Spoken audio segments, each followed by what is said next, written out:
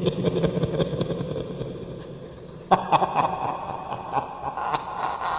was the summer of 1992.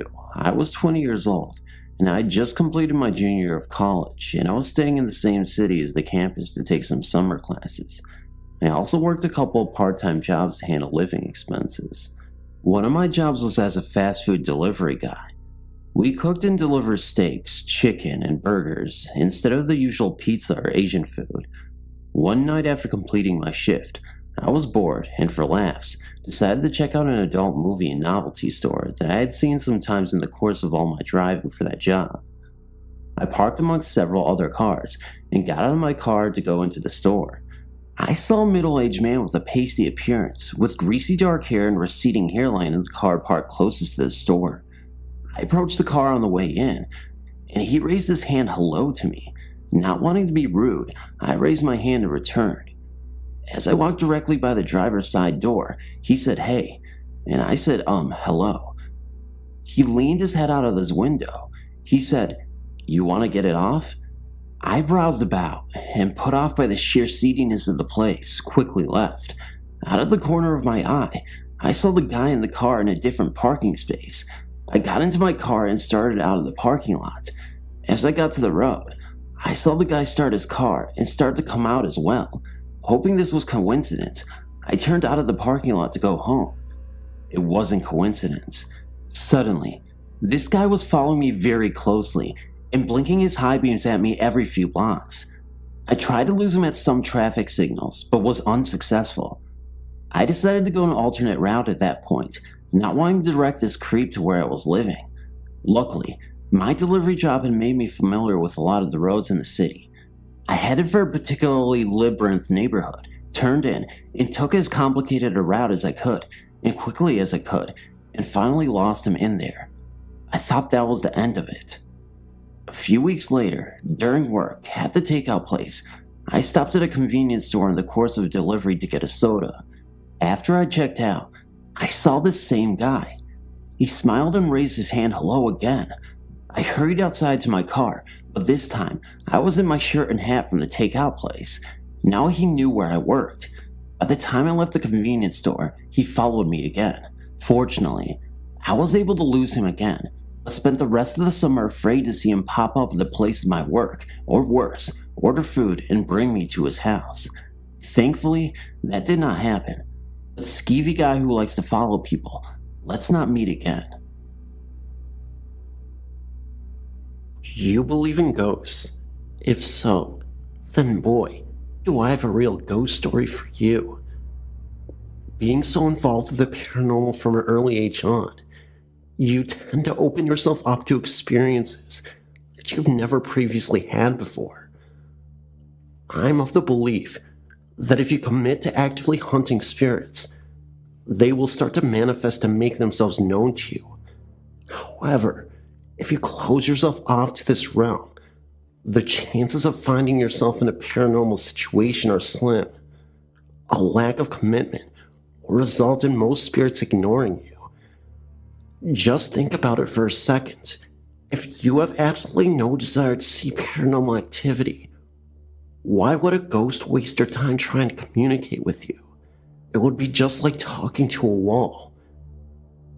Just like the saying goes, seeing is believing, or in this case, investing is believing. This story I'm about to share with you, though just a story, is undeniable proof that ghosts are living among us in the human world.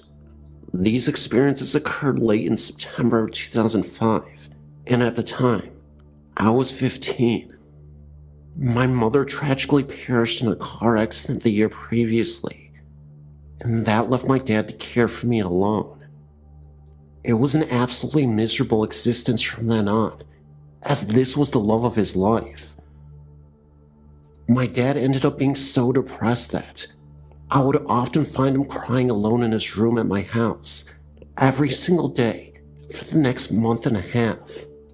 I personally have never seen my dad suffer so much, and although I was also hurting, I was more concerned with my dad's well-being. It was then that I would start praying for Mom to return and give us a sign, to at least help comfort my dad and let him know that she was okay.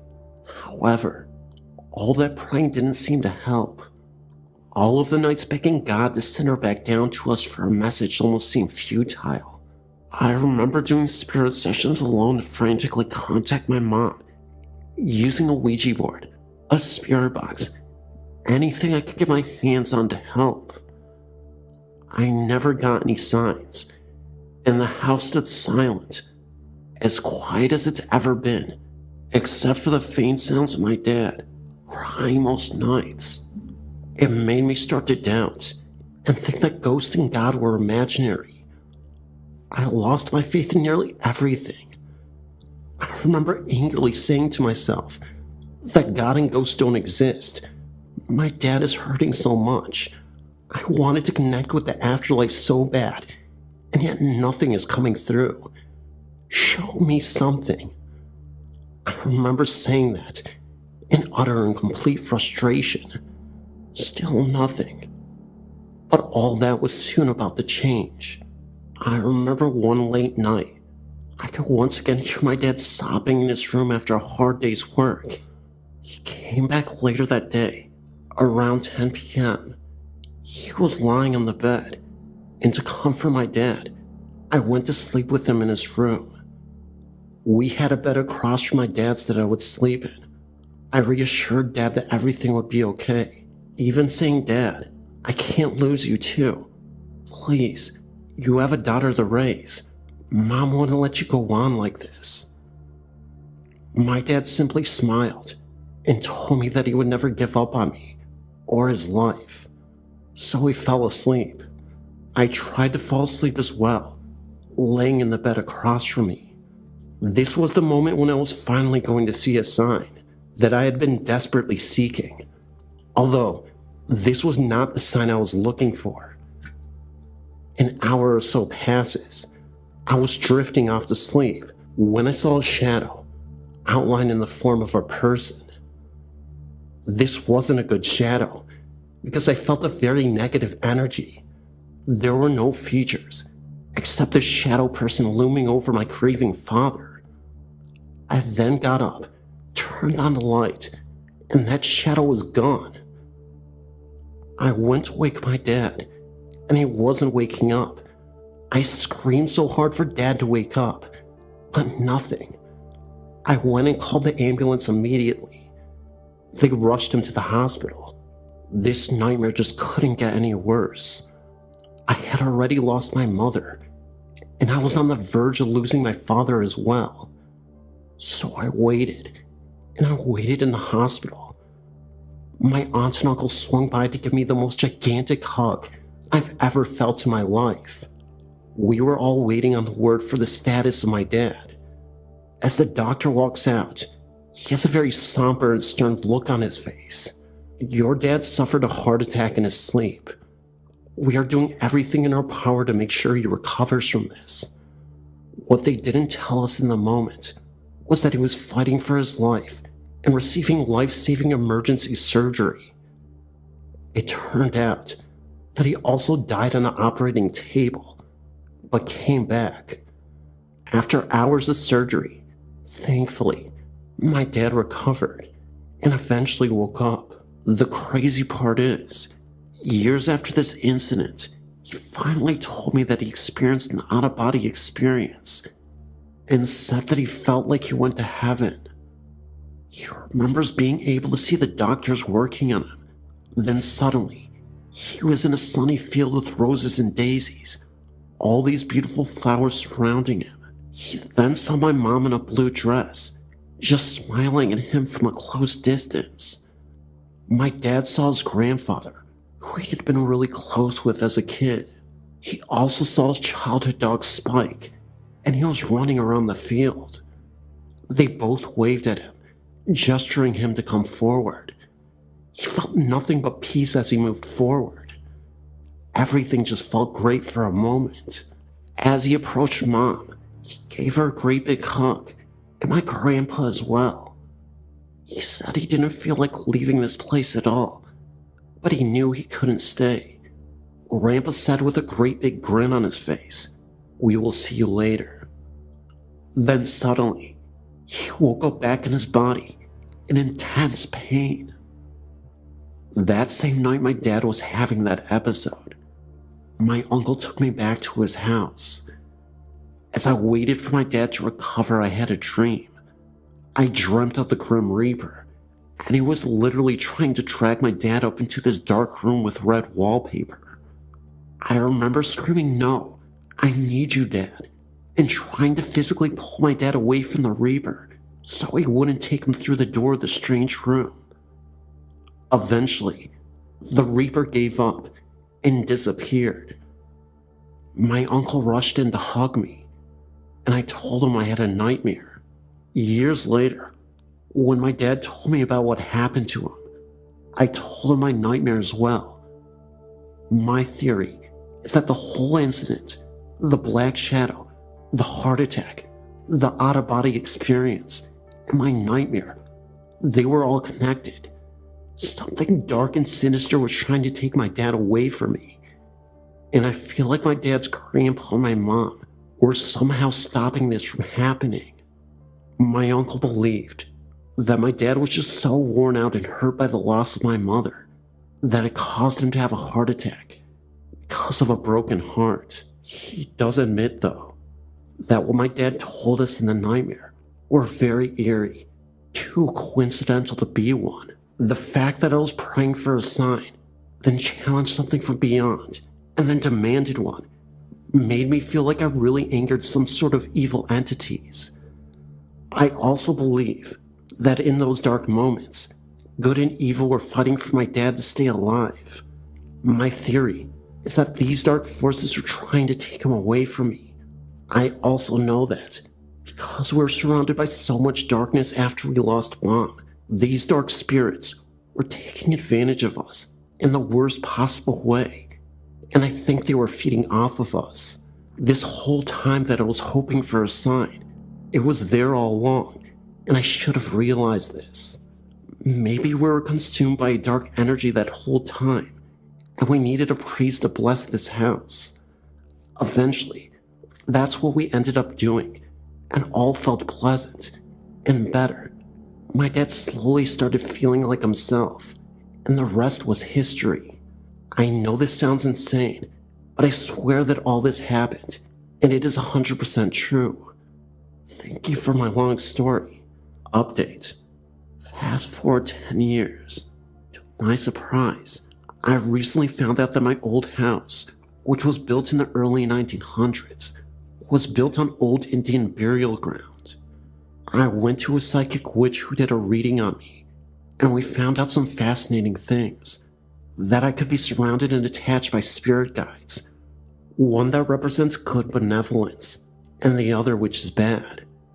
She said that these two clash with one another, and when the bad spirits get through, they have the power to influence the entire mood of life, and the events occurring.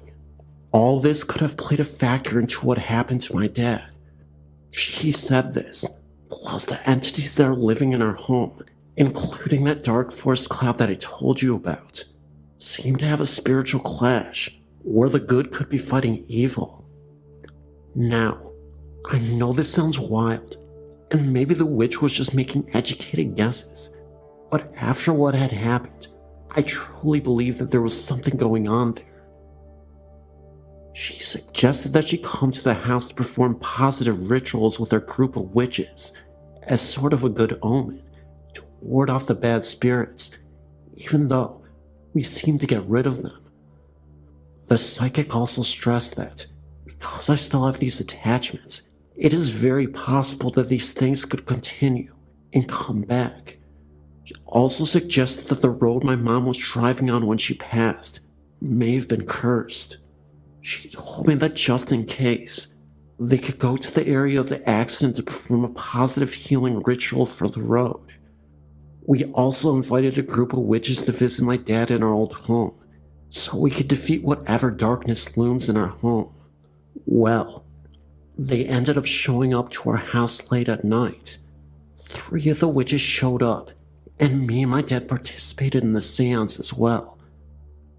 We also used a Ouija board. First, we gathered around the kitchen table and held hands as the witches channeled for the spirits. They encouraged them to appear. They stated that they didn't mean any harm, and they wanted to figure out who exactly lives in this house. The main witch, Cynthia, who gave me a psychic reading and told me about the clashing spirits, told me that she felt a tightness in her chest as soon as she walked into the kitchen. She did not sense any good vibes from the kitchen at all, even though the entire first floor, living room, felt more comfortable and at ease. She called out, "Who is the spirit that is choking me and making it hard to breathe?" That's when the kitchen cupboard opened by itself and slammed shut so hard that it startled all of us. That gave us the confirmation that there wasn't a positive ghost that resided in the home, or at least one of them. It was only seconds later that I heard a voice say "go away" in a very low and guttural tone. It was more of a whisper, but it immediately sent shivers down my spine. I turned to the psychic, who was sitting right next to me, and I asked her if she heard that. She said no, but that she could feel the presence of a dark shadow standing between us both. Cynthia then told us that she was getting messages in her mind that the spirit was named Tim, and that he used to be a very angry man, about middle-aged. What we were able to confirm next was crazy. We used a Ouija board and asked about Tim, and the Ouija board both confirmed that it was exactly him. Cynthia was right. She then said that Tim was a very lonely man after his entire family died in a house fire. We later found out that the house we lived in had been rebuilt shortly after. We asked the Ouija board to confirm, and to our surprise, the Ouija board spelled out yes. We then asked about Mom, if she was still okay, and if she passed on. We never actually got any answers from the Ouija board, nor did Cynthia. However, a few days after the whole incident, and I'm not sure if this was just a coincidence or not, but I ended up getting a random text from some unknown number. The text literally showed up with a YouTube link to the song "Found Out About You," a song by Gin Blossoms. That was my mom's favorite song. The song is also about grieving for the loss of a loved one, so it really seemed to be a direct message that tied into me and my family and what we experienced. Anyway, incredibly lengthy story, but I couldn't leave any details out. Thank you so much for reading. Today, me and my dad are doing great. Stay safe, everyone.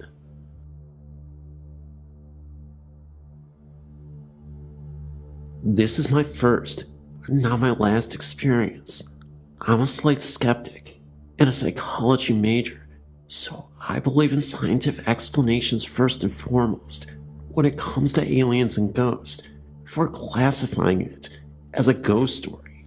I've always been overly curious about my family's lineage and who's related to who in my grandparents' tiny town, founded by my grandfathers and grandfather.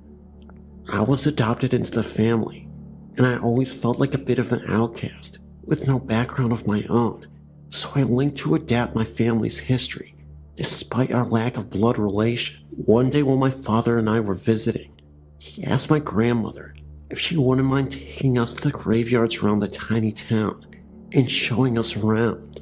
She took us to the family graveyard, another family's graveyard, who's apparently not related in any way. And finally, she took us to a large church in Soldier Shared Graveyard. I was struck by how large this place was and immediately wandered away. It was about 99 degrees that day, with very little wind and high humidity. What happened next could have easily been caused by the heat, but as a half-skeptic, I'm not sure. I decided to tidy up around the headstone, believing it wasn't fair to neglect someone in life or death. As I traveled around emptying out dirty vases, straightening flowers, dusting dirt off headstones, I came across 4 neat little graves in a row. The graves were old, moldy, and worn. Each one had a little weather-worn clipped tulip in front of it, and each one bore the same title, Infant. I don't like to talk about it, but I suffer from an anxiety disorder that causes me to be emotionally numb. It's extremely hard for me to feel empathy or sympathy, but looking at those little graves, I felt my heart break in my chest. I run my fingers over each one and whispered a little prayer for them. I walked away to continue my volunteered grave cleaning duties, and feeling a little strange tug to go back to the little ones' graves and stay there. After a few moments, I stopped under a large tree for a rest, drenched in sweat. Someone had hung a wind chime over another grave. On the same tree, I blankly studied it, listening to my grandmother and father talking across the graveyard. I could see the infant's grave out of the corner of my eye. I reached up to touch the chime. When I froze in place, a cold feeling slid down my spine and consumed my stomach. Without thinking, I turned quickly towards the infant's graves and stopped cold. A woman was standing beside the second stone. She had ebony black hair down to her thin waist, and she was wearing the old-fashioned blue dress that looked straight out of the 1900s. But that wasn't the most remarkable thing about her. Her face was smooth, round, and pale, and literally blank. She had no eyes, lips, nose, nothing. I gasped, involuntarily took a step backwards, flinching at the sight. When I recovered, she had vanished without a trace. The last thing I wanted to mention about the cemetery is another night I actually went back to the cemetery on my own, and I noticed something that was really alarming. What I noticed was something so alarming that it literally made my face turn pale. Now, I'm not saying this was a ghost, but I saw a group of people who were in a circle around a gravestone. Even creepier, they all had what looked like brown robes on and hoods on. It was like some sort of cult. That's why I can't immediately just say that it was a ghost or a group of ghosts, because it's pretty obvious that it may have been something else. Maybe it was just some sort of evil ritual that they were performing out there, but I didn't want to last long over there, so I bolted. How's that for a couple of crazy encounters with some spiritual entities or some cult-like figures? Anyway, I really hope you enjoy these pair of stories. They weren't the longest in the world, but I think they were very effective. What do you think? Let me know. When I was 4, I shared a room with my mother. I slept in a toddler bed that was low to the ground. If I laid on my side, I could see under her bed.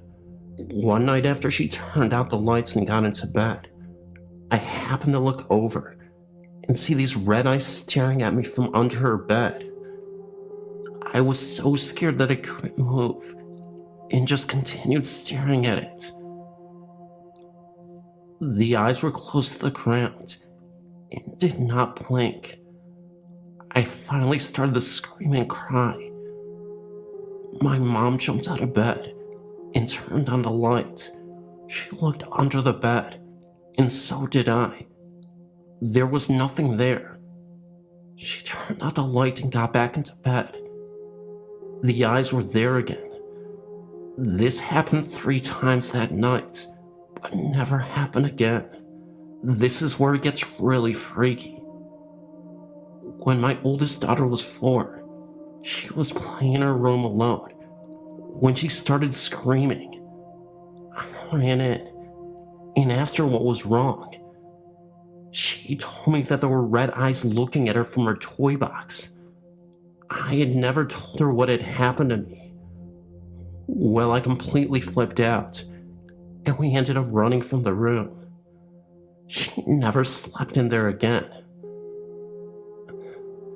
I recently asked her about this, and she told me that their eyes were looking back and forth, but didn't blink. I wonder if this is some kind of demon or something. When my middle daughter was 4, she told me that angels talk to her at night. She's 5 now, and it doesn't happen anymore. My son is about to turn 4 next month, and I'm terrified of what supernatural thing will happen to him. My only consolation is that it should only happen when he's 4. This is not my actual personal experience. The house that I currently live in is extremely old and has a lot of history. My aunt had once lived in this house before me and my family. She had never experienced anything out of the ordinary. She had just come back from the hospital, having just given birth to her newborn daughter. The night she had returned home, she had done everything as normal and had gone to bed. The baby's cot stood just across the room. She woke up in the middle of the night, simply terrified by what she saw. A ghost with a small figure at its side stood looking into the cot holding a knife. My aunt firstly froze in her bed, not knowing what to do. She finally worked up the courage after several minutes and ran to grab the newborn baby and ran out of the house. The room in which this occurred is now my room, and I can honestly say I've never seen an apparition, but I've heard many things during the night, such as when I once heard the banging footsteps of someone climbing the stairs. This had really frightened me, so the next day, I'd asked my sister if she had heard the noises. She replied yes. The weird noises continue up until this day, but we are now used to this, so we never really get scared, as we had done years ago. But just several weeks ago, my sister lay in her room watching TV, and all of a sudden, a black figure emerged in the corner of the room. The figure vanished, and we have never heard or seen anything unusual since.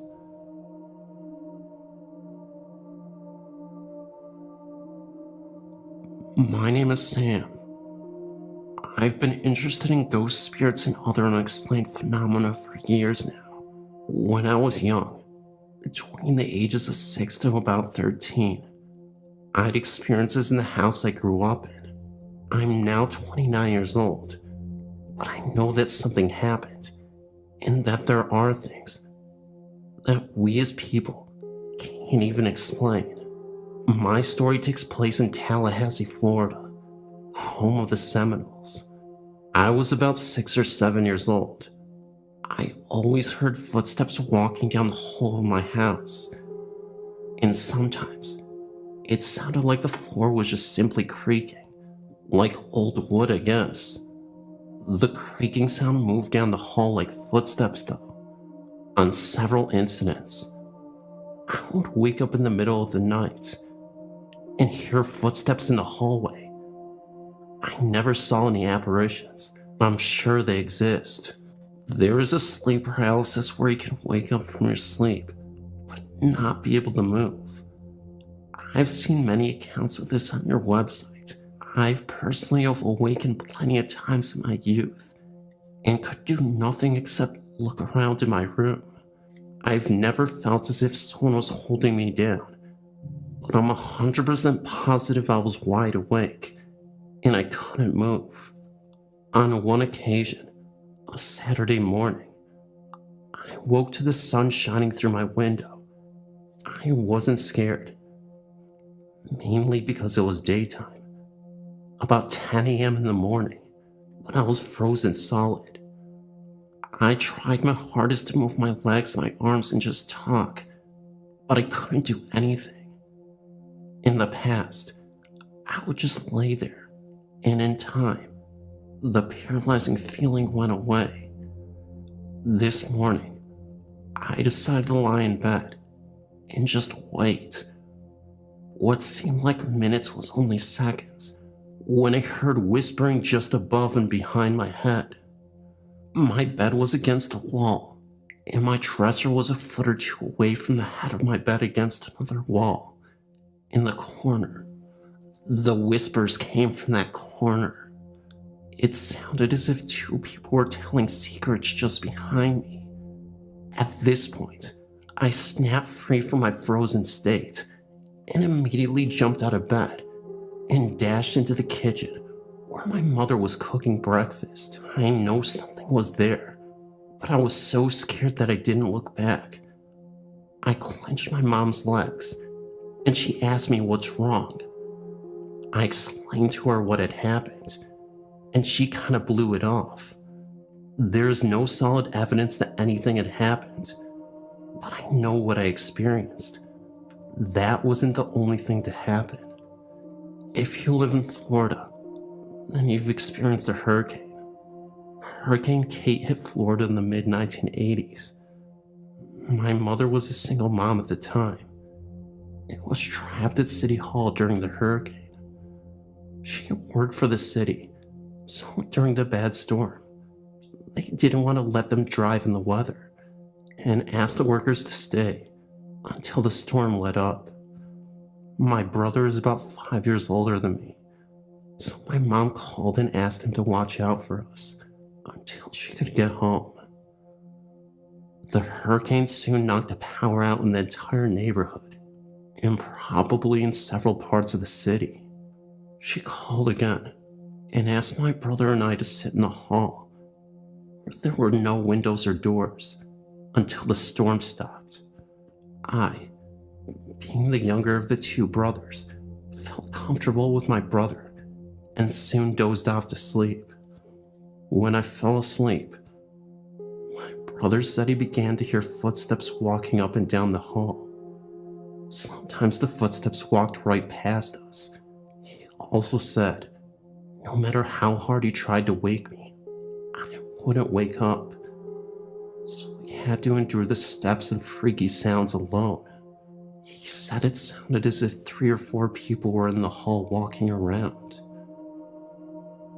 When I woke up, city workers were outside working on the telephone pole, trying to restore electricity to the neighborhood. My brother was curled up by the front door, almost relieved to see light, even if it was just lights from the work truck and light from the sparks of labor to the transformer on the pole. At this time, my brother told me about the footsteps he had heard and how happy he was the lights were coming back on. Other incidents happened, but nothing really worth talking about.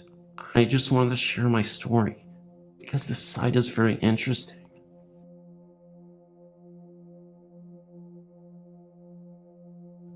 I have 2 experiences that I know are so unusual that I thought I might share. It's a little short, but I know that these were some freaky ghost occurrences, and I simply can't not tell it. My eyes don't play tricks on me, and I wasn't tired or hallucinating. In fact, this first story, especially my friend's experience, was also very real and happened at school. I was about 8 years old. I was riding my bike in trails of the woods near our house. I'd been riding for so long that I lost track of time, and being an 8-year-old kid, of course it was the time of my life. I ended up getting lost in the woods and the trail for quite some time. It had to be a couple hours, and it started to get dark. So as the sun was setting, I tried to make my way back the way I entered. As I was going through the woods, I ended up going through a cornfield, and from a distance, what I saw couldn't be ignored. I saw a short figure of a man just standing in between the cornfield bushes. It almost looked like a leprechaun. Obviously, I know leprechauns aren't real, but it was the best way I could describe this ghost. It was a scraggly looking thing and stood 3 to 4 feet tall. It disappeared after a few minutes and was gone. I am the only person who ever saw this thing. There was never any mention of a ghost near these cornfields. For a while, I didn't even want to say anything. for the fear of looking crazy. Plus, at 8 years old, who will take what I saw seriously? Today there are houses where I saw it, so the cornfield doesn't even exist anymore. Another weird thing that happened to my friends at school. Between the Christian middle school and high schools in town, there are some woods here. I never saw this, but some of my friends at the time did. One time, they looked into the brush and saw a pale-faced man in a hoodie or a robe of some sort. I'm guessing that it was some sort of ghost monk or something. They looked lost, but he didn't move at all. He was just squatting in some brush. When I was told about it, it made me realize that my experience might have been tied to this one, and that I wasn't as crazy as I thought. What happened was just odd. It's possible that the guy in the robe just could have been a creepy dude spying on the school. Personally, I think the one at school was just some weirdo, but the leprechaun could be something.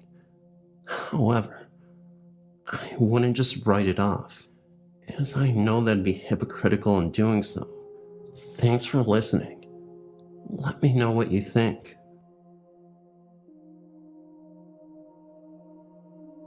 A couple of months ago, I was living in a house with my friends that had a history of strange sightings and stories. I personally had never seen anything there, but had somewhere else. That was about to change. I was standing in the kitchen with one of my friends, and we were the only two people in the house at this time. The kitchen door was slightly open, and all of a sudden, I heard what sounded like a gentle whisper in my ear. As I looked towards the door, I saw a lady walk past the door, wearing jeans and trainers towards the front entrance of the home. At first, I thought it was my friend Laura, who always used to wear jeans, so I popped my head around the corner to try and scare her, but there was no one there. I wasn't scared because it was in the middle of the day. I actually found the experience quite exciting, but also unexplainable. We bought my father's-in-law house with the understanding that he was to stay with us so we could take care of him. He was in his mid-70s and not in the best of health. Before we moved in, we turned the 2 upstairs bedrooms into 3 bedrooms. My husband was upstairs taking the panels off the walls and called me upstairs to figure out how and where to move the heating duct. As soon as I got to the top of the stairs, my husband hung his hammer on a nail that was sticking out of a stud. We were standing right next to the stud the whole time I was upstairs with him. We were the only 2 upstairs. When we were finished talking, he went to grab for his hammer. It was no longer hanging on the stud. We looked for it for about 15 minutes before finding it under a pile of panels about 10 feet away from the stud it was hung on. We just gave each other a raised eyebrow look and didn't say anything about it. The TV would always turn on and off by itself. It was my father-in-law's TV that was sat in the living room. It was the only TV in the house that did that, no matter what outlet it was plugged into. I would turn it off, and by the time I would walk into the kitchen, it would be on again. I would have to say something like, "I don't have time to play right now," before it would finally stop. I was at work the night my father-in-law passed away.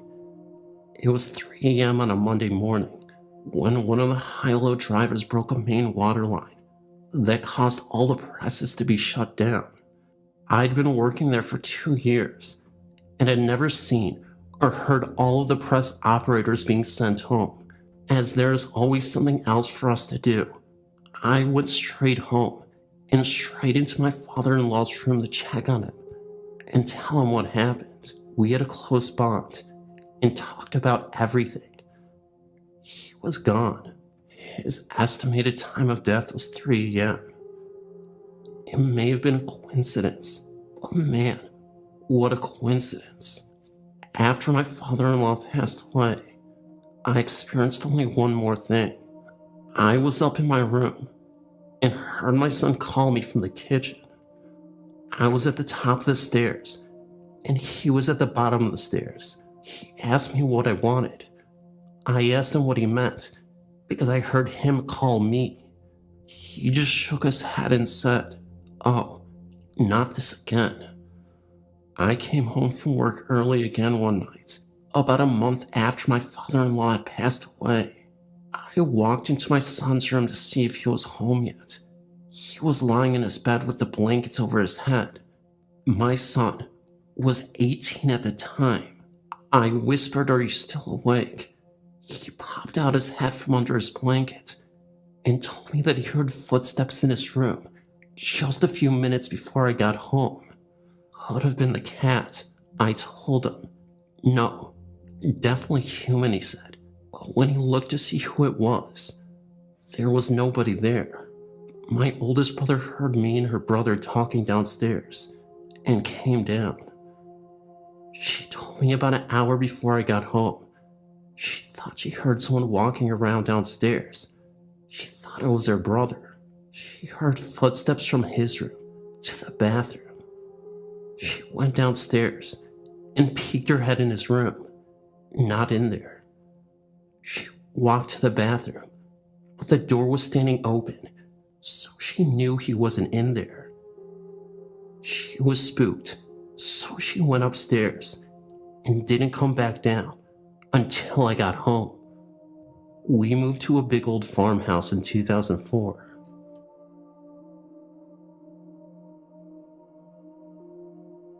In my former residence were myself, my husband, and my teenage son lived. There were lots of paranormal happenings. All three of us experienced strange things, but the one that was the most bizarre happened while I was asleep in my bed.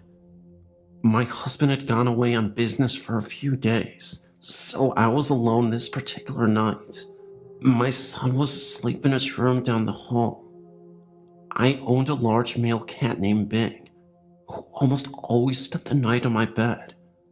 I also had a hamster that was kept in a cage in my son's bedroom. The cage door was broken, so we tied it up with baggy ties. She had escaped once or twice, so I had planned on buying a new cage the next day. As I lay sleeping in my bed, I could remember hearing someone yelling in my ear, "Wake up," several times. I then found myself standing in the hallway, and to my disbelief, my cat had the hamster cornered and was about to pounce. I screamed for my son, and he came to the rescue before anything could happen. Someone had made sure that I would wake up in time. That's for sure. I know I heard those words "wake up" repeated several times. I was not terribly afraid at the time because I figured that this entity had to be friendly. Before I moved into the house on Willoughby Lane, I never had given the slightest thought to paranormal activities, and had always dismissed it with a wave of the hand and an offhand comment of how such things are scientifically impossible. However, all that changed a few years ago when myself and my newly acquired husband decided to buy an old farmhouse in upstate New York. The real estate agent, while giving us a tour of the home, had in fact related some disturbing information to us. She told us about 20 years ago, a young woman who had lived there with her 2 sons and her father, who apparently was an alcoholic, as well as an abusive parent, had gone missing. Her remains had never been found. There had been almost certain proof that her father had murdered her, and was shortly thereafter tried and sentenced to 10 years in prison, where he had almost died. I thought nothing of this, except for the fact that one day I might be gardening and dig up a little bit more than dirt.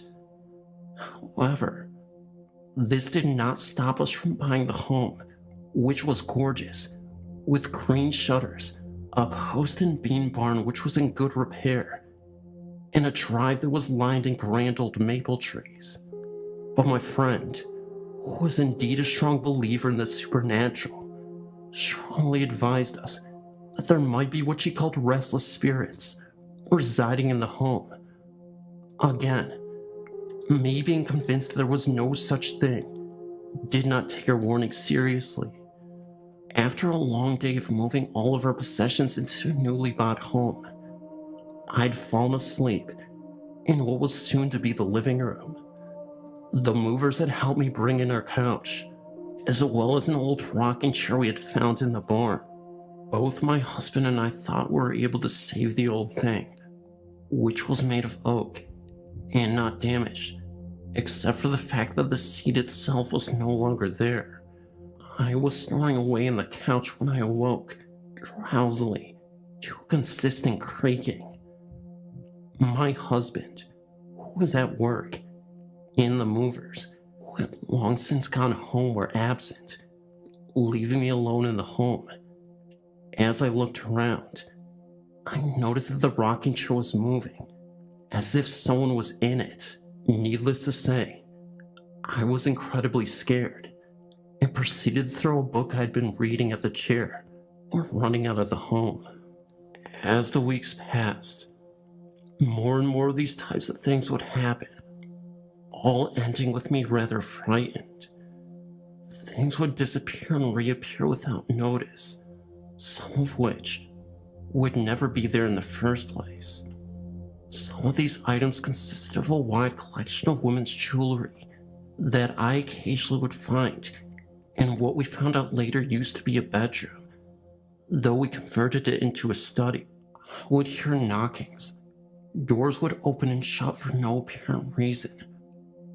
We would occasionally hear the faint creaking of the rocking chair, even though I had insisted it be placed back in the barn.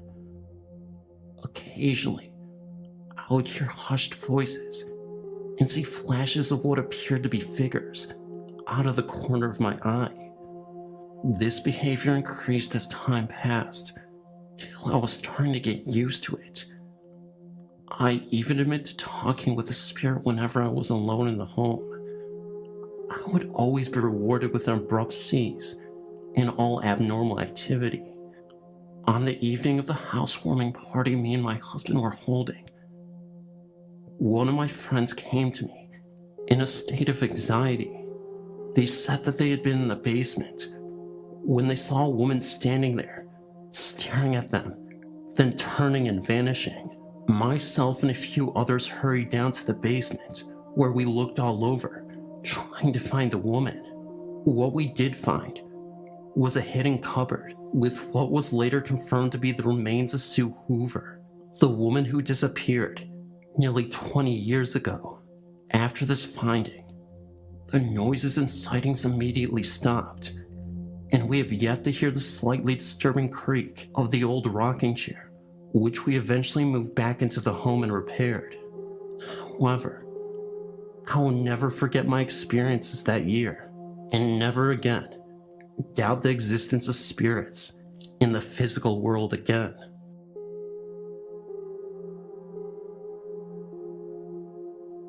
I am a great fan of your site, and have submitted some of my own stories. The other day, I remembered an experience my sister Christy had many years ago. Although I was not a direct witness to this, I was there when she came home in hysterics. She was in such a state that we all thought she was attacked, and we could not get any sense out of her. The story goes like this. Christy had been walking home from a friend's house down a long lane called Langley Lane. On the right-hand side of this lane, there was a field which was used for cattle from a local farm. There was also a book with a large tree hanging over it. The summer before, I think this happened later in the year, as it was quite dark early, a young man had hanged himself from this tree during a fit of depression. I recall that other people have hanged themselves there too, at least one other one that I know of. I think I was about 16 at the time. I'm now 36, and Christy would have been about 11. Anywho, myself and my brother were sat in the house one evening, and that's when we heard Christy loudly banging on the front door to be let in. She was crying hysterically and was trying to talk but couldn't. She was obviously very distressed, and we thought that she had been attacked. When she eventually did calm down, which was sometime later that evening, she told me what had happened. She said that she was walking down Langley Lane when she looked over at the tree and saw a figure hanging from it. She said that the figure was glowing white and had a bend in its neck, like its neck had been broken. She then proceeded to run all the way home, which was a distance of about 1/4 mile. She did not want to tell her brother, as she thought he would not believe her. Having had experiences myself, I am open-minded and certainly don't feel like she made it up. She has always stood by her story. I was looking at your haunted places in Houston, Texas. I grew up there. I came across the Jefferson Davis Hospital, and it reminded me of something. Once, after a good night of hanging out, a group of friends and I decided to go and check it out. When we got there, I immediately felt unwanted. My skin crawled with fear. I kept telling everyone that we were not welcome there. We were only equipped with several lighters, so the shadows were unbelievable. We kept hearing people talk, thinking it was someone else in the hospital. Someone would call out, but nobody would answer. I kept feeling something touch my back, thinking it was my boyfriend. I turned around, but he was a couple of feet away from me. The entire time I was there, I kept telling him that we needed to leave. My friends got annoyed with me, so we decided to leave. As we were leaving the building, I was holding my boyfriend's hand, and something shoved me. I fell so hard that I twisted my ankle. It was swollen for weeks, and my doctor couldn't tell me why. Nothing was broken. It finally healed after 6 months. I still have problems with my ankle to this day.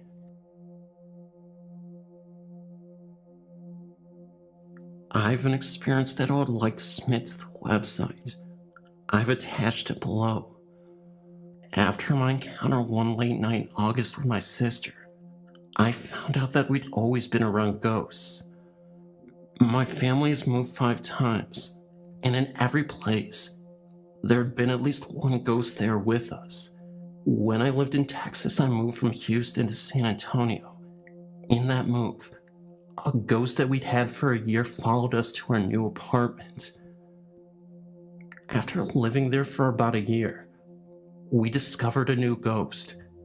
This one would hold the bathroom doors closed and knock over items we had on display. The event that completely changed my view of the paranormal happened in August of 2001. It was the early hours of the morning, about 4 a.m., and for some reason, I couldn't sleep. My older sister was on her computer, and she found a bunch of old music files she had downloaded for her history of rock class. Then she came across a Britney Spears parody song, downloaded from a radio station's website. The song itself was actually an E-clip, about 30 to 40 seconds long. We played it, and for some reason the file was corrupt. The words were garbled, playing in a slow, deep, incomprehensible voice. I had chills listening to it play, and when I looked at the counter, it had been playing for over a minute. My sister finally turned it off. She was just as spooked as I was. We moved on, laughing about the look on each other's face. Then about 5 minutes later, we heard 3 soft, solid pounds in the back wall in the far back of the apartment. Neither one of us said a word. We just listened, trying to explain away in our minds.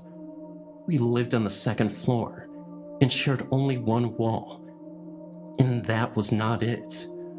Another couple seconds passed by, and the banging jumped to the one long wall we shared, still towards the back of the apartment, but getting closer. We couldn't help but to stare at each other. After that one, we finally decided to ask others if she'd heard that. Of course we heard the same thing, and not a minute later, the banging jumped to the room next to us, on the same wall. 3 solid bangs escalating in amplitude. My heart was racing, waiting for the next set, afraid of where it would jump next.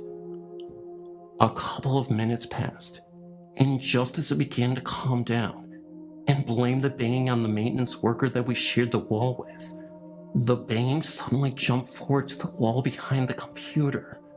I looked above me to see the ceiling light shaking. Moments later, the banging shot across the room to the balcony. It sounded as if the entire wall was pounded on with one giant fist.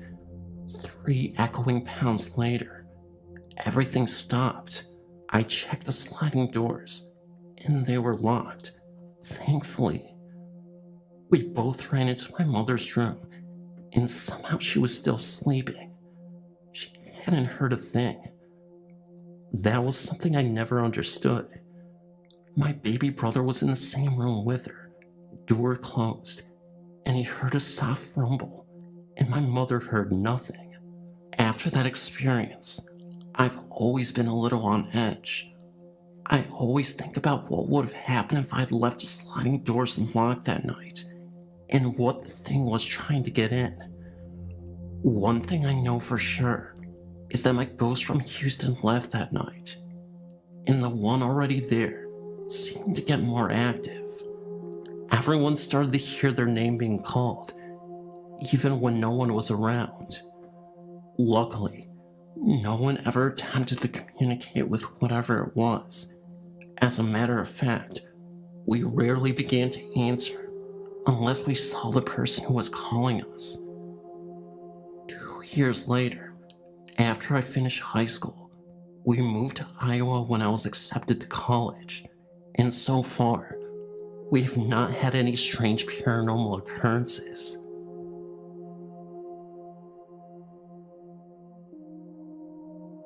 "8 years ago, myself, my husband, and my brother lived at this home. We were told by the neighbor that no one ever lasts, and we didn't either. Not because of the haunting, but because we needed to come back to Massachusetts for family reasons. Anyway, we lived in this house for 9 months. We were told the AC was broken, and in the Valley of Folsom it gets very hot, but not in our living room. It was always very cool in that part of the home. On one occasion, I was in the bathroom, and after my shower, I was looking towards the mirror, and I saw an orange blur over my shoulder. I turned to look, but it wasn't there. It looked as though it was a face, and it would have been standing at the right height, to where a head would be on a grown man. After a few weeks, I mentioned it to my brother and my husband, and my brother relayed a story about one night, while sound asleep, he was awoken by a very large thud on his bed. He said it felt like a bowling ball had landed on the bed, like someone sat down. He said he was too scared to look, so he fell back to sleep. After a few more months, we found out that the house used to belong to the town doctor that treated inmates from the Folsom prison back in the 1800s. After putting all the info together, we realized we were living in a haunted home. I was hoping to see other stories about the house on this website, but maybe my story will start to flow.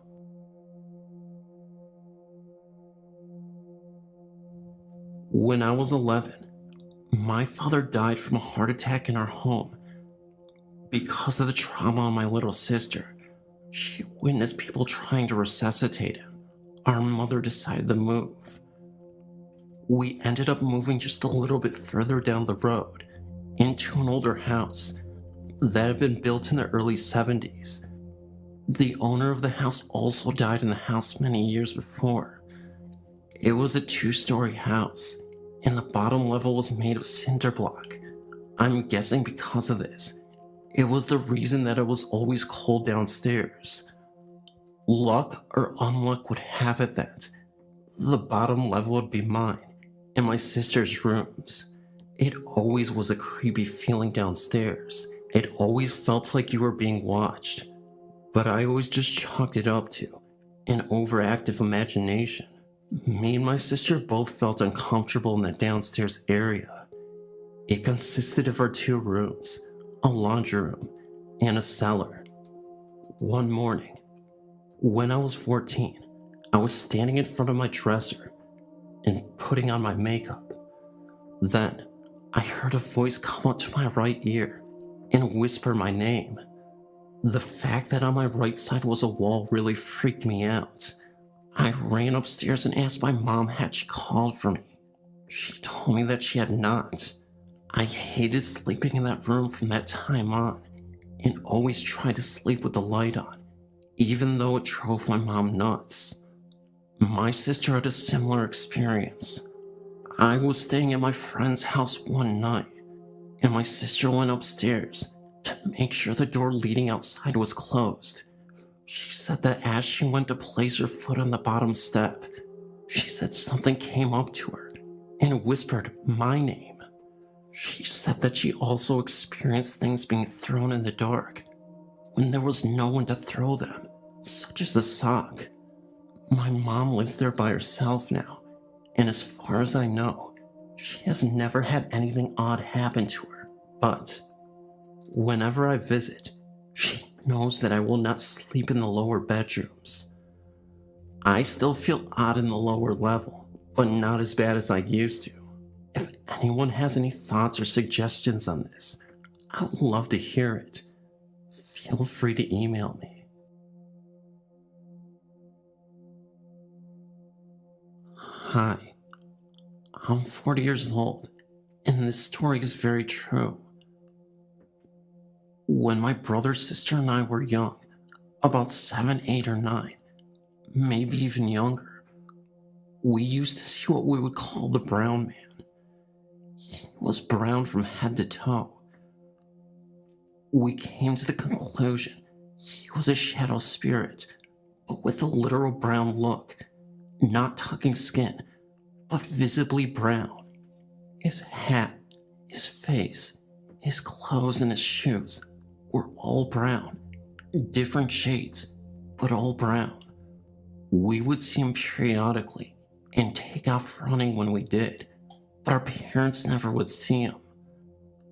We'd walk from the kitchen and turn the corner, and he'd just be standing there. Sometimes we'd hear the toilet set drop, just little things. After we grew up, my sister was about 25 when she had her first child. She had a girl. My sister's daughter used to what we thought talk to herself when she was about 2 or 3 years old, and my sister decided it was time to ask her who she was talking to, and her daughter told her, Mr. Burgess. This went on for some time. She would play, have tea parties, and sing with him just about every time she was in my parents' home. Well, one day, my niece asked my sister why Mr. Burgess wore brown all the time. Needless to say, that really shook us up because we thought we saw the brown man. We would tease each other and say, the brown man's behind you, and get a real kick out of it. I've since had 3 children, and my sister another daughter, but they've never come in contact or ever seen the brown man. We live in a haunted house. It is really not bad once you get used to it. In fact, at times, when there's no activity, you can actually get a little lonesome for them. We moved here in 1982. It wasn't long after we settled into our new house that we bumped into the former owner at the local church. She asked us if we had seen the ghost. We didn't know what she was talking about. She said it sometimes appears in the front bedroom, our daughter's room, as a shadowy figure of a woman in a rocking chair. Our daughter overheard us talking about it and she said, "Oh, that must be the lady who sits in the chair at my desk at night. She doesn't bother me, just sits there kind of watching after me." We had noticed some strange things in the house, but put them off to natural causes such as the reoccurring footsteps in the hardwood floors after we went to bed, the strange way the television would turn on and off by itself, other electric appliances doing funny things, and objects disappearing then turning up somewhere else, but we dismissed the idea of it being ghosts until one late night. My wife woke up thirsty in the middle of the night, so she went to the kitchen to get a drink. When she got to the living room, she saw someone in the shadows in the middle of the room. Thinking one of the kids had gotten out of bed, she hollered, "Get your butt back in bed." The figure streaked off and disappeared. It didn't go around the sofa, it went through the sofa. It didn't walk, it glided. It was the figure of a woman with long black hair.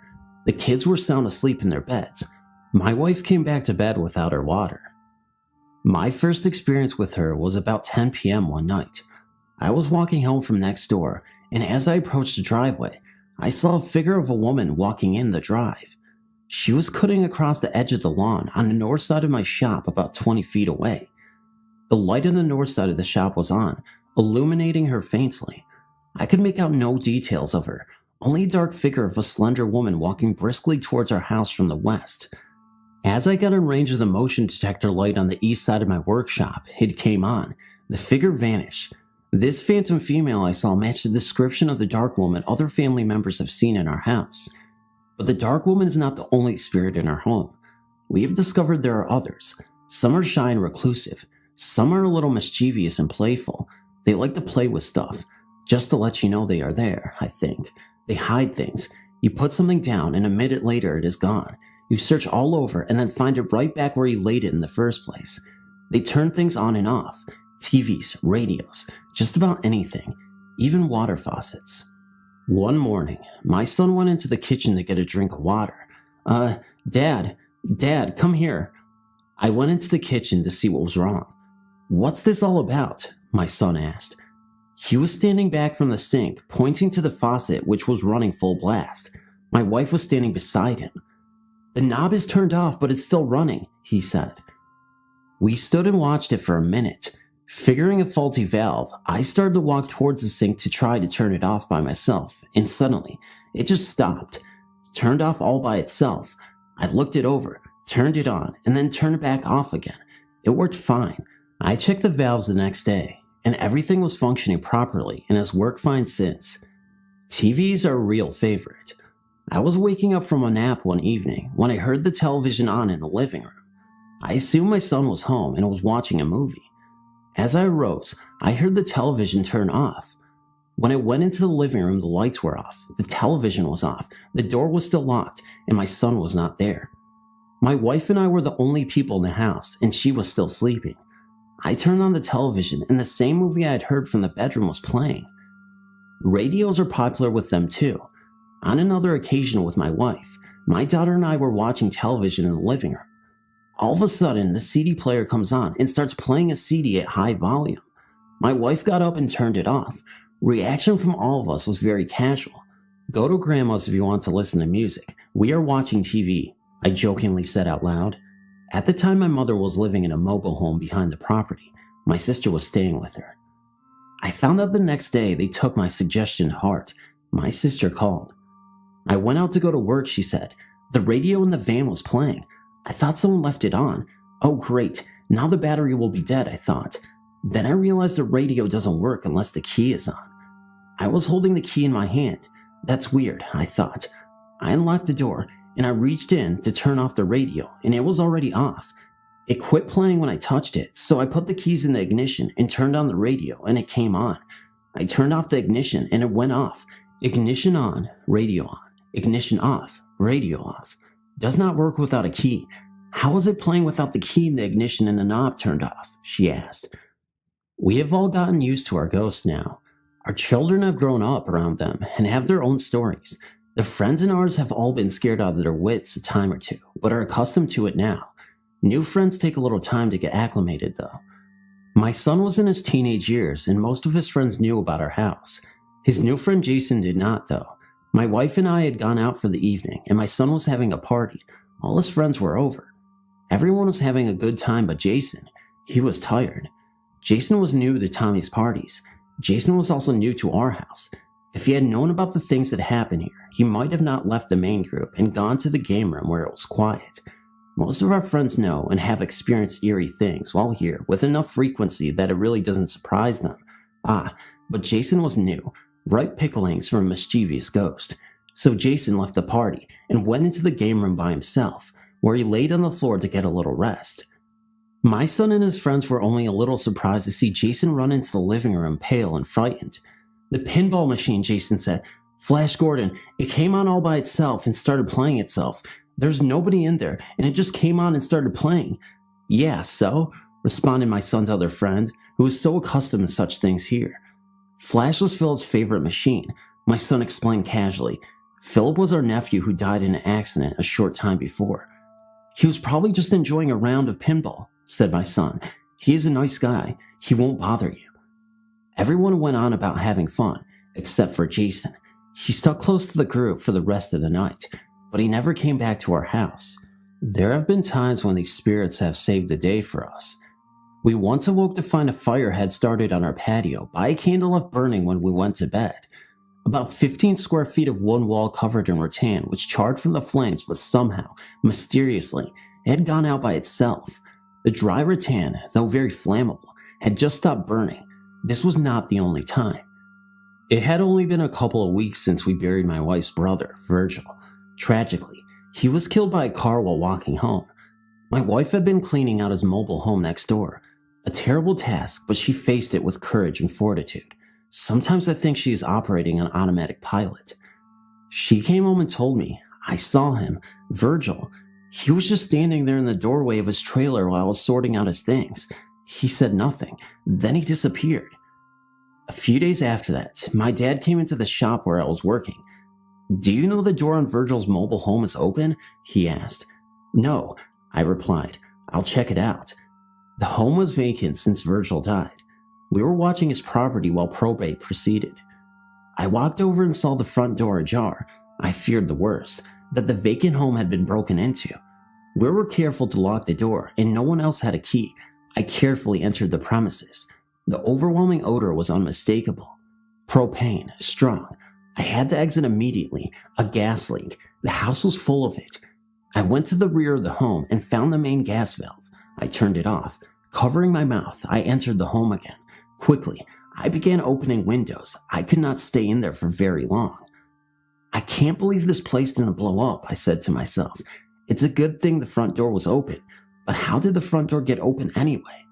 Sometimes they go with us. Sort of a spirit field trip, I suppose. In 1998, my wife and I took on extra jobs.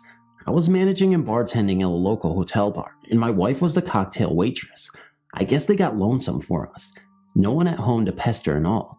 Maybe just bored. So they started going to work with us.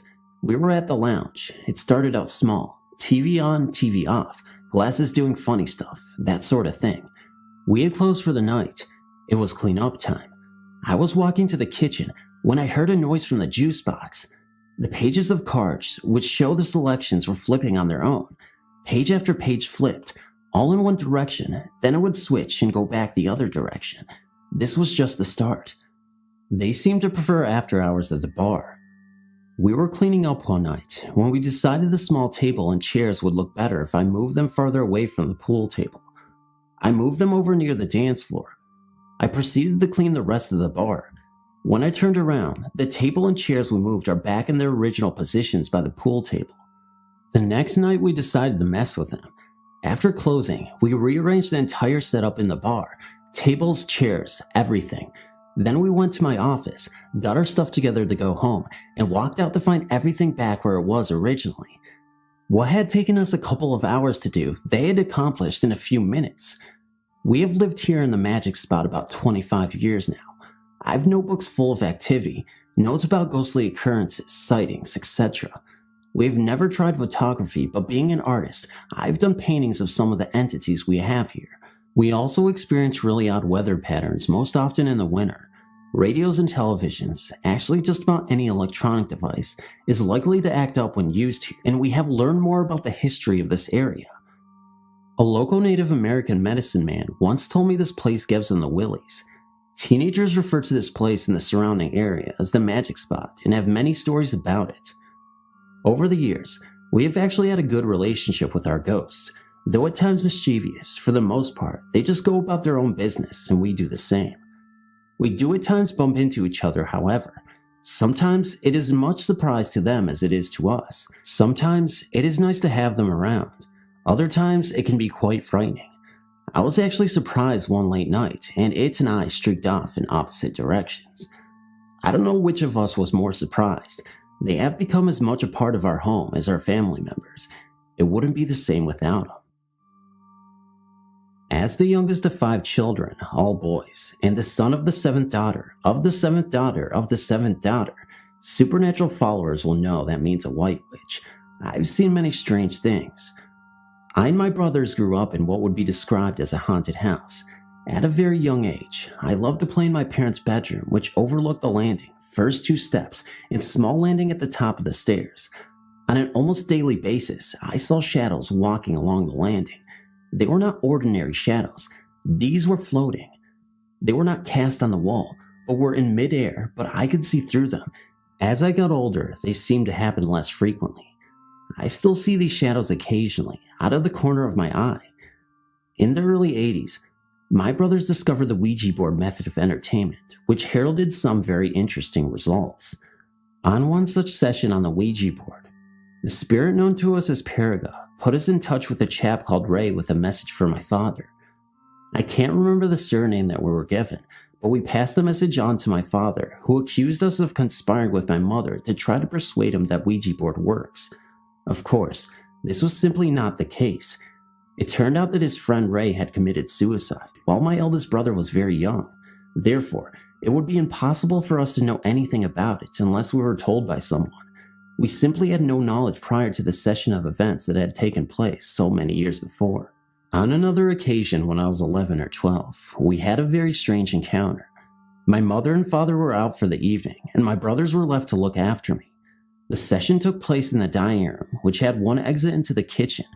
From the kitchen, you could exit to the hall towards the front door, or a door latch with one bolt lock to the back garden and side entrance to the property. There was a window looking into the garden that the strange phenomena took place in. It was a strange session that seemed to pick up an angry persona. All of a sudden, there was a bluish glowing light out the back of the house, and the window started to shake violently. As we made a mad dash for the kitchen, the door to the back garden also started to shake violently. We all ran for our lives out the front door and scattered in all directions up and down the road. There was snow on the ground, and I was dressed in PJs and no shoes. It was almost half an hour and much deliberation before we returned to the house and went in. There were no signs of any strange happenings. We used playing cards with letters drawn on the back, and yes and no written on separate cards and numbers in the middle of the table in a row, and some excellent shaped wine glasses that were virtually impossible to push. In an early experiment, the glass zoomed round and round with great speed. All of a sudden, it left the table lifting up to the top corner of the room and smashing into small pieces. Even the stem and base broke into pieces, the biggest the size of your little fingernail. Anyone who has ever broken a wine glass will know it takes a tremendous force to break the stem and base to that extent.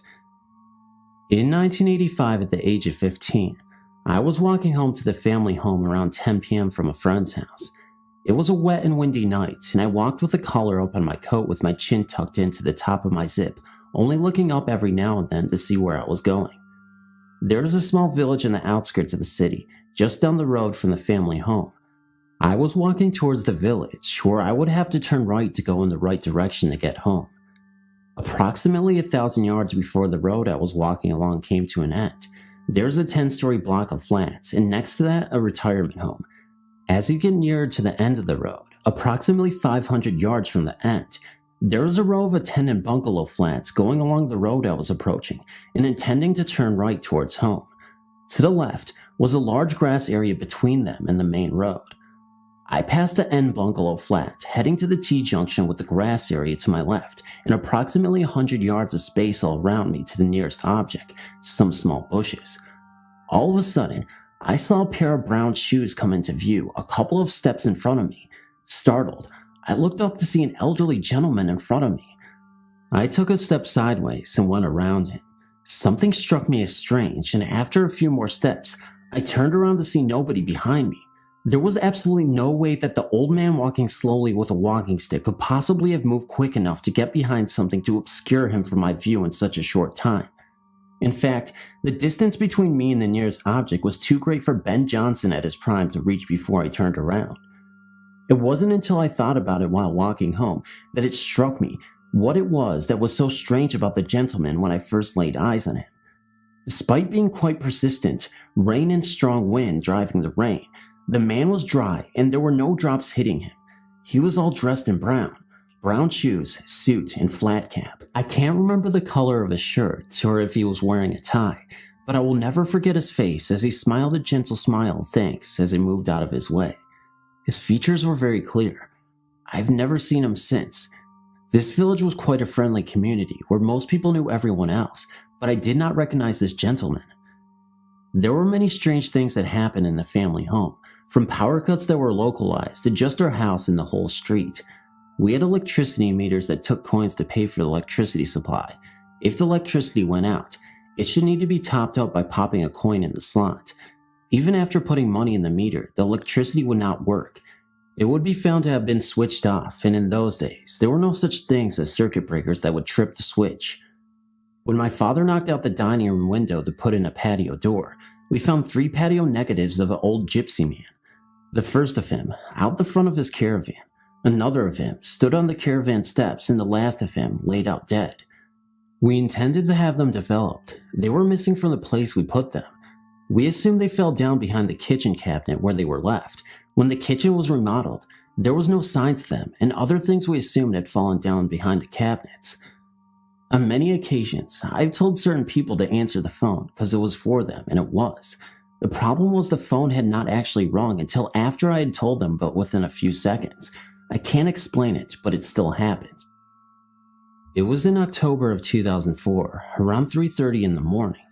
I was slowly waking and was in the state where I could hear the TV, but wasn't quite awake.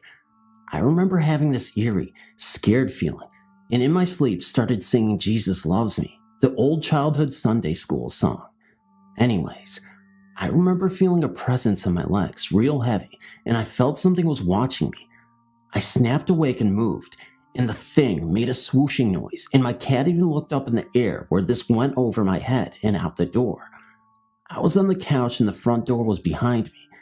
My cat was acting funny even before this, and at times, I would come home and feel a nervous, scared feeling like someone was in the house. That's when I saw it. It was the silhouette of the Hat Man. I looked petrified, and I couldn't just shake the feeling. It was almost inside my head, like it was screaming voices at me. The voices released from the Hat Man into my head were all mumbled, so I couldn't really understand any of them. A split second later, there is silence, and the Hat Man slowly fades into the abyss, actually fading into the TV screen, once and for all. I don't know if this has anything to do with the paranormal, or if I'm just losing my mind. Was it sleep paralysis? Was the Hat Man real? Or was it just all in my imagination?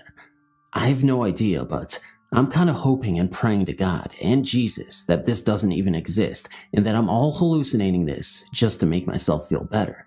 As I previously stated, my cat has even noticed weird things that have occurred in this house, and I'm just not sure what to trust anymore. Are my senses going crazy? Am I just in touch with the paranormal? Am I opening up another portal to the paranormal dimension in which beings and spirits, including the Hat Man, come to greet me with demonic images and voices in my head? I don't know, but I'm just hoping that I will never find out the true answer to this mystery. Thank you so much for reading. I know it's short, but thank you. In my life, my family and I had numerous paranormal incidents. There were always heavy footsteps, sounding like a person in boots upstairs in the attic. Sometimes I heard them coming down the stairs or on the front porch at night, but oftentimes I had trouble keeping them. They said the TV kept going off and on. One said she saw a man in the attic through the window. My boys were afraid to sleep in their room alone sometimes because they saw people in the backyard. There were two very strange occurrences that happened in the winter of 1991. I was married at the time to a man who was abusive to my children and myself when he drank. One night, I smelled something burning in the bedroom, and the bed was smoldering. I woke up my husband, and he pulled the mattress off the bed. There was a burning area right in the bottom of the top mattress. He had not been smoking in bed, and wouldn't have been there anyway. Another night, I took the kids to get ice cream. When I got back, the doors were all deadbolted and windows locked to where I couldn't get in. I looked through a crack in a curtain and saw my husband lying unconscious on the floor, and the heavy dining room table was turned over. The phone was dangling from the wall. I pried open a window and climbed in. I called for an ambulance and called the police. My husband was taken to the hospital, and the police detective was totally baffled. Later, my husband said that he was talking on the phone to his mother when he was hit hard from behind and knocked out. His mother called to check in on what had happened, saying they had been talking, she heard noises, and he was no longer there. I felt like maybe we had a ghost that was protective towards us, but angry with my husband for his actions. I usually felt safe in the house, but on occasions, I was very frightened. After my husband and I divorced, I felt the need to move. While checking out the history of the house later, I found that it was originally owned by a doctor who kept his ill patients in his home with him. This was in the early 1900s, around 1907. After he left, there was a terrible train wreck just outside of town where some Mexican immigrants and a couple of local workers were killed in a train collision. Their bodies were badly burnt and thrown into a massive grave, which turned out to be in the back acre of our yard. I feel certain that we had multiple spirits, though before this time, I never believed in ghosts.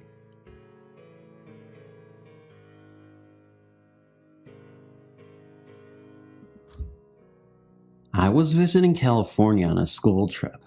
My friends and I were hanging out in the hotel's hot tub. We were playing Truth or Dare. I was dared to leave the hot tub and dive into the cold pool, then run back to the hot tub. I got out and went to the edge of the pool. Looking at the clear water, I dove in. Next thing I knew, I was face to face with a dead body. He was face down at the bottom of the pool. It was like it was slow motion. He turned to me with his eyes closed. He slowly opened his eyes and stared into my eyes. He was missing his left eye. I was scared. I breathed in to scream and breathed in water. I pushed through the dead man on accident, and in my struggle to get to the top, I was thrashing around quite a bit. A friend came and helped me out. Panting, I said I didn't feel like playing anymore. Me and my two friends went back to our hotel room. One friend was taking a shower, and my other friend was watching TV. We noticed our phone blinking. We checked the messages. We had 362 messages. We were only out for an hour. We had no way to trace the calls. No one even knew our hotel phone number. We listened to the first few messages. They seemed like they were all blank. Finally, we heard something. One word, hell. This freaked me out. I haven't told about the man at the bottom of the pool. I tried to downplay the message. Later that night, we went to sleep. I don't recall any of this next part, but my friend said that at 3 a.m. I got up, turned on the curling iron, and turned on the faucet. I then hit my head really hard on the headboard of the bed and went back to sleep. I woke up that morning with nothing but an eerie feeling, which was soon forgotten since the next day we went to Disneyland. A week later, we drove home. The thought of this man still terrified me. I just pushed it to the back of my mind and continued on. I did not believe he wanted to harm or scare me, though. Weeks went by. I remember doing chores around the house. I was putting laundry away in my mother's room. Her dresser has a huge mirror. After placing the clothes in the drawer, I looked up into the mirror. Standing behind me in the back of the room was this man. I could see him very clearly. He was young, long blondish hair.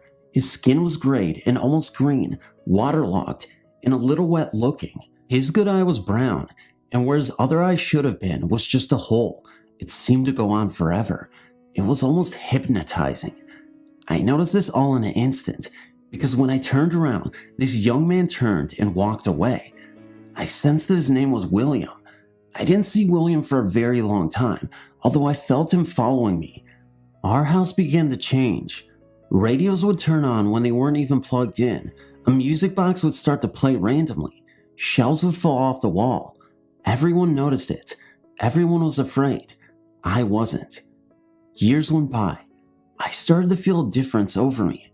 At night, I would wake up to voices in my room, like a crowded room where you could hear only a few words that made sense.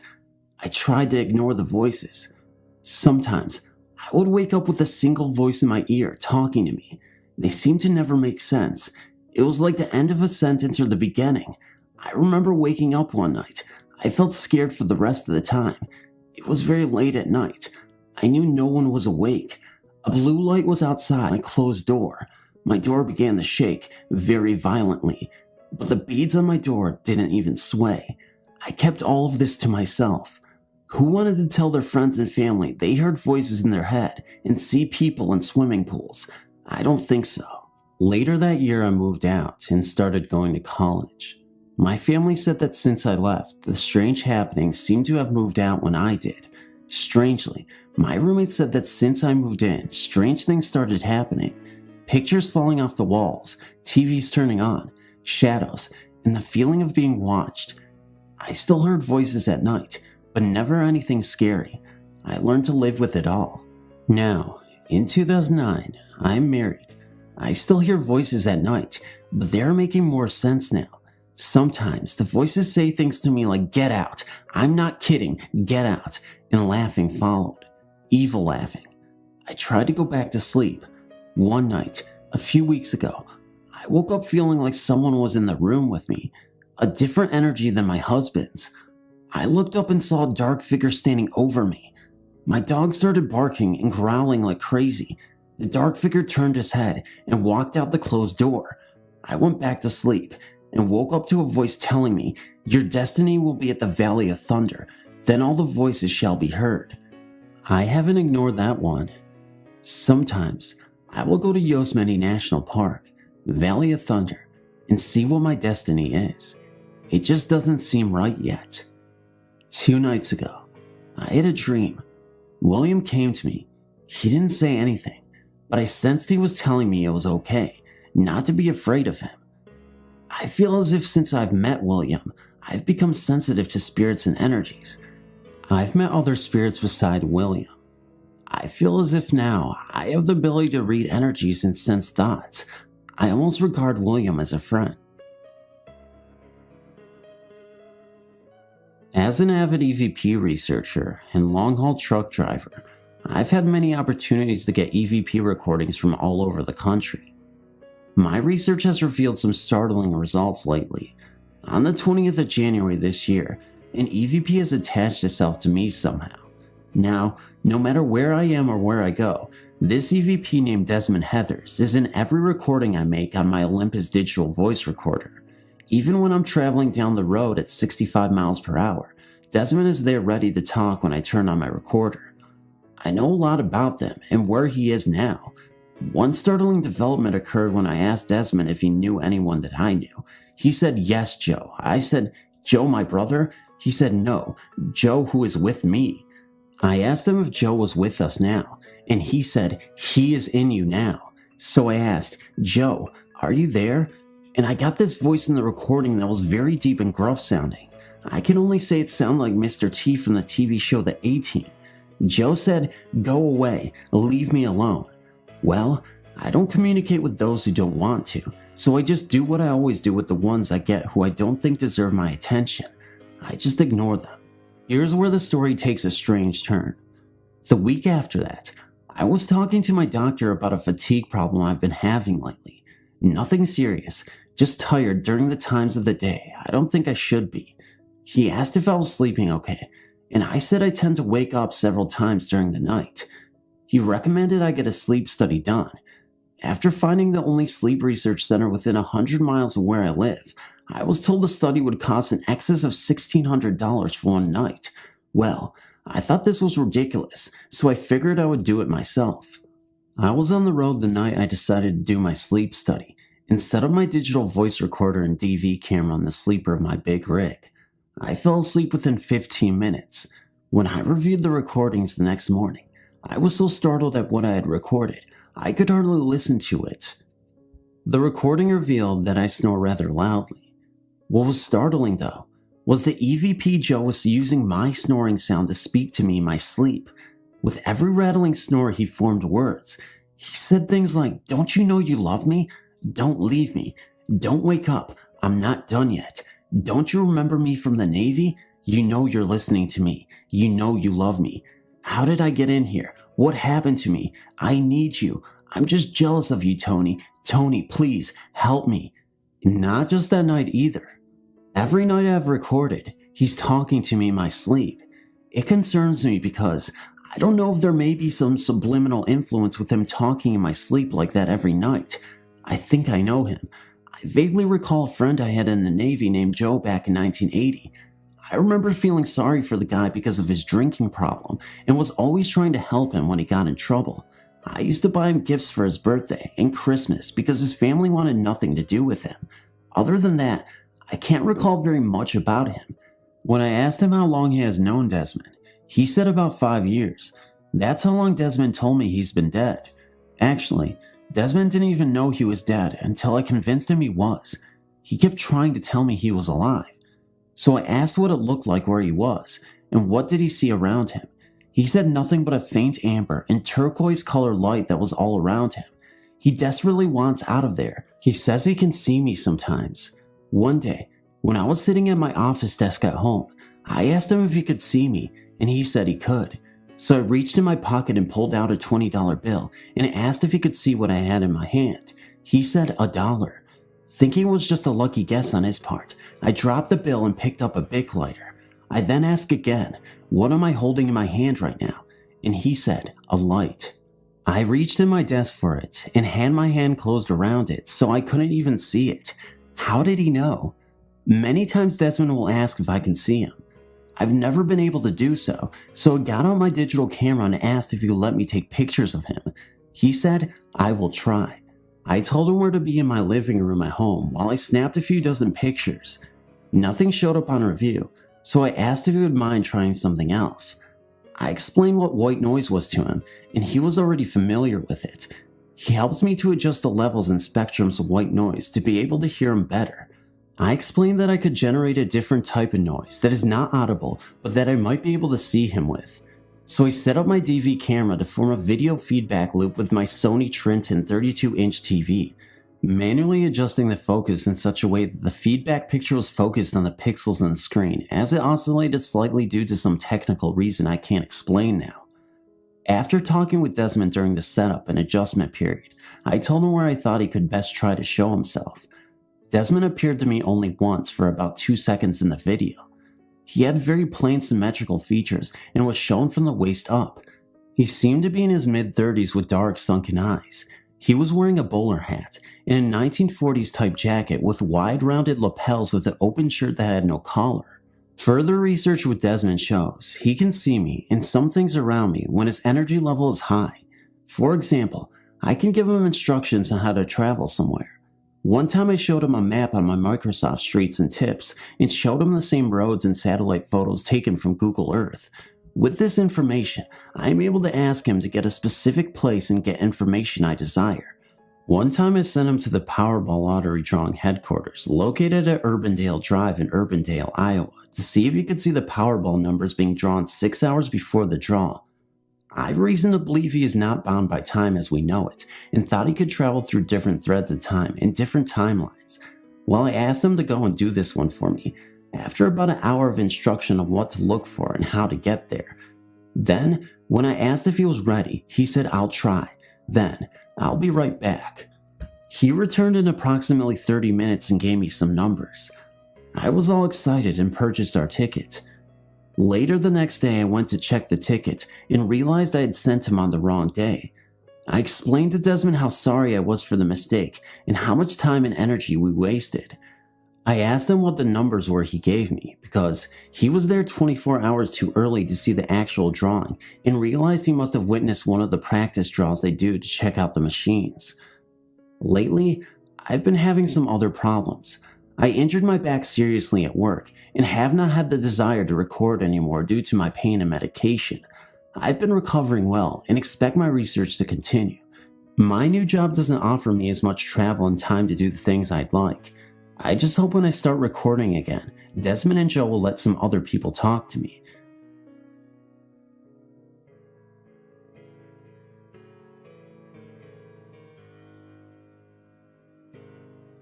I wanted to share my experience with you guys. I'm not sure what it means or anything, but if you do make it to the end of the story, you can decide for yourself and let me know what you think. One night when I was 13, I couldn't sleep, so I tried to turn the other way, on my side, to try to get myself comfy. As I turned around, I saw a figure of a woman against the wall in front of me. She was kind of a black figure, and she seemed to have a hunchback and a hump on her back from the way she was standing. This, of course, freaked me out, especially since I was only 13 at the time. I lay in shock and not knowing what to do, and after like 2 seconds, I put my head under the covers and called for my mom. She came in, and I was really afraid to tell her in case she thought I was crazy, so I just told her that I had a really bad dream. I was definitely not asleep. I couldn't sleep for a few nights as it freaked me out so much. This kind of went away after a few weeks, and I was gradually able to sleep again. However, a few weeks after this had happened, I was getting pains in my back and I went to the doctors to get scans and things. I then found out I had sclerosis, curvature of the spine. I eventually started getting a slight hump in my back because of this. It has been 10 years since I saw this woman, but I can never get it out of my mind. I've since told my mom about this and she seemed freaked out about it as well. I'm not sure what this means, or if it was a ghost or spirit trying to tell me something. I have no idea, but it really did freak me out. This is just a short experience I had at about 17. A group of 4 friends and I were sitting at my house, bored out of our minds. My buddy Joey, not his real name, was literally banging his head against the wall out of boredom. Tommy, also not his real name, was reading a book he brought. His sister Alexis, of course not her real name either, was teasing my dog with a flashlight. Henry had his earbuds blaring. Finally, my friend Annie was on my laptop looking for something that might be fun. Annie came across a story a few guys had posted on a ghost website about an abandoned local farm. They posted how they went exploring the farm and got the hell scared out of them by a black figure. Annie is into the paranormal and asked if we wanted to investigate it. I said sure, better than sitting around waiting for my dog to bite Alexis for teasing him. The others agreed, so we hopped into my truck. It's a single cab with 3 seats. The girls rode in the cab with me, while Henry, Joey, and Tommy rode in the truck bed. I didn't believe in ghosts. If someone told me they saw a ghost, I would have to say stop watching Scooby-Doo and return to reality. Annie told me how to get there with the directions the guys posted on the ghost site. When we arrived, we all hopped out and walked up to the gate. We hopped the gate and started talking about where to go. We agreed to split up. Tommy and Joey were with Alexis. They went to the old barn, while Annie was with Henry and I. We went into the 2-story farmhouse. I looked in the upstairs window. All the glass looked like it had been smashed out of the windows. The house looked wrecked. It looked like whoever lived there had been a hoarder. While Henry and I were exploring, we heard what sounded like footsteps upstairs. We were intrigued, so we took off upstairs. When we got to the 2nd floor, it was empty. While walking down the stairs, I felt like someone had been pushing me. I was mad. My right shoulder was cut thanks to the old wooden steps I had twisted my ankle on. I asked Annie and Henry, "What the hell are you guys trying to do? Are you trying to kill me?" Annie said she and Henry were in the bedroom to the right, looking through some of the old junk when they heard me scream and they came running. Henry held me up and we were about to leave when we heard something slam hard in the kitchen. We went in and saw a toolbox we had seen on the table on the floor with various tools around it. Henry said no way in hell that toolbox had a damn padlock on it. We all looked around the lock. It was on the table now, besides where the toolbox used to be. Henry tried to get in the toolbox earlier, but the lock prevented him. We heard footsteps upstairs again. Annie said screw this and ran outside along Henry while I hobbled out. The jerks left me behind. When we were out of the house, we saw Alexis, Tommy, and Joey. They were panting out of breath and looked terrified. We asked what happened. Alexis said that they saw a black figure with red eyes and it charged at them. We all heard a loud snarl like a big dog, and we took off towards my truck on the way there and said, "Look." In one of the upstairs windows, we saw two glowing eyes go from the middle of the window to the top. Then they separated. One went left and one went right. We all hopped the fence and peeled out of there as fast as everyone could.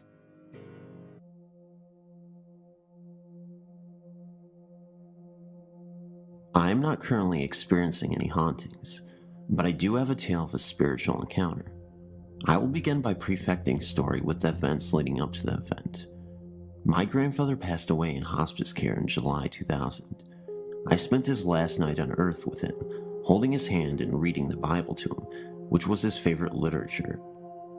He was an artist and a carpenter, and spent his last remaining years up in his home carving beautiful artwork out of wood. He loved his simple life and carved because he wanted to, never once selling his museum quality work. He would only give it away to anyone who truly appreciated it. At 88, he was about 80% deaf and completely blind in one eye, and nearly blind in the other. After a stroke 6 months earlier, his health declined quickly, and he simply gave up on life. As he lay in the bed, I sang to him, although he probably could not hear me or even knew that I was there, and he was in a coma-like state with his eyes open. He had stopped eating, and he was severely underweight, and it was hard for me to see him like that, knowing how much he loved life and living. Many times he cried in his last few years, saying that he loved his life and didn't want to die. During his last living moments with me, I looked down into his distant, foggy eyes, knowing he couldn't hear or see me, and told him that the baby goose that he held at my house the last time he visited had grown up now and had 4 babies of her own. His eyes filled up with tears and turned red, and his mouth began to quiver as if he was trying to say something. He hadn't spoken in nearly 2 weeks. His love for animals and nature transcended through his limitations that night. I knew he would probably die that night, so I sat next to him with my hand on his chest, feeling his every breath and heartbeat. He didn't pass away until the next day, after I left. He was alone, which is what I didn't want. I didn't want his spirit to leave his body and to look down at an empty room. That bothered me for a long time. In an attempt to comfort ourselves, we turned to his Bible. He was much more dedicated to the word than we were ever, but knowing that it was so close to his heart, we thought it would ease our minds. My mother said to read something that he had underlined or highlighted, which is something his Bible was full of. I read the first thing I opened that was underlined.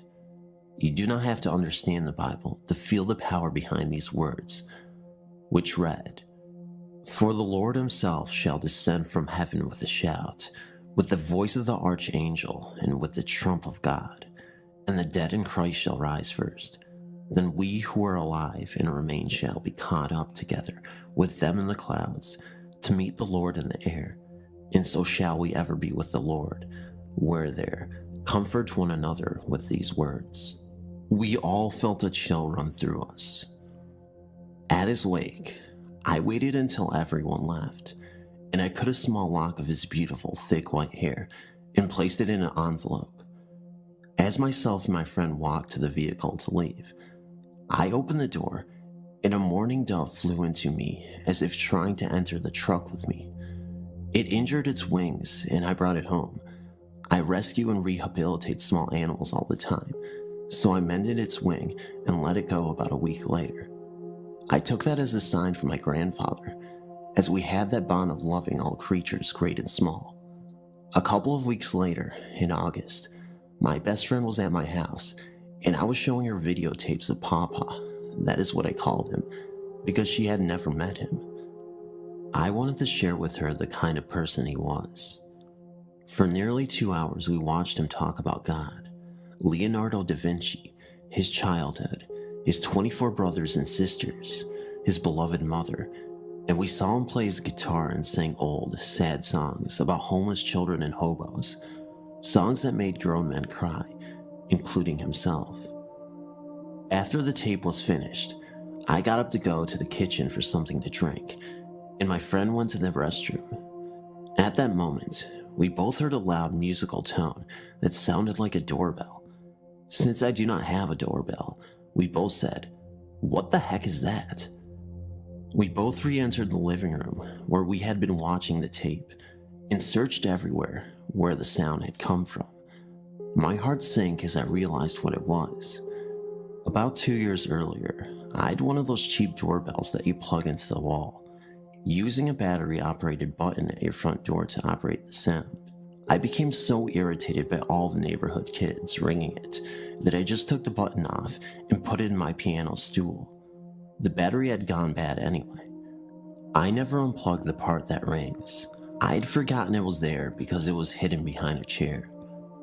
That was eerie enough, but what really got me thinking was when I explained to my friend that I had the ringer set to only ring one long tone. To change it to the traditional two-tone ding-dong, you had to take the back off of the unit and set the switches according to the manual. Needless to say, it did ring in the ding-dong fashion. Oddly enough, it was my friend who said, "Maybe it was your grandfather saying hi." It hadn't even occurred to me. Shortly after that, I was explaining what happened to my mother on the phone, and it happened again. She could hear it, and we both fell silent. He was letting me know that his fears of leaving his family behind were pointless, and that he was with the rest of his family in heaven. I believe he was thanking me for being there for him when no one else could. It has been 3 years since his own death, and the doorbell has not rang since.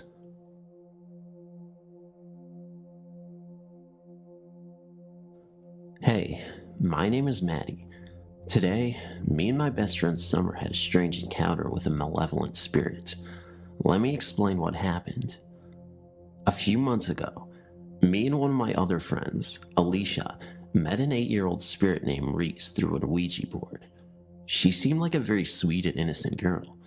She told us at her own will, and I repeat her own will, how she met her death. She apparently got beaten to death by her abusive father. Then a few weeks went by, and I introduced Reese to my now best friend Summer. They got along very well. It didn't seem like she had any sorts of problem with her or anyone she met. The next day we were playing when we got a call from my friend Amy. Long story short, she had an encounter with a spirit named Sarah. She claimed that Sarah was a very stubborn spirit. It took her hours just to get her to say goodbye. Amy also stated that Sarah seemed like a very lonely and clingy spirit who did not want to let her go. Then we made an attempt to contact Sarah through the board. It was a success. After we talked to Sarah for a bit, we asked her if she knew Reese. Sarah suddenly stopped moving the planchette. We asked her if she was alright. She answered no. She also said that Reese isn't Reese. She said that Reese is actually a man named Roger. Sarah also told us that Roger was the one who killed her at the age of 27. The final thing she said about Roger was that if we ever told him that she was the one who told, that he would send her straight to the gates of hell. We tried to contact Reese, Roger, on December 10th, 2016, around 2:30 p.m. Eastern Time. We successfully contacted Reese. At that period of time, he didn't know that we knew who he really was. Then, we did something that we both regret. We asked if she was hiding anything from us. He responded this in his own words. "Fine, you fucking caught me." Then right after that he said, "Who told you two idiots?" We simply responded the internet in hopes to keep Sarah safe. Then Roger responded by saying, "You are a liar." Then the planchette started to circle around the alphabet counterclockwise, excluding the letter M. It did not touch the corners whatsoever. Summer and I started to panic, wondering what it was trying to do. I thought he simply lost control over the planchette, but Summer thought it was something more, because at that time, it was spinning around continuously for about 30 seconds. So I suggested that if we put pressure on it, it might stop it.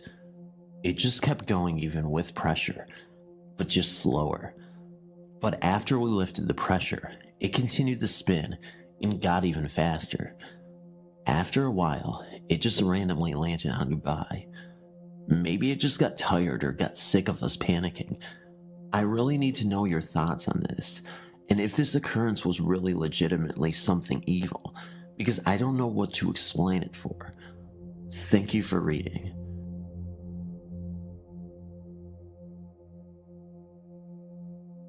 I didn't believe in the Ouija board because they sell them at Toys R Us, so I didn't think they would sell something dangerous to kids and adults.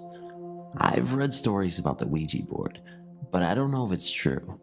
People do make up stories, so it's hard to tell if it's true or not. Some people say the Ouija board is just a game. Others say it's not just a game, and some say it's dangerous. I had to find out for myself if the Ouija board is really dangerous. On Sunday, I decided to go to Toys R Us to buy the board. I drove my car in the morning to Toys R Us, and I was just looking around at first for about an hour. After looking around, I went to the game section and I purchased the Ouija board. I drove back to my apartment and put the board in the closet. The same day, about 10 p.m., I decided to try it out. I took it out of the box and put it on my bed. I didn't have any candles, so I just dimmed the light. I put the board on my lap and the planchet on the board. I put my fingers on the planchet and I started to round in circles for about a minute. I stopped and I started saying, "Is anybody out there?" I kept saying it for about 15 to 20 minutes, and then, all of a sudden, I felt a strange presence right above me. I was so scared that I ran out of my room, and I threw the board in the garbage. I was very shaken. I went back to my room and turned the lights on, and I didn't sleep at all. And that's why I don't mess with Ouija boards.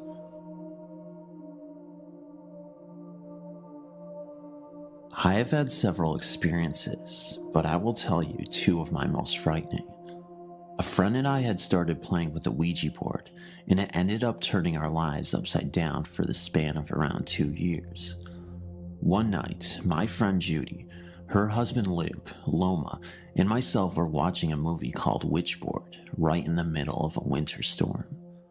All footprints had been covered at this time, and the streets were empty. About halfway through the movie, the front door blew open, and we heard running footsteps come into the house, up the stairs, down the hall, and into the bedroom where Judy's 2-year-old lay sleeping. We were all just sitting there frozen in shock and fright when we heard a loud slam, which turned out to be the bedroom door, and the poor little boy started screaming, "Monster, monster." Luke took off up the stairs, only to find a very upset little boy, and nothing or no one else. As things started to calm down, Judy and I went to shut the front door, and there were still no footprints in the snow. The only snow that had come into the house was blowing from the wind. It was around March now, and one day, as I laid down for a nap, I felt the bed start to shake under me. I was uncertain if I had really felt what I thought I had, so I was not frightened, but I got up anyway. That was only the beginning. Not long after that, it became a constant thing every time I tried to lay in my bed. The shaking started to get more violent, and it also felt as if someone was punching up at the mattress from beneath. I complained several times, and no one believed me. It was now to the point where I was afraid to go to bed. I began sleeping at my friend Loma's house because her bed didn't shake. After staying at her house for 2 weeks, my mom said it was time to come home, and I did agree, but not until she promised to spend the first night sleeping in bed with me. That night, we had only been in bed for about 10 minutes before the bed started its usual shaking.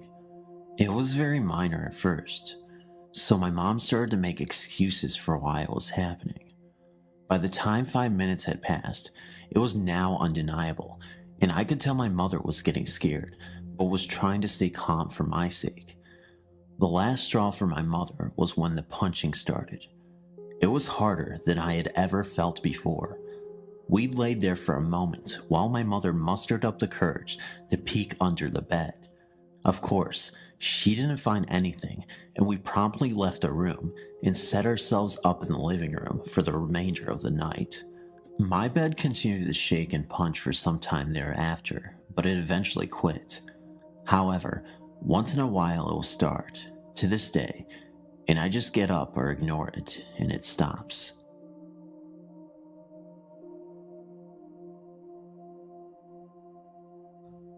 This encounter involved a Ouija board, and possibly my guardian angel.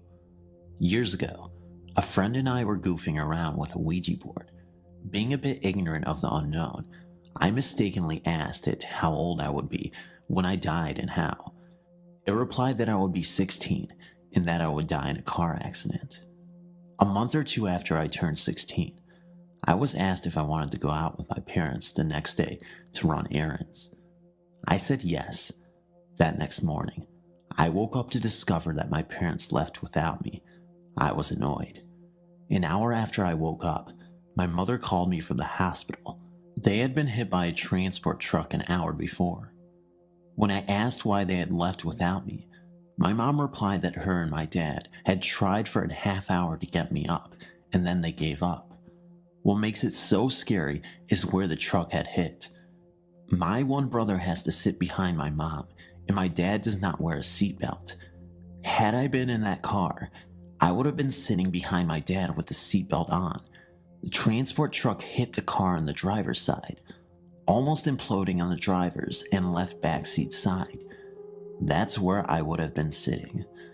Guardian angel? I think so.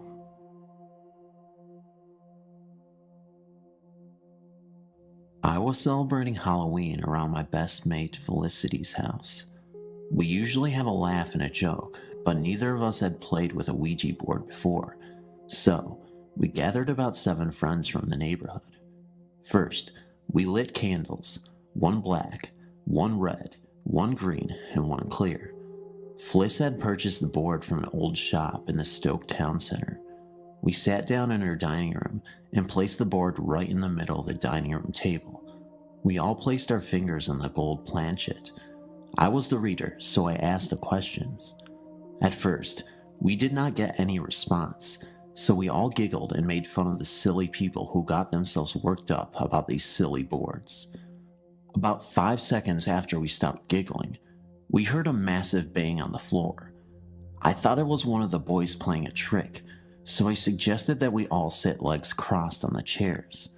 I made sure we were all cross-legged, and I said, "If it was a ghost that made the bang on the floor, can you please do it again?" And it did. I spoke again. We will now try to communicate using the board. So we started to use the board again, and I again asked if anybody was present who wanted to communicate with us.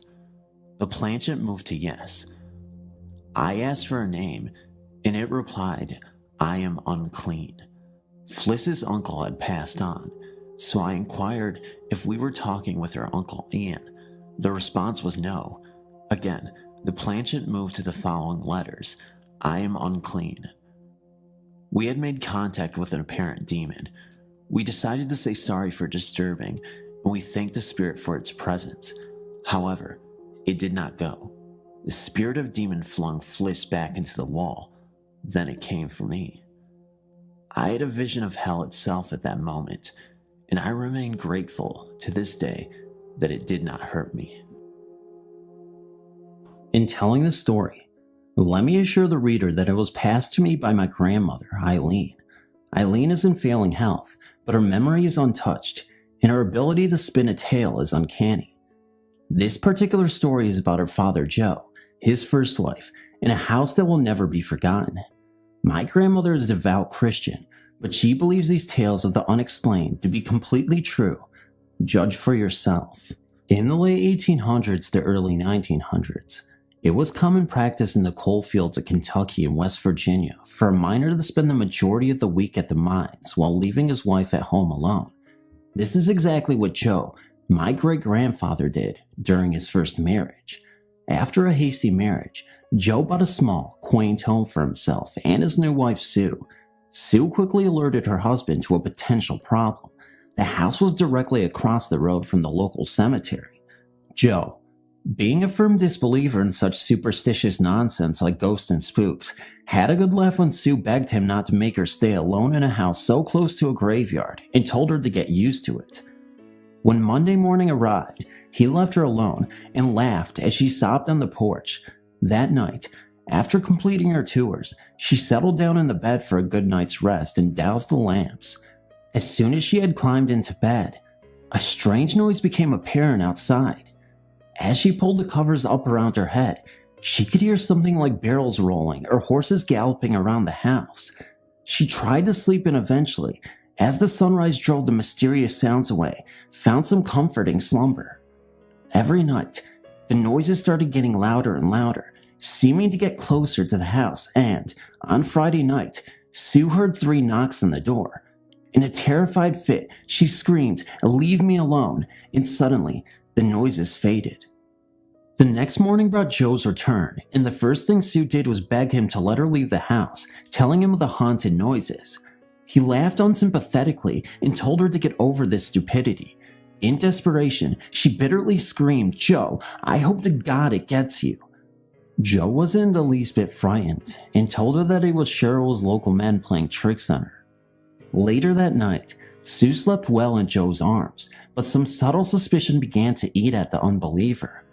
As he drifted into a shallow sleep, he was startled at a loud crack coming from the fireplace that startled him, and as he sat upright in the bed, he saw the apparition of an elderly woman staring at him from the rocking chair at the foot of the bed. My grandmother says that Joe knew exactly who the woman was, but he took the knowledge of her identity to his grave because simply, she had been dead for 6 months before they moved into the house. Joe shuddered with fear and her bony, cold hand stretched to clutch his ankles as she latched onto his foot and began pulling him towards her and the footboard of the bed. Joe fainted with fright as he felt his foot slide down to the foot of the bed in the dead hand of the spirit. The next morning, Sue roused her pale husband and sat up in the bed as he opened his eyes and screamed with terror. The footbed of the bed was broken and the rocking chair had been toppled during the night. Joe immediately promised his frightened wife that not another night would be passed in this restless house, simply telling her, "Sue, whatever it was, it got me." Thank you for reading my grandmother's story. I hope you found it entertaining because, well, I thought it was pretty frightening. See you later. I have told this story to people who are not there to witness the actual event, and some look at me as if I am just telling a story to get a good laugh, but I find nothing funny about it. Everything I'm about to relate is true, and I guess in some bizarre way, I feel that by retelling this story to anyone who is willing to listen to it will bring me some comfort. On July 6, 1990, a high school friend shot himself in the head with a rifle in a nearby local baseball dugout. The act shocked and saddened everyone, especially his parents, of course, who did not want to believe their only son would take his own life. The days that followed his death were happening, for me, as if in a dream. Fearing this act would spark some sort of chain reaction, school's counselors were sent in to help the students grieve and discuss their feelings of loss. Days went by, and there seemed to be a cloud of despair and confusion hanging over our entire high school class.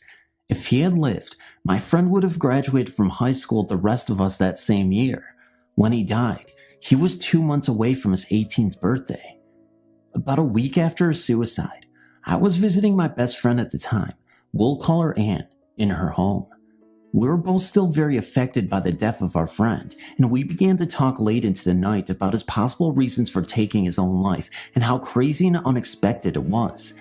We had been discussing the whole chain of events and basically trying to make sense of something we couldn't even imagine when I suddenly became very uncomfortable talking about our deceased friend. I was sitting at the time in a desk chair across from Anne, who was sitting comfortably on her bed facing me. She was looking directly at me, and she could see the discomfort on my face. She assumed I was just overreacting, and our discussion had gotten to me, so she stood up and moved towards the door of her bedroom and gestured in a sweeping motion with her arm for me to follow her into the kitchen down the hall. There was a single small desk light on behind me when she made this motion with her arm, so that when she moved, her body created a shadow on the wall.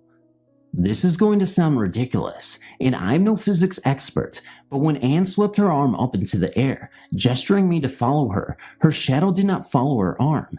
Instead, there was a strange kind of delay, and I saw her arm move, and about 5 to 10 seconds later, the shadow of an arm moved, mimicking the same gesture she had just made. I, of course, thought my eyes were playing tricks on me and ignored the shadow, and I would have kept it to myself if only Anne had not turned to me and asked, "Did you just see that?" I answered yes, of course, and we fled out of the room and into the kitchen. Anne's house was large, and our frightened voices bounced off the columned walls, but nothing ever occurred after that. My friend Anne and I no longer speak, and I am sure that if she knew I was relaying this story to strangers, she would think I was crazy, but I remember the death of her high school friend as if it were yesterday, and I can't help wishing that the shadow we saw was indeed a sign from our friend, but I will never be too sure. I write this story in his memory, and in the hope that he is in a place where his problems have been all taken away. Thanks for reading.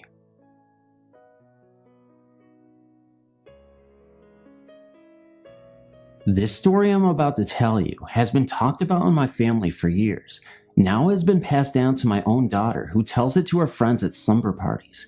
It begins with the first time I ever saw anything, when I was around the age of 7. It happened in a house that we lived in years ago in western New York. I shared a room with my sister. We both had the feeling something was always watching us, but being so young, we never really worried all that much about it, until one night, while I was trying to sleep. My bed was up against one wall, and my sister's bed faced the other. I turned, so I was facing the wall. When I opened my eyes, after getting that feeling of being watched again, there, standing in the wall, was a woman. She was a young woman, dressed all in black, high white lace collar, wearing a cameo, and hair pulled up neatly in a bun. She stood there with her hands folded in front of her, smiling sweetly at me. Now mind you, I was 7 years old, so I pulled the covers up over my head and then down again to take a peek just to see if she was still there, which she was, and this time with a bigger smile. I got so scared I jumped from my bed and ran across the room to my sister's bed. I landed right on top of her, waking her up, of course. I told her there was a lady in my wall, but when we looked again, the woman was gone. The next day I told my mom about it. She said it must have been just my guardian angel and left it at that. She refused to talk about it any further, or even years later. Then recently, my brother and I got to talking about that house. He said, "Don't you remember what the neighborhood kids used to say about our house?" And of course, I didn't remember a thing. He told me that apparently a couple had died there years ago. Then he asked me if I remembered the time that he and I were in the backyard and we saw the old man in the attic window. And all of a sudden it rushed back. Bam. Right when he told me about the old man in the attic window, I had a major flashback and remembered it like it was yesterday. I don't even have to tell you, even after all these years, it scared me. Well, many years have passed since we lived there, but I still have dreams about that house, and I wish the dreams would stop. I have many other scary stories to tell, but I freaked myself out telling this one, so the others will have to wait.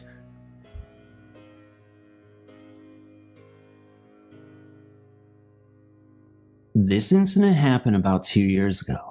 I was 17 at the time, working at a restaurant motel in Old Saybrook, Connecticut called The Castle.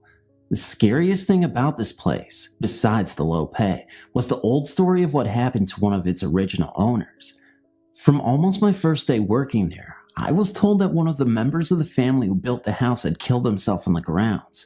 The story was that one night, the son had discovered that his fiancée was cheating on him with one of his close friends. Deep in depression, the son climbed to the tallest tower of the castle, tied a rope to some type of pole on the roof, and hanged himself. The next morning, as the parents were leaving the home, they saw him hanging. They immediately sold the mansion, and it has been a hotel ever since. Many employees said that they had heard and seen things, yet I, as most people believe at first, didn't believe the stories.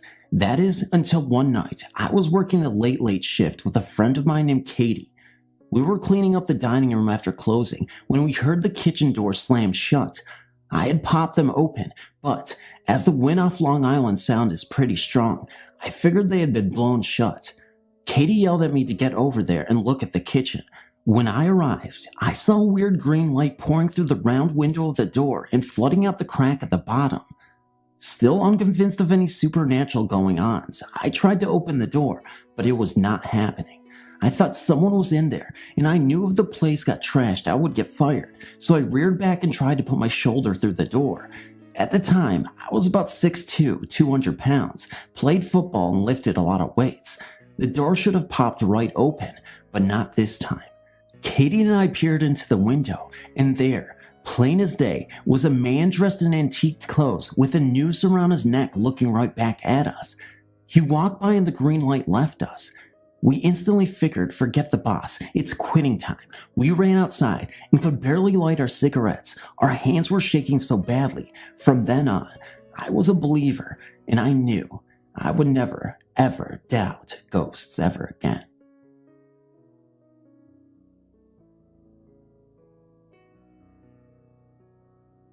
My aunt and uncle had a passion for restoring old country houses, the last of which had been at an end at the turn of the century.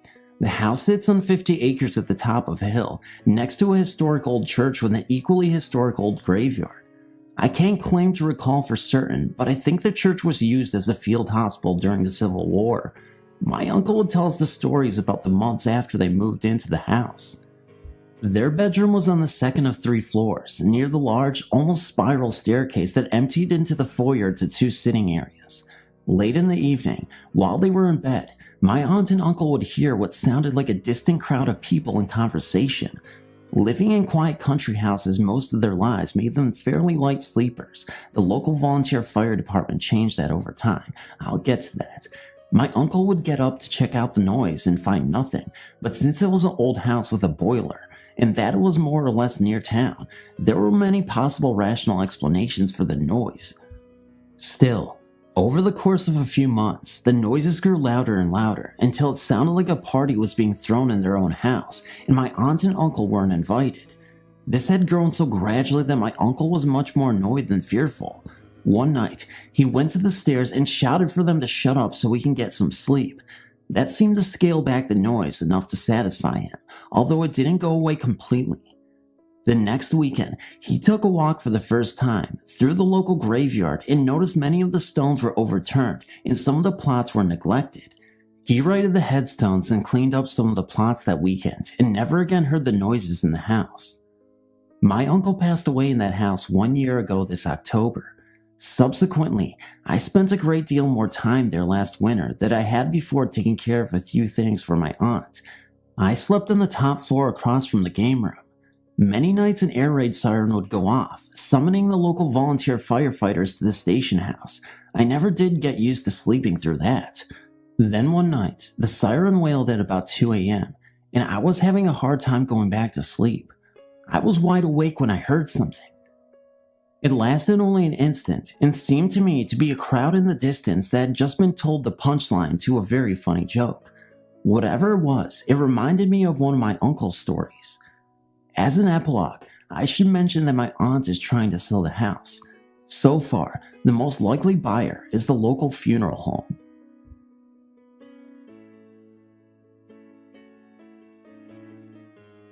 While sitting around looking at photo albums with my grandmother, we came across some newspaper clippings. The clippings were from a newspaper in Indiana. They were about an old brick house being torn down. Since we live in Mississippi, I found it strange that my grandmother would have these clippings, so I questioned her about them. She then told me one of the eeriest stories I have ever heard. In 1946, my grandmother lived in Mobile, Indiana, with her husband and their child. They lived in an old brick house that was built before the Civil War and stood on the outskirts of town. It was a large house with very high ceilings and wooden floors. In the master bedroom was a closet with a heavy wooden door that did not have a knob, only a wooden latch to keep the door closed. My grandmother would shut and latch the closet. When she would leave the room and return, the closet door would be standing wide open. She would shut the door again and go about her chores. When she returned, the door would be open. She did this several times a day. She said the door stayed open more than she could keep it closed. She was more annoyed than scared by this strange event. About 8 months later, she and her husband divorced and she moved to Mississippi with my grandfather. The house she had lived in did not cross her mind until 10 years later when her Aunt Bonnie wrote her a letter and sent her the newspaper clippings. The clippings talked about her old house and reported that it had been torn down. While they were tearing down the house, a hole was discovered under the closet floor. They had found the remains of a man in the hole. It was believed to be the body of a soldier from the Civil War.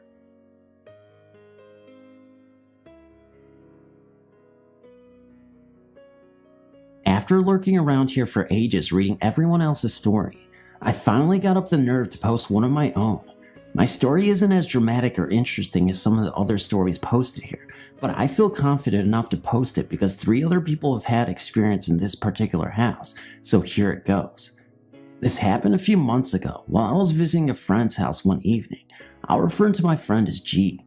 A mutual friend of ours, J, was also present. This was my first and only visit to the house, and no one else was home at the time apart from the 3 of us. The house in question is an old wood villa, which would be, at a guess, 80 to 100 years old. It's a rather large one-level structure with 2 long and connected hallways, one that leads from the front door to the back of the house and another that spans across the back of the house. Together, the hallways form the shape of a T. While eating dinner in the kitchen, dining room area located in the back portion of the house, something drew my attention to the right, so I glanced down to the top section of the hallway. As I watched, a dark shadow moved across very quickly from right to left, as though it just moved up the other long hall, through the center of the house, then straight ahead crossing the top hallway. I didn't say anything at the time, although I was curious about what I had seen. I have to say that while I definitely believe in ghosts, I didn't want to get too excited about something which could have a very logical explanation for. After dinner, G invited us on a tour of the house, and while exploring the rooms off the back hallway, I carefully checked to see if there were any windows that could have let car headlights in to cause the shadow I'd seen, but I couldn't find anything to explain it. Sometime later, G left the lounge to make coffee and, while she was out of the room, I whispered to J that I had seen a shadow cross the back hall.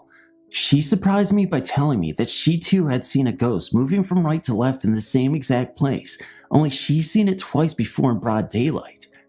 We were intrigued and quite excited about this, but didn't say anything to G as we didn't want to frighten her.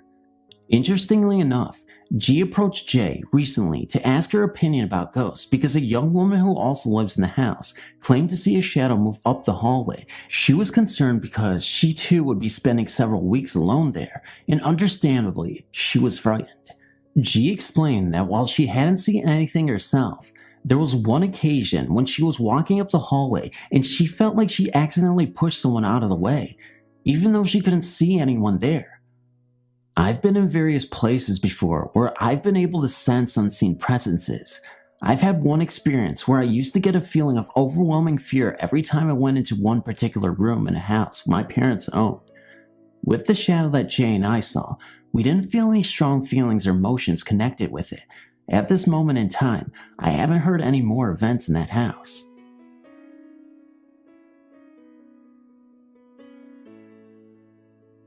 When I was about 12 years old, my brother, sister, and I moved into my grandparents' house. Ever since we could remember, we heard stories about the house being haunted. Nothing too big, but strange things happened a lot. Rumor had it that there used to be a horse track room stable where my grandparents built their house, and a little boy had been trampled in there. We have never actually checked into this story, but it is what we heard. At least it is what we were told. Anyway, all of us grandkids were petrified of going upstairs. It was always so cold up there and just freaky, but that was where all the bedrooms were, so when we moved in, we had no choice. Actually, I had no choice. My little brother and sister had beds set up downstairs and I slept upstairs. When I was about 4, I had taken up smoking cigarettes, but no one knew about it. I used to turn off my bedroom light and smoke cigarettes. I turned off my light just in case my grandparents happened to come up the stairs. They always turned on the hall light to help their way up the stairs.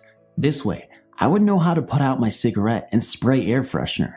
One night, I was upstairs alone smoking when I heard someone coming up the stairs. It was late and everyone had been in bed. The hallway light never came on, but all the same time, I butted out my cigarette and waited, but no one ever came up. This happened quite a few times, and I just got used to it. This house is about 50 or 60 years old. The doors are the old latch type and made of nothing but wood. They are solid. To close the door, you have to lift the hook and latch it onto the other part of the door. To open the door, you have to lift the handle and pull the door open. On my bedroom door, I also had an eye hook lock to keep my room locked and my little brother out. I would be laying in bed at night watching TV and my bedroom door would just pop open, but it would never open all the way because of the lock on my door. I never thought anything of it. I just thought it was a breeze until my brother and I started sharing stories about what was happening in that room in the house. I've since moved out and my brother moved into my old room. We have all grown up and started sleeping upstairs, and we have gotten over our fears pretty much. There were 4 bedrooms upstairs and they were set up weird. The house was square, 2 bedrooms on each side of the house with a staircase up the middle. To get to the 2 rooms, you have to walk through the main 2 ones. When my little sister finally decided to move upstairs, she moved into the room behind mine. She swears to hearing a little boy crying in her room at night. Recently I bought a Ouija board and have been using it at my new house. One night my cousin, brother, sister, and boyfriend were using it when my cousin and I started talking about how we used to use the board when we were younger at my grandparents' house. My cousin remembers talking to a little boy who died at this location, and she remembers the little boy telling us his vision of the story of what happened to him. He told us his name was Brandon, and his father beat him in the tack room, and that unlike the story being passed around, he hadn't been trampled at all.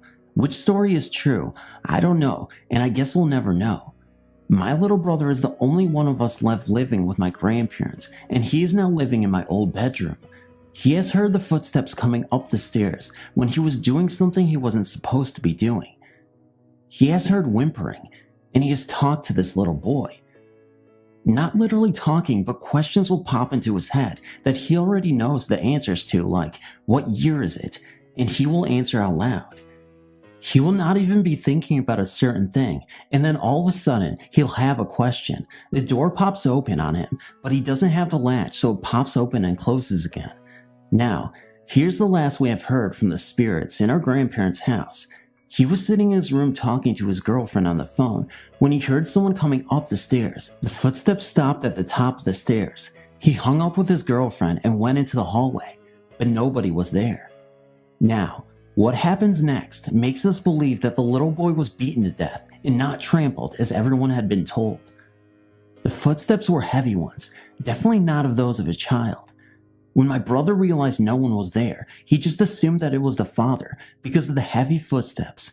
He told the father that if he didn't leave Brandon, the little boy, alone, that he was going to kill himself and haunt his butt down. He would then beat him to a fine pulp, then come back to life, yeah right, dig up his grave and burn his mangy hide. My brother has become attached to Brandon and has not heard anything from him about his father or heard his father around the house. I'm here to tell you about the strange occurrences that happened to my mother at the Lawrence family mansion on Teddington Park Avenue in Toronto. The first thing you need to know is that my mom is a down-to-earth, no-nonsense type, and she believes that the house was, as all its tenants have believed in the past, that it is haunted.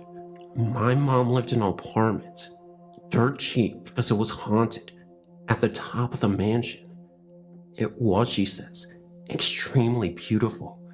High vaulted ceilings, many rooms, and spacious too.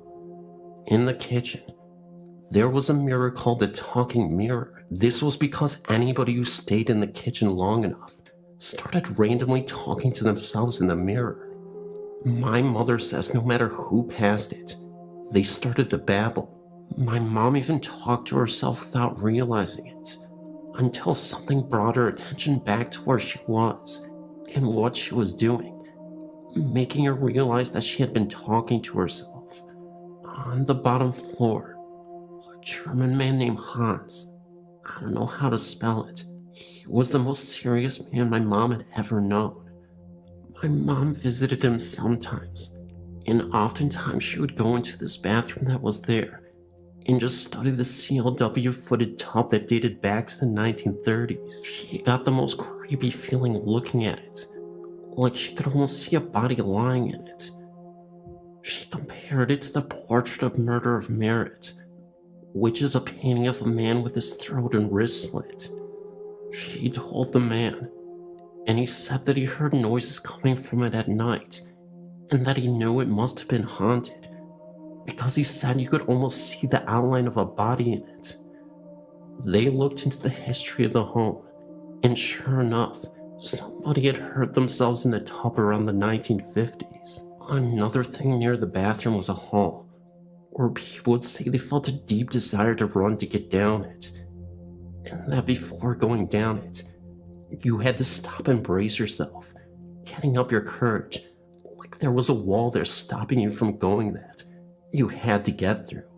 Another place in the house was a great living room. It was in the apartment of a policeman and his girlfriend.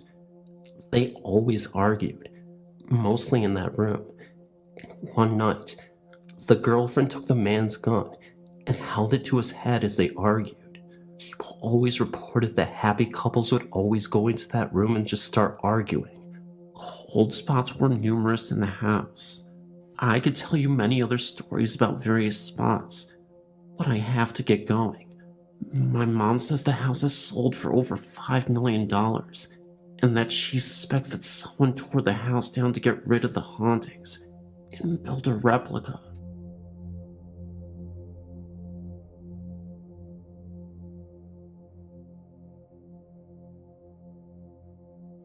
My name is Lindsay. I've lived with my family in this home for 4 years now, and ever since we've lived here, we've experienced some things. It seems though that most things have happened in my bedroom, and I often thought my parents did not believe the things I had told them about. The first month of living in my home, my mother awoke in the morning to find a painting of a woman.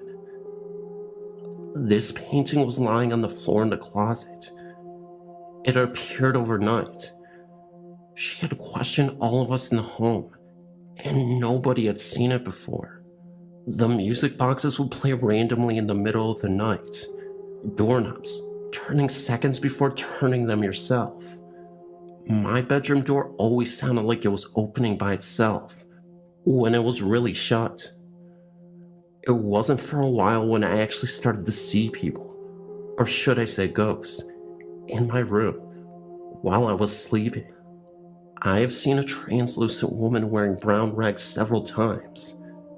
The first I'd ever seen her, she was standing at the foot of my bed with her mouth wide open, as if she was screaming, but I never heard a sound. It felt as though my heart had stopped. I was frozen with fear. I had rolled over and told myself it wasn't actually there, and that I was seeing things. Then about a month later, the same lady sat in my chair, in my room, just watching me. I then covered my face with my pillow and went back to sleep. In the morning, I told my mother about both times this lady being in my room, and she just mocked me. She just kind of laughed and joked about it. She told me that the first time that the lady was there, it was because her teeth hurt, because I'm planning on becoming a dentist after schooling. I didn't think my mom believed me at all. Sometime after that, a tall man stood next to the head of my bed, once again, just staring at me. When I awoke, I started screaming, and my mother came running into my room. She told me it was just a dream and to go back to bed, but I knew it wasn't. She was just saying what parents would say, just to make me feel better.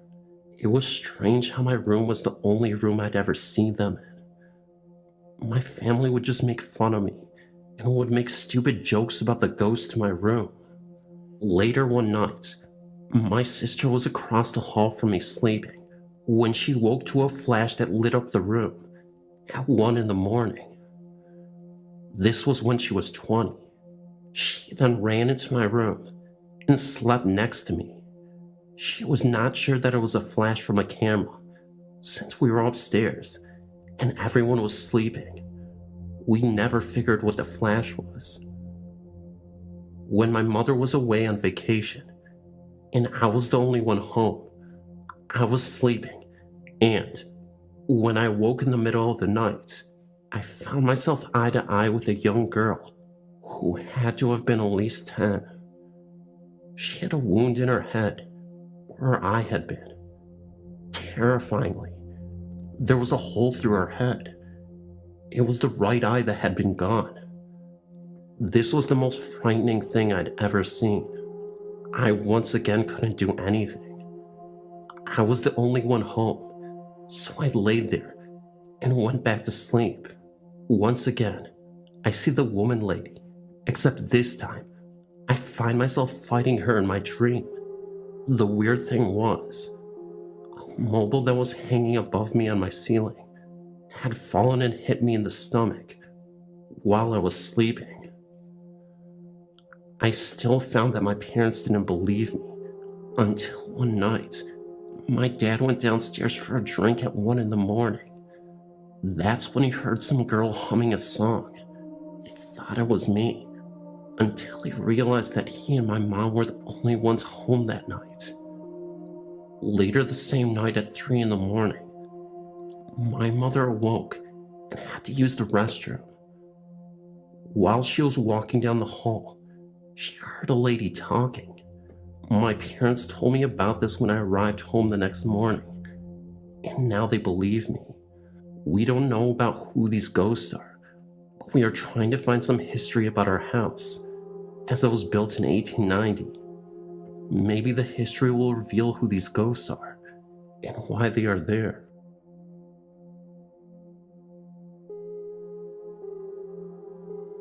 I grew up in a typical Maryberry-ish small southern town in southeast Tennessee. Our home was less than 80 feet from the Norfolk Southern Railroad line. The tracks were on a rise in the hill, and from the second-story window of our home, you would be parallel with the tracks. The town I grew up in was once a coal mining camp, and then grew to be a coal mining town. Point of fact, the town's name came from the original proprietor of the first train depot. It was called Daisy, after his only daughter. From my house, the original train depot was situated just about a mile north, and the area of the train tracks in between was often referred to as Black Track because there were several curves in the railway, and coal was often spilled in these curves, leaving the soil covered in the black, chalky coal residue. It is purportedly haunted, and there are several ghastly and ghostly tales attributed to that area of track. From what I'm able to gather, one story is that a female slave was once accused of leading other slaves to freedom via the train tracks, and when her trajectory was discovered by her owner, she was tied to the tracks until a train came through, chopping off both of her feet. Once this was done, she was carried to the slave quarters as an example of what would happen to all others who attempted escape, or assisted others in escaping. Slowly she bled to death, despite the other slaves' best effort. I know several people who have laid their hands on the Bible today, and testify seeing her feetless body in the area. Other stories about a train wreck that happened about 15 yards from the back door of my old home. In southern Tennessee, we do not get much snow, but we can get quite a bit of rain. Apparently in the late 30s, a weather front came through, bringing a lot of rain and flash flooding to the area. One night after the rain had slowed to a drizzle, a fully loaded train was slowing to stop at the depot, not knowing that the ground below was giving way under its weight. During the initial wreck, several railroad workers and hobos were trapped in the rubble. Many of the rescuers were local farmers and residents who perished as the mud shifted under the weight of the debris, and ultimately, a large land and debris slide halted all rescue efforts. As many as 50 people perished, and the old-timers would say that they could hear people moaning and screaming for help for days after the wreck, and how help never came. Some people swear that they could hear the sorrowful screams and moans of the trapped on bright, still nights. Lastly, another story about the area tracks has to do with teenage hormones and stupidity. Along the section of track is an old paved road that weaves back and forth across the tracks. In the 50s and 60s, this area of road was used by teenagers to prove the muscle in their machines and the guts in their drivers. More than one person has perished in their efforts to outrun the train. Many people say that those untimely deaths are the culprits of strange flashes of light that are often seen in that area. I am new to this site, and I've read many of the stories posted. I wanted to share my experiences. For the past 5 years, myself, my son who is turning 6, and my daughter who will be 2 this fall, have lived in a small cottage-style house with a full basement. The first weekend that I moved in, I of course had a party. My son stayed with my parents for the night. I also had a roommate for the first 2 months that I moved into the home. She had a cordless phone in the basement, and I had a regular phone upstairs. After our guests left for the evening, I took the cordless phone upstairs to make some calls. When I went to bed, I left the phone on the floor in my room. The next morning, I heard someone walking up the basement stairs. My bed was on the other side of the wall that led to the basement. I heard the footsteps walk through the kitchen, small dining room, and into the living room. I had my bedroom door shut, and I tried to call out to my roommate to tell her to come in. I thought that she was looking for the phone. It was then that I realized that I couldn't open my eyes, move, or even speak. I heard the footsteps pass through my doorway. The door never opened. I noticed that the closer they got to my bed, that the floor appeared to be shaking, hence the shaking ghost. The only auditory comparison I can give is it sounded like when my dad would do laundry and tried to cram 20 pairs of jeans in a washer that had 5. The whole machine would shake, and you could hear it all over the house. The bathroom floor would even vibrate. That is what it felt like to me. I realized that whatever it was standing over me, and soon I felt a hand resting on my hip. It was just a gentle pressure. I think that he was trying to see who was in the house. At that moment, I was extremely terrified and still couldn't move, speak, or even open my eyes. There was a banging on my window. The noise stopped, and whatever had touched me let go. I jumped out of bed, and there was nothing in the room. Apparently, my dad had been standing outside for 10 minutes banging on the door. I never heard him pull into the driveway, which is right outside my window, or knock on the door. He also said that he tried to call us, and I'd never heard the phone ring. I never had this happen again, until just 2 nights ago. My daughter and I share a room, and around 2 in the morning, she woke up. I could hear her cry out, "Mama," and I tried to get up. I was paralyzed. I couldn't move anything but to lift my head off the pillow briefly. I realized that the floor was shaking again.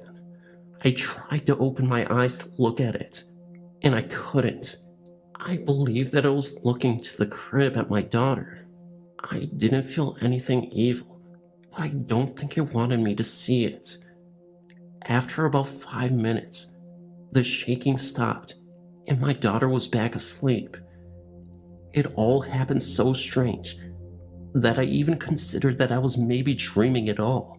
When I checked the crib, my daughter seemed fine, and nothing was out of place. Some other just normal haunting things I've experienced are footsteps in cabinets open when I know that I'd left them closed. The ghost seems to like my kids and likes to check up on them. I smoke, so during the winter when it is cold, I go down into the basement and smoke by the back cellar steps. I have often heard footsteps go from one bedroom to another, but they never go back out of the last room they entered. Also, when my daughter was in her baby swing, anytime I went downstairs, I would hear footsteps walk over to the swing and stop. They are always too heavy and slow to be my son's. Also, whenever I hear them and go back upstairs, he is soundly asleep in his room, so I know that it was never my son. There have been a few times, though, that I felt that I was unwelcome in the basement. I feel like I'm being watched in there, and that something doesn't like me to be there.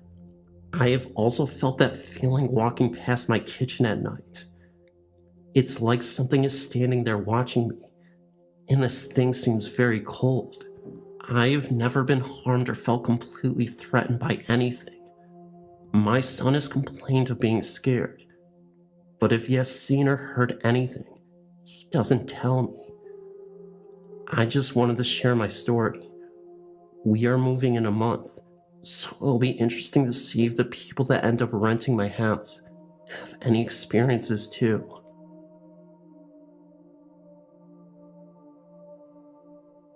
When I was about 6 or 7, I woke up in the middle of the night for a strange reason.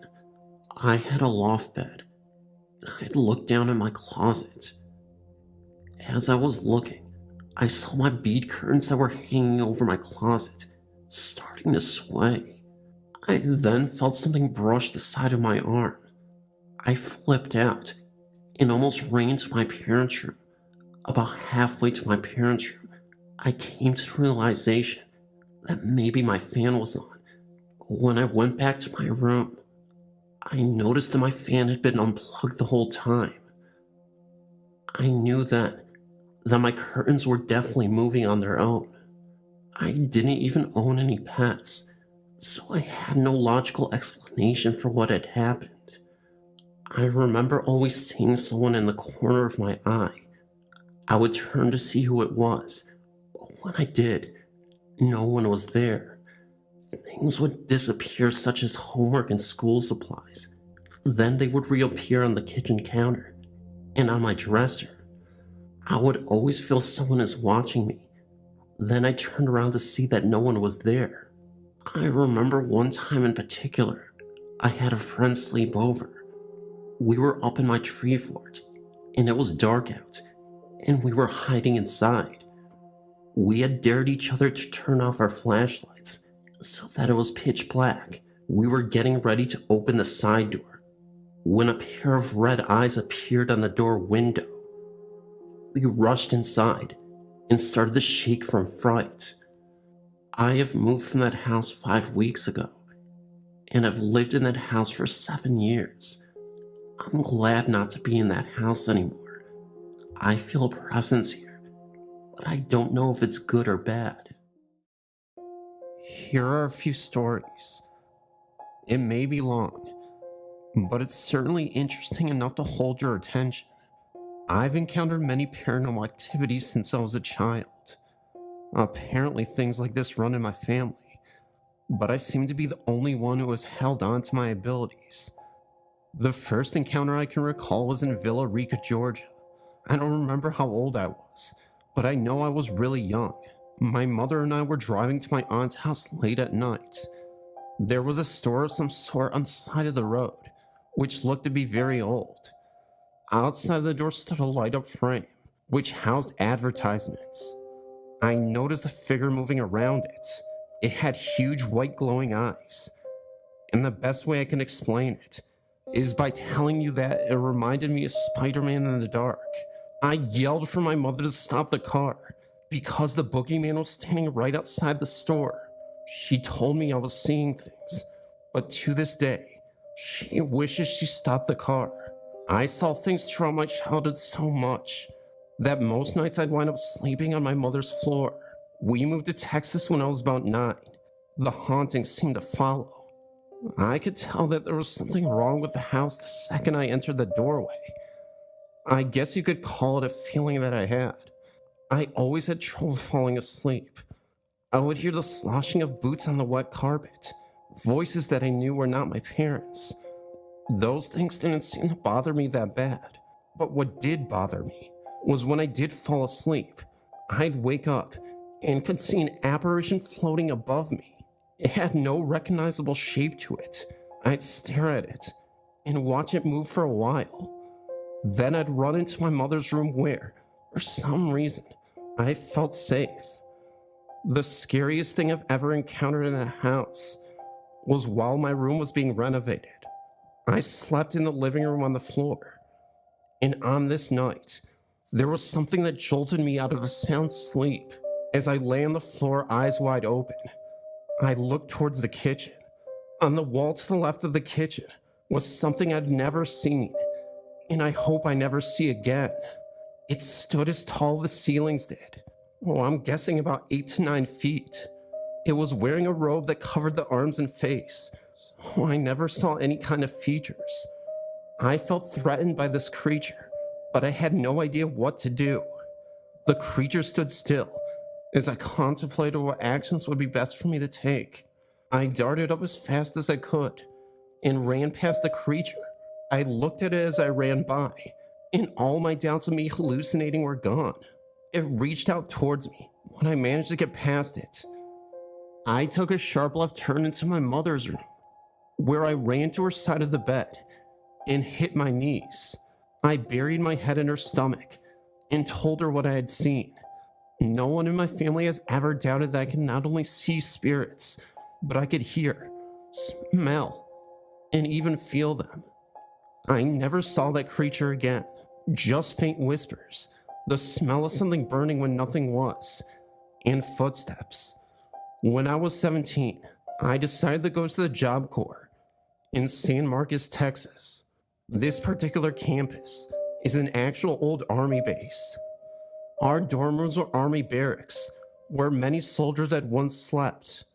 My first encounter with the apparition was in my dorm room. The lights were always turned out, but the faint glow of the fire escape lights lit up the room. I was sleeping when my eyes bolted open. I could see a man with a rain poncho on, and he was covered in water. He appeared to be holding a lantern, and he was about 5 feet away from me. His mouth was moving, but I never heard a word. I closed my eyes and fell back asleep. A few nights later, I awoke to find the man standing directly above me. I was on the bottom bunk, and I still can't believe no one else saw this man. I could see the glow of the lantern clearly, and his poncho was a shade of green. I could see the water dripping onto him, as if he were being rained on. His lips were moving as he looked directly at me, but still I heard nothing. I never felt threatened by him. So then I rolled over and fell back asleep. Many of the girls in my dorm reported seeing 2 children, a boy and a girl, hang with a bouncing ball. I never saw the children myself, but I never doubted anyone's story either. I came home 6 months later to the house I never held too dearly. I learned to ignore what I was hearing and feeling. I didn't have any encounters for a while, until I met a guy named Tony. Tony was a strange guy, and he believed in such things as the Necronomicon. Now, some people say it's just a book written to make money, but after living with Tony, I believe it's very real. Tony used to walk around the house chanting in Samaritan, and if you've ever read the Necronomicon, it warns you not to chant anything out loud. I swear, even his cat was possessed. It used to sit and stare at me with those big green eyes. It would attack me for no reason. Once I woke up with it sitting on my chest. Falling asleep was very difficult for me, even though Tony and I slept in the same bed. I could hear demonic breathing, and it filled the entire room. There were shadows that would move across the walls. I could hear my name being called out. This happened every night that I lived there. I started having nightmares on a nightly basis as well. In my dream, there sat a demon on my chest, that was talking to me in Sumerian. I could hear the weight of it as it sneered into my face. It would lower its head until it was touching me. I'd wake up at that moment. Then Tony woke up a few times, and he swears I was talking in Sumerian. I moved out after a year because the intensity of it all was becoming too much for me to handle. Nothing much happened to me until I was about 20. That was when I moved into an apartment in Spring Beach, and again, I could tell you something that was wrong with it. The moment I walked through the threshold, there were 3 of us living there. Brandon, my boyfriend, and I. Brandon took the bedroom, and Wes and I slept in the living room on a small mattress. The first weird thing happened a few nights after we settled in. That was when all 3 of us would be in the living room, and Brandon's TV came on. Just a pitch black screen. It happened all the time. One in particular night stands out. This was when I was home alone playing a video game, when I heard Brandon's TV come on. And from Brandon's room I could hear his blinds rustling around. They were closed the last time I went in. I ignored it, and then fell asleep. When I woke up in the morning, I decided to go look in his room. The TV was off, and the blinds were pulled up and severely tangled. That freaked me out really bad. It only happened once, but still, I'll never forget it. There would be a number of times when I would be in the bathroom, and I'd be fixing my hair, and I'd see someone walk by the door, even though I was alone. Once I even heard the front door open, and I heard a man call out my name, thinking it was one of the boys. No one answered back. I heard the door close, and I went to see what was going on.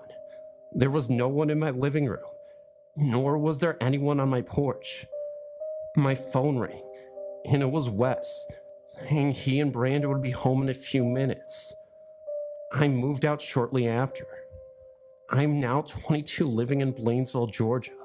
I've learned to ignore the spirits that follow me. There are times when I see things, or even smell something funny, and I still hear my name being called out. I've started having extremely weird, but lucid dreams. Nothing really exciting is happening to me in this house, but if it does, you'll be the first to know.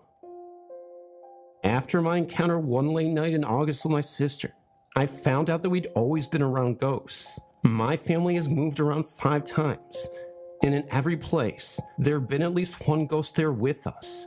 When I lived in Texas, I moved from Houston to San Antonio. In that move, a ghost that we'd had for a year followed us to our new apartment. After living there for about a year, we discovered a new ghost. This one would hold the bathroom doors closed and knock over our memorabilia items we had on display. The event that completely changed my view of the paranormal happened in August of 2001. It was the early hours of the morning, about 4 a.m., and for some reason I couldn't sleep. My older sister was on her computer, and she found a bunch of old music files she had downloaded for her history of rock class. Then she came across a Britney Spears parody song, downloaded from a radio station's website. Well, the song itself was actually only a clip, about 30 to 40 seconds long. We played it, and the file for some reason was corrupt. The words were garbled, playing in a slow, deep, incomprehensible voice. I had chills listening to it play, and when I looked at the corner, it had been playing for over a minute. My sister finally turned it off. She was just as spooked as I was. We moved on, laughing about the look on the other's face. Then about 5 minutes later, we heard 3 soft, solid pounds on the back wall, in the far back of the apartment. Neither of us said a word. We just listened, trying to explain away in our minds. We lived on the 2nd floor and shared only one wall, and that was not it. Another couple of minutes passed by, and the banging jumped to the one long wall we shared, still towards the back of the apartment but getting closer. We couldn't help but stare at each other. After that one, we finally decided to ask the other if she'd heard that. Of course we heard the same thing, and not a minute later the banging jumped to the room next to us. On the same wall, 3 solid bangs escalating in amplitude. My heart was racing, waiting for the next set, afraid of where it would jump next. A couple minutes passed, and just as I began to calm down and blame the banging on the maintenance worker that we shared the wall with, the banging suddenly jumped forward to the wall behind the computer. I looked above me to see the ceiling light shaking. Moments later, the banging shot across the room to the balcony. It sounded as if the entire wall was pounded on with one giant fist. 3 echoing pounds later, everything stopped. I checked the sliding doors, and thankfully they were locked. We both ran into my mother's room, where she was still sleeping. She hadn't heard anything. That is something I will never understand. My baby brother was in the same room with her, door closed, and he heard a soft rumble and my mother heard nothing. After that experience, I've always been a little on edge. I always think about what would have happened if I'd left the sliding doors unlocked that night. And what was the thing trying to get in? One thing I know for sure is that my ghost from Houston left that night, and the one already there seemed to get more active. Everyone started to hear their name being called, even when there was nobody around. No one ever attempted to communicate with whatever it was. As a matter of fact, we rarely began to answer unless we saw the person who was calling us. 2 years later, after I finished high school, we moved to Iowa when I was accepted to college, and so far, we have not had any strange occurrences. The same thing followed me around until I finally left your father. My mom told me, after I'd finally told her about the strange experiences I'd been having. Since I was 13, something had been terrorizing me. Negative energy had latched onto me and followed me for years whenever I went. It is said that at that age, as a female, your emotions are so unstable. You become very vulnerable to the negative entities that sadly roam the earth in search of company. This entity was particularly depressed and angry. It was smothering and possessive, and sometimes lashed out at me for no apparent reason. It started one night when I awoke to breathing in my ear. It was hard and heavy, like emphysema patients sound when not on a breathing apparatus. Naturally, I was startled and tried to get up to run, but I couldn't move. I was paralyzed. No matter how hard I tried, I could not move a single muscle. The paralysis apparently affected my whole body. I couldn't even open my eyes to scream. By now, the breathing had stopped, but I still couldn't move. Finally, after what seemed like hours of malfunctioning, I jolted upright in bed, gulping in air. That was when I realized that I hadn't even been breathing during that episode. I was determined to stay up the rest of the night until daylight, but sleep took over and eventually, I was knocked out. I awoke again to the same scenario. This time I fought back even harder, and it lasted only less than a second. When I told my dad about this, he had assured me it was a night terror, but suggested I sprinkle holy water in the corners of my room and carry a cross. I later found out that he only said that to avoid scaring me. He actually believed that I was being followed by a supernatural force. From then on, although I had not experienced an attack, I continued to see a shadow of a very, very tall, width-wide man in my closet. I had a rough childhood from 13 until I moved out at 17. I endured a lot of emotional and verbal abuse by my father, and hadn't spoken much to my mother in years. I felt very abandoned by both of my parents. I was rebelling to the extreme. I was at an all-time low in my life when I met my boyfriend Maurice. He gave me a reason to be happy again, and I fell in love. I moved in with him when I was 17 to get as far away from the abuse as possible. I still saw this shadow figure standing in my closet at night in our new apartment. I refused to sleep alone. I became very dependent on Maurice's company. Maurice, being a skeptic, thought I was just seeing things.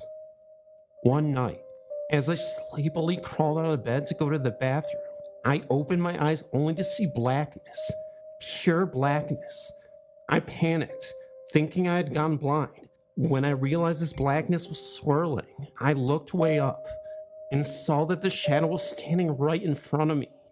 I screamed and jumped back onto the bed on top of my sleeping boyfriend. I was crying and covering my eyes. He panicked as well and was doing the best to console me without knowing what was wrong. I tried to explain it to him over my sobbing. He became angry and yelled into the thin air for the shadow to leave me alone. Then he turned on the light for me so I could complete my earlier mission. I didn't see the shadow for the rest of the night. On another occasion, I had made the mistake of sleeping alone. My boyfriend was playing video games with a friend. When I awoke, I noticed the room was lighted red. I tried to turn on the light, but it didn't work.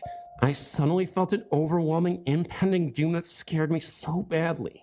I proceeded to run from the room. That's when I suddenly awoke again. Okay, it was suddenly a dream, I thought. Thank God. But again, I noticed the room lighted red as in the dream. This time I ran without attempting to turn the light on. I got to my boyfriend and lay down to sleep on the couch. I awoke later back in my room, in the same exact scenario. Finally, I started to cry, and I ran to my boyfriend, asking him to hold me until I fell asleep. I awoke again, this time for real. I was back in my room, and noticed that the room was dark now, as I remembered it when I fell asleep. I slept on the couch in the living room with my boyfriend, until he came to bed with me. We moved into another apartment a few months later, in a nicer neighborhood. It was here that the attacks became more frequent and more menacing. I had visions of terrible violence in that apartment that I believe left a lot of negative energy in that place. Then, coupled with the worsening violence between me and my boyfriend and the deeper depression I fell into, it made for a very unhappy home. Strange things occurred to me almost every night. I still saw the shadow in the closet at night. I would see things move in the corner of my eye. I felt someone watching me all the time. Once the water faucet turned on by itself, I was always losing things. I would hear footsteps coming towards me when I would go to sleep alone, only for them to stop when I turned to see who it was and saw no one there. I became very afraid of looking into mirrors at night. I started sleeping with the lights on and the TV blaring to block out the sound and to avoid seeing things in the dark. Eventually, I stopped sleeping in my bed altogether. When Marie started working the graveyard shift, my boyfriend complained of a corner of our bedroom that creeped him out, and he refused to go near it. One day in the throes of my depression, following a severe fight with my boyfriend, I decided I couldn't take life anymore. My boyfriend had left for hours, and I had no clue when he was coming back. I felt the presence of the shadow suffocating me. I opened a bottle of Excedrin migraine with sleep aid and downed the entire bottle. Fortunately for me, I had taken in too much of the poison, and my body rejected it. I began vomiting profusely until I was dry heaving, so badly that I couldn't even breathe. I crawled out of the bathroom in immense pain. I began to feel the effects of what medicine did make into my bloodstream. The entire time I felt the shadow's presence so strongly, it literally suffocated me until I was gasping for air again. I was so high on sleep and I passed out on the floor. I vaguely remember my boyfriend picking me up and placing me in our bed and falling asleep with his arms around me. Not too long after that, my boyfriend and I had planned a movie night together. As I walked into the bathroom to join him, I suddenly noticed a look of terror on his face. I ran to see if he was okay. He just grabbed me and kissed me and said it was nothing. I badgered him to tell me what was wrong. Then finally he says, "I saw your shadow. It was hovering behind you while you were coming into the room." Then a chill ran up my spine, and I asked him to describe it to me. He then said it was a black cloudy mist that hovered over my head a foot behind me.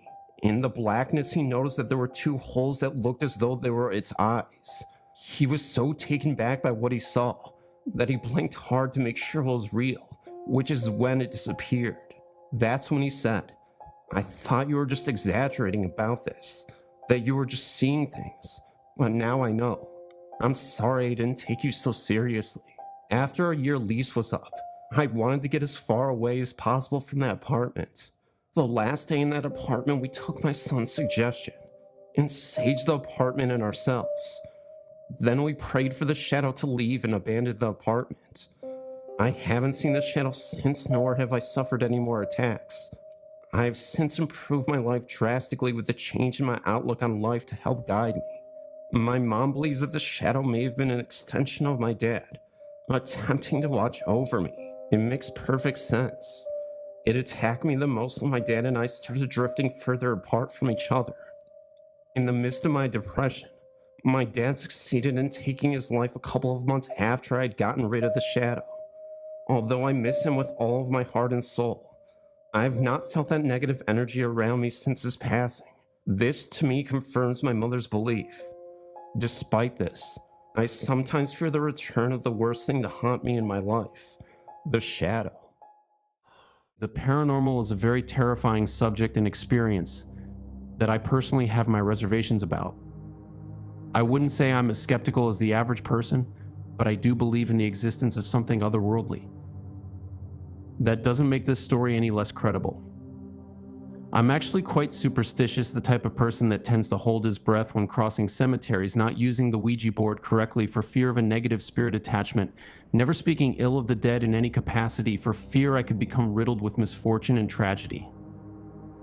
So, I guess you could say I have a level of paranoia that is a bit illogical.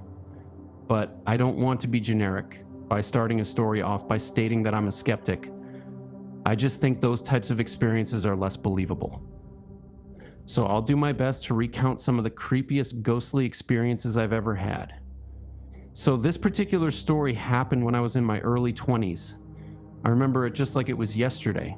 I worked the overnight shift at my hotel in the heart of St. Louis, Missouri, and I was the only manager, as well as staff working in the middle of the night. The hotel was a sprawling Victorian-era structure with dark, winding corridors and rooms that seemed to whisper secrets of the past. I'd heard rumors of ghostly encounters, but had always dismissed them as the stuff of local folklore. One night, I couldn't exactly say what time it was exactly, but I remember it was super late night, so most likely around 2 a.m. Now, of course, hotels are a business. You see many people walk through its halls. The phone is constantly going off due to reservations being made, and generally a very busy place regardless. This was around the autumn season, just before the holiday rush. So, I'd say around November. You could hear the wind howling outside pretty loudly. I was actually kind of concerned that the power might go out because the storm was so severe, so I was kind of expecting it. Anywho, I get a phone call from the landline phone from room 218. The call itself was a bit bizarre, but as staff, we need to cater to all hotel guests.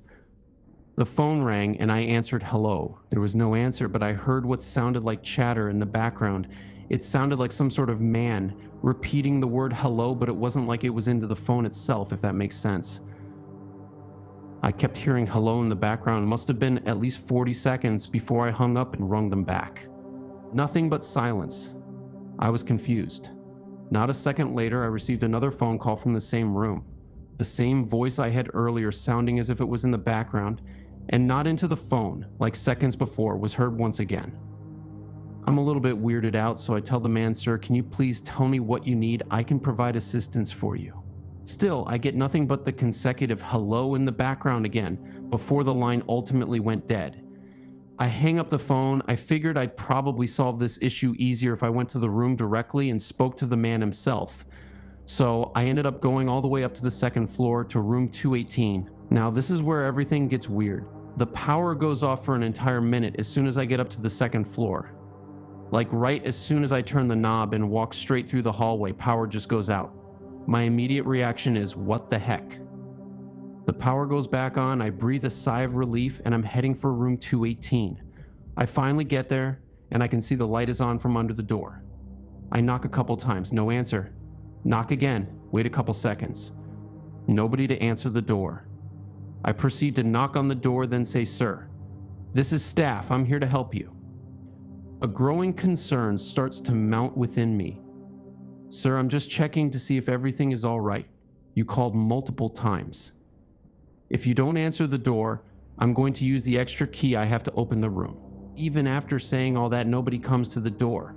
I hear that same hello from the man I heard on the phone. suddenly coming from the inside of the room, saying it 3 times, "Hello, hello, hello." What happened next really sent a chill down my spine. I honestly, to this day, can't explain how this even happened, but here goes. As I grabbed the key from my pocket to insert it into the keyhole, I opened the door, and to my absolute surprise, there is nobody inside the room. This absolutely astounded me. I could have sworn that there was someone in here, and the man's voice was distinct. You could hear it well, though faintly, coming from the room and rather calm. I knew that there was someone there. There had to be. Have I lost my mind? I have no idea. So I quickly ran down to the staff desk to look at the computer, looking for the name of the guest who had the reservation in room 218. To my horror, I found out that the room was vacant. There was nobody staying there with that reservation. Worse yet, I had no explanation for it. I heard the man on the phone, I heard the man behind the door, but when I finally opened it up with the light even being on, there was nobody there. Now maybe I can explain the light being on. It may not sound like much sense, but maybe the brief power outage could have turned the light on somehow. Then again, the power outage occurring at that moment when I was checking up on the man still left me with more questions than answers. Now, this second story is a bit of a spiritual experience in a sense. I'm not one to quickly jump to conclusions, but it made me realize that there could be a guiding light or some sort of guardian angel that is protecting me. Regardless, this ghost story is a bit of a wild one, and definitely scary looking back on it, but I think helps me to believe that there could be an afterlife and a heaven. This was the time when I went exploring on vacation for the first time solo in a different country in France. I'm not even close to being an experienced hiker, but I am a thrill seeker. The French Alps were a stark contrast to the bustling cities I was accustomed to. Their towering peaks, shrouded in mist, seemed to dwarf even the most imposing skyscrapers. I'd ventured into this wilderness, drawn by the promise of adventure and solitude. But as the days turned into weeks, my initial excitement had waned, replaced by a growing sense of isolation. One particularly treacherous day, I found myself lost, the familiar trails obscured by a thick fog. The wind howled, carrying with it the biting chill of the mountain air. My body ached, and my supplies were dwindling.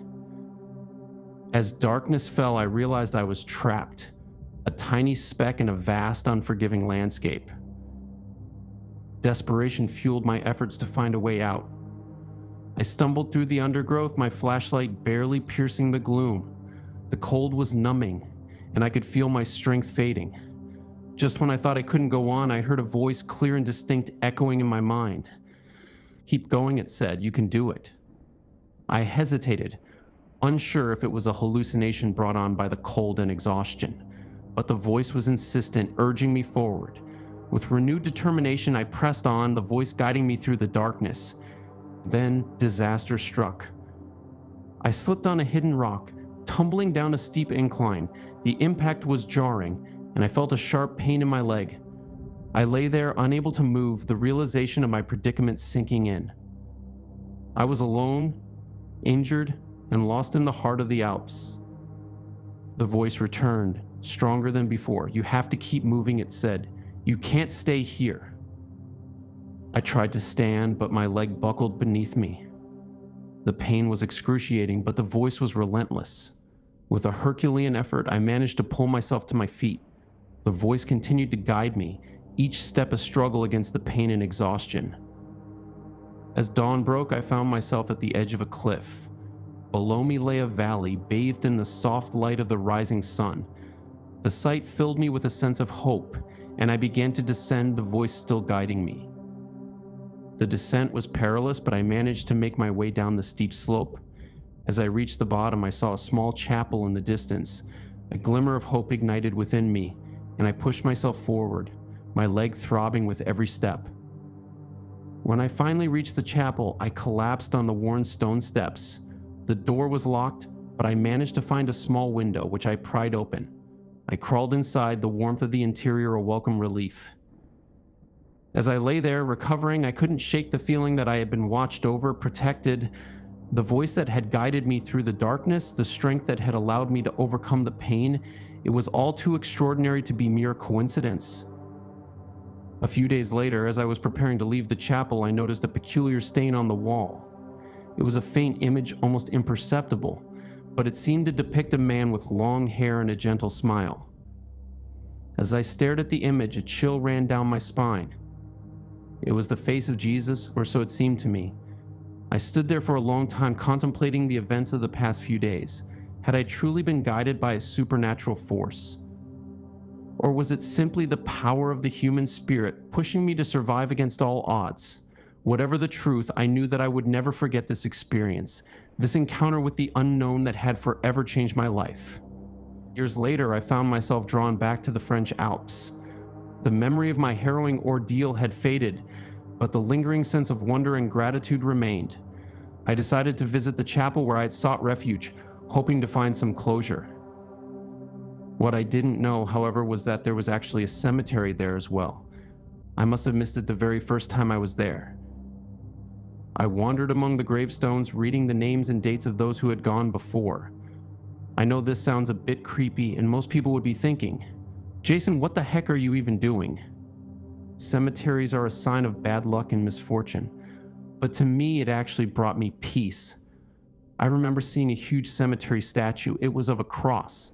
I decided to think back about my time getting lost in the Alps, and I started to pray.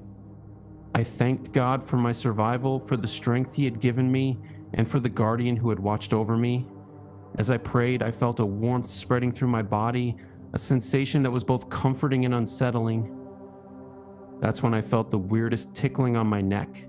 It was very faint and obviously coming from behind. I felt chills. It was almost like the hairs on my neck were being tugged, as if to get my attention.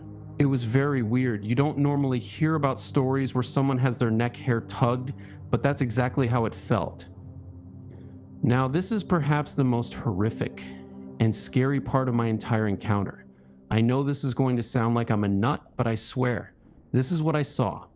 I don't know if it was the man himself, or some angel, or even a demonic ghost trying to show himself to me, but I know I saw something. Right behind me, there were some trees and woods, of course. I look, and I see a man with really long hair and a white robe, just staring at me. He was up in the tree, just sitting there. From a distance, the figure looked cloudy to me. I couldn't make out the face clearly, but I knew it was a man's face with a beard. I went to get a better look, but by the time I got closer, it slowly faded away. I left with a sense of confusion and lack of understanding of what I just saw. But here is my theory. I think it was one of Jesus' angels. I had literally prayed a second before, telling God, "Thank you for saving my life, for giving me the strength to keep forward when I was lost in those woods." I literally could have died. If I hadn't been pushed by an invisible force to help keep me going, there's no telling what would have happened to me. So I think if I wasn't hallucinating or seeing some weird mirage, that this was God's way of letting me know I got you. Even if it was super scary to see someone there just sitting on a tree. My friend Jack was a staunch skeptic. He believed in science, logic, and empirical evidence. The idea of ghosts and spirits was, in his opinion, nothing more than superstition. I, on the other hand, was always open to the possibility of the unknown. One evening, Jack and his wife, Sarah, invited me to join them on a ghost hunt at an abandoned abbey in the nearby countryside. I was intrigued. The abbey, once a thriving religious center, had been deserted for decades. Rumors of ghostly apparitions and unexplained phenomena had circulated for years. We arrived at the abbey under the cover of darkness. The moon cast eerie shadows across the crumbling stone walls. As we ventured inside, the air was thick with the musty scent of decay. Dust motes danced in the beams of our flashlights, revealing the dilapidated interior. "This place is creepy," Sarah whispered, her voice trembling slightly. Jack scoffed. "It's just an old building, Sarah. There's nothing to be afraid of." We explored the abbey, our flashlights illuminating the darkened corridors. The silence was broken only by the occasional creak of floorboards or the distant hoot of an owl. As we wandered through the abbey, a strange sense of unease began to creep over me. We reached the abbey's chapel, a vast, cavernous space with towering stained glass windows. The altar was covered in a thick layer of dust, and the pews were in disrepair. As we stood in the center of the chapel, a cold draft swept through the room. "Did you feel that?" Sarah asked, her voice barely audible. "You left the door slightly open, so the wind could have crept in for a second." That's what Jack said, replying to Sarah. Even though I thought that was a bit of a stretch, I went along with it as well.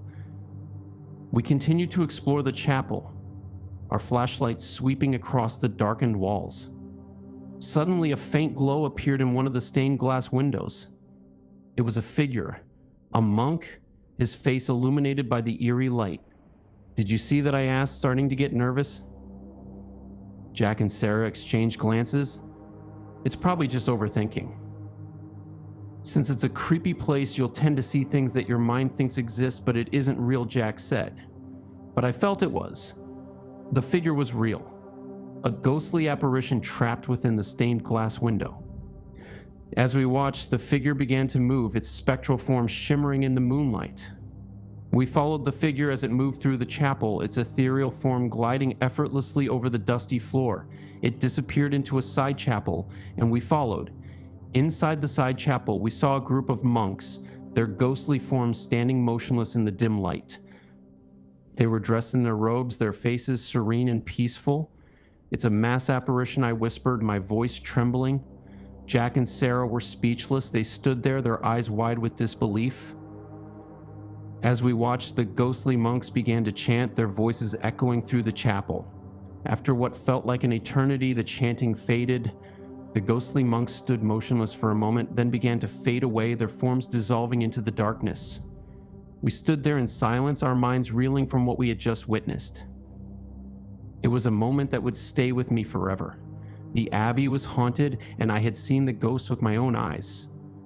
Let me be clear, this wasn't an in-your-face, here are the monks type of haunting. It was mostly a sight and sound type of haunting. The hymns weren't these incredibly clear orchestras of sound.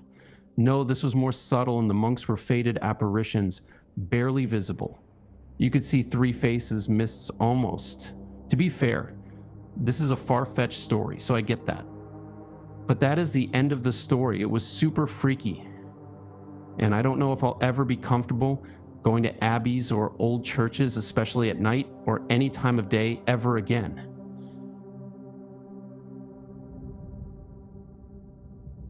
So this is somewhat of a stereotypical ghost haunting. I know people are probably sick and tired of hearing them, but I really think it's worth telling. I used to live in an old farmhouse in the middle of the countryside in southern Indiana, rural area. I wanted to do a paranormal investigation of the house to detect any paranormal, so me and my friends, we decided to go. We arrived at the farmhouse on a crisp autumn evening, the wind howling through the bare trees. The house was shrouded in darkness, its silhouette looming ominously against the moonlit sky. As we approached the front door, a cold draft swept through the air. As we wandered through the farmhouse, a strange sense of unease began to creep over me. We reached the farmhouse's kitchen, a small, cramped space with peeling wallpaper and a rusty sink. The kitchen table was covered in a thick layer of dust, and the cabinets were filled with empty jars and cans. As we stood in the center of the kitchen, a cold draft swept through the room. Suddenly, a faint sound echoed through the room. It was a whisper, a woman's voice calling out in despair. "Help me," the voice cried.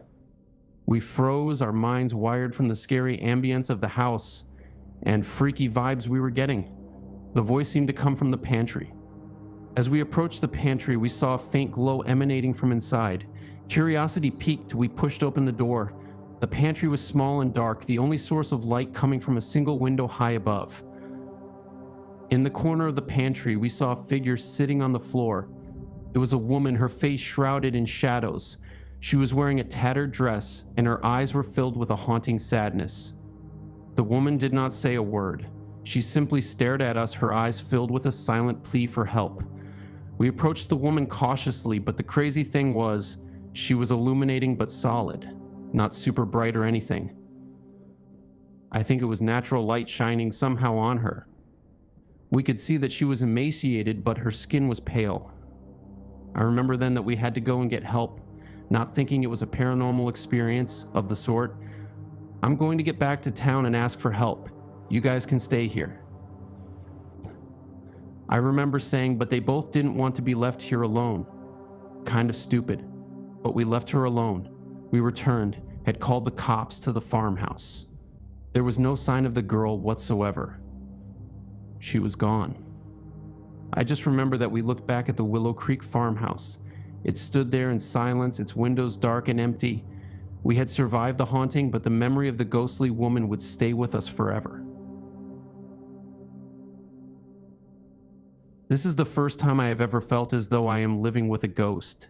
There has been no real evidence or sightings. There's just this feeling. As I get into bed at night, I set my clock radio alarm for the morning. Most nights, but not always, I can hear soft music playing. Originally, I thought my radio was broken and still playing, but I've tried shutting it off. I could still hear the music. I've even gone so far as to unplug it. Still, the music is playing. I thought I was going crazy, but my husband says he hears it too. Other things that happen in the house is cold spots and strange noises. And ever since we had our daughter, the spirit doesn't like me to shut my bedroom door and will open it sometime during the night. I figure it is protecting my daughter. The only other thing out of the ordinary is something my husband witnessed. The lights were off when my husband went in the bathroom. He just happened to look in the mirror and saw the reflection of a man. He seemed to be angry, but he was not looking directly at my husband, just sort of past him. My husband didn't feel as though the man was mad at him. The anger was towards someone else. I'm not really afraid of this spirit. I will admit I'm a bit spooked. After all, I've never lived with a spirit before. I've never questioned my landlord about the history of the house. He's just not the sort of person to talk about things like that. When I was about 10, give or take a few years, I was sleeping over at a friend's house. We were getting ready for bed. My friend was in her bedroom, and I was walking up the stairs and went past her bedroom to get to the bathroom. It was night and dark outside, but her room was well lit. As I passed her door, out of the corner of my eye, I saw a woman with long brown braids and something that looked like a nightgown bending over something that looked like a crib. I stopped and said something like, "Who's in there with you?" She said no one was there. I went back and looked, and there was nothing there. I don't know how important this is, but if you stood in the door of her bedroom, there were two large windows directly ahead, which faced the road, and at the far end of the left wall by the windows was a door into a large closet that had its own window. Along the window wall near the closet, there was something like a low shelf or table. The crib I saw was standing right up against the closet door in that same place, and it would have been an odd place to put a crib. On the right side of the room, by the windows, there was a sort of large nook where my friend had her bed. There was also a door in the wall of the nook, opposite the wall, with the windows opened onto the staircase to the attic. I think I told my friend what I had seen. She was a nervous type about things like that, and if I did tell her, she probably got mad at me for scaring her. But I don't remember for sure. That's one of the weird things about these kinds of experiences. I remember most of it in extreme detail, but I can't remember things that happened immediately after. To keep my peace of mind, I always assume there is some kind of reasonable explanation for these kinds of things. For example, vision out of the corner of the eye is not good. Nothing has happened to me personally in many, many years now. I am intrigued by other people's experience and fearful at the same time.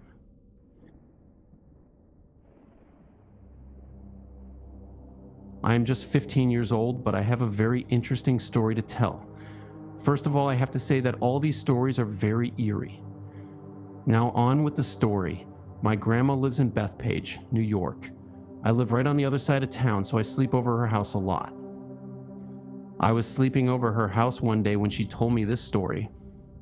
First off, I just want to tell you that this encounter happened a couple of days after my uncle's death. One day she was shopping at a store. She came out of the store and went to her car. To her surprise, there was an elderly lady standing by the car. My Grams approached this woman. The woman then asked if she can have a ride to the church. My Grams would have normally said no, but to her surprise, she said yes. So the lady got into the car along with my Grams. They were riding in the car, and the lady kept on saying, "You have to have trust in God," over and over again. Then all of a sudden, the lady said she had to get off. My Grams said, "Are you sure?" because the church was still a ways away, completely down the road. The lady smiled and said, of course. So then my grams pulled over. The lady got out of the car. My gram said bye. My grams went to put the car in drive, and when she looked up, the lady was gone. There was nowhere she could have possibly gone. There was absolutely no sign of her. She was nowhere. And it was like none of this had ever happened. Pretty crazy.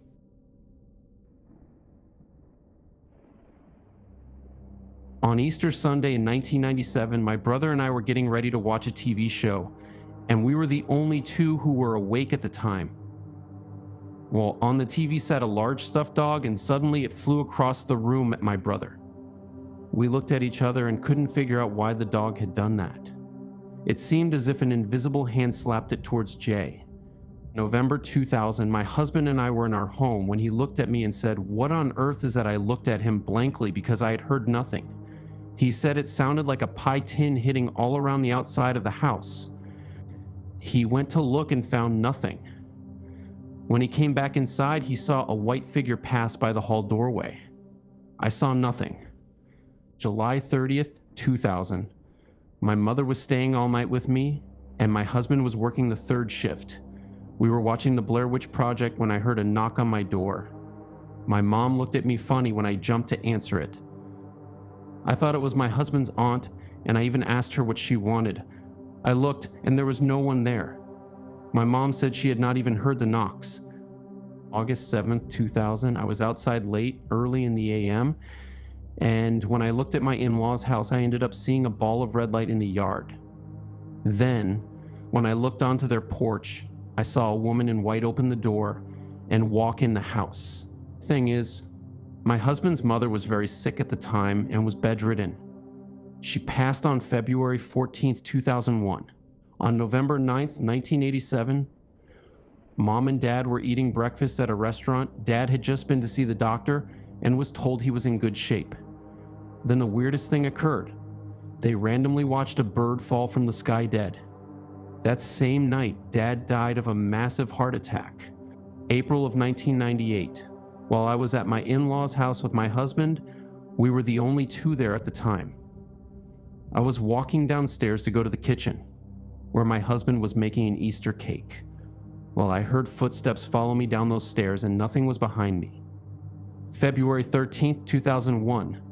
My mother-in-law was in the hospital and several of her brothers and sisters were in the room with her. One sister in particular was sitting with me in the window. Suddenly, a black shape stood at the door and came across the room and passed through us in the window. I saw my Mills life flash before my eyes, of how she played with my husband and his sister when they were little. The sister looked at me and I at her. We looked out the window, and a mist was passing across the lot. None of the other siblings noticed it. They either didn't see it or thought it was an electrical problem. The next night, she passed away. In 1973, my grandfather had to go to the hospital because his mother had a stroke. When he got to the floor, he saw her standing beside her doorway, and she looked at him, then vanished. She passed away a few days later. On Saturday, October 16th, 2023, I awoke with a feeling of dread and sensed that something bad was going to take place that very day. I thought of someone bringing a shotgun to my workplace.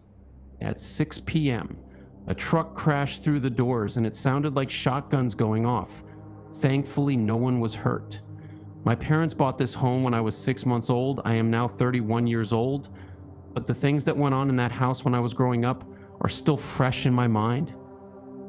My older sister and brother were always telling my parents that things were happening to them, like they would see shadows move in the house. My father said that they were crazy and it was just their imagination, but he was wrong. I can remember that my father let a man stay at our home, and Dad said he did not sleep all night. He felt something had laid down with him. He had seen the bed go right down where this mysterious entity had laid. He never stayed with us again. There were times when the water would flow down the stairs in the bathroom. Doors would open and close, and as I got older, the entity would mess with me. I was sitting downstairs watching the TV, and a white mist came through the sliding glass door to me. I would not go back downstairs for about a year. But when I would, it was like something was behind me on the stairs. There were times in the middle of the night that my bed would shake. I would tell my mom about it, but my dad did not believe us until it scared him half to death one night. We had chimes that hung in the opening going into the living room upstairs, and we had 2 parakeets that hung in the corner of the dining room. My father was sitting at the kitchen table drinking his coffee when the birds started going nuts. It was about 3 a.m. in the morning, then something growled at him from under the cage. That is when he started to believe us, and my dad is really hard to scare. At times you could hear the wood stove open, and it sounded like someone putting wood in it. When you went and looked, there was fresh wood in the stove. I got to where I was so scared to go to bed at nights, but things happened in the daytime too. I would hear someone calling my name when there was no one home but me. I'd see shadows walking down the hall and would go downstairs. Something tried to smother my mom in the night. She could not move to wake my dad in the bed. But one night we were all playing around with a Ouija board, and it told us that 3 ghosts lived in the house. Their names were William, Jake, and Nathan. Their 2 were brothers, and the other was a cousin. They said they were buried under the house. They told us that their last names were Murphin. My mom looked it up, and it is true. An old farmhouse used to be located there, where the house still stands today. The little kids that moved in next door used to walk through the backyard all the time to go down the street. Then they all started going all the way around the house. I asked them why they didn't go through the backyard anymore, and they said that they had seen something standing in the window with red eyes staring at them. The old farmhouse that used to be there burned down, and my dad had our house built on the foundation. Still today, that house will scare you to death. My parents still own the home, and my brother and his family live in it now.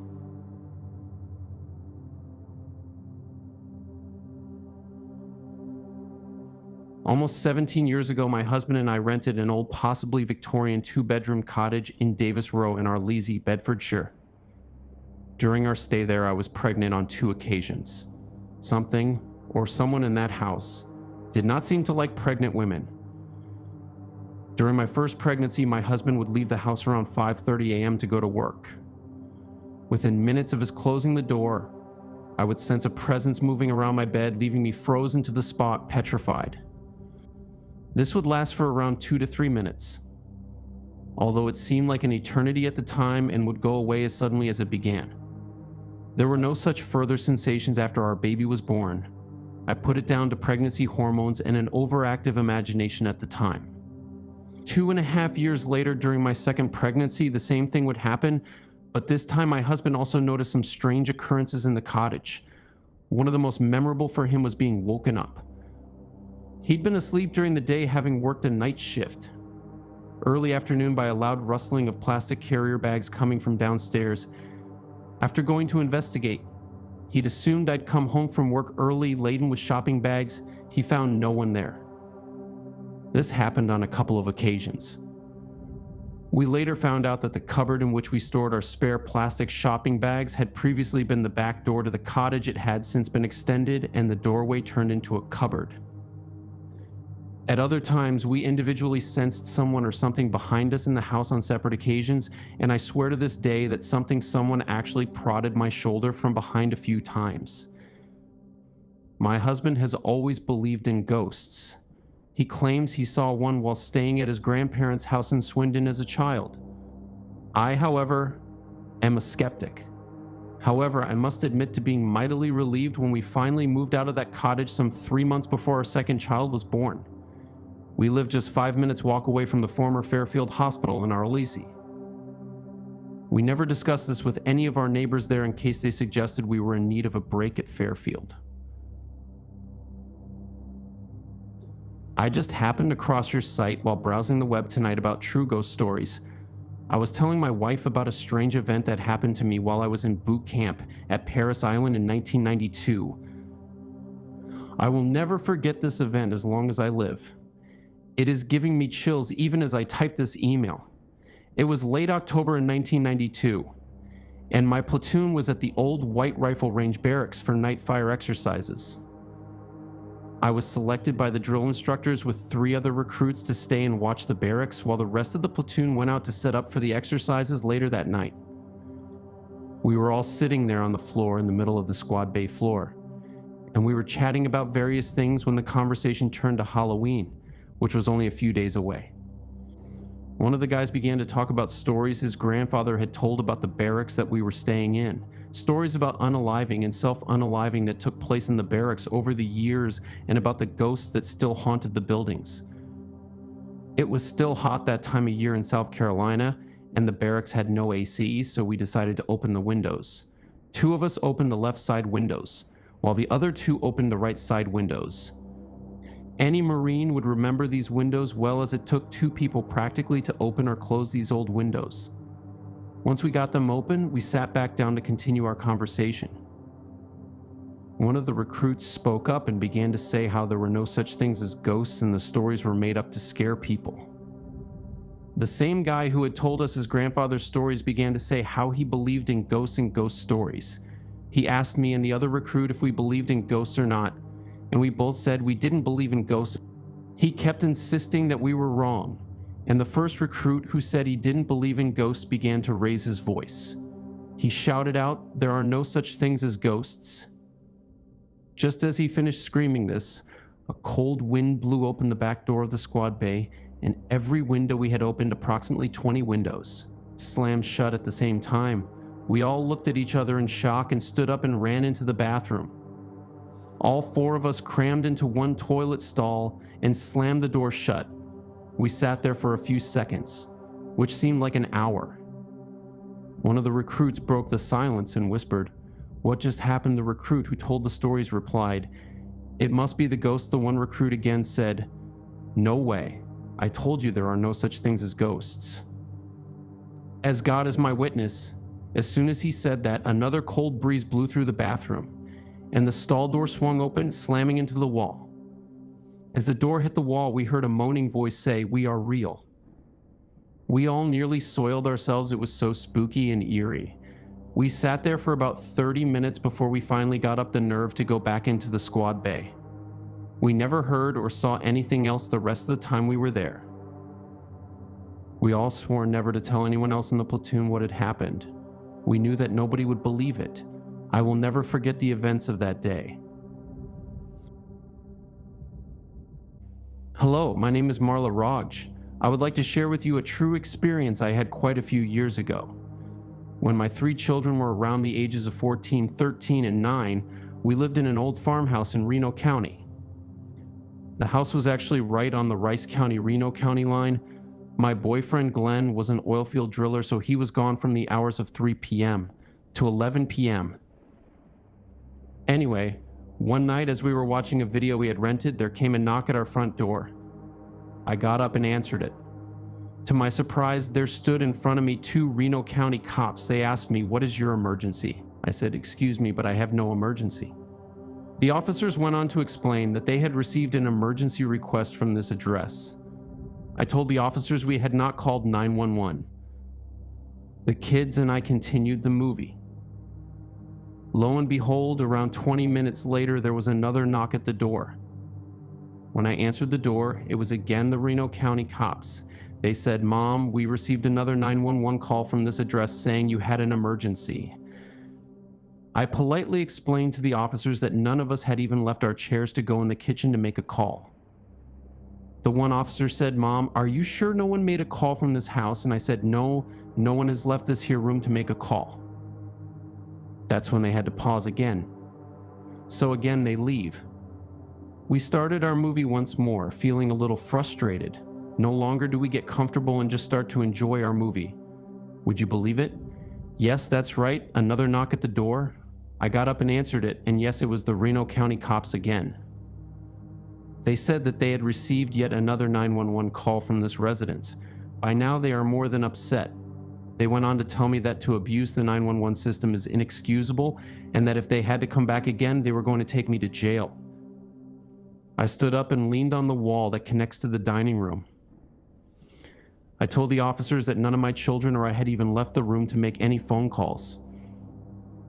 As I'm leaning on the wall, an officer asked me to move away from the wall, so I did. He thought that someone was holding me hostage. By now, these here officers had had enough, and so had I. As they were ready to leave, they again told me that if they received just one more phone call from 911 from this address, they were going to take me to jail. I was so scared I would surely go to jail that night. Thankfully, the officers left and the ringing stopped. Thank God, here just a few weeks ago, a friend of mine was telling me about this farmer who lives there in that same house.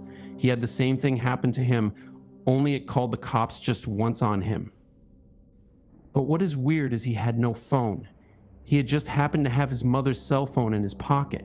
He said he was up in his bedroom when suddenly he heard a female voice yelling to him to answer the phone in a very gruff voice. Well, this guy looks around like, what did I just hear? He continued to look for the papers he was looking for when the voice yelled really loud and said, "Answer the phone." I said he looks down at his shirt pocket and thought, well, it has got to be coming from his mother's cell phone. So he picks it up and answered it. It was a gruff lady. She said, "What is your emergency?" He told the lady that he had no emergency and he did not know what she was talking about. She said, "Well, we received a 911 call from this residence saying that you had an emergency." He kindly told her no, he had no emergency. So that was the only time he had that happen, but it is the same house we lived in when it happened to us. I do not even know this guy other than a brief meeting with him in my driveway. I would like to have some feedback from anyone who has maybe had this type of experience. Please email me and tell me. Hello, my name is Becky, and I am 21 years old. I was looking at the website and decided to share my experience with you. My oldest brother, Bobby, died 2 years ago of cancer. It was a peaceful death, but not for me. I still have moments that I sit and cry. I miss him so bad. Anyway, not long after his death, I started seeing him around the house. He just more or less smiles at me as if to say everything will be okay. Just so you know, he was a big practical joker, especially on me. He would do anything for a laugh, so even now he still does play jokes on me. The one that sticks out in my head the most is the time he turned my water on in the bathroom in the middle of the night. I was asleep, of course, and when I heard the water, it scared me so bad that I sat straight up in bed. I looked into the bathroom, told him he made his point, and I heard him laugh, and then of course he turned the water off. I'm not the only person in my family who has these experiences. My mom also has them. It wasn't 2 weeks ago that she saw him walking in her flower garden. The neighbor thought someone was messing around one time while my parents were gone. So of course he told them what had happened. He described the man that he had seen walking around about 6 feet 2 inches tall, long blonde hair, and a beard that looked to be maybe in his early 30s. He came close to the house to get a better look, and of course he was gone. My parents just laughed and said that was our son that passed away to cancer. He's still here. The man just looked confused and walked away.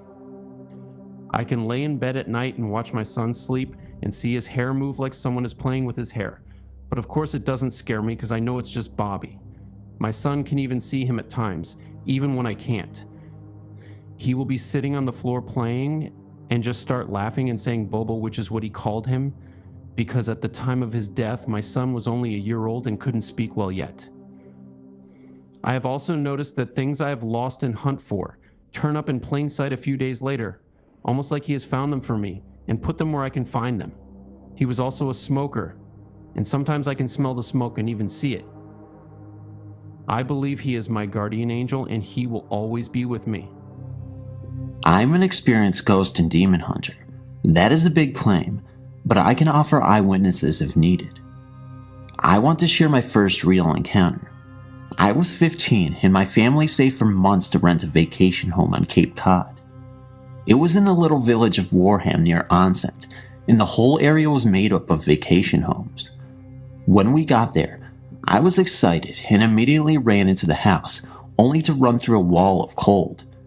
The cold got in and took over my mind.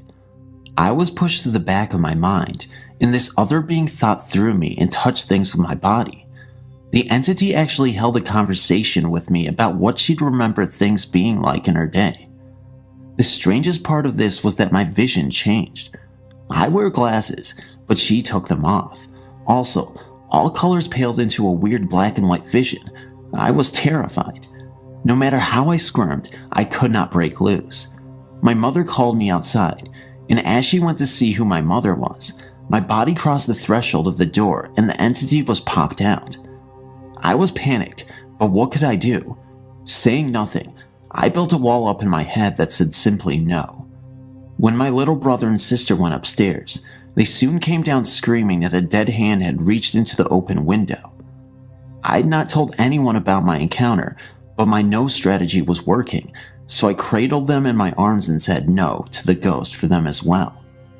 My baby sister was stationed in a crib in my room. She often woke up about 2 or 3 a.m. screaming.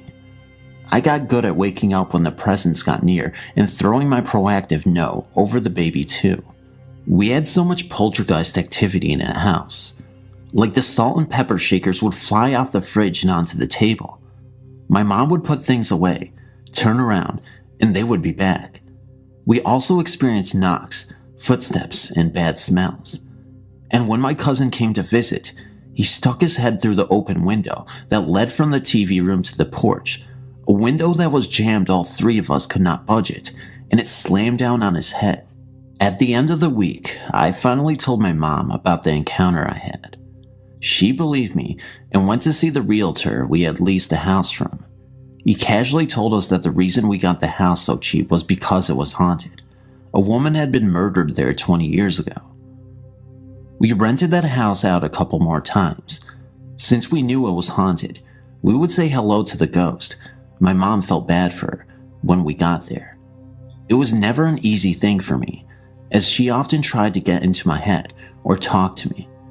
I built up my auric protection from that experience, but I was very afraid of ghosts for a long time afterwards. As will happen, ghosts were very interested in me. Then demons started being put in my path. It is one thing to believe in ghosts, but it took much convincing and hand-wriggling to accept that there are demons. For every encounter with the demonic, I've had to reach deeper into old myths and religious writings to tease out what the ancients knew. I am not a devoted Catholic, although I was raised to be. That path never held answers for me, or I should not say enough answers. Yet I became an ordained minister of universal light. I know there is a great spiritual mind, a great source, and sometimes that source appears to me as female, sometimes male, sometimes both, or neither. I died a few times as a child, due to what I now know was demonic attacks. When I gave birth to my daughter, I had complications and bled to death. That journey took me to the great source, in a word, to love. But not love as an attachment to a person, idea, or pet. Love as an infinite ocean of creation. I was immersed in this oceanic experience while the Great One spoke to me. It was really more like receiving direct knowing. She said it was my choice to go back on or move on, that I had a hard life in addition to my non-stop illnesses. I had been abused in every sense of the word, and it was fine to let go. My children would do fine without me. I was needed, but not necessary. If I chose to go back, however, I would be sent teachers and would fulfill certain duties for the balance. I would be a teacher and healer and have the tools and gifts I needed as such. In this place, I had no ego, no desire. I was awish in love. I looked down at my daughter, not 3 minutes old, and chose to go back for her and my son. As was told to me, within a year my teachers showed up. Also, the demons showed up. Those first few years were dedicated to clearing out my mind and personal history. As I came to know my personal demons, a correlating world demon would make itself known. At first I did nothing but observe and clear myself. After practicing mindfulness for nearly 8 years and having the help and teachings of a medicine man, a Buddhist nun, a master therapist, and a couple of gurus, the universe gave me the nod and people literally started showing up at my doorstep. I worked with people on many levels for many years. I worked with hauntings and cast out some demons from buildings. I've not done an exorcism yet, as one has not been in my path, and I do not go searching for these things. I cannot say I would know where to begin, but for God's grace, guidance, it can happen. I've trapped destructive forces and banished them or helped them transmute. The people involved always have dramatic changes, even the ones who don't know what happened. I've had spiritual duels with practitioners of dark arts and removed hexes and lesser known demonic attachments. But the hunter can become the hunted. I caught some backlash from a few entanglements that involved black magic and ghosts that stuck into my car and followed me home. Before I knew what hit me, I was really sick with an undiagnosable problem of my nervous system. I had to leave the city, move to Vermont, and get involved with horses to ground me and bring my being back to life. For the last 3 years, I've done nothing but heal and surround myself with nature. Some very tricky forces have challenged me here, as Vermont is ripe with haunting and strange energies, but I have not worked the public more than a few times. Now, I am ready again. I am also ready to learn new things. I would love to talk to others who have had any experiences like my own. Please feel free to contact me, and thank you for my very long read. I first got into the paranormal on October 16th, 2011, when it was my 11th birthday and my mom and I went on a ghost tour of a War of 1812 fort and saw a strange shadow. Since then, I've created my own paranormal group and expect to ghost hunt many haunted places like the Waverly Hills Sanatorium in the future. Today, technically this night of October 24th, my granddad took me on a ghost tour which had a bunch of people get led around a small part of Jordan Village in southern Ontario. There was this one point we got to go to a nice winery building known as the Cave Spring Winery or Cave Spring Wine Shop. Here, we got to descend down into the cellars here. Before that, we were informed about the 3 main spirits here. One was a nice female spirit named Margaret, the other was an unnamed male malevolent entity, and the other was a horse who was said to have had a heart attack, and you could hear the hooves on the cement clip-clopping along. Anyways, our group of 30 or so people headed down to the tunnels, and we learned a bit more of the history and discovered we could enter one of the supposedly haunted tunnels where screams and voices have been reported. When I went in there with my grandpa and 2 women on the tour, it was just 4 of us because we went 4 at a time. It was somewhat chilly. At first we didn't hear anything, just looking around for a moment then taking pictures. Then it happened. There was a loud clang right near us. It was as if someone picked up a sewer grate and dropped it right by us. We thought that they were closing the door on us, and we'd investigate the tunnel alone, but the door was open and the tour guide didn't seem to be reacting to the sound. Then it happened again. The same loud clang, maybe a bit louder, only a second or 2 after the first one. It was getting a bit closer to us now. Moments later, there was a third clang. I didn't get a negative feeling, but more shocked like, wow, that's interesting. Once the tour was over, I spoke to the guide about it. She claimed she didn't hear a thing, nor did the rest of the tour group. But they were so loud. Someone besides us must have heard it, but there was no noise. The Cave Spring Winery is in operation on the upper floors, sometimes busy, but the floor is thick and we were at least 10 plus feet underground. It would be very difficult for sound to get through. Even so, it wouldn't sound like it was close by. It would be muffled. The tunnel didn't have any vents for noise to travel through, and there was only a staircase way out on the other end of the tunnel. It would be practically impossible for a noise like that to get through. Can I verify what we heard was paranormal? No. I can't conclude it was paranormal, but based on the evidence gathered with thick walls and a thick floor above us, and nobody but us 4 in the tunnel were able to hear these 3 loud noises, there might be something there. I've heard stuff about these knocks or scratches means a demonic presence, and yes, I do believe demons do exist. Was this a demon? This is somewhat unlikely. I'm a bit paranormal sensitive.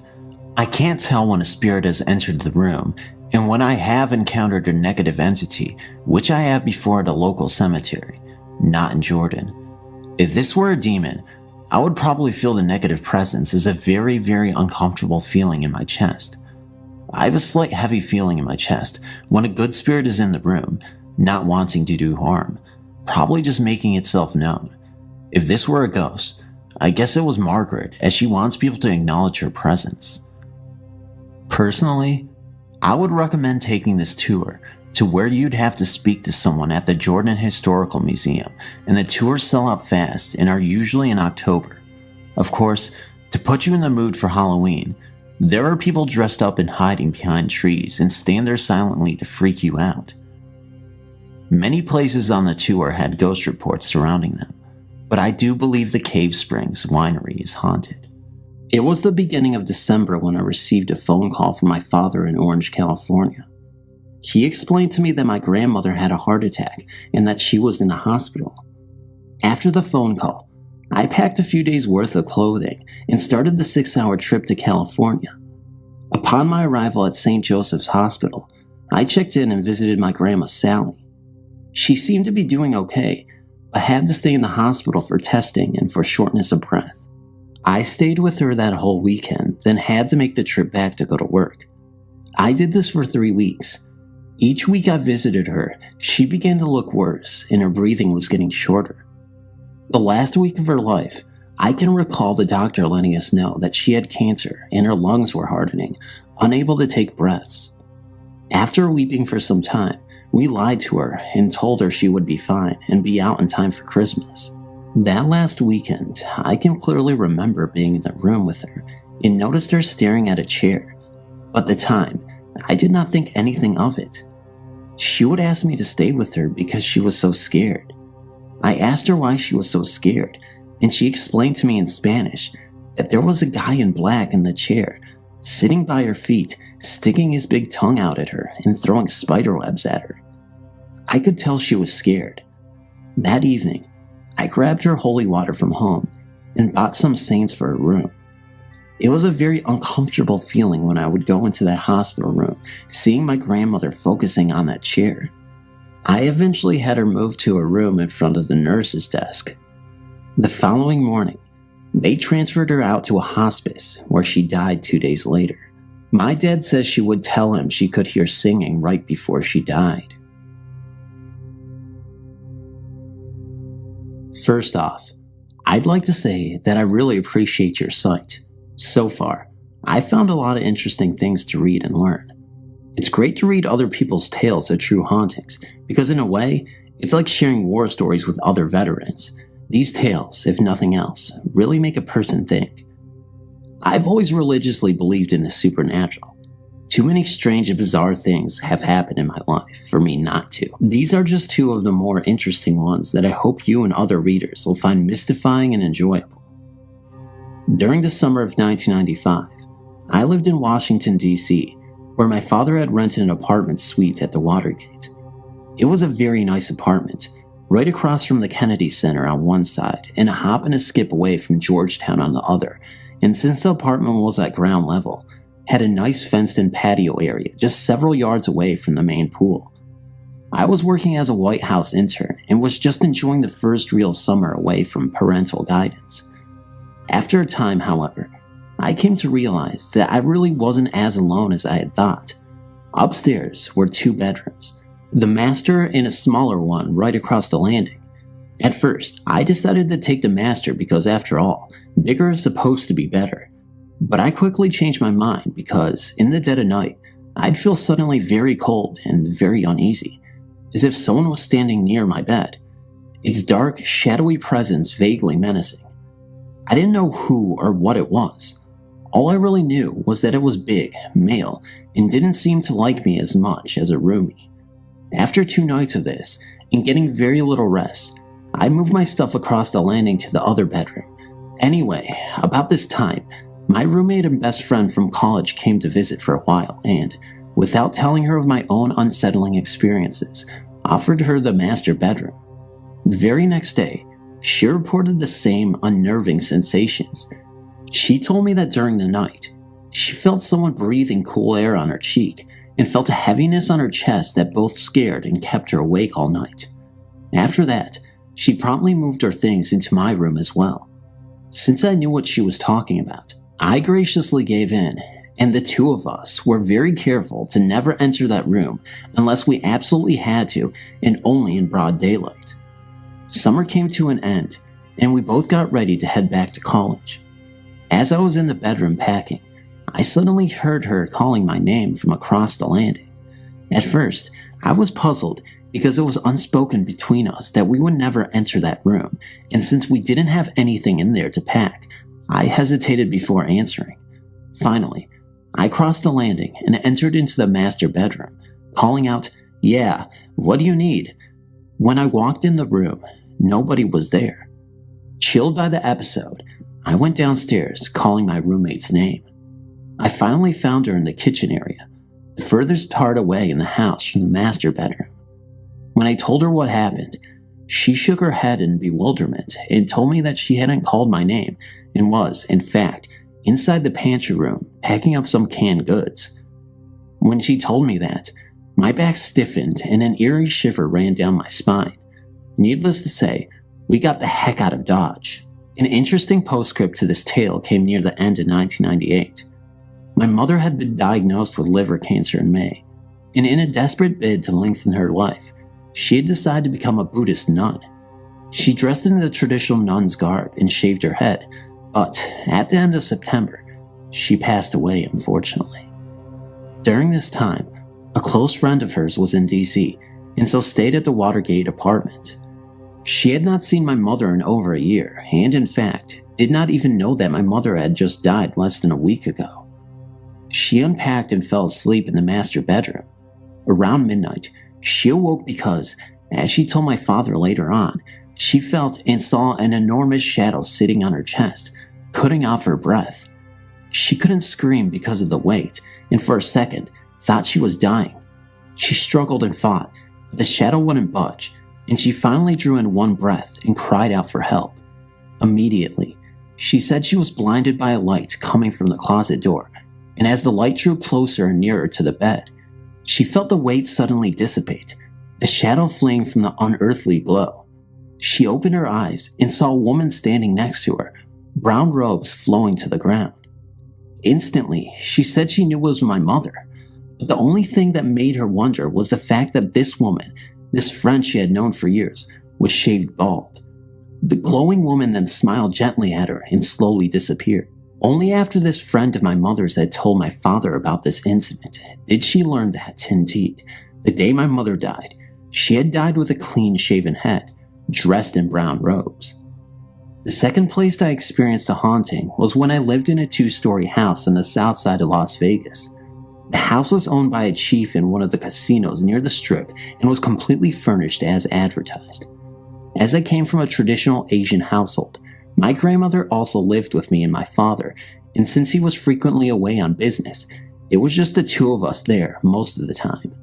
The first week we moved in, my grandmother discovered very fine, very black sand would accumulate near the tiled fireplace, and since we didn't ever use the fireplace, we thought it was rather strange.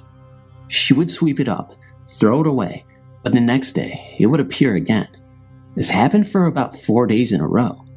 My grandmother, bless her heart, is a Capricorn, and thus rather anal about things. She was forever checking doors and windows, making sure they were locked and secured whenever we left the house, so when we came home one day from shopping, we were shocked to see the front door standing wide open. We always came through the garage door, so it was very unsettling to see the door open, knowing we had locked it before leaving. And since the front entrance is protected on one side by the garage, we knew the wind could not have done this. Nothing had been stolen or otherwise disturbed. We ended up not talking about it because really, what was there to talk about? And put it down to a freak of nature. During this time, my father came home from his trip and stayed in the master bedroom. Now, my father is not a man that is given to sudden wild and unexplained imaginings. He's 6'2", weighs nearly 200 pounds, and is perhaps one of the most self-assured men I have ever known. But after a week in that room, he abruptly confessed to me one day that there was something else staying in that bedroom with him. He said that whenever he closed his eyes to sleep, he would feel as if someone or something was staring at him through the darkness, and he would then have to get up and sleep with the lights on. At first, I just thought that was ridiculous. I mean, the man had faced down a robber at gunpoint, and he had to sleep with the light on? I smiled and nodded, but didn't think much of it because this was Vegas. not some creepy little Stephen King town filled with outlaw boogeyman. But after he left again, and I decided to stay in the master bedroom, it had cable, I quickly changed my mind, because as I snapped off the light, I too felt something peering at me through the shadows. It wasn't the same as it was in DC. This one was just as unsettling, to be sure, but it wasn't as menacing, just very disturbing. It was almost like it wanted me to notice it, had something it wanted to tell me, and as I turned on the light, I couldn't help but feel that it also needed to do something. Finally, one night, I sat up in bed and asked it, "Okay, what do you want?" I've had some prior experience with channeling, and this wasn't the first time I had encountered a restless spirit, so I just bluntly asked it what it wanted of me so I could finally get a decent night's sleep. When I closed my eyes in exhausted semi-consciousness, it was around 3 a.m. at this time, I saw behind my closed eyelids the pale figure of a woman dressed in white with long brown hair down her back. To be honest, I didn't really believe what I was seeing, just thought it was a product of first stage REM cycle. I don't really remember what she looked like, just that she was slender and had curious stains on her white dress. She looked to be in her late 20s to mid 30s. She told me that she had been taken out to the desert, raped, strangled, and buried in the sand where the present house stood. Again, I don't know how much of this is true because I was nearly asleep at the time, but what I can say with certainty was that this spirit was obviously distressed by the manner of her demise, and I felt very sad for her. Later on, I told my grandmother about this, and as she burned paper money for my mother, a traditional act in Asian countries, she would be sure to burn some for the woman in white as well. She would burn the paper money and plead at the same time for this nice lady to not come out and frighten her while she was alone in the house. I thought it was highly amusing at the time and just indulged her whimsical actions. To me, it had been a very vivid dream, and as I was not the owner of the house, I certainly couldn't come up and dig around the property to substantiate the ghostly claims. After 6 months, the owner of the house was ready to move back in with his family, and so me and my grandmother packed up and moved to the west side. Another 3 months passed before I got a call. It was the owner of the house, and he had a very strange story to tell me. First off, he asked me if when I had lived there, did anything weird happen while I was there? Honestly, I did tell him yes, then told him about what I experienced and concluded that I thought the house was haunted. He agreed, telling me that the doors had started to open by themselves and that he would hear strange noises at night. Finally, he asked me to speak to his girlfriend because she had a most peculiar dream last night and needed to tell me about it. When she got on the phone, she told me that last night she had dreamed she had walked downstairs to the garage and met a young black-haired woman dressed in a white dress. The woman asked her if I was there because she needed to speak to me. Puzzled, the owner's girlfriend said that sorry, but no, they moved away. The woman in white had gotten agitated at the response and then asked, "Well, is the grandmother there then?" Again, she replied no, she's gone too. At this point, the woman in white became exceedingly upset and started to shout, "But I know she's there. I know, and I need to speak to her now. Please, you've got to let me talk to her." The owner's girlfriend was shocked at the desperation in the other woman's voice and kept repeating, "Sorry, but they're not here." Finally, she woke up, sweat pouring down her face, and immediately asked the owner to contact me. I really wish that I could tell you that there was a proper ending to all of this, but since I never went back to the house, nor my grandmother, I don't know what happened in the end. I just thought it was thoroughly bizarre that something which I had convinced myself was just a dream was actually probably based in some reality. Perhaps one day, I'll get the courage to go back there and tell him what the woman in white had told me. I still think about the poor woman at times, wondering if she's still on her quest to find some sort of justice or peace, and I hope that time really will heal all wounds. I just know that I've been blessed in the sense that I've been given opportunities to touch a world seldom seen by rational people, and hopefully this will not be a trend that will soon break. I also wish that I could include father's incidents that have raised my eyebrows a notch or two, but I think that I've taken up enough of your time. Thank you for listening. Oh, and by the way, my grandmother still burns paper money for the lady in white. She's convinced the poor soul will come after her if she doesn't. I was reading through your website, and it gave me the confidence to speak out about what I saw as a child. At age 12, I saw the angel of death, or what have you. I witnessed him come to a woman whom I had no knowledge of or have ever spoken with, take her away by giving her direct eye contact. Here's what happened. It was before summer in 1989. My family was poor, and we were being evicted from an apartment in Washington, D.C. We had to go to court to talk about it with the judge. In the waiting room at the courthouse in D.C., there was a woman sitting beside me with a large oxygen tank and a mask over her mouth. She was really heavy, and she wore a purple flower dress. I sat beside her. I remember I noticed her oxygen tank and wondered what was wrong with her. Then I heard a knock on the glass, which was right behind me.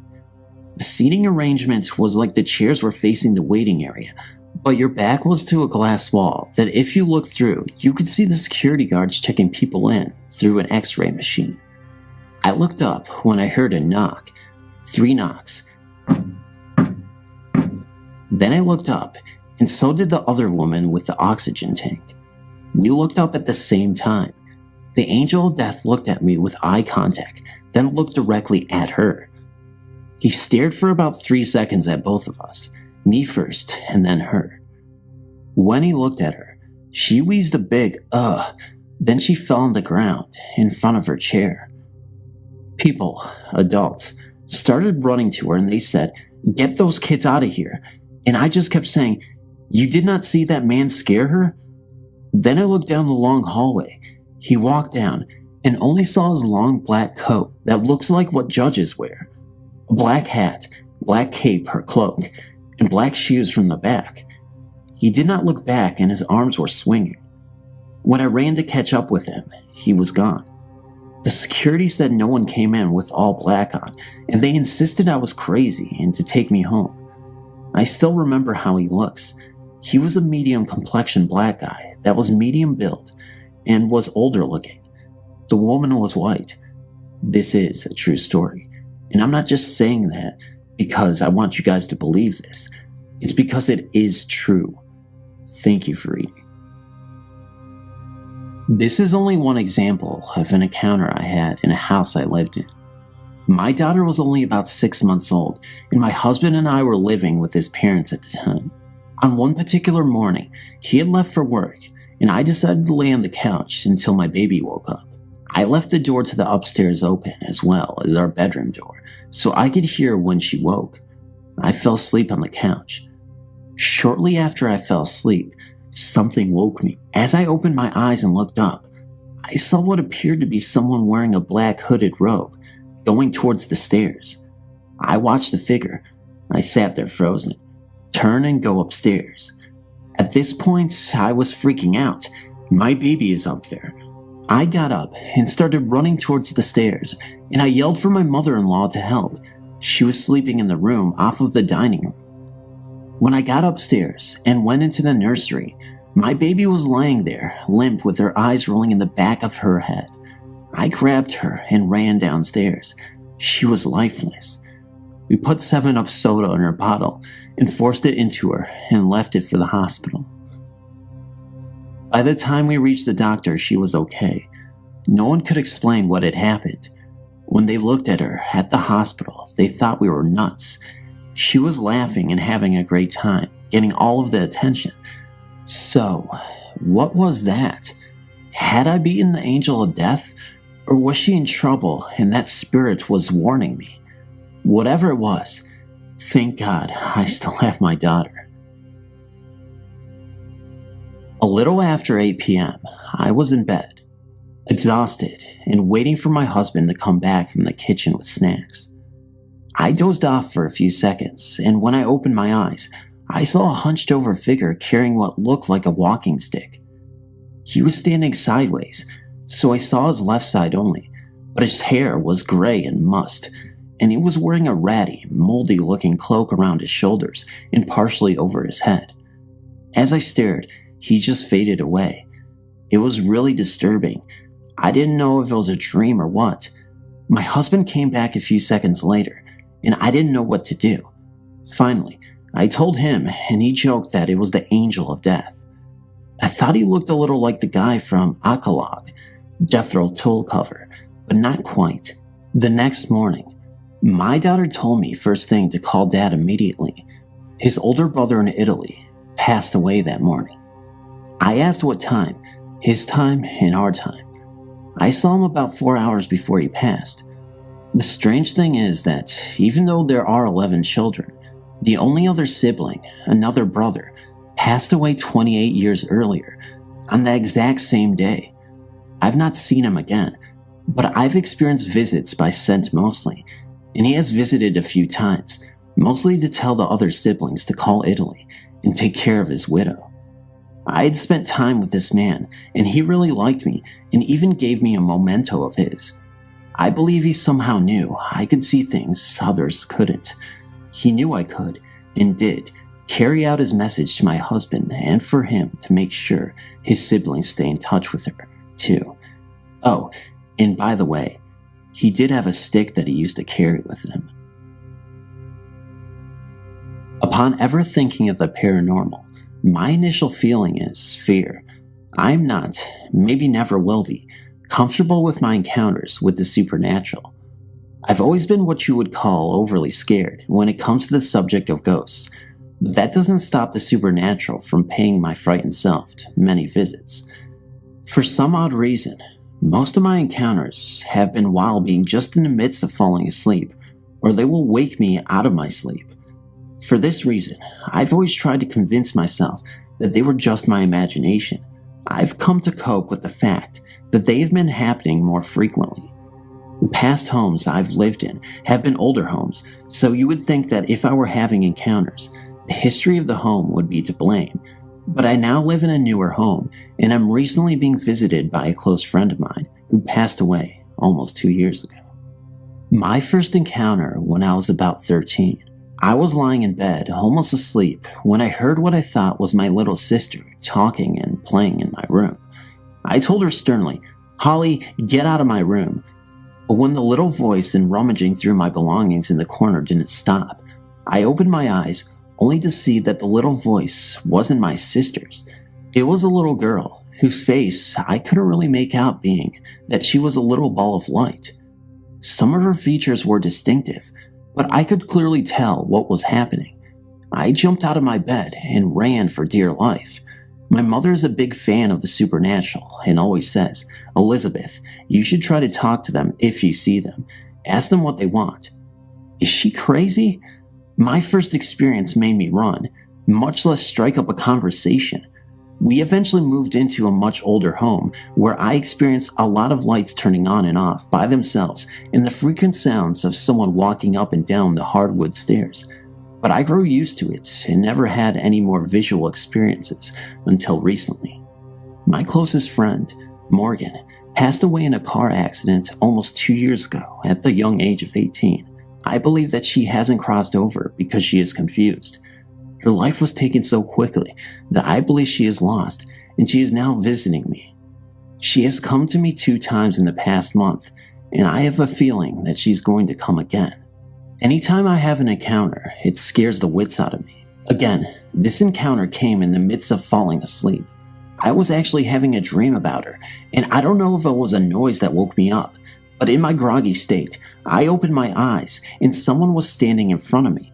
I know it was her, but couldn't make her out.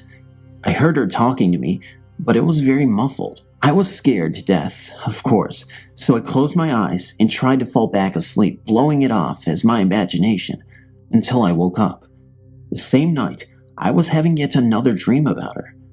I'm a very light sleeper, so any noise, touch, etc. will wake me up.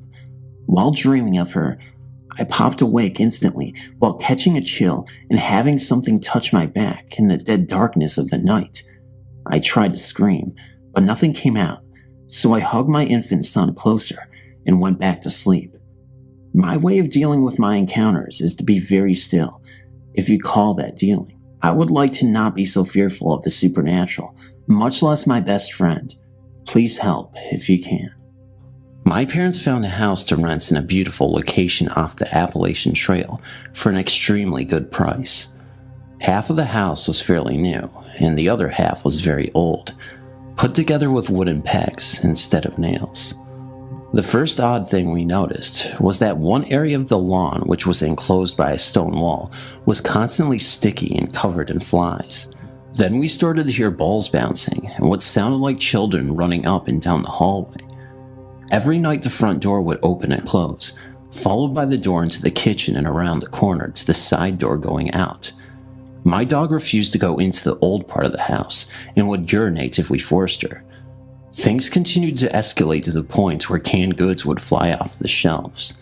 My brother's closet door would slam open and shut rapidly, and we'd be woken up by faceless children. My father refused to believe anything was going on and always had some rational explanation for it. That is, until he was asked by the landlord to replace the floor in the living room. When he opened the hatch to access the crawl space, a fireball of electricity shot out at him, which he ignored. But when we went down the ladder, we found a small dirt room about 4 feet high, and it was a stone slab approximately 6 feet long, with a groove carved around the edge and forming a sort of stone spout at one end. The next day we came home to find 4 of our birds with their necks snapped in their cage, and a mirror flew off the wall at my brother. My parents packed what would fit in the car, and we moved to a campground until we found another place to live. Whatever was in that house, I don't believe was a ghost, but something evil and dangerous.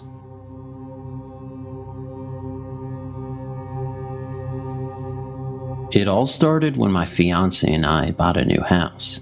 It's actually a few houses down from my mother's home, where we've also had chilling tales.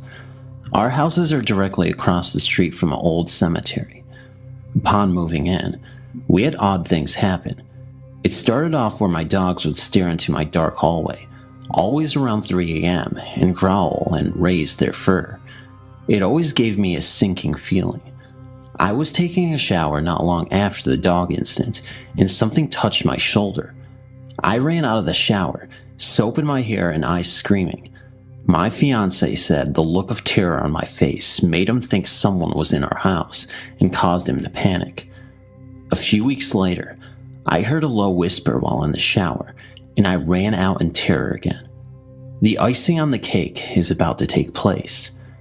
I was out on my back porch, cleaning and organizing things, when on my back door, I heard a loud slam on the glass, so loud I expected it to shatter.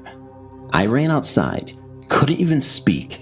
I was so horrified, and again, my fiancé thought an intruder was inside.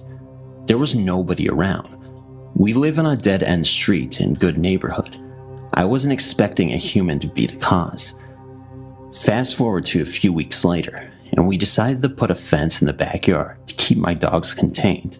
Upon building said fence, my fiancé unearthed a gravestone in our backyard. It was dated from 1851 and appears to be from a young girl. I have a photo on my phone. After finding the gravestone, things escalated. I would be on my treadmill in the bedroom and something would touch my shoulder. I started seeing shadow figures and hearing creepy, low voices. My animals usually picked up on a presence too. I had the majority of the experiences, but I think it's due to the fact that I'm the woman of the house and she's looking for a mother figure. I own a duplex and rent out the other half. My past 2 tenants and current ones all had their own ghost stories and said it was haunted. I mentioned my mother's house is a few houses away, built along the same cemetery near my house. Well, she called one day after getting home from work at 11:30 at night. She was almost in tears, saying she entered her kitchen and said she's heard the creepiest voice that sent chills down her spine. She's lived on her own for 20 years and wouldn't even enter her own house. She was horrified. My fiancé and I came right over and went through her entire house, but nobody was there. When I was a child and we had just moved into that house, she called the police before because it would sound like someone had a baseball bat and was beating on the outside of the house. But of course, nobody was ever there. I still live in my house with the gravestone we unearthed. The gravestone is still leaning against my house. I wasn't sure what to do with it. I didn't want to just desecrate it, so it's leaned against my house in my fenced-in dog pen. We also dug all around looking for a body, but I suppose didn't dig that deep, and we didn't dig the whole yard up. For all I know, there could have been a body in my yard. It was from 1851. It's quite possible the family buried their child in their yard. It's also possible the graveyard expanded to where my house is. Athol used to be a hotspot back in the 1800s. That pesky graveyard was taking up prime land, and folks wanted to build here. Just another thought of mine for why I have a gravestone in my yard, and all these creepy experiences.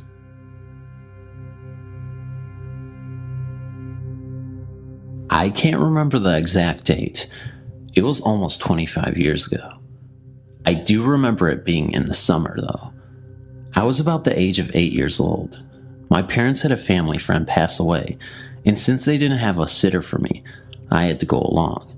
I was afraid of dead bodies at the time, understandably since I was a child. I just sat at my seat and waited until my parents decided it was time to leave. I distinctly remember a brunette woman coming up and talking with me. She was wearing red heels, black tights, a black dress about down to her knees, a red and black suit-looking shirt, and she had on earrings and a necklace. I cannot recall what they were exactly. I don't know why I can remember this woman so well, or why I can almost perfectly recall her exact outfit. She just stuck out in the crowd. She asked me what my name was. I told her Josh. She then asked me a few more questions about how I knew the deceased. I told her he was a family friend. She then proceeds to tell me that she is his wife. I thought maybe it was his daughter or another friend of the man's. She was a lot younger than him. Her exact words were, "I know we will be together again very soon." At 8 years old, I didn't know better. I was brought up to be friendly to strangers, and I just talked to her. Too many people around for her to try and kidnap me. I do remember everyone looking at me funny though, and giving me dirty looks. I didn't know why they were doing this. We sat there and talked a good 15 minutes or so. Someone must have said something to my parents about me. I remember when my mother told me they were leaving, she was griping at me that I should stop talking to myself. I told her I wasn't talking to myself. I was talking to the man's wife, who had died. She was talking to me. We still kind of mention this today and share a chuckle over it because even she says she remembers saying this. "Josh, that isn't funny. That man's wife died." It was about 11 p.m. I had just gone into bed and turned on the TV. And after about 5 minutes, the TV turned off by itself and the telephone rang one time. It then felt like someone put their arm under my pillow and my head and shoulders were lifted up about 20 inches or so. I then yelled, "Oh God," and I was instantly dropped. Another time I woke up in the middle of the night and smelled a strong smell of urine. It was so strong smelling that I had peed myself, so I jumped out of bed and checked, but I hadn't. I then went to the bathroom to pee, and I saw a puddle of some liquid on the floor in front of the closet door. There was no reason for liquid to be there. I got paper towels to clean it up, and you could smell that it was strong urine. This worried me. I thought, did I do this in my sleep? It happened again a few nights later with the strong urine smell, and urine on the floor at the same spot. Sometimes I would get a whiff of urine throughout the day. I asked a friend that came over to smell me and tell me if I smelled like urine, and I didn't. I told him what was happening, and after a few days later, he brought me a book. He said he read the back of it, and when I did, I started crying because it said, if you smell urine in your house for no reason, that you have a demon in your house. Some people told me they saw a black shadow in my dining room, and some other weird stuff would go on from time to time. What got me was this was a new house that I had built. I sold it after living there for 5 years. I was very careful not to talk about moving because I did not want this thing coming with me. At one time, I did demand it to leave, and things did settle down somewhat after that, but I always felt like someone was watching me. It creeped me out when I would take a bath. Thanks for reading.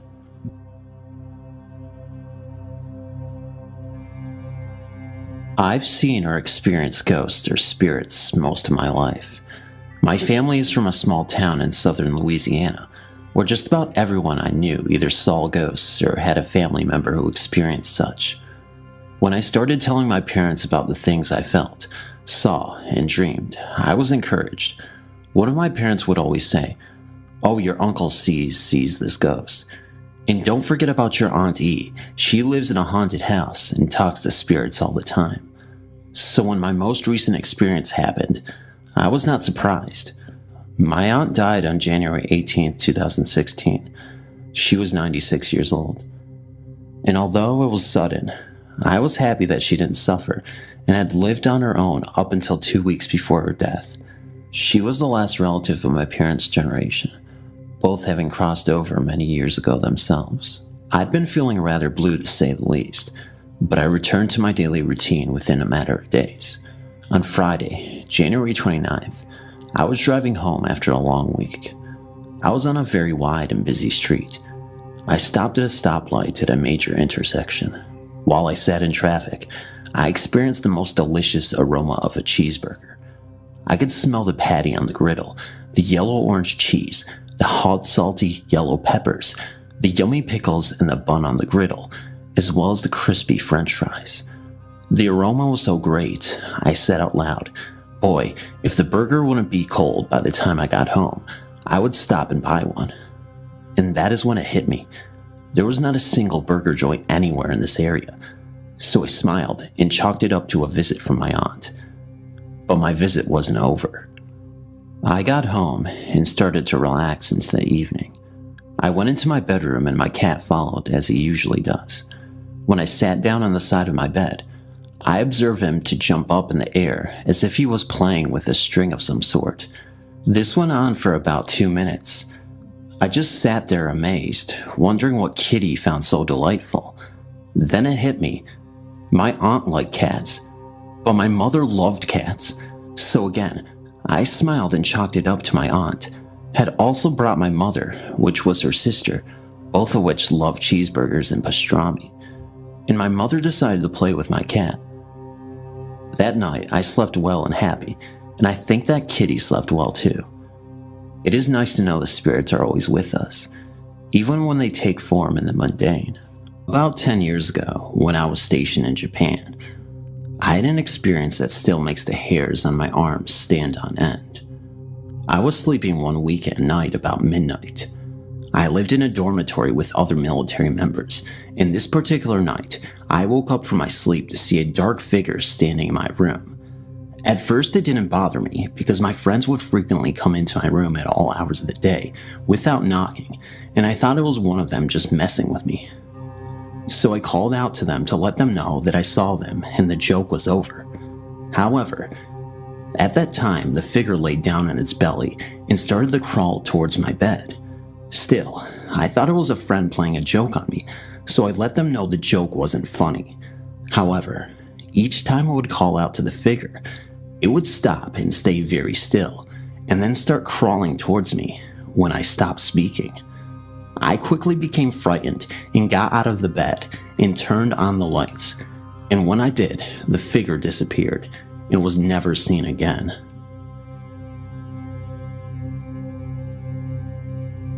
I'm currently a student studying in Japan, and I was invited to my friend's house in the Fuki Prefecture, on the western coast of Japan, one of the most haunted prefectures in the nation. It has more graves than any other location in Japan, and is home to the infamous Chernobyl cliffs. I was with my friend and several of his classmates at around 2 a.m. in a family restaurant, when the subject of ghost pictures came up, and several of them said that they had taken pictures at the Chinbo cliff and had seen the spirits that float around the area. My friend could even see them. A couple who jumped off together, standing on the edge of a cliff. I did not believe him, and I challenged them to accompany me up the cliffs. There was 8 of us in all. About 5 of them refused to go, but the others managed to convince 3 of them. The other 2 that had refused to go had very bad experiences there.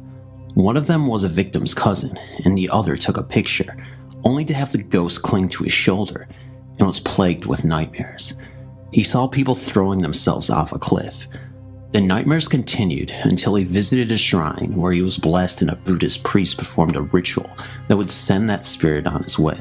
We take the spirits of the past very seriously. On the 13th, 14th, and 15th of August, there's a national holiday called Oban where we could go to the family grave and light a fire of barley to lead them back to the family house so they can protect us. Many elderly Japanese pray in the morning, offering fruit, rice, sake, rice wine to their family shrine. Anyway, please forgive me for the detour. I shall continue with my story. The Tingible Cliffs can be separated into 4 main parts. The cliffs itself, a red bridge where the bodies wash up, an island that the red bridge connects to the mainland, and it is said to be the resting place of spirits of the deceased, and a statue of Shinto god in a tunnel, which is said to show displeasure in his face if something bad will happen. We arrived at the cliffs around 3 a.m. and went directly to them. There is a total of about 10 of them, and we stood at the end of them and looked out.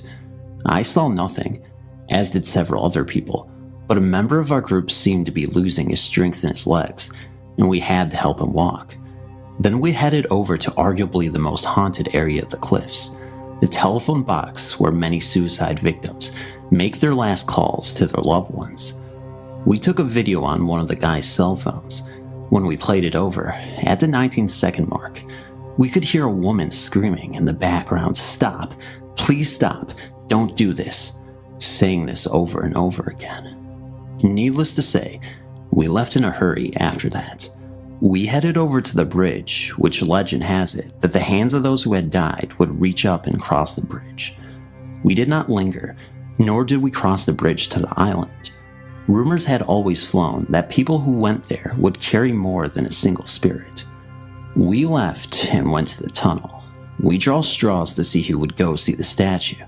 I was third, and when I entered, I found to my immense pleasure that the statue seemed to be smiling, like it was blessing me. However, the last member of our group was not so lucky. He came out and told us that the face showed displeasure, disgust, and hate. I called my friend the other day to see how he and his family was doing. He immediately went into the story of our friend, who was the unlucky victim of the statue. He had suffered a major breakdown, quit school, lost his job, and broke up with his longtime girlfriend, then disappeared. They found him on the island, under the shrine, sobbing. My first experience was when I went to Japan for a family visit over the summer. It's been a long time since I visited them. I was only 15, and that's when it happened. Before I went to Japan, some of my friends would tell me ghost stories about Japan. I thought they were just teasing me, so I ignored them. When I arrived, it was going well. The first week of my stay in Japan was going very fine, but I felt as though a shadow was following me. I kept having this feeling like someone had been watching me for a while. I woke up in the middle of the night, and I was still sleepy. I don't even know why I decided to get up, but when I looked over to my shadow, I found another shadow behind my shadow. I quickly turned around, but no one was there. I was freaked out, so I went to talk to Mom and Dad, but they wouldn't listen to me. I went back to sleep, but felt a warm hand touch my forehead. I was scared, so I just pulled the blanket over my head and closed my eyes tight. The next morning, I talked to Grandma and told her all about it. She told me that it must be her late daughter's dead son, who died at the age of 17 of a fever a long time ago. She told me not to be scared because he wouldn't do any harm to me. Even if she said not to be scared, I was still scared. Ever since I told Grandma about it, she would tell me stories about the time when he was still alive and that he was a nice man. For some time, a few weird things happened. but I just ignored them or forced myself to sleep. Back in July of the year 2010, I had a trip to Okinawa, located on south of Japan. To be remembered, Okinawa is one of the places in Japan which had suffered the consequences of World War II, being attacked by US military. Because of that, many people died, including Japanese civilians, Japanese military, and US military. Since I already studied about Okinawa's story, I had a strange feeling that something spiritual will happen there before I visited Okinawa. I've already had another experience, but I'll submit it later. And Okinawa is one of the places that have a US military's base. I believe that was on the second day of the trip. We were guided by a local person to an underground-made cave called Gamma, which used to be a local's people place of refuge in case of aerial bombing runs. And because of the low hygiene, many people had died there, such as children, women, elders, and even sick or injured people. That's not all. Even the Japanese military said to civilians, when the US soldiers come to you, suicide before they kill you all. Die for glory, die for Japan. The cave itself was slippery because of the rain and too dark, or should I say, pure darkness, pure black. Because of that, we have to move with hand lights. While we're advancing, we had a moment to turn off the lights to see how dark it was. The cave was also chilly rather than too cold.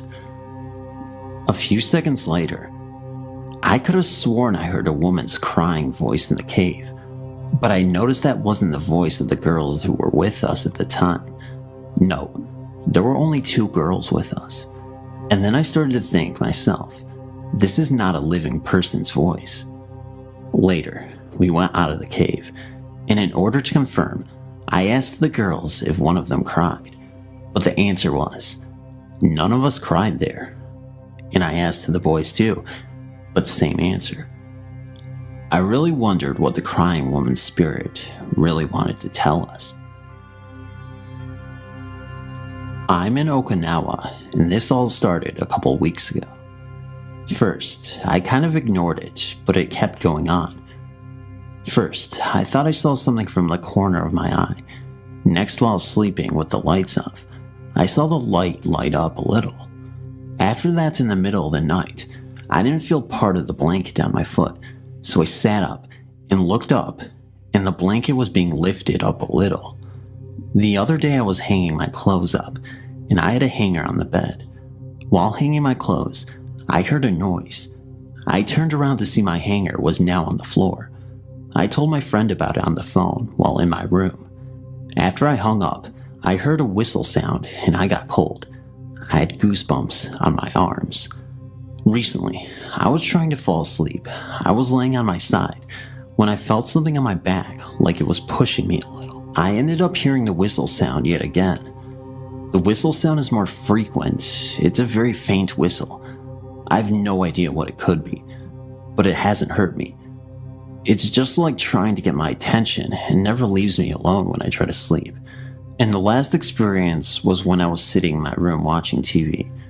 I saw a goldish light orb in the corner of my wall, all the way up to the ceiling. I hope you guys can help me out.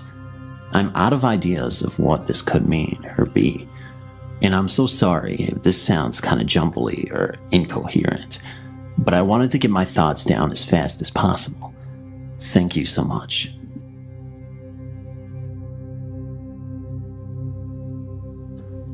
To make things a little more clear, I want to give a little background detail of the house that I lived in. The house was an older traditional style Japanese house. The kitchen and living room area was on the opposite side of the house from where the bedrooms, including mine, were. I also was the only one on the side of the house because my host mother was in the kitchen cooking supper and the rest of my host family was working out late. The cat was outside too. My bedroom door was a fancy sliding door that was made of frosted glass, so I would have seen someone walking by. Also, the ceiling in the hallway leading to the other side of the house from my bedroom is kinda low, because I'm an unnecessarily tall Canadian. It was a little bit before supper, and I wanted to go and relax in my room. I laid down on my bed and started to reflect on how my day went. As I laid there, I got a strange feeling. It was a kind of excited, eerie feeling. I looked towards my door. I stared at it when all of a sudden, a black, shadowy arm from the ceiling came down and knocked on the window of my door. I was flabbergasted. I went to my door cautiously and opened it. I looked up to the ceiling to find nothing there. At that moment, my host mother called me to supper. I ran to my host mother and told what had happened. She laughed at me and told me that I was just paranoid. Anyway, that night, I had a little trouble falling asleep. Any ideas? Or was I just hallucinating?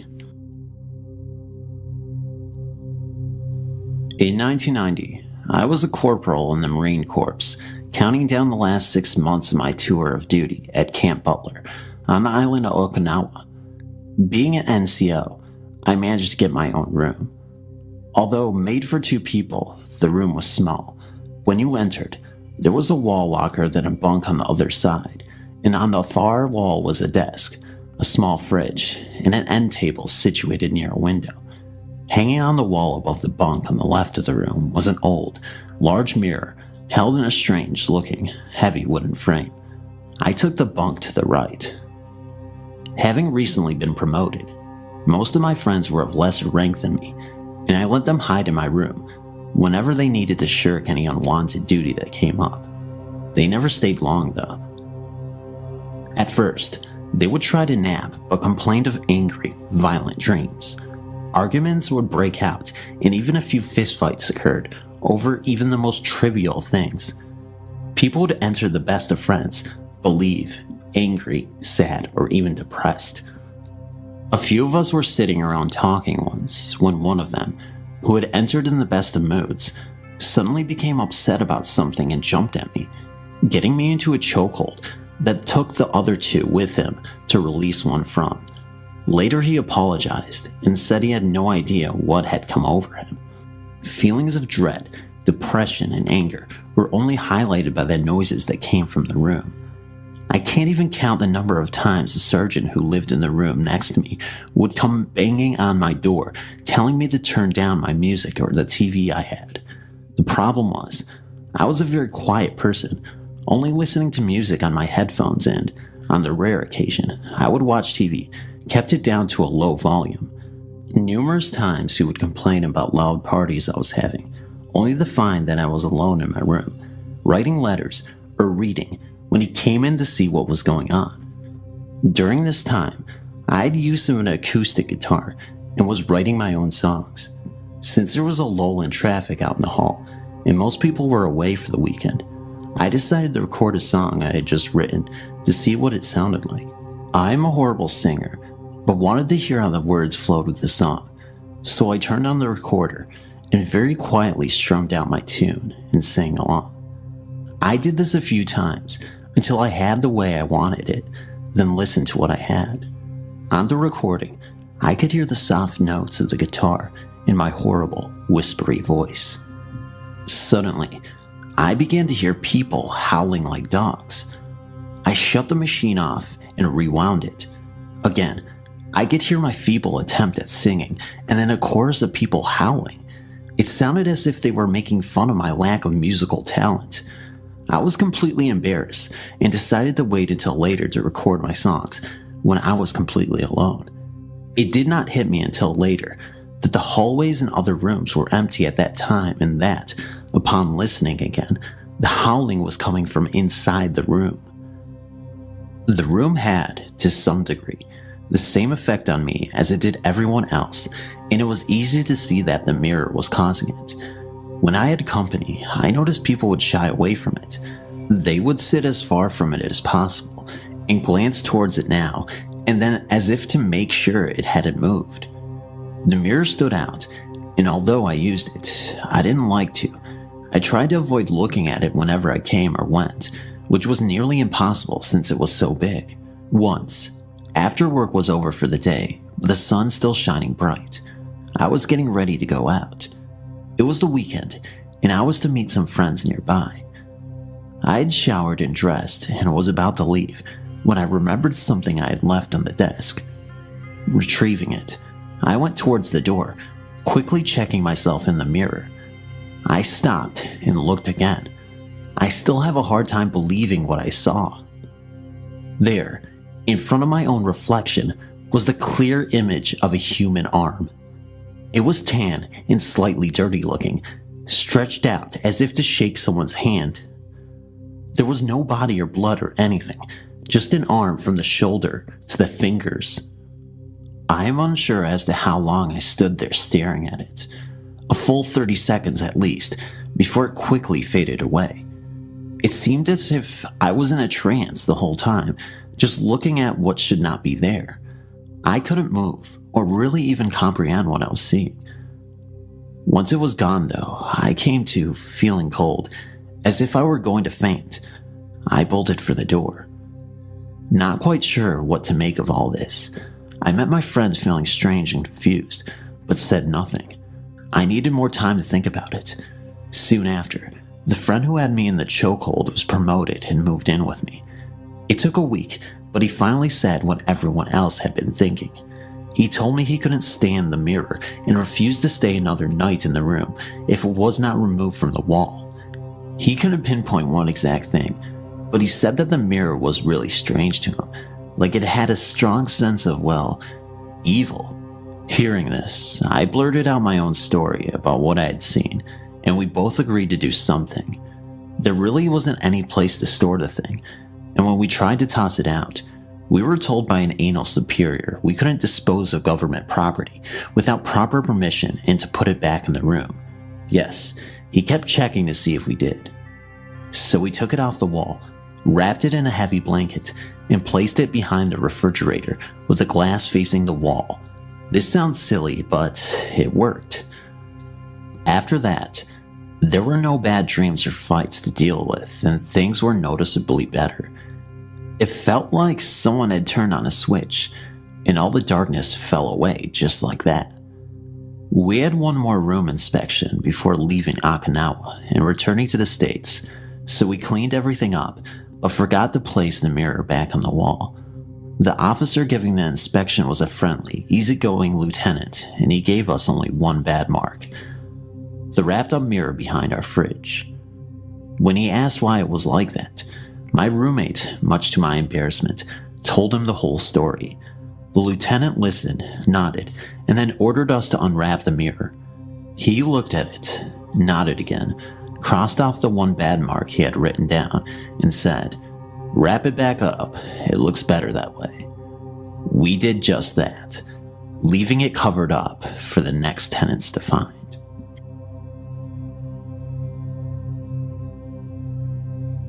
I was at the camp I had been going to for the past 4 years. I had heard many stories over the years, but never encountered anything as I had heard many others have. There was this story about a shadowy figure that haunted the rafters of an old recreation hall there. So me and a group decided to take a group picture up in the rafters just for kicks. Well, the freaky thing about that is that there is no electricity in that building, and in the picture that we took, the lights are on. Then when we got down, there were sounds of something running in the rafters, so we started singing "Jesus Loves Me," and the noises got louder, and then suddenly they stopped. The next night, a lot of groups all slept in the Holland building, which is just an old building for sports and stuff. My cabin mates and I were all sleeping in a star-like formation, and after everyone had turned the lights out and laid down for the night, that is when it all took place. The only thing that lit up the room were exit signs. All of a sudden, something frantically ran by us. The floor was carpet, so we knew it had to be inside, judging by the sound and how close it was to us. I'd kind of been jinxing people all week, like I would think something and it would happen, so I told my friend that I thought about me opening my eyes and someone would be standing in front of me. The next thing I knew, Caitlin, on the other side of me, screamed and was so terrified she automatically went into tears. When we asked her what was wrong, she said she had just opened her eyes and saw a shadowy gray figure was standing right in front of her at the end of her sleeping bag. Then this big noise occurred right beside us. It sounded like a crackling noise of some sort.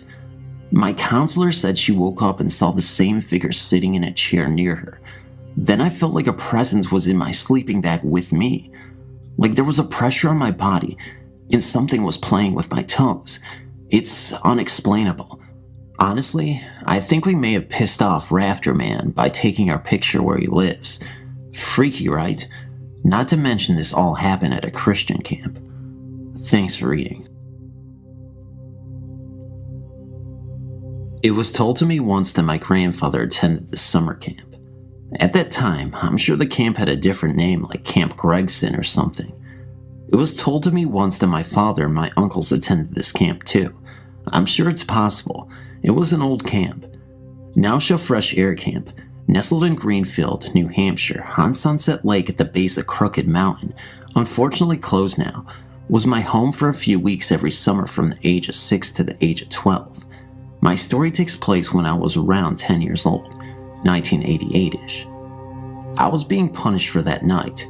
I had a horrible temper. I decided to punch a fellow camper in the back at dinner because he wouldn't stop slurping his tomato soup. My punishment: sit outside the nurse's office on a small group of boulders and get eaten by mosquitoes. Horrible time to be punished. It was mid-season and everyone was celebrating with a bonfire down at the waterfront. I had heard of the games they were going to play, and occasionally I could hear their laughter being carried on the wind to my rock. Mosquitoes are ruthless, and even though I had tented my t-shirt around my legs and tucked my arms inside, they managed to still bite me on every surface possible. For a bit of relief, I concocted a story that I had to use the bathroom or something and entered the nurse's office. I shouted for the nurse but received no answer. I shouted for a counselor and received no answer as well. After a little exploring, I discovered that I was alone. I decided to go back to my cabin and read a book. There were 4 main cabins that I knew of that were reserved for campers. Bunny Hole, for the newest and youngest of campers. Eagle's Nest, for those who were a bit older. Hawkeye, for the oldest campers. And Dugout, which seemed to have a different use every year I went to camp. That year, Dugout was being used for the oldest campers, and Hawkeye had been turned into a cabin for camp counselors. And this is where I stayed that year, Dugout. To get to Dugout, you took a narrow road or trail from the nurse's office, past the other 3 cabins which were relatively close together on the right side of the trail, took a left turn after the bathrooms onto a new wide rocky trail leading up the mountain. This trail ended at Dugout. Each cabin held 24 campers. 4 single wooden beds lined the walls on the left and right side of the cabin. The center of the cabin held 8 sets of wooden bunk beds attached head to toe and side to side. There was a large room at the front of the cabin, as you walked in, where cubby holes were found to place your personal stuff in. This room was separated from the sleeping area by a wall with 2 door frames, one to enter the left side of the sleeping area, the other to enter the right. At the back end of the cabin was a single room reserved for the camp counselor. My bunk that year was bottom bunk, third towards the back, on the left side of the cabin. When I arrived at my cabin, the lights were on.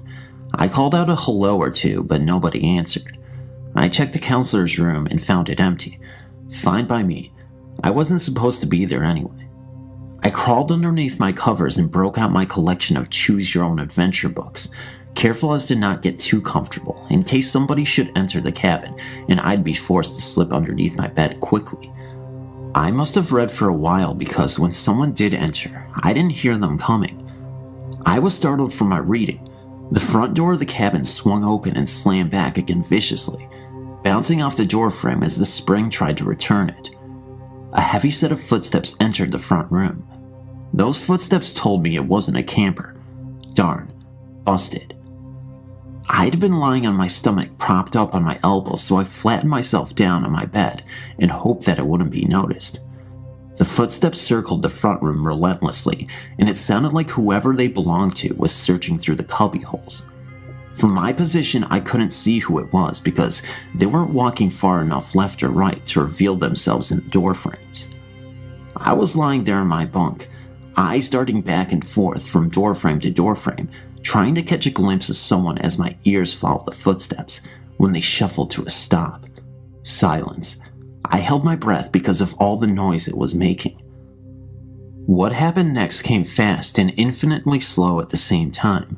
With a greater haste, The footsteps resumed and traveled to the left side of the front room. I followed them with my ears and my eyes. Their intention was unmistakable. They were going to walk down the left side of the cabin, down the corridor between the beds, and most importantly, past my bed. When my ears started telling my eyes that I should definitely be seeing someone now, I'm sure I was only confused for a fraction of a second. But when my ears directed my eyes to where they were hearing the footsteps, I was frozen with fright because I could see the footsteps. A heavy imprint in the wooden floors, a pull of dust, the retracting of released weight. The floor thundered and moved with the progression of steps that made their way down the corridor, past my bunk, in arm's reach away from me, and entered the counselor's room at the far end without disturbing the curtain that separated the rooms. I sprang from my bed and exited the cabin, ran down the rocky trails at breakneck speed all the way to the nurse's office. Still no one there. I resumed my punishment on the rock and waited the rest of the night until everyone returned from the waterfront. I never told anyone there. Not too long ago, my then girlfriend and I decided to go camping. We decided on a ghost town near our homes in southern Arizona. In a book I had, it said there was a cemetery, but I had never found it while looking around there. Our trip got off to a late start because my girlfriend had to work late. It was dark when we arrived, so I drove down an abandoned road and found a nice spot with trees on a hill. We set up camp and cooked dinner and had some drinks by the fire to relax. A storm was coming, so we got into the tent to get out of the wind and rain. Later, we thought we heard voices out in the storm. My girlfriend thought she saw a man's outline when the lightning flashed. Being that this area is known for illegal alien and drug smuggling, I was armed and stepped out of the tent with my pistol drawn. I didn't see anyone, but saw a strange bluish-green light on a hill by us. At first I thought it was a car, but I realized it moved very strangely. Again, lightning flashed, and I thought I saw a man 15 feet away. I shined my flashlight, but no one was there. I got back in the tent. All night long we heard voices, so we got no sleep. The next morning, I got out to look for footprints in the mud and found none. It was during the search that I learned we were camping in the cemetery. I will never go back there camping again. This happened during my summer trip to my relative's place. My grandaunt lives in this lovely town surrounded by a forest-covered mountain range. I've always loved trekking there and have even camped out overnight with my cousins. I've been there numerous times. A cousin of mine and I were planning to leave on a 3-day trekking and camping trip into the jungle. At the last moment, my cousin ditched me, taking off for the weekend with his girlfriend. Now I was stuck with a camping trip ahead of me, but no company. I decided to go ahead on my own. So I was all of 22 years of age, and at 5'10" and packing a solid 80 kilos, I thought I could take care of myself. Nevertheless, I packed a Swiss Army knife, a machete, and a solid bamboo stick just to be on the safe side. The trip started off well, and by evening, I had made good ground. But then, with the failing light, my nerves started giving out, and I realized I was in the middle of a jungle all by myself. But being a brave, young, and foolish lad, I went on. I camped after a while in this natural clearing in the midst of the thickly wooded area. Soon I had a roaring campfire going and settled down, leaning against my backpack, helping myself to tinned pineapple slices. The fire and the ambiance soon drove the fear away. Sometime later, I thought I saw something unusual on the other side of the fire. Not being able to get a clear view because of the heat haze, I got up. I got the scare of my life when I saw a boy, must have been 7 to 8 years of age, clad just in a white loincloth, sitting very still on a rock on the other side. He was staring straight into the fire. I called out to him in a variety of languages, but just didn't get a response. The rock he was sitting on was in the midst of a muddy and slimy patch, and so I couldn't approach him either. So I settled down myself. The boy just didn't move and went on looking into the fire. I was really spooked and just sat there smoking one cigarette after another. This went on for more than a couple of hours. Finally, feeling the fatigue of the day catching up with me, I cuddled up with my machete and went to sleep. The morning scene was predictable: smoking ashes, dew on the grass, etc. And of course, the kid had disappeared. I went close up to the rock and examined the surroundings. Not a single footstep or mark. Spooky experience. So, did I end up dreaming the entire thing? No way. I had a dozen cigarette stubs lying around as proof of those tense, sleepless hours. That's the end of the story, people. I asked around a lot, but couldn't trace the story of a lost 8-year-old boy, living or dead. Maybe someday I will, but till then, this remains a mystery.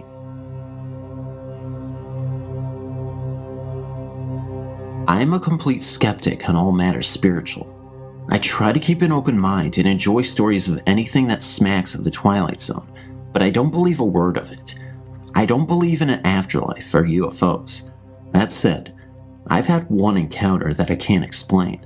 The way it happened was so spontaneous that I think I can rule out a practical joke, but any other explanation fails me. I know that everyone always says this, but this is really true.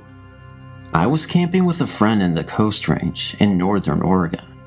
We were riding dirt bikes and were out after dark for one last ride. My bike was equipped with a very bright aftermarket headlight, and I could see what I saw quite clearly.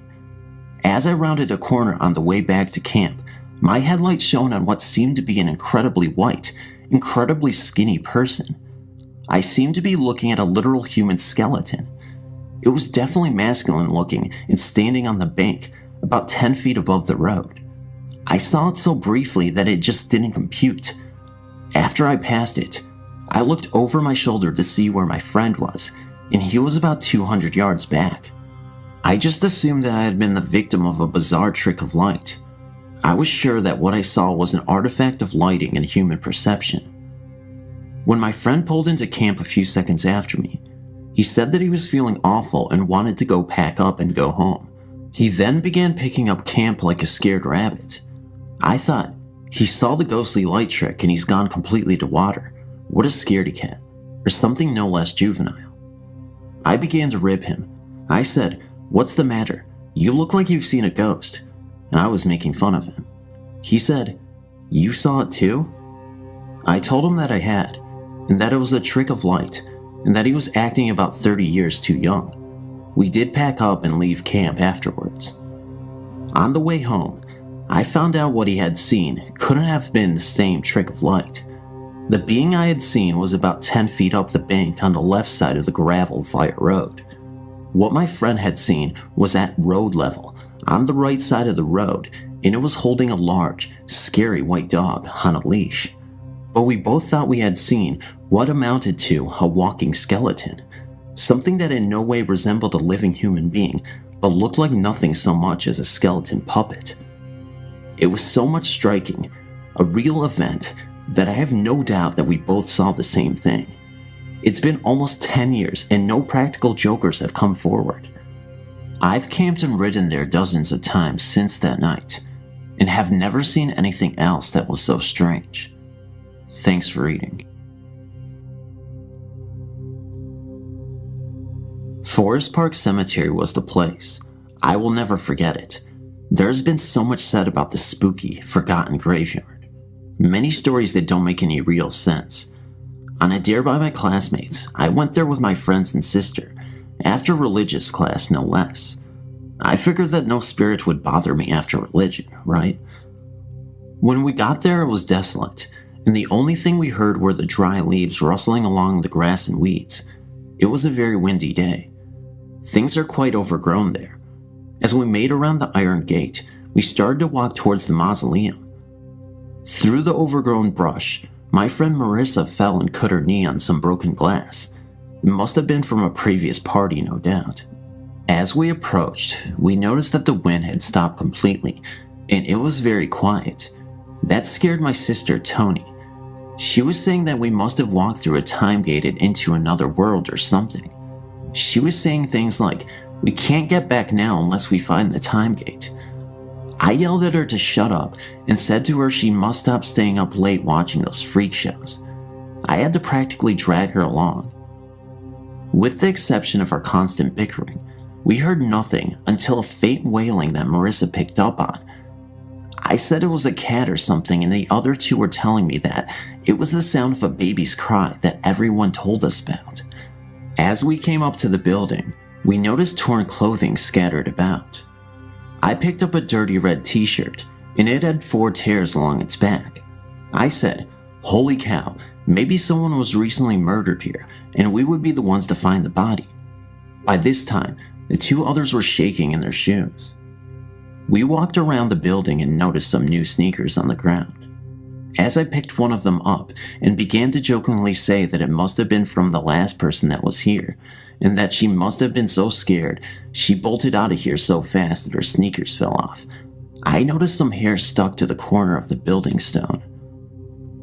We all went over to take a look, and it was someone's hair, and parts of the roots were there too. All of a sudden, the wind picked up real strong, and a white sheet floated into the air and spun around in a devil spiral. It almost looked like a ghost.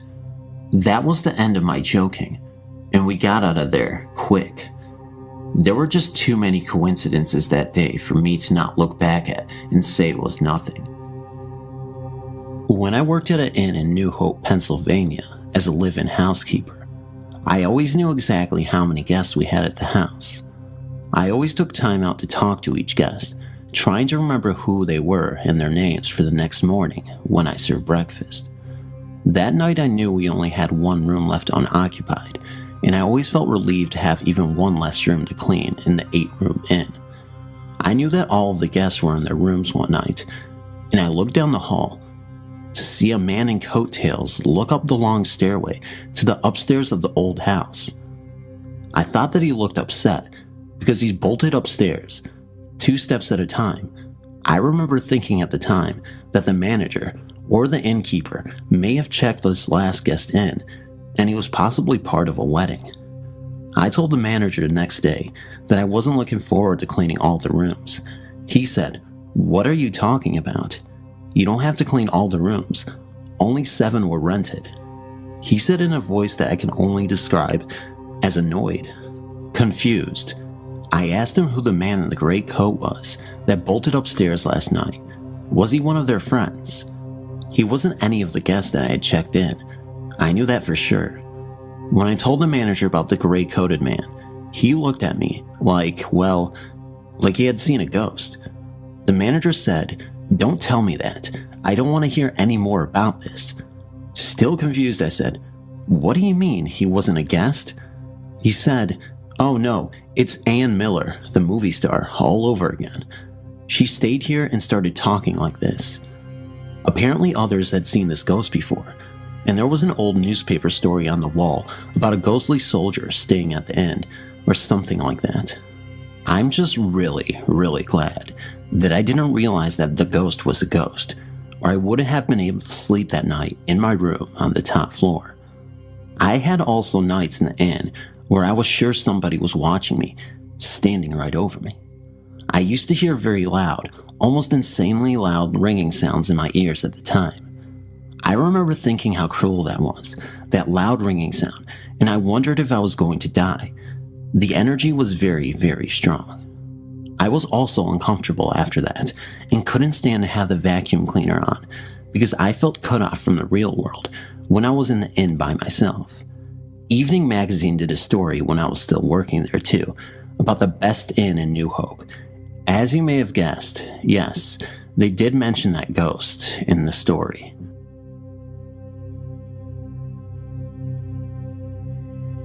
Me and a couple of my other friends were at a slumber party at my friend's house. All of a sudden, my friend starts talking about these people that went into the cemetery and never came out. So I automatically yell out, "Let's go check it out." So we did. We didn't go in the cemetery, but we saw some really freaky things, and I think you deserve to know what we saw. At first, I did not believe her, but then I saw this strange figure sitting on a pole on top of the fence. So I'm like, "You guys see that silver pole?" And they said, "Yeah." Then I said, "Look up." We all saw it. It was a faint sight of a woman, her head facing downward at first. Then she looked up. I screamed. We all did. Then we ran inside the house. After we were calm enough to talk, we started dancing around to the music. When we had come in, we closed the shades. But then something strange started happening. The blinds started to sway back and forth, faster and faster each time. By then, we were so scared we jumped on the couch, but none of us had the guts to get up to turn the television off. But another strange thing started happening. The TV started turning on and off and changing channels slowly. It was about 3 o'clock in the morning. We were tired and freaked out, but me and one of my friends were still up, so we look out the window. We didn't get up, but sure enough, we looked out a crack in the window and saw a ghost looking straight at us. We screamed and woke the other girls up. They saw it too. We went up to wake my friend's parents up to show them, but when they got downstairs, the ghost was gone.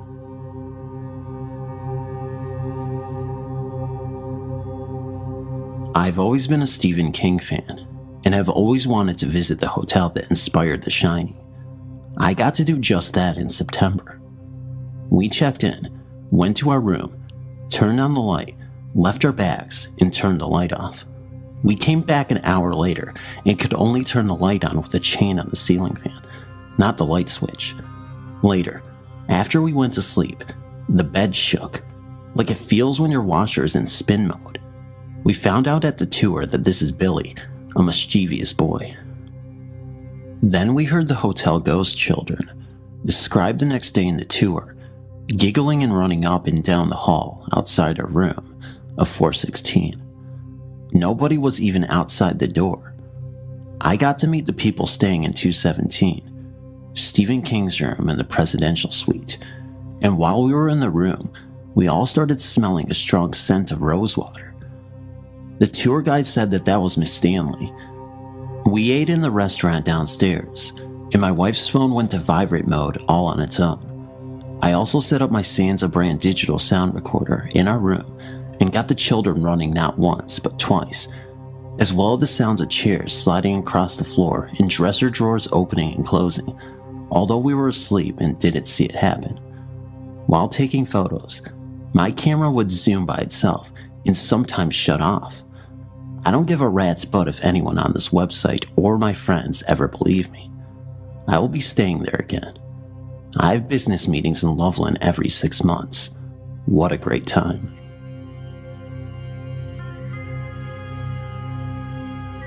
My daughter had just passed away.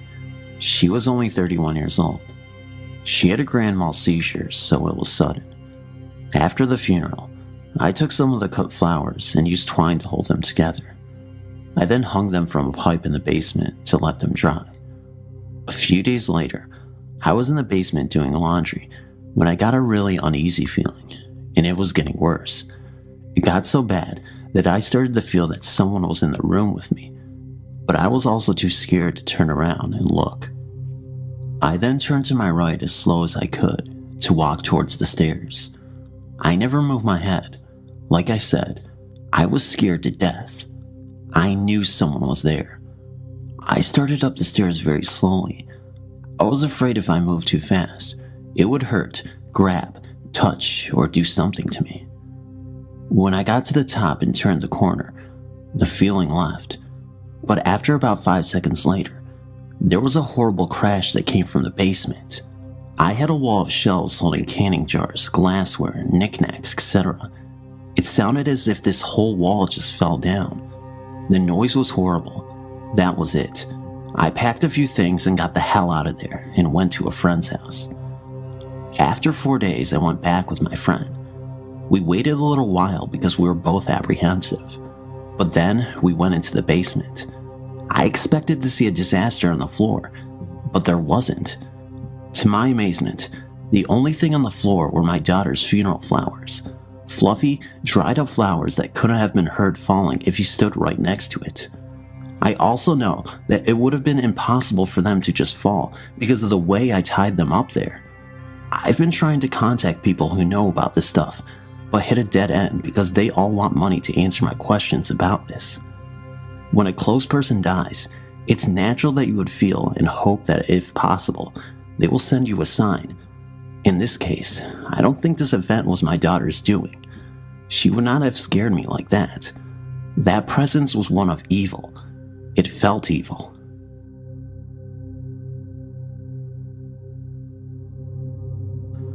If I never was a believer before, I was on that day. I was 15 years old and was home from Arizona for the summer. I more or less grew up on our family farm. The house there is an older style 2-story farmhouse. I play guitar and like to play in the stairwell because the acoustics sound good there. It was early one afternoon in the month of June, and I was taking some time to play, sitting on the middle landing. It was a warm day out. As I was playing, I had noticed the air leading upstairs had gotten cooler. It was weird. Appearing from the north bedroom was an apparition of an older woman with short dark hair, wearing an older style dress, apron, glasses, and holding a rag. She had no feet, but moved to the south bedroom across the hall. Then she came back and looked at me and smiled. She then went back to the south bedroom. The air by this time was noticeably cooler. My first reaction was to get out of there, but I really did not feel scared. I talked to my father a few days later about it, and that was when I found out my then grandmother was not my real grandmother, but my grandfather's second wife. My father told me his real mother died from a fall down those stairs, resulting in a blood clot to her brain. My father was 14 years old when she died. Her funeral was also in the house. She was a lover of music, as all her children played from one form of instrument or other. I, of course, had never seen her. My father just stared at me when I described her to him. Then he took me to visit my grandfather, and I was shown a picture of her. That was her. For some reason, when I go back to the house, I still feel a presence there. I can remember my first experience with a spirit, and it frightened me to the point where I was almost petrified to get out of bed. Okay, let me back up. I was quite a few years younger, probably 8 or 9, when the usual bedtime routines would begin. My younger brother, age 4 at the time, was making his commonly nightly advance for the light switch on the wall. He'd always switch it on right before bed, because he was afraid of the dark, to a point where he would scream like the uncanny themselves. The light switch was at the top of the stairs, in our room, and to scan down the stairs without the lights on, you were almost never able to see the bottom. I believe there was at least 18 stairs, and at the very bottom, another light switch. Above the switches were the light fixtures themselves, just 2 tiny fixtures lighting a long staircase, which would leak beams of light right into the bedroom and keep it well lit. The night continued like any other. Our parents tucked us into our beds, gave us each a kiss on the forehead, told us they loved us, and we'd sleep content knowing they were there. No more than an hour or 2 passed and the light bulbs went out, one after the other. I thought nothing of it until my brother began to toss and turn in his bed as if he were very ill. He sat up in his bed and buried his head into his hands, looked up, and cried for our parents to fix it. Some time ticked by. It turned out the light bulbs blew, which I also thought nothing of until I realized the next morning that we just put new bulbs in that afternoon. After the small, bothersome fiasco, I finally managed to get back to sleep. Many hours later, I regained consciousness, keeping my eyes closed, hoping to get back to sleep. No lights on, which meant nothing would burn my eyes, and I thought I'd be back out in seconds, until I was disturbed by a long, chilling wind that swept up from the flooring. Immediately, I realized I had the chills and opened my eyes, seeing nothing more than a long, flowing, white fabric float over my entire body. Almost too afraid to move, I slowly jerked my head to look at the staircase, seeing how it was almost perfectly adjacent to the foot of my bed. I saw a woman. She seemed so peaceful, content, without a care. Standing at the top of the stairs, she reached for the handrail and dropped her right foot down 1 step. At this time, I realized there was something amiss with her beautiful, fluttering, chestnut brown hair. I was curious as to how her hair was flowing, as if in the wind, when she caught me glancing at her. She seemed so startled and afraid to see me, as if she did something terribly wrong. She began to become transparent as her head hung lower in shame and came back up in a gasp, as if she meant to say something or became even more frightened, and then she was gone. The breeze that filled my room as this event transpired died down, and my alarm clock read 3 a.m.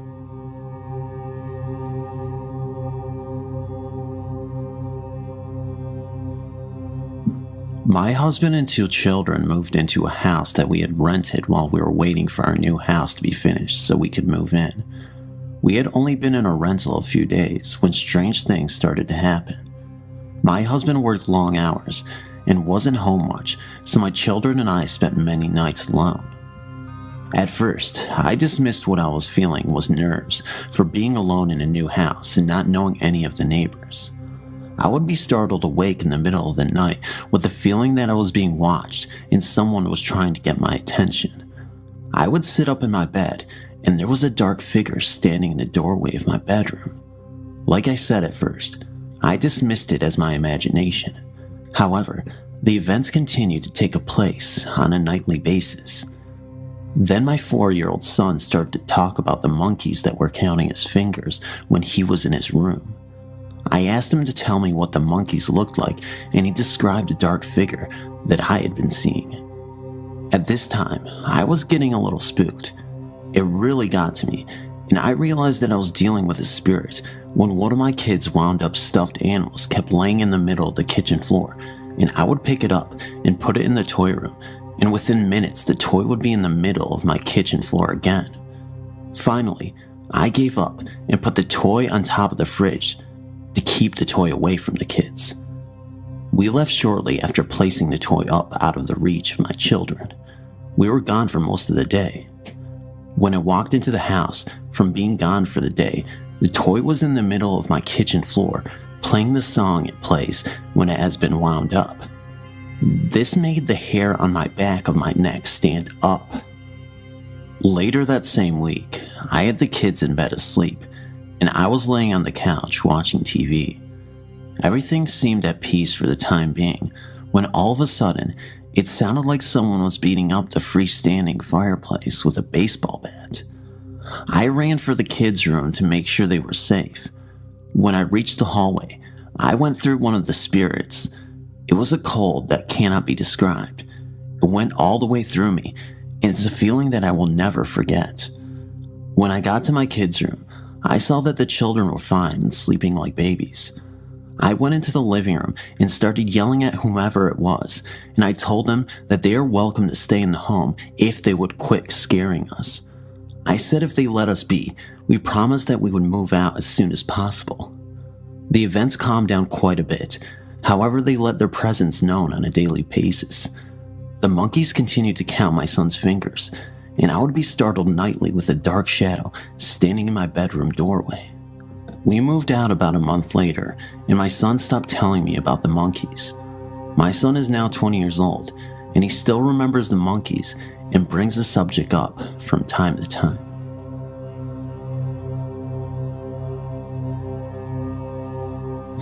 I would like to share with you one of my own true experiences, which happened right here in Dayton, Tennessee, approximately 20 years ago. This story is true. I don't have a witness and I can't prove it, but it happened. When I was about 25 years old, I was hired on at the city of Dayton as a laborer. Due to medical problems, I requested a transfer and wound up working at the water plant. This is where water is sucked in through huge pipes from the Tennessee River and treated with chemicals to make it safe for drinking. Since it had to be located near the river, the water plant was rather secluded and far away from any houses. It was a lonesome place on the graveyard shift, from 11 p.m. until 7 a.m. Nobody there but me and sometimes my little dog, Rustus. But it wasn't really scary either. It was spotlessly clean and well lit. There were no cobwebs or dark corners, and best of all, it was easy. The only place in the plant that made me nervous was the basement. That's where the huge pipes from the river entered into the building, and the atmosphere down there was just creepy. Anyway, I've always been sensitive to spirits, somewhat psychic, and I know my way around a deck of tarot cards, and that intuitive voice, that gut feeling, told me that I should stay on the upper floors, at least above ground level. So I did, and everything was cool for a long time, but then, things changed. I went into work that night at 11, same as usual.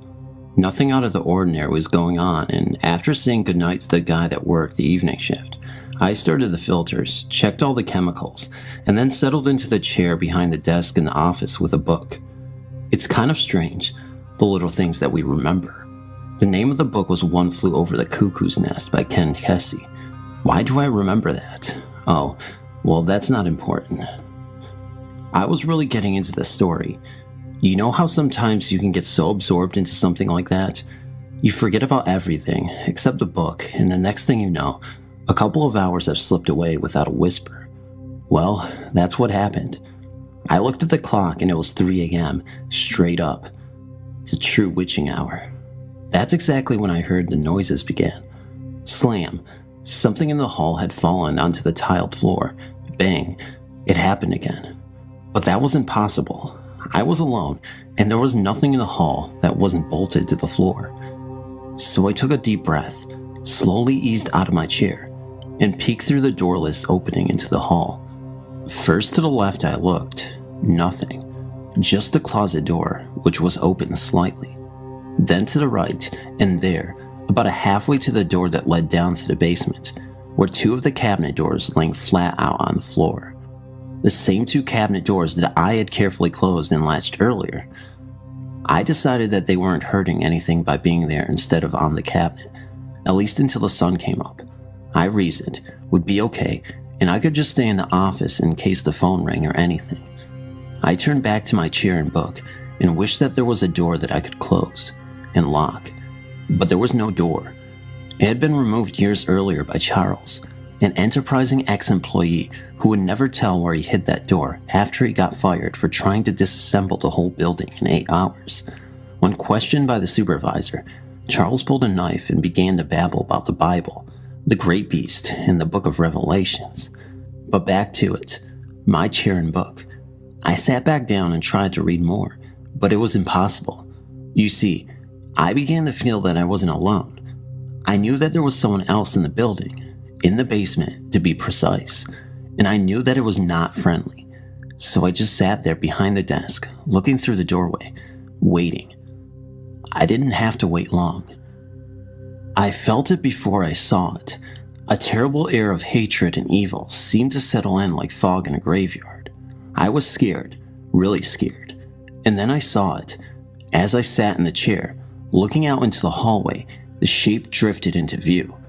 It came from the direction of the basement, floating slowly about 6 to 12 inches above the floor.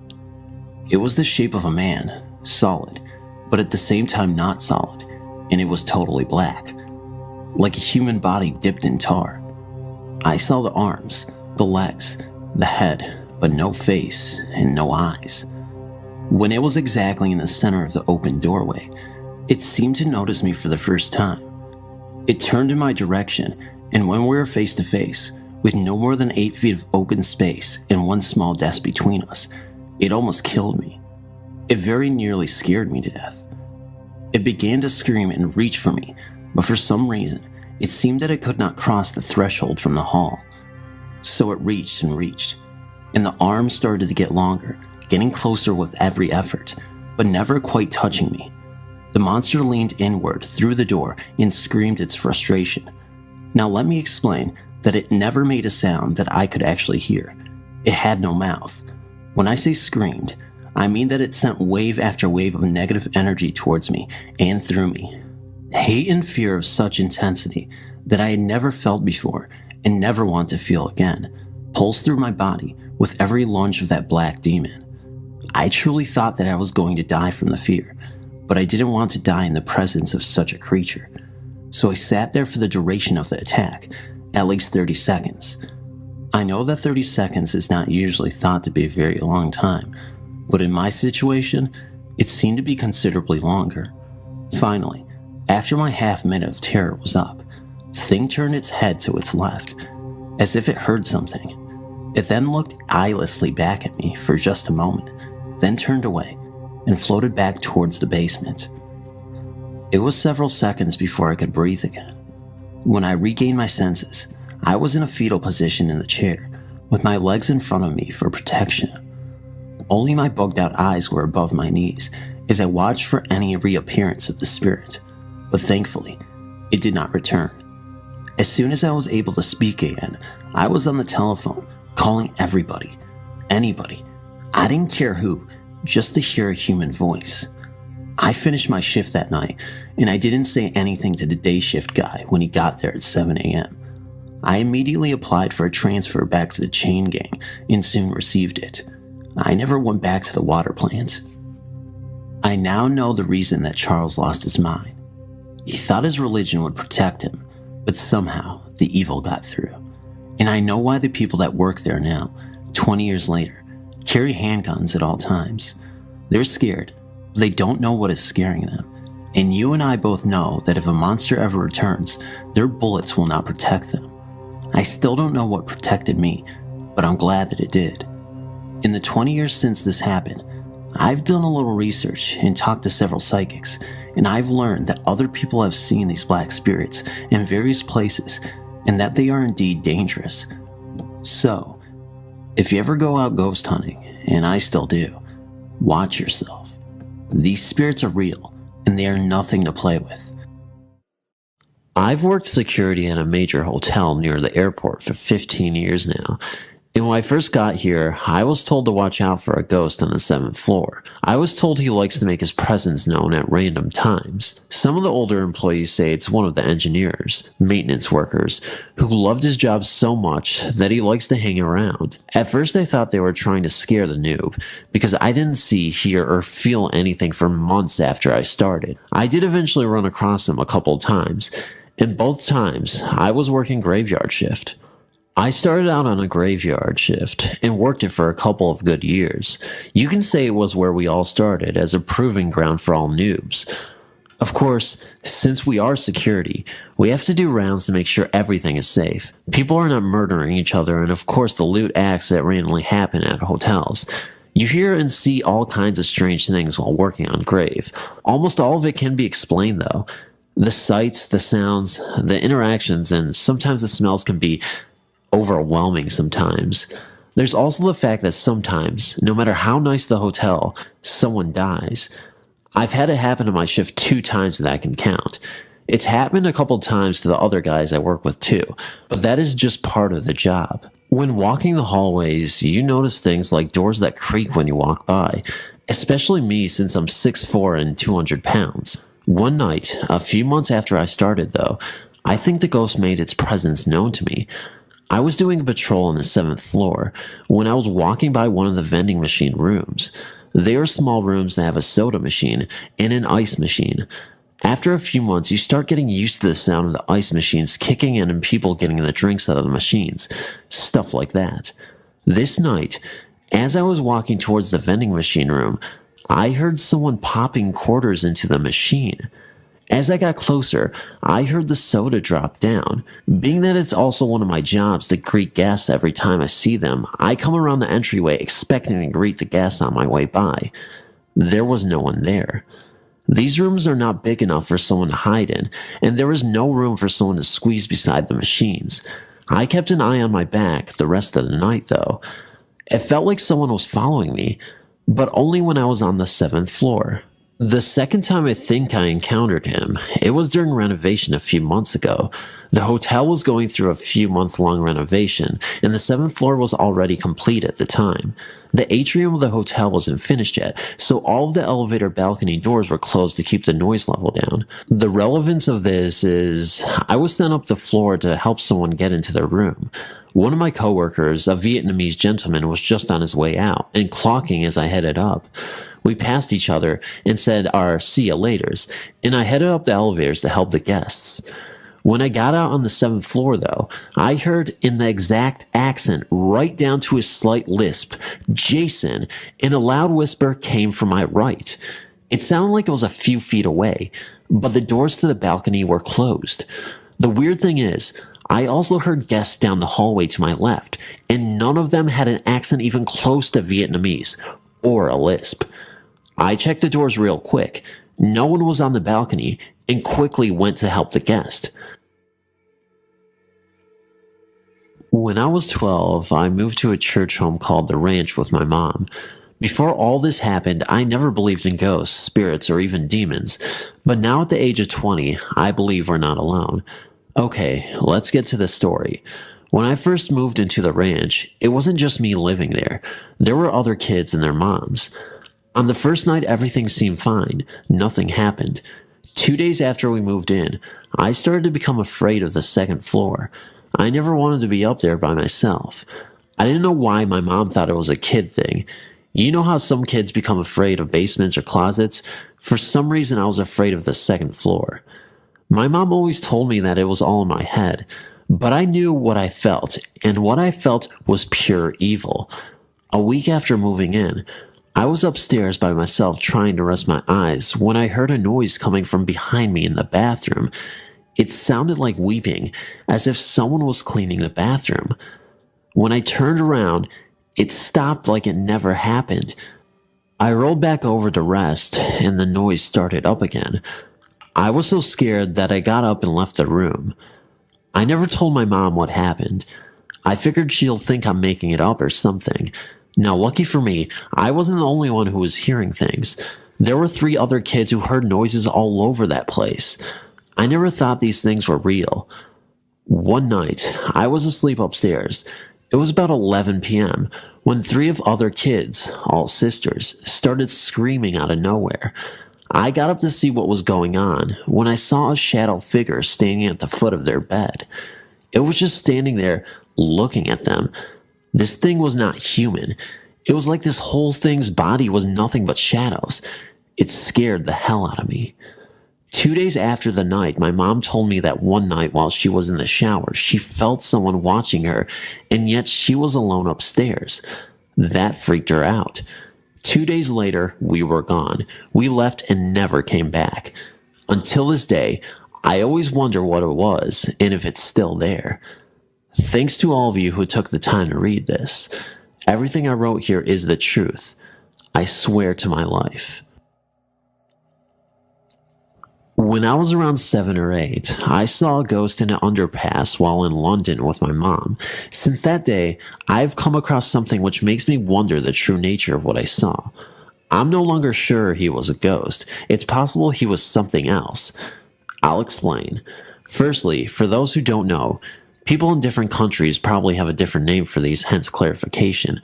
An underpass is a small tunnel that usually runs under a busy road where there is no bridge or traffic lights allowing pedestrians to cross the road. They are all the same, covered in graffiti, rubbish usually, bit smelly, faulty lights or just dimly lit. In a lot of them, lights will be broken altogether here and there. I was used to these tunnels, as was everyone else. They are very common. Anyway, to what I saw that day, there were a good amount of people around, coming and going on their way. Nothing strange. Out of the blue, I got a panicky feeling that I couldn't ignore. Things just didn't feel right. We continued walking. I could see the people ahead, coming towards us, but the light wasn't brilliant, so at first, you couldn't make out things like facial features. All I know is I felt in danger and was becoming more alert to who was around. Soon enough, I spotted them, and the bad feeling skyrocketed inside of me. It was an elderly lady and a young, let's say robust, boy. They came into a better lit area as they passed, and I got a clear look. The old lady had longish gray hair, a little matted and small kind of smile on her face, but a very determined look. She didn't look around or anything, just continued straight ahead. It was the boy companion that made my little head spin. As soon as he was in view, I saw that he had no eyes, just black holes where his eyes should be. Needless to say, the bad feeling had intensified drastically. But the worst thing that shook me right up, as soon as I noticed the fact that he was eyeless, he turned his head and looked straight at me. At this point, I got upset. Mom asked what's wrong, and I explained. She turned Mere seconds had passed, and said she couldn't see anyone like I had described and to hurry up. Now, he could have been an ordinary kid, had an accident of some kind, been blind, and I am aware that contact lenses that are all black do exist and so on. However, I'm the only one who reacted to his unusual appearance. No one around me seemed to notice the pair or bat an eyelid. I'm all for not staring at someone who looks a bit different out of politeness and everything, but everyone has reactions, even subtle ones, and there was honestly zero reaction from anyone. My mom should have seen them when she turned to look, but she didn't. I deliberately never looked back at that point, as I still felt in danger and really freaked out. I know a lot of people will point out my age, the location, overactive imagination, but I'm pretty certain. Hence, up until recently-ish, it's always an experience I share whenever the subject of ghosts arises. However, as stated, I am now in some doubt as to whether this was a ghost encounter. I've since learned about the BEP phenomenon and read many encounters online. Some I'm sure have been faked. BEP stands for black-eyed people. They seem to be average men and women at first glance. Normal human body hair, clothes, you know, all that stuff. But no whites at all, and their behavior can set them apart. You'll have to go and read some accounts for yourself to know what I mean. And there are many sightings. Some think they are aliens, others think demons. They have even been compared to vampires, as in a lot of them stories, BEP or BEC, black-eyed children, will turn up at people's houses asking to be let in and don't seem able to enter without permission. I've no clue what they are. In a lot of cases, they try to touch people and always give off this evil aura. Eyewitnesses often state having a terrible feeling come over them, panic and sensing evil and danger. And that's exactly what I felt, as I told you earlier in the story. The person who sees them at the time is totally alone in witnessing them. Everyone around the eyewitness goes on with their business, never noticing the BEP's presence among them. Since learning of these BEPs and reading other stories, I have to count the similarities to my own story. As in the feeling of danger I got before even seeing the boy, the fact that no one around me noticed at all. And as for the eyes I always believed were not there, were in fact simply black eyes, it would explain how he was able to look directly at me. I'm pretty sure that I was simply confused. No eyes for pitch black eyes that day. Therefore, I'm more inclined to say that the boy in the tunnel was not a ghost as I believed for many years, but one of those black-eyed people.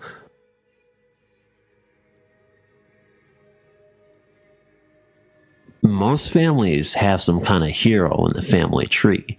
Some great-great or maybe even recent member they point at with pride and say he or she was the first to, or fought in the war and was decorated. You get the gist.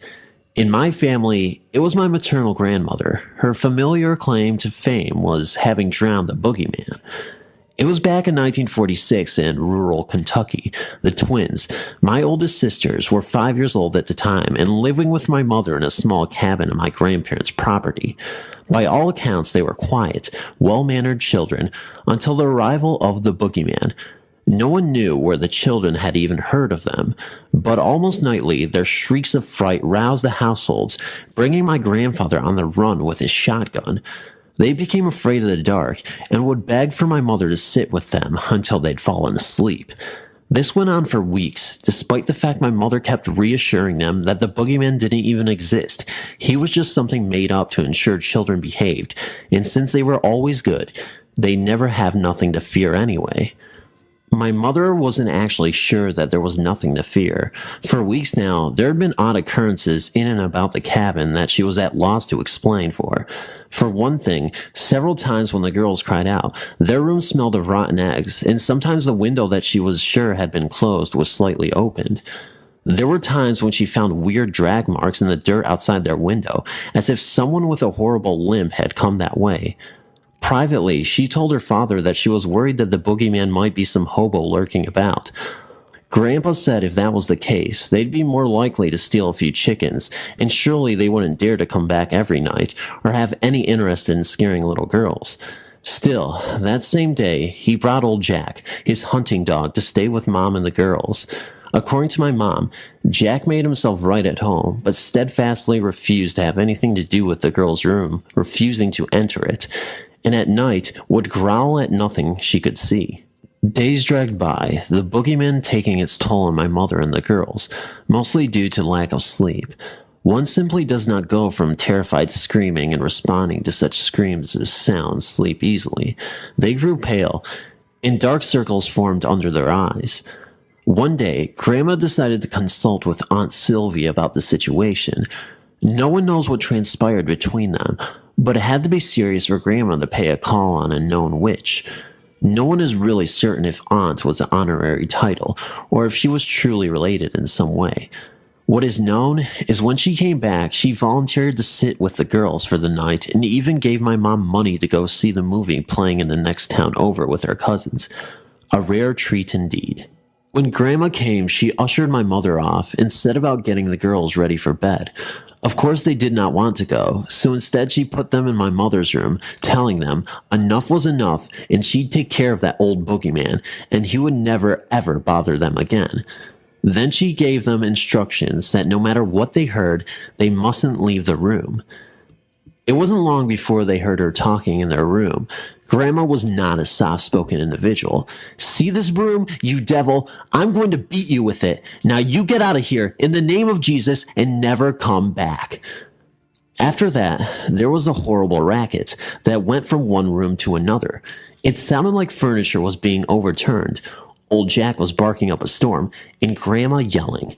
They heard the back door slam, and running to the window saw Grandma running down the path, swinging the broom and shouting Bible verses. After a short while, she returned, telling them they didn't need to worry about the boogeyman anymore, as she had chased him down to the river where she had drowned him. My mother came home to find the twins sleeping peacefully, her home in disarray, her broom broken, every window and doorway salted, and Grandma reading the Bible. Whether the result of a theatrical performance by Grandma or some cleansing ritual, the twins never again complained of the boogeyman bothering them. A couple of years ago, I ran across an old Ouija board dated 1919. I remember how fascinated I was with an experience when I was about 10 with one, so I thought that this board game would be fun to fool around with again. My son, when he was very young, told me about looking out his bedroom window and seeing 3 glowing figures coming from the field toward his window one night. He also stated that they even entered his room and stood at the foot of his bed. He covered his head with the blankets, thinking that they would go away, and when he uncovered his head, they would still be there. Then they vanished. I attributed this to a bad dream at the time. There is this old, beautiful house in my property, built in 1926. The builder also signed and dated his name in the rafters in the attic. Cool, I thought, that he took so much pride in his work, like an artist, to do such a thing. Anyway, we were in this old house, working the Ouija thing and so forth. My son asked me to see if what he saw was real or not. We got an answer and a lot more. The 2 people who were at the board knew nothing about this. In fact, they did not know the name of the road we live on or anything else much about the neck of the woods. I asked if there were any ghosts who wanted to speak, not at all taking any of this seriously. "Yes," replied the board. "Who are you?" I asked. "Anna Mills," was the reply. As our guests worked a Ouija board, "Why are you here?" I asked, and the Platchidid began to move quickly. "I died here on the Munger Shaw Road." Our guests didn't even know the name of this road. "How?" I inquired. "Truck," the board answered. "How?" I asked. "Run over," Anna replied. "When?" 1936. At this point, I was having fun with this game. I did not take this at all seriously. After all, this thing is just a game. So if this is all true, where's your body so that I can bring you some flowers? I jokingly asked. Her answer sent chills down my spine. "You are there," she answered. "What do you mean?" "Scattered." Misspelled by an 8-year-old, she said, "My ashes are scattered where your trailer house is," she added. She gave us a lot of information that night. She is with 2 uncles who are elusive but protecting her. She was visiting them here when her death occurred. Things have happened after that as well than before. When I first put the trailer house where it is now abandoned, for I am now living in the old house, my ex-wife and I heard the distinctive voice of a child crying. That I can say without a doubt. My ex also told me that she saw a small girl one night fleeing out the door one late night, blew her off. And so did I one night when I woke up to use the bathroom, through the corner of the eye, which I attributed this to being half asleep. We did the Ouija again with 2 other people. Again, the same conversation with this Anna Mills. I cannot find any records of her existence of her anywhere, though. Then again, out here in the sticks, especially back in the 30s, records may have not been so critical. Heck, I know a guy that had 2 people buried in his front yard from back then. That's in the days when they did things like that. I did ask her who her uncles were, and she remained elusive on that info. Okay, I know this all sounds really weird, and I did not believe a thing about this until about a year ago. I went for a walk, as I have quite often. I walked across the field on a winter moonlit night. On my way back, I distinctly saw 2 people sneaking around the trailer. Thinking that someone was trying to break in, I approached one of them. I yelled out to them, "What did they want?" ready to confront the intruders. I swear that I was within 15 feet of the guy wearing a plaid shirt and bib overalls when he took an abrupt right turn and went right through the wall of the trailer house, right below my son's old bedroom. I could see each and every detail of his face and the texture of his clothes. He looked just like a real person that would appear under a full-lit moon. I stopped dead in my tracks, but somehow I was not frightened out of my wits as one would suspect. Rather, a comforting feeling came over me. By the way, when I first called out to them, the other ran into the woods. All of this I merely attributed to suggestive thinking I saw things that I imagined and so forth. Perhaps it was a restless walk, late night and so forth. About a month ago, I was visiting my sister and her family at their house miles away.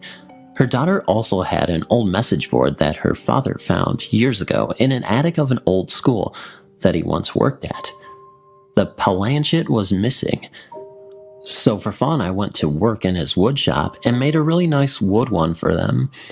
With her and her boyfriend at the board, I asked, "Anna, are you here?" "Hi, Rick," the board replied. This really freaked them out. "Tell us the story that you told me the last time we spoke," I asked. Again, the same info that came up a year before. I did not reveal any of the prior things that Anna said to anyone there, but there it was, again the same. She said that I did see her once, and that she and her uncles did visit my son. I did not ask any of this once the planchet began to move. She went on and on and on. I asked her if she liked what I did with the old house. It still looks as it did in the 30s, except for the addition of electricity and plumbing, and she said that she feels at home. I asked her if she enters the house, and she said, "No, bad memories." Again, misspelled by an 8-year-old girl. Lately, at night through the corner of an eye, my son as well as I have seen someone fleeting past the kitchen window. Even our dog sends an alert that somebody is here, when in fact there isn't. The last time I used the board, being a skeptic, I always have someone else use it. She said that she wanted to meet me along the edge of the field at 1 o'clock in the morning. Promise? I asked. "I promise," she answered. I never bothered.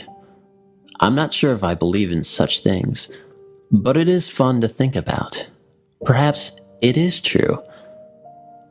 Update. Anna is now haunting the people living in their trailer house now, even though I have never shared this story with them. Denise and her friends have seen her as well. She is still alone and longing for whatever she is looking for. They are not afraid, for they find her sweet and comforting. Just like the child she was in life, they have actually adopted her, and she at times visits my old house. Crying woman. This happened about 11 years ago, when I was around 7 years old. Since I was born, my family moved a lot of times from house to house. My sister and I have seen and heard many strange things during those times when we were constantly on the move. This is one of them. My family and I were living in an old 2-story house that was in a state of disrepair, with the edges of the roof falling off. The house had a creepy attic and basement that my sister and I never dared to enter any one of them. One time at night, my parents were sleeping in their own bedroom, and I was in my own room, wide awake, trying to sleep. I was very thirsty, and my mouth was dry, which always had bothered me. I didn't want to wake up my parents because they had to get up early in the morning to go to work. Then I decided to go by myself to the kitchen and get a glass of milk. The kitchen was just down the hallway, just a few feet away from my room. When I got there, the first thing I did was turn the lights on. Then I tried to turn on a small TV we had in the kitchen, but it was unplugged, and the TV was too high for me to reach the cable to plug it in. Then I started to drink my milk. When I just finished my glass of milk, I heard the terrifying sound of a woman give a low moan, like as if it was crying. It sounded like it was coming from the hallway, a few feet away from the kitchen. My whole body got numb of fear, but I didn't care how scared I was, and ran to my parents' room and told them that I heard someone crying.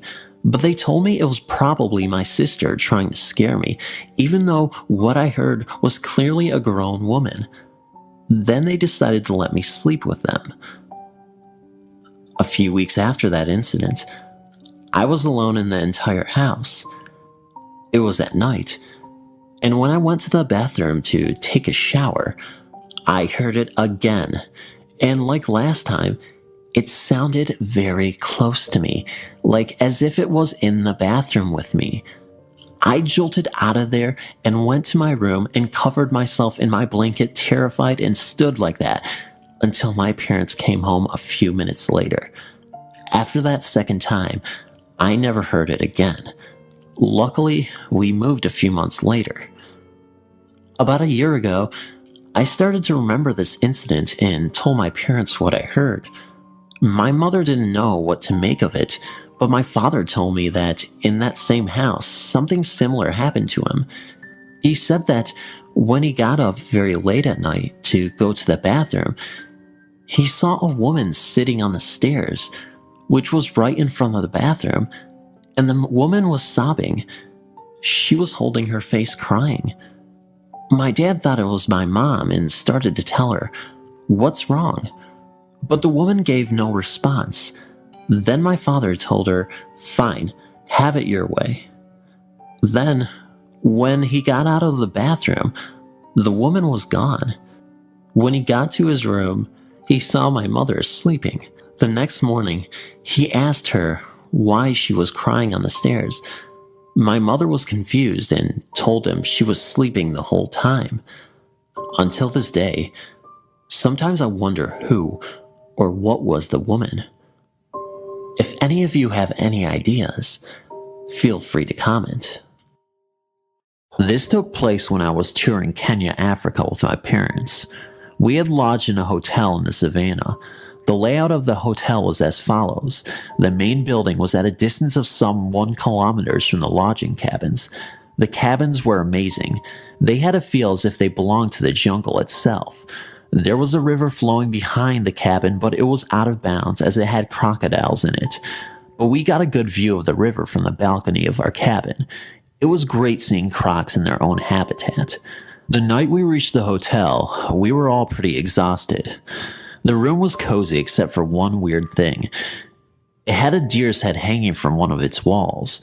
The hotel was pretty old, so it must have been placed there before hunting was banned in Africa. And there was a show of Mira people, tribals, that night, which wouldn't take place for another month. As we were there for only 3 days, my parents went to the show. I decided to stay back as I was pretty tired, and the hotel was about 1 kilometer away. I was reading a book but must have fallen asleep. I woke up about an hour later, which was pretty odd, as I never wake up late at night once I sleep.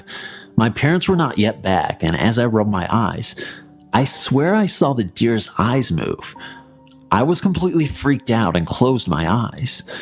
After some time, I gave it up for an illusion and started to read again. This was when I noticed a pretty odd thing. The curtains of the room were moving as if there was a breeze coming from the windows, but the windows were closed. Suddenly, I felt a shiver run down my spine. I felt as if I was being watched. I felt a weird cold sensation and started praying. After a while, the feeling stopped, and after some time, my parents returned. I didn't tell them about the experience, as I thought they would not believe me. The next day, I asked our guide, who had become a pretty good friend by then, about the experience. I thought that he would know, as he visited that place pretty frequently. He said that he didn't know anything about that, but I felt from his tone that he was hiding something from me. We went on a drive in the savannas and came back that evening in a pretty light mood, but when we reached our cabin, we found to our astonishment that our luggage had been scattered and messed up. We thought that the cleaner must have done it and complained to the hotel management, but they said that as per their policy, the cleaners do not touch anything belonging to a customer. The receptionist also said that the cleaning was done under supervision. We let go of the incident as some misunderstanding. Then, the last and most eerie thing occurred. We were about to go to bed when we all heard someone knocking forcefully at the door. When we opened the door, there was no one. This happened 2 to 3 times. Finally fed up, we shouted to the person who was knocking to stop playing around. No answer. The knocking stopped. We gave it up as some prank and retired to bed. But it must have been about 2 to 2:30 in the morning when I heard again the knocking. Sleeping on an extra bed near the door, so I think I was the one who heard it. I was pretty scared to go out alone after my first experience, and we were even advised not to go out alone at night as the area had many wild animals. So, I woke my parents and told them about the knocking. At first, they told me that I was just getting paranoid and that I should go back to sleep, but then, we all heard the knocks on the door. My dad opened the door only to find that there was no one there, but he saw something move in the bushes. He came in and declared that it was some kid. Though I didn't feel convinced, I decided that I would rather believe that it was a kid. Next day, we complained about this to the staff.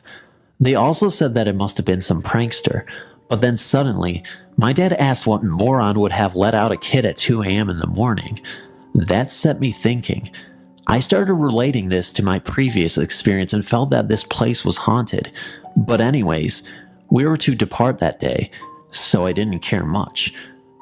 I didn't think about the incident until the day we were about to leave Kenya.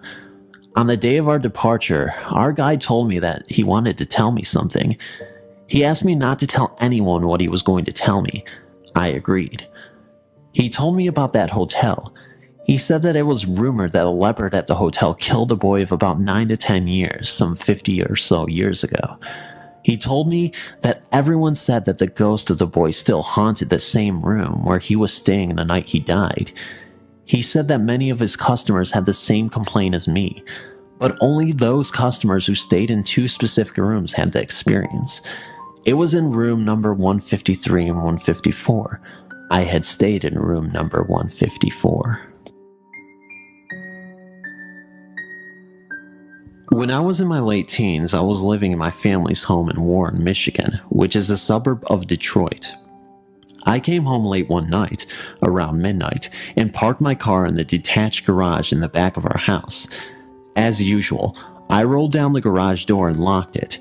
After exiting the garage, I faced the garage's entry-exit door and locked it as well. I'm not a person who is scared of the dark, and I definitely don't frighten easily. As I turned around to walk into my backyard so I could get into the house, I bumped into what I thought was a person. It was big enough and solid enough to be. My first thought was that someone was in my backyard, and I ran into them, possibly trying to break into the garage. Instinctively, I pushed back but no longer felt a solid body. I ran to my back door where I watched the backyard while trying to put the key in the door, which is a pain when you're scared. We had a small yard that was surrounded by a privacy fence, which would make it even more difficult for a person to get in or out of quickly. I never saw a person or heard a noise. What scared me so much was that I could feel the solid body. Have you ever turned around and someone was standing behind you and you walked right into them? That is exactly what I felt. The impact was enough to knock me back a step. It probably wouldn't have shook me up so much if it actually was a person. At least I could explain it. I eventually got into the house and told my parents. This is the same house where I frequently heard my name being called at all hours of the day and night. It wasn't just my name that was called, it was my nickname that only my close family calls me. There are many times that I thought my mom was calling out to me because I was up late watching TV, or she had come home early and needed my help carrying in groceries. Every time I checked, there was either no one home or the whole family was asleep. Years later, I found that both of my parents had experienced their names being called too. My mother's side of the family has always been sensitive. A lot of uncles and aunts and my grandmother would tell stories of their experiences. I haven't experienced paranormal activity as much as other family members, but I do have a few stories. I'll start with my favorite one. One night about 5 years ago, I was 18. I was staying over at a friend's house, Pat. He had his bedroom in the basement of his brother's house. There was a laundry room in his room as well. There was a huge bookcase which he used as a TV stand and as a wall between the laundry room and his area. You cannot see the door leading to the laundry room behind the bookcase, but it didn't reach the ceiling. I was sitting on the couch watching TV around 1 a.m. Pat was asleep on his bed. I heard what sounded like a door opening, and I noticed a light go on in the laundry room, and I saw the light and a shadow on the ceiling that looked like a man's shadow. I don't know why, but I forgot that was a laundry room. I thought, at that moment, it was a bedroom and a relative or friend was staying there, even though I had been in that room before. And I was kind of nervous to have to say hi while Pat was sleeping. Then I heard footsteps, loud footsteps, like as if he was wearing boots, and a small dog barking, and then I heard the dog start walking. I could see the shadow of the man moving on the ceiling, but I never saw a shadow of a dog or anything else. The footsteps kept coming, and then they stopped, and it sounded like the dog was eating. I could still only see one shadow of a person on the ceiling. At that point, when the footsteps stopped and the noise of the dog eating was the only noise besides the TV, I froze. It's like all of a sudden I knew I wasn't supposed to be seeing or hearing this. I sat on the couch just numb, waiting for something to come out at me. Then the footsteps started again, and the shadow began to go back towards the laundry room. Once it got there, it turned off the light. I could even hear the switch, and closed the door. I got up and jumped into Pat's bed, and the first thing I asked is, "Why didn't you tell me something was staying in that room?" And obviously his response was, "What?" I told him what had happened, what I saw, and what I heard. He asked me if I remembered that the room was a laundry room, and that's when I started realizing that, yes, I do remember that, and no, there is no way I just saw what I saw. So the next morning, after making my friend stay awake until I fell asleep, he showed me that the door to the laundry room couldn't even close because of a few wires he had crossing into his room from the laundry room. About 7 years ago, I was struggling with a drug addiction and decided I needed help. I couldn't afford a fancy drug rehabilitation place, so I chose to go the public route. The place is called the Stout Street Foundation in Commerce City, Colorado. They took a large, old hotel and converted it into a drug rehab and prison. It had nonviolent criminals mixed with people looking for help, not in trouble with the law. And I was not in trouble with the law, but in need of help. I've still never been to a building with such a dark energy. I was bunked with about 10 other men on bunk beds in a normal-sized hotel room. One of the men in particular was very chatty with everyone. He was telling all of his tales about getting high on meth and having sex all night in the same hotel and talking about how it was basically a rundown drug hotel in the 1980s. This guy had a very creepy and dark vibe to him, and you could tell he has done some very bad things in his life. This was the very first night of being there. The room was dark, but still very visible due to the window and hallway light. And I couldn't sleep, of course. I had a top bunk bed, and it must have been 85 degrees. Everyone else was sound asleep. I was tossing and turning and very alert. And I remember I was on my side facing the wall and flipped sides towards the room.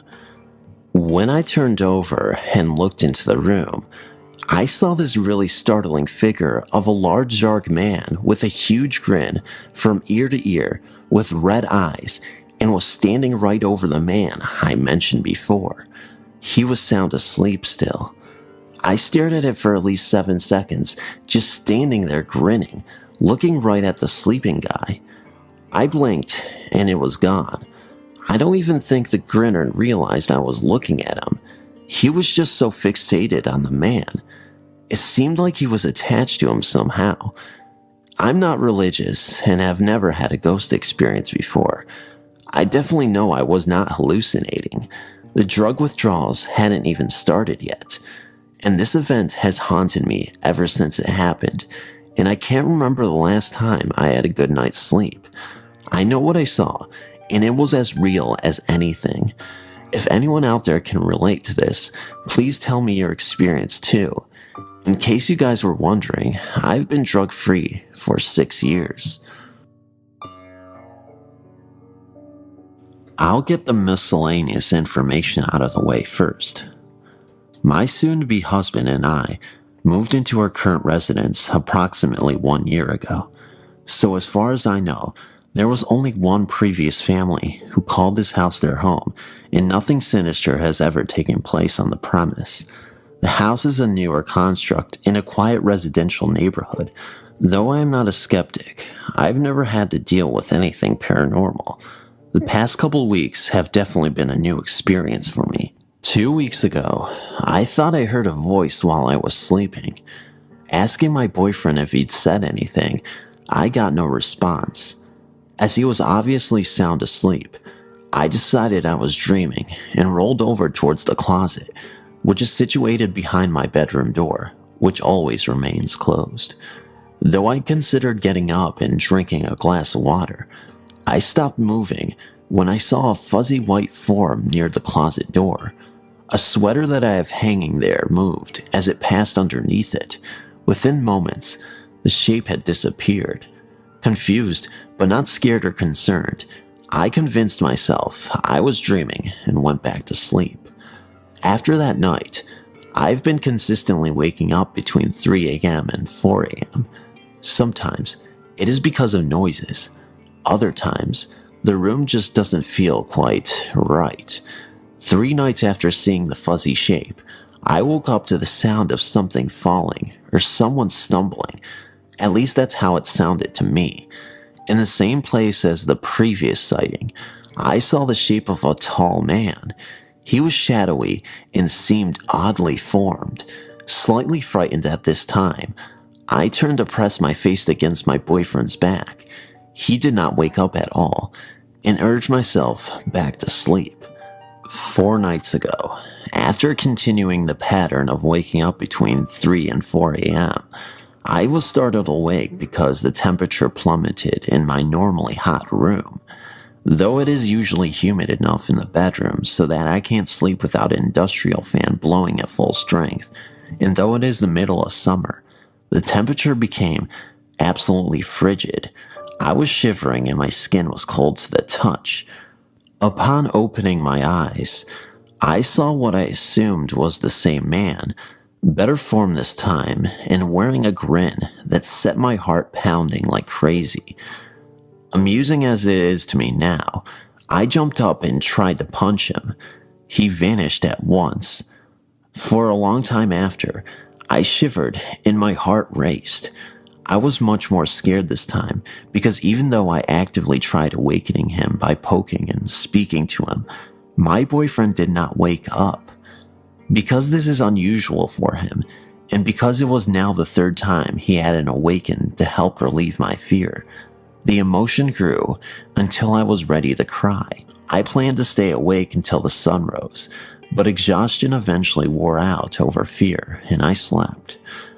After that night, I finally talked to a few close friends about the nocturnal happenings. The first person I spoke was with my husband-to-be, who engaged in a long conversation with me about theories, possibilities, and things we could try to do. He was curious about the fact that I said he seemed to be in a deeper sleep than usual when this went on because normally, he will wake up if I leave the bed or say something. I immediately felt better.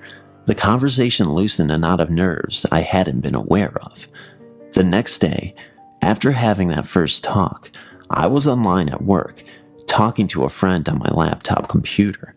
We were discussing what had been happening, and I told him I was going to start looking up who the man could be, what he wanted, etc. With as little information as I had, however, I wasn't feeling confident I would find anything on him. My friend suggested shadow people, because I implied that the first 2 times I saw him, he was shadowy and not fully formed. As I was about to reply that third time, he was fully formed and not like a shadow at all. The temperature dropped and my computer keeled over. It was plugged into the wall. No low battery warning came up, and it did not overheat. I kept it propped on a store-bought stand that prevents overheating, and when I touched the bottom, thinking that was the cause, it was cool to the touch. Now I work alone in a small drive-through store that is perpetually 5 to 20 degrees warmer than the outside air. Unless I walk into the cooler, it just doesn't get cold in there. I felt like a drop of ice water slid down my spine, and I quickly turned my computer back on, stand up perfectly, no problems, and locked back on. What disturbed me the most was when I got back into conversation with my friend. The first thing he said was, "Sorry for disappearing on you. My computer completely flatlined." Thought it was a power outage at first, but nothing else was affected. It was kinda weird. Yes, and even more weird that the same thing happened to me, thousands of miles away, at the same time. With as unimpressive as these occurrences are, I've been willing to pass them off as dreams, imagination, coincidences. The only things I keep coming back to that convince me maybe I'm not just imagining things are the temperature drops in places that are consistently uncomfortably warm, the strangely malfunctioning computers, and the sheer burst of uninhibited terror I felt when he smiled at me. I know that doesn't seem like that should be the biggest thing here, but it is the point I keep coming back to, in my mind and when I speak with any of my friends about it. I almost don't care why he's hanging around, but the intimidating leer of the grinning man haunts my thoughts now, even while I'm awake. This story happened to my mom. It was during the 1960s, when she was still sleeping with her brothers and sisters in one house. They have inherited a big house from my grandfather. He was a doctor, so having a couple of her cousins sleeping over is not a problem. Their house was built near a river with a wooden bridge over it. Here's where her story begins. All of them came home late from a party. They were all tired and decided to call it a night and went to their own rooms. My mom was staying with two of her sisters in one room. Her bed was located right beside a big window that's made out of wood and would just open from the middle, then the shutters will just slide from side to side. That night, due to excessive drinking, my mom woke up because she needs to go to the bathroom, so she went back to bed. When she was about to doze off, she could feel something or someone was watching her. She opened her eyes and she saw a lady with long black hair outside their window. She was also wearing a black dress and her eyes were red. The lady was staring at her with a creepy grin on her face. My mom couldn't move. The scary part of it was, my mom's room was located at the second floor. In short, the lady was floating. She tried to call her sisters, but they could not hear her. She felt so scared and just covered herself with her quilt. After a few minutes, she tried to check if the lady was gone, but when she peeped out of her quilt, the lady was still there, staring and grinning at her. Far away from the place I called home, now we are in Texas. The year is 1999, and with my parents being divorced now, my mom was the only person bringing in the money. So, we ended up moving from a beautiful house in a suburban neighborhood and into an old house far in the country. This house was old looking, blue.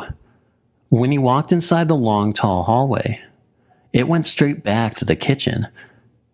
Going up the hallway were 2 rooms to the left, and the living room by the front door on the right, and further up was my mom's room. The first time I stepped foot in the house, I already had a bad feeling. I was 15 years old and was into the scary stuff.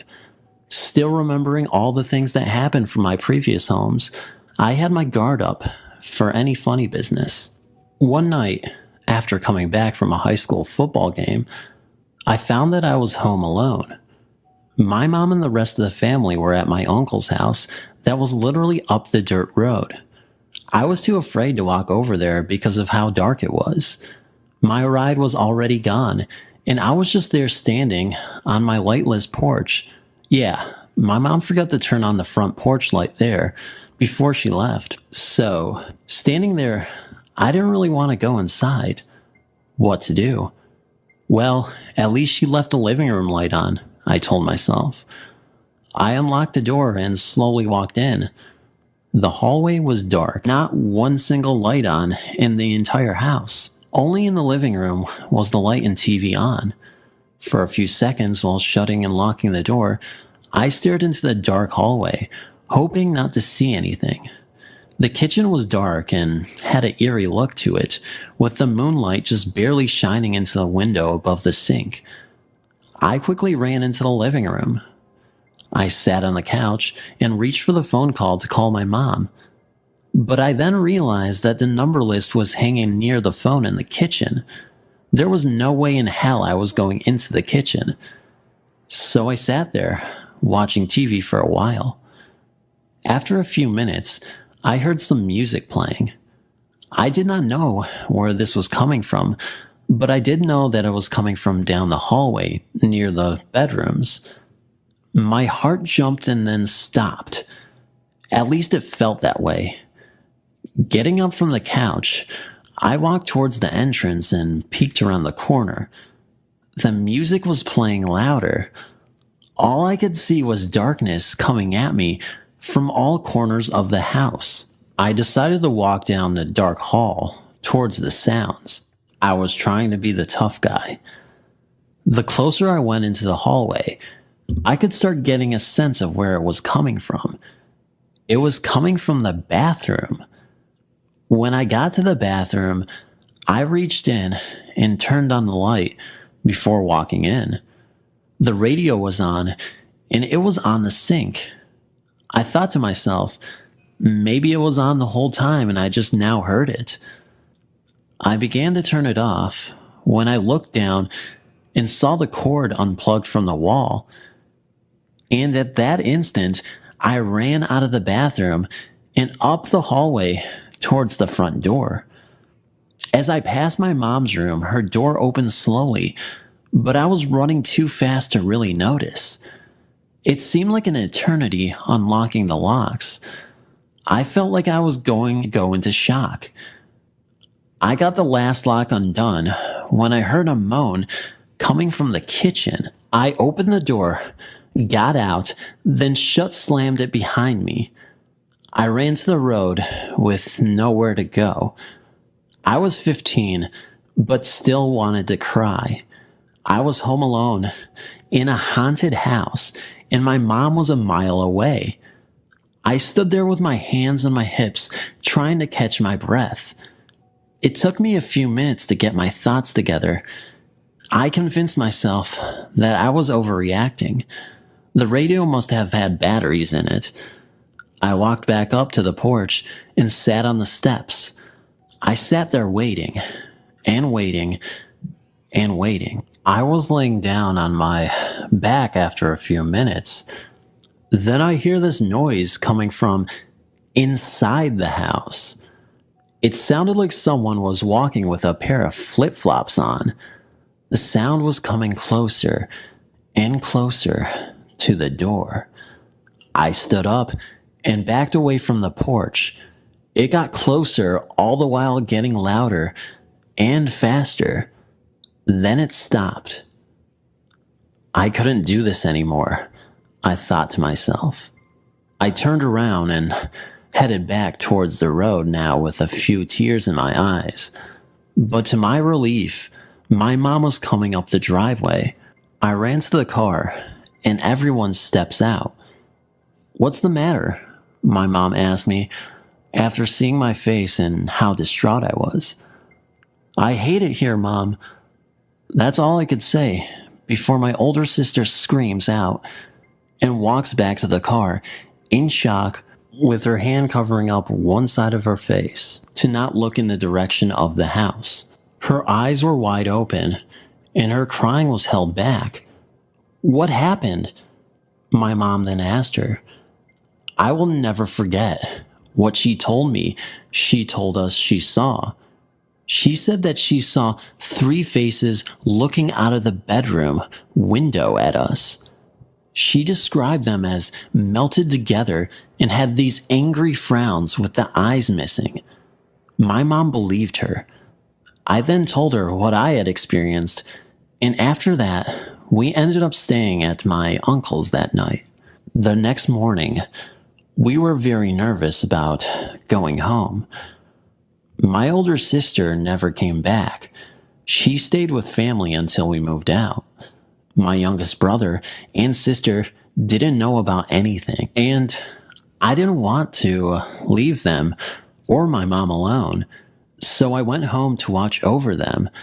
We ended up moving out a little after that. We had to move in with family until we could get another place. I believe that it was something that was trying to get me that night.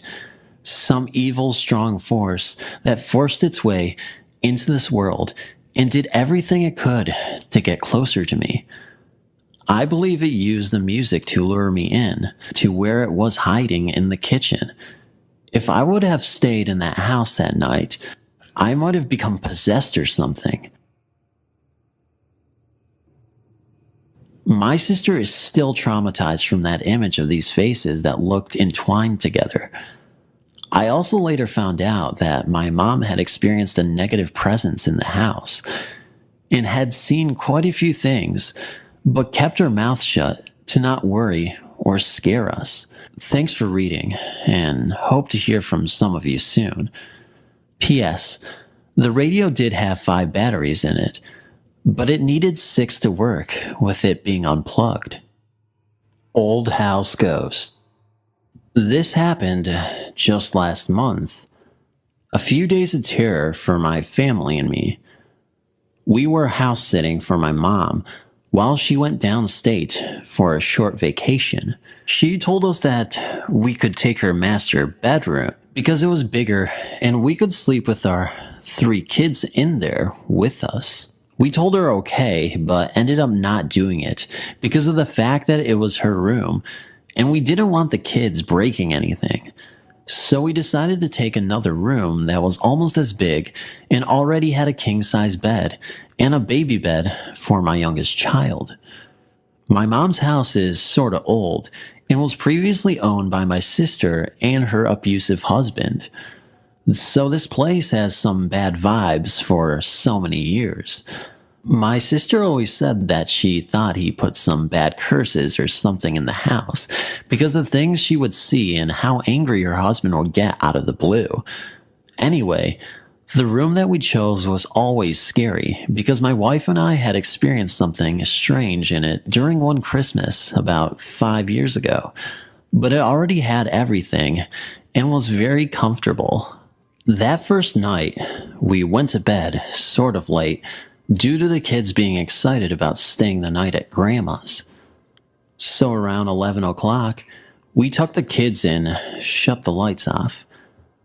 After they got to sleep, my wife and I sat on the floor near the bed and talked for a while. The room is near the kitchen, so when the light is on, we can see it under the door. Like that night, because of the lights in the room being off, we can easily see the light. After a while, my wife looks over at the door and asks, "Doesn't that look like someone is standing at the door?" I looked over and saw what she was talking about, so I replied, "Yes, but you know it's not." I was thinking maybe it was the uneven carpet that was making it look that way. So, after a while of talking, we ended up getting up and stretching before going to the restroom that was also in the room. We got out quietly to not wake up the kids and began to put on our night clothes, or at least tried to, because it was too dark to see everything at 100%, but we could see a little. A few minutes later, and my wife was dressed and already laying down next to the kids. I was still looking for a shirt to wear, but couldn't find one that I had packed in my bag. So I went to the closet that I had some clothes put away already. Trying not to stumble over toys, I get to my shirts and begin to look for one. Just then, with a little bit of light from the room, I see something on the corner of my eye next to me. I turn my head and try to adjust my eyes. Seconds later, I see a form of a man standing facing me with his head down, so all I could see was the top of his head. It looked like black hair, and it didn't have a shirt on. I could not move. The arms of the thing hung down to its sides, and the legs were partially spread apart. It almost looked like it was in a defense stance, like it was going to charge at me, but I did not move. I was in shock. Not too long after, I began to realize that the figure looked like me, as if I was looking in a mirror. I came to my senses and turned slowly towards the bed, at the same time looking at the bedroom door and seeing that the shadows that looked like a person standing there were gone. I went to my wife like a scared child and said, "There is someone in the room." She jumped up and turned on the light. There was nothing there. The bedroom door was locked from the inside, and the kids were still asleep. I was shaking up after I explained to her what I saw. I decided to stay up the rest of the night to watch over my family. The next morning, I was trying to understand what I saw and make a logical explanation of the events, but being me and believing in the supernatural, I was finding myself backed up into a corner about it. We could have packed our things and gone to another room, but for some stupid reason, we decided to stay. The next night, nothing happened. I was the last one to fall asleep, but only because I dozed off on the chair that was already in here. I slept like a baby. The third night, my wife and I were woken up by something that we heard in the kitchen. It almost sounded like whispering, but we could not make it out until we put our ears to the door. Like I said before, the room was next to the kitchen. We stood there, listening in the dark for a second, before we both agreed that it did sound like someone was talking in a low voice. My wife was freaking out at this point and turned to the bed to grab her phone. I asked what she was doing, and she told me she was going to call the police because we thought there was someone in the house. I went after her to calm her down before the whispering stopped. I went to the bathroom to turn on the light, so we had enough to see without waking up the kids. Then we put our ears back to the door. We heard nothing. Being in the room with no type of weapon or anything to go out there with to check out what it was, we ended up calling the police. I was trying to be tough about going out there, but I was also scared as hell. The cops got there a little while later and scoped out the place. The windows were all locked, and all of the doors that led outside were also locked. After the cops had left, I called my mom and told her what we had experienced so far while staying there. She wanted to come back home, but I told her to finish her vacation. I didn't want to be the reason for her vacation to be cut short. That was stupid of me. The fourth night, we did decide to stay in her room this night, to be away from the other one and the kitchen. It felt more relaxing in there because it was so empty, and it was brighter with the moon hitting the windows. We fell asleep once again. At around 3:30, my wife wakes me up and tells me that something was on the other side of the bedroom door. My heart stops right then. Just hearing those words coming out of her mouth made me want to die. When I got brave, I asked her what she heard, and she said, "It sounds like the doorknob trying to turn." I woke up the kids this time, thinking someone actually broke in. For a few minutes, we sat quietly, waiting to hear what we thought would have been people walking around, if they did get in.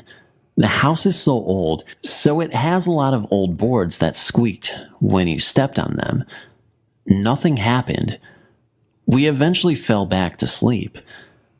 I mean, it could have been her imagination playing tricks on her, right? Of course, that's what I definitely would like to think of it as, but I guess it wasn't at all. The next morning was great, because we knew that we could leave the next morning. We left the house all day and went out to eat. We got home late and decided to try to get the kids to bed by 10:30. We fell asleep with no hassle. It was around 1 in the morning when my oldest daughter shook me awake.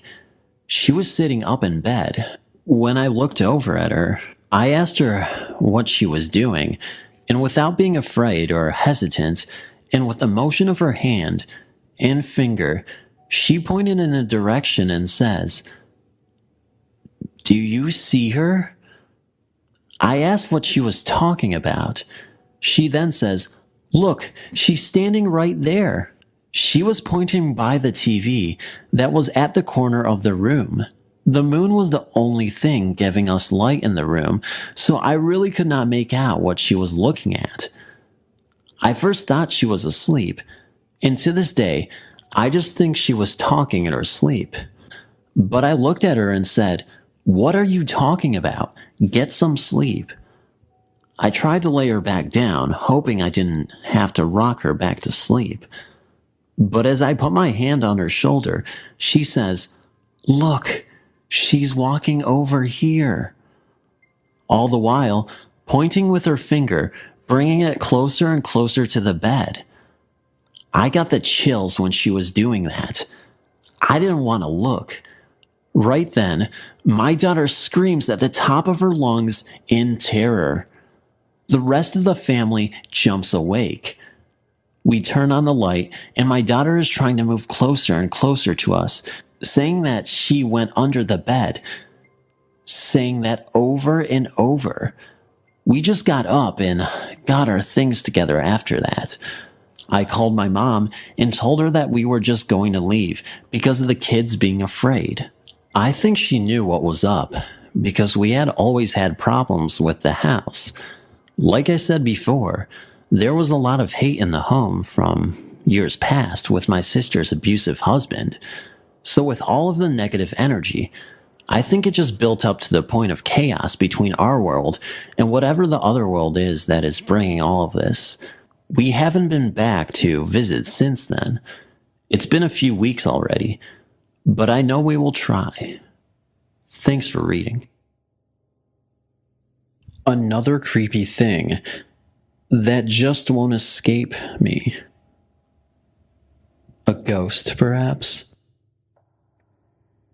A few months ago, my wife and kids and I were staying the night at my mother's house, in a room that was added on later after building it. My mom was renting this house from this couple. This room was always kind of freaky. On one night, my wife said she saw this cylinder-shaped object floating in the room towards the door. I thought that was strange, but nothing compared to what she saw next. On the night that we last stayed there, my wife, my 2 little girls, and I were sleeping on a king-sized bed. I was also asleep, so was my oldest daughter. My wife is sitting up in bed, rocking my other little one in her arms.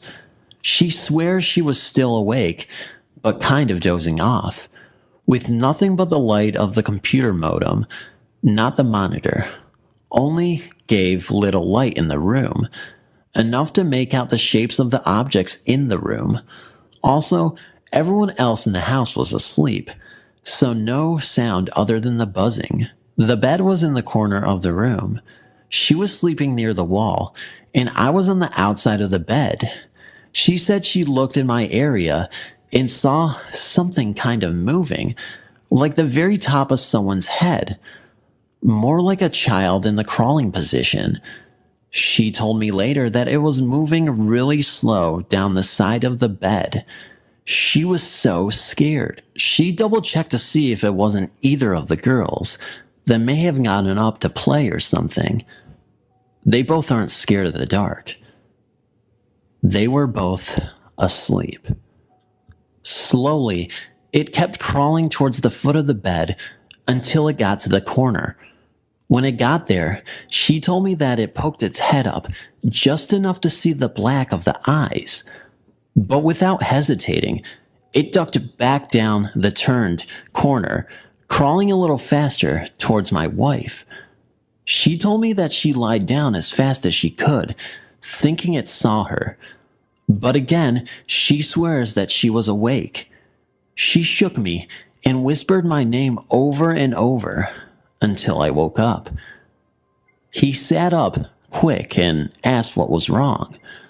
She told me, but I didn't want to see anything either. And I admit, I was freaked out too. All of the strange experiences that I have had all my life from a kid to a grown man sort of gotten my nerves all crazy. That is the event that happened that night. My mom no longer lives in that house. The bathroom in that house always scared me. When I would take showers there, my face would get numb all the way down to my arms. Thanks again for reading. About 40 years back, I became interested in tracing my family's ancestors. This is how I discovered the Tilly Bend settlement. Situated in the Appalachian Mountains, it really is a beautiful place. The Toccoa River flows down from the high mountains, winding its way into the Blue Ridge Lake. Tilly Bend settlement is nestled back in these same mountains. One must cross the Toccoa River and travel down a one-lane dirt road that takes you deep into the forest. As you drive along, one begins to notice, windows rolled down, how quiet the deep woods become. This was my first impression of this area 40 years ago. This place has been lost in time because it looks like the same now as then, with the exception of the renovation at Tilly Bend Church. I've been here many times over the last 40 years. I suppose you could say I'm drawn to the mystery of this place. I will only share a small portion of my research.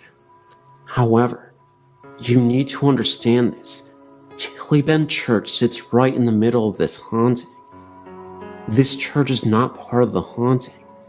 This church is the house of God, and services are held here on a regular basis and demands the respect as being the house of God. In 1756, the Creek Indians lived in this area and got along quite well with this white folk that came to this area from North Carolina. There are census records showing that the white man intermarried with the Creek women. The Cherokee did not get along with the Creeks and forced them out of the area.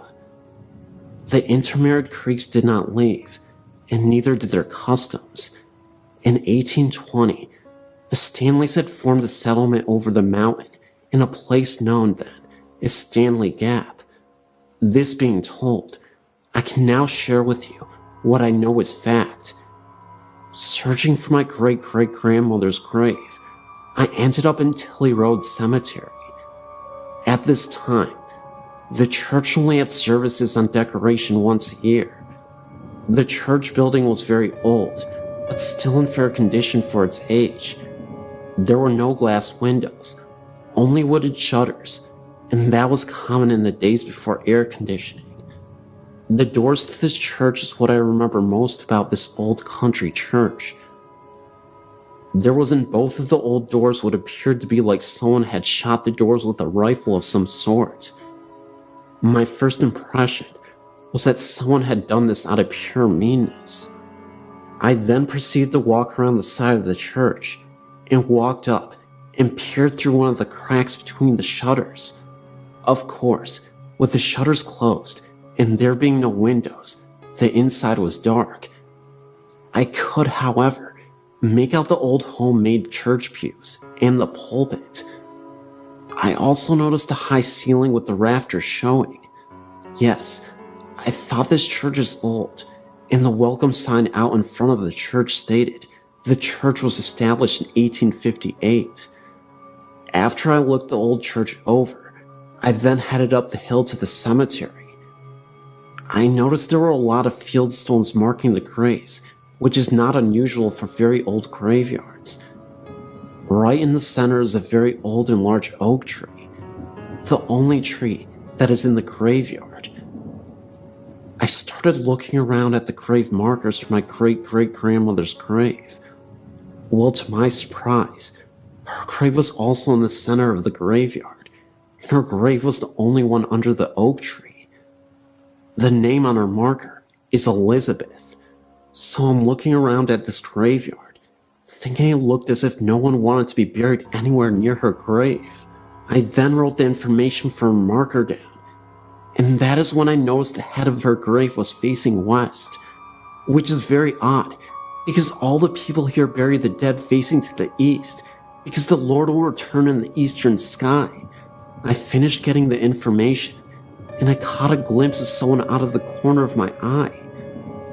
I did not hear a car come down the dirt road, and there were no houses close by. I turned very quick to see who it was, and there was no one. I laughed at myself thinking, yeah, I'm jumping at my own shadow. You see, I don't believe in ghosts, but I did believe in mean people. As I started back down the hill, I noticed another grave. It was called Mary. The birthday was the same as Elizabeth. They both died on October 26th. Elizabeth died 1905. Mary died 1906. I thought, boy, somebody messed up on the dates. I reached my car at the foot of the hill, and as I got in, I looked back up towards the cemetery, and at the tree, I saw what appeared to be a woman. Her dress was long and black. She had on a hat that I can only describe as a granny bonnet. I thought, you have got to be kidding. Then it looked as if she stepped back behind the tree. I was curious, so I went about halfway back up the hill and shouted hello. Of course, no answer, so I walked all the way back to the tree, and there was no one there. I hurried back to the car and left. A couple weeks later, my grandfather asked me if I had went to his great-grandmother's grave. I told him I had, and asked why her grave was facing to the west. My grandfather said, well, she was a witch. I laughed, and I said, really, Grandpa? Why is her grave turned around? He went on to tell me this. She was Creek, and also a witch doctor for the Creek Indians. The whole settlement was afraid of her. Now she had a daughter to marry, a Tilly, and another daughter to marry, a Stanley. There had been a family feud between the Tillys and the Stanleys, so the two sisters became enemies because of their husband. The feud escalated, and on Sunday morning, the Stanleys went to Tilly Church and started shooting through the doors of the church, killing the preacher, he was a Tilly, and several others in the church, including the one sister who married a Tilly. Now, the Tillys didn't let this go, and one night, they went to Stanley Gap and killed some of the men while they were asleep. Now the sister that married a Stanley, her husband was killed that night. A few months later, she died having a baby. Elizabeth Bradley vowed revenge on both the Tillys and the Stanleys for the death of her two daughters. After that, every baby born to the Tillys and Stanleys died at birth. I said, come to think of it, there was a lot of little baby graves, rows of them. My grandpa said, well, after a year of this, the Tillys went to Elizabeth Bradley's house and got her. She was then taken to the center of Tilly graveyard and hung from the old tree. They cut her down and buried her right where she fell. Right before they hung her, she told them she would come back. Now, after a few months, the little baby started dying, all at birth.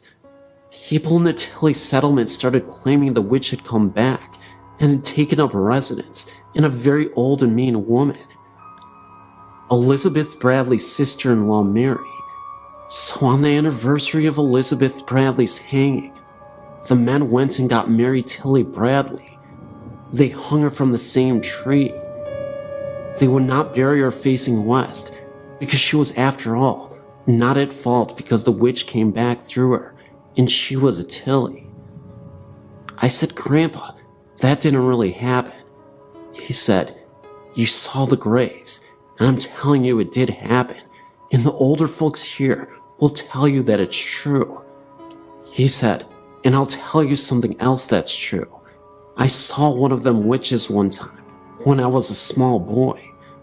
My grandpa went on to say that when he was about 9 years old, he went to decoration at Tilly, and he described the same very woman that I had seen. This happened 40 years ago, and my grandpa has been long gone for many years now. I've seen a tintype, old picture of Elizabeth Bradley, and I've also seen Elizabeth Bradley at Tilly Bend. I've kept a record, and I've seen her 8 times in the last 40 years. There has been 2 occasions that I heard a little baby crying as I walk up the hill. Of course, it quits when I get to the tree. Strange how one would think you could only see a ghost at night. I've only seen her in the daytime. Of course, I don't go there at night, and I never will.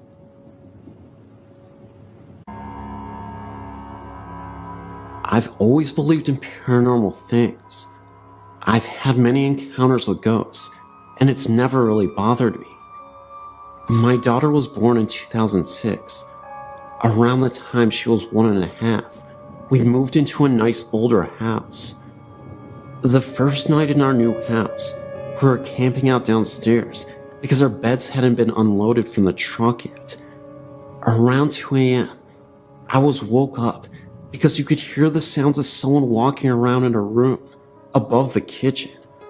I just blew it off as an older building and such. I walked upstairs when I continued to find her closet doors open and things scattered around her room like someone had been in the boxes. Again, I just blew it off as my kid brother playing a trick before he left. The next morning we were setting up her room, and I noticed her sitting there, acting like she was playing with someone. It sort of gave me chills, because she was actually talking to someone. I just ignored it, but later, she started mentioning the man. 3 days into living there is when things started happening. Her room has never been warm. I can turn the heater up to 75 degrees. I've bought a space heater. The landlords have came and checked the windows and insulation. Everything's normal. Her closet doors open at random times by themselves. Now at almost 3, she still talks about the man in her room. She's informed me that the man tells her she can do things, be bad, and do things after she's told no. She still sits around and talks to no one. We lived 14 months, with just little things happening all around 2 a.m. Her bedroom door slams shut, and you hear stomping down the stairs.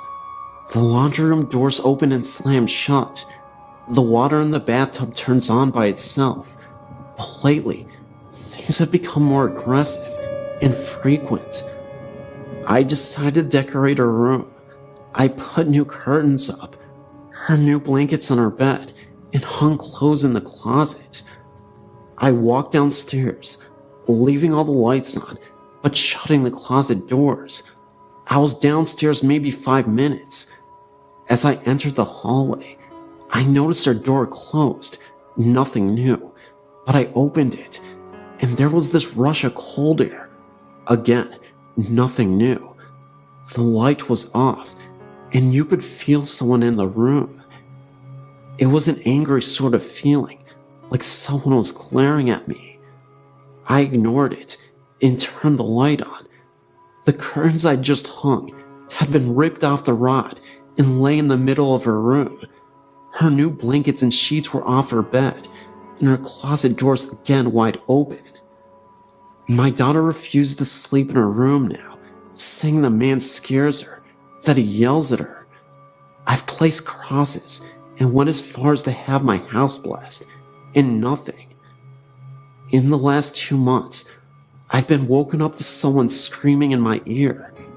The sound of my front door opening and slamming shut, and my bathroom shower turning on, all in the 2 a.m. hour, and on nights my daughter's at grandma's house.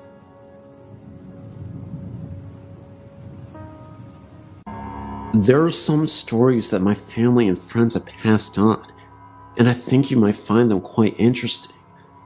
I'm a great fan of your website. I've some stories that I've heard from family. Here's one that my grandpa encountered.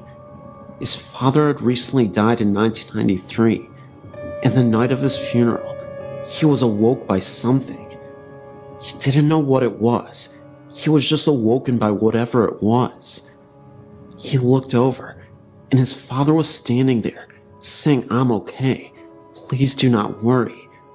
My grandpa got a drink of water, and his father left. He went right through the door. Then, I have one from family friends.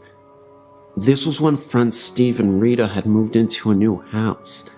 They had seen several apparitions that they have not really explained, but really just blobs. Then, here comes the scary part. Here are 2 stories that I've also inquired from the same person. Rita and her husband and 2 friends were in the family room in the middle of the day, talking, and all 4 of them saw a shadow jump from the balcony, slide across the family room, and go under the couch. Steps have also creaked, and toilets have flushed for no apparent reason. This was also a new house, with no history of violence on the property. Now for the second story. A couple of nights later, Rita was sleeping and woke up to feeling like someone was sitting on top of her, trying to choke her. Steve woke up to Rita's screams and flipped the lights on. She told him there was a man with a plaid shirt in the room, trying to choke her. No one was in the room. She got up out of bed and went to the dresser, looked in the mirror, and he was behind her. A lumberjack-looking man in a plaid shirt standing right behind her. This also might sound kind of weird, but my mother, Bernadette, lived in a new neighborhood when she was little. Outside of the development was a field with a very small house, almost a shed. Whenever my mom took a walk with her grandma, a little girl would come running out of the house and shed and talk with them. She was always dressed old-fashioned with a dress on. She resembled a little girl like Shirley Temple. She said her name was Judy. My mom saw her several times. Her grandma also did too. Years later, when she mentioned Judy to her mother said that nobody had ever lived in that house. It was used for storage, a shed, and said my mother was making it up, and that it was a story. We have never figured out if it was a ghost or not. My great-grandmother remembered her too. As a side note, I've passed this particular field many times, and have seen the shed, but have not had any strange things happen to me when passing the area. Like my grandmother has said, no one has ever lived in that shed, so I don't know.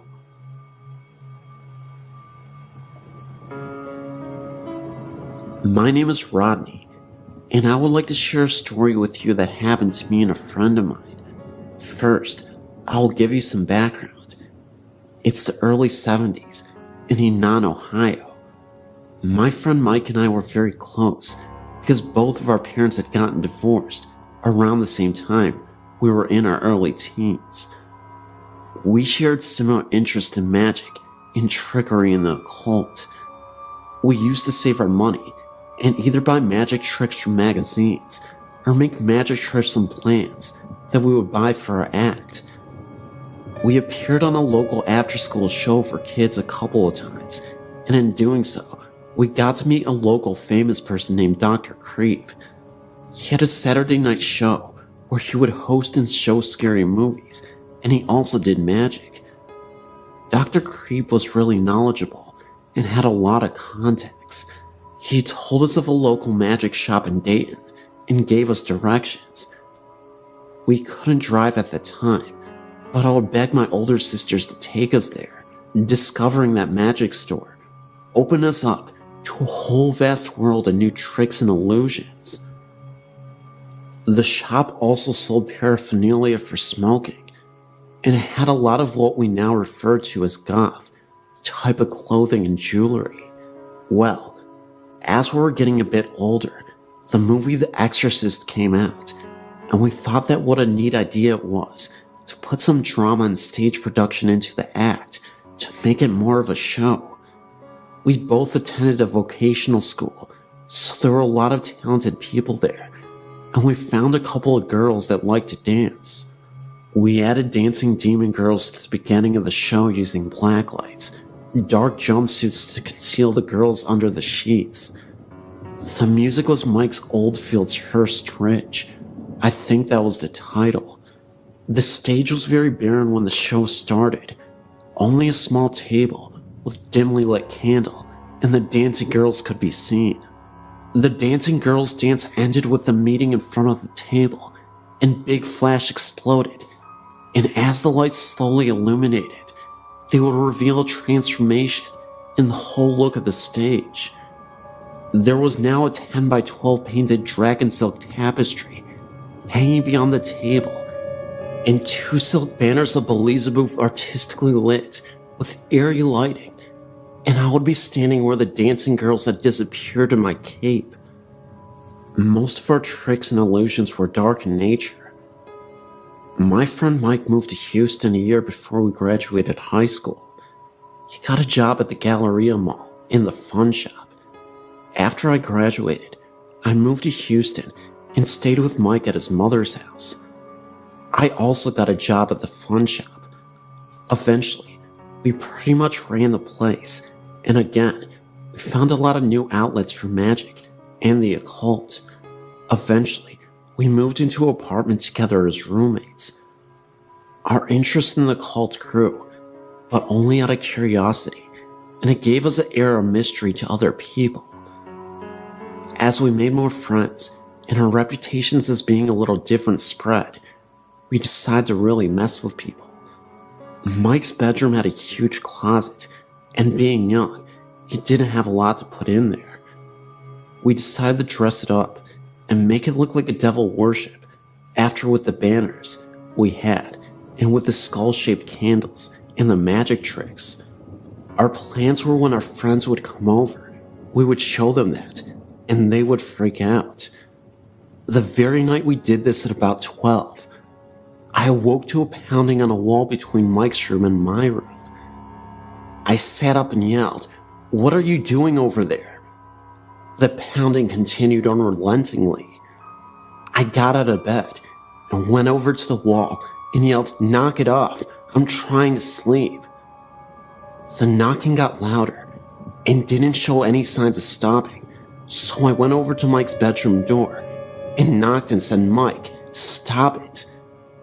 The pounding continued, so I opened the door to see Mike sitting up in his bed, looking at the closet. My eyes went across the room towards the closet, and as my vision passed his dresser, I saw the door slowly closing. I asked Mike what he was doing banging on my wall. He said it wasn't coming from the wall between our rooms. It was coming from the closet. I continued looking onto the closet. As I saw the door, it was breathing and jostling, as if someone was trying to get out. Then it stopped suddenly. We were scared witless. We gathered up enough courage to both walk over, and we pulled open the door with ease. The closet was freezing. We looked around and saw no one or anything. The apartment we lived in was brand new. No one lived next door. Our neighbor downstairs was gone for the weekend. We asked the people behind us the next day why they were banging on the walls, and they said that they hadn't, and that they didn't hear anything the night before. We immediately started ripping all the decorations down. I'm still very much fascinated with the paranormal, but I will not invite it in. I have another story I will share with you later, but as for now, I hope you enjoyed what I gave you.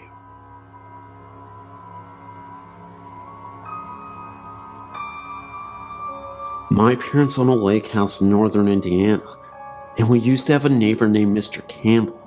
Sadly, Mr. Campbell was quite old and depressed, and one day he left a note and enough food and water to last his dogs at least a week. He said his body could be found in the lake.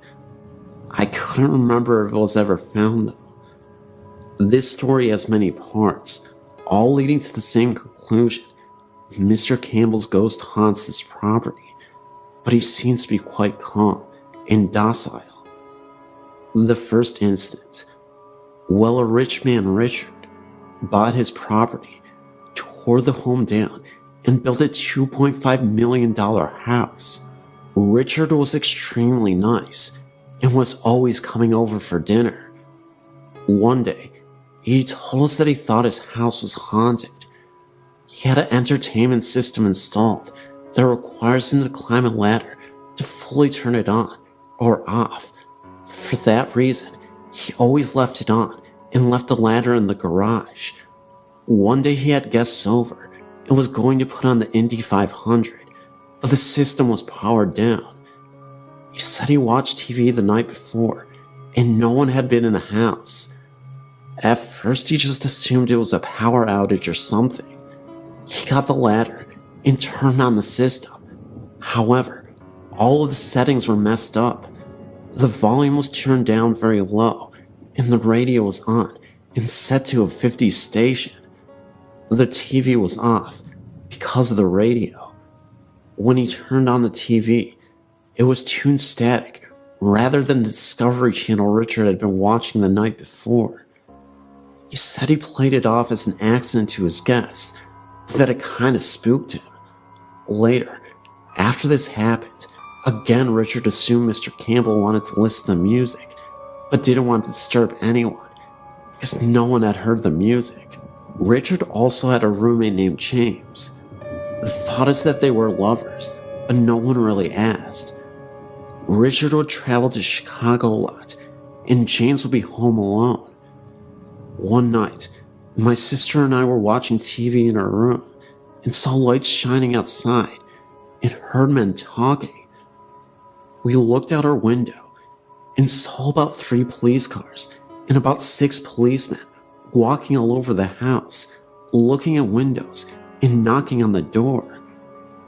We went outside with our dad to see what was going on, and the police asked if we had heard or seen anything suspicious. We said no. Why? They told us someone had called 911 from the house, but only breathed into the phone for a couple minutes and then hung up. We told the police that Richard was gone, and usually when he was gone, James would visit his mother down the street. My dad called James' cell, and he was at his mom's for a dinner and a movie. He said he was planning on leaving soon anyways, and came to talk to the police. James let him in, and they searched the whole house, but no one was there. However, in the kitchen, a burner was left on high. James said he made pasta to bring to his mom's, and must have forgotten to turn off the burner.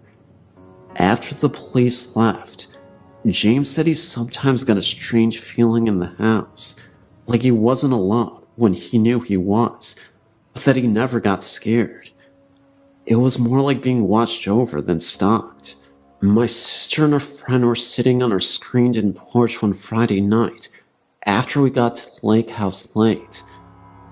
They saw a man walk from the pier to Richard's house, and my sister called out, "Hi, Richard," or James, whoever it is.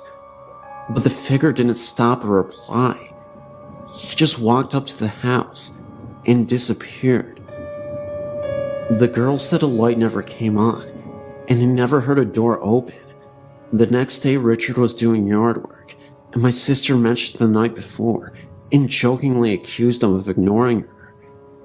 He told her he had not been home last night, and that he had just gotten back from Chicago early that morning. He also said that James was in North Carolina for the week for his sister's wedding. My sister and her friends were confused because they had both seen the man, and they were worried they had seen a robber. Richard asked if the outdoor lights turned on, and they said no. Why? He said he has motion detector lights, so if there was a person by the house, the floodlight should have come on, and his alarm didn't register entry last night. The next incident, Richard had to move to Chicago. It had gotten to be too much for him to constantly be driving back and forth, so he bought a flat in Chicago and put the house up for sale. James left too. The new owners are really quite annoying and full of themselves, so no one ever told him about the possible haunting or the house's past. One day Janet came over and asked us if the house had a story. I asked why. She said she had been in the shower when she saw an old man staring at her. She screamed and he just disappeared. We told her about Mr. Campbell and everything, and she sort of freaked out. They tried to sell the house, but couldn't. She still says the old man watches her every now and then. The housekeeper says she has never seen the old man while she was showering, but that she thought she saw him one day while she was cleaning. He was in the entertainment room, listening to music. She also said that the 5 dogs will stare at all the same spot for several minutes on end, tails wagging, as if they were being talked to. We still talk to Richard, and he has told us many stories about the house, rearranged pantries, the entertainment system being changed multiple times, and other various things. We think Mr. Campbell haunts the home because he can't move on. My mom says my experience must have been Mr. Campbell trying to get away from Janet for a while. That incident was before the shower, but Janet was already in the home with her husband. We still hear the beeping every once in a while, and we all just say, "Hi, Mr. Campbell, you can visit as long as you like." The dog stops staring and following him after about the 10th time. They'll look up just after the beeping, and just before we hear him leave. I'm a bit of a baby, so I still get creeped out when I'm alone at night, even though I know he has never done any harm. My parents are the last people I think would believe it, but with so many incidents, we think he is there living out his days watching others. Maybe he regretted saying goodbye prematurely, and because of this is what keeps him from going to the other side. I was visiting my mother and some friends in Florida, and stayed with my mother while vacationing to cook us, of course. She works nights at the local hospital, so I'm there alone from 7 p.m. until 7 a.m. when she works. It was a Friday evening, and my mom had just left for work. I was hungry, so I went out to grab a bite to eat.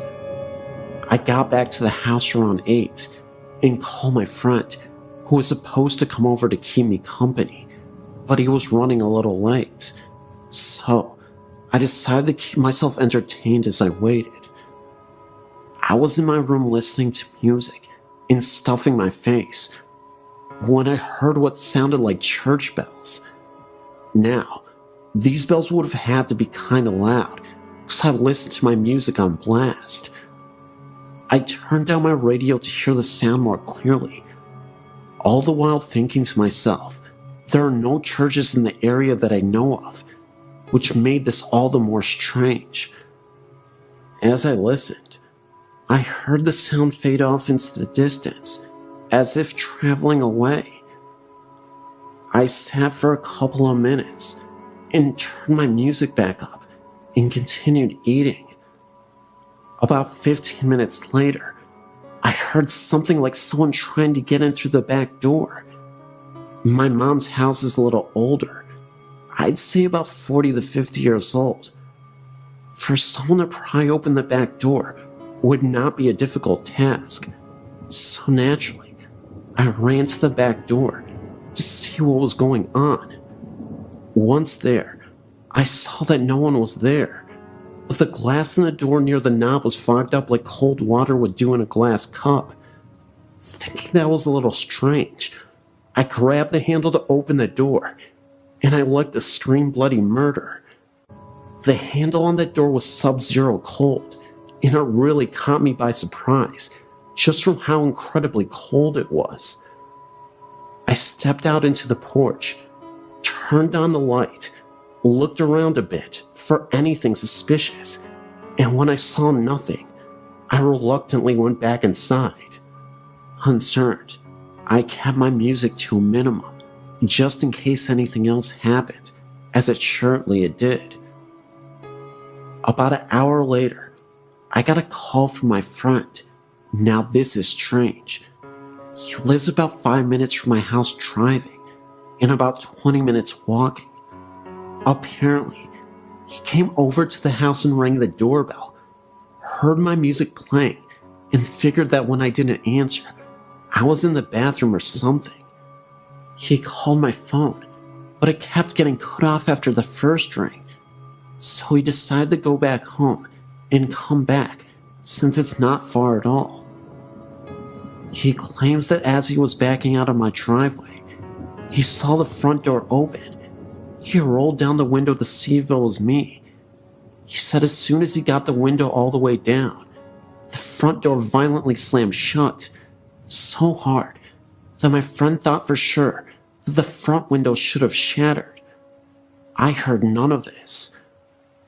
Around the time that he came over was coincidentally the same time I heard the strange bells. So, I was a little spooked and told him to come over. So he said give him about 15 minutes and he would be over.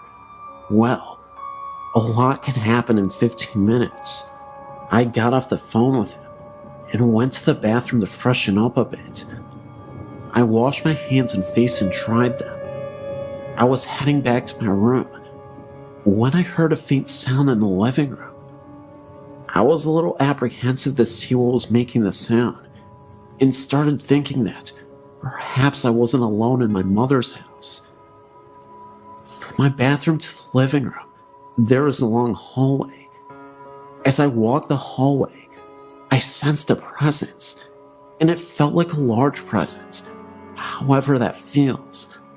Upon entering the living room, I looked up and saw what looked like a clergyman. I could see him clear as anything. My reaction wasn't what one would expect. Looking back on the incident, it seems unusual to me as well. I began to cry, almost uncontrollably, and I still have no reason as to why. That's when I heard a knock at my door. My friend had arrived, and as I stood there, I saw the apparition seem to fade to nothing as he continued to knock and rang the doorbell. I opened the door to my friend, who seemed a little shaken himself. He asked me why I'd been crying, and unsure on what to tell him, I simply said that I saw something sad on TV. He asked if anyone else was in the house because he saw someone leave out the back door. I told him it was my neighbor. I've had many things happen to me. Dreams and visions have been a part of my life for as far back as I can remember, but none of them compare to this incident. Weird, huh?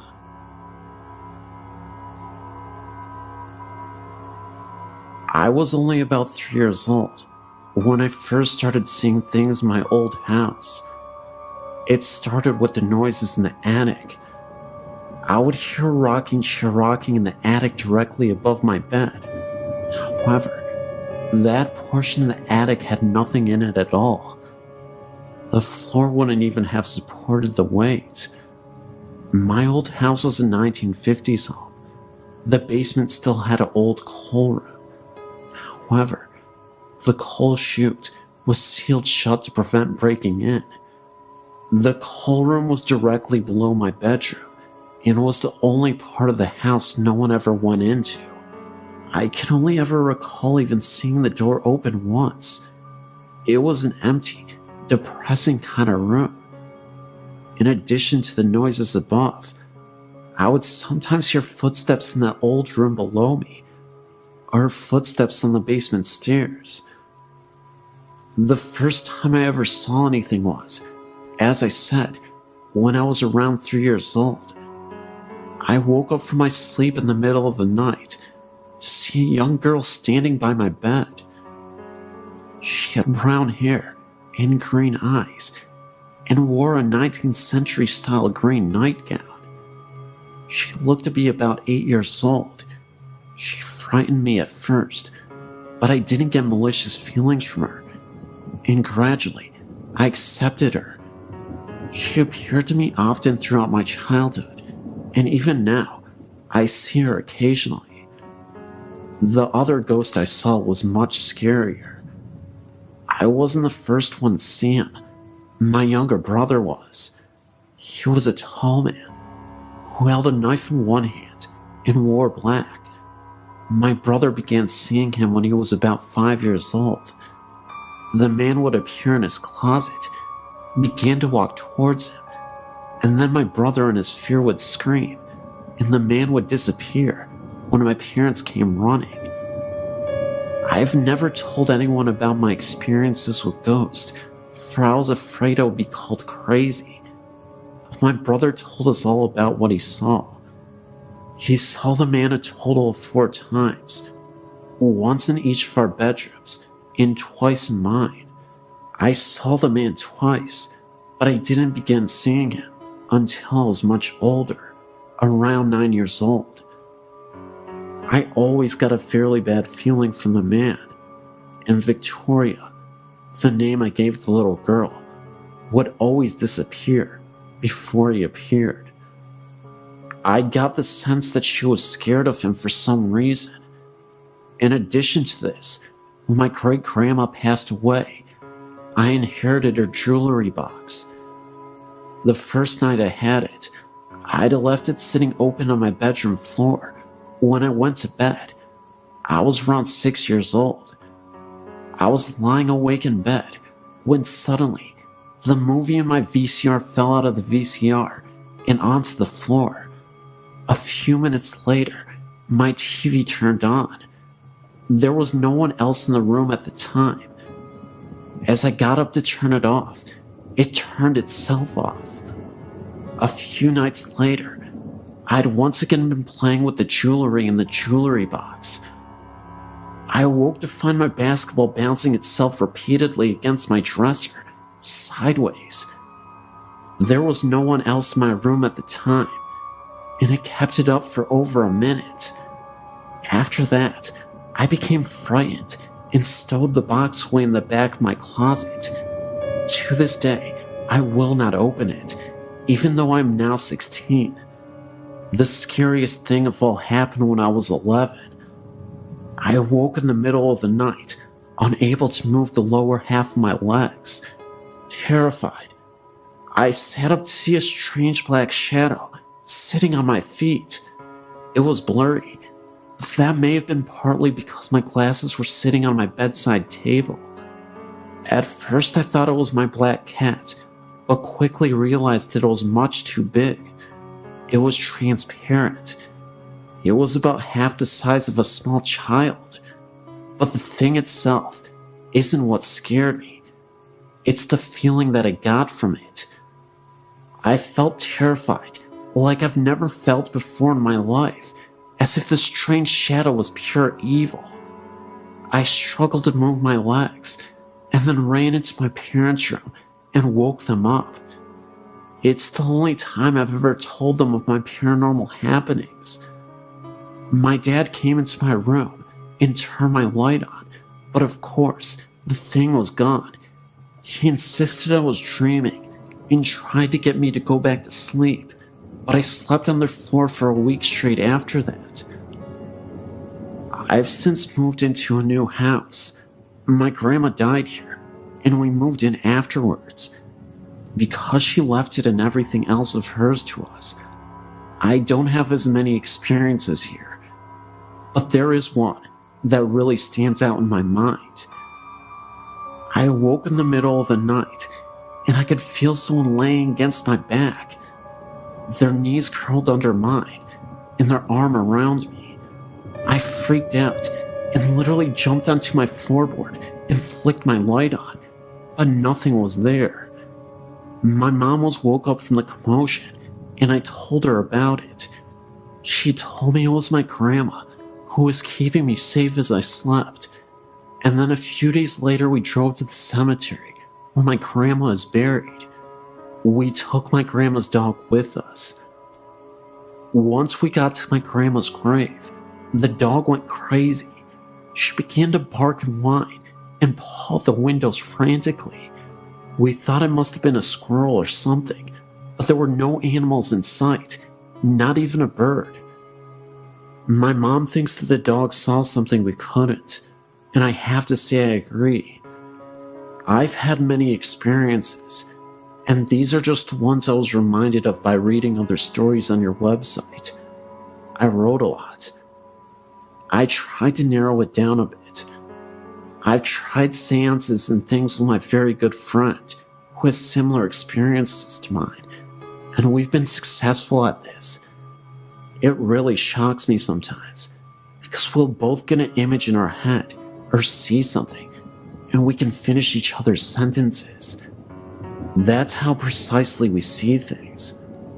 I definitely believe in the paranormal, and I hope to show other people the truth.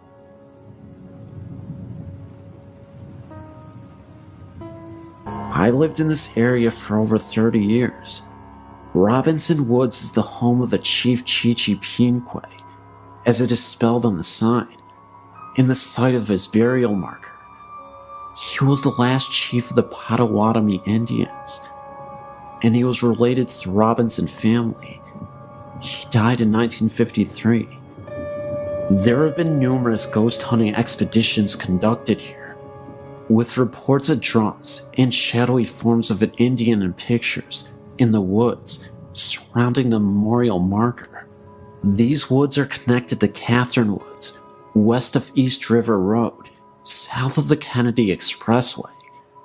There's a trail that leads from behind the Chiefs Memorial marker, going to a small branch of the Des Plaines River. It is along this river that John Wayne Gacy buried several of his victims. Additionally, there have been numerous bodies found here over the years. In the late 1950s, 2 brothers went missing and were killed, and their bodies were discovered here. The area of these woods, more towards the Catherine Woods side, just south of the expressway, is where the American Airlines flight went down, killing all on board. On the east side of the East River Road, there used to be a horseback riding stable called Happy Day Stables, which was the site of many illicit doings. John Wayne Gacy was known to be friends with one of the stable hands that worked there in the 50s and 60s, and he was a frequent visitor there. This stable hand is the one who was responsible for killing the 2 brothers in the late 1950s, and it's local legend that Gacy participated in the murders. Of course, both Gacy and the other man died without ever revealing the truth of this. These woods have been the site of more phenomenon than can be counted. Generations of kids have gone there to dare each other to face their fears.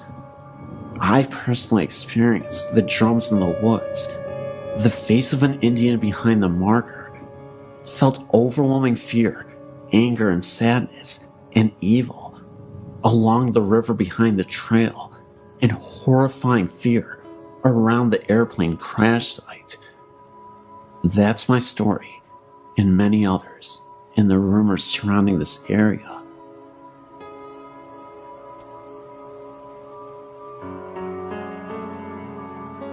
When I was around 7 or 8 years old, I lived in Norwalk, California, with my mom and my soon-to-be stepfather in a 2-bedroom apartment. There are 2 things I remember most about living in that apartment. One was the beautiful Princess Canopy bed I slept in, and the other was the floating woman's head I would see coming into my bedroom from the hallway. I have and will never forget that image. It looked like an older woman with long, coarse gray messed up hair with some kind of hat. The first thing I think of when I remember her face was she looked like a witch, pointy nose, moles on her face. From the moment I started seeing her float in, she just stared directly at me, went around the poles of my bed, and coming right at me. I would always put the covers over my head knowing she was right on top of me, and shut my eyes hard, and put my fingers in my ears until I felt ready to look again. I've always believed and been interested in paranormal and ghost stories. After my grandmother died, I felt her hand on my shoulder in my then boyfriend's house. I turned around. Nobody was there, but for some reason, I knew it was her, and I didn't feel scared. I felt she was letting me know she's okay and with me. Lately, my sister and I have been looking at paranormal sites and researching videos and pictures of ghosts, paranormal stories. Your site is my favorite right now.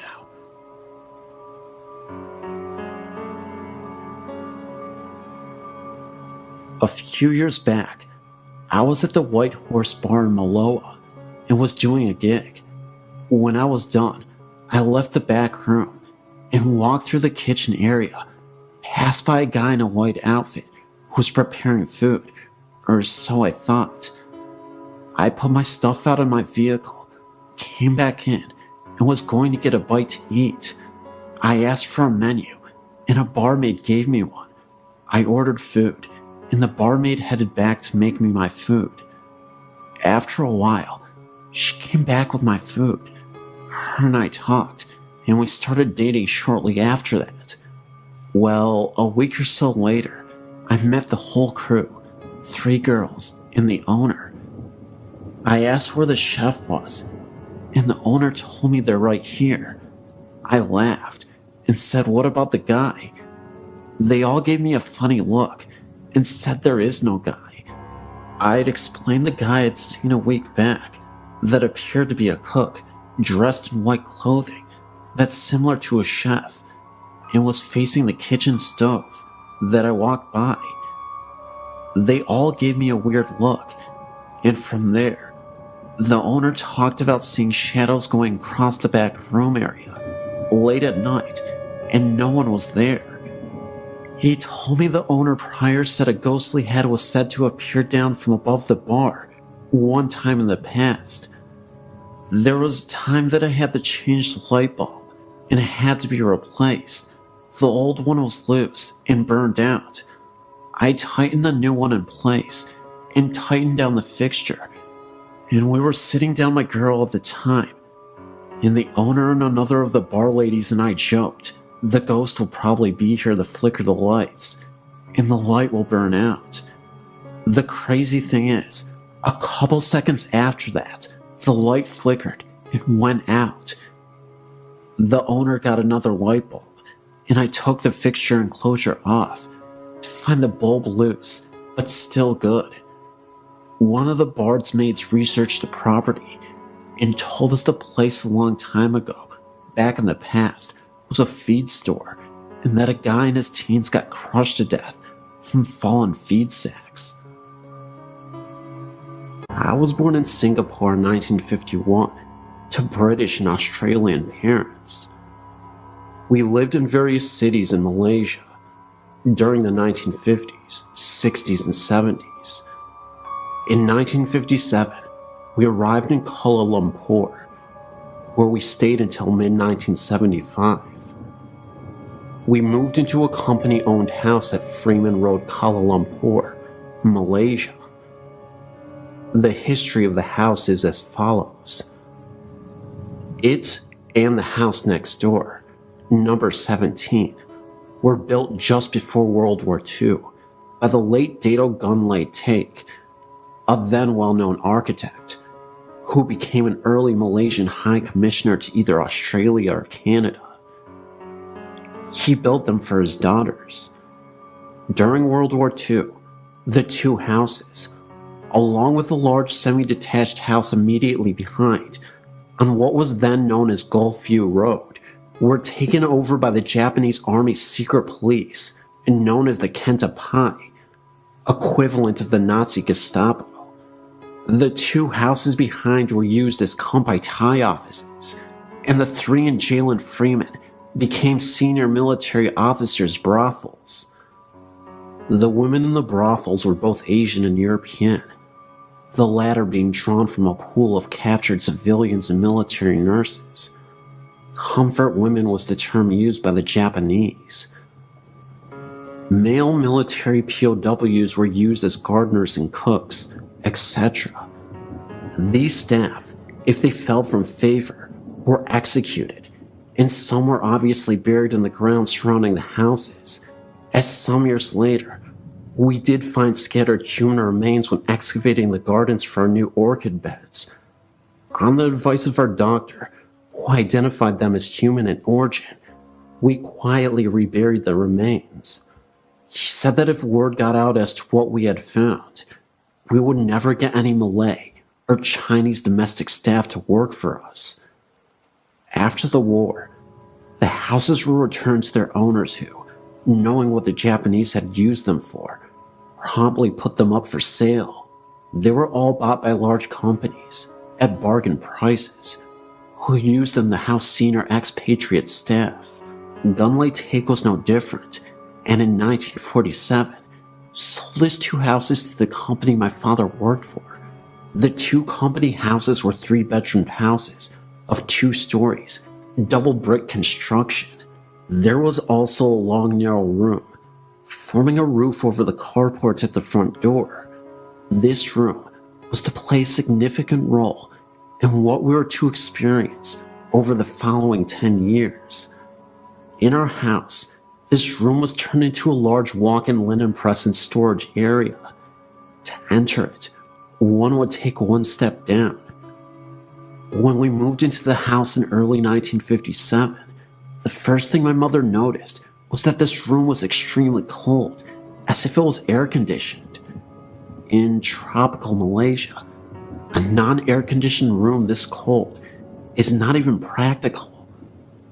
Our dogs would never go into this room, and when passing the entrance to that room, always hurried past with tails between their legs. Nobody would really stay in that room for very long. It had a very uncomfortable atmosphere. However, sometimes after running around and playing and getting very hot, I would go and sit on the step at the entrance to the room to cool off. I was 5 years old and knew nothing about ghosts at this time. The main bedroom on the extreme right-hand side of the upstairs part of the house, as one faced out towards the main road, had its own full bathroom, and the other two, also upstairs, shared a bathroom via separate doors leading from the bedrooms to the bathroom. These latter two were adjoining each other. One was on the extreme left-hand side of the house, and the other at the back, with windows looking out over the back lawn. This eventually became my room. All the doors were heavy solid, with solid brass latches.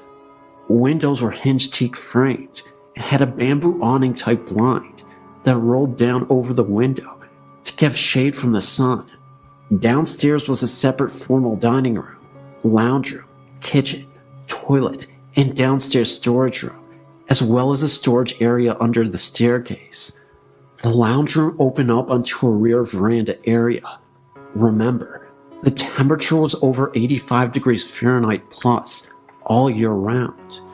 As per usual, European expatriate practices of the times in India, Malaysia, Indonesia, Hong Kong expats had domestic servants to look after the household chores. All expat houses built prior to the early 1960s had separate servants' quarters on the property.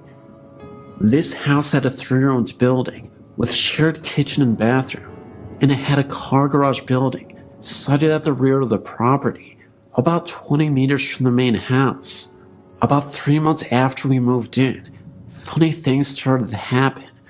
The first incident was the appearance of a white cat.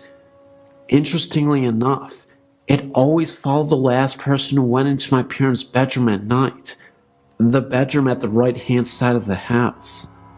This cat made no sound, but appeared from nowhere and scuttled into the room as the door was opened.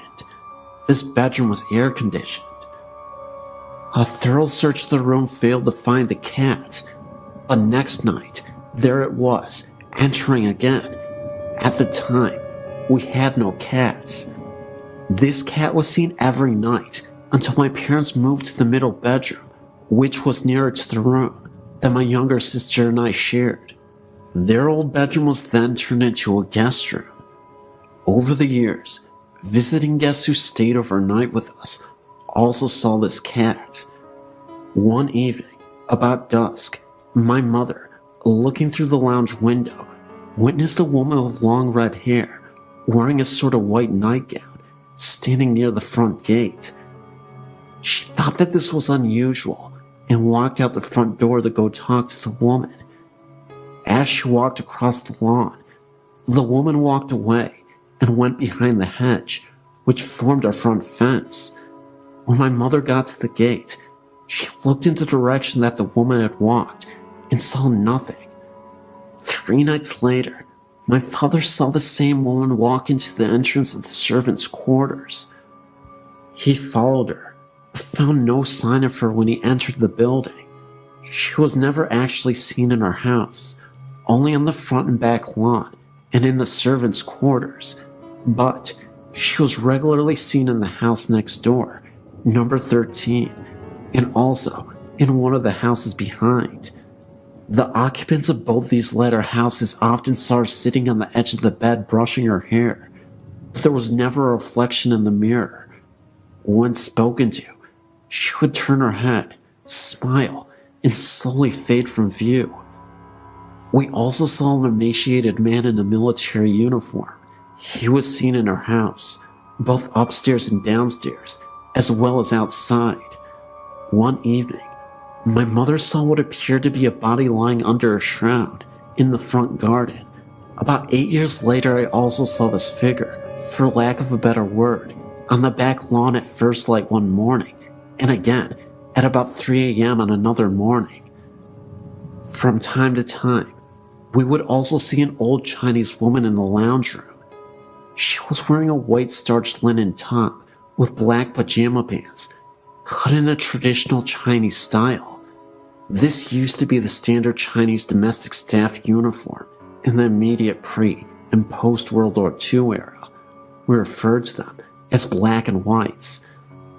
By the 1960s, the next generation of Chinese female domestic staff had abandoned this tradition for more colorful pajama suit type clothing.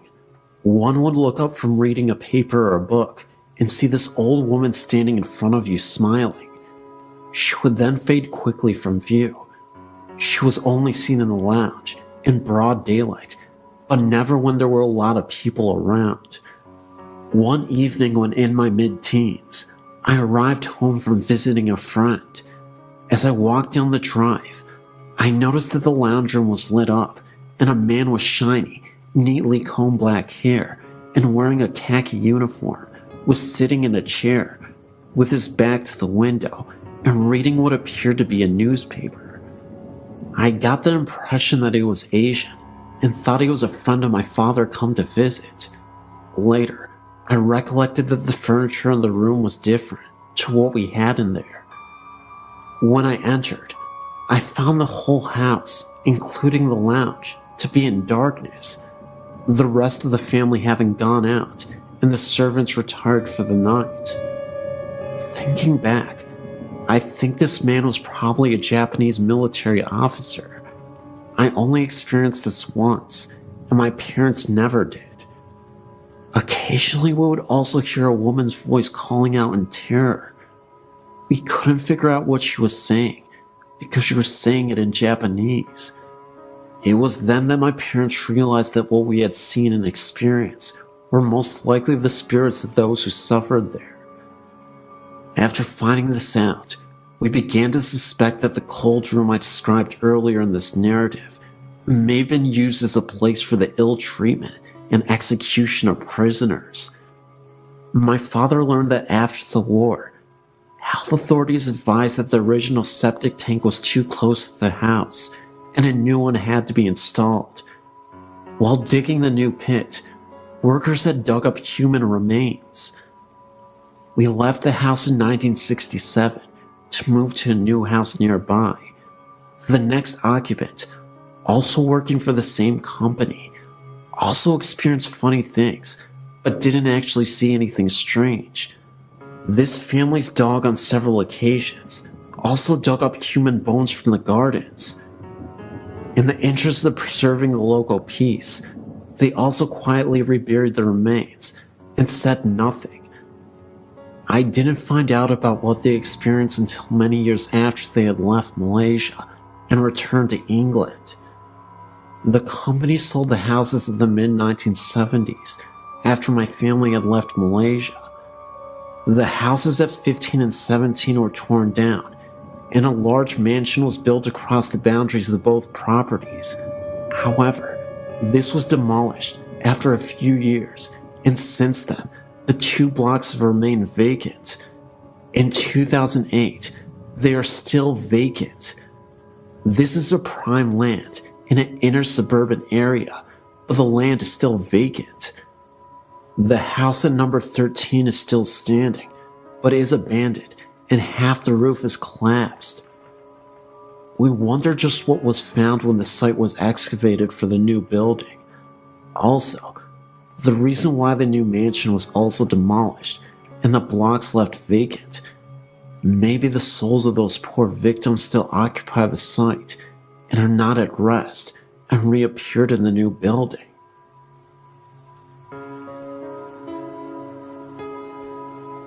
I was shocked to see that in Lovejoy, Georgia, there were apparitions. I too had an experience, but didn't think much about it, especially after everybody looked at us My mother-in-law also saw it, as if we were crazy. We used to live in a new apartment complex. One day, I was sitting on the counter eating lunch, and my mother-in-law was in the living room. As she came towards me to get to the kitchen, we both saw a man going towards the room at the end of the hall. Our first instinct was that one had broken into the apartment. We did get a chill, but at the same time, we didn't seem it was a big deal. We just figured it was the fact that we had gotten scared. I grabbed the phone, and we walked towards the hallway. When we looked, we saw nobody. We thought they had gone into the bathroom or the laundry room. When we saw nobody, we looked in the closet of the room, but again, didn't see anybody. After we came to our senses, we realized that nobody could have entered, because we would have heard the door, and the alarm would have went off anyway. Two guys that slept in that room told us afterwards that they would have trouble sleeping for a long time. On occasion, they would hear the water running, but they thought it was the other one. After sharing these experiences, we have come to the conclusion that this was in fact paranormal. We called the leasing office and asked them if anything had happened in that apartment, or if they knew of anything of this nature in that area. They obviously thought we were crazy, and replied that they didn't know anything. Now that I have found this, I feel relieved that now, thanks to this, my family believes us. I'm of course referring to your site. Thank you for letting me share my story.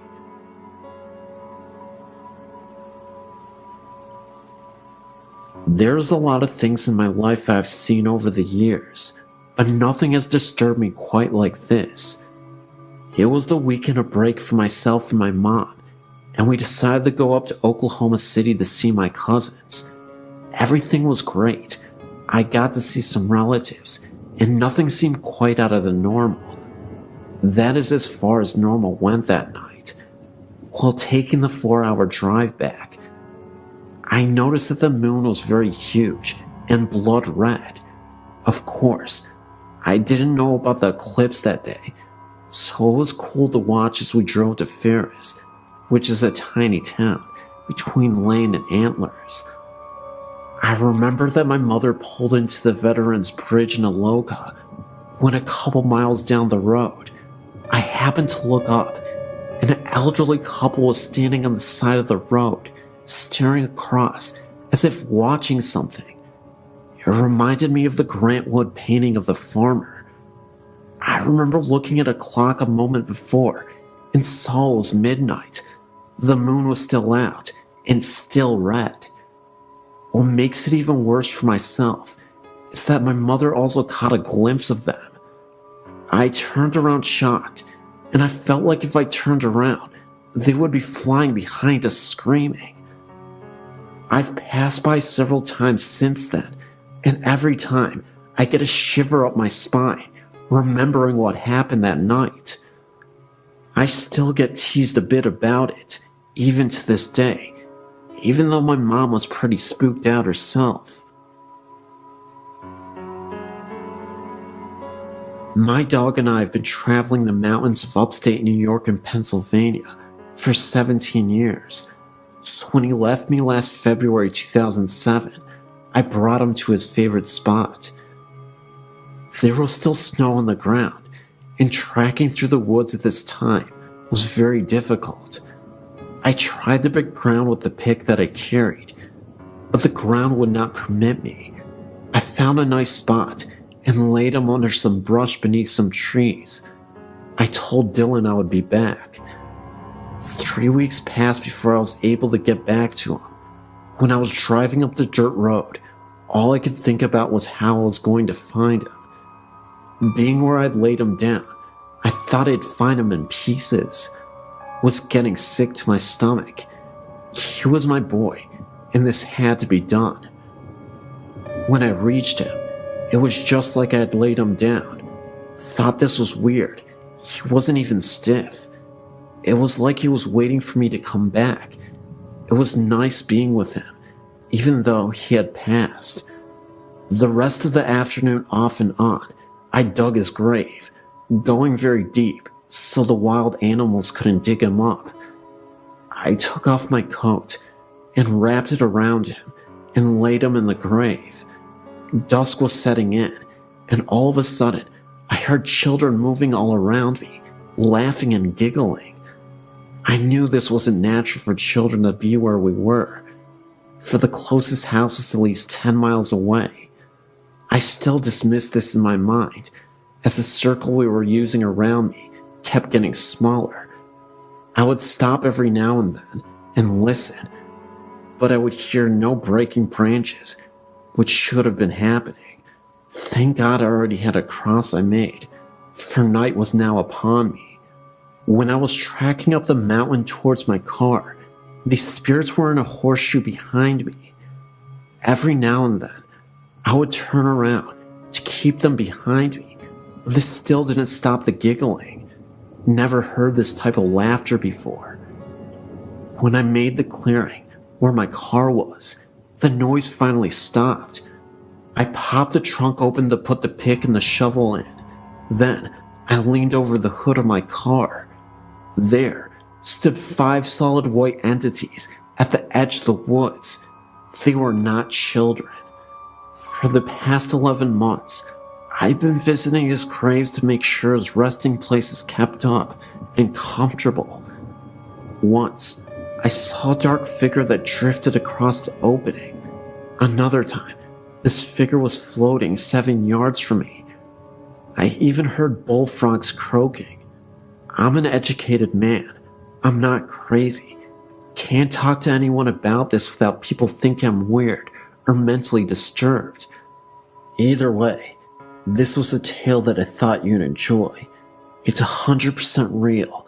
I swear my life on it. I know I may only have my word, but it's the best I can do.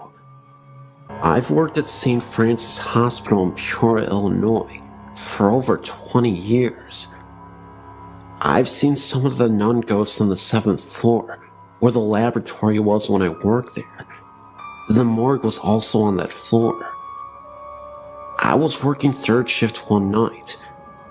At times, we took the back elevator, the service elevator, to the floors to draw labs when needed.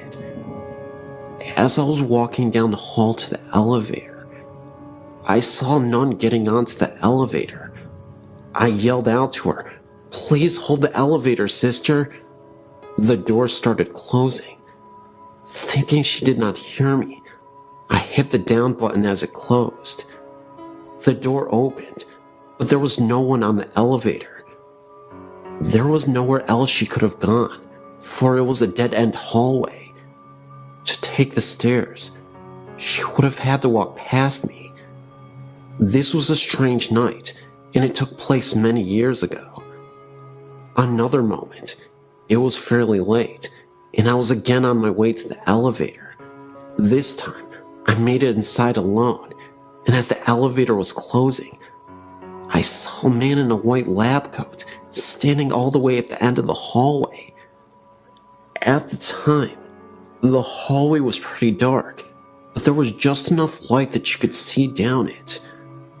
I knew for a fact that there was absolutely no one else on the floor at the time. The image of the man in the lab coat, and also the nun, will always be engraved in my mind. This hospital has always had a reputation for having had ghostly visitations from previous employees who used to work there.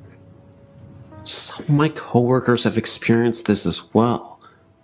When I was describing what I had seen to a current coworker, she was a bit startled from the revelation. That's because one night, she had taken the elevator to the morgue, and when she got down to it, she could have sworn that she saw a figure or dark shadow in a praying position, kneeled over. She said the figure was an outline of a person. No distinct features, almost cloud-like, but could definitely tell it was made to be some sort of person. My theory is that the nun appeared once again to help with the newly deceased transition to the other side. I'd also like to think that the man in the lab coat was a former employee of this hospital. Either way, there's quite a bit of haunted history here, and I'm not sure how to deal with it at times. Since I'm fairly used to creepy happenings, it no longer frightens me like it used to, but there's always a bit of excitement in telling these tales to those who haven't heard them before. I believe there is a portal to the other side that humans have access to, and eventually we'll transport ourselves to this world. As for now, we're just getting a glimpse of the afterlife.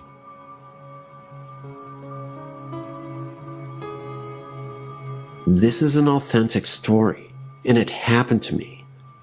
I've already posted this on allaboutghosts.com, but I've not heard anything about this place other than my story. Maybe someone out there has had a similar experience, or even paranormal things happen at this place. What made me want to add my story here is when I read the story about Tacoma, Point Defiance Park, 5 Mile Drive. This story grabbed me and was almost disturbing to me because it is so closely related to mine about a little girl. However, this was no ordinary looking girl. She was looking real, of course, except she had no eyes and was smiling, and then all of a sudden she disappeared. I was searching here to see if there was anything from my spot at Eagle Falls. When I went to this favorite swimming hole of mine on Sequoia River. This is a very beautiful swimming hole, almost lagoon-like, where the river flows, with falls into a pool of deep colorful water, and under the water, on the side of the walls, there are huge giant flat rocks that drop off down where you cannot see the bottom. The rocks above have been carved into the star-like settings that have become flat, and then go down into where the river wall is. Across the river, which is only about 50 feet or so, there are rocks where people can climb to. There is a rope swing tied to a tree on this side also. It's a popular spot for people to swim in the summer. I really like this place for swimming and floating on my raft with flippers, so I can move faster to swim up the currents of the falls better and ride the river down. This brings me to my story. I was headed towards the place where I was going to do just that, and noticed there were two people to the right of me, a man and a woman, one sitting next to the rope swing, and the other climbing up the rocks. And to the left of me, there was this little girl, about 6 or 7 years old, and standing about 3 feet away from me, on the edge of the rock by the water with her head turned slightly, and just smiling at me.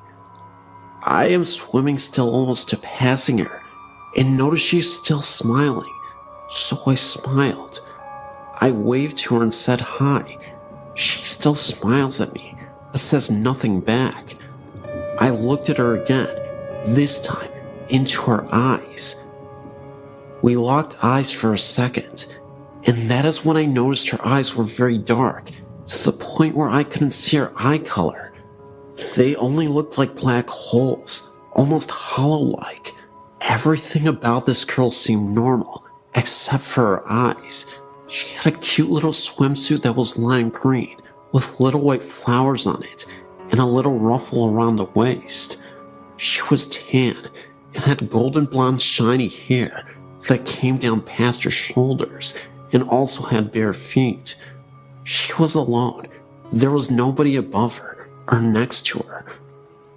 I was thinking that maybe she was standing there watching her mother swing from the rope swing, or something.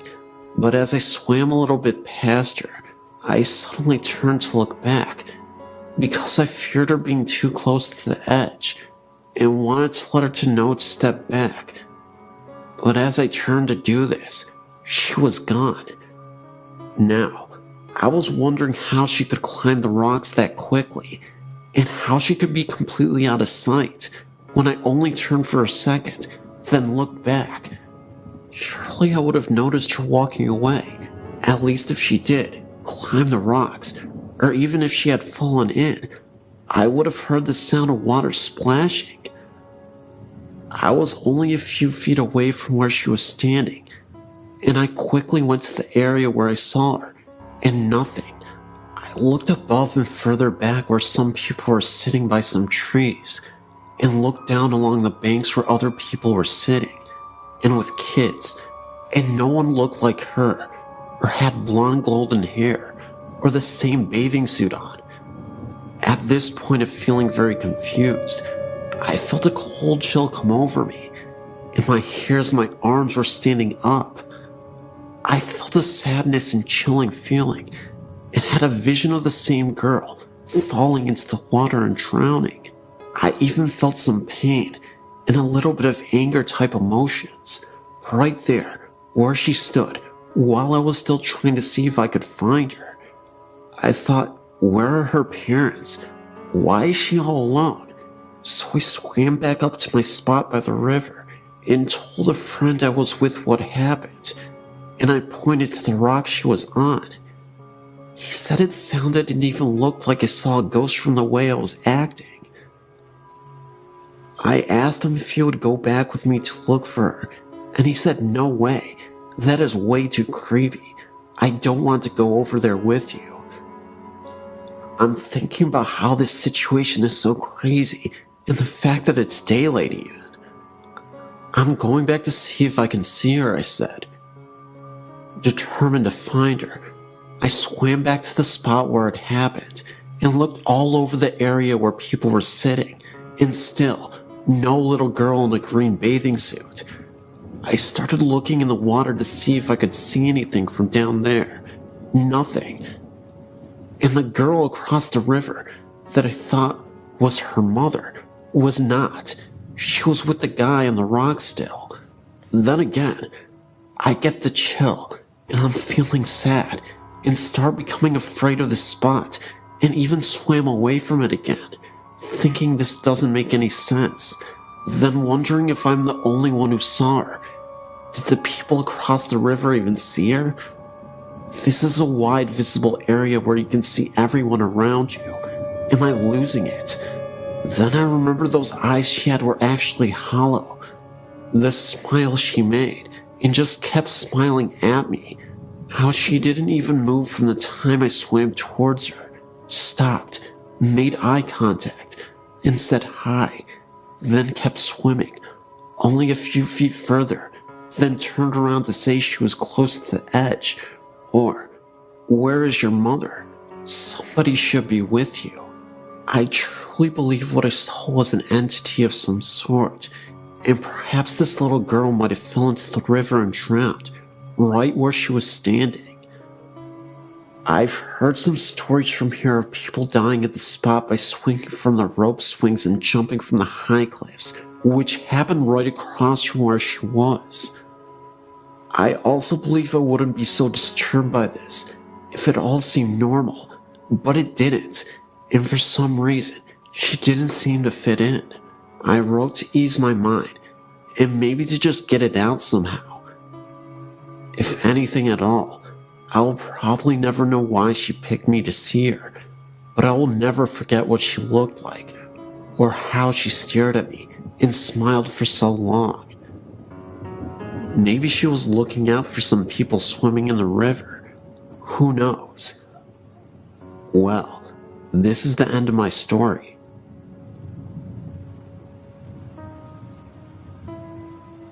Up until I was around 10, my mom, sister, and dad and I lived in a house called Fielder's Green, which was in Lanark, Cornwall. The house must have been around 50 years old, and was originally 2 cottages joined together, meaning it was fairly big.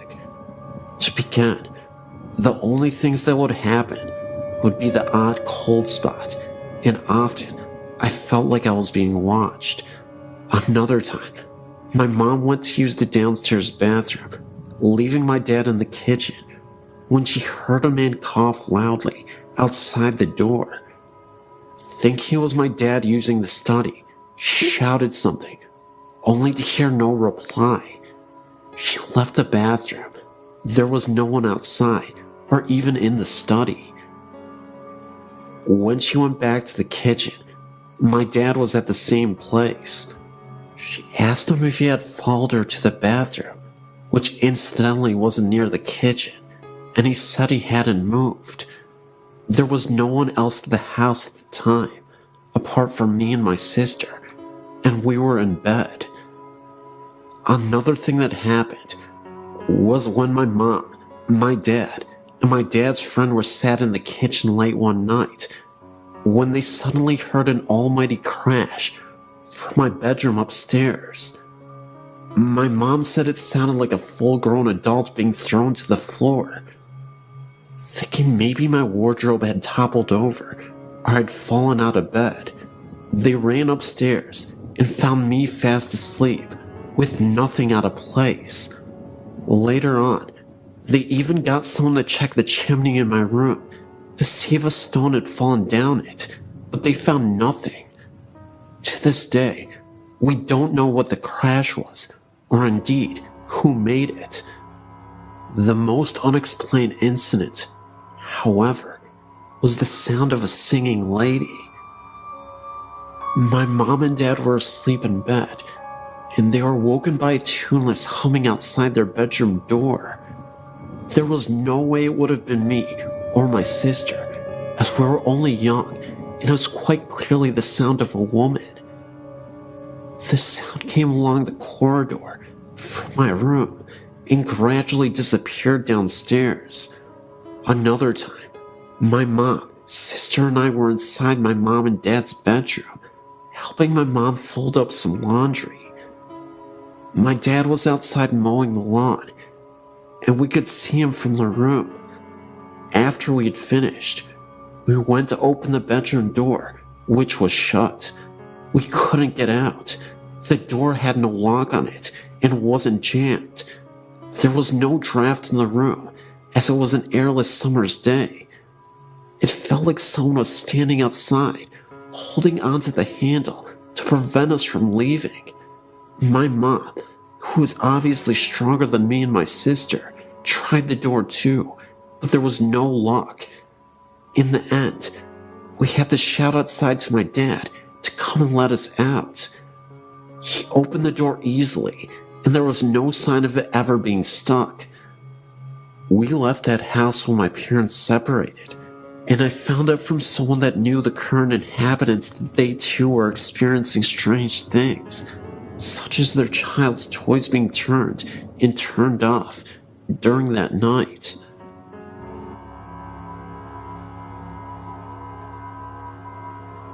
My friends and I went to Cypress Valley Cemetery in Villanova, Arkansas.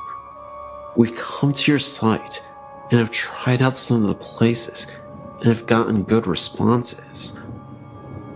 We parked our car out front and went into the gates around 3 in the morning. There were 4 of us.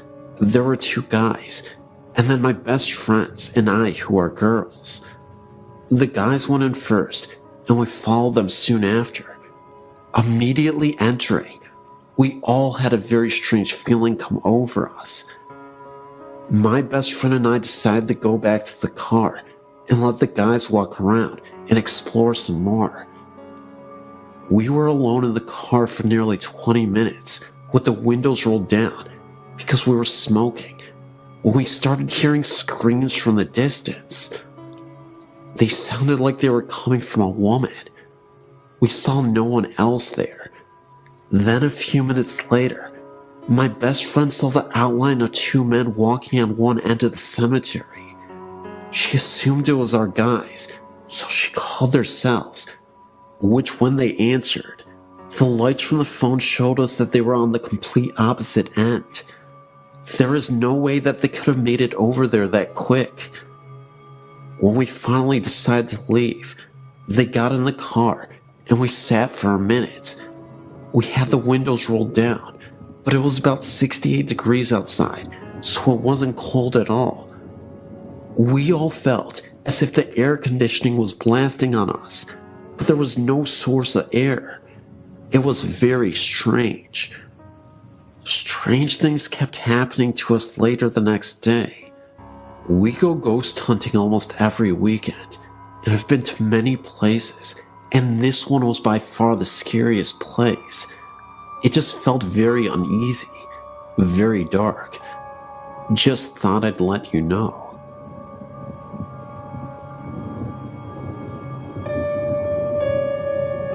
Here's one of my stories of paranormal activity. From being very young, my brother and I had always experienced things we knew were not normal. But of course, our grandparents, whom we had lived with since we can remember, brushed it off as childish imagination. As we were growing up, we saw less and less unusual happenings. It all began when I was 15 years old. My brother at the time was 17, and our grandfather passed away. My entire family reported seeing him the night after he passed away. Now, my family has its skeptics and its believers, and every one of them reported seeing him laughing and looking much younger and healthier than they'd ever remembered. He smiled at them all and said goodbye. Now, my brother and I had not seen this apparition, so we brushed it off as their subconscious, projecting an image they all wanted to see. Of course we were believers, but we thought if anyone would have seen him, it would have been us, for we had been there for him when nobody else had ever been. Well, our thoughts came to reality one night, around 5 months after his passing, and this supposed collective haunting. My brother and I were up in his room playing on the PC. My grandmother was out, and my little sister in bed. Now my grandfather, or Daddy, as was his nickname, always enjoyed his music, and always had it on extremely loud. We were laughing at something on the internet when John Lennon, Imagine, began playing very loudly downstairs. Well, at first, we thought it was a cruel joke by our neighbors. This particular song had been his first choice for his cremation, and so I, being the braver of us, stormed downstairs to find it was indeed coming from the office room that was my grandfather's. I walked into his old room to find it was freezing, and there were no windows or doors open, and the CD player was not on, and the music was still going. Then, there was a knock on the back door. Usually our neighbors used our back door, and the music stopped. My brother was now downstairs with me, and we thought it must have been our neighbors there to complain, and the noise, so he unblocked and opened the door. Opposite the door was an outside toilet, and as my brother opened the door, he froze. His face paled, and I could tell there was something wrong. I looked outside to see nothing, but incredibly shaken by the music, I slammed and locked the door, turned every light on in the house, bar my sister's, as she was seemingly sound asleep, and sat downstairs, waiting for my grandmother. To this day, my brother will not tell me what he saw outside, but I doubt it was the friendly spirit of my grandfather coming to say goodbye. The reason I believe this is because the morning after, my little sister said, "Do you believe in ghosts?" I didn't react and merely asked why. She then replied that the night before Daddy had been in her room when she was crying about his passing, telling her to shush, that everything was okay and he was happy. Also, my neighbors, who were really quick to complain, never mentioned any loud music coming from our house.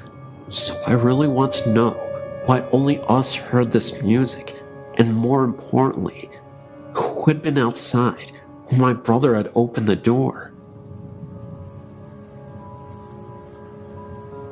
There is a 2-story house right in the center of town that I lived in 1958 or 1959. It is known as the Old Van Delzum House. Both my cousin and I experienced odd things in that house.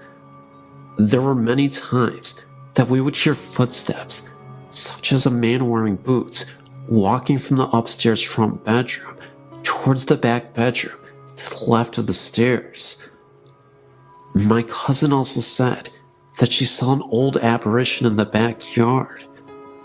I went to see the psychic Carol Pete this week and showed her a picture of the house. She said she felt it was a soldier from the Civil War era. Also, she said that many horrible things happened on the property. No one ever died in the house, so it is connected with the land it sits on. We stayed there only about 2 or 3 months and moved to another location in the same town.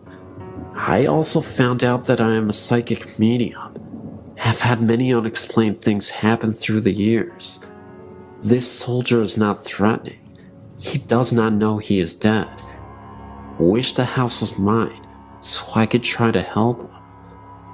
All this has been burned in my memory for nearly 50 years. Hi, my name is David. I'm a French student, and I wanted to share some eerie things that happened to me and to some of my friends with you readers. My grandfather died last year. He was a total atheist and believed that supernatural was just some bullcrap, and that people who got interested in it were pitiful fools. What's more, he was a convinced internationalist communist and often led some speeches against God and the church. I was the contrary of my grandfather, a conservative Christian loving God and fatherland, so the situation often led to arguments between my grandfather and me, as we were obviously on a different wavelength, but it didn't matter. He was my grandfather. I was his grandson. He loved me, and I loved him as well, and we would often laugh together. Well, as a Christian believer, I believe and still believe in hell, and I feared that my grandfather would go there after his death because of his resolute anti-God feelings. So I said a lot of rosaries so that God would put him on the right way. One day, as I went back from the university, I got a phone call from my mother. She told me that my grandfather had been sent to the hospital in order to cure a little pain on a knee. But when the doctors started to inspect his general state of health, they found out that my grandfather had a generalized cancer, and that is why he felt so tired. I got so upset hearing that I rushed to the church and put a candle to the Holy Virgin so that she would get the forgiveness to my godless, communist grandfather. I went to visit my grandfather in the hospital, where he was sadly ending his life, and I could notice no changes in his mind and moral, and his Calvary in the hospital bed lasted for months. Here's the moment when my story becomes interesting.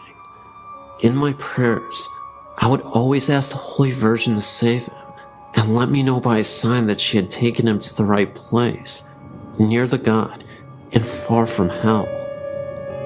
It was an ordinary night. I was reading in my bed with my bedlight and listening to the outside noises as usual, and I closed my eyes to sleep afterwards. Oh God, I can never forget what I lived this night. It was about 5 a.m. because it happened just a moment before I woke up. I had a very powerful dream, and it looked so real that it is still sculpted in my memory. I dreamt about a giant curtain of red velvet with a portrait of my grandfather hanging on it. I looked at this picture, and my eyes looked leftwards and saw that the curtains were open like on a theater. Behind these velvet curtains, I could see the sky filled with orange clouds, lit like on a wonderful sunset, or dawn, I don't know. And suddenly, I saw a boy kneeling in the darkness in front of the scene, and I recognized myself. I can't figure out why, but I know that the boy in this dream kneeling was me in person. A short moment after, a young woman went out from behind the curtain from the lit side. She had a blue dress and a blue veil. Both were blue, one dark, the other clear. She looked like Raphael's Holy Virgin in the painting. I remember her peaceful face that made me feel peaceful and tranquil. The lady sat in front of the kneeling boy, me, and started talking to him. I would see the lady's lips moving, but no sounds coming from her mouth. But I distinctly remember her beautiful eyebrows. After talking, she showed me something behind her.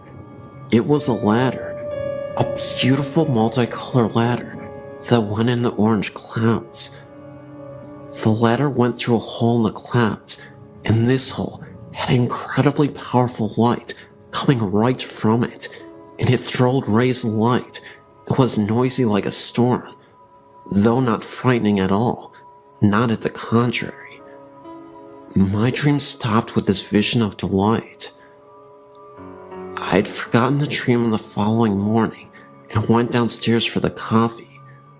My mother was standing in the kitchen, and her eyes were painful.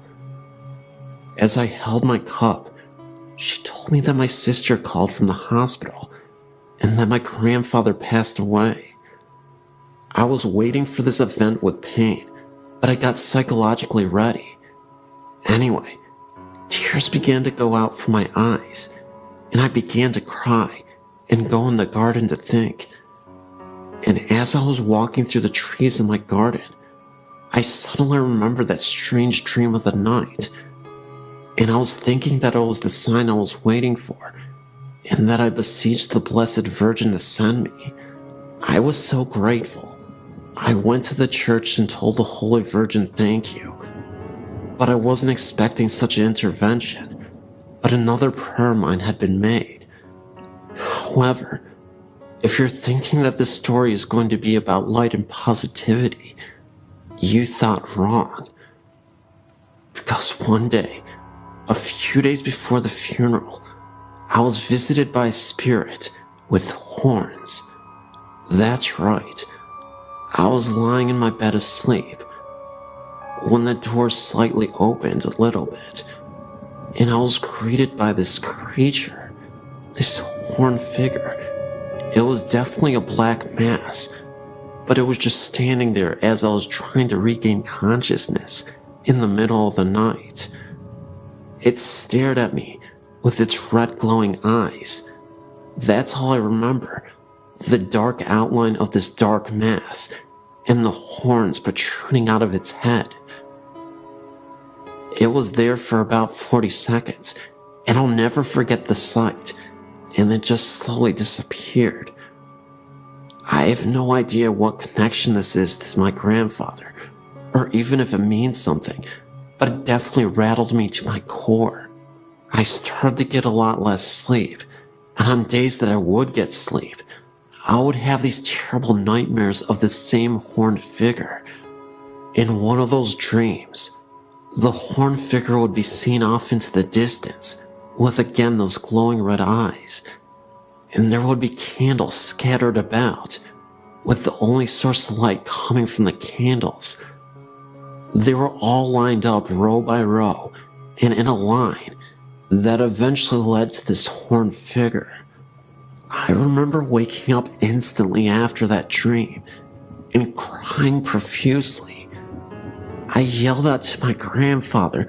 I said, "Please save me from these nightmares. I'm sick of these nightmares." Fast forward a few days after the funeral, and the most spectacular thing happened, though it was a little unsettling, not even going to lie. And I feel like this was truly confirmation that God was answering my prayers. We have this massive full-body mirror that rests in the living room.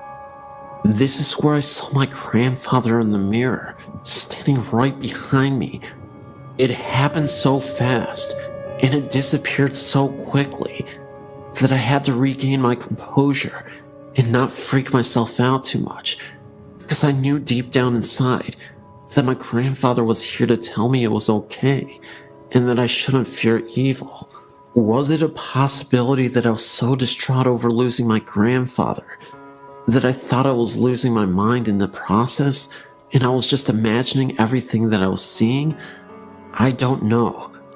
I can see why people would think that after this story, but what I do know is that I contacted my grandfather and maybe some unruly spirits, maybe deep below the surface, that we can't always reach. And it's truly terrifying, but also comforting to know that my grandfather has my back, even in the afterlife. One early morning, I'd been sitting in my family room, reading the newspaper. It was a very quiet morning, and I was all alone. The sun was coming through a bedroom window off the family room and shining down the hallway. It was one of those extremely bright sunrises, the kind where you can see dust particles floating through the air. I glanced up as I was turning the newspaper page. I then saw in the sun rays the outline of what looked like a man. It had a light black to gray color. It had no details, just the outline of its body. It was about 3 feet off the floor and had no legs from around the knees down. I could see the arms. It had no hands either. I just remember telling myself, wow, it's a ghost, and I took it all in. I told myself not to turn my head or blink. The ghost appeared to be looking into the bedroom. It turned its head slightly to the right. At that point, I had to blink. My eyes were drying out. When I did that, it was gone. I then got up and put my hands through the spot where it was. I guess I wanted to see if it would be cooler or something, but it was the same temp. I just stood there in amazement of how cool that was. I also needed to add, it was no one's shadow, and it's hard to describe, but it was not a shadow. I could see the dust particles going through the figure, and the figure was in the middle of the hallway. It was 3-dimensional. It actually looked like a hologram. I really love those rare ghost encounters.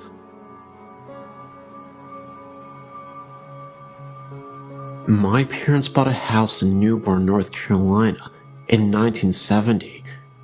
It was a brand new home in a new neighborhood. I lived in this house with my parents and younger sister until I went to college in 1994. The house was a 3-bedroom, 2 full-bath ranch with a carport. Before I was born, my father enclosed the carport and turned it into a large den. The original steps, carport door frame, and window frame remained and led up into our kitchen. It was an interesting layout because you could look through the open window frame from the kitchen and see into the sunken den, or vice versa. The bedrooms were on a long hallway at the back of the house. The hallway could be reached by 2 doorways, the kitchen and living room, actually one big circle. The first bedroom in the hall faced the street. The bathroom was next, another bedroom, and then my parents' bedroom at the end of the hall. The room next to my parents' room was mine until my little sister was born. I was 5 years old. I was moved down to the first bedroom. This room gave me the creeps. The closet door would slide open a bit on its own, which my parents said was probably a draft from the heat or air conditioning. However, after someone broke into my bedroom window while I slept and stole a few things from my room, I never stayed in there again, usually sneaking into my little sister's room and sleeping with her or sleeping on my parents' bedroom floor. I constantly slept with the bathroom light on and a bright night light or lamp. I would wake up in the middle of the night and hear odd noises that made me feel paralyzed and cold all over. One would think these irrational fears would subside with age, but they seemed to intensify over the years. One recurrent incident that still bugs me occurred in the kitchen, den area. Whenever I would be sitting on the couch watching TV, I would see the silhouette of a person walk by the window frame from the old carport. I would assume it was my mom or dad because the shape was tall. What would scare me to death was the fact that no one would appear at the door leading to the steps after I would see the shape walk by. Many times I would call out to my parents, thinking it was one of them, but no one would answer, and then I would walk up the steps and look into the kitchen. There was never anyone there. Most times, this would happen when I was home alone. On numerous occasions, my parents would come home to find me sitting on the front porch steps or sitting in my car with the doors locked. This went on for years, and I was very excited when I moved out to go to college. Years later, I went to visit my little sister and stayed with her in her college dorm room. We were telling ghost stories with some of her friends. When I told her my accounts of the shadow, I was in mid-sentence when my sister finished my thought and described the incident in perfect detail. I had never told my sister about this because she was much younger and I didn't want to scare her. Needless to say, we were both shocked and had goosebumps. We compared stories, and it seems we had very similar experiences in that house. My parents eventually built a new house about 10 miles away and sold that house. I wonder to this day if the new owners have ever experienced any of the oddities that my sister and I did.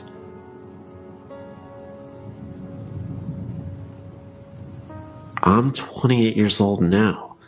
The paranormal has always interested me, but only recently have I started to research it. I've come to believe now that some things I've experienced as a child were probably more than nightmares.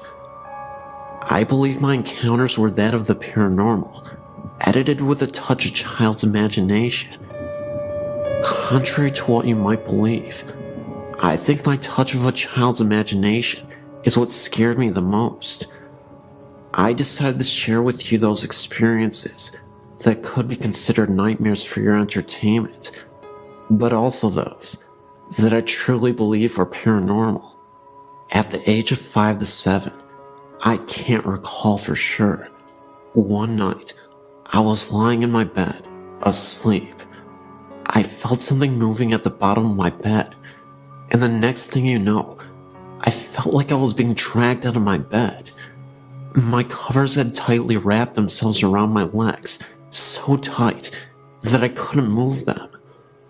I yelled, "My bed is eating me! Help! Mommy, Daddy, help!" By the time it stopped and parents got into the room, half my body was hanging off the side of my bed, while the other half was hanging on for dear life. You know what my parents' response was? That's what happens when you don't fix your bed every day. Your bed eats you. No, really, I still never fixed my bed after that. I disproved that theory fast. It never happened again. I look back now and realize that whatever it was in that house had a weird and somewhat morbid sense of humor. Check it out. Several other times, I would wake up from a rather deep sleep, turn over, and open my eyes, as if something told me, "Wake up, Steph." Sure enough, I would open my eyes, and one of two things would be sleeping next to me. A, Bo Duke. He was like a hero to me at the time. Or B, an orange mummified witch with a cone-shaped hat and empty eye sockets. Now, you would think waking up next to Bo Duke saying "Hi, Steph" would be cool as all heck, but no. I would freak out, jump so high I would fall off my bed, and thump, and run to my mom's room screaming, "Bo Duke is in my bed, help." It was way more dramatic when I saw the witch. Now, here's what really makes me think it was actually a spirit playing games with me. As I got older, about 10 years old I would say, the occurrences were not so graphical. I would still hear a voice say, "Wake up, Steph." I would open my eyes and see a pitch black silhouette of a man standing in the far corner of my room, about 6 feet tall. I would blink my eyes a few times. He was still there. I would pull the cover over my head and then peep out. He was still there. Of course, I then freaked out and ran to Mommy's room screaming, "The boogeyman is here to get me. Help, Mommy, the boogeyman is here." This would happen several times a month, for a good year or so it seemed. The last occurrence was years later, when what believed to be the same silhouette mentioned above ran across my room. First, I saw a blur run down the hall to my left and stop at the middle of the wall near the footboard of my bed. It took a moment for it to take shape, but it was definitely the silhouette of a human. I started to dart, and the moment I moved, it darted towards the other wall and vanished. I freaked out and flew to my dad and told him that there was someone in my room. Years later, when I was old enough to understand, my dad told me of the ghost of an old lady that dwelled in the house. She was a nice, but sometimes grumpy old gal. However, that doesn't explain the man that was in my room. I still can't figure out if the Bouduc witch thing was truly a nightmare, or a spirit messing with my head, using the touch of a child's imagination.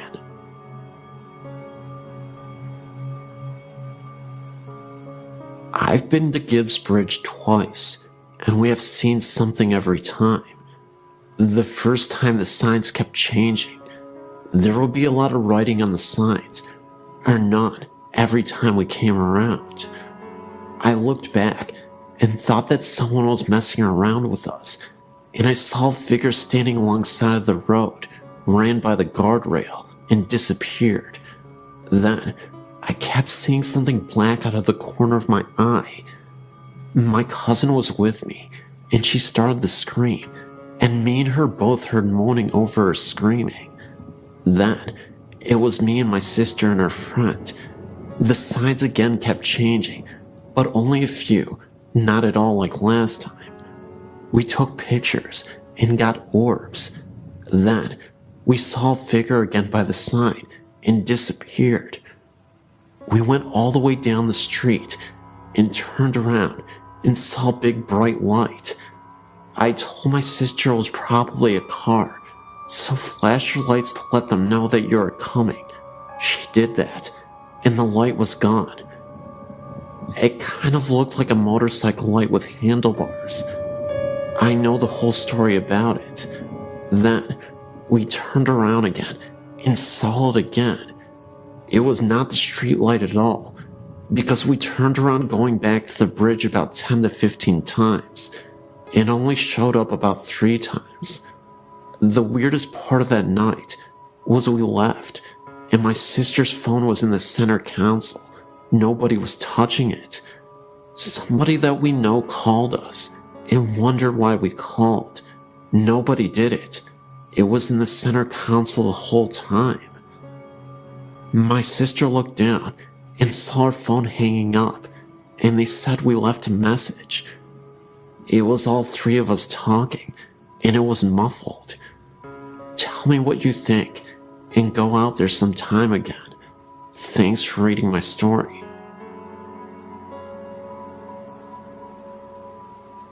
Back in the early 90s, a wealthy family who lived in Corona owned 2 homes.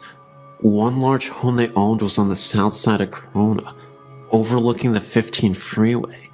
The other home, used later as an office, was the old in-town district on Corona's famous Grand Avenue.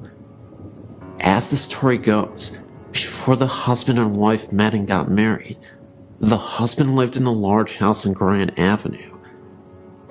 The house once been a funeral parlor, and almost nightly, the husband would hear talking and other noise coming from the room next to him. He would check the room, only to find it silent and nothing out of place. After he met his wife, they purchased a large house on the south side and turned the Grand Avenue mansion into an office.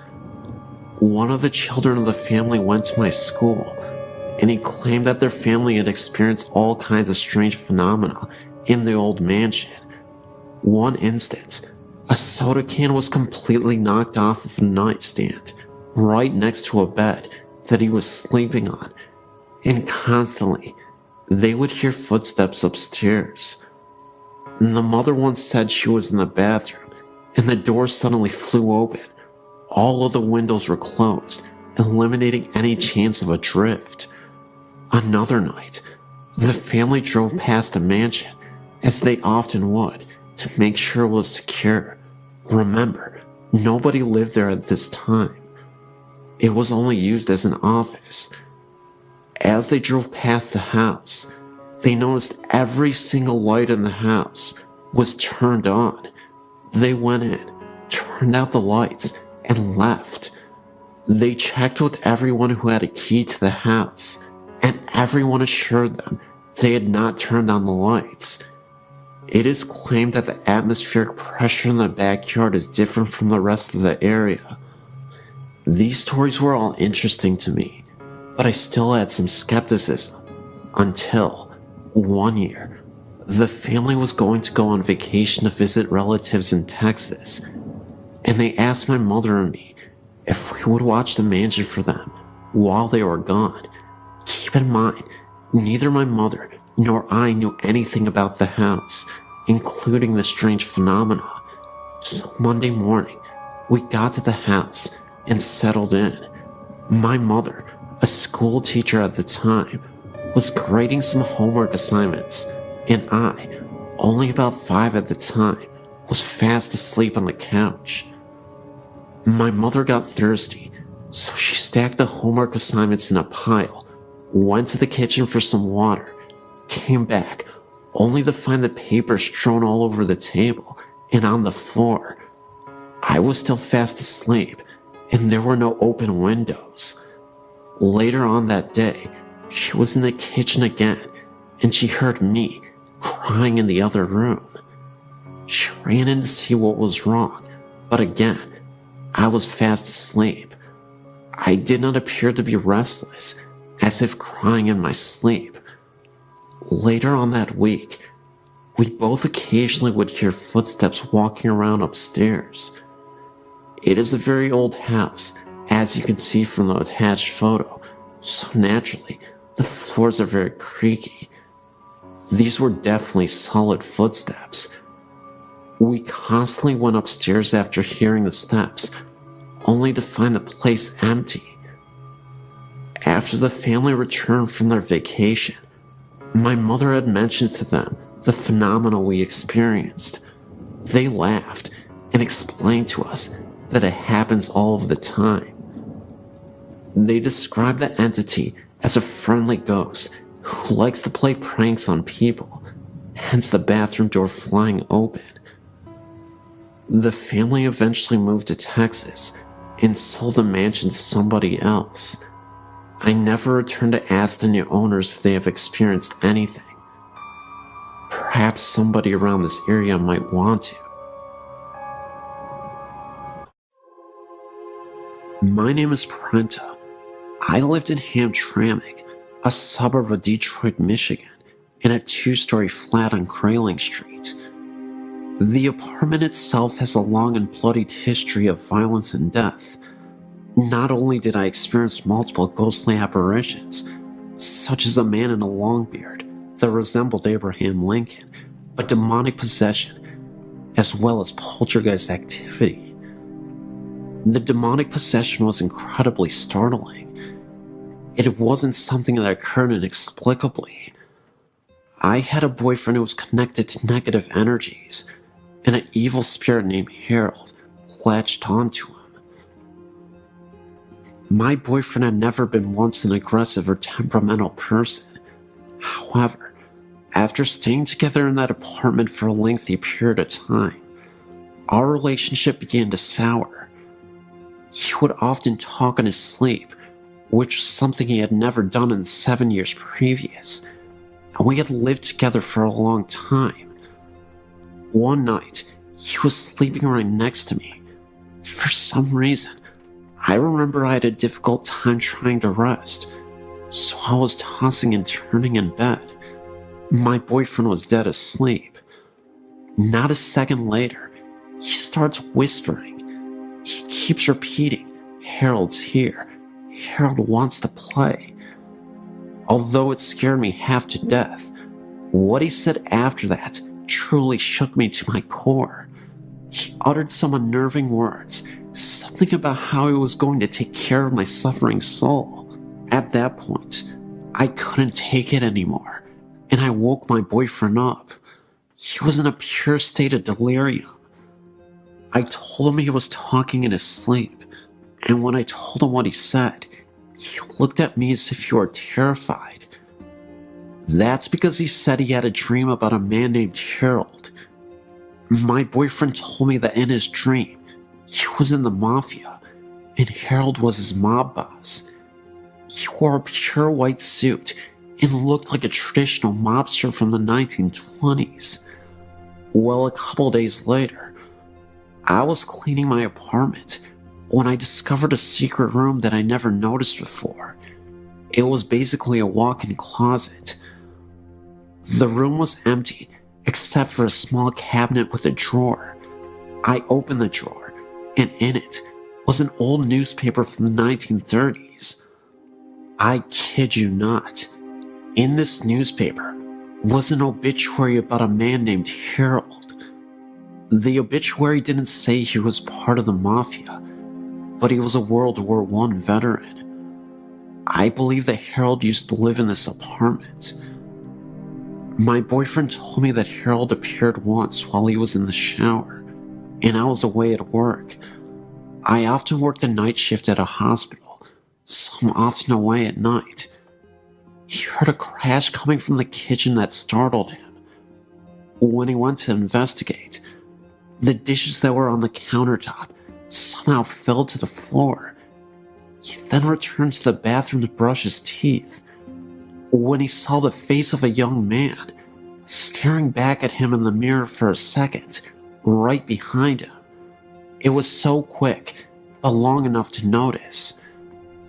He then had an idea to photograph the bathroom, a picture directly facing the mirror, and then the bathroom itself while standing from the doorframe. What he saw was incredible. It was an orb, clear as day, appearing right in the mirror. Either way, I was convinced that later on, my boyfriend was possessed by Harold. He became a shell of his former, laid-back and friendly self. He transformed into a vicious, aggressive, and easily agitated person. We eventually had to have a priest come over to bless the apartment and to perform a prayer on my boyfriend to release the spirit who could be inside of him. After we moved out of the house, the feeling of intense rage and negative energy seemed to subside almost entirely. He stopped talking in his sleep. He was more easygoing, and he started to become the man I fell in love with years ago. Still, there was one experience that I had while in that apartment that I'll never forget as long as I live. It was the evening, and I was starting to settle down on my first night off from the hospital in days. I walked to my bedroom to change. In the bedroom, there is this huge mirror that I often use. As I was walking through the bedroom, I was looking at myself in the mirror. That's when I saw a woman dressed all in black with a scarf. It must have been some kind of babushka woman. I instantly closed my eyes out of pure fright, and as I opened them back up again, I returned to look back at the mirror, only to see that this woman had disappeared. I only saw myself. All of these events are 100% true. I know sometimes when people tell these types of stories, they are often met with a high degree of skepticism. I should mention, though, that I have high integrity, and I think it is foolish to tell pointless lies just for attention or to have a good story. The possession, Harold, the poltergeist activity, and the babushka woman were all signs that something awful wouldn't leave that apartment. At this point, I'm just thankful that I don't have to experience that ever again, and that my boyfriend isn't being used as a vehicle for paranormal entities. I would say this is a story of a haunted house, but it isn't. Until about 10 years ago, it was just a haunted house in my book. I met my husband over 30 years ago. He told me about a house that he used to live in that had some very strange things happening in it. It was local, but he never wanted to go anywhere near it. He said that it was very old and had been built by a young person who had some of the wood and granite that made the fireplace sent from Ireland. Anyway, the story is that when he married his wife, she came with her mother, a real shrew. She harped at him and distressed his wife to the point where he went mad and killed them both, then ran screaming that the demons of the house had made him do it. My husband's family moved into the house in the early 60s.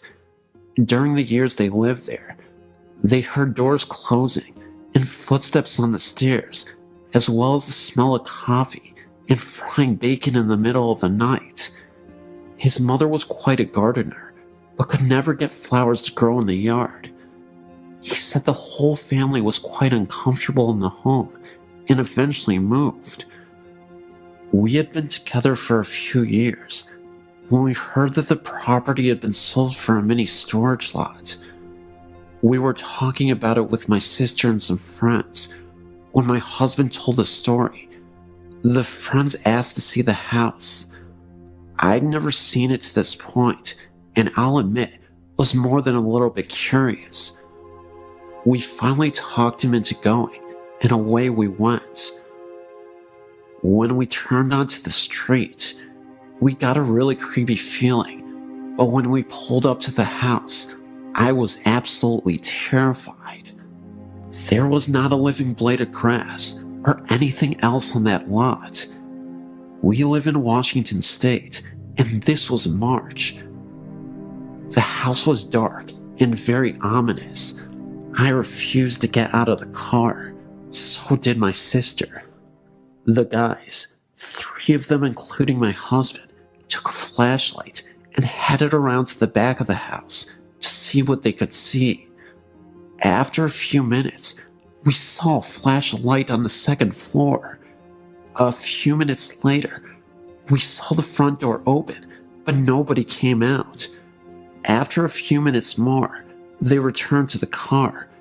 We commented on the fact that we had seen the light, and they told us that they had never turned it on. Then we asked them why they didn't come out the front door. They told us it was locked, and that they tried it before going around back. I was always skeptical about the stories connected with the house, but after they tore the house down, the mini storage was plagued by problems and eventually went out of business. The property sits abandoned and barren. Still nothing lives there, and it's still as creepy as it was years ago.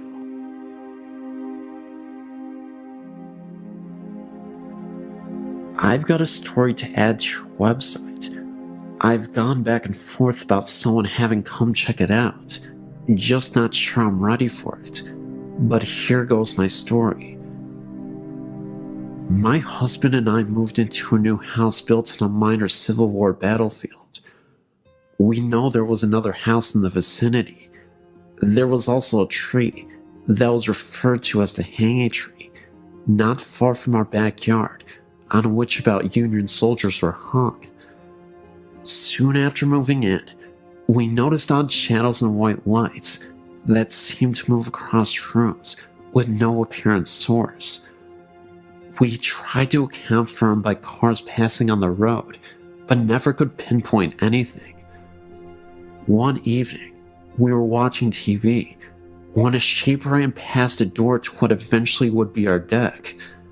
The door was a good 4 feet off the ground, but the person running past ran level with the door itself.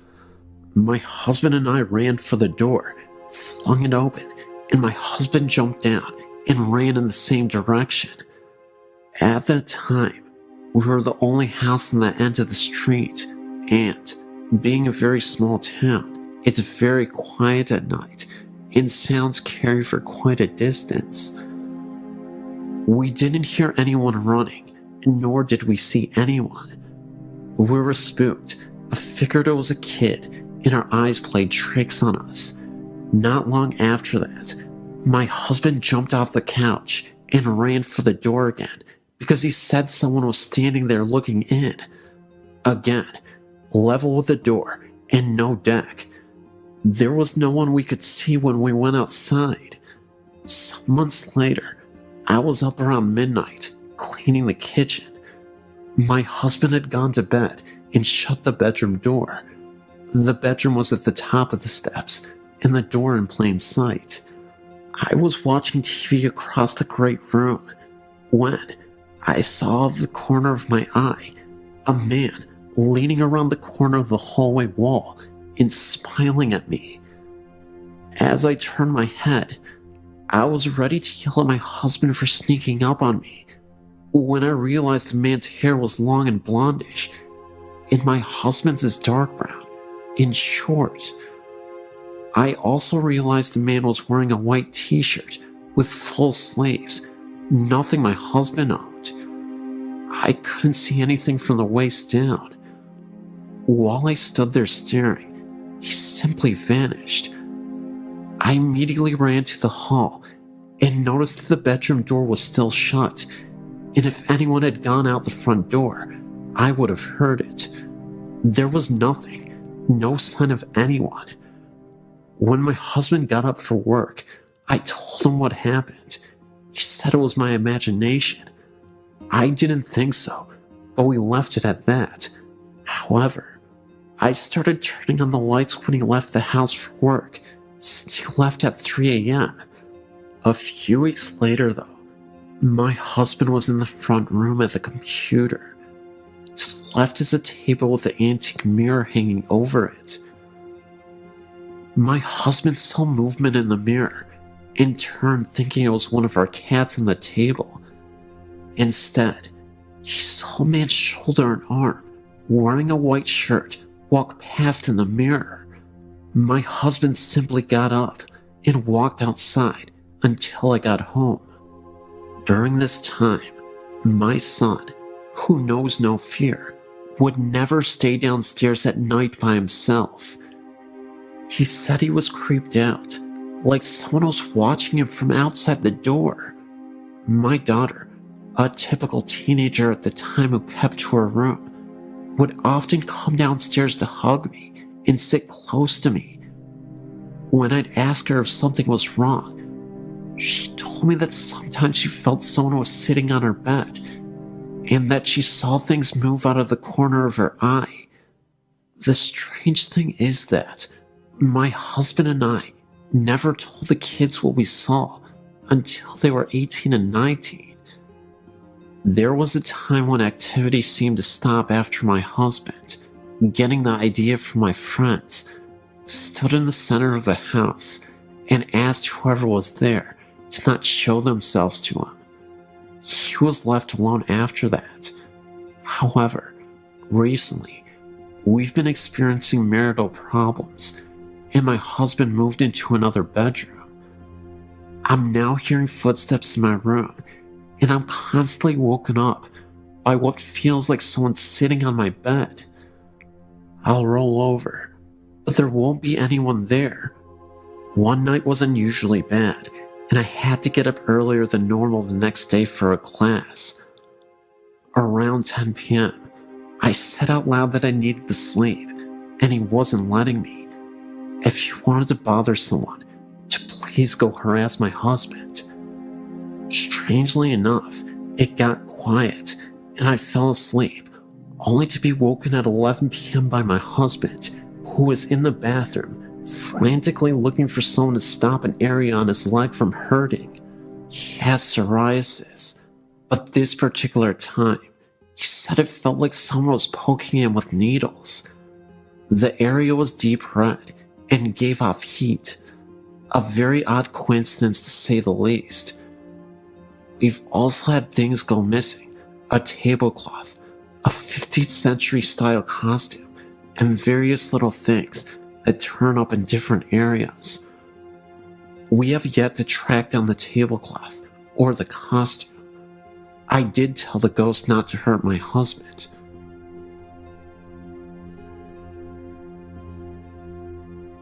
My uncle and aunt now live in a house near the bank in Auburntown.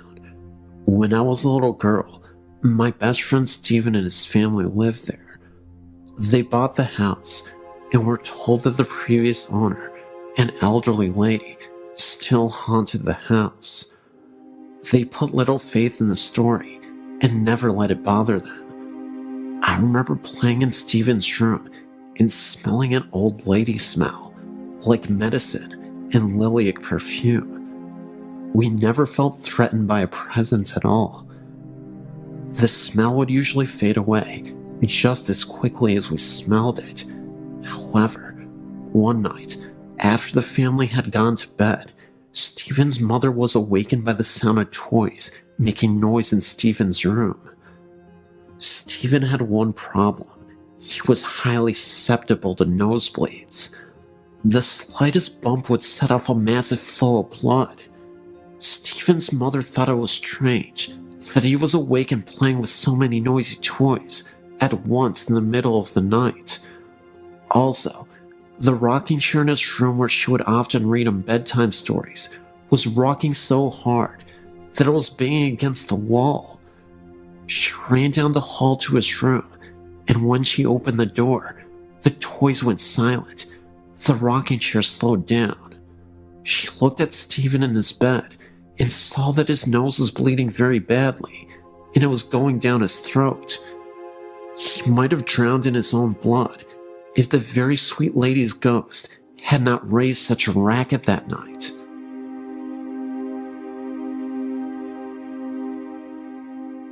My grandmother Emily was a hard-working wife and mother, and during the Great Depression, she held her family together even when her husband, Grandma William, died suddenly.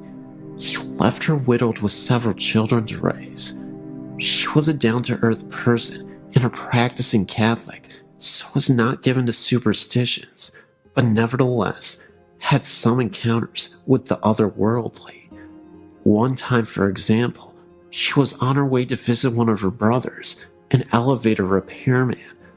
On the way there, getting off the train, she had a sudden premonition of his death. She got a hold of herself and rushed to where she was supposed to meet him. It didn't take long for her to arrive at his workplace, an elevator station, where he had to do a repair job. She saw a noisy crowd assembled there, and she inquired what was happening. She was told that a repairman had been killed in an accident. It was her brother, the very one whom she had gone to meet, and about whom she recently had a deathly premonition about. I explained this as a prelude to her ghost story. Among her other siblings, she had a brother who was a decent man and a barber by profession. Unfortunately, they had a disagreement, which escalated into a parting of ways. He uncharitably held a grudge against her all the while. Time passed, and one night, while she was asleep and her husband were asleep in bed, she was suddenly awakened out of a sound sleep and noticed a person kneeling near the side of the bed. It was her estranged brother, garbed in his brother's smock and weeping bitterly. He was apparently suffering. She was startled and confused and didn't know how he got in her house and bedroom in the middle of the night and why he suddenly showed up after choosing to cut himself off because of a silly grudge against her. She began to speak to him and ask him what was wrong, but he interrupted his sobs to say, "I'm sorry, please forgive me." And with that, he completely vanished. She was amazed and woke up her husband, relaying to him what had just occurred. As they lay there discussing it, the telephone rang. Her husband answered, and it was for her. When she got on the phone, she was informed that sadly, there had been a death in the family that very night. It was her estranged brother, the barber.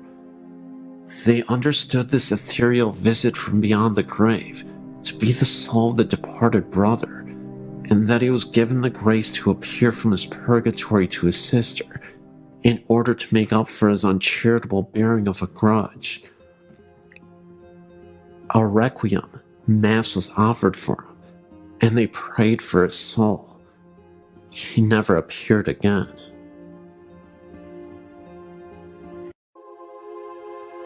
I come from a long line of psychics, and I must have been about 7 when, during an afternoon nap, I woke up after a very frightening dream. At the time, we were living in Mount Butler in Hong Kong Island, and Mom's family lived in Capiz in the Philippines. I ran out of my bedroom into a room full of family and friends to tell my mom about it. I saw this Filipino man in a wooden box, dressed in a cream shirt and brown trousers, and lots of our family were around him crying. As a young child, I'd never seen a dead person before and was distraught by the experience. My family consoled me and told me not to worry, but it brought to their attention that I too had the gift. It was only a few years later that I was told that the person I saw was my uncle, who had been shot by the local militia in my mom's village in the Philippines, and it surmises that the clothes I saw him in were the clothes he was buried in. So it turns out that I had a psychic snapshot of the actual Filipino funeral rites, whereby the body is kept in the family house for a period of weeks so grieving people can pay their respects to him. This brother of my mom's, she had been having prophetic dreams around the time, warning him to leave town because something bad was going to happen to him. He didn't believe her and was shot by the local militia after a dispute. It is Filipino superstition that during this period that the body was stored in the family house, the spirit visits the family on the 3rd, 5th, and 7th day after their death. This, as it turns out, was during this time that we both had these visitations. Mom was in the kitchen washing dishes when she heard who she thought was Daddy coming back from work.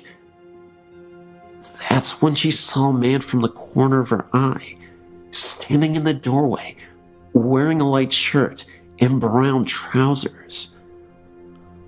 So she chatted to Daddy for about 5 minutes about his day and what he had been up to, when it occurred to her that he didn't answer her back once. She turned around to ask him a question, and then she realized that there was no one in the doorway at all.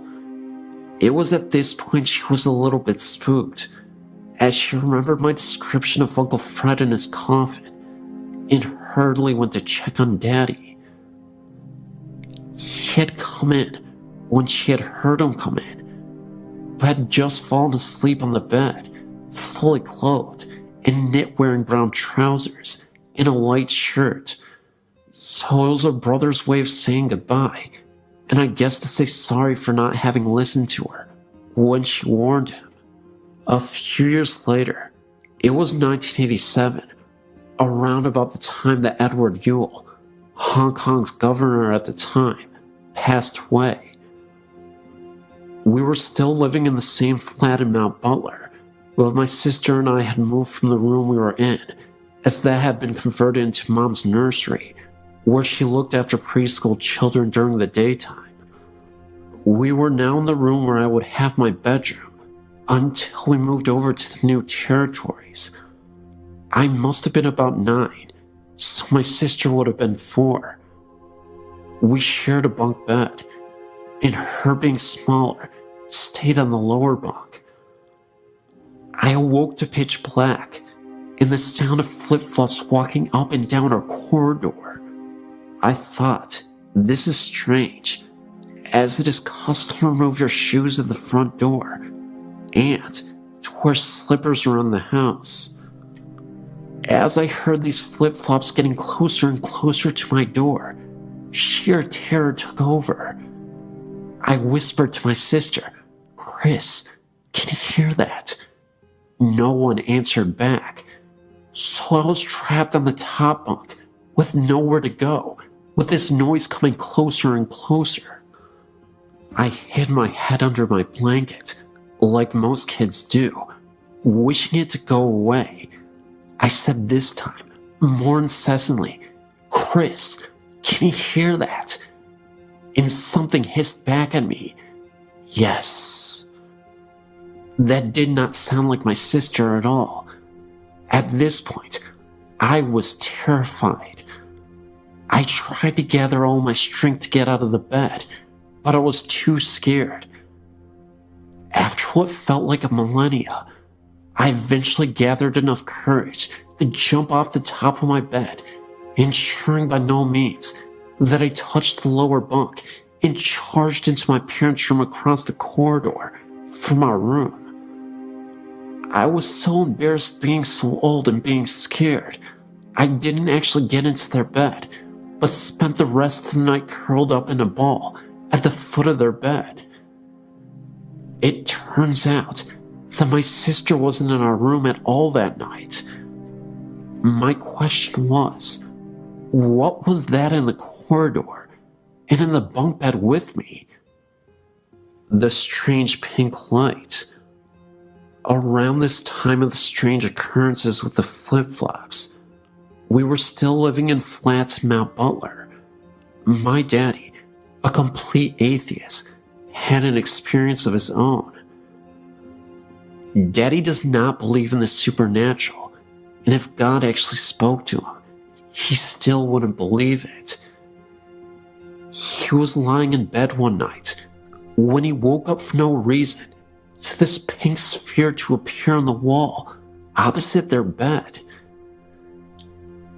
It seemed to come out of the wall and sit there and go back into the wall again. He was puzzled by this and went to investigate. He checked out where the possible light source could be coming from. The curtains. No, we were on 3rd floor, so it couldn't have been vehicle lights. He went into the bathroom. All lights were off and couldn't have come from there either. He got back into bed and tried to wake Mom up to show her. She was having none of it and kept her head under the sheets. Well, the sphere appeared again and came out of the wall, suspended somehow, then sunk back in and disappeared. He never did figure out what that was or where it came from. Running ghost. When he was working in the Royal Hong Kong Police, he had another experience. At this point, he was the superintendent and managed a section of the traffic police. They were doing their rounds when a speed camera on the road flashed for no reason. They went to investigate, and it flashed again with no cars in the near vicinity. They thought nothing more of it until the pictures were developed, and on one of the photos, there is a distinct picture of a person, blurred, apparently running very fast, so fast it set off a speed camera. The ghost dog. When we were living in Mount Butler, I had one other experience that reaffirmed my belief in the supernatural, and 2 other people I was with experienced it also. I must have been about 14 when my sister and my best friend at the time decided decided to go for a walk in the countryside. So where we lived was surrounded by Hong Kong countryside, which was perfect for me as I was a tomboy and spent as much of my time as possible out and about, exploring and climbing trees. Just before I started university in the UK, I was visiting some friends in Cardiff. I was feeling very odd that night, and as we were heading out into town, a premonition hit me. I turned around to my friend and said, "Something very big is going to happen tonight." He just looked at me like I was stark raving mad, so I dropped it. So when we went out and had a lark and came back, thinking nothing more of it, imagine our surprise when we woke up in the morning and splashed all over the news was coverage on Diana's death. This, of course, being the famous Princess Diana of Wales, who died tragically in a car accident. But I predicted it the day before. At least I feel like I did. Could be a coincidence, but I don't think so. Oodalexer Cemetery experience.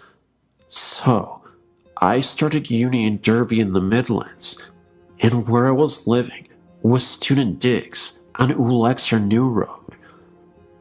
I was heavily into my goth influence back then.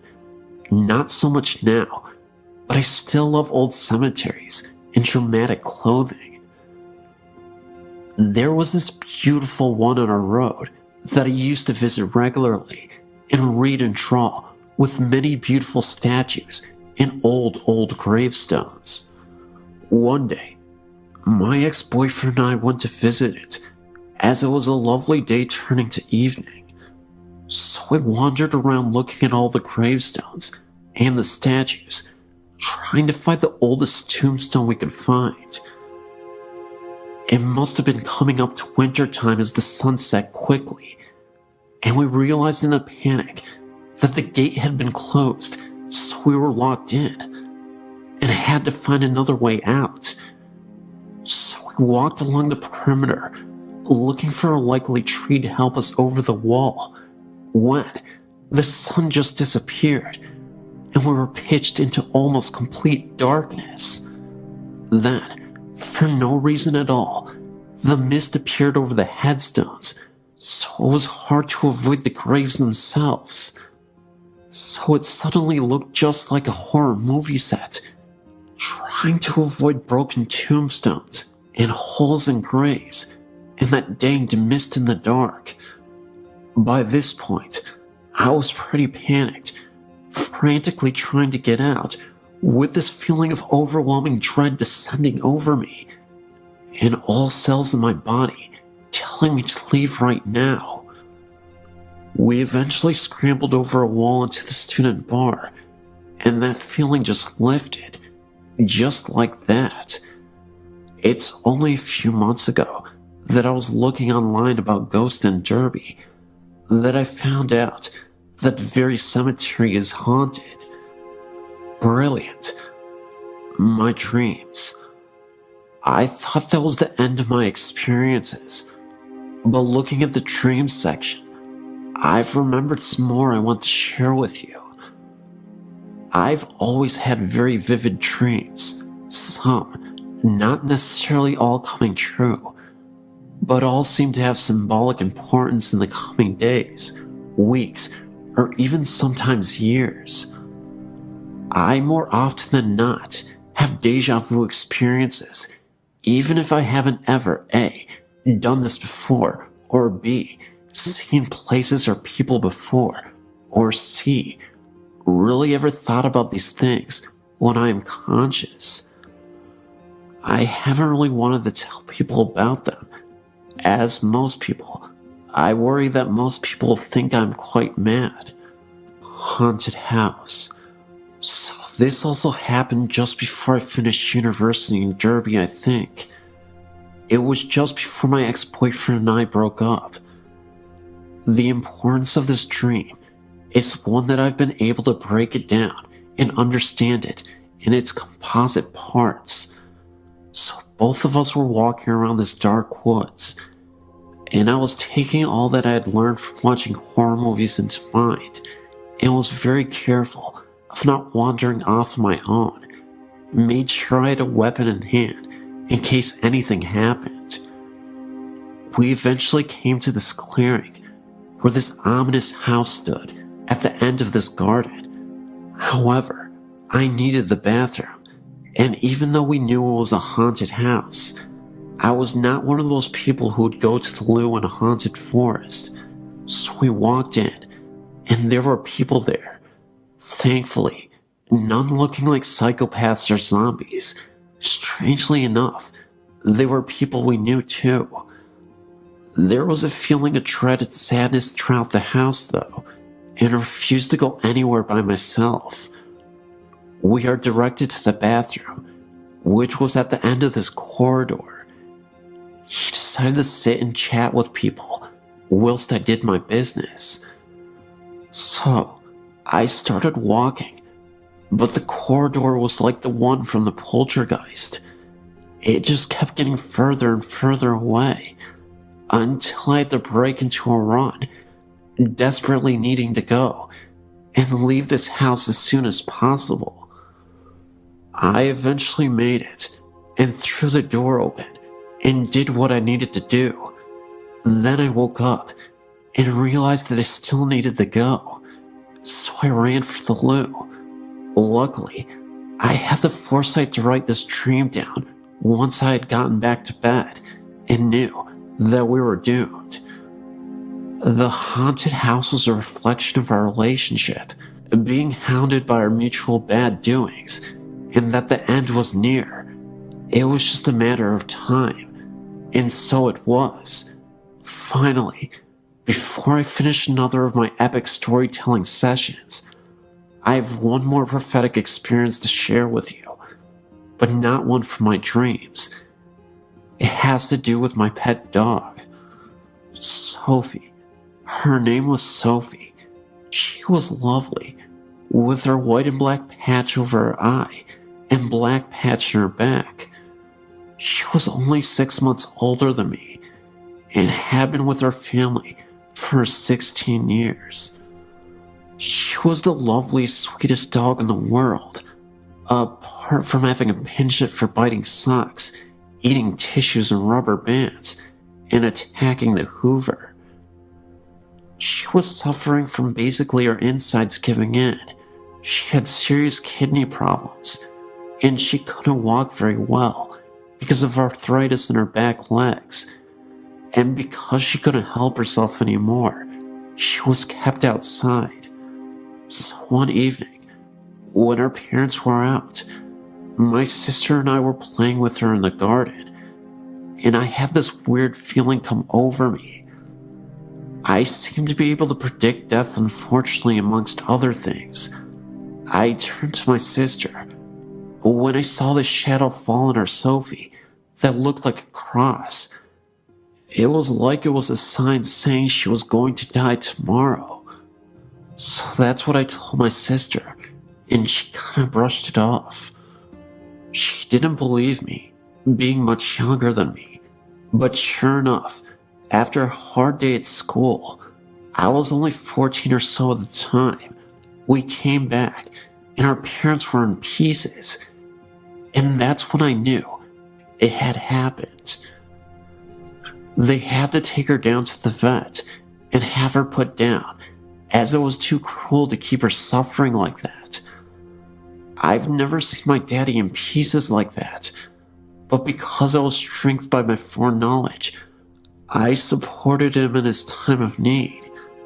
My poor cat was distraught, as she basically brought him up from when we adopted him as a very small kitten. On a happier note, I had a dream after this terrible day.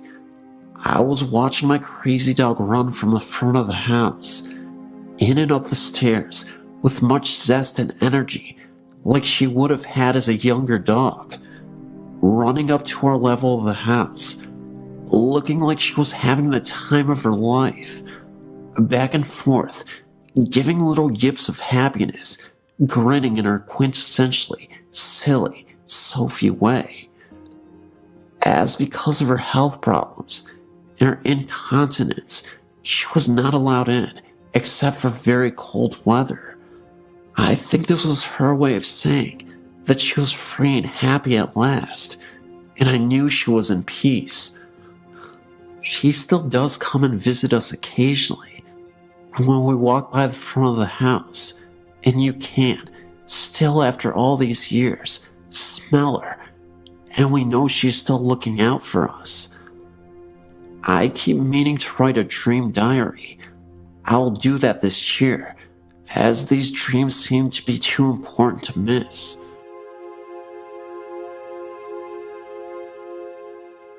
My husband and myself and my brother were all watching our mother's house while she was out of town on vacation. We had been there for a few days, and all happened to be on this particular evening and night. Well, we had finished dinner, and we were all just hanging out in the living room watching TV. My brother said he was just going to sleep on the couch, and my husband and I said goodnight and went to bed in my mother's bedroom, because that's where we had been sleeping.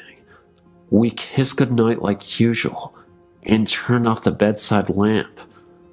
I myself just can't close my eyes and go right off to sleep, so I was just laying there, looking off into the darkness and trying to wind down. Suddenly, I noticed a very dark black mass right by the bedroom door. I blinked my eyes a few times, trying to make them adjust to the dark better, but realized they already had, because I could make out the mass that was so much darker than the dark. I began to feel afraid when I saw it moving. I laid there and watched it approach the bed over our bodies. It looked larger than it had by the door. I began to nudge my husband, but I decided to lay there a little bit longer to see if it continued to move or even get larger. I laid there and marveled at its darkness and its extremely dark color as opposed to the regular darkness. It was pitch black and just floated there above us. Unbelievably, I fell asleep. The next day at lunch, my brother said, "Hey, last night I saw the weirdest thing when I was trying to fall asleep. A large black mass was hovering above my head and scared me half to death." I stuck my hand in it, and it was freezing cold. Before I had a chance to speak, my husband said, "Me too." I thought I was seeing things. I spoke up, and I said I saw it as well, and was frightened by it. They both said, "Wow, I wonder what it was." I had read somewhere that these could possibly be evil. Needless to say, we didn't spend the night there again.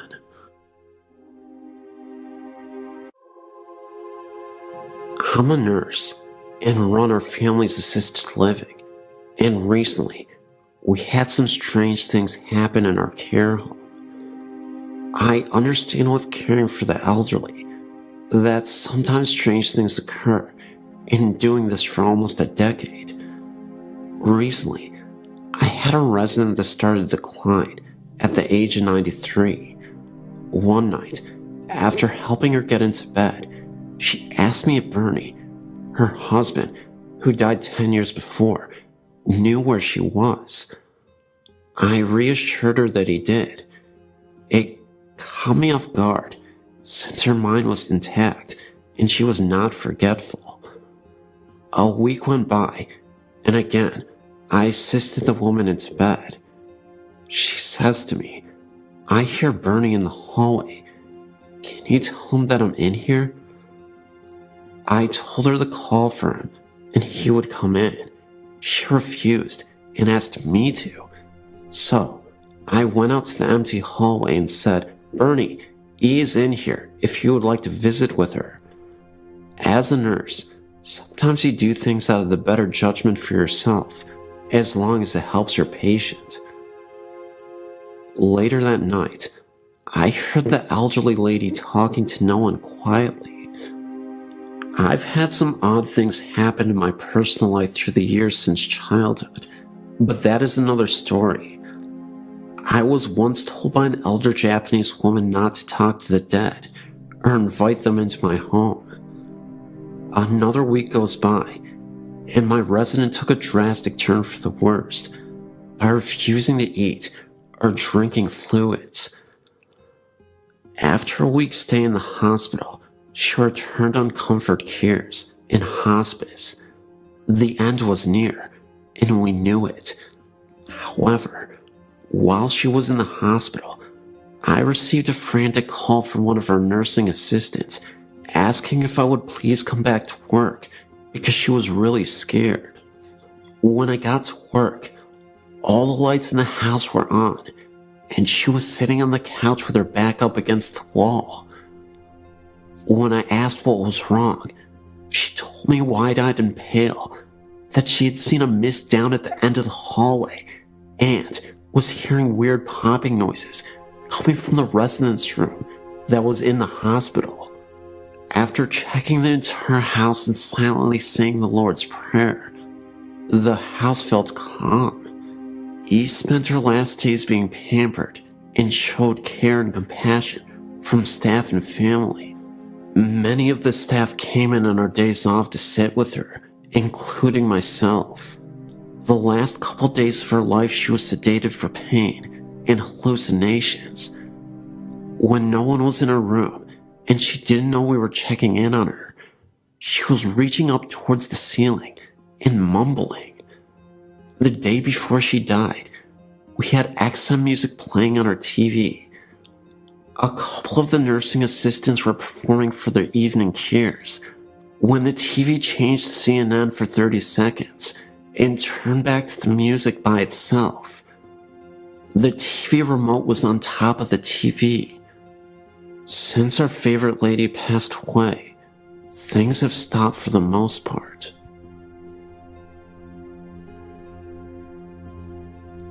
My mother passed away June 5th, 2007. Me and my husband were in New Jersey at the time, waiting to get unloaded. We drove an 18-wheeler for a living. My sister had called me the day before and told me that my mom was in a coma, and the home health care people said she only had about 24 hours to live and that I needed to come home. So I called our dispatcher and said we needed to be routed back to the Chattanooga terminal so that I could see my mom before she passed. He said no problem. After you and your husband have put tires on, go pick up that load and head for Chattanooga. Well, while they were putting tires on our trailer, we decided to get some sleep. The cell phone rang, and it was my sister. She told me that Mom had come out of it. It was sitting up and laughing and talking to everybody, and that she was okay. So I called my dispatcher and said we don't have to go home. We can do one more load out here. So it was late that night when they finally got the tires on the trailer, and we decided to just stay there in the parking lot till morning so we could get some much needed sleep. We get up that morning and pull out. As we're heading down the highway, my cell rings, and it's my sister.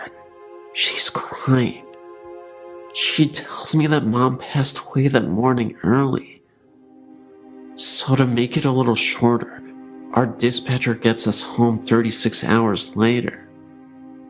Now at this time, we are at my mother's house, and she has already been picked up by the funeral home before we got there. Later that day, my husband's cell phone rings while we are nowhere near it to answer it.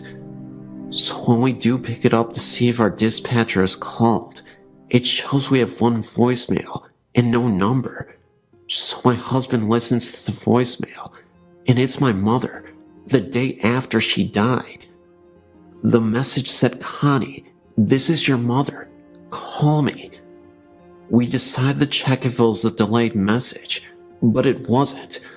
I even took it to the cell phone company, and they said it was June 6th at 1:25 in the afternoon. My mom died June 5th, 2007, at the times between 1 a.m. to 3 a.m. It has really bothered me that we missed the call, even though she was already dead. She might have been trying to say goodbye to us. A few nights ago, a friend and I took a drive up Angeles Crest Highway. It was a clear night, and it wasn't too cold. As we entered the parking lot, we noticed there were no other cars there. As I made a U-turn in the lot to face the small building, there, we saw a man walking. What got my attention was the fact that my headlights shined bright on the building, yet we only saw the person from the waist down. The rest of his body was a shadow.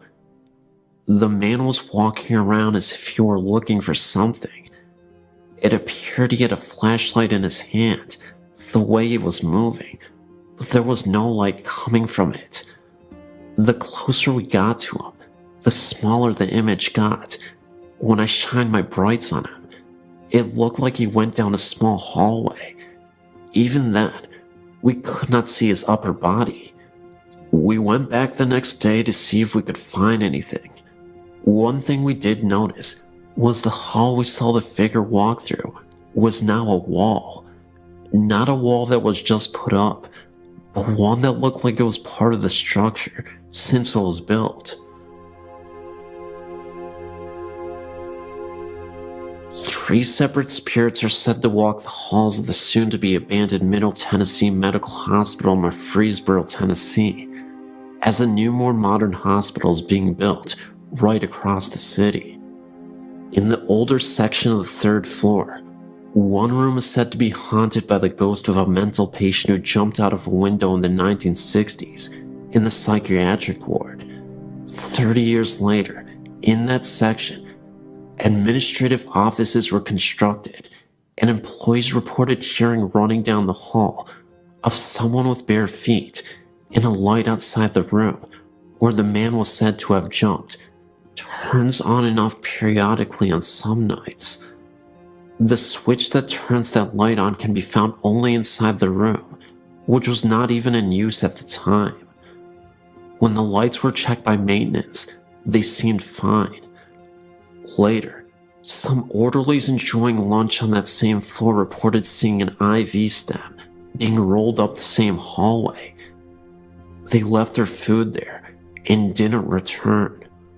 In what was the pediatric area, the ghost of a red-haired girl in her early teens in a white hospital gown has been spotted at one point by a nurse who also had long dark red hair when the room was used for pharmaceutical storage.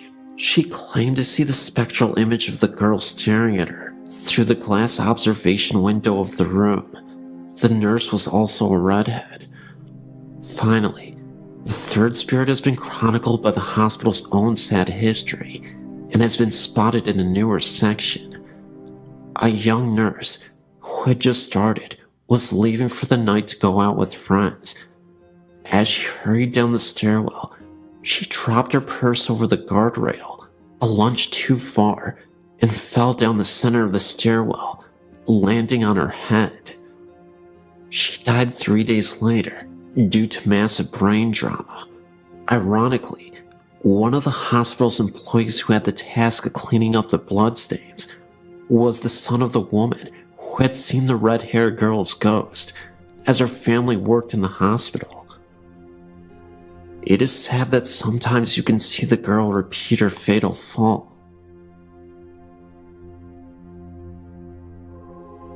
I have many stories to share with you, but I'm going to start at the beginning. I grew up in Lawrence Harbor, New Jersey. From the time I was a very young child, I knew that something was not right in our house. Our house was the last house in a dead-end street that faced the marsh. In the winter, you could see Highway 35. The surrounding woods were equally as disturbing. I was the only girl in our neighborhood. All my friends were guys. They were like brothers to me. I was a tough kid, and I did not scare easily. However, being alone in our house and going to sleep at night frightened me to death. My father died when I was a baby, and it was just my mother, brother, and myself. There was quite a difference in age between my brother and I. For years, I kept my experiences to myself because I thought it was my imagination, and I also thought that if I told my mother and brother, that they would think I was crazy too. It took me a long time to realize that I wasn't crazy. It was not my imagination, and the hard part was that I was a gifted child whose family could not relate to me on that particular level. These are my experiences while I lived there. My mother and father bought the house in 1962, and I was born in 1963. We owned the house right up until 2005. To this day, the events are burned into my memory. From the time I was about 5 years old, there hardly was a time that the house was at peace. I would lay awake in bed at night and watch orbs dance across the walls and ceiling. Then, I could feel someone sit on the corner of my bed. It was not a faint feeling either. In retrospect, as an adult, you could actually see the corner of the bed being pressed down.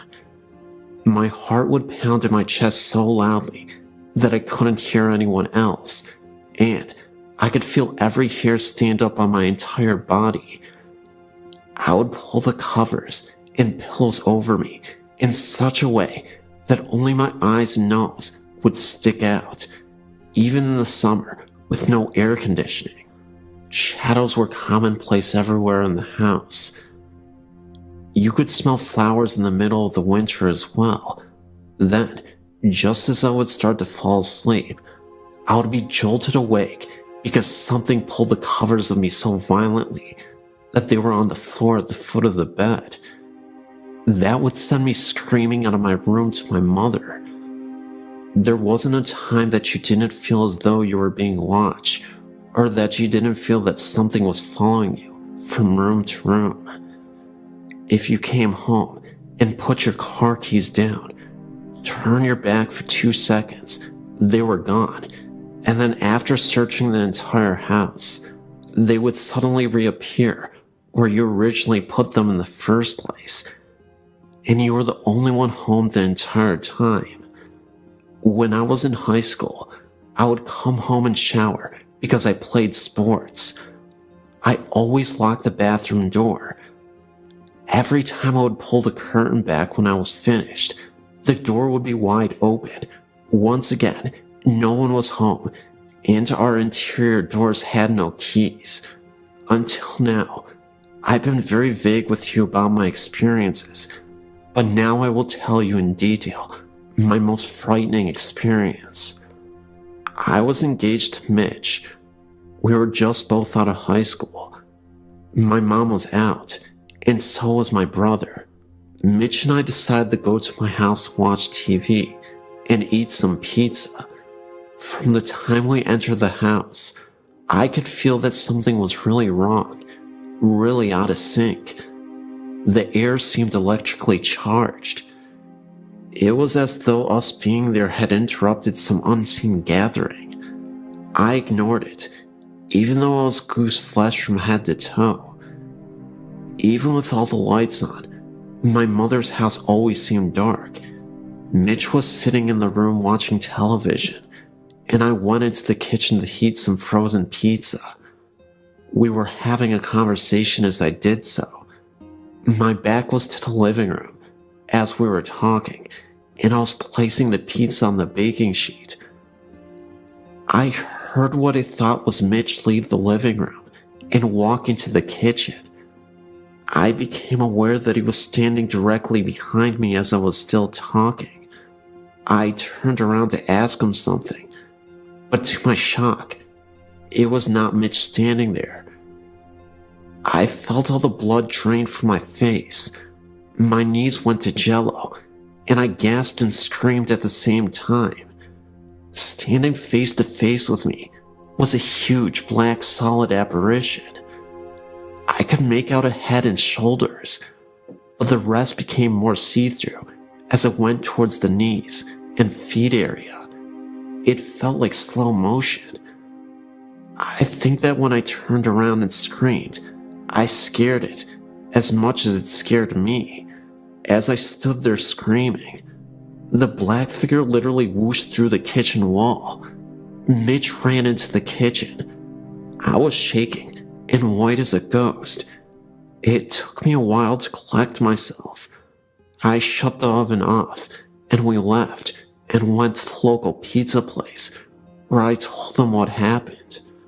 We didn't spend much time at my mother's house after that. This is just one story out of countless stories that I'll be glad to share with you. I'm now 46 years old. My entire life has been one foot in this world and the other in the spirit world. Years ago, I'd contacted Sylvia Brown, who told me that my mother's house had many spirits in it, but two stood out. There's the ghost of a baby and its mother.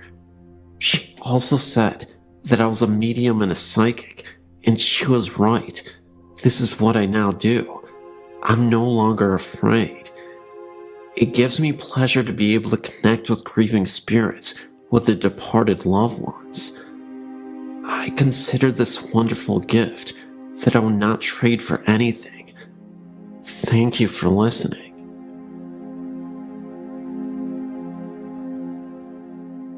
All of my life I had reoccurring experiences of the paranormal, starting at age 7, as far as I can remember, when my father died. I used to believe the experiences were dreams or imagination until recently. I was telling my fiancé of my experiences, voices, mists, noises, marks in my body, being touched, shirt tugged on, hair pulled, etc. His suggestion was that maybe I am a sensitive, so I started thinking about this possibility and decided to explore it further. My fiancé and I previously tried going to paranormal meetings, which would go on ghost hunts. There was one in particular that appealed to me, and we signed up. The building the group was going to was in Newcastle, Pennsylvania, at an old building that was previously the Elka Club, built in 1914. This information was given to us by the leader of the hunt. When we arrived, we went into a room to get the speech about which rooms to be careful of. They would be marked by the yellow tape. Nothing else was told to us about the history of this building. But as I stood there, a name entered my mind, and it kept repeating itself. Sarah, Sarah, Sarah, over and over again. Well, as the group entered the basement, we divided into small groups of 2 or 3. My fiancé and I were in a small room in the back, and I felt nothing, so we decided to head out into the main part of the basement. And just as we stepped out of the room, a man that was on tour with us, who has been there before, said, "Sarah, if you are here with us, give us a sign." I was flabbergasted. I looked at my fiancé and explained the utter shock on my face, and we continued in to other parts of the area. I had entered a room just of the entrance of the basement and instantly was bombarded with intense sadness, so much so that I got tears in my eyes. I informed the group leader, and they took pictures around me, but by this time, I already knew that what they were searching for in the building wasn't correct. I knew that what I was feeling was the past, and the child Sarah intended on proving just that to me. She, in what I would call it, attached herself to me. She started flashing images in my mind about what the building was before the Elks had been built there. It was her home.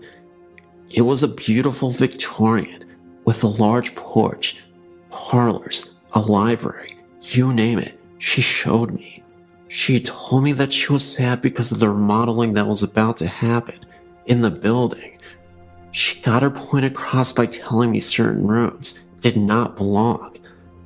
I also picked up a persistent man in a room on the first floor. I was flashed an image of a podium and people sitting and listening intently to this man. In the ballroom, I was given images of people dancing, only black shadows of such. And at last, the third floor, I approached the end of the main hall and was shoved by something not seen.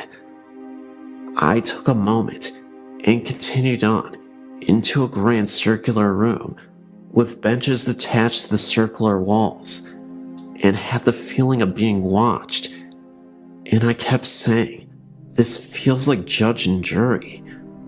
It was like you were being persecuted, watched, and the spirits were getting angry. So I wanted to step out of the room for a moment, and I took a step forward towards the door and received a sharp blow to my middle back on the left-hand side. I went out of the room and was telling the group about the incident and decided to give it another try. And as I entered, I again got another blow to the right side of my back. At that point, I wanted out of there for good, so the group agreed to leave the third floor. And as I entered the hallway again, I got pushed in the same spot as the first time, which happened to be in front of a very large window. The interesting part was, I said before, I knew nothing of the place, but when we were leaving, I told the owner all the stuff Sarah had told me. I told her of the man in the room that in my mind, I'd seen the podium. I told of getting pushed and hit in the back. Well, she surprised me, not only, but many in the group as well. Come to find out that this is where Sarah's home was.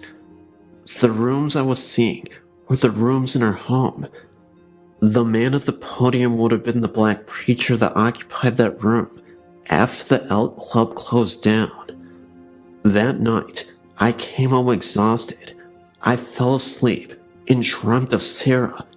In the dream, she told me her last name, so I searched for her on the internet.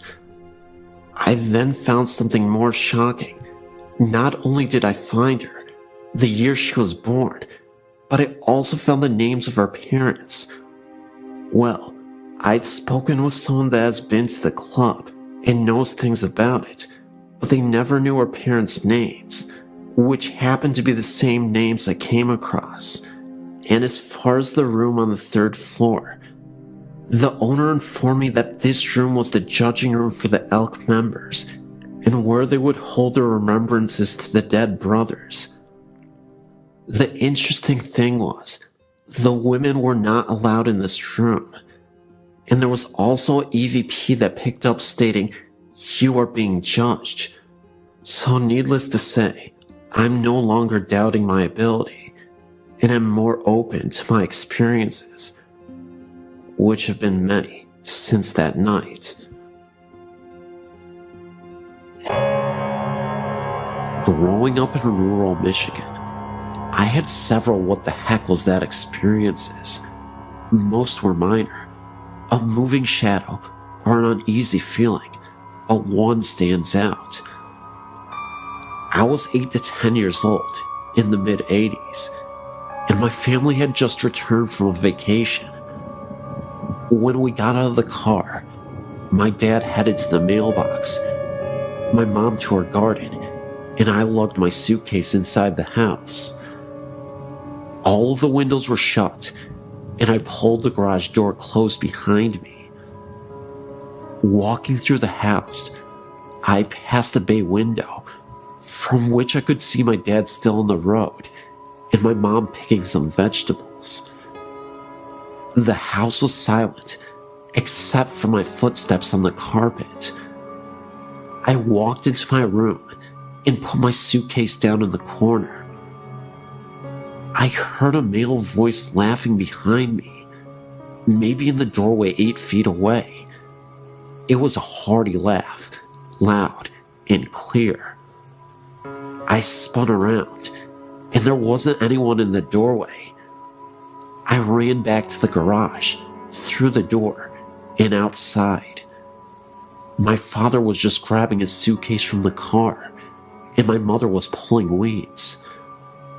I wasn't scared when I heard the voice, but not having a tangible body to put it with did unnerve me a bit. Following the event, I was able to forget and had no issues in the rest of the house. It was only after I got older and interested in the paranormal did I realize that I must have had a run-in with something. About 2 years ago, I bought a 126-year-old, 8,000 square foot mansion in Missouri, just outside of Kansas City where I grew up. My mother had owned and lived in the house for the previous 15 years, slowly maintaining it. She had done a great job maintaining its mid-1800s character, slowly bringing the woodwork back to life, adding insulation, and replacing all of the plumbing and wiring. I mention this because I've heard that a disturbance in the environment can cause spectral activity to begin. I'd seen the house only once, as I live over 2,000 miles away, but I fell in love with it immediately. The first night I stayed over, I woke in the middle of the night to huge blobs, about a dozen, from golf ball to basketball size, floating around the room I was sleeping in. This is the one and only time I've ever experienced anything like that. I closed my eyes, said a prayer, and fell back to sleep in time. I said nothing to my mother the next day until she asked me, "Well, did you see the blobs?" One of the workers stayed down there the other night and said he wouldn't stay in the house after dark because of the blobs floating around him. She had not seen them, and still hasn't. However, the previous owner told my mother a few years later that he loved what she had done to the front room, but he could never stay in there while the house was his because of the blobs. During the summer of 2007, I went back to see my family. I stayed downstairs again and had several things happen. It is important to note that I've never felt in danger, only uncomfortable. My mom and her boyfriend went upstairs to go to bed. I stayed downstairs in the first floor master suite. For the next 45 minutes, the heavy footsteps above my head were attributed to the two of them settling in for the night. Finally, I decided I would go up and find out what was going on. The entire upstairs was dark and still. They were both lying in bed. I returned to my bedroom to hear the continued walking above me. So, I went out on the living room to sleep on the couch. The walking continued above me, although there is only one attic above that living room. I could also hear a distant, quiet talk between a man and a woman, but I couldn't make out what they were saying, and it seemed to always be somewhere else from where I was. The next morning, I decided maybe I would have a chat with myself out loud, and if anyone else heard it, then maybe it would be for the better. I sat on the end of the bed. It was now daylight, so I felt comfortable to be in the bedroom again, and said that I was the new owner and the son of the woman they probably knew very well by now. I really liked the house and hoped to continue my mother's good work, but for now, I lived elsewhere I also mentioned something that I don't suggest, but in this situation, I felt comfortable in doing so. I told them that they seemed to have been there a long time, and so long as they agreed to stay out of the bathroom while I was in there, we could get along just fine together. The following night was as quiet as it could be. I think their interest in me was satisfied. This past summer, 2008, was my third visit back. Absolutely nothing happened. I was ready, and nothing. Hey, that's fine with me. But one side note, my mother sat down to look at an album she had kept for all these years she had been doing the refurbishing. She was showing me the huge change in the house, from walls being ripped out and then rebuilt, and so on. In well over half of the pictures, there were huge light anomalies. There were smears, blobs, and strange twists of the image. I mentioned this to my mother, who looked right at me and said, "You know, I haven't taken a decent picture since I've lived in this house. I've owned one crappy camera after another. All the pictures look like this. I have to throw most of them away because they are no good." I just smiled. Right, Mom. Every digital and disposable camera she has ever had in the past 15 years has had the same problem.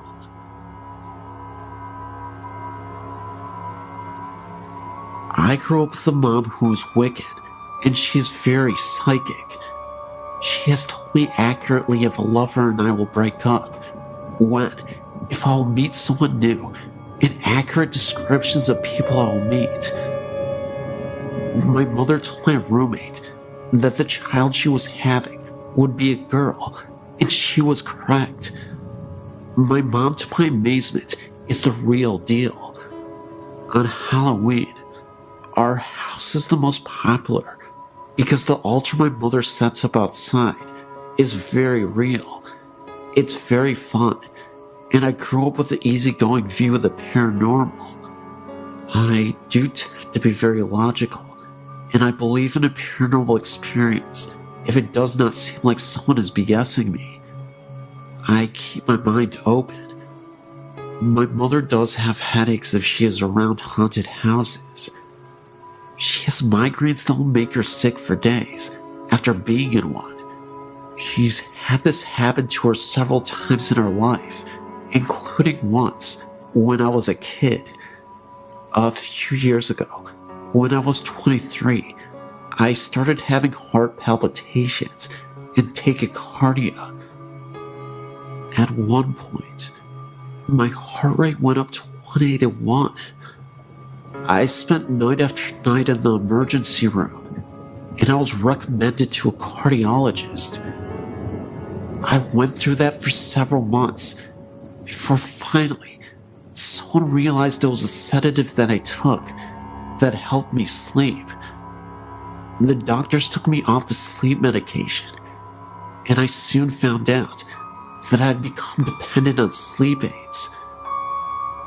At the same time, I had to get on a Greyhound bus for a 2-day trip to move back with my parents because of the health problems.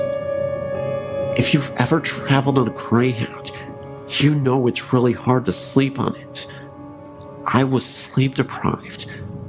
I was told that I was sleeping, but I didn't realize it. I wasn't sleeping through the night. I was exhausted. I was depressed, and I developed a phobia of the sound of a beating heart medication commercials, etc. In short, my mental health was suffering. I had to make the choice to go into a psychiatric ward because it took a month to get an appointment with a psychiatrist. I didn't want to wait that long. The ward was in a regular city hospital. All the patients were quiet and were there to heal. Nobody was dangerous. There were patients with bipolar and other types of mental illness, and nobody was dangerous.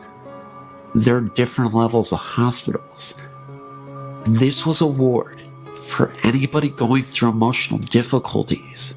I started to sleep the first 2 days I was there. I was not dangerous, but they did have to give me something to sleep. I was having dreams in which in my bathroom, patients had bathrooms in their rooms. I could hear a woman crying and throwing up all night. It was horrible and nightmarish. I could never see her because in the dream, I was laying in bed. How can I describe this? Even though I was asleep and dreaming, it felt like I was aware of everything going on. It never sounded quiet.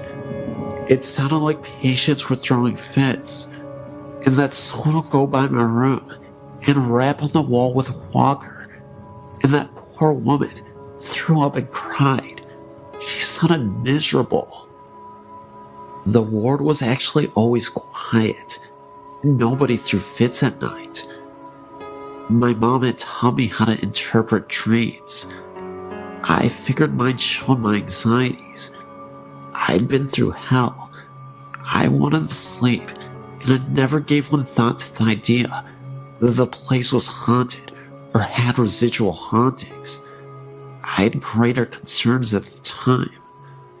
However, my mom came to pick me up, and she refused to enter the ward.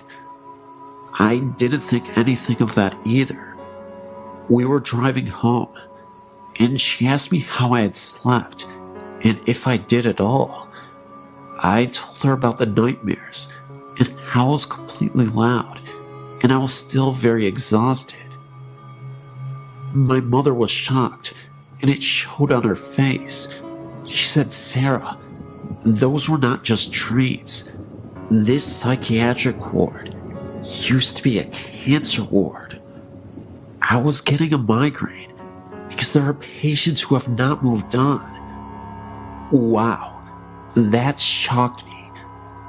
I'd never heard doctors mention that I had been a cancer ward. The idea was never put into my head. Like I said, I wanted to sleep again and to feel happy. I was concerned for my health.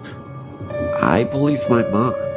She's usually incredibly accurate about these kinds of things. I honestly have gotten tired of finding out if me and a potential lover are not going to work out. She's that accurate. However, I could not tell you if that ward was the former cancer ward. I simply don't know because none of the doctors ever mentioned it. I was sleep deprived and going through hell at the time. My emotional state could have been reflected in my dreams.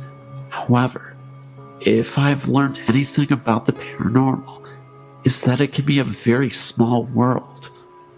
The hospital in question is in Iowa.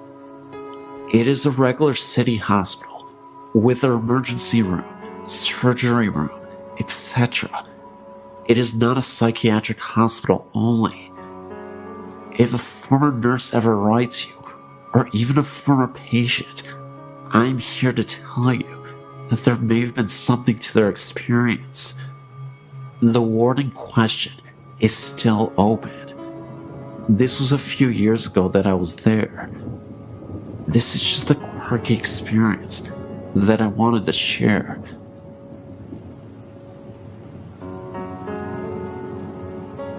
My story has been going on for a couple of years now. When I was 9, we moved into our house. It's a nice little place, backed by a large ditch. Behind the ditch is a large forest that I used to play in. The house itself is unremarkable. It's 3 bedrooms. The master bedroom is the first room you come to when you open the front door, straight in. To the right, there's a door to the garage, and to the left is the room we use as our living room. To the right of that is the dining room, with the entry into the kitchen. From the left of the living room is the hallway, with the bedrooms and the bathroom. From the time when I first moved in, I've never liked the bedroom at the end of the hall. It has a window that looks out into the front yard. The room I shared with my sister has a window that looks out into the backyard. I'm not sure what it is about the room, but it's a creepy feeling. I was around 11 when my older sister moved out. By that time, it had been a while since I'd gotten any creepy feelings in the second bedroom. I was pleased with the idea of having my own room. I moved my bed in there, got everything set up, and prepared for the grown-up life that I wanted. The first couple days were okay. I had strange nightmares about something coming in from the ditch, something I couldn't explain. Finally, after about a month after I'd been sleeping in the room, I woke up suddenly from one of those dreams. I laid there for a while, not really sure of what woke me up. Then, I realized that the music box my grandma had given me a year ago, it was on. The music box was shaped like a carousel horse and had a switch on the bottom of it that turned the music on. I sat up and took it down from the shelf above my head and turned the switch off. I figured that maybe my cat went up on the shelf and brushed against it. I laid back down to go to sleep. It was lying there that I first saw him. I don't know what made me look up into the doorway of my bedroom. At the time, I slept with the door open, but I did, and standing there was a man, clear as day. For a moment, I was sure that someone must have broken into the house. With the light coming off the nightlight near the door, I saw that his mouth was moving quickly, and no sound was coming out. It was almost like he was screaming at me. He took a step forward and vanished. I slept in the living room that night. I finally got the nerve to sleep in my room again, after about a week of sleeping on the sofa. And that night, I had the same creepy nightmares and woke up to find a child shape sitting on the end of my bed, staring at me. It vanished when I turned the light on. I ended up spending the next year sleeping on the floor in my sister's room because my mom wouldn't let me move my stuff in with her. I also couldn't change my room without getting the feeling of being watched. I would glance at the mirror, it's the type that sits on the dresser, and see a face staring at me, one that wasn't my own. My older sister finally moved back home, and I ended up back in the other bedroom with my sister. I thought that would make it go away, but I would sometimes see the man standing in the doorway late at night. He'd stand there staring at me, mouth moving, forming words I didn't understand. 3 years ago, some major changes happened. My oldest sister broke up with her husband, lost her house, and had to move in with my mom and dad, along with her 2 kids. My oldest sister had her boyfriend living in the house with her. The living arrangements were this. My 2 oldest sisters slept in one room, along with my youngest nephew, belonging to the first sister I talked about. My oldest sister's kids slept in the second bedroom with me, and my sister and her boyfriend had the living room. It was weird at first, but we all got used to it. The weird things had calmed down since I'd moved to the other bedroom, but it picked up again when my sister moved in. I was trying to get some sleep. It was around 1 in the morning, and I saw the child's shape again, but this time, it was sitting at the end of my niece's bed.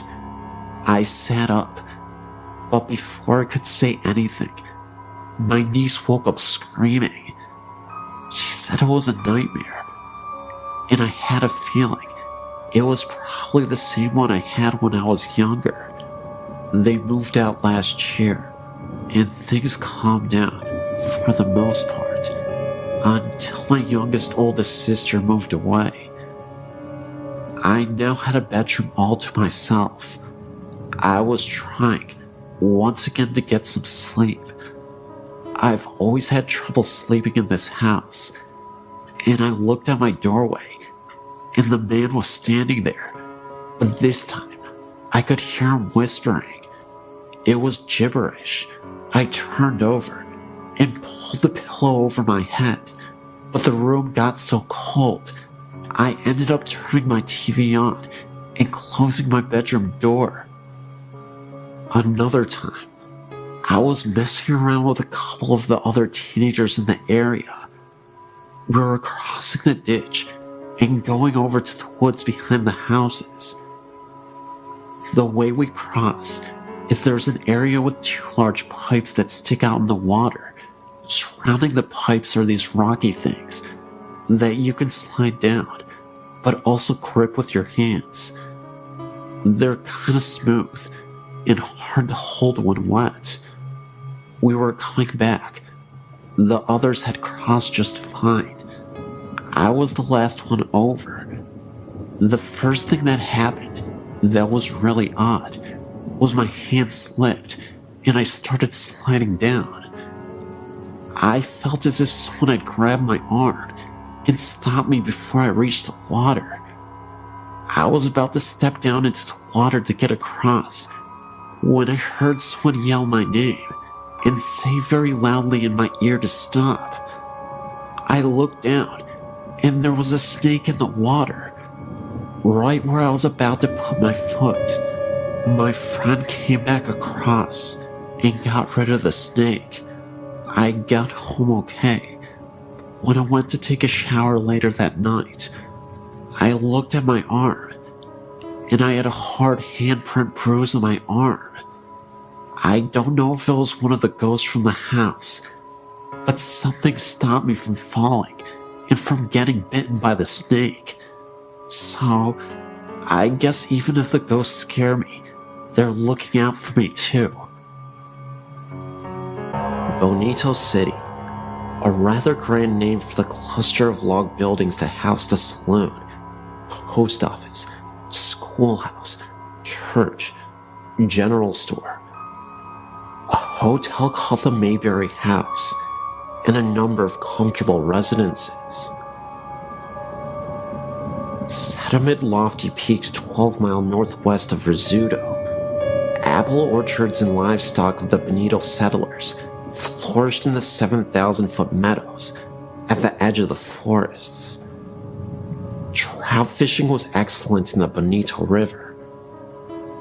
God was in his heaven, and all was right with the world, or so it seemed, when two events took place that would cause the serene and pleasant community to literally disappear. The centerpiece of Bonito City was the two-story log hotel called the Mayberry House, operated by Mr. and Mrs. John Mayberry. They had 3 children, John, Eddie, and Nellie. On the night of May 5th, 1885, the Mayberry House leaped into the record books with one of New Mexico's most bizarre crimes. Earlier that evening, a number of miners ate supper there and left. Only 2 guests had rooms, Dr. R.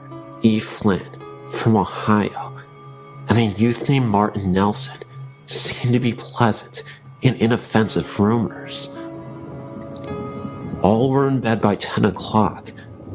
About 1 o'clock in the morning, Nelson arose and knocked on the bedroom door of the 2 Mayberry boys. John awakened and opened the door, at which point Nelson fired 2 rifle shots, killing him instantly. He then turned on the 7-year-old boy Eddie, who was screaming in bed. Nelson killed him with a single blast. Dr. Flynn, hearing the shooting, rushed from his room and was shot through the head. John Mayberry, after hearing the screams, was making his way up the dark stairs from the first floor when a shot through the heart dropped him on the landing. Blood was everywhere. Mayberry's daughter, Nellie, appeared and was shot through the side and left for dead. She later recovered. Miss Mayberry ran upstairs where Nelson shot her in the chest, but failed to kill her. She stumbled downstairs with blood streaming all the way to her feet, leaving bloody footprints visible on the stairs, even years later. She fled to the nearest cabin for help, but Nelson followed, executed her, and threw her body into an irrigation ditch. Nelson, the saloon keeper, no relation to Martin Nelson, appeared on the scene, grappled with the youth, who was no match for the murderer. Mark Nelson shot him to death and left his body bleeding in the sandy street. The next victim was a storekeeper, Herman Beck, who came out to learn the cause of the gunshots. Nelson killed him with one bullet. Bonito's terrified citizens locked themselves in their homes until morning, while Nelson roamed at large, finally climbing up a nearby mountain. Next morning, as Charlie Berry, Rudolph Schultz, and Don Campbell were standing in the street discussing the murders, they sighted Nelson returning down the mountain. He saw the man, brought up his rifle to fire, but was an instant too late. Berry failed him with a bullet through the heart. Nelson's last shot went harmlessly into the air as he fell. Total fatalities were 8 killed, including the murderer, and 1 wounded. It was years before the people of Bonito City recovered from the shock, and for 15 years, nobody set foot in the log hotel. Folks said it was haunted, told stories of shrieks and groans in the dead of night, of seeing lights flicker from room to room, or hearing muffled shots. Those who peeped through the dusty windows could see the bloody footprints left by Miss Mayberry's feet. The murderer was buried at Bonito, with his head pointed down. Folklore say that this custom was to prevent the buried persons from walking as a ghost. The victims were also buried in Bonito, side by side of each other, and a reasonable distance away from the murderer Martin Nelson. Gradually, Bonito City died. The final blow came when the railroad arrived in the desert below and took a business-like approach to acquiring water rights in the Bonito Valley, and later on, buying out the land in which the remaining residents of Bonito City lived. In 1930, Bonito Dam was built by the Southern Pacific Railroad. The remains of the victims were moved to Angus Cemetery. A large stone marks their resting place, and as for Bonito City, it is presently resting under 75 feet of water that is now known as Bonito Lake. Since then, Bonito City has become an old memory and a murder mystery of the past. Some people have claimed that during a well-moonlit night, they can see the top of the church steeple shining below the serene resting water of the night. Is it really the church steeple being seen 75 feet below the water's surface? Or is it a haunting image, reminding us of the presence of the city below? You decide.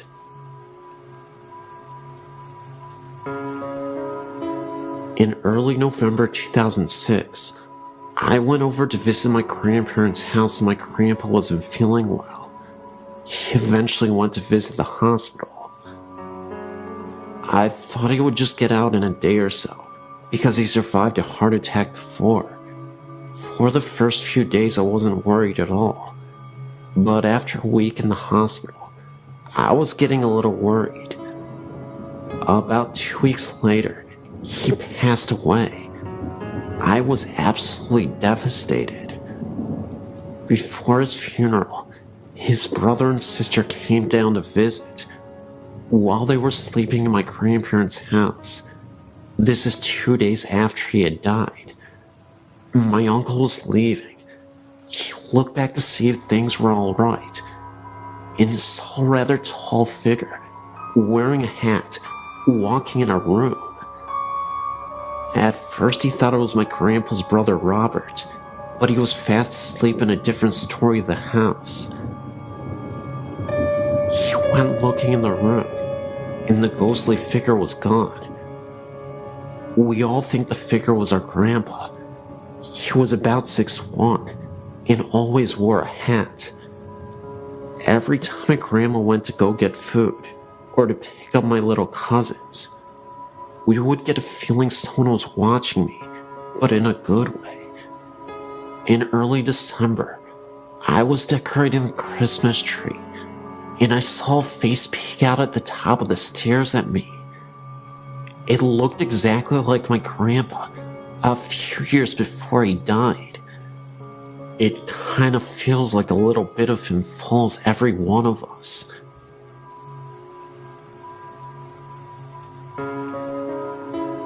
All of these accounts have happened in Lake Havasu, Arizona, each in a different house. My mother and I were driving around town, looking for a house to rent, when we found a large house on Bayou Drive. This house was an old bluish color, with vines creeping up the outer walls and into the fireplace, with a large overhang on the front porch. As soon as we started walking up the driveway, a very strong feeling of dread started to creep through my body. I really liked the house, so I ignored the feeling and continued into the backyard. As I entered the backyard, I remembered a dream many months before. The exact backyard was in my dream, and the images of death and demons filled my mind. My mother had the same feeling, so we left without another word, deciding that a door had opened and a demon was dwelling inside the house. We moved into a different house where everything felt normal at first. We lived there for 7 years. I soon felt eyes watching me in the shower, which then let gusts of freezing angry wind rushing past my face and arms. Later I learned my mother was going through the same events, only she experienced only one of the gusts of wind.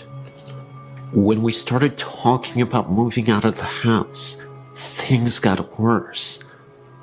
My mom once felt a figure sit down on the bed beside her, and saw the indentation of the person on the bed.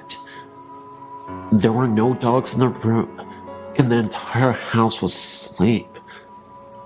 I saw blinds move with nothing in the room, and a shadowy figure walk across the kitchen. I was cleaning out a house, just about to move into it, when I repeatedly saw a figure of a little girl out of the corner of my eye. I could sometimes hear her talking softly to no one in particular. Later investigation proved that a little girl had drowned in the pool years before.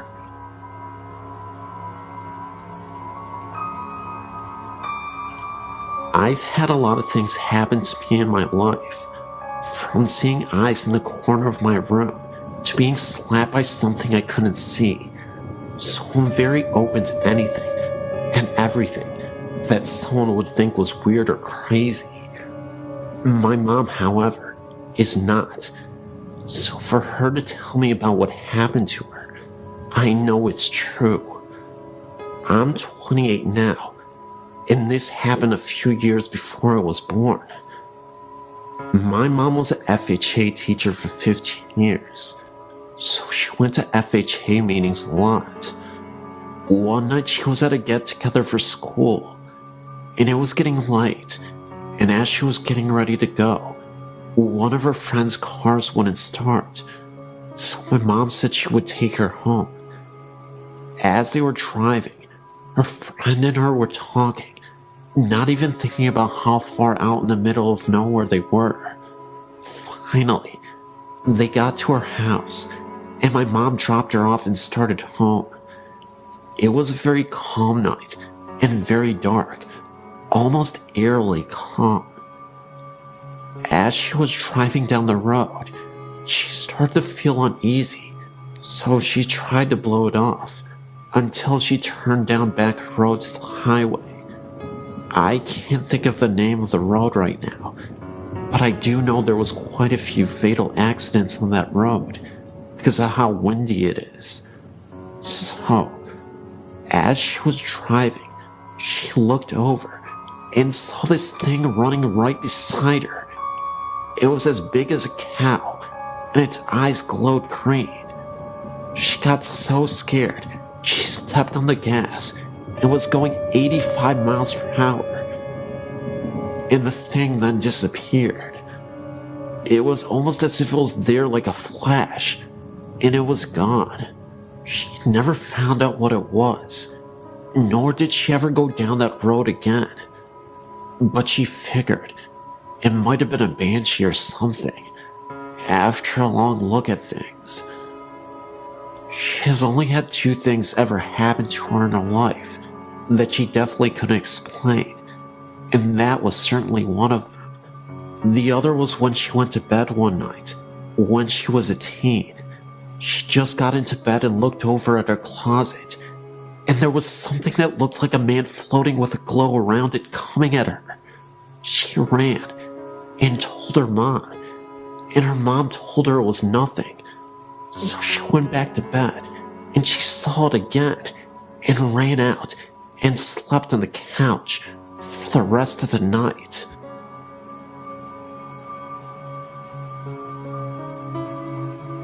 I'm a clairvoyant, and I'm used to not being alone. The last house I lived in had a number of distinctive entities, and will only share a couple of my experiences with you now. There was a young girl, probably around 4 or 5, who was very prevalent around the time my son was 3. One night, I had a contact dream. Usually my dreams are surreal and nonsense, but when I contact someone, they're usually set in whatever house I'm in, and are more out-of-body experiences. I walked to the end of my hall and looked through the dining room into the kitchen, and there was a small girl with waist-length dark brown, not black, wavy hair. She had a flowered white nightgown on, and she was pushing buttons on the microwave. When I asked her why she was here, she quickly, and I mean quickly, like Japanese horror across the room in a blink quickly, came up to me. I crouched down, but I couldn't see her face, and somehow I knew she had been badly injured. Think gunshot wounds to the eyes and cheek, so I didn't want to see her face. I explained to her that she needed to move on and go into the light where her family was waiting, and then I walked back to my room with her following behind me. I woke up, then went back to sleep, and a while later my son woke me up, halfways anyway, enough to answer him and kinda remember. And he asked me to tell the girl that she was not his sister and to leave him alone. I told him to lay down in my bed and explained to her she was about 3 feet away, that I'm not her mother, and that she needed to move on, that it wasn't her house anymore. I thought that part was a dream when I woke up, until I realized my son was asleep beside me. The other very noticeable energy in my house was that of a woman who was very straight-laced and controlling. She would often sit on a window seat in my bedroom at night. My husband, who is a very skeptical man, would sit up in his sleep staring with closed eyes towards her and ask over and over, "Who is that?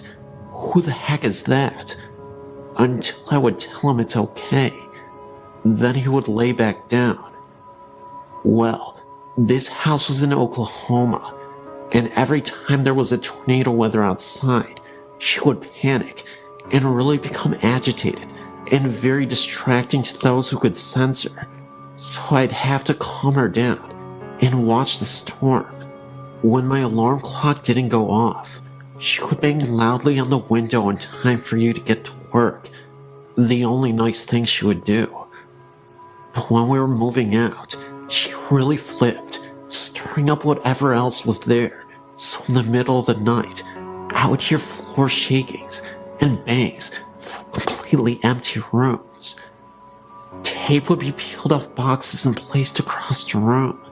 Things would be removed from boxes overnight and put in different rooms, like books stacked in the middle of the kitchen after they were packed, and sounds of the TV coming on after it had been unplugged and wrapped in protective sheeting. All in all, it was not a very fun move, especially when I was alone the last 4 weeks of packing, and she kept opening the valve on my air mattress at 2 a.m.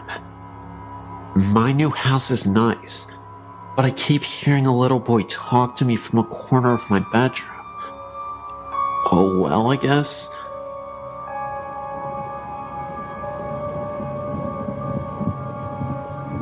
I'm 25 now, and have had strange experiences which, though I'm very analytical and skeptical, can't seem to find out how, or why, or what these things were.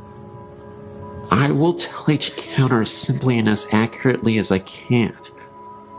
I used to live in Stockton, and my house was built around 1910 to 1912. I was an only child, and my parents were very busy doing their own things. I may have had an overactive imagination, but I don't believe so, because what I saw was too clear and not vague and reinterpreted by my brain. The sliding redwood doors that separated our living room from the dining room began to shake before my eyes, as if it was locked and someone wanted in. I got up and walked around to the other side, thinking it was my cat, but I didn't see her paw, and she never shook the doors, just nudged them apart. I walked around to the other side of the doors to the kitchen.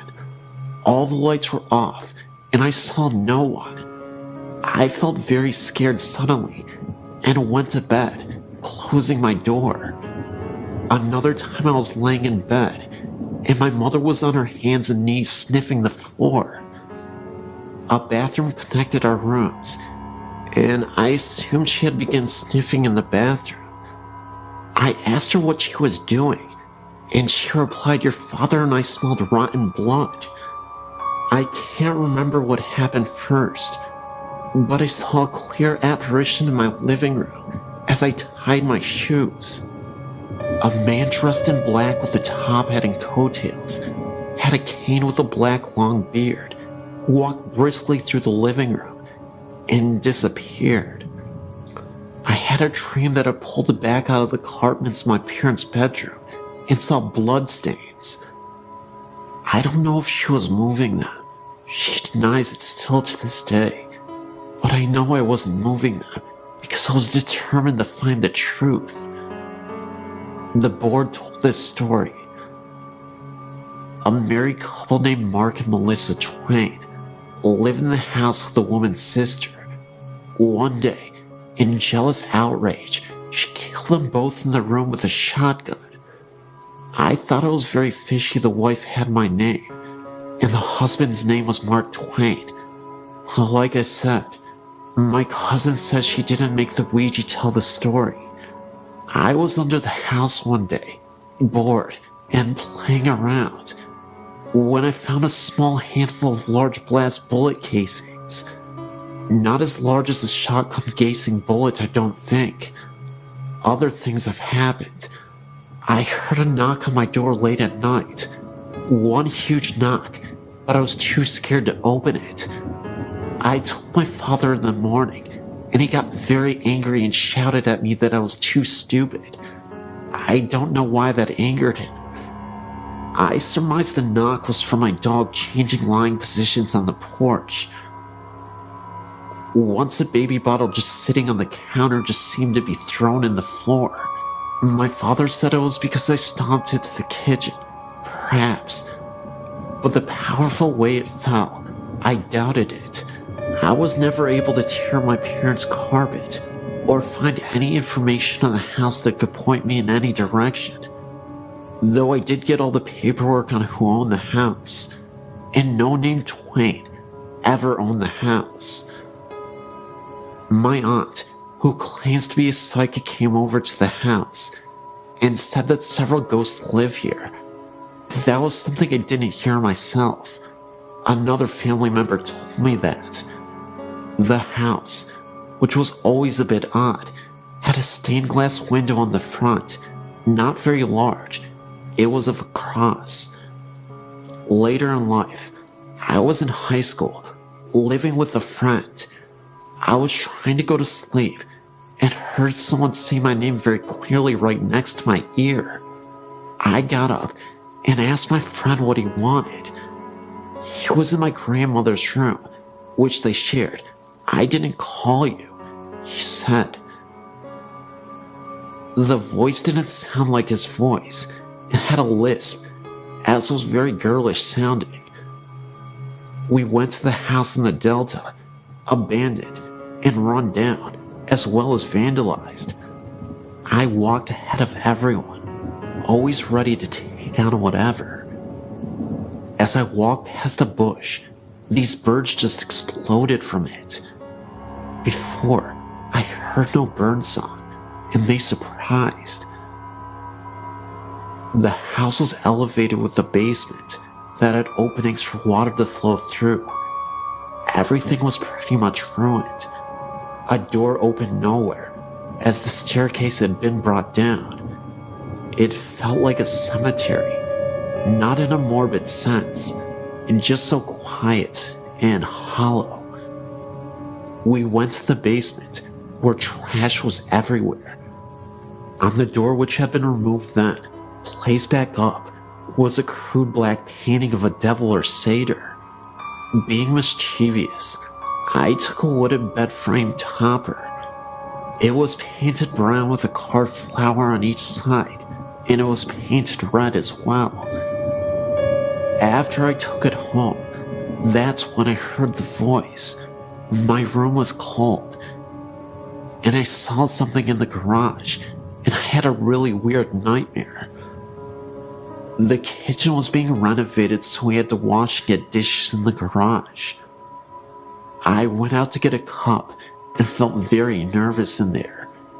As I was walking to leave, I heard a loud boom in the wall to my right.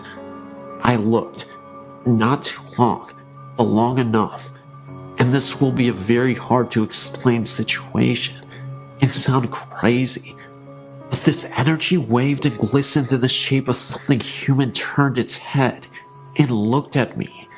I ran out, scared for my life. I'd never been so scared.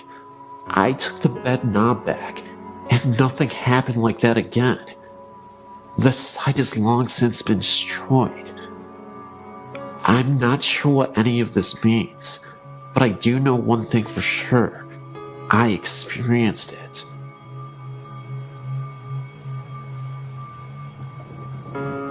Both of these accounts took place within the same week of each other, happening to my brother and I when we were on vacation in London. The Hyde Park Ghost. I was on vacation with my family in London for Thanksgiving, 2001. About 10 in the morning on Thanksgiving Day, we decided to go for a walk around London, starting with Hyde Park, which was about 3 blocks from the hotel.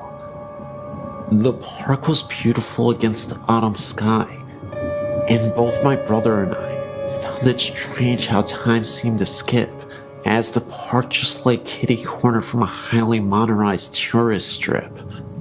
As we waited on the corner for our parents to catch up, I turned to see a great black carriage standing behind us, pulled by a glamorous-looking brown and white Clydesdale. I tugged on my older brother's jacket and pointed, and we watched it for a while, thinking it was the coolest thing we'd ever seen. Others in the park didn't take much notice of them at all, walking by in a hurry to get wherever they were going, or that's what we figured. My brother, having his camera with him, took a picture of the carriage and the driver, a slightly portly man with a contented smile and a formal air. He looked at us as my brother snapped a picture, and I felt an unexplainable tingling. Shrugging it off as the autumn weather, I continued to watch the driver. Our parents called our names, and we turned back to look at them, agreeing that we should all go for a ride in the carriage. My mom asked what we were looking at, and I turned back and pointed. What happened next is the strangest thing I've ever experienced. There was no carriage standing on the corner with us. My brother just looked as puzzled, and we continued the search about the corner, thinking it must have driven off after we turned to look at my parents. The carriage, driver, and horse were nowhere in sight. I found it odd also that we had not heard them drive off, as one would think a horse walking on stone could not be terribly quiet. A week or so later, we got the film developed. My brother and I searched through the pictures at least 3 times, trying desperately to find the one he had taken off the carriage. But though all the exposures from his camera were present, we could not find the one of the gleaming black carriage, Mary driver, and the magic Clydesdale. We did, however, find a startling shot of the corner it had been on, with a little glowing orb just right center. My brother and I prickled. The real start, however, did not come until about 2 days after that, when I was reading a book about the ghost of London I'd picked up at the Tower of London for some light reading. I felt the same familiar prickle as I read about a popular ghost in Hyde Park, that of a man driving a gleaming black carriage pulled by a huge brown and white Clydesdale. The shadow in the chapel. A few days after walking in Hyde Park, my brother and I were wandering quietly through Westminster Abbey, enjoying the sights. We walked into the chapel that was open and sat for a moment, waiting for our parents to catch up. While we were there, he said he smelled something burning. I sniffed the air, recognizing the strong smell of incense. We looked around, not seeing anyone else in the chapel. My brother poked his head out the door, and he looked around, informing me that no one was there, and no one was burning anything nearby. Thinking this was strange, but not terribly creepy, we hung around in the chapel a while longer, chatting quietly. Our conversation was broken, however, when we heard someone chanting from in front of the chapel. We jumped, thinking we were alone. I looked up towards the front, certain we had been alone. The chanting continued in a foreign language I didn't understand. My brother, a Latin student, said later the chanting was a prayer or something. We stood there, watching the front of the chapel, looking around for anyone who might be chanting. I nearly fell over when I saw someone flicker to my left, a figure wearing a dark robe and moving slowly walked in front of us at the head of the chapel. I remember taking a sharp step backward and falling into my brother when, after a moment's reflection, the being looked up and straight ahead. We couldn't see its face as its profile was towards us, covered by the robe's hood. That didn't matter, however, as in an instant, the being was gone. There was no more chanting, no smell of incense, nothing but me being supported by my paled and terrified-looking brother. We didn't know what to think, neither of us thinking too much of ghosts before, but neither of us could really explain it. One minute, someone standing right in front of us, and the next minute, it was gone, completely and utterly gone, not a trace of it.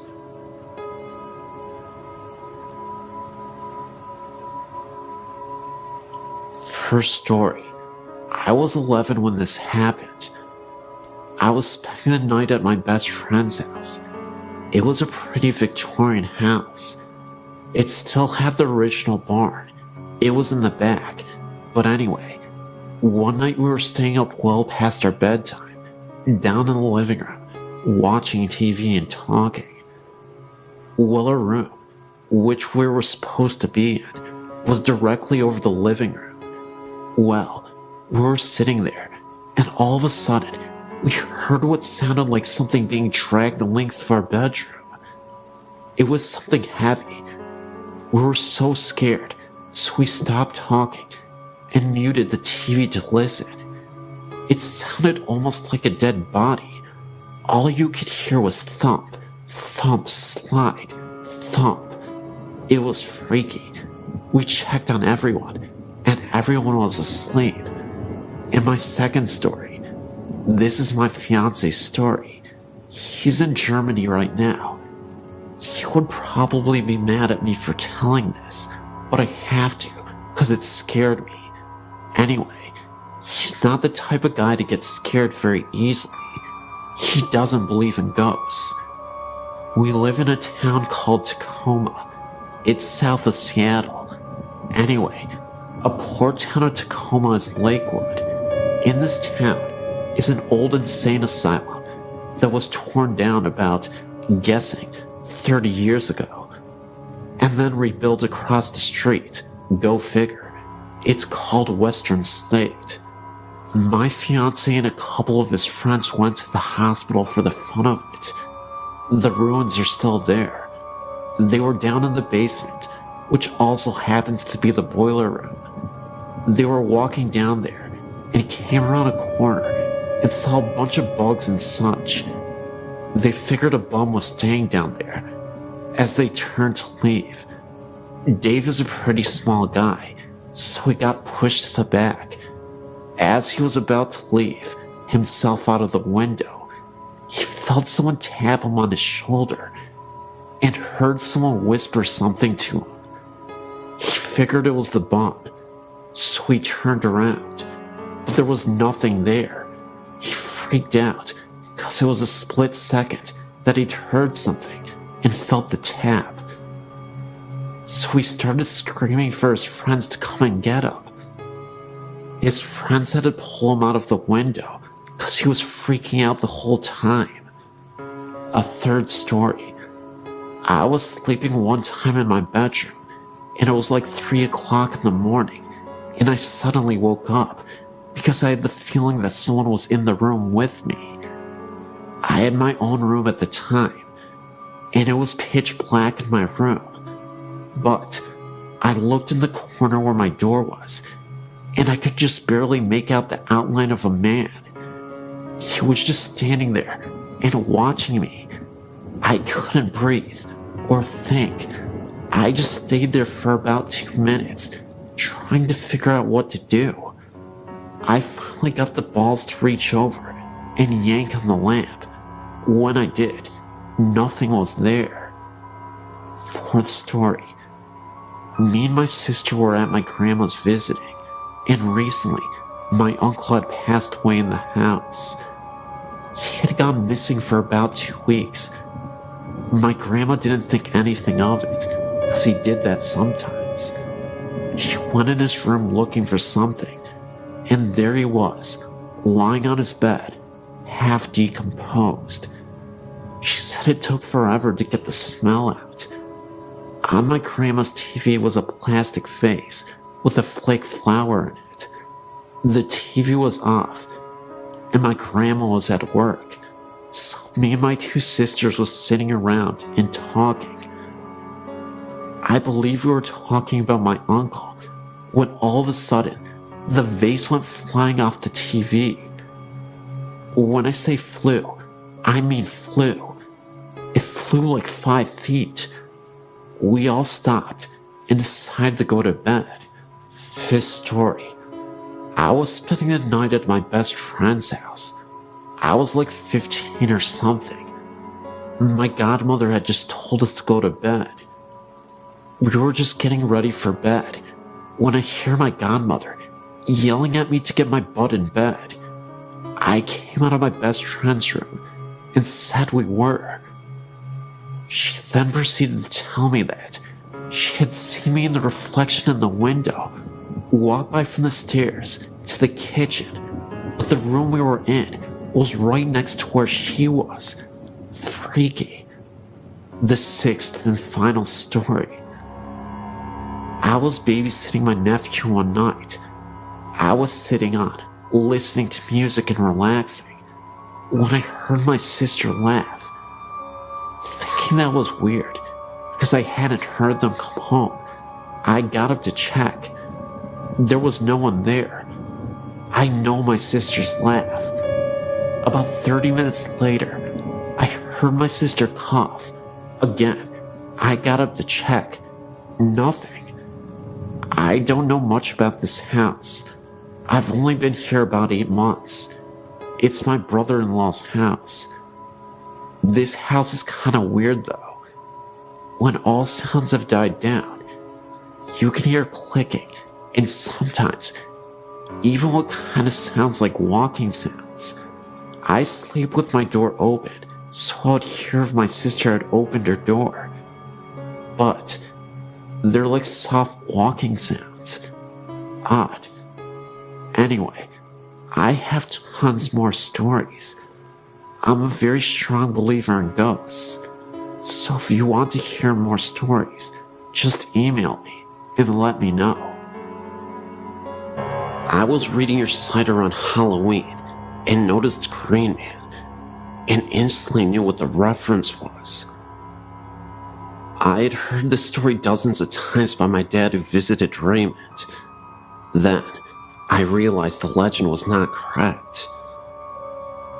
The legend states that late at night, you could witness a ghost wandering around the tunnels and bridges around town.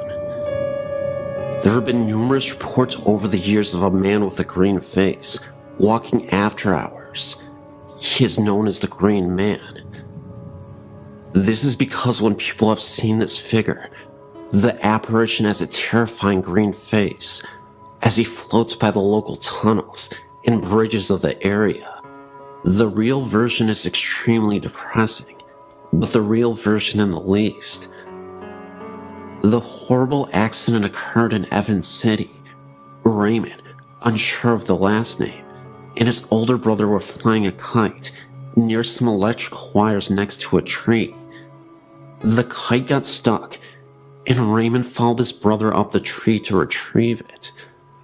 When Raymond's brother grabbed the kite, both brothers got electrocuted. Raymond's brother was killed, and Raymond was severely burned. He was extremely disfigured, and it was extremely hard for him to walk because of the accident. The residents of Evans City collected nearly $30,000 for the boy for his care. His older sister and her boyfriend ran off with the money, leaving Raymond without the money he needed to get well. From then on, the townspeople took him under their wing and took care of him the best they could, but without the funds to do it. My dad's grandmother, who lived in Suiki, told my dad and his brothers and sisters the story of the Green Man when they went to visit her. Raymond, now an adult, walks down the road to and from the tunnel every night. The sun would hurt his eyes, since it only had a thin sheath of skin to cover them, so he did not go out in the daylight. He could barely walk, but did so every night regardless.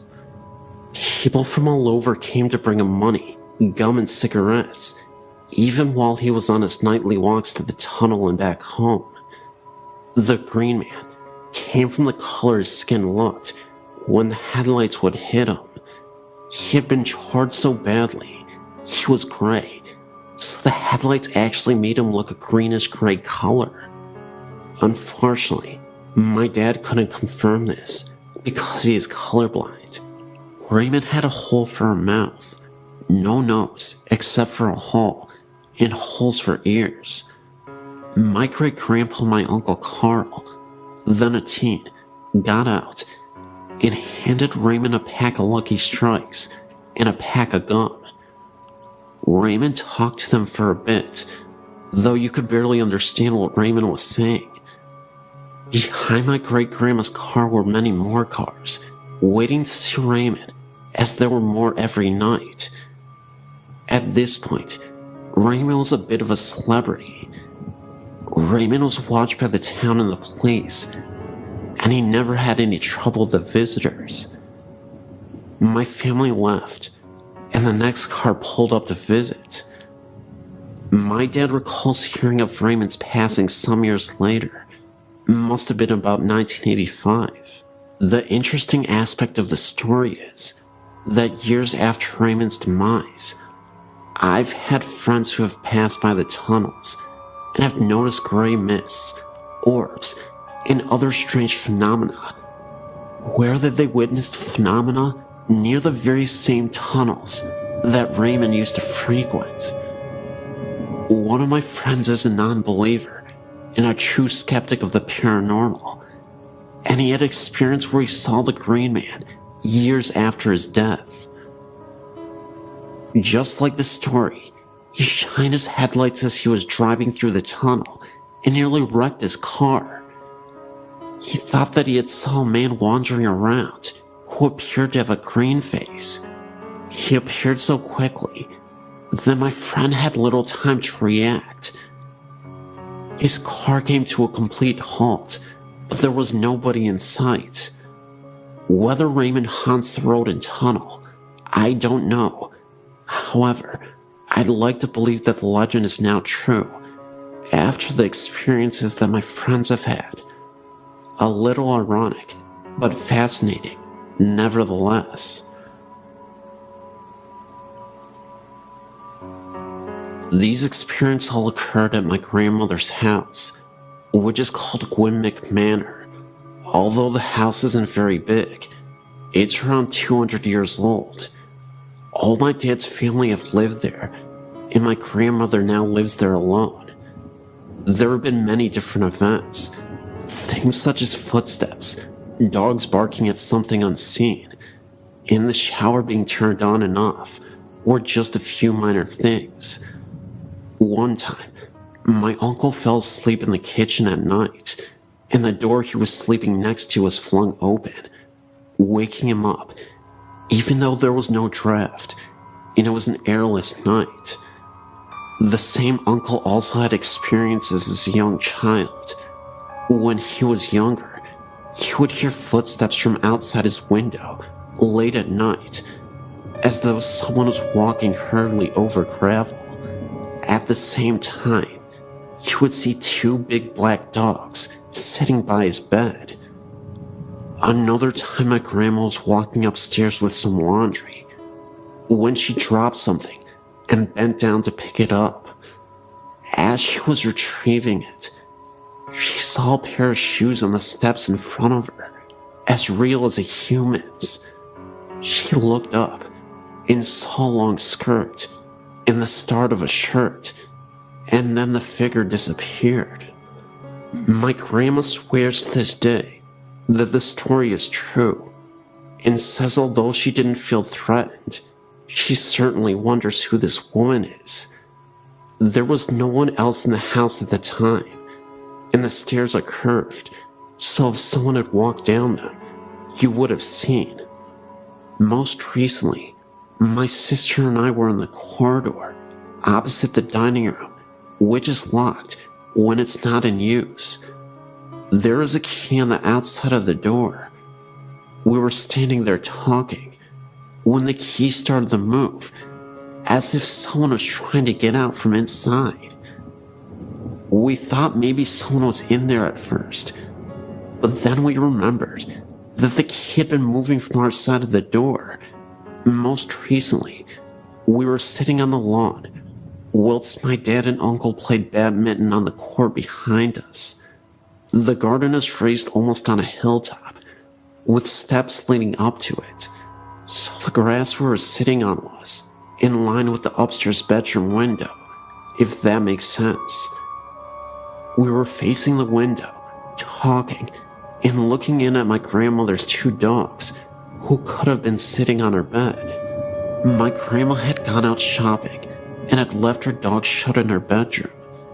First, we saw one of the dogs start barking urgently at something in the far corner, which was out of sight from us. This continued, and the dog then jumped onto the bed again and started barking directly at us. We thought this was strange, but what happened next couldn't be explained. A white mist, almost in the form of a hand, passed over the dog's head, as though we were stroking her. She then stopped barking. We both looked at each other in horror, knowing that we both had seen the same thing. There was no sunlight that could have reflected through the windows, and I honestly can't think of another explanation for the hand we had seen. I still feel scared when I go into the house.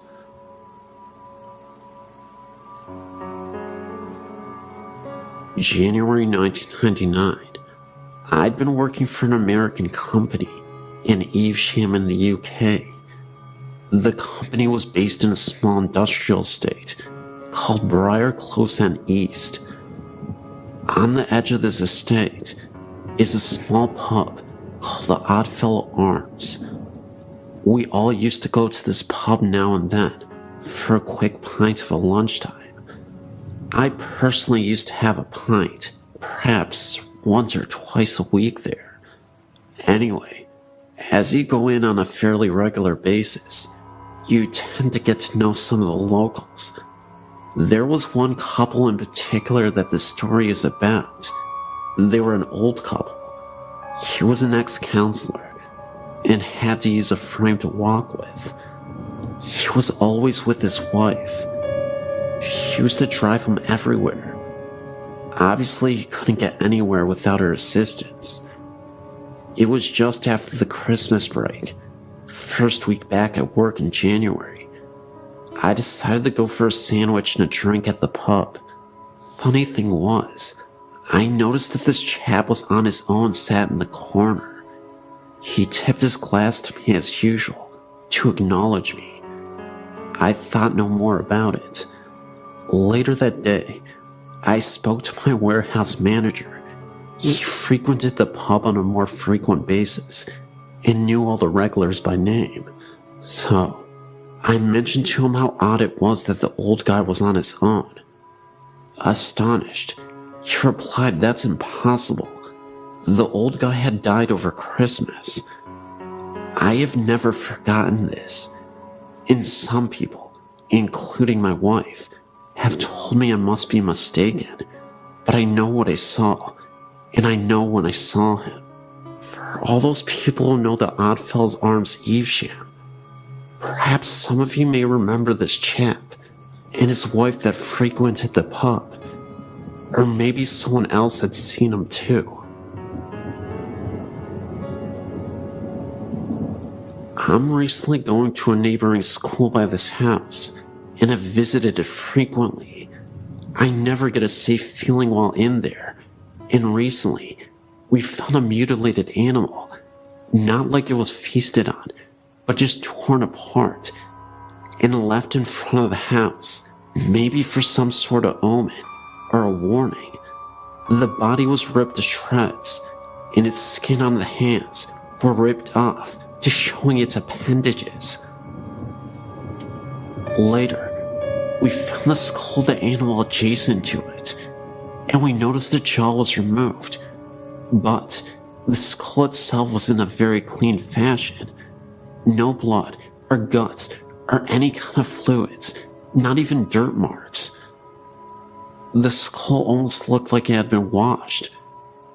That not being the strangest thing, I have a friend of mine who is a female, who is as well as extremely interested in the paranormal, and she has recently gone to the house, and the first encounter dealt with her and her best friend going into the house and just walking around. The problem was that they did not even get to enter into the house. Right before stepping on the yard, the house is surrounded by large bushes. They heard a sound coming from one. Other times that I've been with her, we swore we heard footsteps beside us in the bushes, as if being watched. Her best friend saw a shadow and became very frightened and began to flee. My friend was not as scared and refused, and her being the determined person that she is, continued to go forth. The sound was continuing this whole time. Her friend left sprinting, and so just to be a good friend, she decided to go catch up. She was not running so fast, and in her light jog, she turned around and noticed a woman with bright blonde hair, this being the only thing sticking out, chasing after them, and even got off the yard and continued in the pursuit. When seeing this, my friend began to run even faster and eventually ran to the church where they parked their car. She called me while this was happening, I guess to help us believe, and also she knew I was very interested, and I could hear the fear in her voice.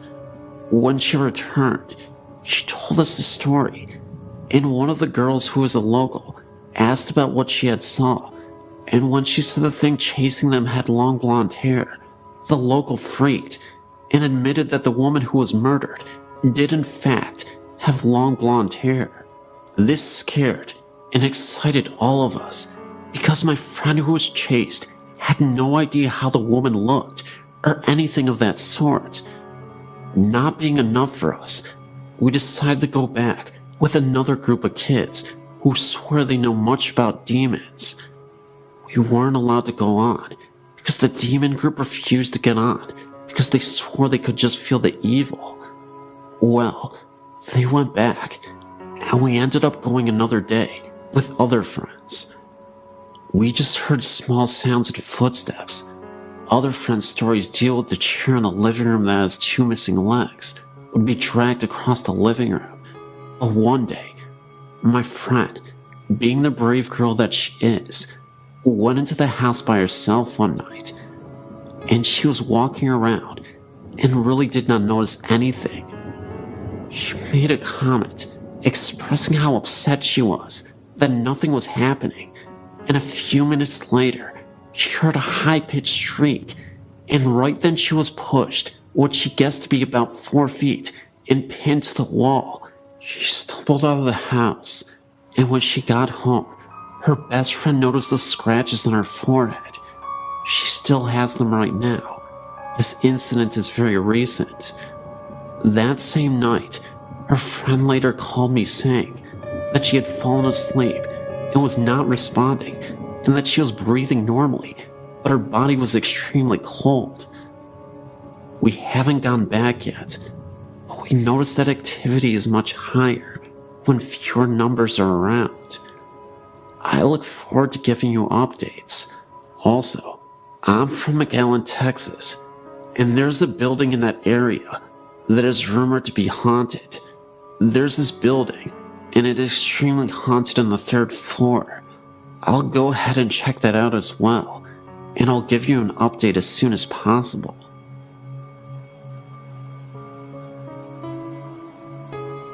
My name is Andrew Pierce, and I'm a local ghost hunter here in Warwick, Rhode Island. Having experience in paranormal investigation helps every time I tell my story, because living with ghosts and experiencing ghosts are two different things for me. I moved into my home 15 years ago, at the age of 6. The first night in my new house, I slept in what is now my mother's room, and before waking that night, I had nightmares of bloody murder, massacres, and deadly beatings. At the time, I was just scared, but now, after researching, I've come to the conclusion that this was a ghostly encounter. Between the ages of 7 and 10, I suffered 4 experiences in my dreams where strange people would walk around in my house. The only problem is that they weren't living, and in each of these dreams, they were foreshadowings of what are now actual hauntings. The area with the most activity is my basement, which has been finished and where several phenomena have occurred. The first came when I was 12.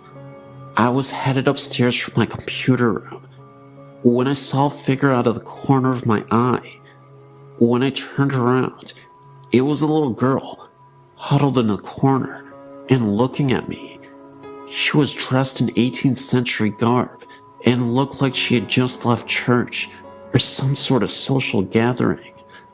She has never been seen again, but she has been felt throughout the house and even experienced once by someone who had never been in my house before. This occurred when a friend of mine was sleeping downstairs, waiting for us to get back from her run to CVS. She was asleep on the couch when a ghostly arm or hand touched her arm, and then proceeded to knock over a couple of items on the table. When she had informed me of this, I knew it was the girl.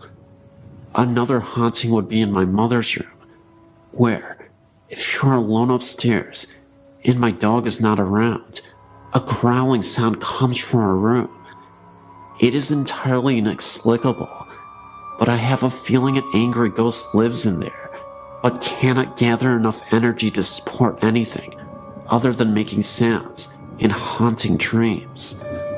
Shortly after my neighbor died, he built the house for his children and loved my family very much. Most of the hauntings disappeared, and a sense of comfortability ran through the house. Everything was at normal temperature, and there was no more dreaded sense of being followed or even watched. This has comforted me greatly, but it only lasted for a short time. Since that time, several newer and less aggressive ghosts have entered the house, and they are seemingly very friendly with my dog. Where he used to bark at them, he is now okay with them and can even be seen playing with them. This was witnessed when I saw him playing with his ball alone, but then noticed that the ball was rolling to him on its own. He would bring it back, and it would only roll once more. Also, this same ghost apparently hates breakfast because it disturbed us one time by knocking over a bunch of papers on the counter and spinning the trash can lid violently. No explainable cause was determined, as it was the middle of winter and no windows were open, and we don't have a fan in our kitchen area. Another ghost prefers to walk around the foyer and up and down the stairs, but never seems to go past the hallways. That's really all that happens, but I wanted to report these since they are the only real, vivid ghost experiences I could ever recall. Thank you.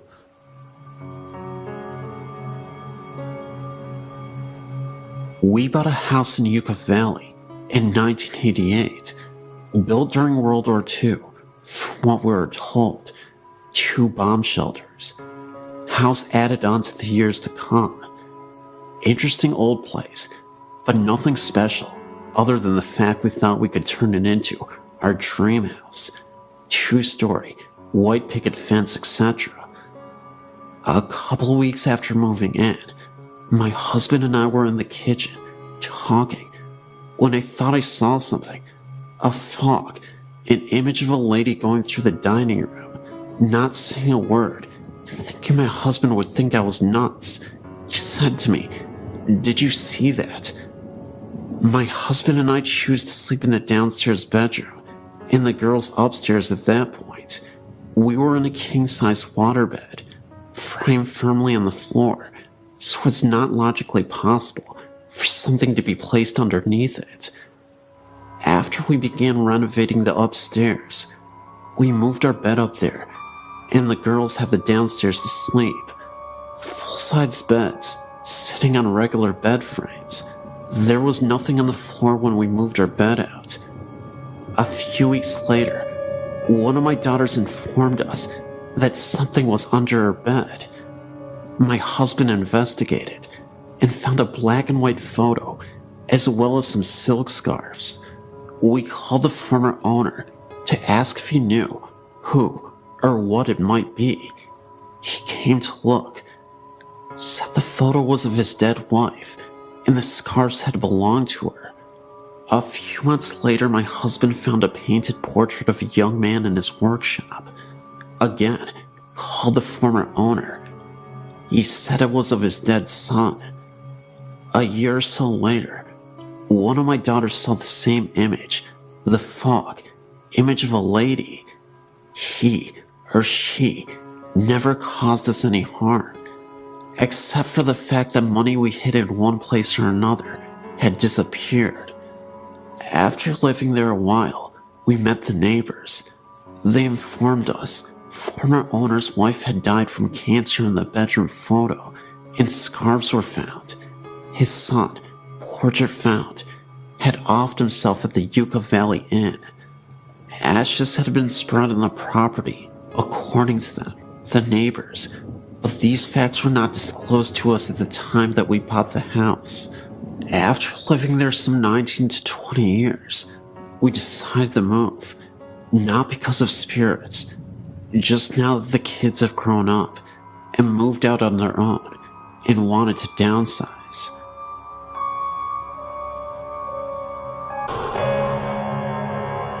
I used to live at the House of 1,000 Stairs in Redlands, California. I lived there for about 10 years off and on with my godparents. They lived there full time. I came on the weekends and during the summer. This place is very active at night. My godsister and I would see the spirits of ghostly nuns walking down the stairs. They would stop to ring the bells in the bell towers and then evaporate into a mist. After a while, we removed the bell that connected to the stairs. There were other spirits as well. Some were pleasant, while other spirits we believed were demons. I think the scariest experience we had was one night when I was sleeping in one of the rooms. I woke up to seeing multiple green lights floating aimlessly around me before disappearing. They had to have been orbs. I remember there was a closet which was slightly open. When I looked at the closet, I noticed the head of a figure peeking out with red eyes. If you've seen the famous Amityville horror picture, that's how it looked to me, except with red eyes, of course. There are tunnels that run under the property, and rooms as well, all made out of dirt. Some of the rooms' doors have been covered over with dirt and rocks, so that you cannot get in. If you stay down there at night, you will see nuns going in and out of these rooms that have been covered over. I'm not sure what the nuns did in this house, but there are many restless spirits here. I also believe this place draws mentally unstable people to it. While we lived there, on multiple occasions, we had to call the police because people would break into the property, knocking at our door, telling us the spirits told them to come here. There are so many stories I could tell you, but it's a very unusual place after a while. My godsister and I would sleep in the game room next to our parents' room because we were too scared to stay in our room. That's about all I'm willing to share for now, but I hope you enjoyed these stories.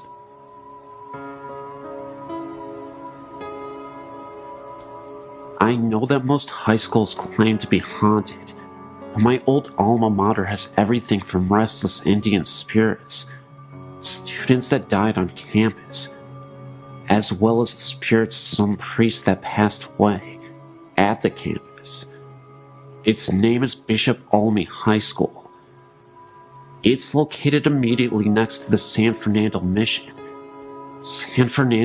Cemetery, and is directly across the street from Eden Memorial Park, a cemetery for Jewish believers. To make this easier, I will list the different stories I've heard and my own limited encounters. 1. Our school's built on what used to be an old orange grove. It was also used as a burial ground for Native Americans who built the mission. Several different faculty members have heard the sounds of an old woman crying right inside our alumni hall, and one claiming to have seen her pacing back and forth. I myself went there late with 3 friends one night in an attempt to see if we could prove anything for ourselves. We heard the same crying noises and saw a brief glimpse of a black silhouette through the all-glass walls of the building. Other faculty members have claimed to see an Indian chief in full ceremonial garb near the school's chapel and the hallways behind it. 3. Members of the water polo, swimming team, and marching band have heard a young boy crying from the old archives located underneath the buildings on the west side of campus. The water polo and swimming teams used to use the old showers that were built for the priests when the school was a seminary, and the band used to store its equipment in spare rooms down there. One story of an eyewitness who saw the spirit is one of the creepiest our school has. A few of the girls on the swim team went down to the showers after practice and found all the shower heads on and a little boy standing in the middle of the room. The boy didn't respond to any attempts at conversation. The girls left to get a coach to try and get the boy to talk. When they got back, all of the shower heads were off, and the boy was nowhere to be found. This part of the school is directly next to the graveyard. Only a chain-link fence separates the two properties. Our pool is technically rented space from the graveyard. In the new school archives, located on the second floor of the building over the old archives, there have been reported sightings of a priest in his uniform, reading or filing books. This same hallway, nicknamed the Forbidden Hallway by students, because it has all the permanent records in school's computer's mainframes and is off limits to any student without permission, was once the dorm rooms for the young priests in training when the site still served at the cemetery. A lot of men of God passed on at this location. 5. The hallway behind the school's chapel has had several sightings. The Indian chief, the little boy, and shadowy silhouette have all been seen here. The boys' bathroom is a hotspot for strange happenings late at night. I would be there late for extracurriculars or what have you, and one night when I was there, the door to this bathroom closed and opened twice. No one else was there to do this, trying to test the spirit. I said, "Is someone here?" And the stall door I was in flung open. It didn't feel like a bad spirit, but it was definitely wanting to make itself known. There are plenty of other stories at the school from all different sources. Those are just the ones I've heard the most, in my own little 2 encounters. I really hope this haunting hotspot gets a slot on this website, because I don't think spirits are going anywhere. Yes, great website.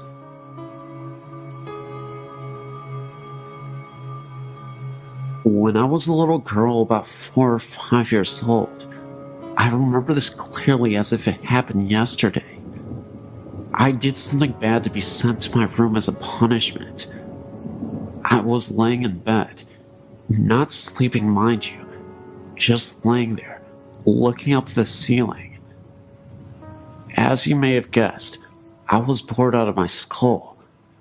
Anyway, a few moments later, I looked at the head of my bed and saw 2 white heads, round-shaped, with red eyes, No teeth, or any body for that matter.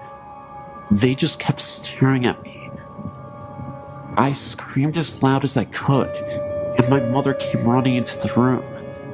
As soon as she did, the image or ghostly figure, or whatever it was, had vanished. This house that this happened in was known to be haunted. I'm not sure by what.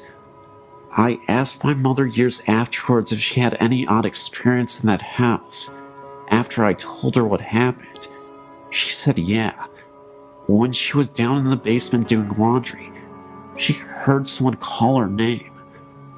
No one was in the house at the time. I'm not sure where I was, or my brother were at the time, but I know we didn't call her. We call her Mommy, not by her first name, as this thing did. She answered it. Now, as I recall, if something unknown calls out your name and you answer it, isn't that an invite? This house is located in Vermont on West Road in Burlington. I forget the number of the house. My mother said I was a gifted child. Gifted, meaning able to sense things, as well as sometimes able to predict the future, which I've had in the past. It's not something that happens to me all of the time. Just once in a blue moon, I'd get visions in my dreams that come as warning signs. For example, my brother was going on spring break during the days of his high school years, driving his Jeep over to coastal beaches in Florida. I recall having a dream of him doing this, and his Jeep caught fire while he was driving down the road. Odd how this dream came about. I told my brother not to go. He thought I was crazy, of course, and he didn't believe in that sort of thing, nor does my husband. Anyway, my brother called me up one day and said that his Jeep caught fire. He had a flat tire and parked on the side of the road. He wasn't going to spring break. He was just heading over to a friend's house when this happened.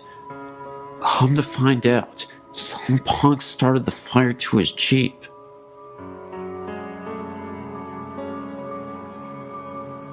In 1977, my friend and I were driving on Old Pleasanton Road during the night. We were heading south when we came upon a woman wearing a black wedding dress. All she was doing was standing there, not moving an inch. We decided to pull over to see if she needed assistance, but didn't go too close, in case it could have been an ambush. No response from the woman. We didn't see that she had a vehicle anywhere around. It was beyond sketch, so we ended up not helping the woman out, and continued to drive down the road. As we were driving down the road, we could have sworn we saw the lady through my rearview mirror. She was following us. The only difference was, she was not walking. She was floating towards us.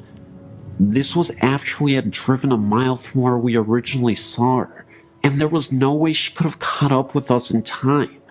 Within seconds, the lady disappeared, and she was nowhere in sight. We had to stop the car on the side of the road to gather ourselves, because it almost felt like something out of a movie. When I got home, I told my grandma what happened to us, and she was stunned just like I was. A week after this incident, around the same time period, I received a phone call that my friend was found murdered with a knife through his heart at the same location where we spotted the lady a week ago. My grandma told me that it could have been death coming for him. I still tremble at the thought of reliving all that happened that dark night in 1977.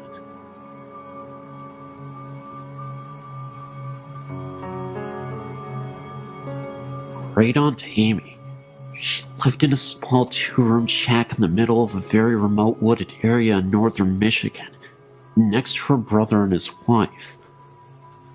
I remember writing to me in the mid-60s and telling me they had a road name and a sign now. My younger sister and I loved going there to visit. We would walk in the woods and explore an old cabin and trailer in the woods north of them. They lived very primitively, an outhouse with magazines for toilet paper, and slaughtered their own pigs and cows.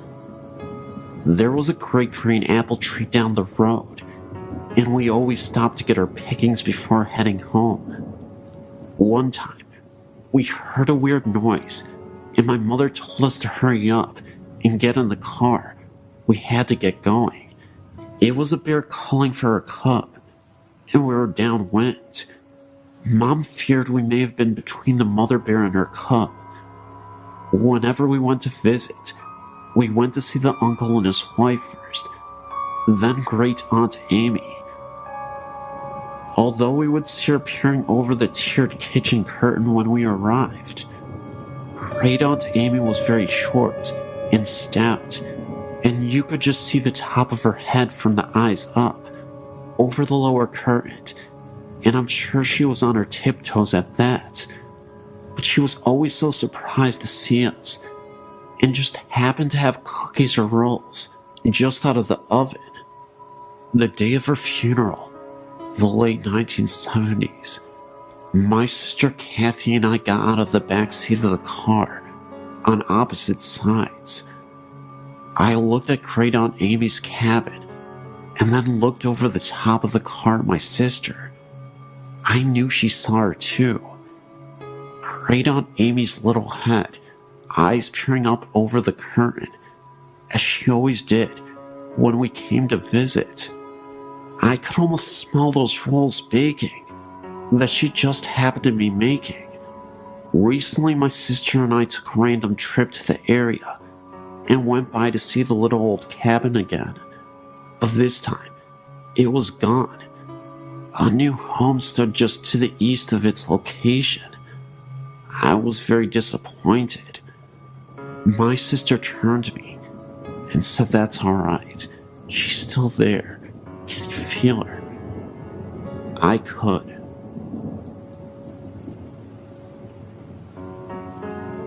My father remarried 3 years ago, and when we moved into his wife's house, I began experiencing paranormal things.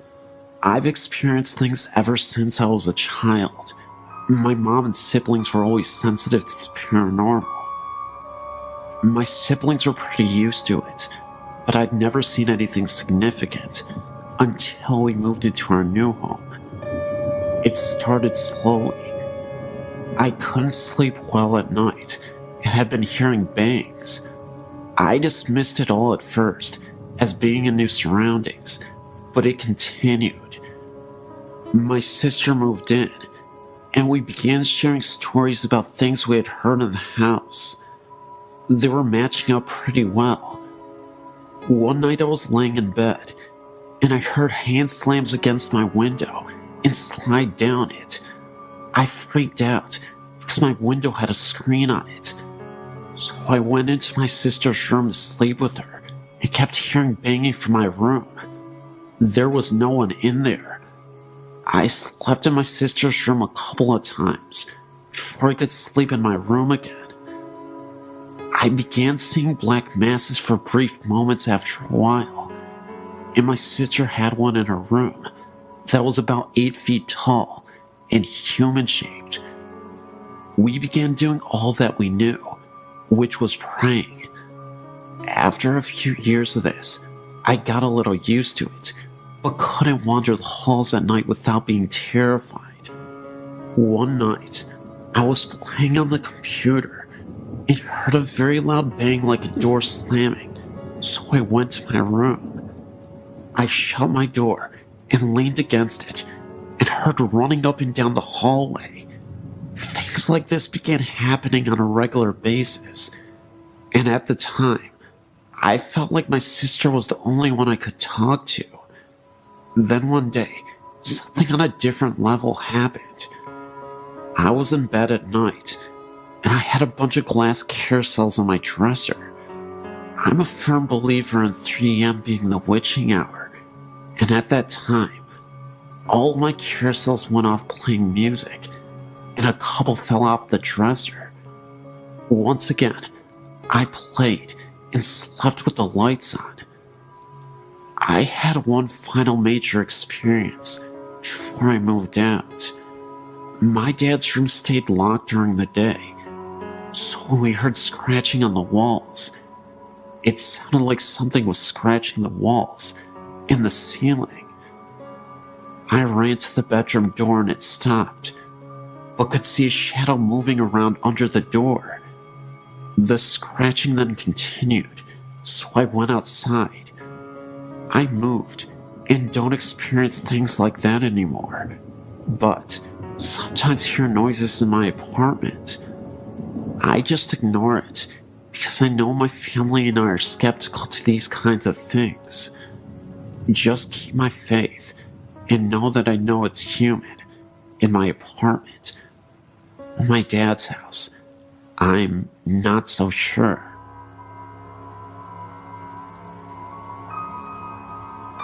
This happened to my mother's uncle in the 50s.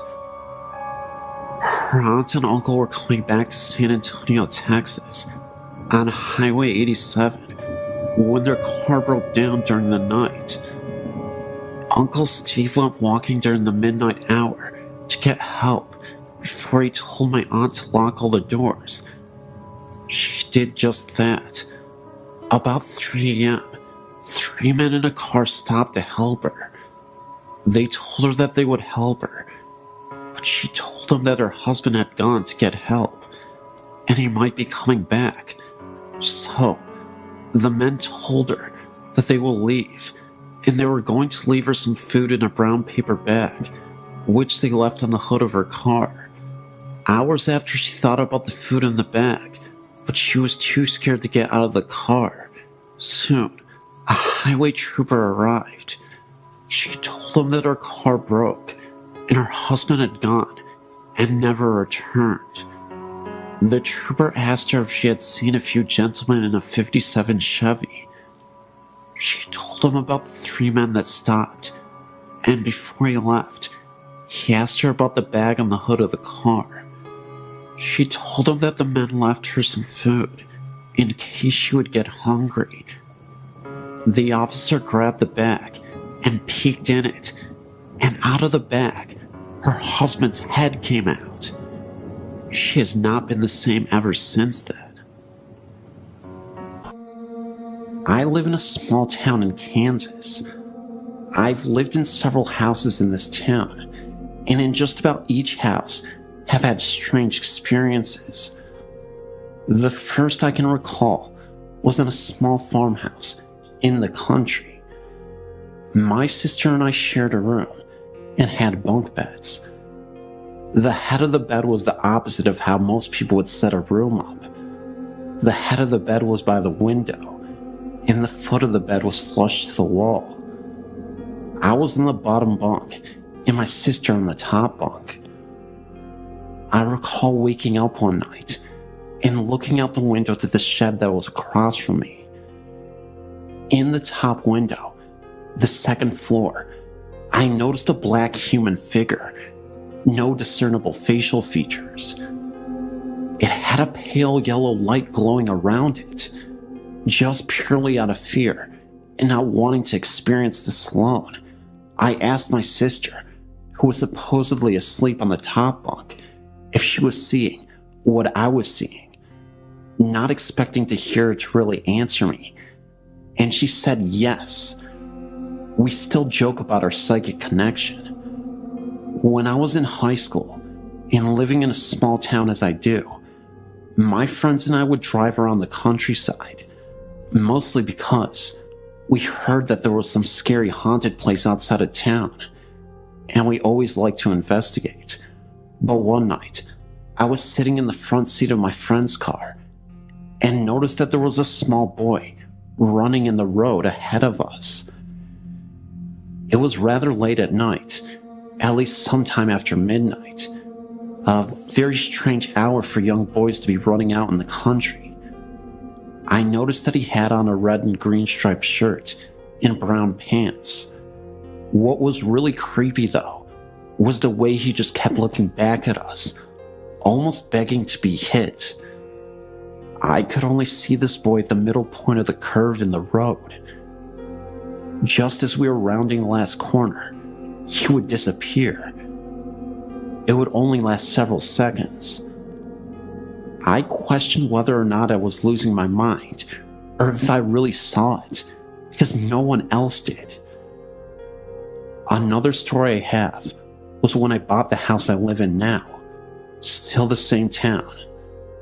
I'd fallen asleep on the floor in my living room. My dog was sleeping next to me.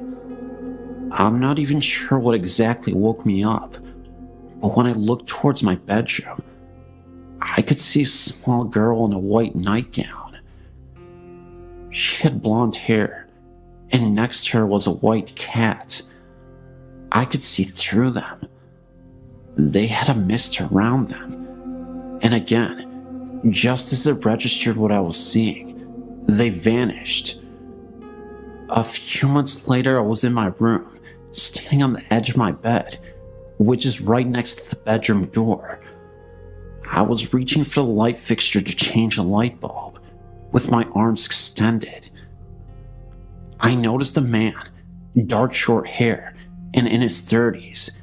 He had dark rimmed glasses, and he walked past me through the living room, into my room. As soon as he got past my arm, so he would be standing right in front of me, he disappeared. I've also noticed small dark figures, a possible dog, like roaming around me when I was walking in my house at night.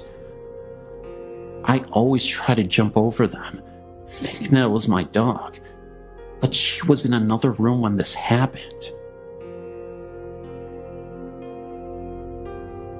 In 1978, my parents purchased a relatively new house in Niceville, Florida. The land the house had been built on had previously been a swamp that was drained to make way for the housing subdivision. Nothing bad had ever happened in the house, yet, after living in the house for a short time, we all began to notice odd things. It started the night I broke up with my fiance. My parents had got out for the evening, and I was in my bedroom crying. Suddenly, I realized I was not alone. I looked up, and I saw a woman dressed in the turn-of-the-century clothing. She had a look of extreme empathy on her face. I did a double take. Never take your eyes off of them, I've learned, and my visitor was gone. My brother brought her engagement ring into my room so that I could take it to work the next day and have it sized. When I woke up from my nap, I got the ring off the dresser and noticed that it wasn't quite right. I got on my loupe and discovered that the ring had been squashed. I took the ring to my parents and showed it to them. Dad examined the ring. As a scientist, he was a little more observant than I was.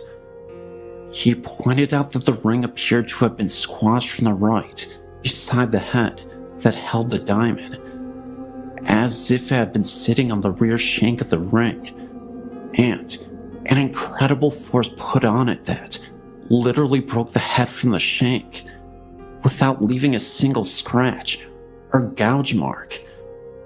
That kind of spooked me, since I had been sleeping with the ring on the nightstand next to my head, and it had been fine prior to being placed by my bed.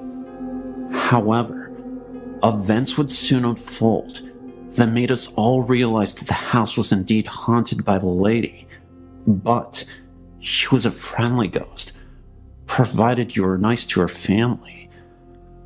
After having moved to the house, my mom was in a terrible car accident, which almost killed her. She was in the hospital for over 6 weeks, and even after she got out, She was in and out of the hospital repeatedly. By this time, I was married and out of the house, but my middle sister's kids would stay over while my sister worked nights. My niece slept in my old room, which seemed to soon become the epicenter for activity, perhaps because of the pre-adolescent age. It started with her being awakened by the feeling that someone was sitting on the bed. She turned on the light and saw depression in the bed, as if someone were sitting there. As she watched, the depression slowly lifted out, as if the person sitting there had stood up. She was too frightened to sleep in the room after that, so her brother slept there for her. He was awakened every night by the sound of a dresser drawer being pulled out and rattled. At first he thought it was Granny, but then he turned the light on and there was no one there. The final straw for my sister's kids came when they were sleeping over one night. Mom had just been released from the hospital, yet again, and was sitting up in the den. Dad had gone to bed. Suddenly, Dad was awakened by the sound of the smoke alarms going off. He ran into the den and found Mom passed out. She had been in incredible pain since her accident and had begun stashing pills for a grand escape. That night, she had gotten so depressed that she ended up taking all the pills that she had been hoarding.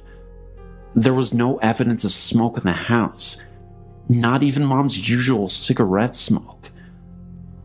By this time, the smoke alarms had stopped blaring their alarms, but Dad stood there, surveying the scene and thinking about how much pain Mom was in and how horrible her life had been since the accident, and even going as far as to whether it was even right for him to decide that Mom was not entitled to escape the horror her life had become.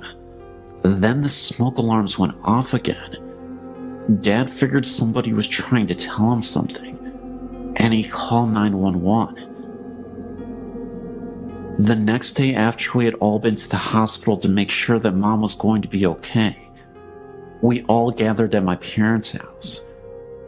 I asked Dad why he had called the paramedics. I felt like the doctors who had saved my mom's life after the accident had not taken into consideration the lack of quality of life she would have, and I felt like Mom was entitled to a reprieve from the constant torment she was in. Dad looked at me kind of funny and explained about the smoke detectors. Then he said that when he had gotten home later that night, he had torn each of the smoke detectors apart, and there was nothing wrong with any of them, nor was there any reason they should have gone off in the first place. Once Dad told us this, we all sat there with odd looks on our faces and started talking about the lady. By this time, I'd seen her twice. My older sister had seen her once, and my skeptical scientist dad even admitted to having seen her. We began comparing notes and found us finishing each other's stories and descriptions. We had all seen the same lady dressed in the same clothing, and none of us had mentioned it to the others for fear of being ridiculed. As time went by, the lady continued to watch over her family. After my dad's death in 1998, my then husband and I were in the den of the house after we had cleaned out the possessions and cleaned the house up. I'd left a book on the counter and X went back to get it. Our marriage was on the rocks and he was becoming increasingly abusive to me. Something that the lady didn't seem to care for. He had always laughed at our family ghost stories, up till the day. But when he went back in the house to get my book, he came out of the house shaking and white. He had felt a cold hand brush across his face. Then, When he didn't leave fast enough, he felt the same cold hand pushing him in the back, propelling him to the door. The lady was trying to tell him that she did not appreciate the way she was treating one of her kids, nor was he welcome in her home. After that, the lady began dropping by my house.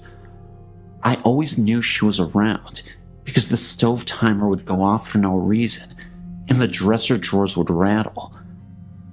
After I left the abusive hubby and moved to the Midwest, the lady would come by and visit me there from time to time, always setting off the timer on the stove, rattling drawers, playing tricks with the blinds, anything she could do to let me know she was keeping an eye out for me. I realized that this is unusual for ghosts to leave their primary residence and to actually follow people from home to home, but I talked to some friends who all felt like the lady was probably a female ancestor who had died in childbirth, so she felt responsible for looking out for her family. After going through the family archives, we found a photo of my great-grandmother. She had died of appendicitis when she was pregnant. The baby also died.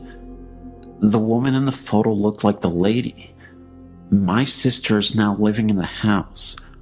When she first moved in, she put some pots in the cabinet, then went to the bathroom for a minute. When she came back out, the pots were sitting on the floor. Earrings and rings that had been lost for years, some in different houses that we lived in, suddenly appeared on the cabinet or in my sister's jewelry box. Unseen hands frequently pull back the curtains to look outside, and my sister's dog loves to romp and play with the unseen visitor. I could go on and on about all the poltergeist activity, some that seemed to be coming from the lady, others that seemed to be coming from my deceased dad. From fax machines that go off when they aren't plugged in, my deceased dad's voice calling me to wake me up when the gas fireplace developed a leak, even luggage being set on its end. Weird stuff just follows my sister and I around.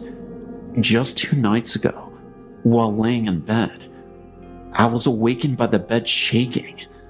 I sat up and looked around and found my husband sound asleep and the door securely closed against kitty visitors. I laid back down and snuggled up to my hubby, thinking that he just had a chronic jerk that shook the bed when it suddenly hit again. The whole bed kind of went whomp, as if a 20-pound weight had been dropped on it. This time, I knew that there were no cats in the room, and since I'd been snuggled up to my hubby, I knew he had not jerked in his sleep. It's nice having your own guardian spirit to watch over you, but it can really interfere with your sleeping. I know that some people think that we're all nuts, or engaging in what shrinks call magical thinking, but every time I start to question my own sanity, I get another visit. It should be interesting when we move to my dad's hometown this spring. I imagine the visits will become a regular thing.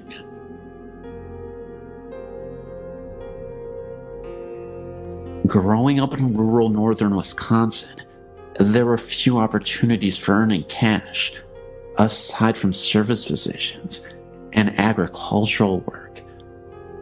Coming from a farm family myself, as a youth, I would hire myself out to farmers to help with the work on their respective farms, mostly crops and dairy cattle. If you never have this experience, it may come as a surprise that these farms are usually isolated and could be quite unfriendly, creepy, and sometimes dangerous. Physical injuries like losing an eye or a limb or even a life were not uncommon. This is the setting for my story. One January, I was a hired boy at a dairy farm owned by an elderly couple with whom I was acquainted with through our parish church. The farmer's house was heated by a wood furnace in the basement where I was lodged, and among my other jobs, I had to bring in the wood and tend the fire. One day, while carrying wood down the steps, I felt pushed, which caused me to slip and fall down the stairs, landing on the concrete floor, which knocked me out temporarily.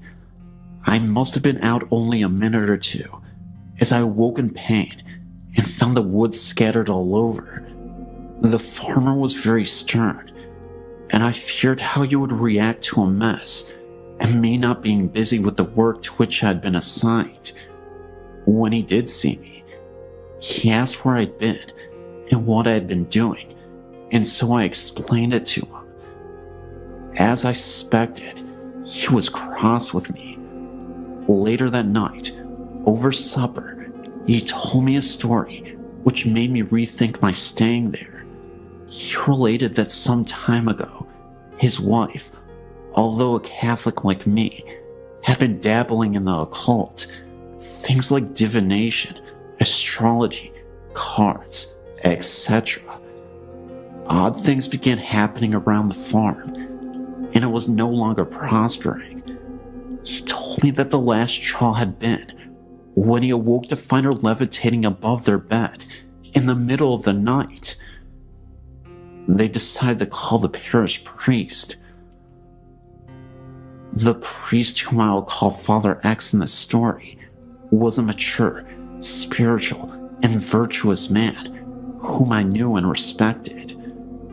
His brother was likewise a priest and an exorcist. The couple explained what was happening on their farm and house. Father X had to get rid of the occult books and the paraphernalia, and after hearing their confession and absolving them, offered to bless and cleanse the house with a kind of minor exorcism. Before getting out his handbook of rituals and his stolen holy water, he had them close and lock the doors and windows. For some reason, he went through the residence, leading the couple in prayers and reciting the house blessing and minor prayers of exorcism, all the while sprinkling each room with holy water. When they reached the last room, which was the kitchen, Father X was finishing the prayers, and after everyone said amen, the kitchen door, which led outside, unlocked by itself, opened and then slammed shut. Father X then explained that this is why he had locked the doors previously, to make sure that by the door opening and closing by invisible force, he could tell by that sign that the spirit had really left. The farmer went on to explain that he liked the instruction that Father X had left him with, namely, that the devil is like a dog on a leash. The demons are all restrained by the power of God, he said, chained, as it were, and they cannot really hurt you directly unless you come within their reach. Occult practices, blasphemies, and even grave sins can put people in places within the perimeter of the influence of evil spirits, and so if you want to avoid being harmed by them, don't come near them any more than you would approach a vicious dog that has been chained. I asked the farmer if the basement where I was lodging was also blessed. The farmer thought for a moment and said he did not recall that it was. The door to the basement was right outside of the kitchen door. After the experience with my fall that day, and the story that the farmer told me about what had transpired, I determined that I would not stay there another week. I left and didn't return. I didn't explain why, except to say that I wanted to be closer to the parish church and I wanted to go to daily mass. I did not have my own transportation at that time, except my bicycle. The farmer wasn't happy that I left, as I was hardworking and well behaved, but for me, there were plenty of other farms where I could work that did not have such problems.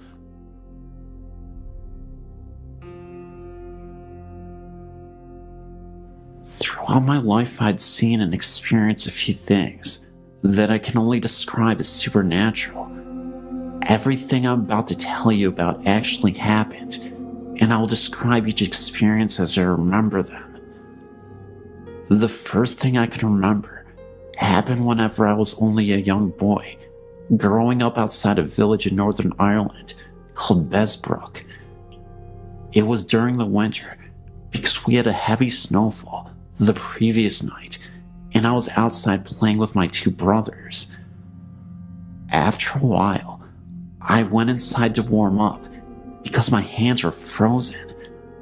My mother told me to take off my boots so that I wouldn't tramp snow all over the house. I sat down at the table with a bowl of soup in front of me, and it was then that I noticed something out of the corner of my eye in the hall leading from the kitchen to the living room. I turned to see what it was, and what I saw absolutely terrified me. I saw the figure of a woman walking down the hall towards the kitchen. I just got up and ran out the door without putting on my boots and jacket into the snow, and refused to come back inside, even though my mother insisted that there was no woman in the house. Over the next number of years, nothing happened except what sounded like somebody walking around the house, even when the rest of the household was in bed or away. Everyone heard the noises, but chose to ignore them. Then one Saturday morning while I was still in bed, I was shook and awake and told to get up and come down to breakfast. Whenever I opened my eyes, there was no one in the room, so I assumed that they had already gone downstairs. While I was getting dressed, a voice was calling from downstairs for me to hurry up. When I did get down to the kitchen, there was no one around. Everyone else was still in bed. A few days after, my youngest brother claims to have saw a young boy standing in my parents' bedroom who just stood there looking at him. Shortly after this, someone unknown attacked my brother in his bed, leaving him with a black eye. The next few years were quiet, except for the noises. Nothing else that I know of has happened in that house, except for the noises. But I did tell you that I lived outside a village. The best way to get to the village is through a wooded area, and this place is a very strange place. I could distinctly remembering a moment when I had to walk through these woods to get to the village, and all of a sudden, in the middle of the night, I saw a circle of people in white robes just standing in a circle and holding hands. I was so scared about what was happening that I ran the other direction and no longer wanted to run through those woods ever again. I actually had a friend of mine who was walking through the woods, and he swears to this day that he saw a woman just flying from the distance from one side to the other. Looked like a witch, but she was floating, had really dark black hair, and it just looked like she faded out. These are the only things I've seen in my life, and with that last story, my friend has seen, but I've heard other stories by people I know. The shop at the bottom of the road is said to be haunted by the ghosts of the 7 British people killed there in the 80s, whenever the original patrol station was blown up. I mentioned earlier, I'm from Northern Ireland. There is a high viaduct in the area, which is used as a railway line. 18 people died constructing it, 1 for each arch, and numerous others have offed themselves off of it. The stories are that at times, you can see these people, and they all look sad. There's also the blood on one wall in a friend's house, and no matter how many times it is painted over, the blood still comes through. All this is true, and has happened within a square mile of where I live.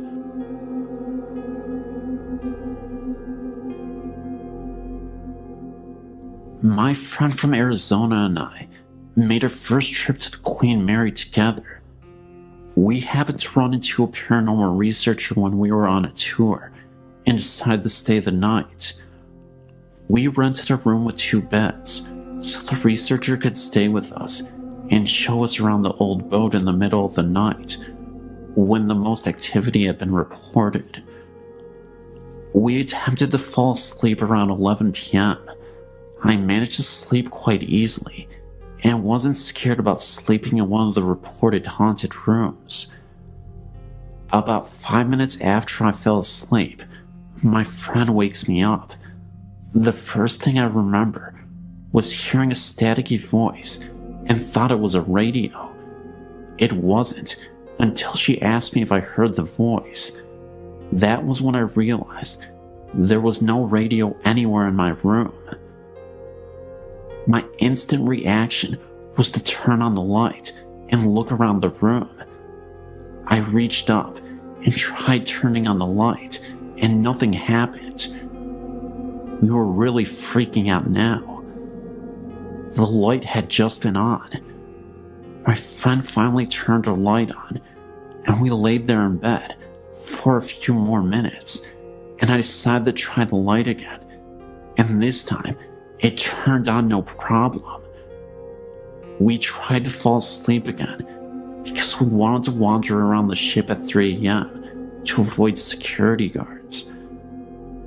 As soon as we turned off the lights and laid down, I saw my blanket pushed down and felt something on my arm. My friend also reported feeling things brush against her arm. As tired as we were, we just decided to ignore it all and go to sleep. 3 o'clock rolled around and we went to the pool room, reported to be the most paranormally active area on board. We took several pictures, and the researcher and my friend called out to the known ghosts. I didn't want to because I really felt like I was intruding. I felt sad and angry feelings throughout the whole area. I was looking around when we all heard a man moaning. My friend and I booked it back up the stairs and stood against the wall. After a few minutes, we joined the researcher again, and he continued to call out to a little girl named Jackie. I wasn't paying attention at the time, but I heard my friend gasp, and I looked over, and she asked me if I heard that. I missed it. The researcher heard it too. It was the voice of the little girl. She was singing for them.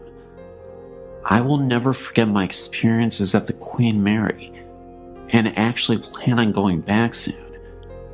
I came aboard not believing, and left a member of a paranormal research group. My girlfriend Liz and I haven't been together for very long, but we share a passion for ghosts and hauntings.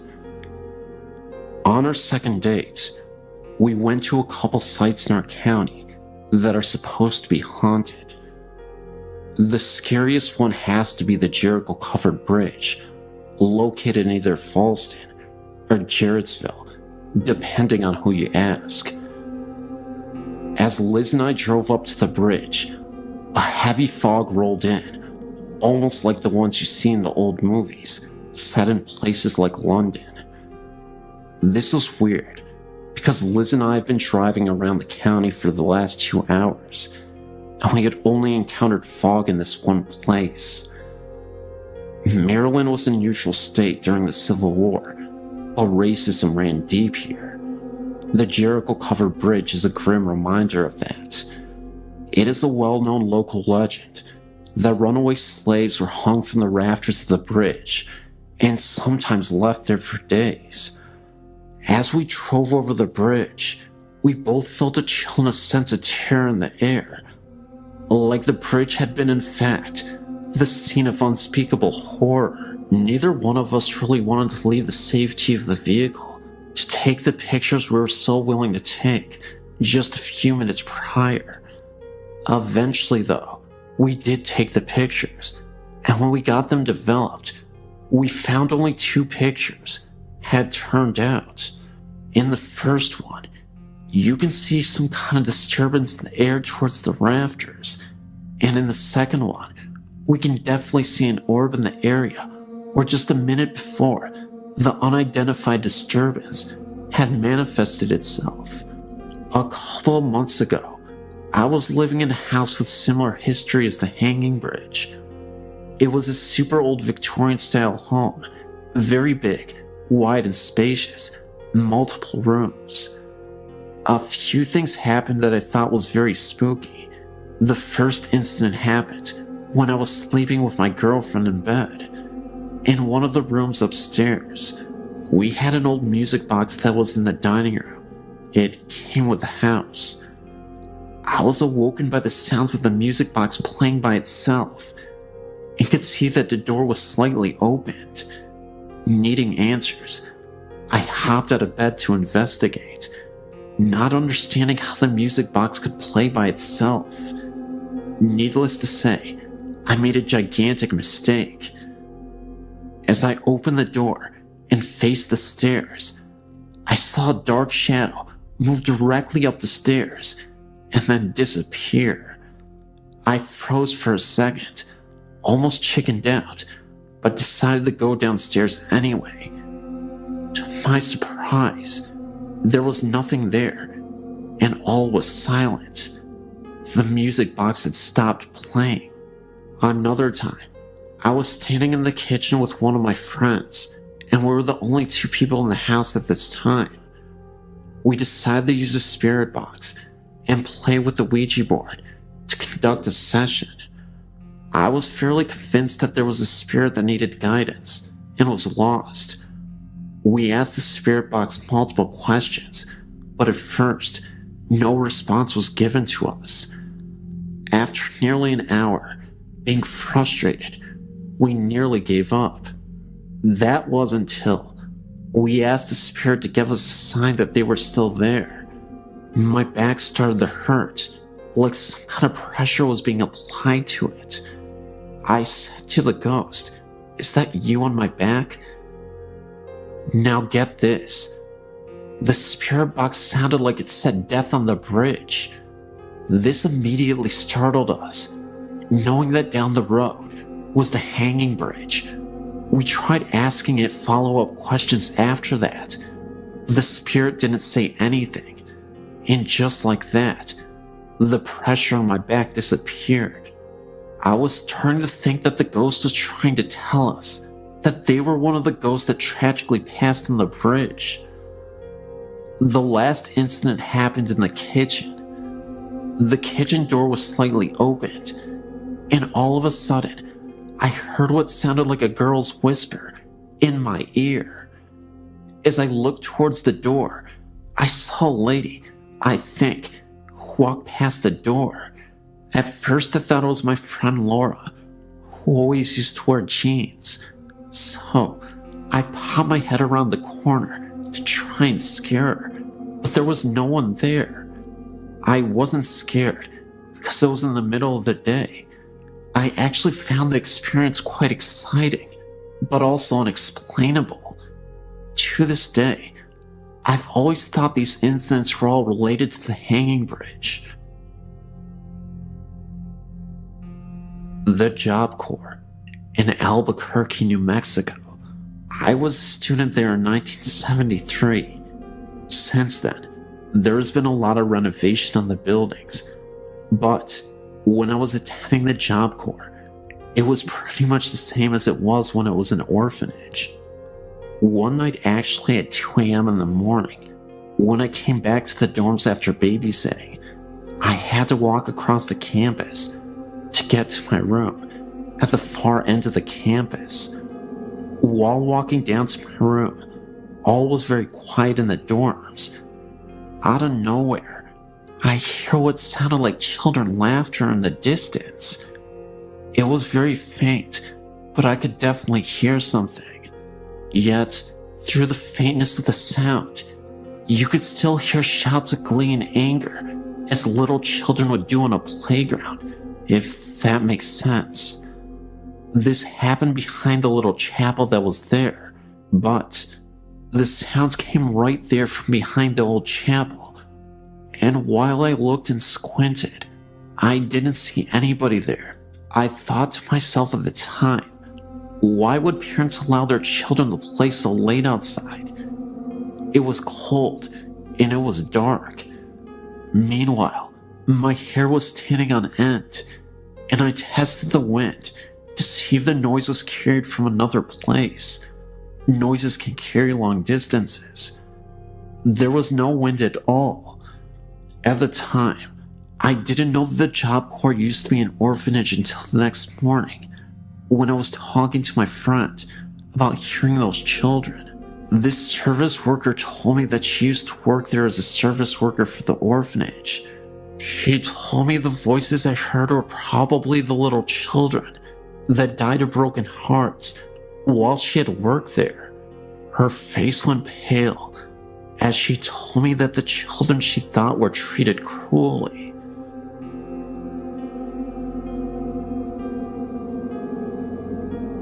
There are two versions of this legend that I know.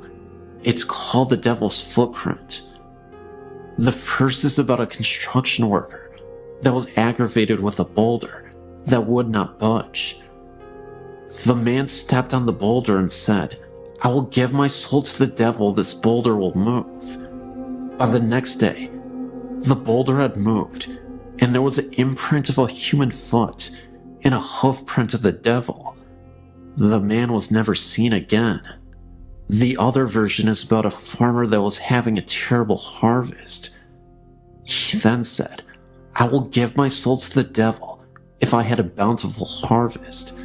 Indeed, the farmer's harvest was bountiful, and he made plenty of money. The farmer was quite pleased with himself until the day the devil came to collect. The farmer refused to give the devil what he wanted, and a chase ensued. They ran all around the farmer's land, and the chase ended when they reached a cliff. I believe the footprints happened when they had their final fight at that cliff edge. I've heard many stories about the devil's footprint being haunted. My fiancé told me about an occurrence that happened when he was there with his brothers when he was about 13. He said that his brother was contacted by a ghost, according to him, and his brother swears to this very day he was standing in front of the church doors, and being a rebellious young man that he was, he attempted to kick the doors open. At the moment his foot hit the door, it swung open and knocked him off the steps. Now, you may be thinking that there was probably someone on the other side of the door playing a prank, but keep this in mind, the doors open inward, not outward. I also know someone that was there very late at night, and she swears that she saw hooded men walking the edge of the woods. I myself had an experience of sorts. One night, a friend and I decided to go find the place. We drove and drove, and we couldn't find it. When my friend was so sure she had driven too far, she turned back. We figured we better wait until daylight to look for it, so we turned on the road that we thought would take us home. And what did we see? The old cemetery and that unmistakable white church. Of course, we freaked out. My friend swerved and barely escaped going off the road. By this time, we were both feeling a little unsettling feeling in our chests. Now, whether this was due to some unwelcome presence or fear, I'm not certain. I'm assuming the latter. However, needless to say, we didn't stop there that night.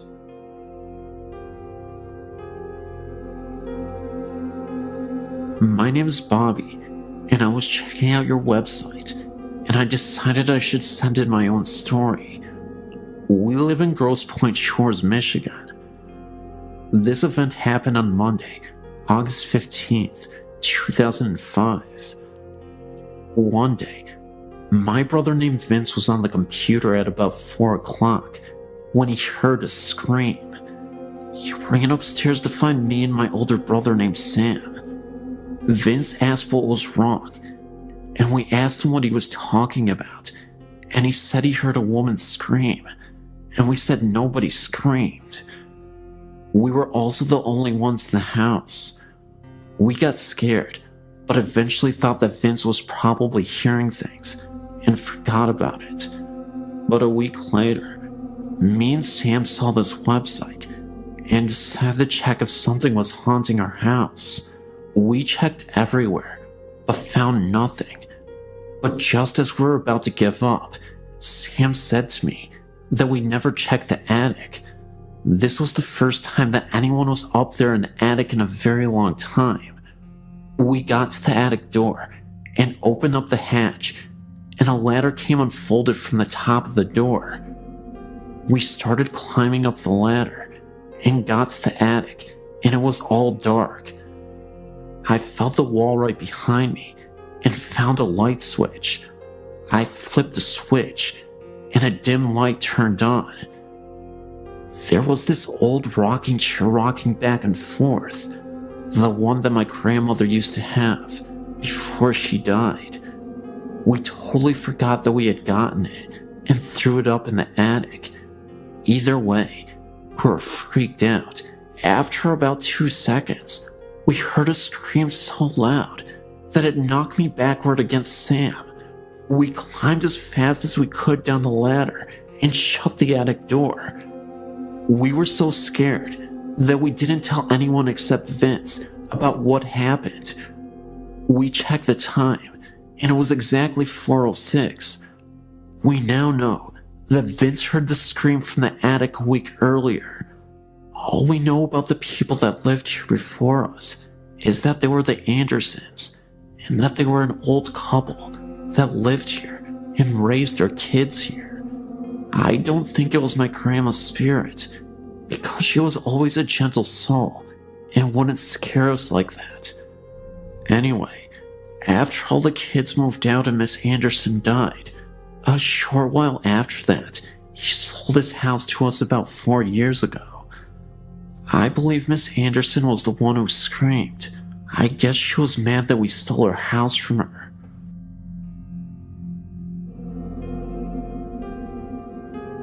When I was a freshman in high school, my parents moved us from the city in central New York to a big, empty house in the country. Little did we know that the house was haunted.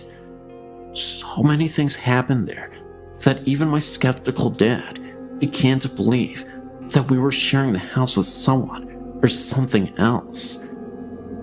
My best ghost encounter occurred in the middle of the day. I walked into the bathroom and saw, from the corner of my eye, someone that I thought was my youngest sister. I said, "Hey, Lori," but she didn't answer me. Annoyed, I turned to find out what her problem was, only to realize that it wasn't her at the sink. An old woman with gray hair up in a bun, a pink flowered dress, and a white apron was drying her hands. She turned to look at me, and then she disappeared. We weren't often frightened of the ghosts, and missed them when things seemed to be quiet for too long. We would lament that they didn't like us anymore. One day, I was in the house, and I went into the shower. All of a sudden, there was a huge noise. I thought a plane hit the house, or at least there was a terrible car accident outside. I jumped out, grabbed my robe, and went to investigate. I found nothing out of order at all, so I got back into the shower. Not 2 minutes later, I heard that huge noise again. I jumped out, shaking this time, and checked everywhere, but again, there was nothing to find. I decided to skip my shower. I had a ghostly nightmare about this house before even moving in. My family moved into the house, and from day one, things were creepy. People before had moved out in a hurry, and their family broke apart almost instantly in 4 months. They all spread to 4 different places. When we moved in, we all got terribly sick within the first month. My mom had a life-threatening experience. My sister ran away. All the pets in the house died mysteriously with no known cause of death. My parents divorced. All of this happened in only 4 months. I walked into the house after school one day, and I heard my name being called. I knew no one was home because none of the cars were in the driveway. The voice calling my name sounded exactly like my mother, and I looked all around for her, even though I knew that she was presently in the hospital.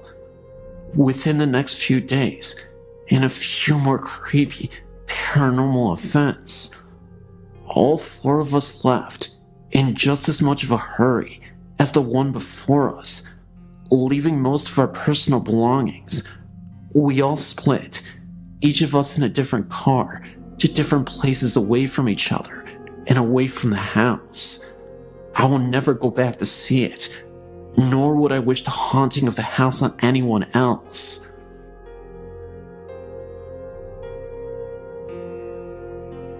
Hello. I lived at this house from 97 to 99. It was in Atlanta. My family and many of my friends were witnesses to the occurrences. Voices, electronics malfunctioning, dark figures. It happened day and night, but mostly at night. It is an older white home near the river, and for a while, we had a rat problem. The plumbers had left a hole under the bathroom sink. The rats, who were fond of shiny objects, left 2 human molars, complete with silver fillings, on the bathroom floor on 2 separate occasions. The back of the home had a foul odor, off and on, and the crawl space had been cemented over. I'm an investigator for the state, not a hysteric. But the place made a believer out of me, my family, and half a dozen friends. My then 4-year-old son complained of the man in the mirror with a string around his neck. Voices were male and female, also a small child. I've often felt the crawl space needed to be examined, just never could figure out a way to ask the officials to do such. I truly think that there is a body or bodies under that house. Myself and a girlfriend watched as a man-shaped shadow moved across the dining room wall into the kitchen where the light turned on. While we're checking out, if you can get the new owner's permission.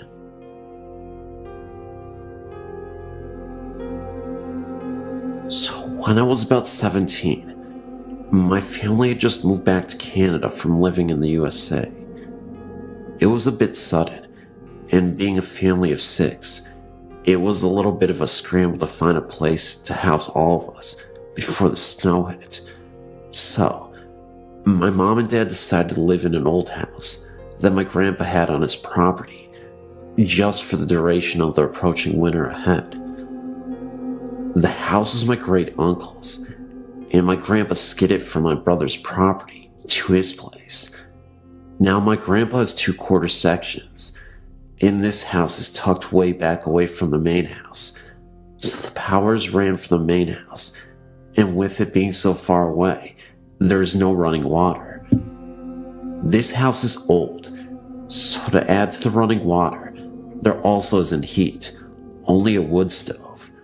Just to give you an idea of where we were living in. Me, being a 17-year-old, I often stayed in town, and didn't stay there very often.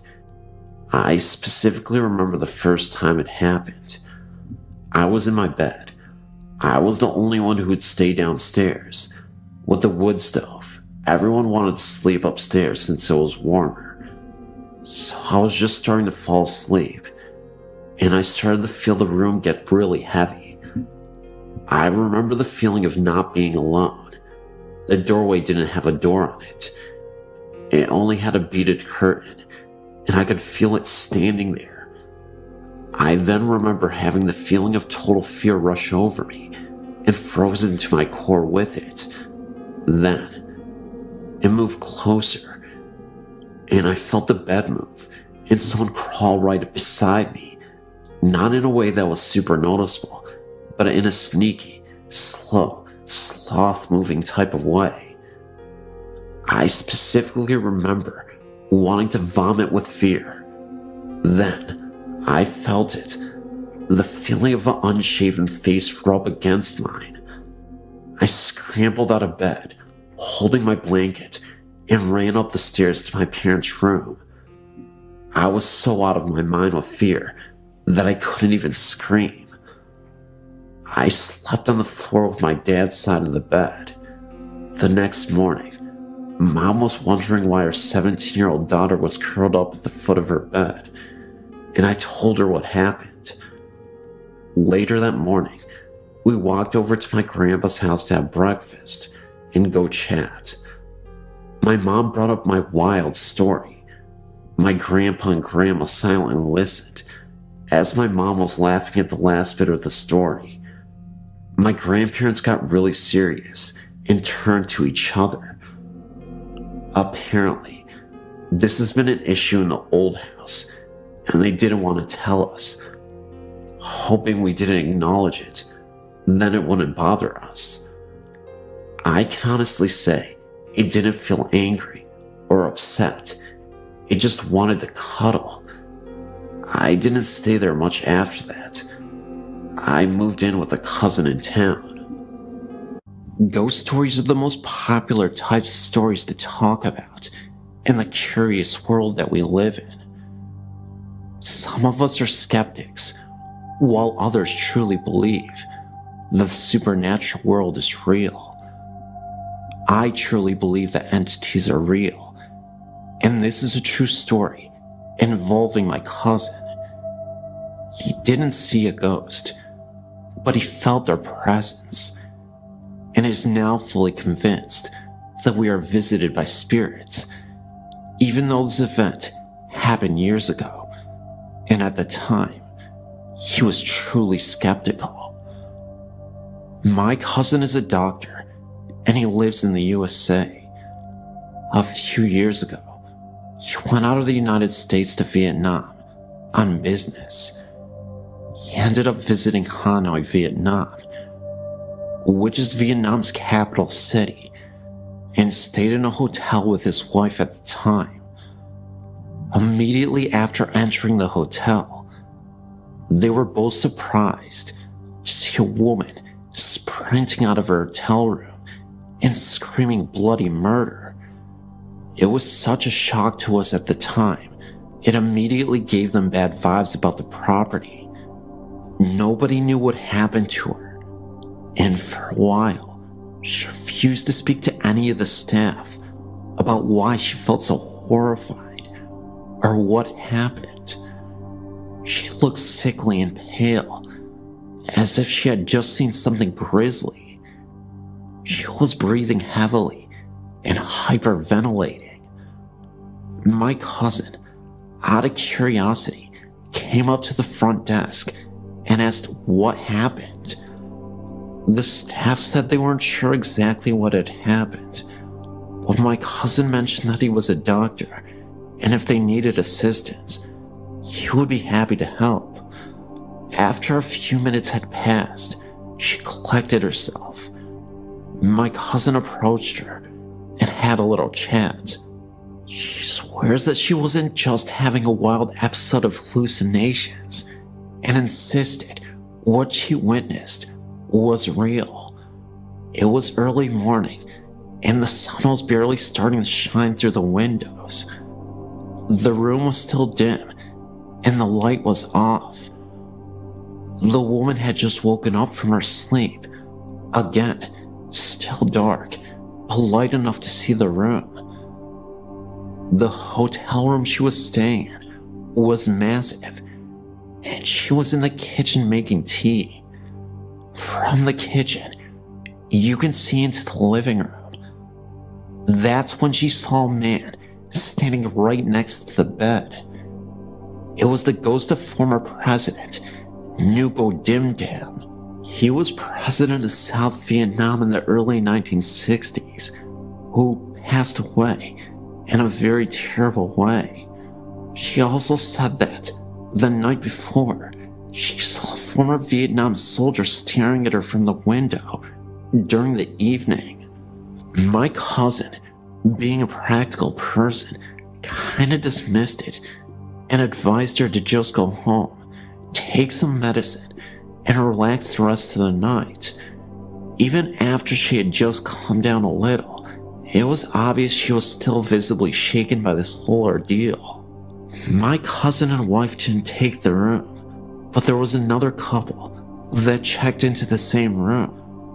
When my cousin woke, he went down to the hotel lobby and noticed just outside the main entrance was an ambulance and a stretcher pulling two bodies into it. He asked the front desk attendant what happened. They said that the couple that checked in mysteriously passed away in their sleep, and nobody knew the cause. They suspected it was a heart attack. At this point, my cousin was starting to act a little apprehensive about staying the rest of the week there, but he continued to sleep at this hotel. His mind never let him believe that it was related to the last incident with the previous lady or tied to the paranormal.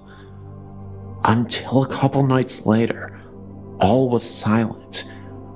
My cousin was a few doors down from the cursed room at the hotel.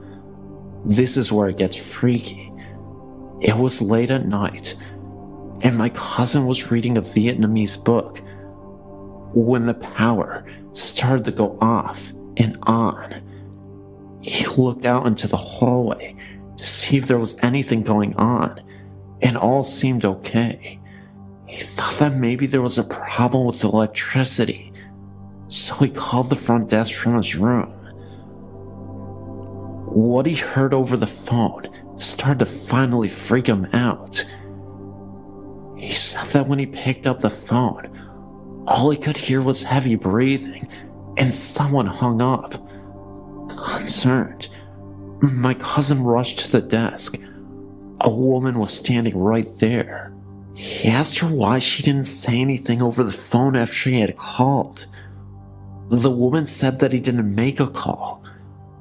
My cousin insisted that he did, that he heard heavy breathing, and that someone else was on the other line, but the woman refused to accept his story. He also said that the lights flickered, and the woman began to grow pale. She urged him to bless his room, because there is something evil and it's disturbing the room. My cousin refused, saying that it was just a coincidence. Finally, a few minutes later, his wife screams. My cousin rushes to the room and asks her what happened. She tells him that she was walking out of her room when she heard voices talking, as if the chatter were coming from inside the hotel room where the couple had passed away. The doctor then demanded the staff open the room, but to their surprise, nobody was there. The staff even claimed that when they went into the room, the bathroom door was open and a dark shadow moved out of the bathroom and then disappeared. My cousin still dismissed everything. He said that things were just chaotic because of the first lady that stayed in the room, and everyone was on edge because of the death of the couple in the same room. He admitted it still creeped him out, but chalked it up to merely a very scary coincidence. However, if it were a coincidence, then how can anyone explain what happened in that room? It seemed to be the only room having issues, aside from the one my cousin was staying in, where he heard the voice over the phone. Either way, this was a pretty insane experience, and I don't know how I would have reacted if I was the one who was there instead of my cousin.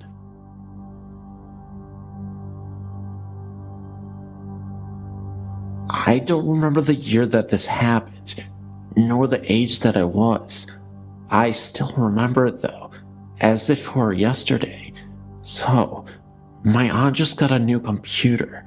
She was never a technology ace or anything, so she had no idea how to get it started.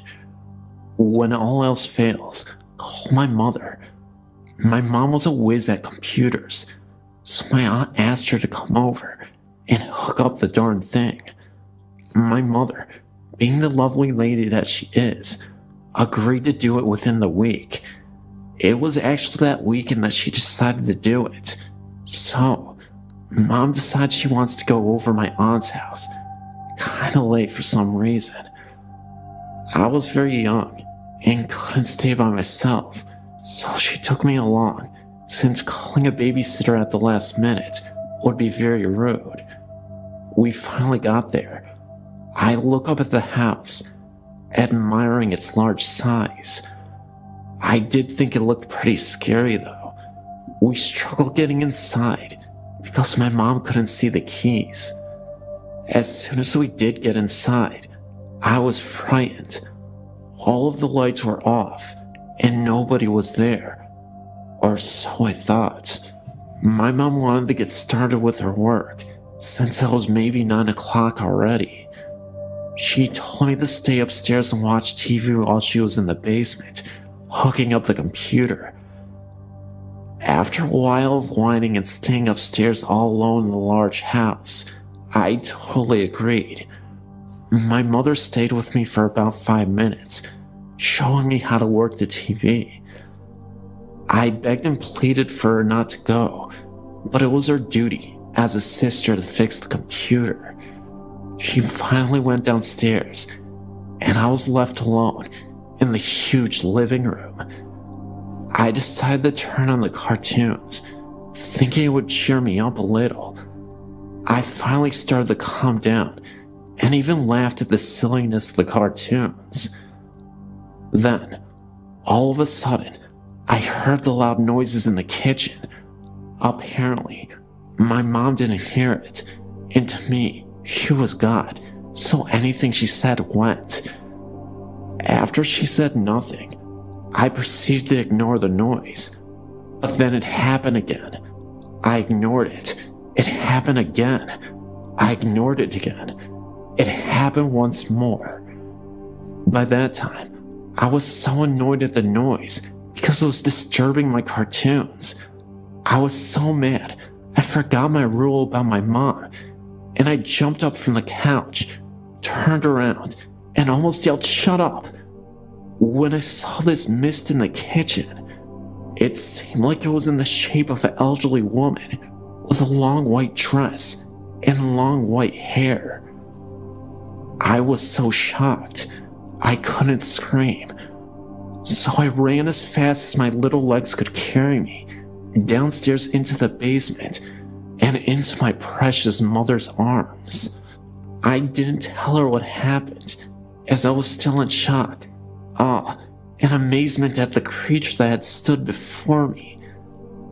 I only explained about the noises. She said she was hearing little noises, not loud noises, around where she was. I stayed down there with her because she said I could, especially when she saw my little white face. As I was sitting on the couch, playing with numerous toys that were scattered about, I heard a soft bark. Then I heard a whimper, and then another soft bark. I knew it was coming from the room that held the water tank and such. I thought about the dog, Oreo. It must have been him.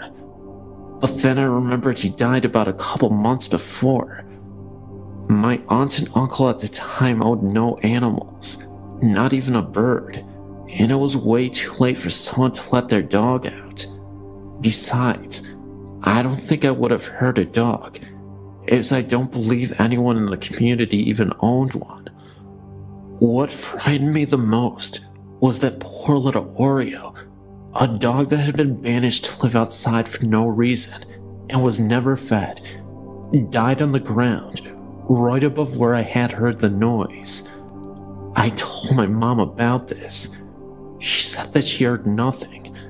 I told her to hurry up with the computer, which she did because she was hearing things too.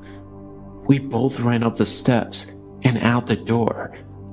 After we looked, we ran to the car and got in. I was scared because the car was not starting up. Then all of a sudden, it did. I was so happy to be out of there. My cousin had heard noises such as the one I had heard in the kitchen, except they were outside of the room. Also, my other cousin claims that he heard a noise in the oven, like something was in it. He opened the oven, and nothing was there, but he swears to this day he did hear something. Now, I mentioned in the title of this story that this was a traveling ghost. I say this because most, if not all, of that family's houses have had some sort of scariness to them. My cousin's current residence is just as haunted. Doors will open and close by themselves. One time, we were watching a movie. It was over, and I wanted to turn the lights on. When I turned them on, I heard a strange buzzing sound in the laundry room. It sounded like when the dryer is done drying clothes, only it was a steady, non-pausing sound. I walked over to the doors and started to put my ear up to make sure the sound was coming from that room.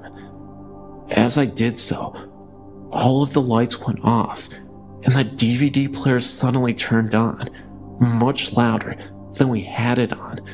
But the thing was, the DVD player had been turned off the whole time. When everything came on, I jumped 5 feet into the air onto my poor cousin, where I proceeded to scratch her neck, holding on for dear life. I don't remember ever watching a movie down there ever again. Later, we asked his mom if she was doing laundry. She asked why, and we told her about the sound. She said she didn't even think about doing a load of laundry. To this day, I'm still scared to stay over my cousin's house.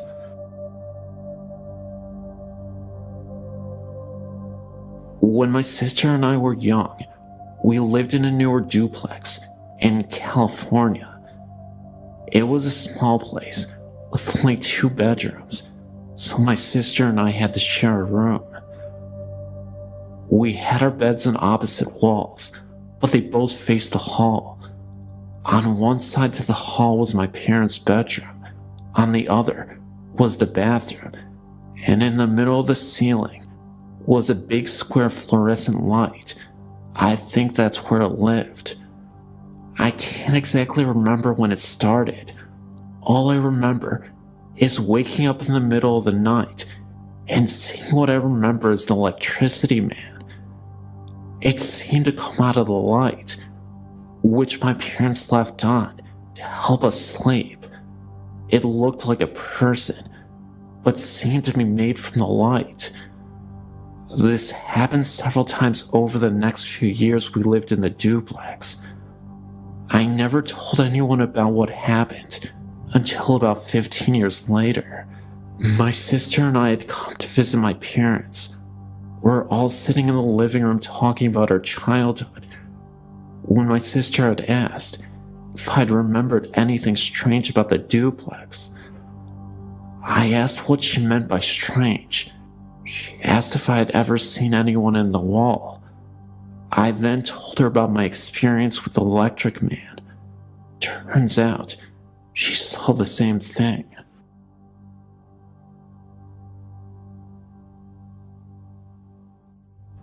This is an old story, pushed out of my mind for years and years. It was 1964-65. I was 4 or 5 years old. Our family, because of my mother's recurrent mental illness, bounced around from apartment to apartment, from shelter to shelter, with or without one or both of our parents in tow. There were 4 of us, and I do not recall if any of my siblings were with me when this happened. It might have been at a foster parent's house. I just don't know. I remember sitting on the side of a small cot in the waning light of a Chicago winter. There was an odd, really dark shadow on the wall to the left of me.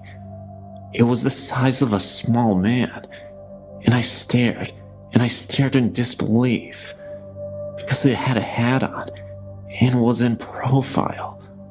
The outline of the lips, the nose, the forehead was perfect. I was a pro at discerning what was real and what was not real even at that age, because of my mother's problem. And I tell you, I knew that what I was seeing was real, that I was not asleep, and that no shadow could have occurred that so accidentally duplicated the perfection of the human figure that I saw before my eyes. We stared at each other for a very long time, the figure never moving. I never told a soul, as I didn't want to be thrown in the loony bin too. This is the first of many encounters of the years. My mother had the gift. My sister really has it, much more than I.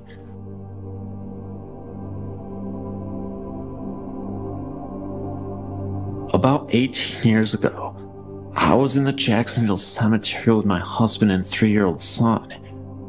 We were reading headstones. I believe it was in June or July.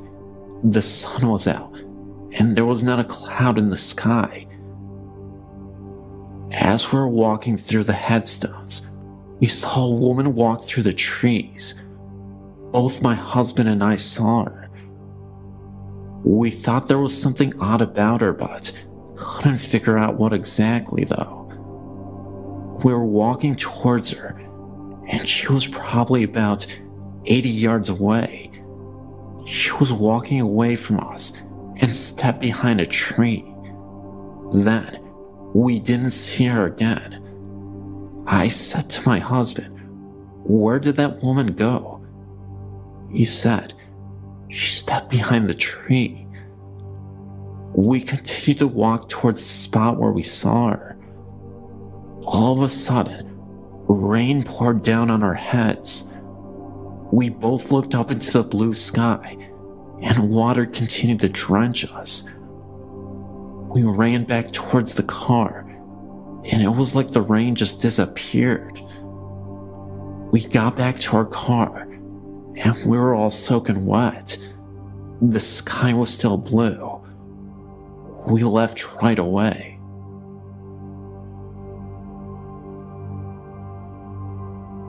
Hello, my name is Wanda. I've experienced a few things in my lifetime.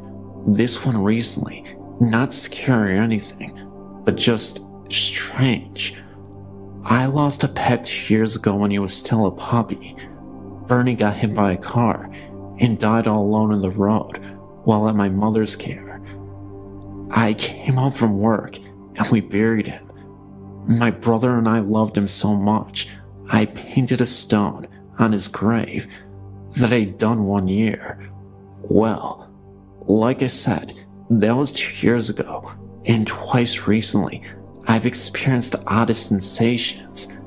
Both times I was laying in my bed trying to fall asleep, when I felt something, like little feet walking up my leg, and settling in down around my knee area, like a cat curling up, or a small dog.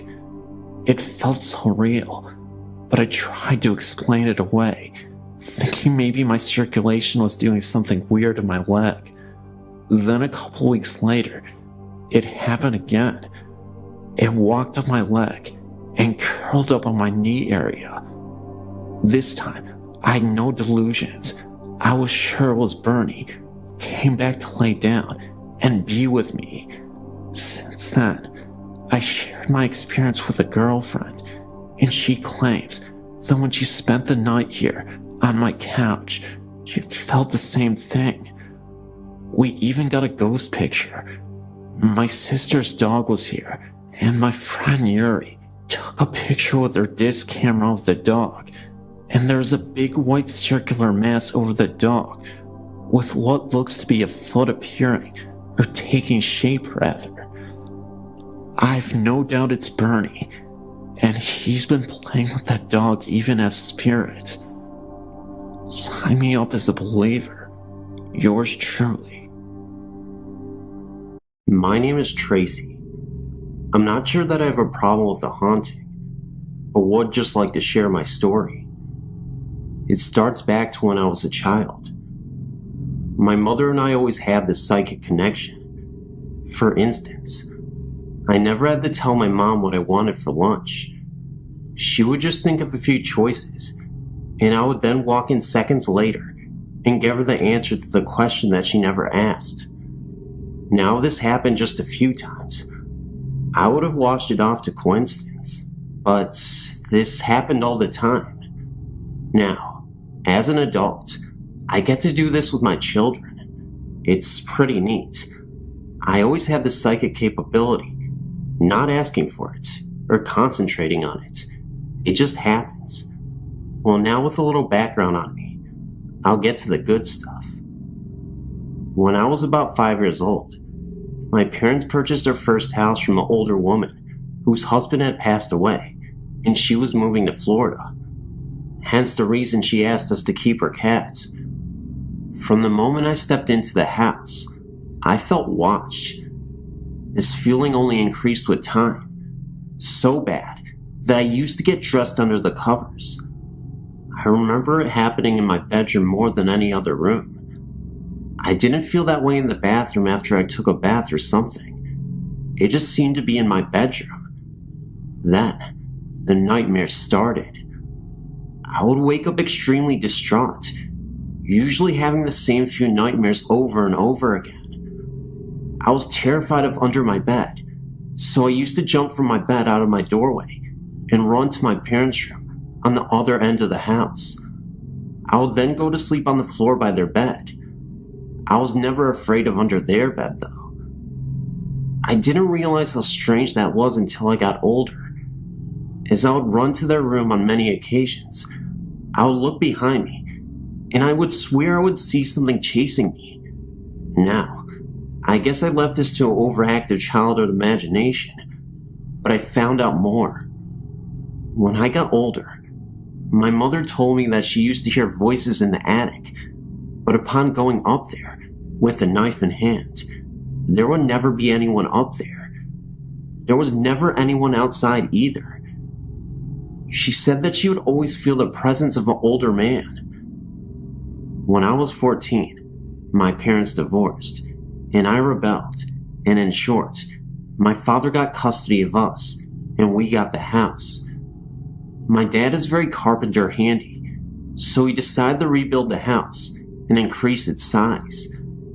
Not too long after the remodeling of the house, me and my brother were sitting on my dad's bed, with the door shut, and all of a sudden, the door handle started to jiggle, so my brother jumped up and grabbed the handle as it was jiggling, and threw the door open, and nothing. There was no one else in the house, but my brother immediately ran down the hallway to the front door and looked outside to make sure.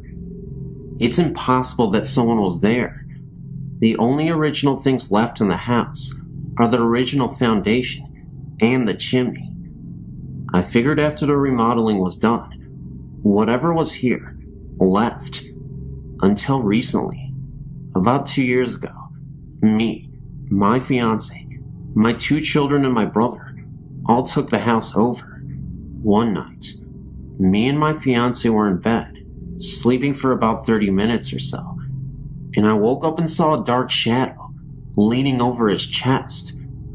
I yelled stop, and then went right back to sleep.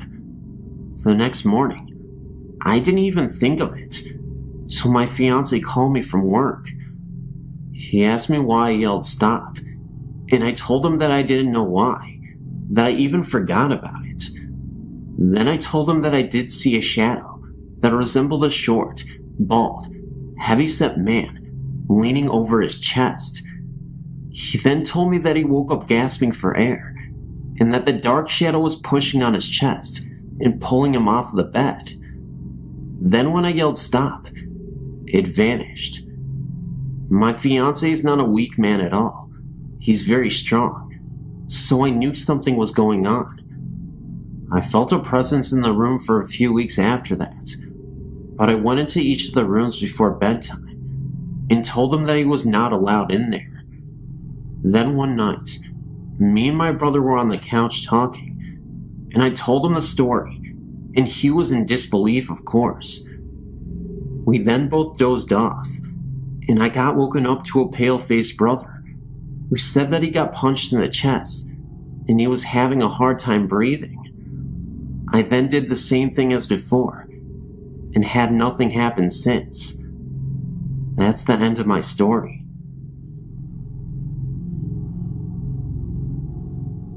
Well, this experience takes place almost 30 years ago. It was on a cold February morning. In those days, I would wake up at 4:30 in the morning to get my husband ready for work. I remember making him a fresh pot of coffee along with his breakfast and packing him a lunch for the day. He would leave the house for work at 5:30. After he would leave, I would go back to bed. But on this day, I decided to lay on the couch in the living room because I had to be up again to get the kids ready for school. As I was laying on the couch in the living room, I suddenly heard the front door open. It was in the middle of the dark. I jumped to my feet, thinking my husband returned. Maybe he was coming back for something he forgot. As I approached the door, a man, a tall man, walked into the house. I was frightened. I backed away. I froze. Was he going to rob us? I shouted at him to leave, but he just ignored me and walked past me, as if I wasn't there. He was heading towards the kid's bedroom. I immediately ran after him, and just like that, he disappeared. I woke the kids and ran to my neighbor's house. We called the police who came and went throughout the house to make sure he was not hiding. They found no one. I was confused, no doubt, because I did see the strange man walk into this house. He was somewhat odd looking. I described him to the police as a tall man with a mustache. He was not wearing a coat, and I found it odd because it was the dead of winter, and he obviously would be cold. The police were polite and courteous, and told me to reinforce the doors with security locks, and left feeling a little like I was losing my mind. I did not just dismiss it. That night, when my husband came home from work, I told him what happened, and he too was worried, and the next day had Deadpool to put in. A few months later, I was preparing a potato salad for a picnic when my elderly neighbor called me to come over her house and change a light bulb for her in her bedroom. I noticed that she had pictures. Some looked real old and spread out on her kitchen table. I sat down and started to look through a few of the pictures. Then I came across the picture of two men, one short and stocky, wearing a bowler hat, the other a tall, light-haired gentleman with a handlebar mustache. I recognized the mustachioed man immediately as the man I saw walk into my house. I asked my neighbor Phyllis who the men in the picture were, and she told me that it was her father and a friend of his. I told her that the man next to her father looked exactly like the man who walked into my house. She gave me a strange look and said, "Honey, he's been dead for over 40 years, but he used to live in your house. He was a barber, and he used one of the back bedrooms as his shop. The same room my kids shared. Could this have been the spirit of the man in the picture? I do not know."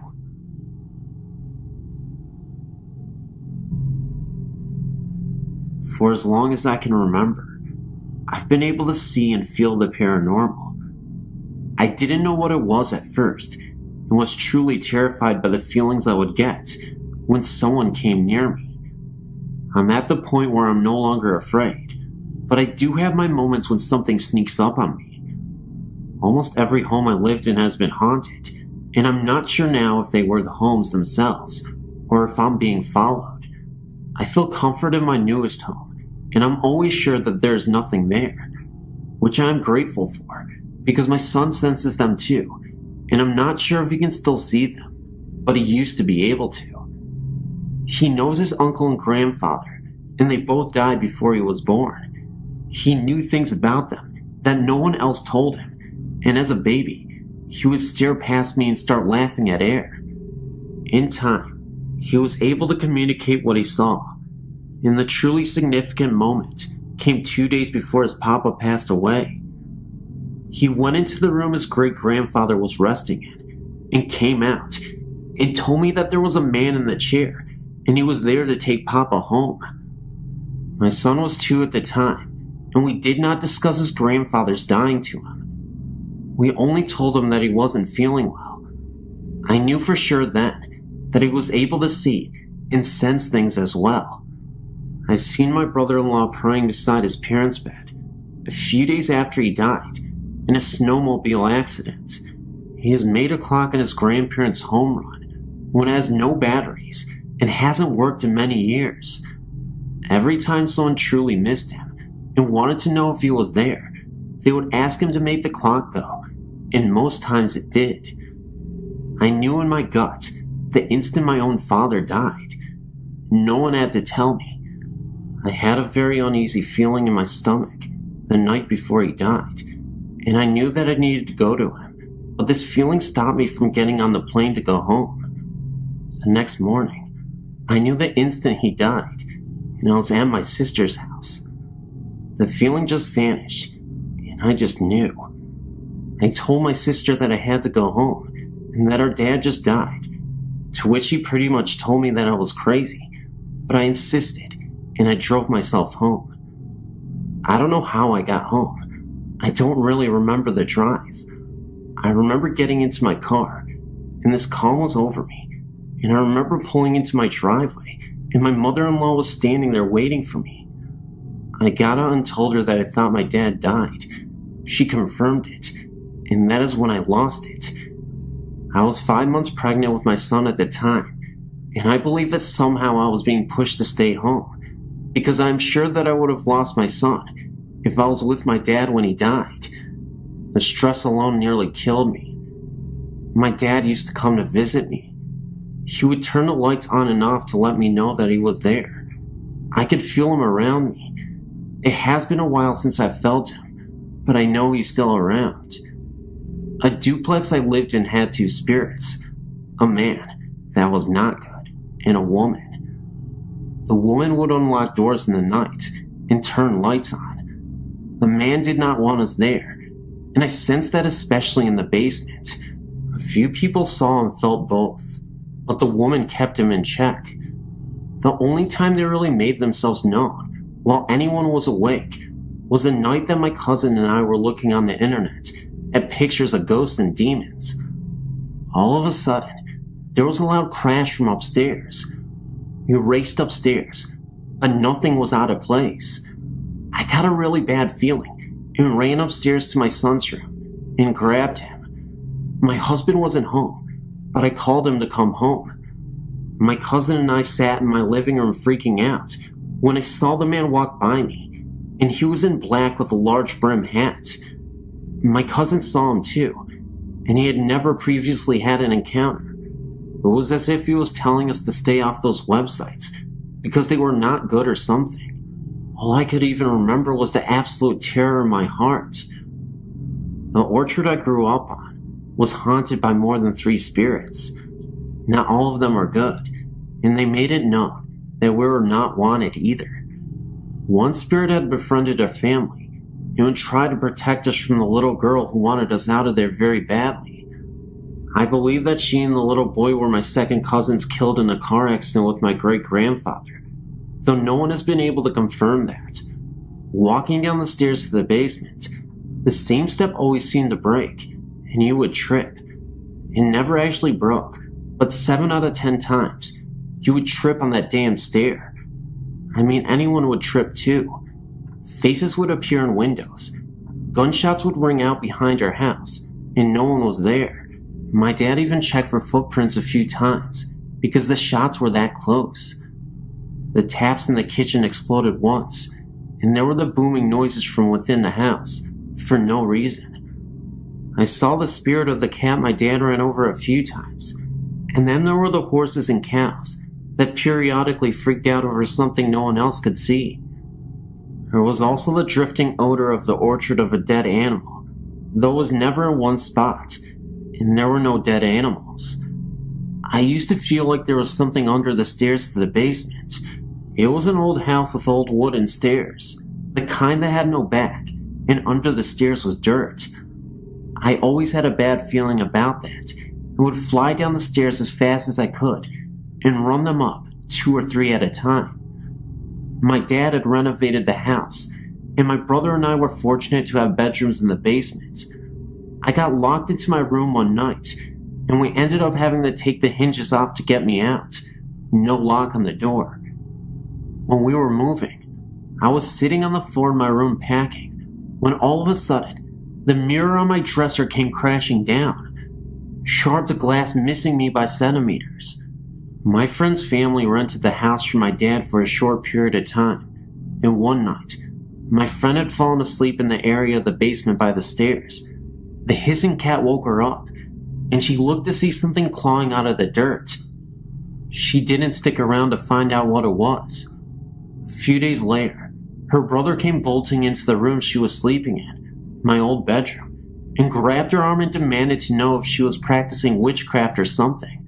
She didn't, because he had 2 perfect bite marks on his wrist, and when they looked at her arm, she had the exact same marks as if they had been bitten by fangs or something. Of course, they left shortly after, but not because of the things they experienced. I didn't find out about any of this until after they moved. An older woman bought the orchard, and when my sister went back to visit a year or so ago, she happened to mention strange things that were happening around the orchard, and asked my sister if she knew anything about it. My sister quickly filled her in about the yellow and green orbs seen floating around the house, the strange occurrences, and all the noises. The difference of what she had seen and felt was that she saw a cowboy, and we were told there was an Indian on the orchard protecting our family. Apparently, the land that my great-grandparents had settled on was once a battlefield, and our family had been told the Indian warrior died there in battle. The house we moved into after we moved off to Orchard had its own spirit or two as well.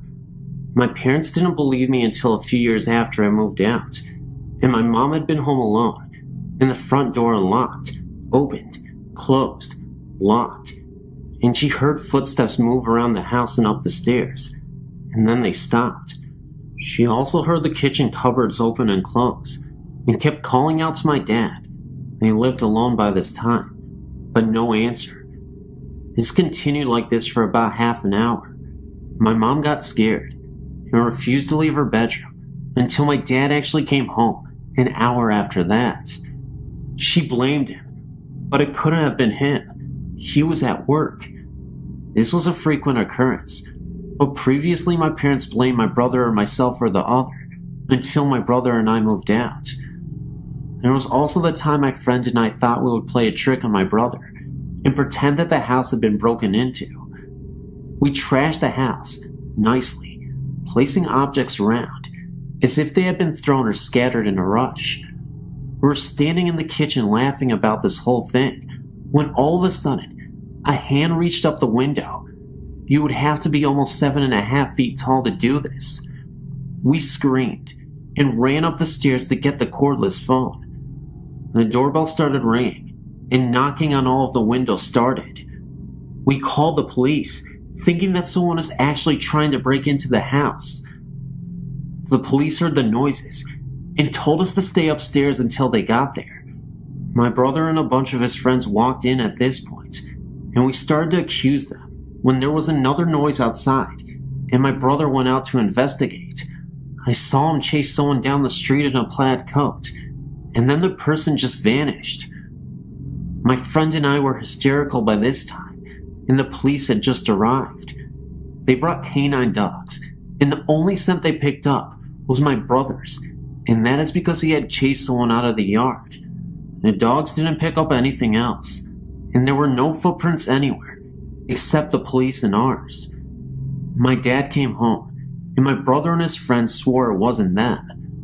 When the morning came, we all went out to check under the kitchen window for evidence it was my brother, and there was just no way that anyone could have just reached up that way that hand reached up.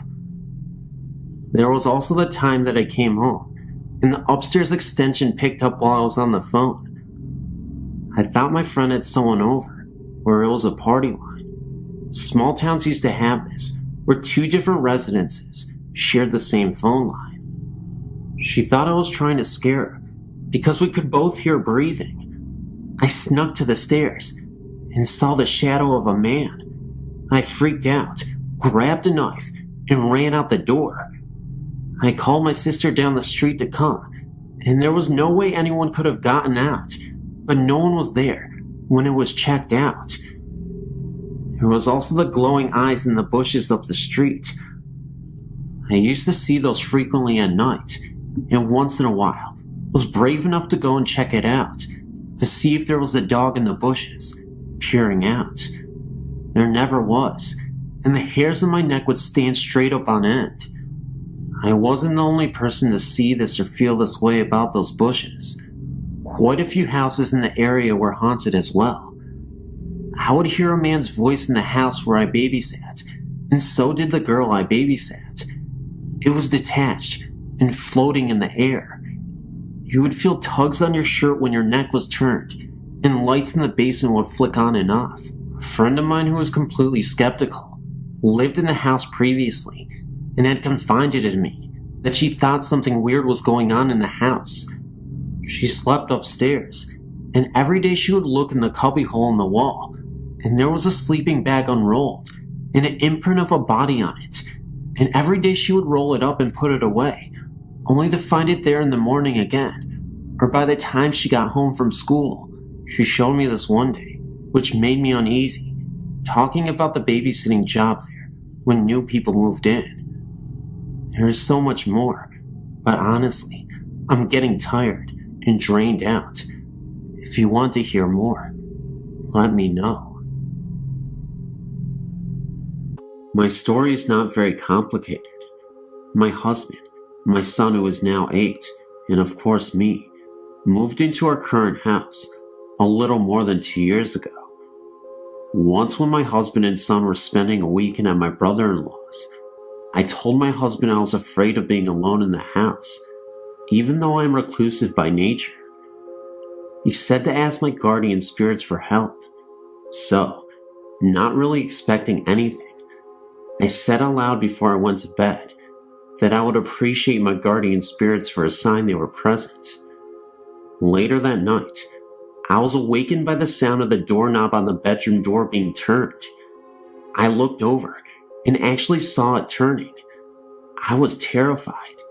Nothing came in, and there was no way I was going looking for the doorknob turner.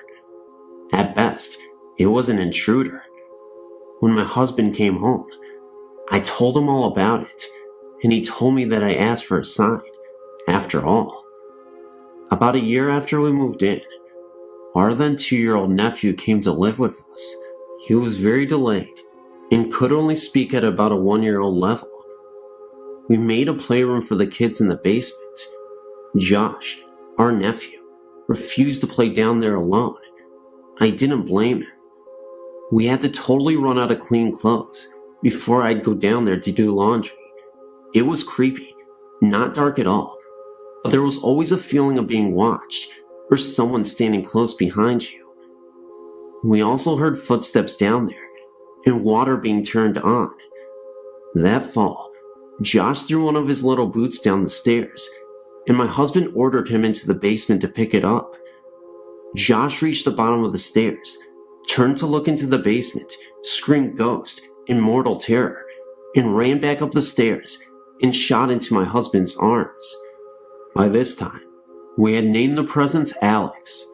Josh said Alex had made a very bad face at him. He refused to go down in the basement at all after that. We also had an incident where our broom was totally missing from our house for almost 2 weeks. I searched every inch of the house, including the basement. It wasn't in our house. We thought someone had borrowed it. No one had. Finally, I yelled down into the basement, "Alex, if you have the broom, we need it back." After a couple of minutes, and another good search of the upstairs, I went down to the basement and found the broom laying against the wall, right by the stairs. I thought I was doing pretty well with the whole having a ghost experience. Sure, I was secretly scared to death, but I kept reminding myself that there are spirits all around us, and Alex seemed to be rather mild and harmless. He even listened to my husband when Mike ordered him to stop scaring the kids, and later to stop coming upstairs. And surely, Alex had as much right to be there as I have. However, I changed my mind after taking a nap in the extra room downstairs. I was awakened with a jolt by the distinct feeling of a hand slapping me in the face. That was it for me. While we were in the car, away from the house, I told my husband Alex had to go, and since he seemed to have some authority, he had to tell Alex to leave. Mike said he'd probably have to talk to a medicine man. Luckily, however, perhaps after overhearing a similar conversation at the house, Alex left on his own. No more noises from the basement, missing household objects, or eerie feelings. In fact, after a while, my husband and I even moved our bedroom downstairs, and we never had a weird experience down there. Josh was more than willing to come downstairs, although he still does talk about Alex occasionally. We did have to move back upstairs, but that only involved a mundane little mouse running around down there.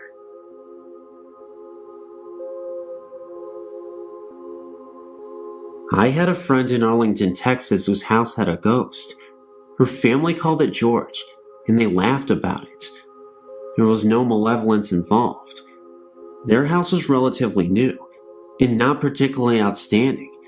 It was a classic 50s ranch house. Anyway, my friend's room was always chilly. The temperature was about 65 degrees. Her family had ducked people check out the ducts to her room on several occasions. Despite the blazing North Texas summers, where the central heat turned on in the winter, her room maintained this temperature. I had heard all the stories, and didn't really know what to think. I spent the night, and that made a believer out of me. First, during dinner, things fell off of shelves in the adjacent den. Her parents laughed and yelled, "Stop it, George." Later, when I went into the kitchen for some water, the reflected view in the kitchen window started spinning. I was somewhat entranced, and then realized that the center of the spiraling image was the figure of a man. The figure was getting closer and larger. I ran into the den before I saw any more.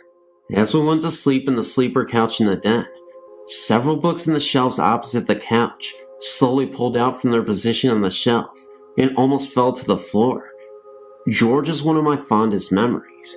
My friend and I had other strange encounters after that, including many that didn't involve George. I think that some people are more receptive to energies and have more of these events than other people.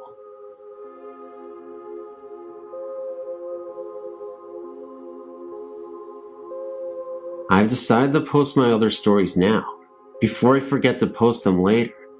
The first one I would like to share happened when I was 18. My friend was living with me and my family in our house in northeast Calgary. We were sitting in our room playing cards. There had been a couple strange things happening the last few weeks, like my TV turning on and off by itself, the volume going up and down on my stereo. Since both of us had always been believers, she's always had experiences of her own. We knew it was the work of a ghost. We were never really frightened, at least not until the night I'm about to tell you about. Anyway, like I said, we were playing a game with a deck of cards. You asked the question and then flipped a card. If it was a black card, the answer was no. A red card was a yes. It was called something like Ouija cards. At first it was just a game. We were laughing and joking around at the answers it gave us, until we noticed a pattern. Every time we got to the bottom of the deck and shuffled them for the next round, the first 3 cards flipped were 666. The first couple of times we just brushed it off as being coincidental, but by the 3rd, 4th, and 5th times, we were scared. We decided it was time to call it a night and picked up the cards. We made sure to check underneath ourselves and under the pillows on our bed to make sure we didn't miss any cards. We hadn't. But after gabbing for a half an hour, I was going to go downstairs to my room. Sure enough, there was a card sitting right in plain view of both of us. We looked at each other a little funny, and then she picked up the card. It was the 6 of spades. I got curious as we went to put the 6th card back with the others and flipped the 2 cards of the deck. Both of them were 6s. We put the cards in the kitchen, and on my way downstairs, I heard the TV go on. I turned to go back upstairs to tell my friend when it turned off again. I went to my room and laid down. A couple minutes later, I noticed the room had gotten brighter. I opened my eyes and saw that 6 of my candles were glowing brightly, even though no one had been in the room to light them. I blew them out and tried to go to sleep. It happened again, but this time they lit, one by one. I ran from my room, noticing it grow dark once again, and slept the rest of the night with my friend. I've never had an occurrence like that again. My most recent experience happened in January 1999. One of our dogs, CB, short for cat bait, had recently been put down. He had been a big part of the family for 15 years.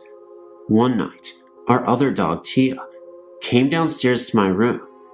This was extremely odd, since the only time she ever came down was if I had food, or if she was with my mom. But she never came down in the dead of night. I was fast asleep when I was awoken by the sound of her barking at the end of my bed. I told her to go away and to shut up, but she persisted. I sat up and found her jumping at the end of the bed. I asked her if she wanted outside, but that's not what she wanted.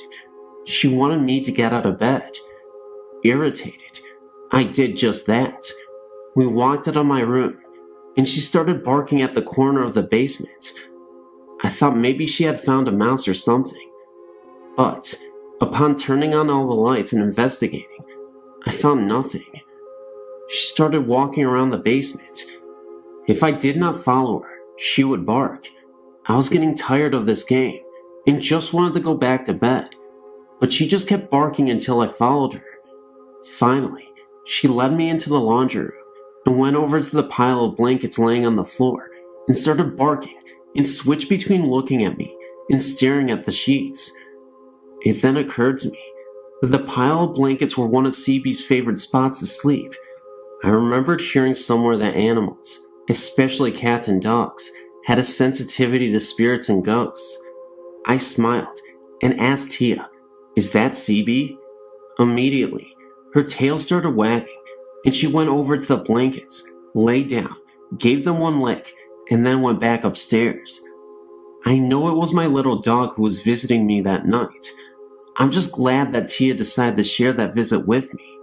Since then, Tia shared it with me a couple of times, although I still haven't seen CB's ghost for myself.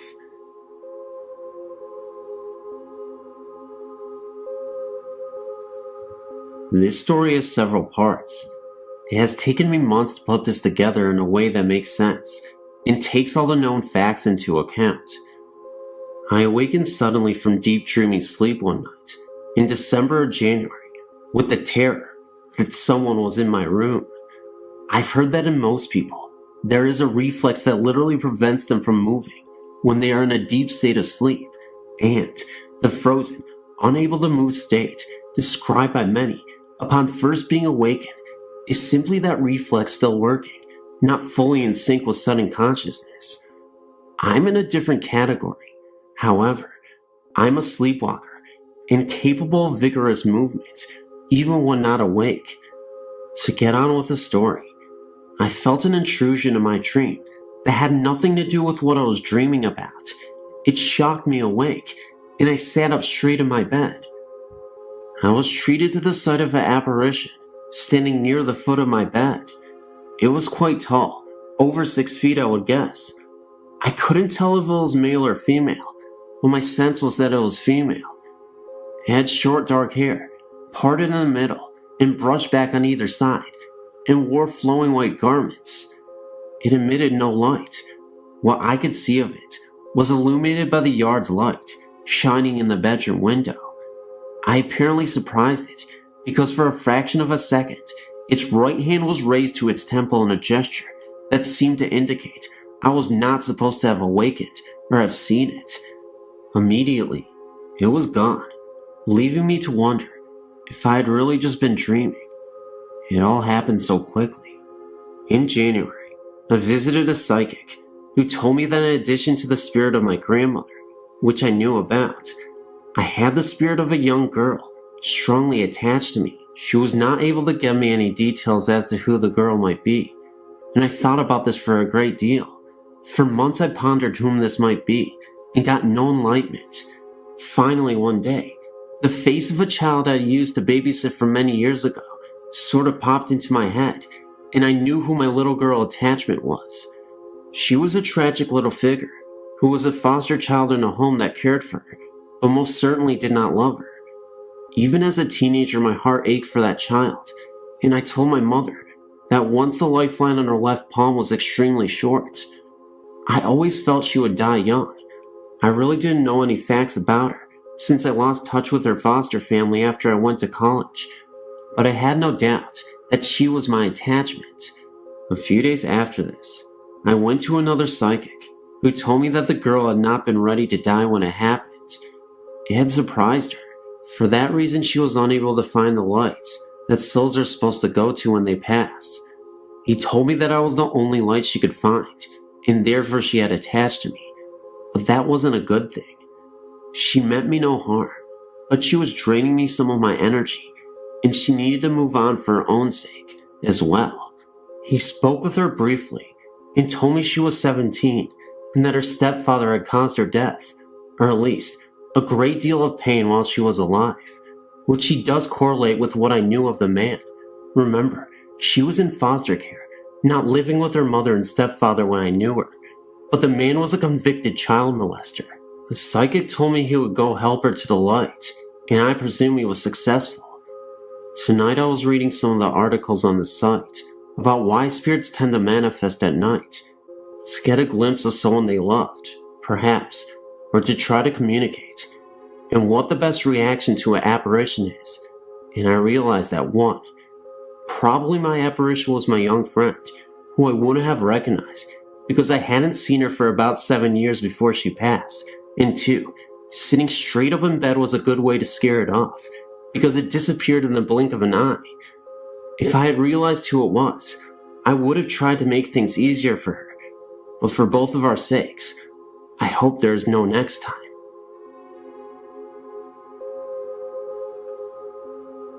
In 1975, my wife's parents and her sister Mary moved to the eastern shore of Maryland into a 100-year-old farmhouse. What made them believe there was a ghost was little things disappearing and reappearing in different places, doors locking by themselves, being touched by someone who wasn't there. Things really didn't start getting weird until her other sister Cher and her son David moved in with them. Cher had a little bit of ESP. She could tell when things were going to happen. She would have dreams and funny feelings that would mostly come true. They would hear noises in the attic, footsteps, and things rolling around.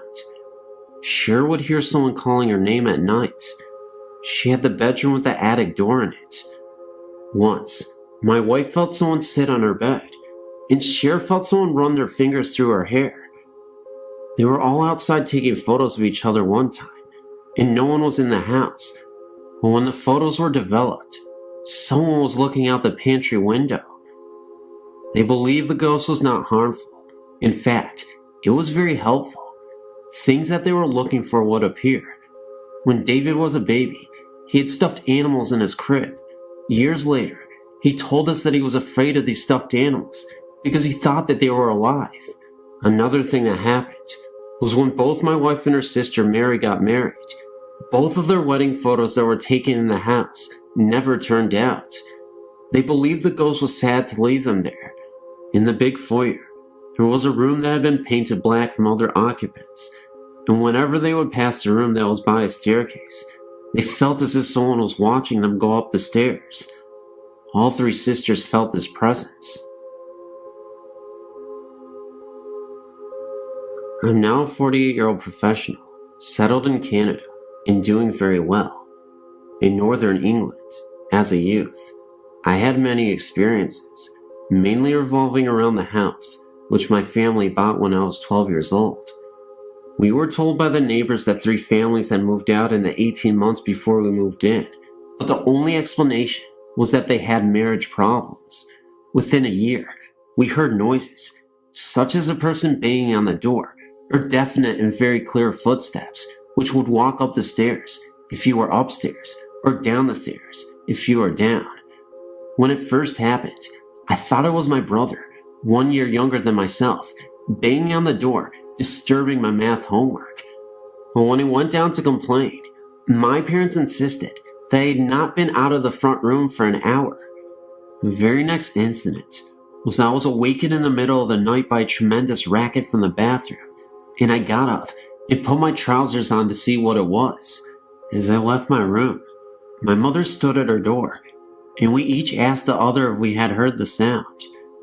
We agreed that it came from the bathroom and went to look. All that was there was an empty washing up liquid bottle, made of plastic, squashed and lying on the floor. Another night, my mother and I heard a crash, as if metal ladders had fallen outside downstairs living room, but again, there was no source for the sound when we checked. Over the years from age 12 to 18, I became familiar with these sounds and joked with school friends that we had a ghost called Jack. Some friends were in the house when the footsteps came down the stairs. I heard them, but I said nothing. No one else did. When it happened a second time, I heard it, and so did a young man named Mike, who had never heard of this story. He searched everywhere and would not accept my reassurance that no one was there. When I left to go to university, I told the next door neighbor, a middle-aged woman, that I was glad to leave. She told me that these sounds were the reason why the 3 families left in such a haste. The neighbors agreed not to tell us because they did not want to put ideas into our minds. A woman who lived there previously was found dead in the bath with her wrist slit. It was thought to be suicide. I had a vague and reoccurring mental image of a man coming down the curved stairway. A friend later suggested that, perhaps, this man was the old woman's son. Perhaps he killed her and made it look like suicide. Who knows? One piece of advice: never try a Ouija board to communicate with the dead. Leave well enough alone. If experiences happen to you naturally, they are completely harmless, and in some cases, can be helpful. They might happen for a total of a few seconds in your whole life, but do not try to make them happen, because you might frighten yourself. This is my best advice. There are other stories, all true, but they have to wait. This happened while I was holidaying in Florida, at a motel we had stayed at several times. The first time we stayed here, we were in room 12. While in room 12, we would always hear arguments from next door, and the occupants would always check out, usually within 1 or 2 days, never staying longer. My husband loves America, especially Florida. As it happens, I was to have an operation in Florida, and this was a good time to visit. We checked in at the same hotel. My husband wanted the room in which we had stayed in before, room 12. Unfortunately, it was taken, so we had to take the room next door. This motel does not have a room 13, so the room is numbered 14. I did feel uneasy about staying in that room. Let's just say a nagging feeling, an intuition which I always trust. By the way, I come from a long line of witches. The reason why I was so uneasy about this was not because of the number, but from remembering the countless couples that came and went from that room. My husband insisted we stay there, since it was next to room 12, and the happy memories of the last holiday we had there. I gave in, and we checked in. We unpacked our things, and from day one, we had an argument the whole entire time we were there. I thought to myself, maybe it was me subconsciously dreading the operation and taking it out on him. We would be at each other like cats and dogs, to the point in which I walked out of that room a couple of times. The atmosphere would be charged and depressing, and as soon as I walked out, the sun would lift my spirits. My husband is not superstitious, nor does he believe in ghostly encounters. After having my operation, I would have to be bedridden for a week or so, and heavily under the influence of painkillers. While I lay in bed, I would chase my husband away with my bad mood, post-op blues, so I could be left alone and in peace. The time I had alone in that room would stay with me for a long time. Remember, I'd taken some painkillers for my operation. My husband had drawn the curtains so I could sleep. One afternoon, I dozed off and was awakened by the tug of the bed sheets.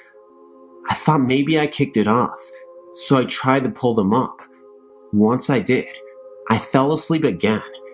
Again, I was awakened by the feeling of sheets being tugged. I thought it was my husband and woke up shouting at him, but there was no one in the room.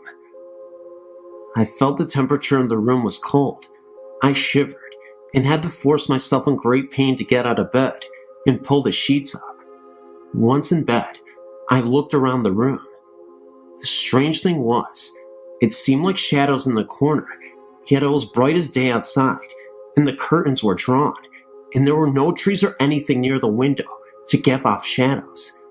I stayed awake for hours, waiting for my husband to return.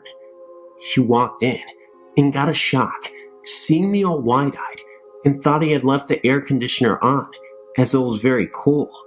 He walked over and noticed it was off, and blamed that the damn thing was broken. For the whole week while I recuperated in that room by myself during the day, my bed sheets would come off. I would wake up in cold sweats, looking around the room. There was no one there. I felt something brushing my skin, and always felt the shadows in the corner. I put it down to painkillers.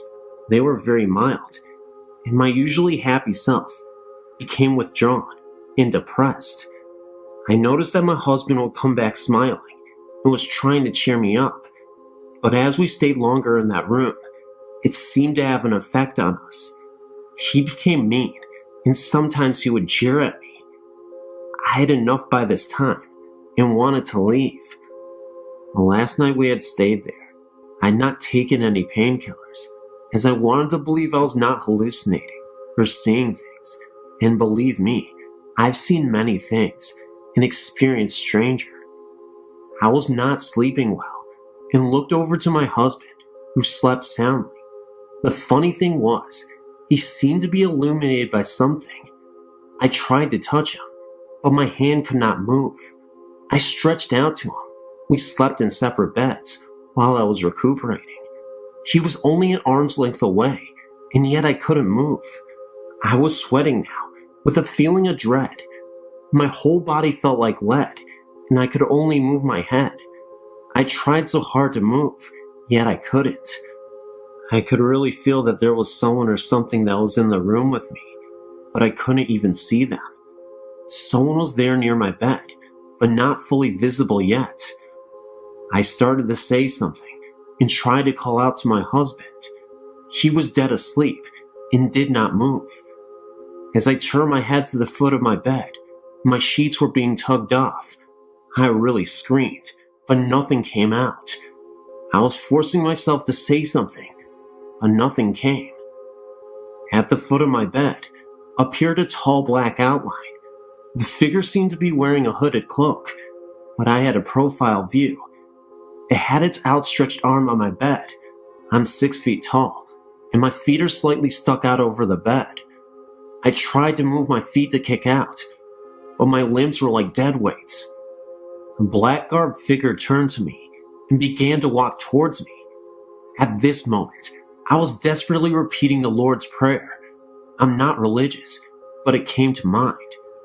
Over and over, and as it began to walk to me, I remember the eyes started to glow red. At this stage, I was turning my head to and from the figure to my husband, as well as stretching my arm out, trying to touch him to wake him up. I remember him sleeping soundly like a baby. As the figure approached, and I was sweating buckets, and repeatedly said the Lord's Prayer, I yelled out, "Stop," and that I worshipped only God, and that I belonged to Him. That's when the figure was no longer there. I blinked a couple of times, thinking it was a nightmare, but I noticed that my arm was still outstretched towards my husband, and he was still in the same position, sleeping soundly. I started crying and busted open a stitch. My husband woke up and said that I just had a very bad nightmare. I said I'm glad that we were leaving that very morning. We still go back to the motel, as my husband loves it, yet I insisted we do not stay in that room. Thanks for reading.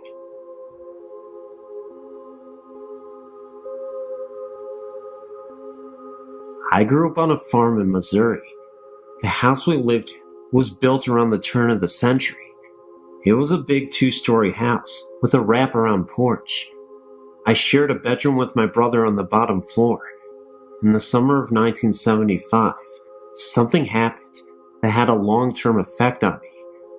It was a clear moonlit night, and you could easily hear crickets and bullfrogs singing in the night. I was sleeping very soundly when something woke me. I had the impression that someone was pushing down several times on the foot of the bed. I looked up and was startled to see the shadow of a short, plump figure watching me. Horrified, I immediately went for the light, but there was nothing there. The figure I'd seen had no face, but seemed to have a soft glow. It was definitely trying to get my attention. I never went to sleep the rest of the night, leaving the light on and reading. The next night, about the same time, I was awake and witnessed a small ball of light zipping around the room. This time I left the light off and watched the tiny orb for about 15 seconds when it finally zipped out of the room. I talked to certain family members later and found out that apparition that I had seen was probably my great-grandmother. She had died in the same corner that my bed was sitting. In her later years, she began to lose her mind, and instead of putting her in a nursing home, the family decided to take care of her at her home. They hired a male nurse to help her, and at night, the night I saw her, my uncle said she was probably looking for him. The incident disturbed me deeply, and it was years before I could finally sleep well at night. I'm now married and live in another old house, but this one seems to have no past to disturb me. Thank God.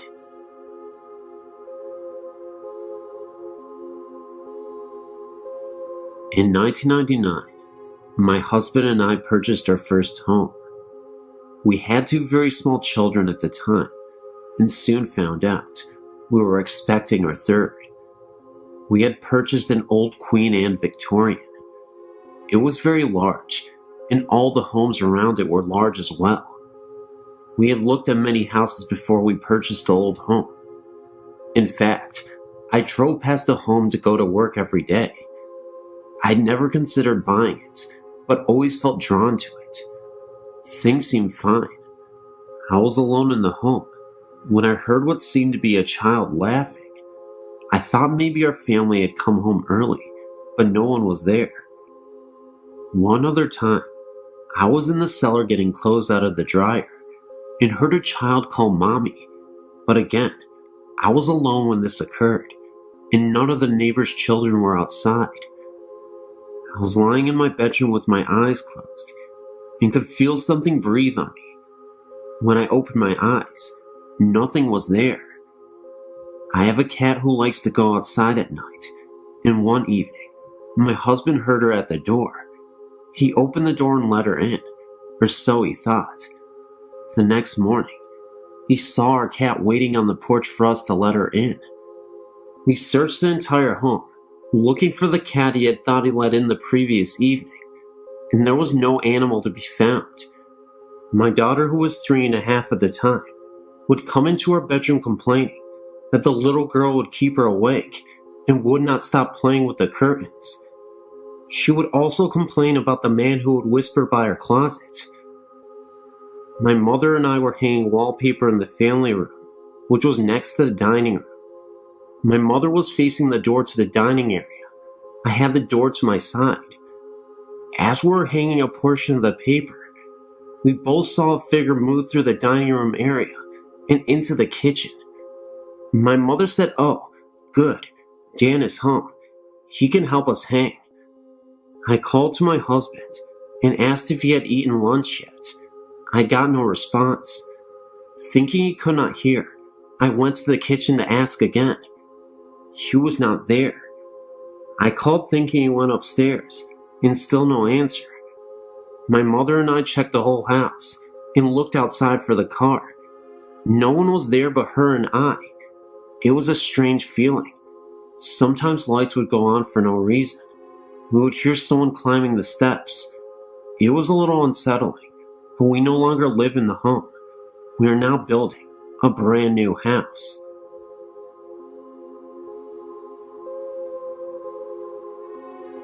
The story that follows is a true account of an 11-year experience that I will never forget. When I was 6 years old, my family moved into an old Victorian home in Pontiac, Michigan. The house still stands today. It has changed owners several times, but is in a state of disrepair. The house had been built in 1892 by a Mr. Newsbringer for himself, his wife, and children. My parents had purchased the home from Clara, the last living daughter, in hire.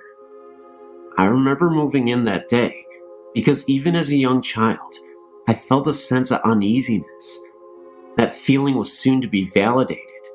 At first, it was more of just an uneasy feeling throughout the whole house. Soon I discovered, though, that the feeling intensified while in my room. It was a large, 4-bedroom home, and us 3 girls all had the luxury of having a bedroom all to ourselves.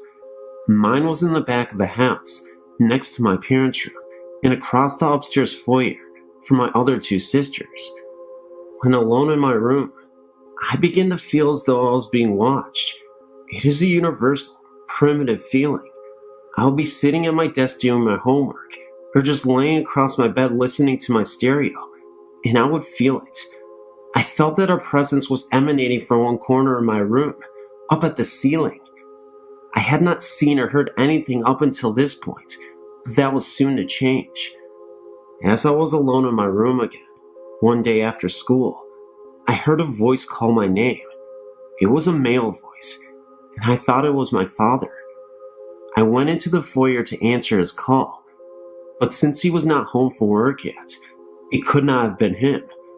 I went back into my room and soon heard the voice again. I say that I heard it, but it occurred to me several years after the fact that I only heard it in my mind. A sort of telepathic communication, I think. It wasn't long before this voice became an everyday intrusion into my life. It would call my name repeatedly. It would assure me that it was okay, and for me not to be afraid. It also told me to come closer to the corner from where it was coming. I remember now that I would be so drawn to it, and would just stand there transfixed, staring at the corner. I never went close to it. Call it instinct, fear, whatever, but I somehow knew better. As I was staring at the corner one day, a huge void opened up in the corner. It was the blackest black I'd ever seen. I saw nothing in the gaping hole, but it seemed to go on forever, and I would grow lightheaded and lost blocks of time staring into it. Now, I had told my younger sister all about this, but she never saw or felt anything until we actually moved out of the house, but I'll get to that later. I was afraid to tell my parents, and had been warned by the voice that this was our secret, no need for me to tell. The voice began to torment me. Even at night, as I lay in my bed sleeping, I could feel it there in the dark, beckoning. It invaded my dreams, becoming ever more insistent that I succumb to its wish, that I come into the void. It was angry at me, growling insults and obscenities, but I never would give in. Towards the end of the stay in our house, I began arguing back, telling it that I was stronger than it and would not be overpowered. Strangely enough, over all those years, I'd come to accept its presence as a normal part of life for me. No one ever saw or felt it but me. I'd even confided in my best friend Shirley, who would frequently come for sleepovers. I think she slept with one eye in the corner. The day we moved out, I experienced the most intense terror I will ever feel for the rest of my life. I was then 17. I was in my room, packing up the last few items.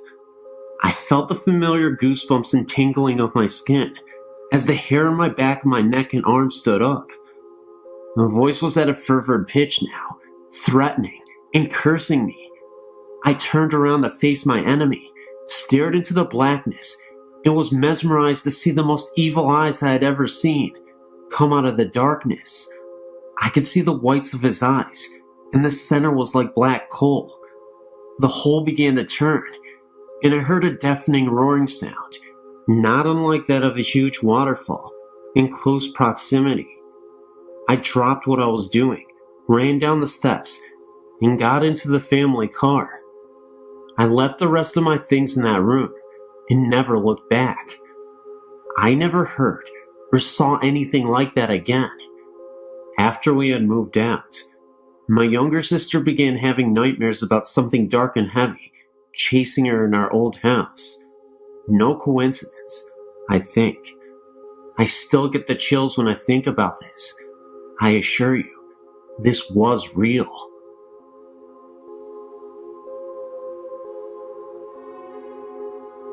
My family and I lived on a farm in Manistee County for 11 years.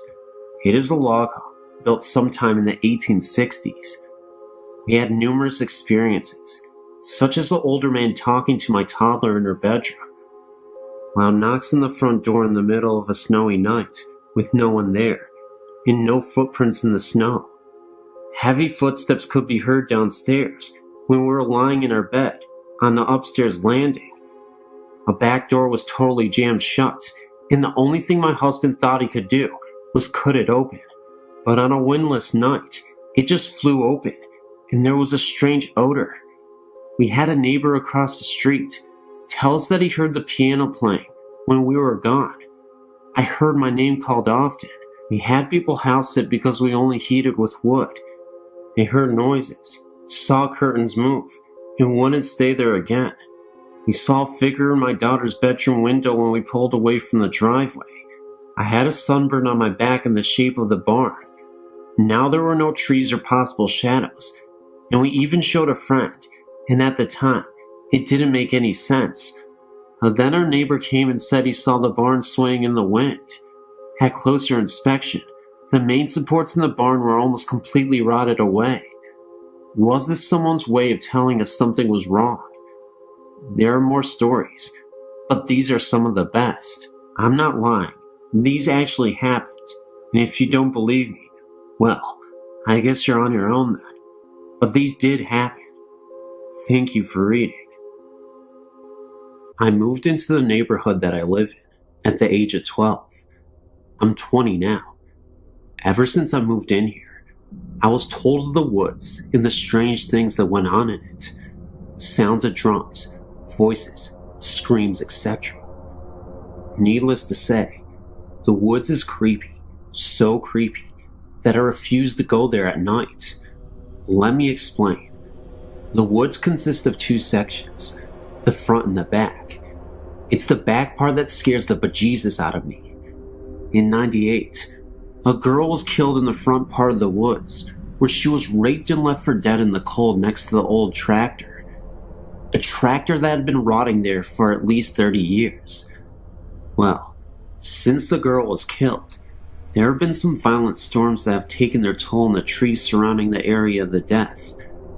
My friend and I would go to the spot every now and again, until that night. I had a girlfriend at the time that lived on the road across the woods, so to get to her house, you could take the short way, which was through the woods, past the spot where the girl was killed. I'd walk my girl home, and I was returning through the woods when I felt a sudden cold draft. Now mind you, this is the end of summer, so there was no logical explanation to see my breath during this time of year. I then turned to look over at the tractor, and I felt an overwhelming sense of depression and sorrow that made me feel sick to my stomach. I started to walk towards the tractor, and I could have sworn I heard the crying of a girl's voice say, "Run away." At this point, I started to pick my feet up and walk a little faster when I noticed a little girl standing from a distance behind the tractor. She didn't look to be more than 6 years old and looked about as solid and real as anybody I'd ever seen. I froze in sheer terror, knowing that there would be no way that a 6-year-old girl would wander off into the woods unsupervised and by herself, especially knowing the history of these woods. As I got closer to the girl, she ran further away and behind some trees, where she ultimately disappeared. It was not long after that I hightailed my butt back to the house as fast as I could.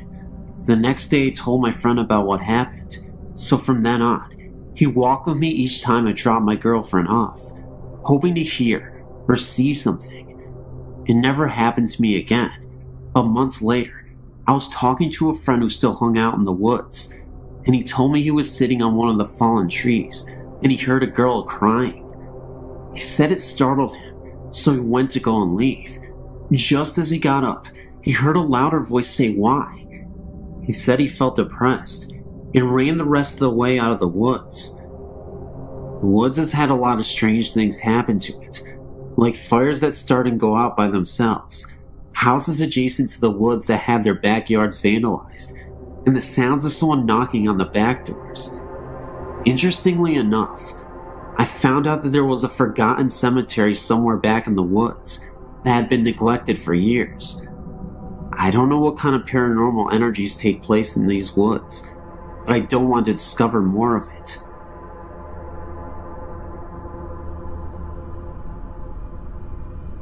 My parents still live in the same house I grew up in with my older sister. My experiences with ghosts began at about age 8. One night, I'd just gotten into bed and was waiting for my dad to come tuck me in. The lights were still on, and the whole family were upstairs. I wasn't alone or anything. I was wearing a nightgown. Suddenly, I felt 2 hands run quickly underneath my nightgown, up my legs, and over my body. I screamed bloody murder, and my parents came running in. I don't remember if they believed me, but I never slept in that room again. I traded rooms with my sister. Once she had begun sleeping in that room, she would tell us in the morning that someone would sit on the bed and say her name while they rubbed her head. But she never opened her eyes during these encounters.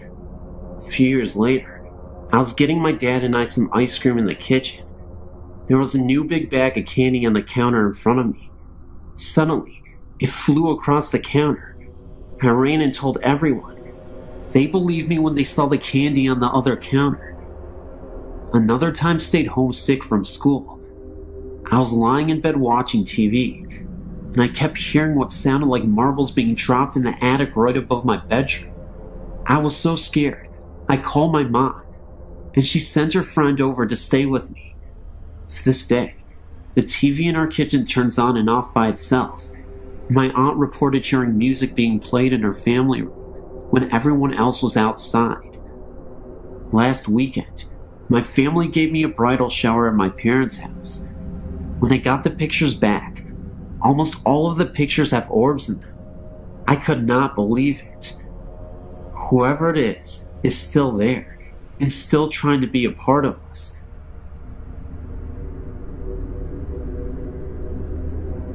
It was my first time going to the Gettysburg War site. First, we visited their museum and looked at old clothing and war supplies. Then it was time for the tour of the battle site.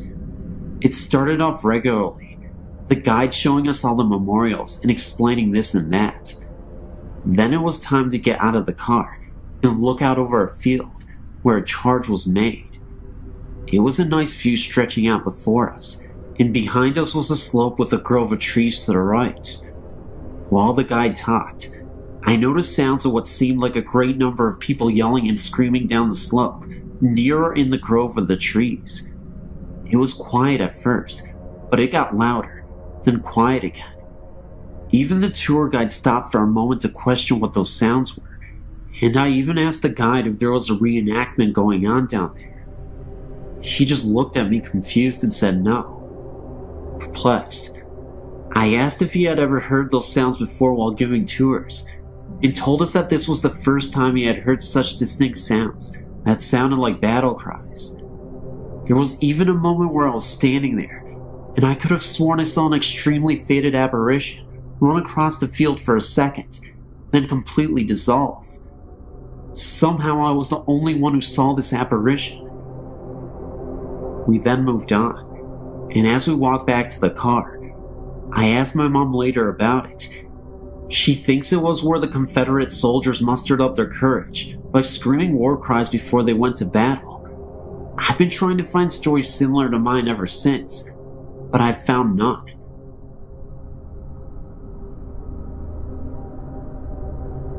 My name is John, and I've been a Civil War reenactor for about 4 years now, attending living history events and reenactments throughout the mid-Atlantic states. I'd like to tell you about an experience that my reenacting group had at Antietam National Battlefield, Maryland. My company, Company G, 96 Pennsylvania Volunteers, annually has a living history event at this famed Civil War battlefield.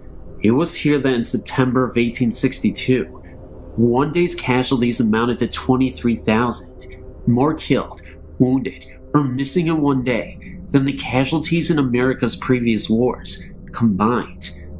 At one point during the battle, one American was injured with every second ticked by.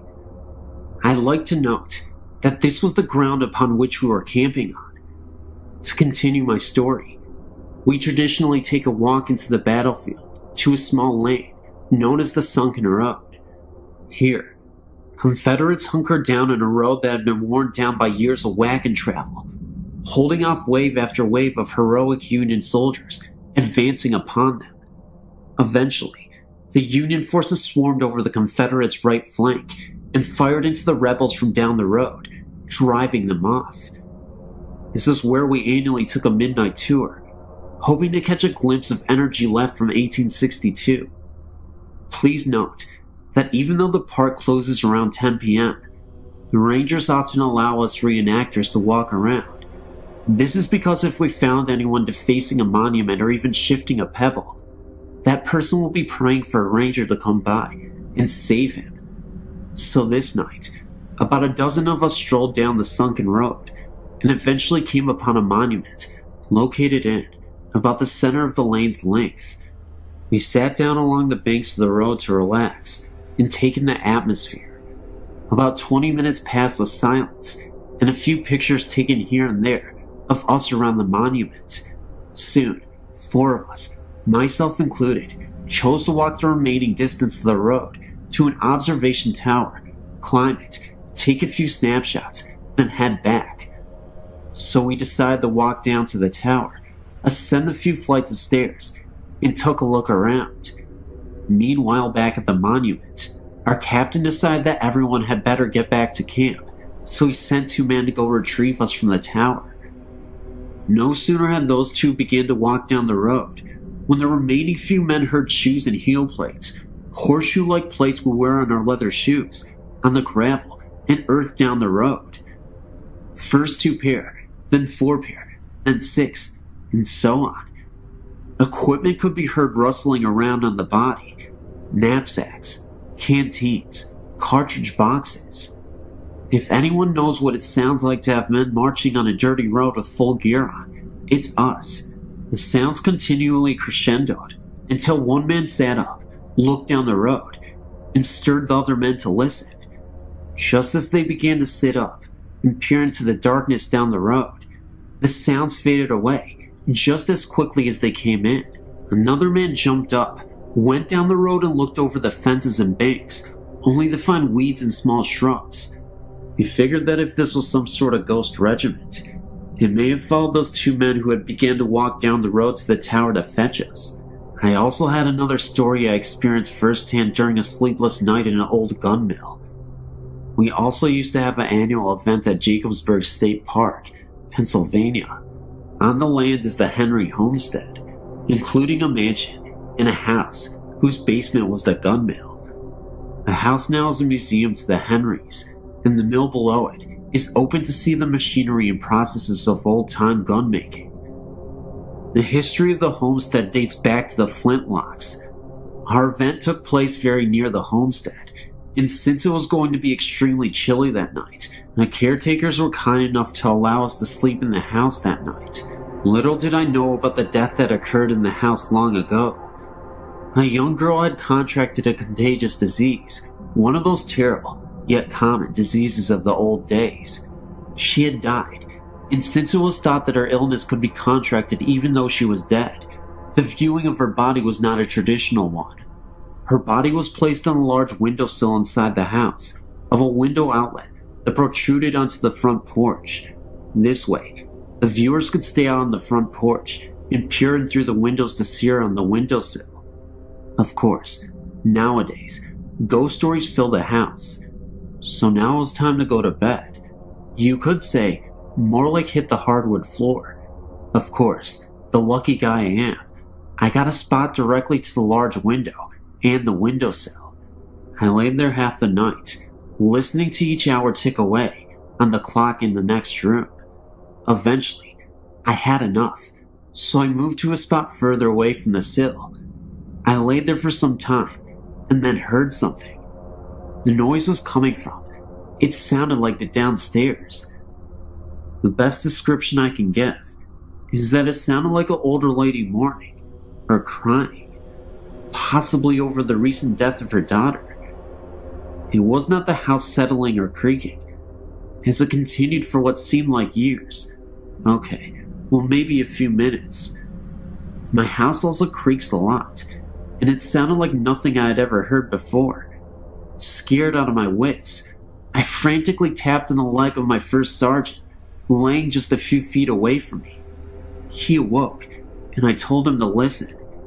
He heard the sound too, but not even wanting to ponder over it, he nervously said, "Wonder what that was," and quickly laid back down.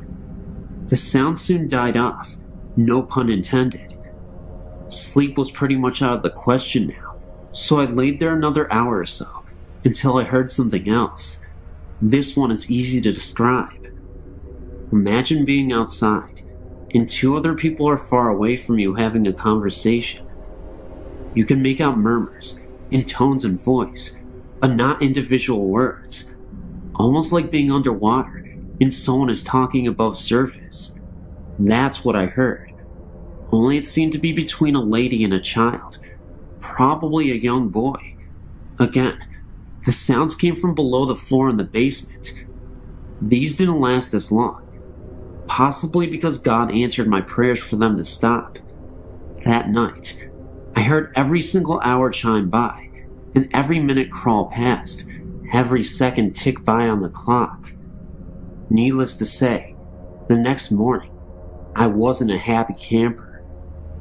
Hope you enjoyed my stories, and yes, they're true. I told them just as I know them. Have a good one. I was in an infantry company in Germany back in 1989 to 1991. We used what is called a Bradley fighting vehicle. It weighs about 51,000 pounds and looks like a tank. We were doing live fire exercises at night, and we finished about 2 a.m. I was driving a Bradley in a convoy of about 10 other Bradleys, returning to the motor pool. The drivers used the large night vision scopes to see by. It's like watching green TV. And the Bradley commanders use that one that attaches to their helmets. While driving, a commander is to stand on his seat so that half of his body is outside of the vehicle so that he'll have a better view of the surroundings. At about 3 a.m., I saw a man standing by the dirt road we were traveling on. I figured he was one of the German range patrolmen and that he was just waiting for us to pass. Right after the Bradley in front of me passed, this man walked right out into the dust of that Bradley. I hit the brakes to avoid hitting him. At the exact moment, my commander said watch out, but it was already too late. I knew I must have hit him. I didn't even see him come out on either side. My commander then asked me if I'd seen a man walk out in front of us too. I said yes, and then he said that he had too. But when he turned around to check for a body, there wasn't one anywhere on the road. This dirt road was about 50 feet across, and when we returned to the motor pool, we took a flashlight and checked the whole front end and found nothing. No blood, no piece of clothing. There was nothing.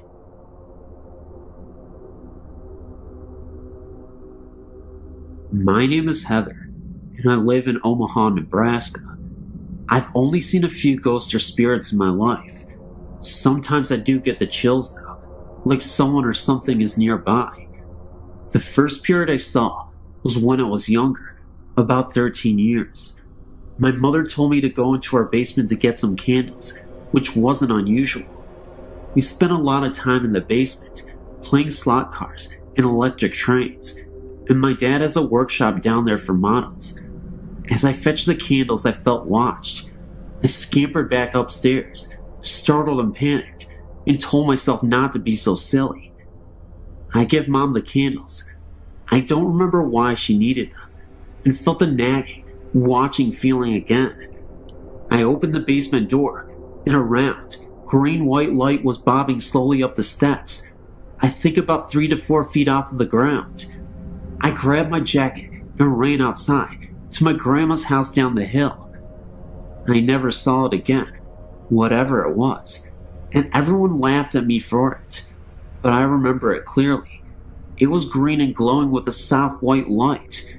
Mom laughed and said it must have been a glow-in-the-dark Halloween candy bucket from the size and color, but she couldn't explain how it was floating.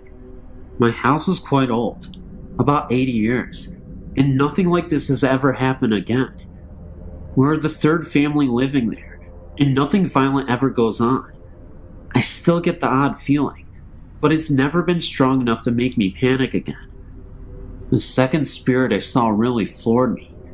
I was 14 and was riding my bike around town since it was a nice summer day, and I ended up on 2nd and 22 in Q, about 3 miles from my house. There's nothing there but cheap houses, and it's not a bad neighborhood, but it's not the richest in the world. But it's not a cheap, run-down area. Just relaxed, second-hand. Nothing violent ever happened there before.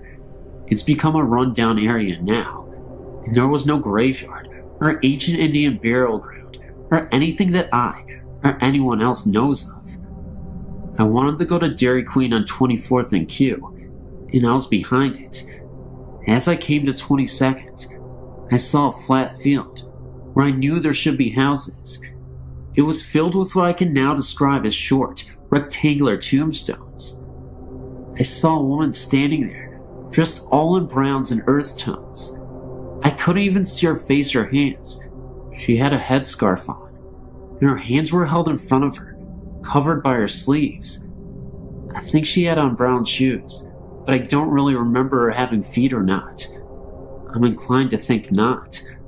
I asked her what this was, but she didn't answer.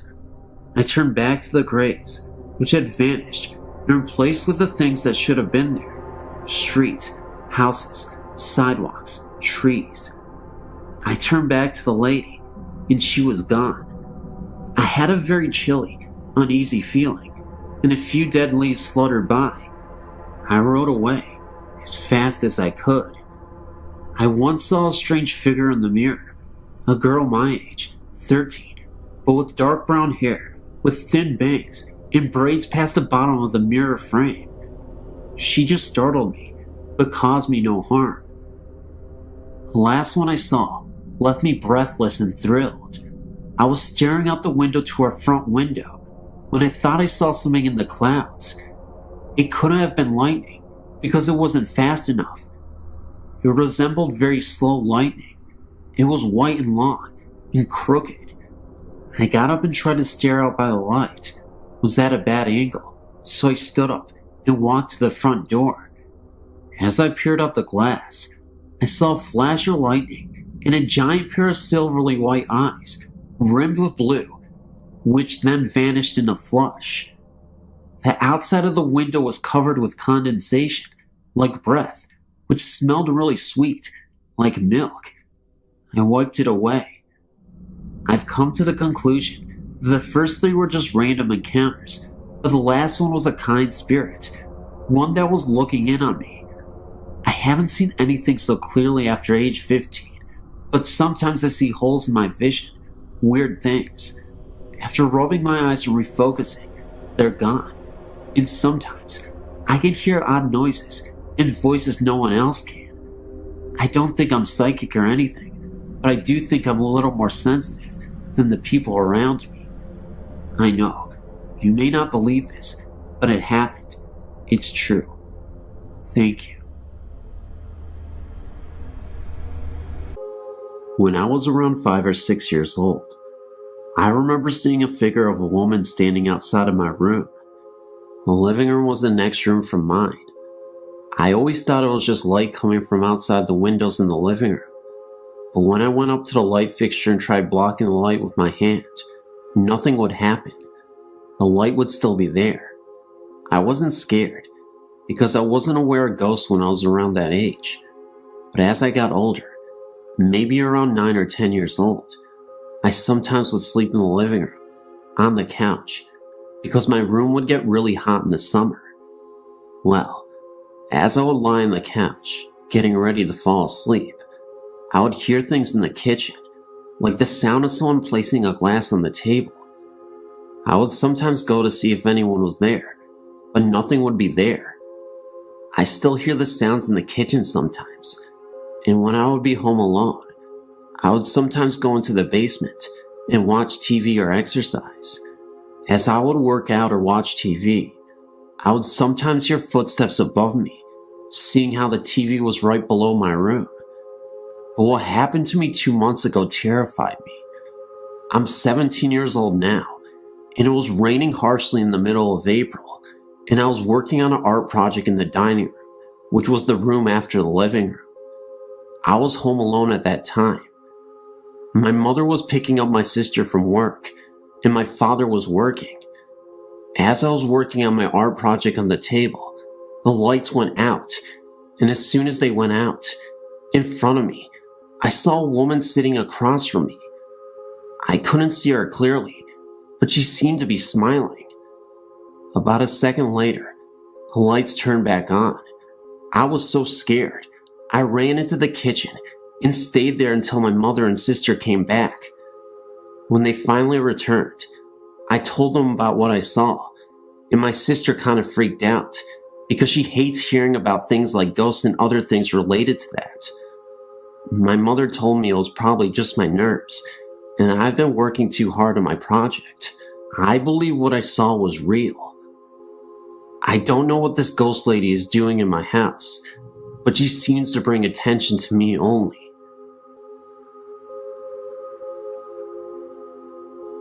This is just one account from over 40 experiences I've recorded in my ghost journal.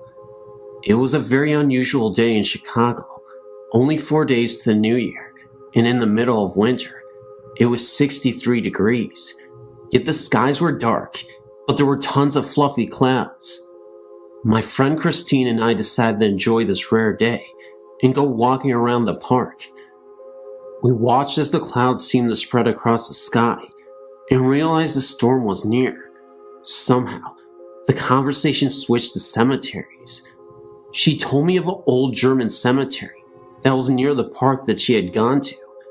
They have a section of infant graves from the late 1800s to early 1900s. She knows the babies died in groups around the same times. After hearing this, I wanted to go see for myself. She told me where to go, and as I drove into the cemetery, I pointed to a corner and asked her if that was where they were. She said yes. I'd never been there before. I don't know how I knew. We parked on the road, got out, and looked around. Some of the graves were old and worn, the names and dates hardly visible. The baby section was so sad to see, and we figured there must have been a plague of some sort in the area. It was beginning to get dark, even though it was about 4 p.m. in the afternoon. The cemetery closed at 5, so we wanted to hurry and see everything before they closed and before the storm came. We were walking through the cemetery when it felt like the temperature had dropped 20 degrees in a few minutes. I stopped in my tracks and noticed a familiar smell. The scent became stronger, and I realized it was roses. I asked my friend if she smelled anything. She said yes. I asked her what she smelled, and she said roses. I was bending down to smell the flowers on a grave, which were not roses. I wanted to figure out where the smell suddenly came from. Suddenly, my friend told me to look up, and in the distance was a flower girl. And you guessed it, she was holding onto roses. Both me and my friend were in disbelief. We couldn't even fathom what we were seeing, but yet here was this flower girl holding onto a rose, which had a strong perfume smell. Her attire was in a Victorian-style dress. She looked absolutely beautiful, but it was also really scary because it was in the middle of a cemetery and we were really spooked. Even though it felt like forever, she momentarily appeared and then she was gone, just like that. It must have been about 15 seconds, if that, but we both saw her, and we're not making this up. We're totally sane individuals who actually go out and try to see these things on purpose. I know that sounds crazy to some of you, but we get such thrills about ghost hunting. Anyway, we're not even done with the story yet, because right after, we heard the most blood-curdling scream I've ever heard in my entire life. It was a scream right after she disappeared, and I'll never forget it for the rest of my life. It sounded like a human trying to imitate a wolf, as in, a human howling, but in a wolf style. I know that sounds ridiculous, and maybe it could have been a real human being trying to play with us. However, we did not stick around long enough to find out, and we bolted all the way home. I guess the moral of the story is, yeah, you can be interested in ghosts and whatnot, but even if you are interested, be very wary, and just remember, ghosts can't hurt you. If that was real, I have no idea what to say, but if it was a human being, I guess you gotta stay clear of the cemeteries. I'll tell you what though, the roses, the girl, and the scream, they were all very real to us.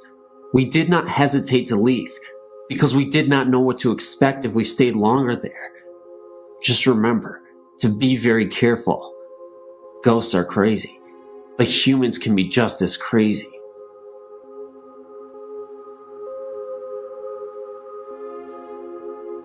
This happened to my fiance about 37 years ago in Karn City, Texas.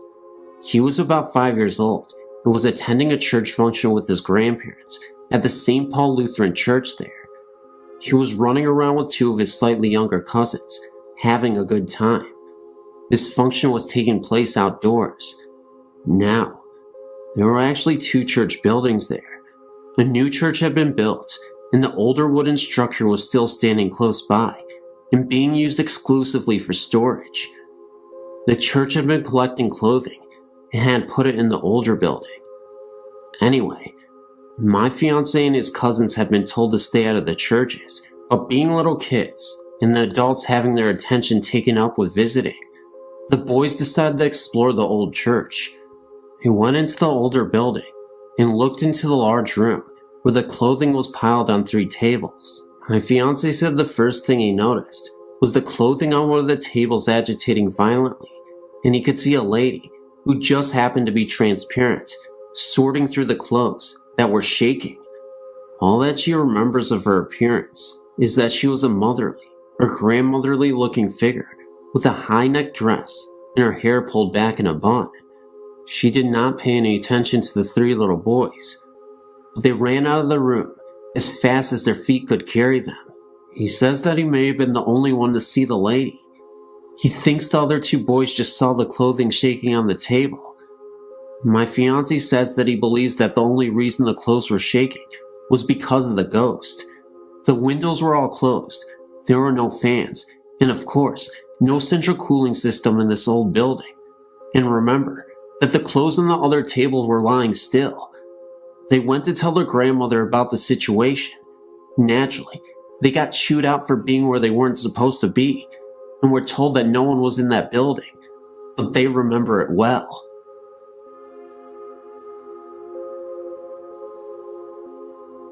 This story is one that may or may not scare you. It's more of a mystery to me and my friends. When I was young, me and my cousin were always together and trying to scare each other. It just so happens that there was an old house which my grandfather had built in the early 1900s, which we thought may be haunted.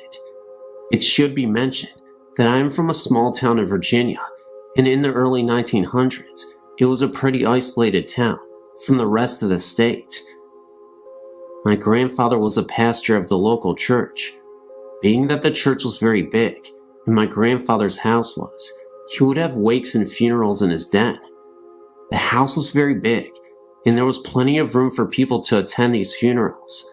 Anyway, my cousin and I used to see things through the windows which we could not explain. The house had not been lived in many years when we would see these unexplainable lights.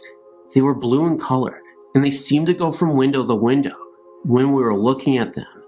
We finally got the nerve to sneak into the house, which probably wasn't too smart. Anyway, we had to enter through the basement in order for my father not to see us trying to get inside. This was very scary because there was no electricity, and we had to try and make it through the dark and up the stairs to the entry of the den. We did this several times, and on some occasions, we heard and seen strange things, and sometimes we didn't. On one occasion we lived in the house, and we heard a tapping on the ceiling upstairs, as if someone was hitting it with a cane. This was very odd, because my father lived in the house as a child, and said his uncle lived with them, and he had a cane. When he needed something, he would tap on the floor for someone to come and help him. This scared the living daylights out of us, but my cousin was a little more courageous than I, and he persuaded me to go up the stairs. When we got there, he asked whatever it was that we were seeing and hearing to leave us alone in the name of the Lord Jesus Christ. The sound stopped, and we left the house. My father was a little skeptical about the whole thing, but he felt that there may be some truth in it. He himself now saw a ghostly apparition which he can't explain. This is coming from a man who himself is now a preacher, and I don't think he doubts seeing this at all. I really feel that there is some connection to the noises and sightings with the funerals that were held in that house. There are other occurrences which have happened, but would take a while to tell them all. I've read in other experiences about blue lights being represented with the supernatural. This story may not be that scary to you, but to me and my cousin, we know that there is something paranormal about that house.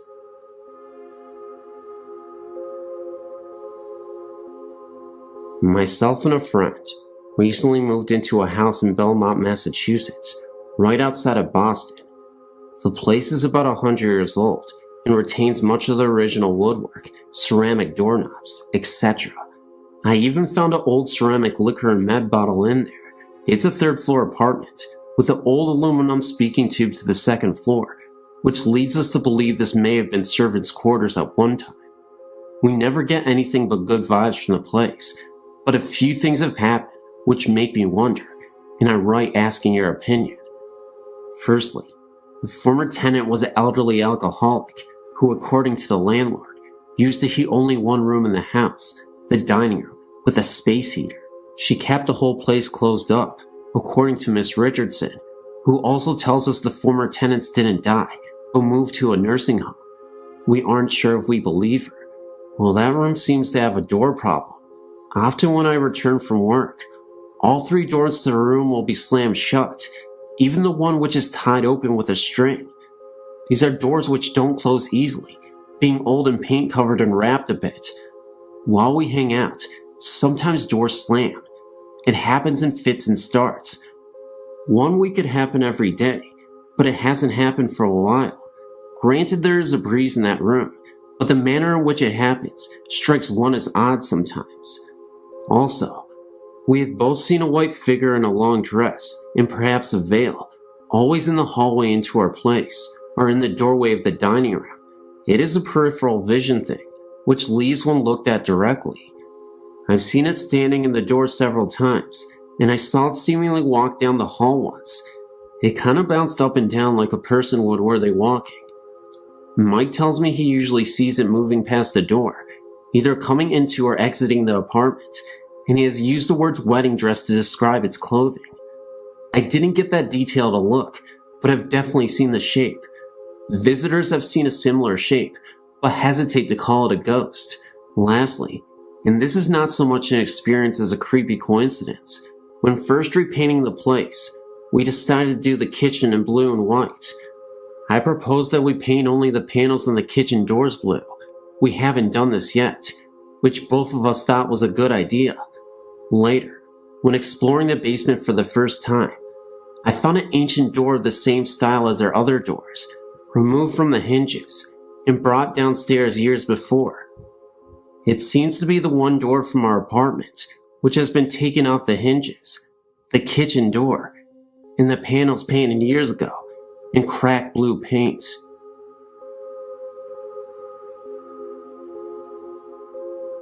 Yesterday, my husband and I toured the Whaley House in San Diego. I think I may have been present to a supernatural occurrence of sorts, but I wanted to ask you about it. Initially, I started out on the first floor, not part of the tour, and I felt a markedly weird sensation in front of the dining area that I can only describe as having a sinking feeling that bordered on nausea. I felt fine walking around Old Town and coming into the house. I hung out in the dining room area for like 10 minutes, thinking what I was feeling was so unusual, and it dissipated. I felt fine again, so I looked around the rest of the house and felt okay, until I came to the first upstairs bedroom, directly right of the stairs. I again felt that same feeling, and I stood there, just looking about the room, and that is when I think I saw something in one of the mirrors, the mirror closest to the hall. It looked as though thin white smoke was being reflected into the mirror, as though someone was standing next to the mirror with a lit cigarette.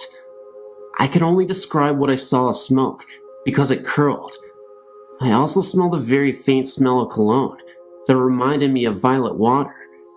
I made sure it was not me, since I was the only person in that area, and it wasn't.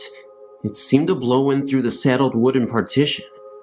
I was a little weirded out, because I was in disbelief at what I thought to be witnessing, so I called to my husband downstairs to come up. I didn't want to cause a stir, because I was unsure what this was. I even saw the presence of a shadow behind my back, in the corner of my eye. I walked back to the area in front of the room, and looked back into the mirror to make sure that it wasn't a reflection of something outside, like a passing vehicle, but I no longer saw the smoke. I really didn't want to tell anyone about the incident, because I would have winded up scaring everybody, including myself. I've been thinking about it ever since, and been trying to find a logical explanation for it.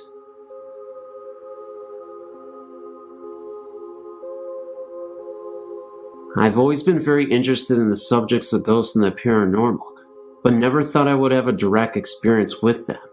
Although I'm currently part of a theater group that is renovating an old theater, and we definitely have some spectral energy in the place, but that's another story. This story is about the first time I had something strange happen to me. I'm originally from a small island off the coast of Italy. The community dates back to 700 BC, so you can imagine they have their fair share of ghost stories. I was 15 and staying at my aunt's house with my sister, Our grandmother had died 3 years before, and as part of our week-long stay, we went to visit her grave. The experience was unsettling to say the least, and I think I was most affected emotionally by the visit. Trying to remember a woman who I love very much now, reduced to nothing but a picture in writing on marble mausoleum. Although it was a very hot and humid summer day, the cemetery seemed to have an unsettling chill about it, and I couldn't wait to get out of there. However, anyone who is Italian or knows of Italian cemetery visits is that they are family events that take a long time. Feeling very sentimental and depressed and somewhat bored, I couldn't help but look around and read more grave sites.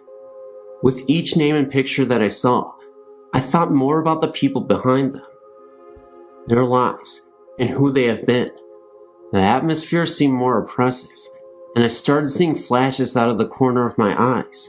Nothing definite, but it was almost as if something had passed in front of me very quickly, and the experience left me somewhat disturbed. We left not long after, much to my relief, but still with this heavy, depressed feeling. Later on that night, I had fallen into a deep sleep, but was awakened at 3 in the morning by a male and female voice arguing. I was very groggy, but I immediately thought the voices were strange, because they didn't sound like they were coming from anywhere, in particular at least. They sounded as if they were right in my ears. The room I shared with my sister was directly over a busy main street, and being a summer resort, there is always some activity going on. However, the street this night was totally quiet, with no one in sight. The voices continued to argue in Italian, and though I spoke it, I couldn't make out what they were saying. Also, the intensity of the voices didn't change as I moved around the room. They always seemed to be in my ears, and were continuing to grow in intensity.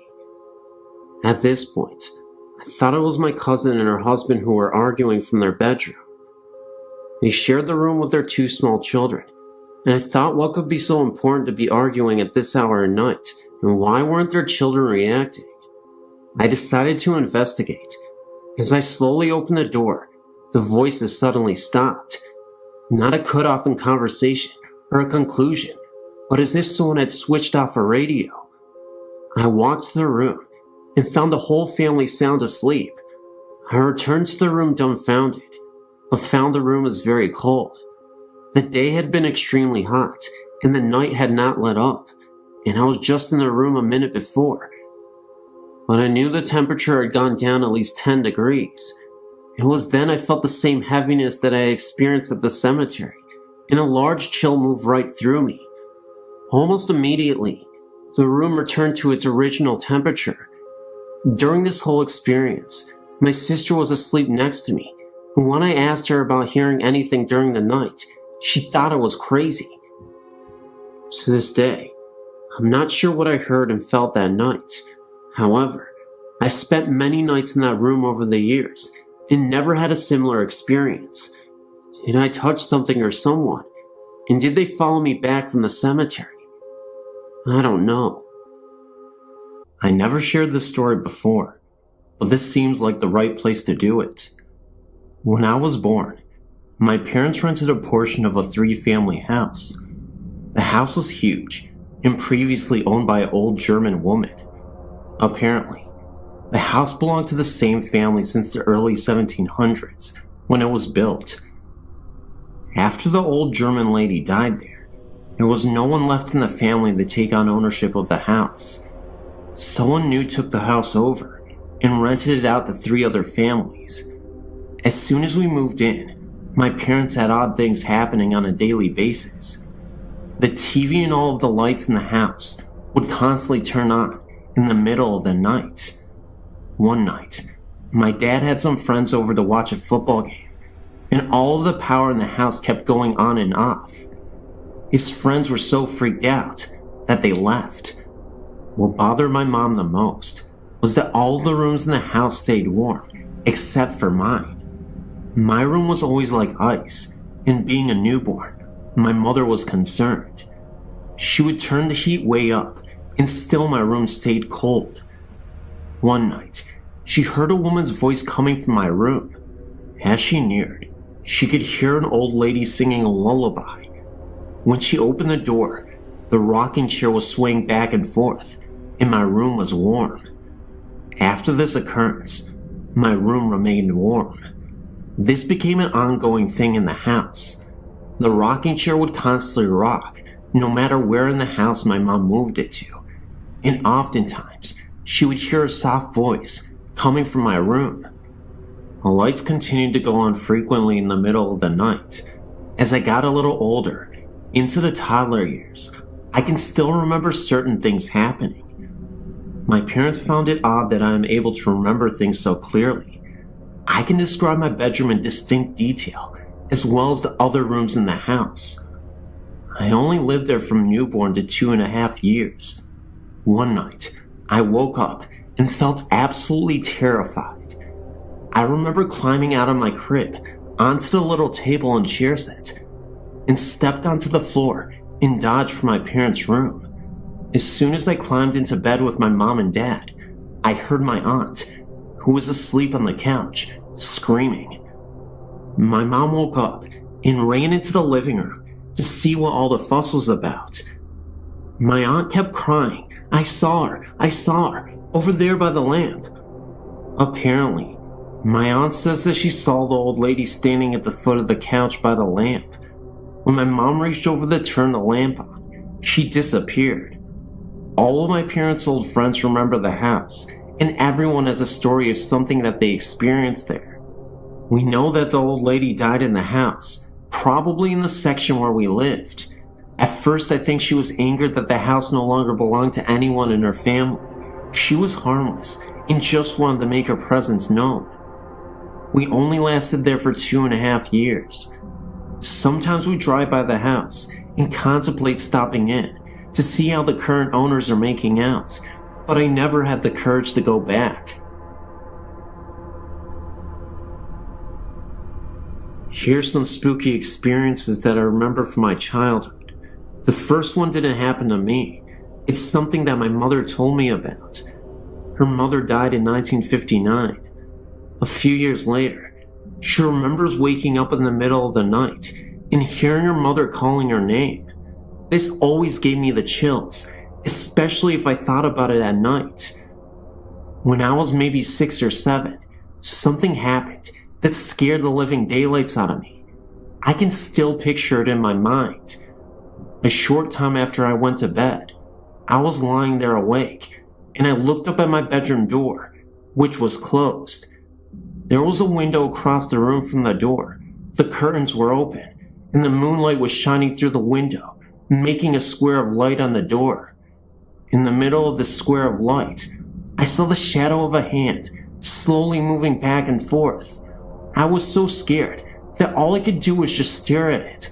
I was trying to scream, but no sound would come out. Finally, I managed to get my voice to work, and I yelled as loud as I could, "Mom!" My mother came running in, and I told her what I saw. I don't remember if she saw the shadow too. Probably not. She didn't see anything outside, and she shut the curtains. Now, there were no trees right outside my window that were close enough that they would make a shadow. Not to mention that this did not look like a tree branch. It was definitely the distinct shape of a human hand. Looking back on this as an adult, I realized that this was most likely not anything supernatural at all, but someone actually trying to break into our house, which, quite frankly, is more scarier than a mere ghost. When I started screaming, the person heard me and ran away. Shortly after the previous incident, I asked my parents if I could move into the room across from that one. Gee, I wonder why. My new room had a little trap door in the closet, leading to an attic of sorts. My parents never used it for storage, as it was too hard to go up there through the trap door, and it most likely wasn't even high enough to walk upright in. When I was about 10 or 11, my best friend and I were playing in my room, and we noticed that the trap door was open about an inch or so. We slid it closed. Every once in a while, I'd look up there and find that it was open again. I'd keep sliding it closed, and then a few days later, it would be open. My friend and I naturally assumed that we had a ghost in the attic. I really don't remember if I actually heard anything up there or not. Around the same time, this same friend would occasionally spend a night with me. Several times, we'd be lying in bed and hear the sound of a newspaper or some sort of paper being crumpled up in the living room when we knew no one else was up. We called this the newspaper ghost. Another time, I think I was about 7. I was riding my bike around in circles in the street. This was in a housing development where there was very little traffic. My aunt, uncle, and cousins were visiting, and I recall looking at the bathroom window on the side of our house and seeing my aunt's face looking out the window. Later, I mentioned it to my aunt, and she said she hadn't been looking out the bathroom window, and neither had anyone else. Now, I realized that this could have easily been a reflection of something in the window, but at the same time, it seemed pretty spooky to me. In the summer of '69, I was about 13. We had some relatives staying at our house for about a week. One evening, after everyone had gone to bed, I was still awake. As a child, it always took me a long time to get to sleep. I was always too wound up, I guess. Anyway, all of a sudden, there was this loud crash that came from my closet, like something metal or aluminum falling on the untiled floor. The thing that came to mind was a metal vacuum cleaner hose. There was no vacuum cleaner or any other large metal object in my closet that could have fallen and made such a noise, and even if there was, what would have made it fall off the shelf? I was too scared to get up and look in my closet or go and ask anyone if they'd heard it. Now, this was a small 3-bedroom house in Levittown, Pennsylvania. If anyone is familiar with the houses, if a loud noise occurs in any part of the house, it would be impossible not to hear it all over the house. The next morning, I asked my parents, aunt and uncle and cousins if they heard a loud crash in the night, and no one else had heard it. And by the way, I looked in my closet in the morning, and nothing was out of place. This has always puzzled me. Here are a few things that have happened in the last few years, in the house I live in now. Nothing blatantly scary, just weird. I thought I'd share them just for the fun of it. One night, I was asleep, and all of a sudden, I screamed and woke myself up.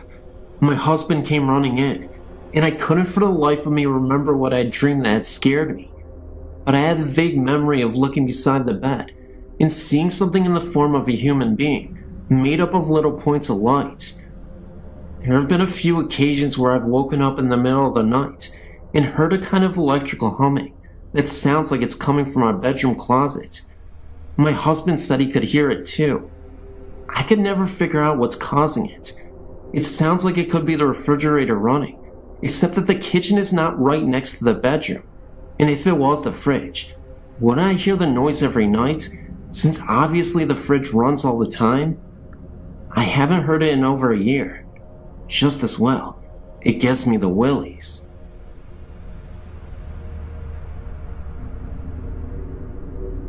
I want to say that I can sympathize with your situation, although other than apparitions, my experience varies greatly from yours.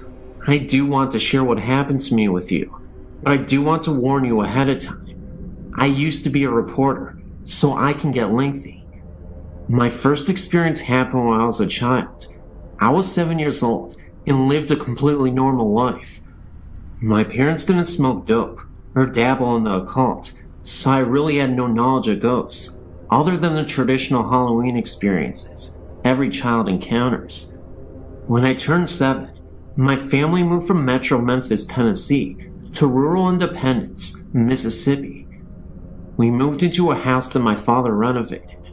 Rather than trying to draw a diagram that may get scrambled in transmit, I'll try to describe the layout of the rooms involved.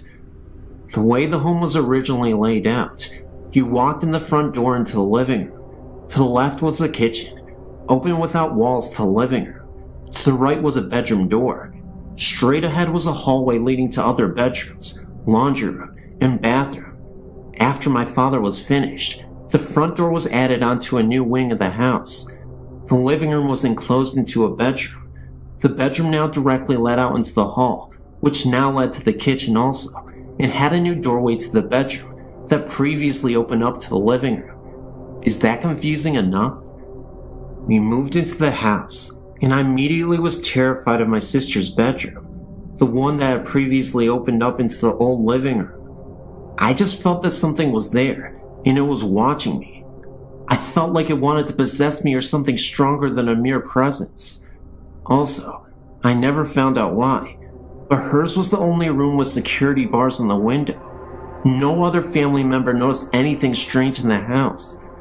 I ended up in the new bedroom, and sometimes at night, I'd hear noises.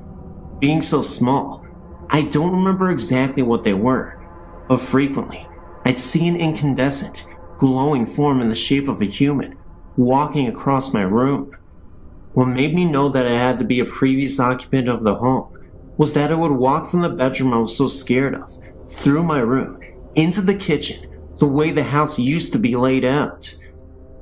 Once when my grandmother came to visit, my parents forced me to sleep in my sister's bedroom.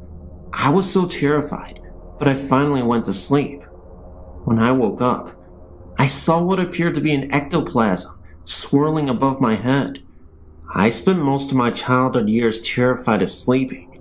Being a middle child of an older sister and a younger brother, I'd hide my prized possessions, jewelry, money, whatever I thought I didn't want them to get a hold of. Almost every time I hide something, it would disappear and reappear later in a different location. Thinking my siblings had discovered my hiding place, I'd find a new one, each time to have them disappear and reappear once again. The really strange part came later. We sold the house when I was 13 to another girl's family I went to school with. After she'd moved in, I'd asked her one day if she noticed anything weird in the house, and she said no, but her sister refused to go into the bedroom that scared me.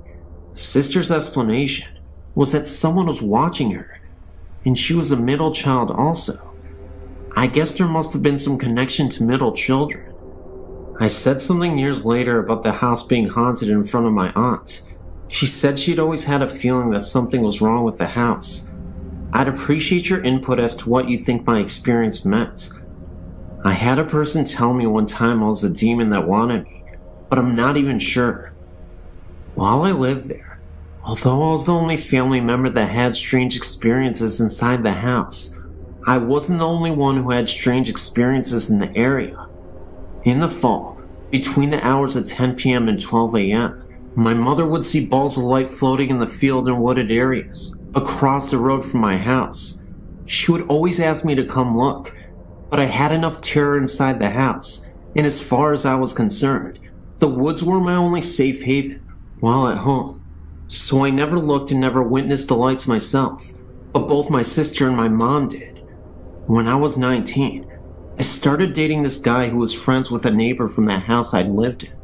Basically, he lived catty corner from me, with their house backing up to the woods mine faced. My new boyfriend asked me if I ever saw anything strange in the woods. I said no. He told me that his neighbor's kid, who was a friend of his, told him that he'd seen balls of lights in the woods. I then told my boyfriend about my mother and sister's experiences. So apparently, it wasn't just restricted to my family. Another experience I had was when I was in my early 20s, when my grandfather passed away. We'd always loved each other very much, but didn't have a close relationship because of my grandmother, whom I didn't get along with. I was present when he passed away and was devastated. 3 months passed, enough time to allow me to grieve and get on with my life. I was asleep one night and awoke to find my grandfather sitting on the side of my bed. He told me not to be scared, that he had a message for me. He told me I needed to get my life straight, or I was headed for trouble. I remember he held my hand and told me that he was going to tell me what heaven is like, but I'm not allowed to remember what he told me. I remember him being present for a while longer, but can't remember a word he said. Now that I'm an adult and have some time and distance between me and these experiences I had as a child, I'd like to try to discover what these experiences meant, or why I was chosen to have this one. Do you have any suggestions? Also, even now, I can drive by a place or house and tell that it's haunted. Does that mean that I'm psychic or paranormally gifted? Usually I just get kinda jumpy and frightened, but one night, I was out repossessing vehicles, something I did part-time for a while, and my partner pulled up to this house. I was so terrified of the house that I told him he better turn around immediately, or I was getting out of the vehicle and running. Please help me to understand what is going on with me. I'm finally getting to a point I accept it and want to understand it, rather than how I've been so terrified in the past that I didn't even want to talk about it.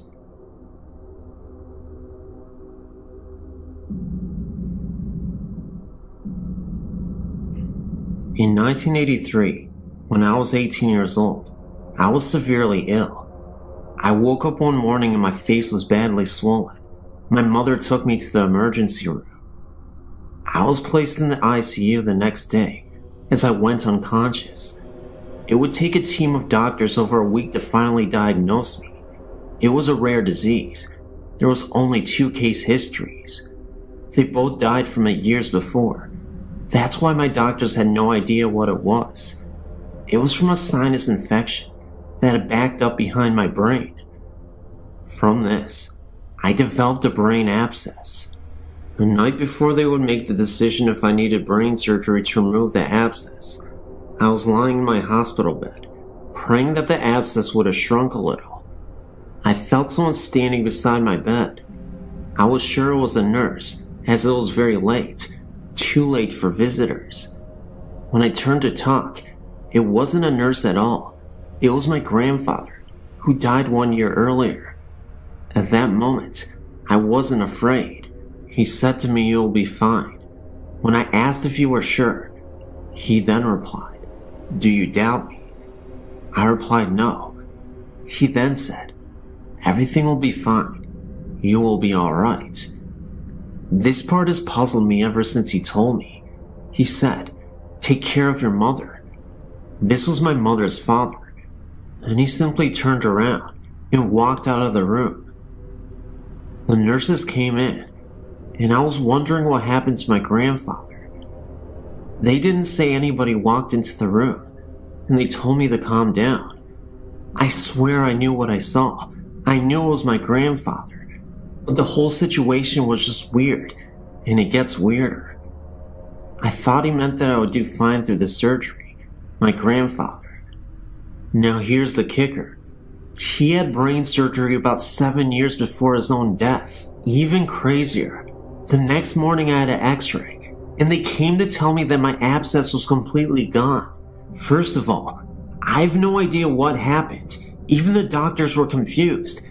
They wanted to take even more x-rays, and I obliged, and they confirmed no abscess whatsoever. As for my grandfather talking about my mother, I had no idea why he was mentioning her. She was pretty healthy at the time, but it makes sense now. Recently, she has been diagnosed with MS, diabetes, and in September, she had heart failure. In November, she almost died and had triple bypass surgery. Through the years, my family has had many encounters with the spirit world, but this was the most wonderful one.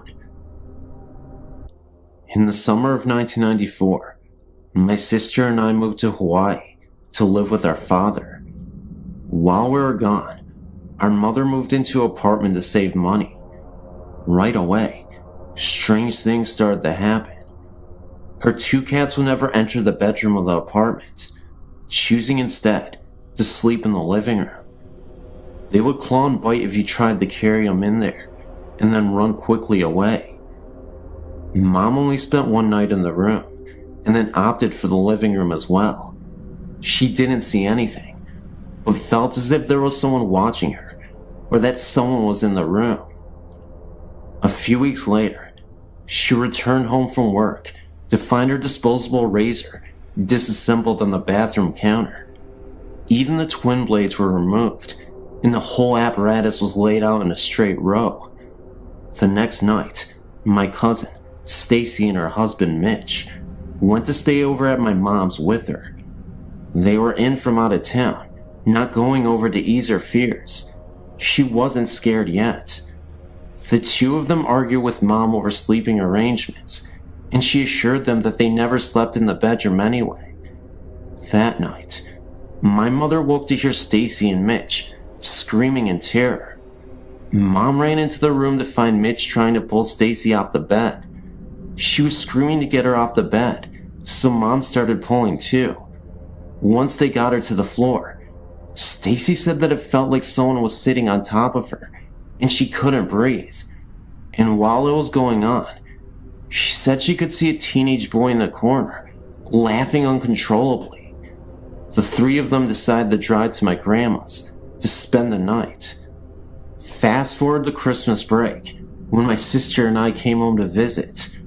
Our first afternoon at the apartment, we heard a loud crash from the bathroom.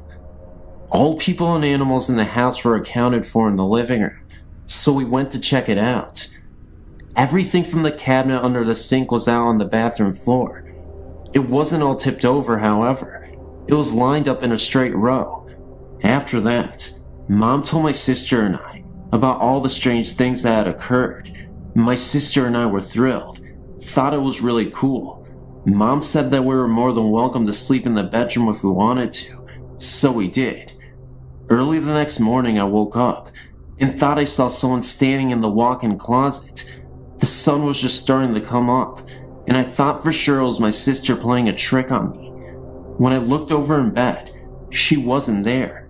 Instead, there was a guy, maybe teens or early 20s, with shaggy black hair and no face, in bed with me. He reached out for me, and I literally wet my pants, running into the living room. I woke my mom and sister, who had moved during the night, said she had the creeps, and attempted to tell them what happened. Mom told us to get our stuff, and we left. Later that afternoon, I recited the story to Stacy, and she said the guy I described was the one she saw laughing at her. Mom went to the leasing office a week later and asked to be moved to another apartment. All the leasing agent had to say was that no one had lived in that apartment longer than 4 months.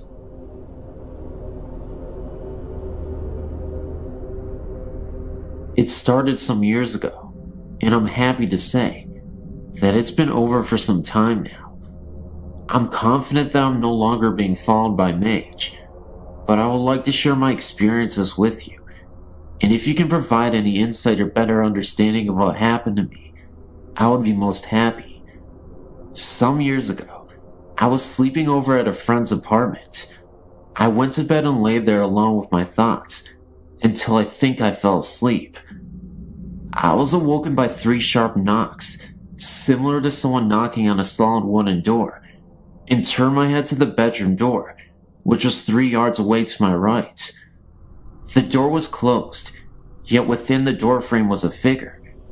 To my eyes, the figure was shimmering and vivid with colors, without any real human form, yet to my senses, I was certain that it was a woman, that she was extremely tall, and that she was wearing jewelry. I perceived her with the absolute clarity that my eyes were unable to support. I opened my mouth to yell, but could not. It lasted only a few seconds when the door opened and my friend entered the room.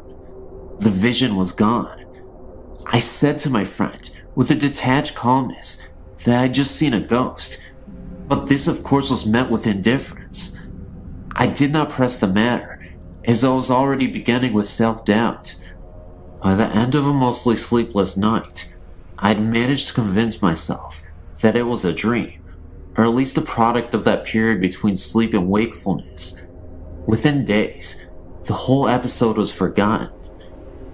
Some 6 months later, I was at home with my parents and decided upon an early night. I had a lot on my mind that night and needed some space and some quiet for contemplation. I was lying on my single bed in my small bedroom, lost in thought, when I heard the 3 knocks again. My heart leapt. From my bed, I could see ahead of me, and to the right, the bedroom door, which was open, and the landing is accessible by 3 ascending steps. Through the door, I can see about 3 yards of the landing until the angle of the door frame cuts off the view. There, just at that farthest point, was the same vision, the same shimmering colors. She was much clearer this time, and there was no doubt that my eyes were seeing a woman. She was so tall that she had to bend her head to her left until it was almost resting on her shoulder, like a body hanging without the noose. But she was looking at me. Her eyes, although I couldn't actually see them, were fixed upon me, and there was a malice in them, I had no doubt. Then, in an instant, she came along the landing, down the 3 steps, and right up to my face. So quickly and so aggressively, she brought her face to within an inch of mine. I could make out her eyes and nose, but to this day, I cannot be sure if I saw them or experienced them. I could not separate her emotions from her visage, which seemed to be one and the same in my mind. It is difficult to describe, but I saw her face and features, along with her hatred and despite. I opened my mouth to scream, but nothing came. Eventually, she disappeared. I've never been so terrified in all my life.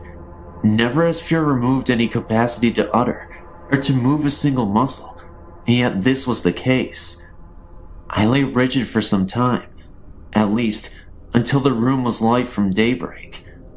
I was absolutely sure that I had not fallen asleep, but yet over time, I managed to convince myself that this was indeed the case. This is how I came to terms with it. Over the next year, I saw no more of her, and she was reduced to an entertaining story for friends. Then I married and moved to set up house with my wife. The third, the last, and the unequivocal sighting was during the early days in my new home. It was a bright, warm Sunday afternoon, and I was sitting on a chair to watch a television program, an old episode of Bonanza, as it happens, when I became aware of another presence in the room. I turned to the door behind me, fully expecting my wife to be there, but she was not. As I turned my head back to the TV, to my right was a settee, and, sat in the middle, was the woman again. This time she was sat on the edge of the settee, with her hand forward, cupping her chin in her hands, and her knees were also together under her chin. She was leaning forward in this position, contemplating me amusingly, or mockingly. I cannot decide. There was so much clarity about her features, and the room was bright, which she seemed to reflect. There, in front of me was a woman, about 25 years old, very sharp features, very tall, and very thin. Her bright colors, her hair and her jewelry reminded me of a punk rocker, although this was not so. I'm sure she was from a long time ago before that era. I was not afraid, and emboldened by the daylight, I simply and calmly asked her what she wanted. There was no response, no answer. She simply faded away, and I have not seen her to this day. Compressing my research into a short paragraph, I went back to the place of the first sighting and asked my friend some questions. It transpired that she was haunted by a spirit many years previously who would disturb household objects. An expert was brought in, who ascertained that they were being haunted by a malevolent spirit who was called Mage. It was not possible to get rid of her, but to hope that she leaves of her own accord. This happened in my friend's hometown, some 300 miles from where I live. My theory is that Mage came with my friend to my hometown and took a liking to me, thereby following me to both my parents' home and onward to my married home. I don't know who has provided the vehicle for her to leave my house, but I hope that she has been gone for good.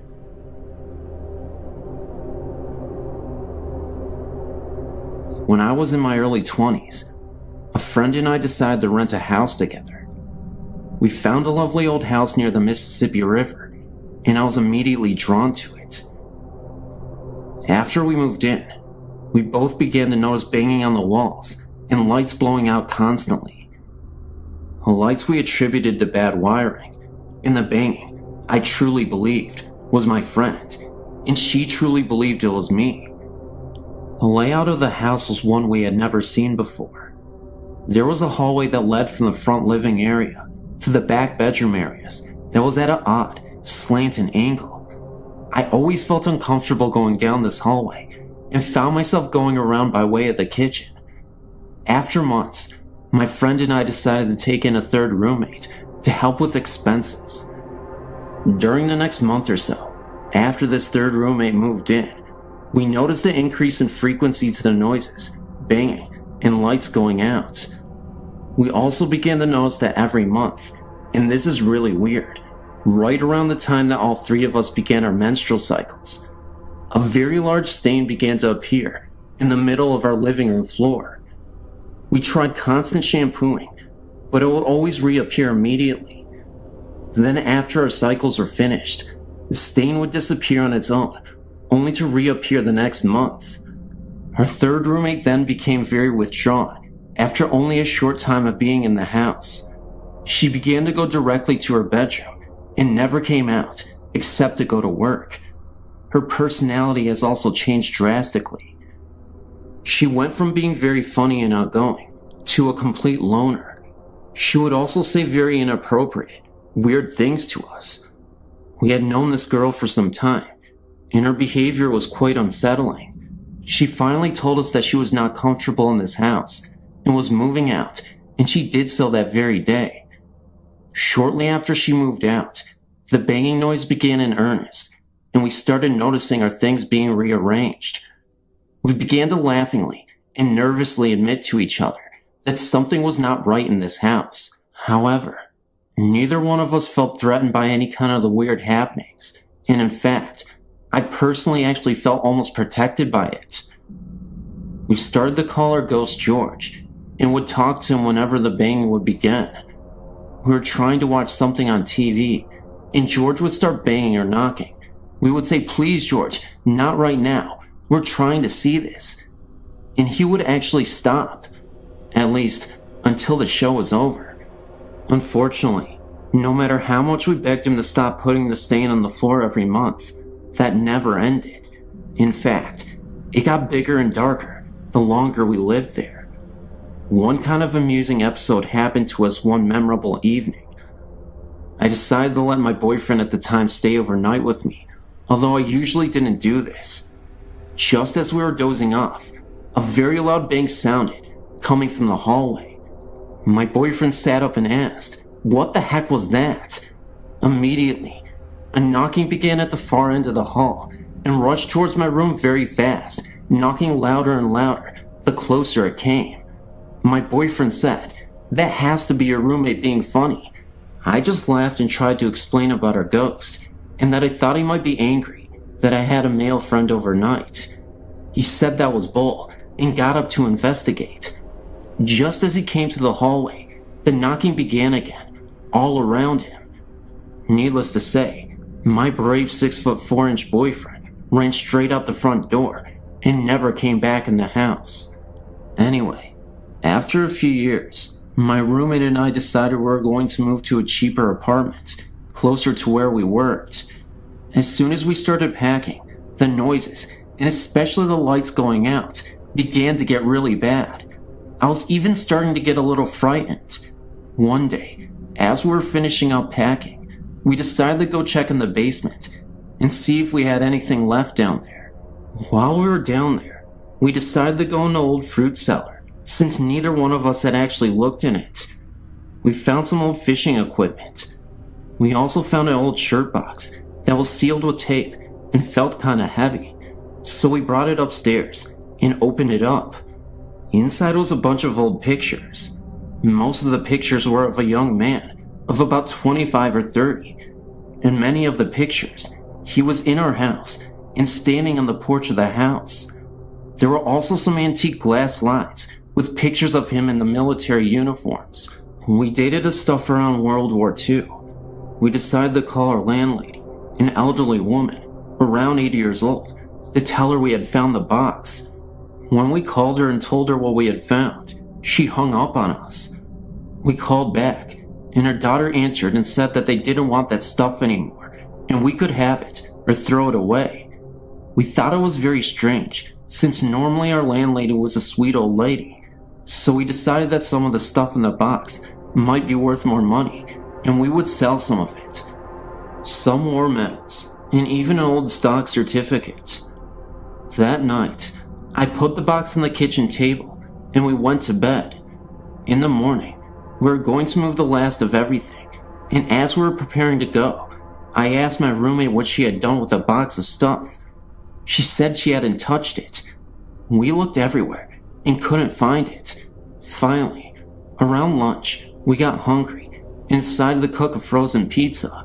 We turned on the oven and immediately began to smell something burning. When I opened the oven, there was the box. Okay, I swore my roommate did it, and she swore I did it. So we left the box on the table again and left to move some things to the new place. When we got back, the box was gone again. This time, we found it immediately in the kitchen pantry, so we kind of laughed it off and put it back on the kitchen table. About 10 minutes later, I walked into the kitchen and it was gone again. I decided the heck with it and decided to just go finish the bedroom closet I had just minutes before been working on. When I stepped up on the chair to wipe off the upper shelves, there was the box. That did it.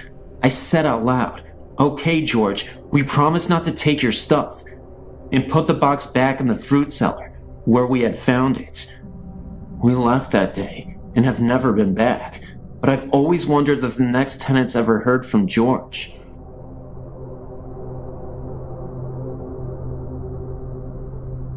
I've worked for a domestic violence shelter for approximately 7 years. While I personally have never seen anything, there are always odd sounds and unusual occurrences. Let me start at the beginning. The house is 2-story with an attic and a basement and over 100 years old. I really don't know much else about its history.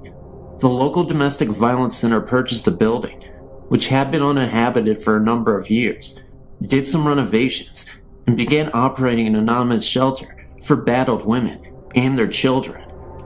Over the years, there have been numerous sightings of a young couple. A woman in a long flowing dress can be seen periodically walking up the long staircase. A man in dark, old-fashioned clothing has been seen in the living room and at the top of the stairs outside the attic door. It is usual for all who went into the attic or the basement to feel uneasy, and not alone. Recently, the sightings seem to have increased. A church group came over to the holidays to sing Christmas carols to the residents, and a young boy pointed to the ceiling and said, "Look, there's an angel." The only thing seen by the others in the room was a hazy, grayish fog that wasn't in any particular shape. A few months later, one of the employees' daughter was in the living room, alone, working on a school project, and looked up to see a gray, transparent figure looming in the doorway. She screamed, and her mother raced in to see the figure moving slowly upstairs. It was as if the ghost was checking in, and didn't mean to frighten the young girl. Perhaps the most interesting aspect of this haunting is that the couple together, fitting the same descriptions of the man and the woman seen in places of the house, have been seen in one bedroom upstairs. To my knowledge, at least 3 residents in the last year have been awakened at night to see the woman sitting on the edge of the bed with a man standing behind her. The couple has been described as comforting and reassuring to those who have seen them in this manner. And these apparitions have seemed to know when these residents were about to face a particular trying experience. One woman was going to court the next day for an order of protection. One lady was facing a decision about the custody of her new little baby, and one woman was about to embark on the dangerous underground trying to change her identity in order to hide from the husband who tried to kill her. All 3 of these women felt as though the ghosts were trying to tell them that everything was going to be alright, and, as it turns out, the dire situations facing each of these women worked out in their favor. I personally find their presence reassuring as well. Women and children who came through the shelter are very often depressed, sometimes hopeless, scared, insecure, and anxious. I think that the fact that they are comforted by these spirits is a sign that these are good spirits who seem to approve of the work being done in their house. They've never tried to scare anyone. Sure, lights turn on and off by themselves, and the dishwasher is forever turning on by itself. Maybe they are just trying to figure out what these gadgets are. I do not know anything about the history of that house, but I assume these spirits were once residents of this house. Based on their actions, they seem to be good and well-wishing. I hope they continue to watch over the shelter and help the current residents. Hi, my name is Tariq, and this is my supernatural experience. It happened to me when I was about 5 or 6 years old. I seem to remember it was quite a sunny afternoon. Nothing particularly unusual about that day. My mother asked me to go upstairs and wake my father, who often took afternoon naps. I remember feeling quite lazy, and I could not really be bothered going all the way upstairs to attempt to wake my dad sleeping. However, my mom insisted, so I did. I was about to walk up the stairs when I suddenly was overcome with fear, as what I had saw made no sense to me.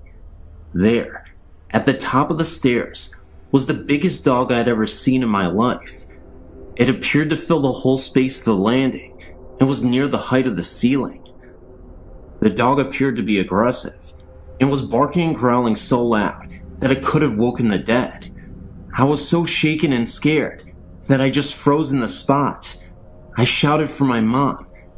I said, "Mom, I can't go upstairs," and she told me not to be lazy. I told her no, there was this big dog at the top of the stairs, and it would not let me pass.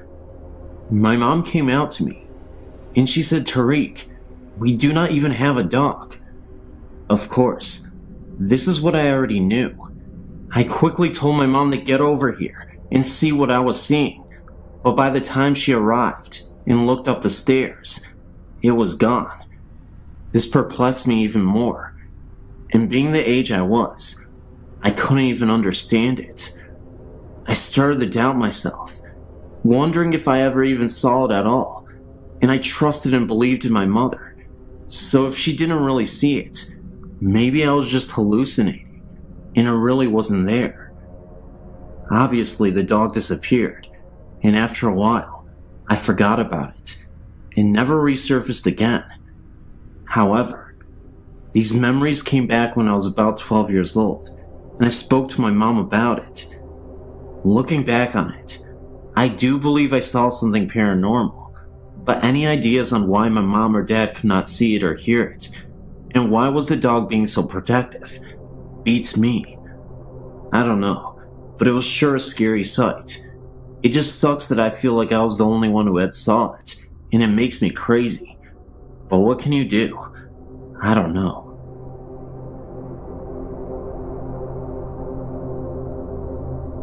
I recently had an experience that I can't explain, and decided to tell my story here. In June, my boyfriend Ian, our then 15-month-old twins, of course me as well, we all went to his family reunion. While we were there, we had a wonderful time meeting his family and getting to know everyone really well. We stayed at his father and stepmother's home with the immediate family. One night, while everyone was asleep, one of the girls started crying, most likely from being in a new place or losing her pacifier. I woke up and, still groggy, I sat up in the bed. I looked over to the crib. Next to the crib, there was a little old woman standing there looking into the crib. When I saw her, she didn't scare me, and I thought nothing of it. She looked at me, put her finger up to her mouth, kind of bent down, and whispered, "Shh." So I laid back down and fell back to sleep. Brianna slept through the rest of the night. The next morning, I got up and remembered what I saw. Not sure if I dreamt it or not. I pulled Ian away from the family and asked him if he had a picture of his grandmother. The family had spoken a lot of her the previous day at the reunion, but I had never met her. Ian was very close to her and was very upset at the time of her death. it would have been almost 9 years ago. They found one, and after I saw the picture, I felt this warmth, the only way I can describe it, and it filled my body. It was the lady I saw the night before.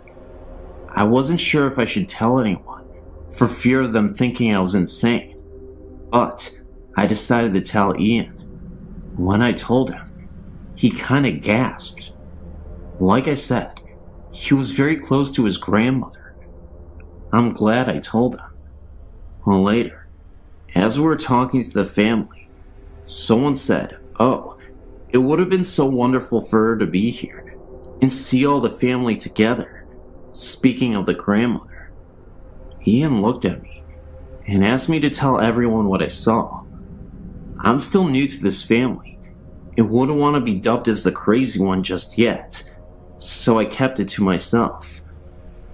Thanks for giving me a place to share this.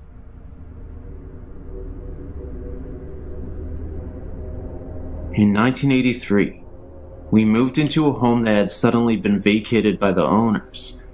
The man had suffered a heart attack at the front door and died. His wife went into serious shock and suffered some emotional distress. After the funeral, her children decided to take her back to Missouri. I'd personally known the couple in 1971, as I had lived in a house on the connecting street. Our backyards were contiguous. Mr. Williams had been the water superintendent for the city for many years. He was an upstanding citizen, a loving family man, and a friend to many people. Shortly after moving in, he got the feeling that Mr. Williams had never really left his home. At night, after everyone had turned in, footsteps could be heard throughout the home. It sounded like heavy footsteps stomping up and down the hall, outside the bedrooms. I would get up and check to see if the children were awake, and would find them sleeping soundly in their beds. Once in a while, doors would open up wide, as if someone was entering a room, and then the door would slam shut. One night, my wife at the time awoke to see the form of a man standing at the end of our bed. He woke up on her side and leaned over a little. She laid there terrifying, knowing that I was very hard to wake up, and that if this were a burglar, I would not suddenly spring into action against the intruder. She maintained her position and just peered through her eyelids. Suddenly, the figure just faded away. These occurrences persisted for about a month. One morning, at around 2:30 a.m., we were suddenly awakened by the bedroom door slamming open with a violent force. We were very tired of Mr. Williams' nightly tirades, and I was running on my last nerve. I got up and decided to try to talk with this confused soul. I addressed him as Mr. Williams and told him that he had suffered a heart attack and had died. I told him that his wife had gone to Missouri to live with his children. I told him that we were paying rent to his children to live in this house, and we worked hard for our money. I started to get angry with him and told him that if he wanted to rant and rave and stomp about the house, he needed to do it when we weren't there, as he was disturbing our sleep. If he continued, we would be forced to move, and his children would have to find other renters. I suggested he go to Missouri, because that is where he would find his wife. After that, we never heard from Mr. Williams again.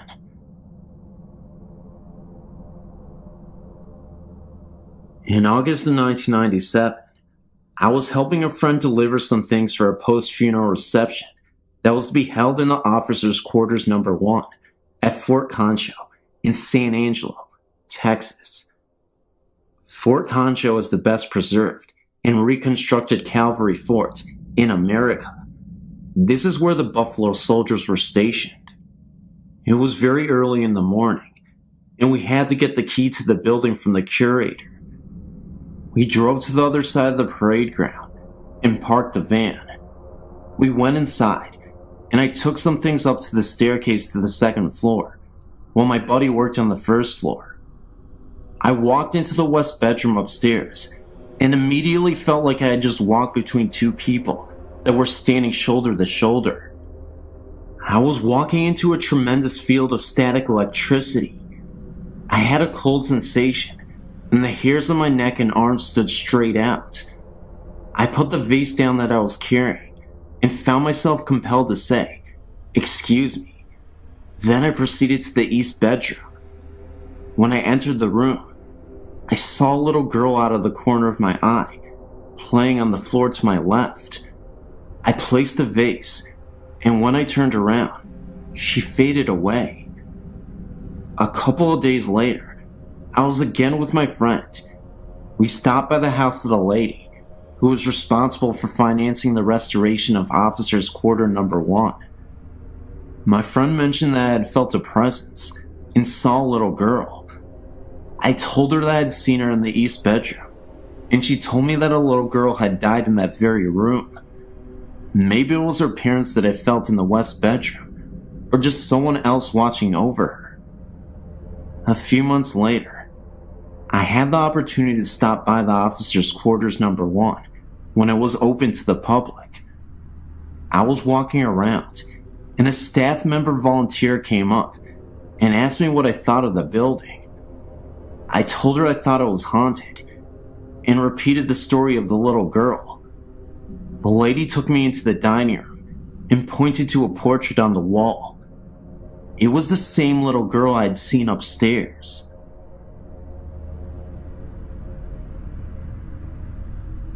I would first like to say, I was not a believer in ghosts or spirits.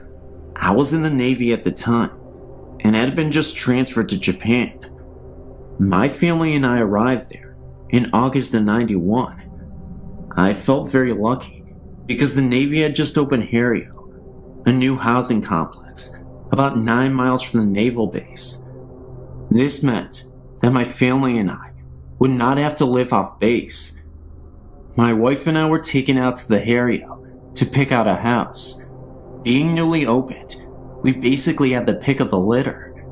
My wife and I chose a nice 3-bedroom room townhouse in the center of the housing complex. We moved in within 3 days and began to settle down. Nothing much happened for the first month or two. Then one night, my daughter, who was 3 at the time, started waking up at night crying. She would point at the wall and tell me to make the snake lady go away. This happened about once a week. Of course, I thought she was just having bad dreams. We let her sleep in her bed when this happened. My wife became pregnant at the time, and we were allowed to move into a 4-bedroom house. I was hoping this move would solve the snake lady problem. As we moved into the new house, I assured her the snake lady was gone forever. Boy, was I wrong. It was about 2 weeks before our encounters with the snake lady started again.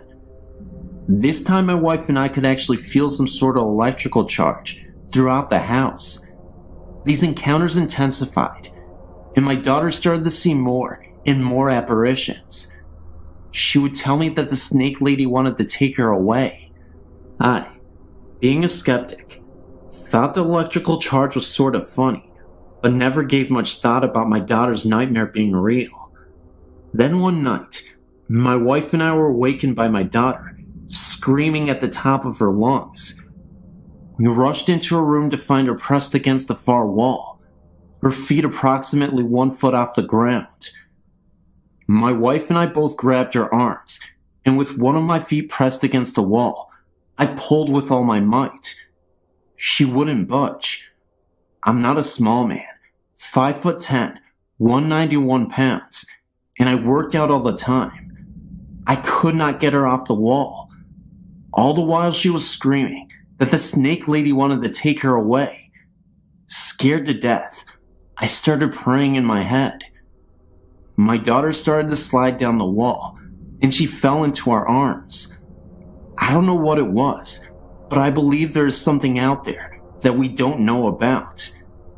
The next day I blessed every room in the house with olive oil. This seemed to do the trick, because my daughter never had another experience. My wife is Japanese, and she did some investigating of the area's history. Harrio was once an internment camp for the sick and dying Japanese soldiers of World War II. There is a shrine just outside the back gate for the soldiers that died there. And that's what we found out. Thanks for reading. It's funny, really, because I've been reading your site for quite some time and have marveled over the experiences people have had, but never, ever thought I would be emailing you my story. This experience is mainly my two friends, but I experienced it firsthand last night. They live in RAF, Royal Air Force Quarters, in Middlesex in England, and have never really mentioned anything before. A couple of weeks ago, Susie and I were chatting about various things when the subjects of ghosts came up.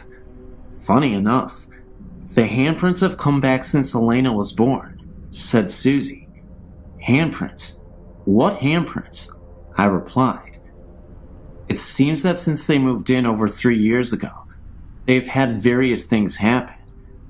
So she took me upstairs, and there, clear as day, was a set of huge handprints on the wall just above their bed. Apparently, she has tried everything to get rid of them, and they disappeared when she was pregnant.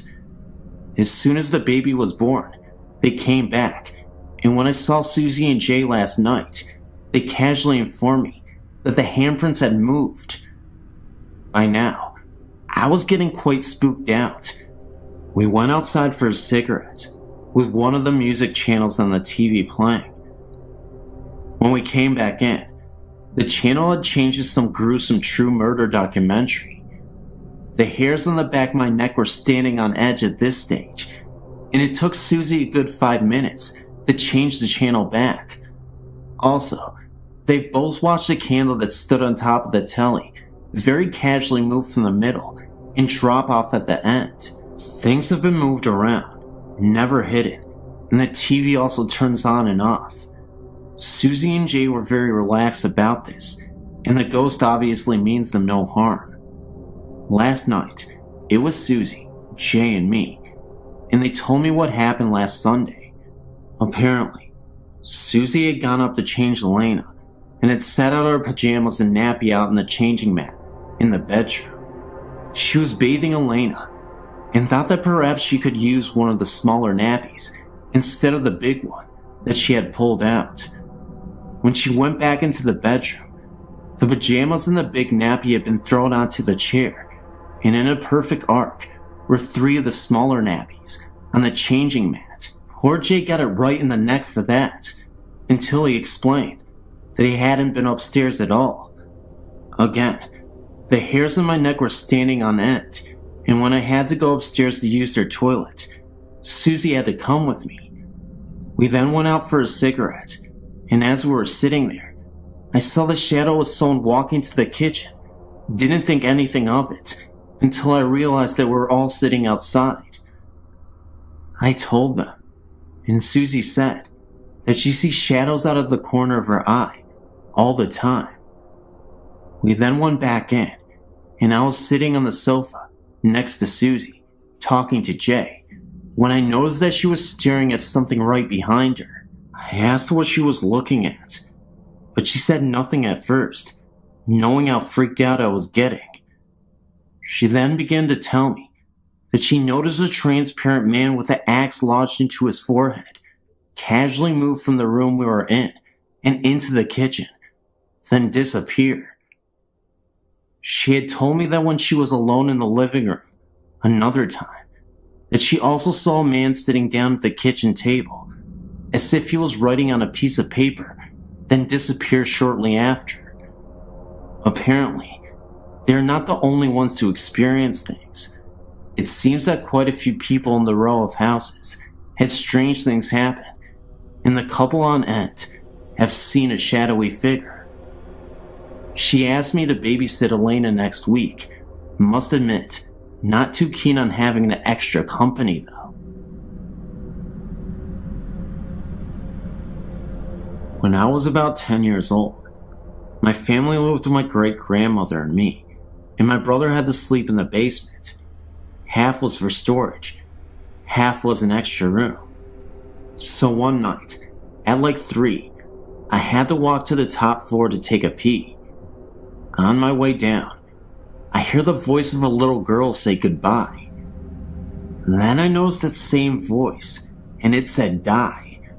I immediately freaked out and ran back into my room, absolutely terrified. There was another incident with my brother. He was in the basement, and he heard the same voice coming up the stairs from it. It said die as well. And he turned back, looked down the stairs, and the apparition of a girl was standing right there, and then materialized and disappeared in an instant. When I was 15, we moved out to New Jersey. When I was 16, I heard horribly violent screaming. It sounded like a woman, and it sounded like it was coming from behind me. 3 days later, my brother, he was 19. He heard the same screaming coming from our bedroom closet. Nowadays we don't hear any mysterious voices, but we both know they had to be ghosts. And not only that, they had to be evil. And I don't want to experience that ever again. I'm sure my brother doesn't want to either. Thanks for listening. I first became aware of a presence in our home when I was a child of 4 years. When I was 4, my brother was born, and my parents moved him into the bedroom next to theirs. I was moved into my very own room, upstairs. My older sister occupied the room next to mine. It did not take me long to realize that there was something odd about this new room I was in. I would wake up in the night, chilled, with the overwhelming feeling that someone was watching me. Sometimes, I caught fleeting glimpses of what looked like a shadow on one particular wall. When I mentioned the shadow to Mom, she attributed it to light play from the moon and other rational explanations. I tried very hard to believe her explanations and to make the shadow sightings go away, but I simply couldn't take the vision of a man in an overcoat, wearing a fedora. I could never actually see this man, just an outline, a shadow, but I knew he was there. I can't even say I felt threatened by this figure.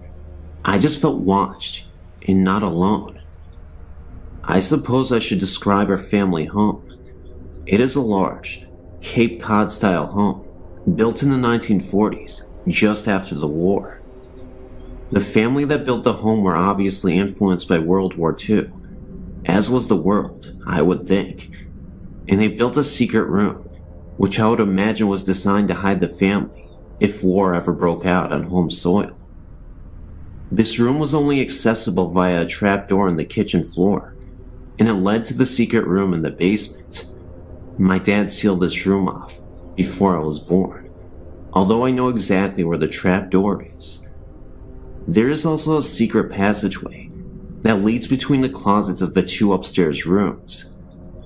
This passageway has been sealed before my parents bought the home. This house was the second built on the foundation. The first was a farmhouse, dating back to the late 1800s, which burnt when my mother was a child in the 1930s. The family that originally built the Cape Cod didn't live there long, and it became a rest home for the affluent elderly in the community for many years. My parents bought the home in 1954, and I was born 11 years later. There were other strange occurrences in the house in my younger years, such as doors opening and closing by themselves, and doors locking when there were no locks, and the piano playing by itself. But I will fast forward to 1974, when my older sister got married. I took the opportunity to move into her larger room, and that is when the strangeness went into overdrive. I hadn't actually even moved completely into the room when the weirdness began. I'd moved my record player into the room, along with a student desk. I was showing the room to a friend one afternoon when the door slammed shut behind us. When we turned to look at the door, The shade in the opposite window flew off the hinges and landed at our feet in the middle of this room. We both screamed and ran to the door, only to find it locked, and there wasn't a lock on the door. We managed to finally get it open and run down the stairs. My friend would never even go into the room again, let alone spend the night with me. I didn't let it bother me, however, and moved the bed into the room and took up residence. The room always stayed incredibly cold, even in the heat of an Ohio summer. My dad installed triple the insulation into that room to try to help with the chill, but it remained downright cold. There were countless nights when I would awaken to knocking on the walls. Sometimes I would knock back, and it would knock back at me. When I told my parents about the knocking, my dad said it was a tree limb scraping the house.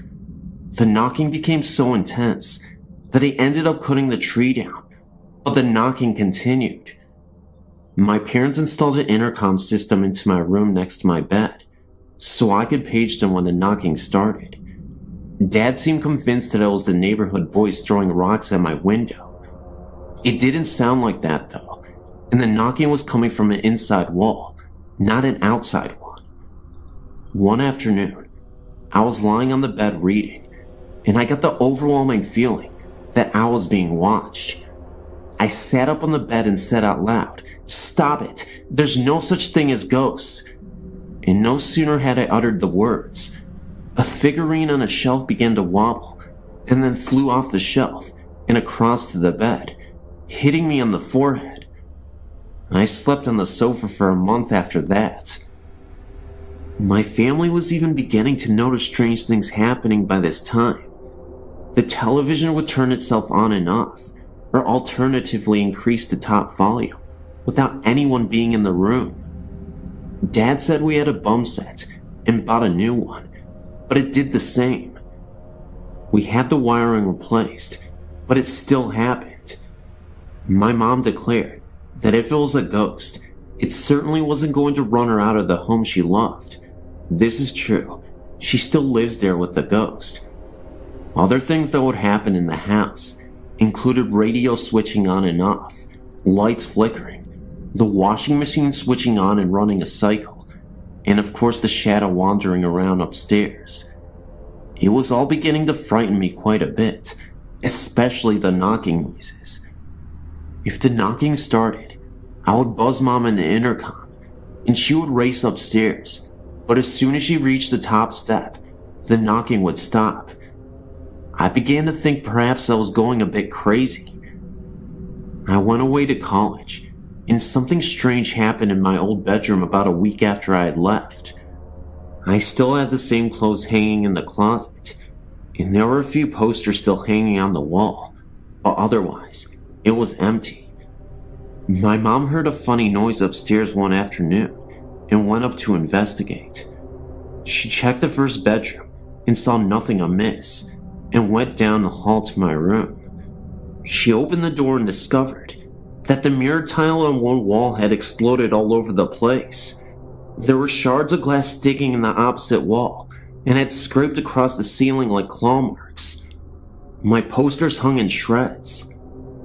She noticed my closet door hanging open and shreds of glass sticking in the clothes, still hanging inside.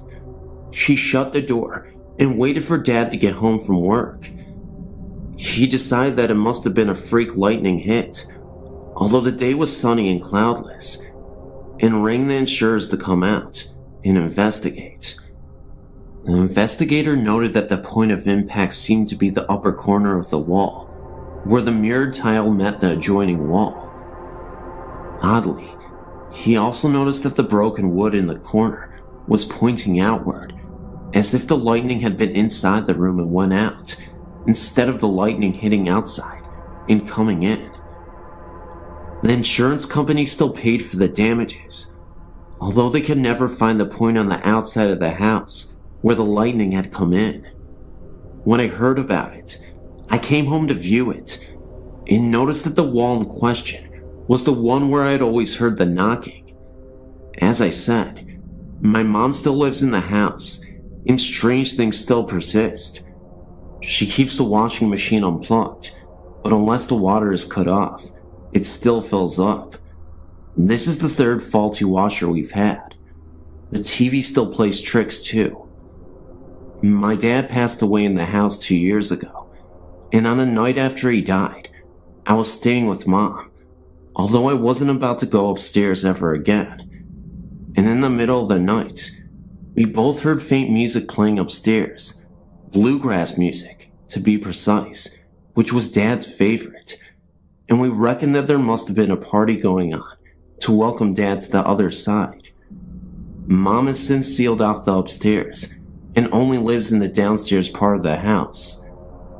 My brother has had plenty of strange things happen to him in the house as well, as did my sister, and as a result, none of us want Mom to bequeath the house to us. She can't understand why.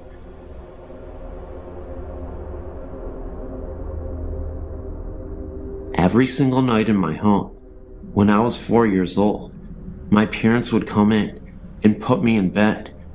Mostly my mother, because my father wasn't home much. I never liked to sleep in the dark, and there were no outlets in my room for a lamp, or none that wanted to work at the time. As I laid in bed, almost every night, I'd look out into the hall, and I would be able to see the hall light on. Almost every single night as I lay in bed, a boy would walk past my door several times and then stop. It was a white glowing type thing that I remember perfectly well. It scared me a bit, but I never got an evil aura off of him. A thing about the boy is that he had died a long time ago, before we had moved in. It scared me all the time to recall it though, even though he isn't bad. I've only slept with the door open once. Since then, my parents got the outlets working. I was sleeping in a different room, but it was across the room the boy had died in. I looked outwards from my slumber.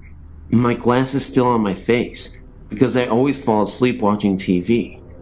I saw the boy, and he went into my brother's room. That night, my brother got really sick. I don't know what happened, but the boy had died of a sickness. Another thing that happened.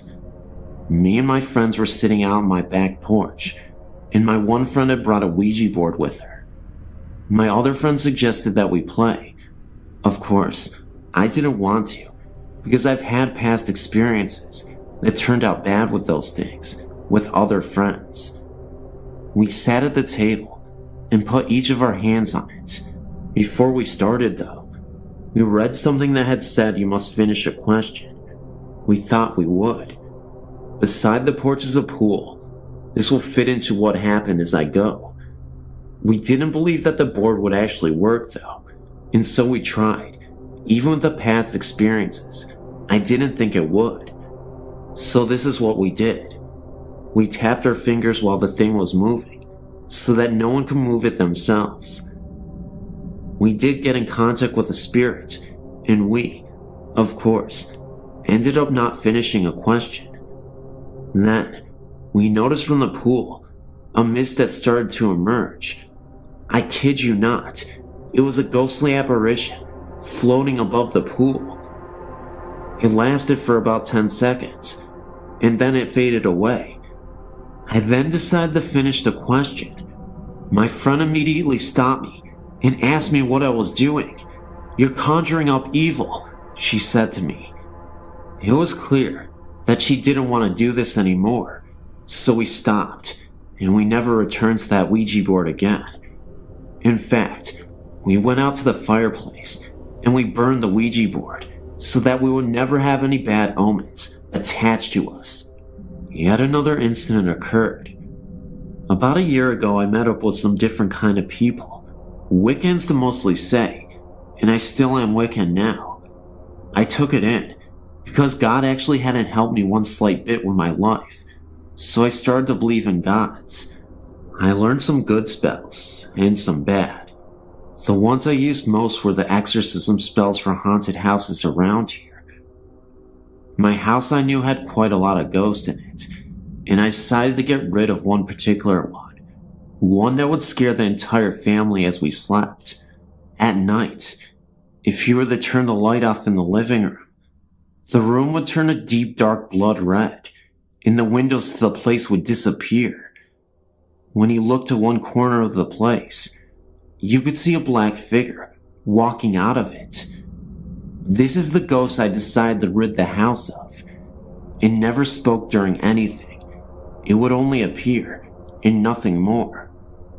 My sister and her friends hadn't believed me when I told them of what was going on in the room, and they tested it for themselves. As we did it, they saw exactly what I was saying, and screamed for me to turn the light on. I actually sleep in that room still. The ghost is still there, but it doesn't bother us anymore. When I had tried the exorcism, the ghost had gotten angry and thrown the lamp at me. If not for me dodging it and then grabbing it before it hit the wall, I would have been in trouble. It glared at me and disappeared. You're probably thinking, this is absolute bull, but I can assure you, it was not. And I tell you this, not because I really want you to believe in some fantasy story, but because this actually happened.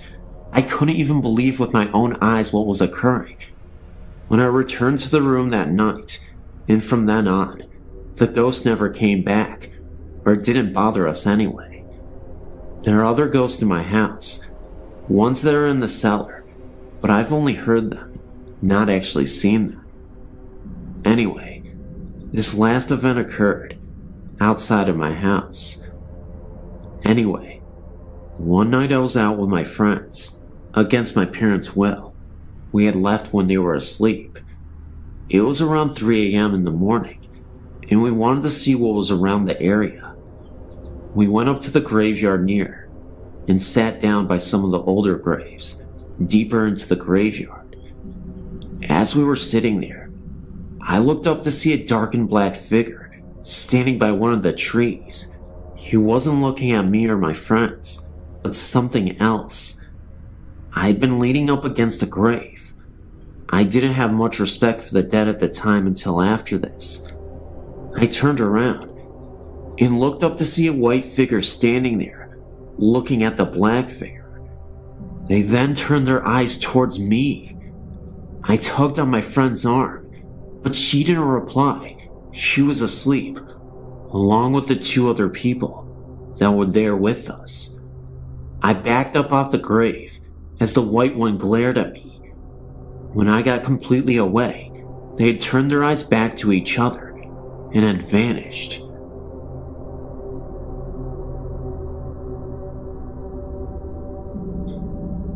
Before our marriage, my husband purchased a home built sometime previous to 1870 in the center of a small town in Michigan. It is a lovely house, we still have it, with high ceilings and wide archways between some of the rooms. When we moved in, we had very modern furniture, which really didn't look right in the house, so our friends would bring us antiques whenever they could find them, very cheaply or for free. One friend bought us a very large round antique mirror that he had found in a house his company was hired to tear down. It was the kind with a gilded wood and molded frame with a medallion at the top. The glass, while it had some dark spots and shadings, was in exceptionally good condition. This was back in the mid to late 70s, and we had parties almost every weekend. In the summer when the doors were left open, no one bothered knocking. They just opened the screen and came in. Late one Friday or Saturday evening, shortly after receiving the mirror, I was sitting on a low sofa against the east wall of the living room. Also on this wall was a large archway leading into the dining room, which is where the main entry door that we used was located. There was also a door leading into the living room from the front porch, but no one used this one. The mirror was hung on the north wall, right next to the couch where I was sitting. Everyone else was sitting in the middle, or at the opposite end of the room, large room. I was looking to my right, and noticed in the mirror that a young man was walking through the archway into the living room, and stopped right at the threshold. At first glance, I did not recognize him, so I turned on the couch to look at him directly, and there was no one there. I looked over at the mirror again, and there he was. He was not a big guy, about 5'8" or 5'9", thin build, dark hair, short for the times, and wearing what looked like one of those blue-gray work shirts. I looked towards the archway again. No one was there. I shot off the couch and into the dining room to see if anyone was playing a trick on me. There was no one in any part of the house other than the living room. It made me very uneasy, and I could never sit in that area again. In fact, I moved that couch a week later, and even though the mirror still hangs there all these years later, I tried to avoid looking at it. A couple of years after this happened, I joined the local historical society. I met a wonderful tiny old lady in her 90s. She told me that she had been in my home many times during her youth, and I found out from her that during Prohibition, the people who owned a house would have parties with bootleg liquor. There was an argument late one evening, and a young man was killed by a blast from the barrels of the shotgun at close range in the area of the front entrance to the dining room. I'm not sure if it was him or not, but for 3 or 4 years after that, every night at 3:10 a.m., I would hear slow but steady footsteps on the creaky wood floors walk from the archway through the living room and up to the bedroom door. They always stopped right there, thank God, and I tried to make sure they would come no further by hanging a crucifix on a hook inside of the bedroom door. After a few years, it either stopped or we grew so accustomed to it that we didn't notice it anymore. So, do you think my spirit came with a mirror, or that the mirror just enabled me to see him? I don't know. I guess we'll find out sooner or later. Early March last year, my husband and I had the most terrifying night of our lives. Avid campers, we had never been scared sleeping out in the middle of nowhere in our tent. We went to a campground called Weldon Springs in Illinois, about 45 miles from our home. We stayed at the backpacking area, which at that time of year is isolated except for a few deer and birds. I felt fear the minute we walked into our spot. We had camped in that spot several times before, with no weird occurrences. I felt like we were being watched. I tried to pass it off as dead trees and grass, and a lack of other people around. By evening, sitting around the fire, I was scared. Our friend came along to stay with us, had a sleeping bag with him, ready to camp. Oddly, he decided not to stay. When we got settled in our tent, hell broke loose. We laid there a minute, and I heard an odd stomping noise in the trail leading to our site. It got louder, like it was getting closer. I asked my husband after we discussed it ourselves, and he said he felt an evil presence there.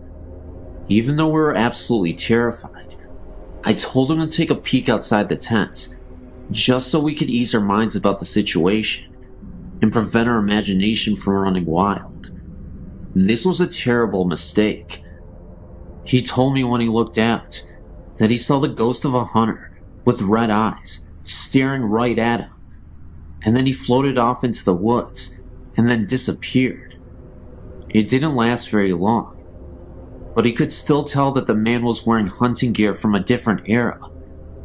It definitely didn't look like the attire you would see today, according to him. He told me that the clothes that he wore looked a lot like the people in the Wild West would wear in the 19th century.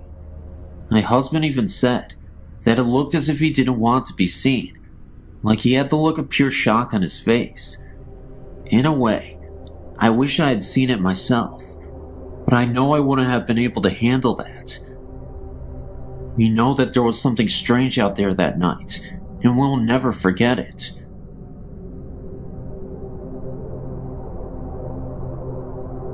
There's this camp that I know of.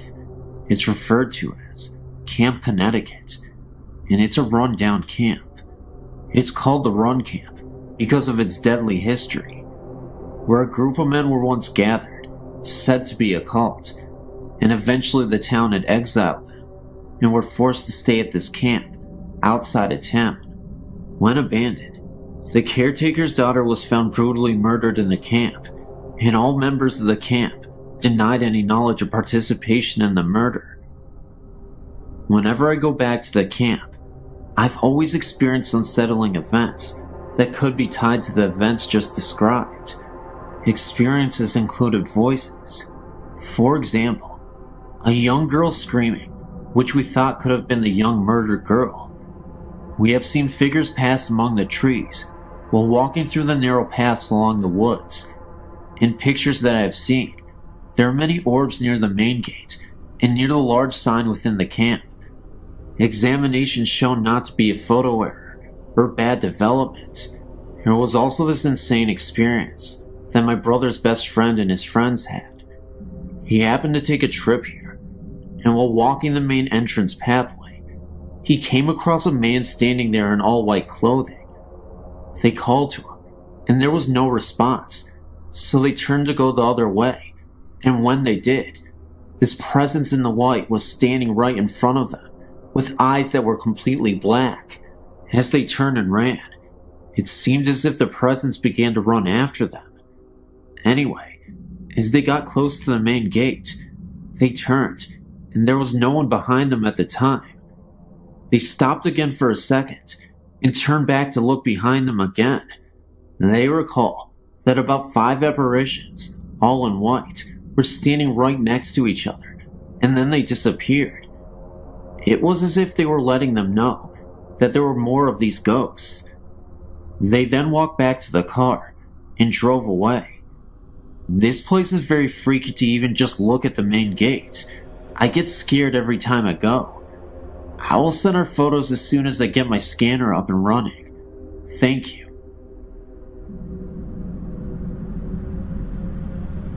I've been tempted to write about what happened to my family many times, but it seems far too unreal.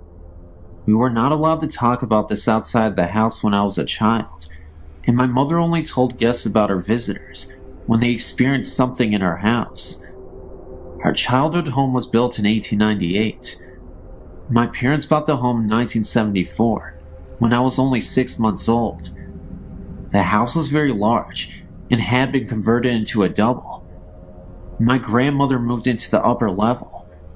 Strange things began to happen shortly after my family moved in. My mother had her first experience one night after she had sent my older sisters to bed. From her bedroom door, she could look out and see into the kitchen hallway and into the bathroom. My family had only lived in the house less than a month when my mom saw a little blonde-haired girl walk into the bathroom. All of my sisters have very dark brown hair, and this was clearly a blonde-haired child. My mother panicked and yelled to the little girl, but the door shut. My mom jumped out of bed. In her mind, she was thinking that this little girl was a neighbor's child, that my sister must have snuck in the house. When she opened the door, there was nobody inside the room. My mother nicknamed the little girl Jessie, and I have no idea why. My mother had many experiences in the house, and with the younger children, myself, my younger sister and younger brother, when we were very small, it was as if we were playing with someone else. I don't remember this, but my mom did. But I do remember that in my oldest sister's bedroom in her closet, there was a paneled off section that led under our hallway steps to the second floor. I remember talking to someone that we called the lady under the stairs. I always thought that it was my mom or grandmother, but I later learned that this was not the case. When we told my mom about this, she would not let us play this game anymore. I do not remember being scared at all. My younger sister and I would also go into our hallway and play with the lady on the stairs. I have very little recollection of this at the time. I would have been about 4 years old, and my sister would have been about 3. When we described the woman to my mother, she forbade us from being in the hallway alone. I never took the ghost stories to heart and was very carefree as a child. I always felt safe, However, I did finally have a bizarre experience that I could not explain or rationalize away. My grandmother had a stroke when I was 15, and my mother gave my older sister's bedroom to my grandmother since it was on the first level and was safer for her. She had no control over what she was saying and was rapidly deteriorating. My parents didn't lay any ground rules down for us kids that summer, as things were in havoc, and my brother and I had stayed up all night, watching Nick at Night in the living room. I could see into my grandmother's room, and we also kept an eye out for her, should she use the bathroom or want something to drink. I was just starting to doze off when I thought I saw someone in my grandmother's room. It was a blonde-haired girl who might have been 10 to 12. I have no idea the age. I thought I was seeing things, or that I was just really wiped out, and my mom's stories were starting to get to me. I walked out into our kitchen, and my oldest sister was eating a sandwich, and I told her what I saw. She laughed at me and told me I must have been dreaming. I thought maybe she was right, because I just never believed what my mom had been saying about the girl she had claimed to have seen on several occasions. Now here's where I realized I wasn't a complete nutcase. I said before that the house was very big. Well, my grandmother started screaming, and my sister and I ran into the room. My grandmother was up and headed for the front door. She was screaming about fire and the little girl. We could barely make out what she was talking about, but she kept repeating, "The little girl said I was going to hurt the baby, and I have to go before I cause a fire." That was the most intelligible sentence that my grandma had said in over a month. My sister kept saying, "What little girl?"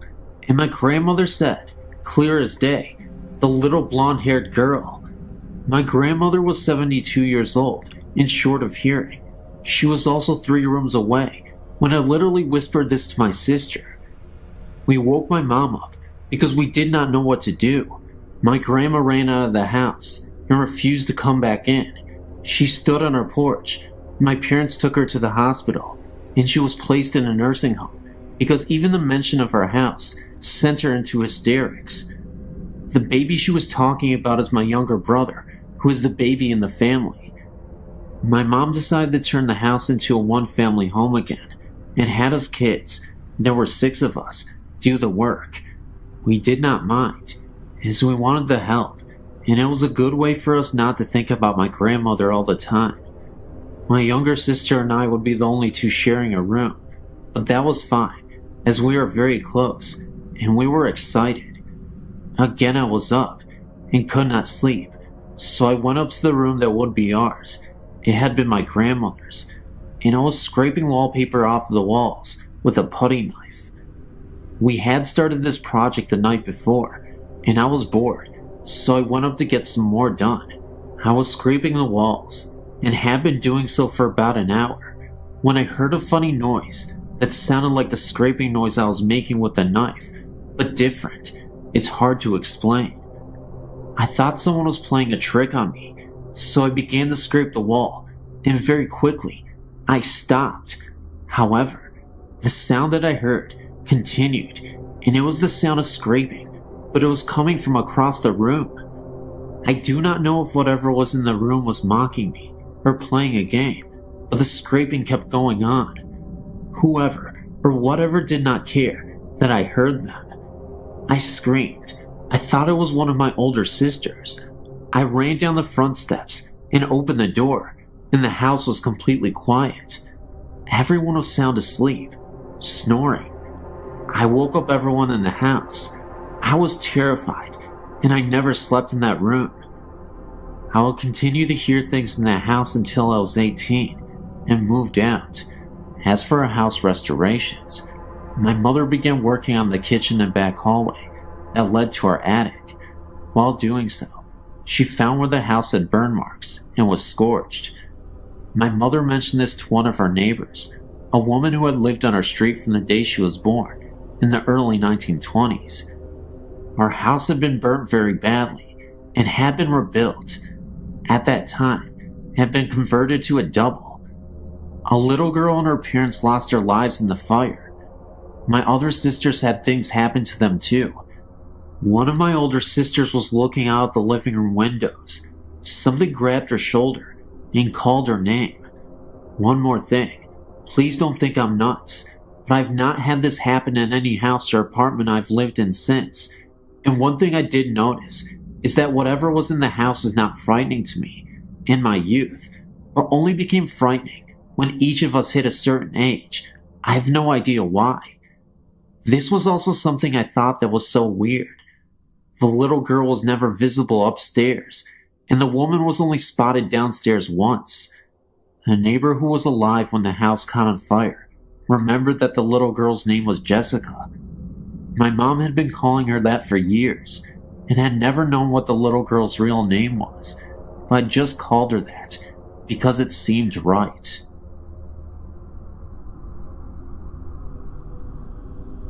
Hi, I just thought I'd write to you guys to tell you what happened to me when I was about 12 to 13. I'm from northwest England, in a county called Cheshire. I was staying with my father in a small village called Wrenbury. He used to live in a large country house that has been around for many years. I think, but I'm not certain, that the house is in Victorian. I was staying for the weekend. The house does look spooky, but I never felt any kind of presence there until Sunday afternoon when my father popped out to the local store. He was only gone for about 15 minutes. It was about 9:30 p.m. and I decided that I needed the toilet. There was a downstairs toilet, but that was full of boxes and tools, so I had to go upstairs. I walked upstairs and went to the toilet.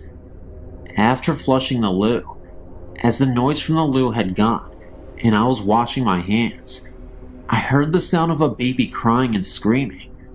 Sound was coming from a nearby bedroom. This scared me a lot because I knew there was nobody in the house, and it was not coming from the outside because the house is stuck in the middle of nowhere, just miles of farm fields around. I walked out of the toilet and headed towards the direction of the crying. As I opened the bedroom door, the sound flew past me, but no one was there. It was almost like the sound traveled through me. I was rooted to the spot with complete terror. I then turned to face the sound, which was now sounding like it was coming from one of the other bedrooms across the hall. I don't know why, but I headed to the other room. The crying baby was really, really loud, and I was sure that someone was hurting a baby. Looking back, maybe that's why I went to see. As I opened the door, I saw something I will never forget. There was a baby lying on the floor, but it didn't look right. Half of its body was stuck in the floor. I could see one of its legs pointing out, and a half of a face. It was wearing old-looking clothes. The sound of the baby was almost deafening, and it looked like someone was hurting it, but no one was there.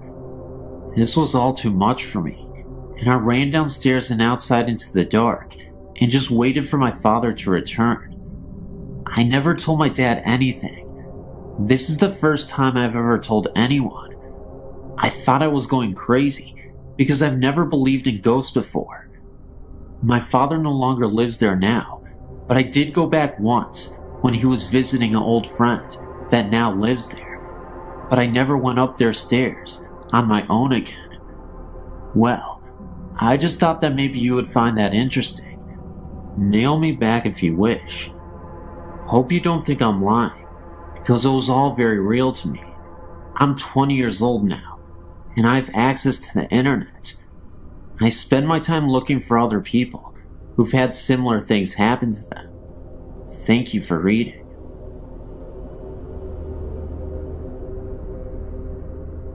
Many years ago, my family and I lived in a lovely Queen Anne style home. We lived in it for 13 years, 11 of which we experienced paranormal phenomena. 2 years after we moved in, we had a first of many odd occurrences. My daughter was in the kitchen, and I was upstairs, when I heard her call out that the upstairs toilet must have overflowed because water was running down the outside of the staircase. I ran to the top of the stairs in bare feet, only to feel water on the surface of the carpeting. I looked over the top of the railing to assure her that the toilet hadn't overflowed, and that was when I felt the wetness on my feet. But there were no water pipes in that part of the house. When I got down the stairs, I found the water running in rivulets down the wooden molding. My daughter reached up to turn on the light under the stairway alcove, and as soon as she did, the water stopped. We had to wipe the trom down, and we never found any reason for that activity. Months later, while preparing for bed one night, I heard footsteps running down the attic stairs. The door crashed against the opposite wall, and then nothing. I was terrified, thinking that someone was there. They would have to pass my room to get downstairs, but nothing happened. When we finally went to look, the door was against the wall.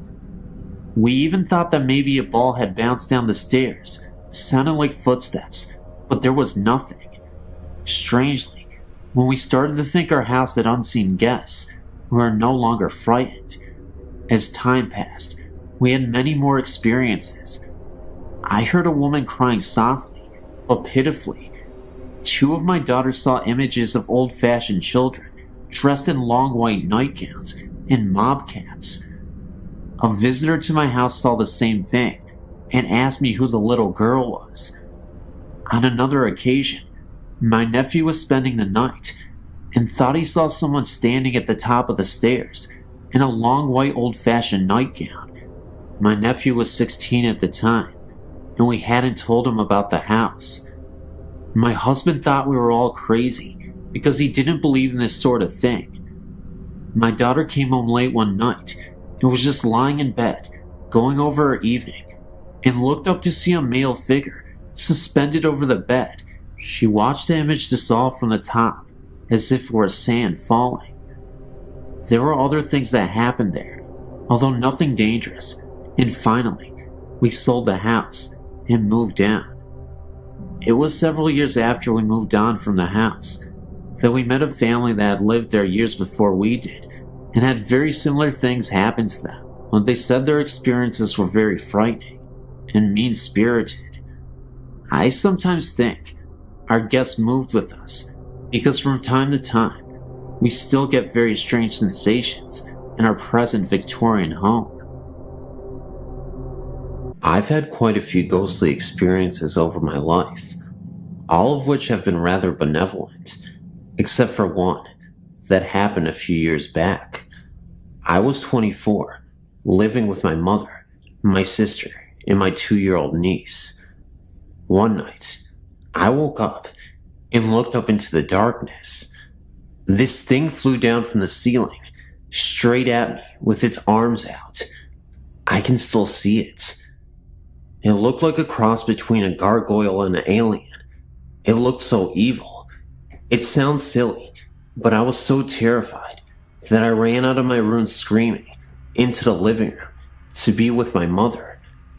I was shaking uncontrollably, and I sat with her for quite a while before I could convince myself that it was just a dream, and I went back to bed with no further problems. Well, a few months down the road, my sister was at home with her friend, Kelly, who seems to have some sort of connection with the paranormal, like her mother, and she sent her down the hall to get a towel for my niece. The linen closet is down the hall in my mother's room. Kelly came back a couple minutes later, white as a sheet. Now, my sister and Kelly are always talking about stuff like this, but this is what really freaked me out. She said that there was something in my mother's room, and it was a threatening presence. She then went on to describe it. About 3 foot tall, gray, kind of a cross between a gargoyle and something. I'd never mentioned anything to my sister, and the only thing I had told my mother is that something scared me. I'd never described what I saw to anyone. In another related incident, prior to my sighting, my mother was trying to sleep one night in her room, and as she was about to fall asleep, something breathed near her, kind of like a sharp exhale, right into her ear. She woke up the next morning with scratches in the middle of her back. And the freaky thing is, she slept alone. And there were only 3, long, about 6 inches thin, scratches on her back. Needless to say, I'm very happy to be out of the house.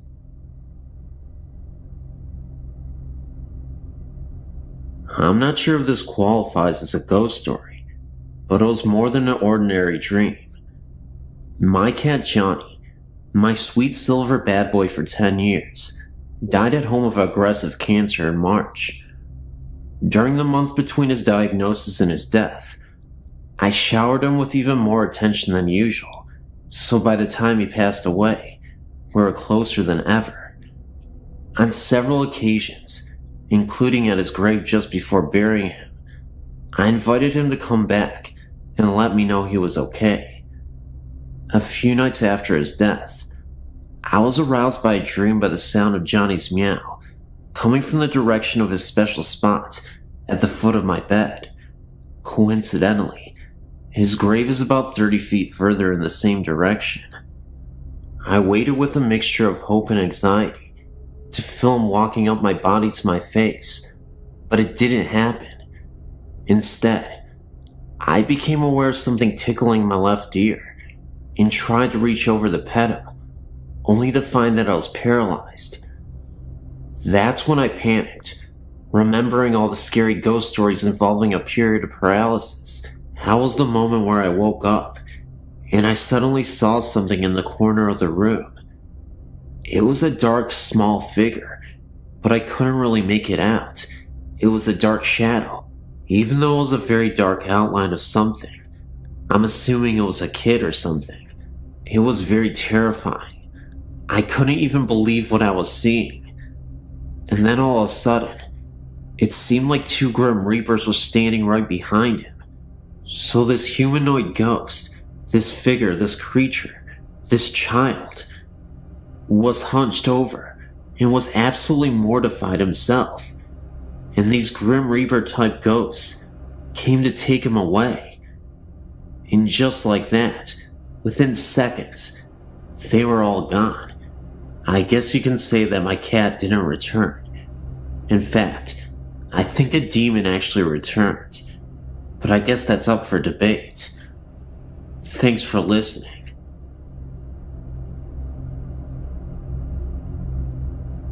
After you read this experience, you might think I'm crazy or something, but believe me, it was the most terrifying night in my life. It has taken me a lot of time to get over it. Before I moved out, about a year ago, I lived in a 100-year-old house. It had 2 floors, and my family only lived on the top floor. We barely ever went into the basement, because the floors were all rock, and there were no lights down there. One day, when I was about 15, I had a friend sleep over, and we thought it would be cool if we slept in the basement and told ghost stories.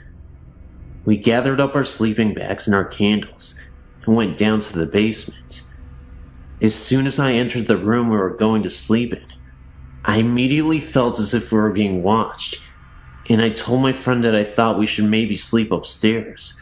She just told me to quit being a wimp and to set up my sleeping bag.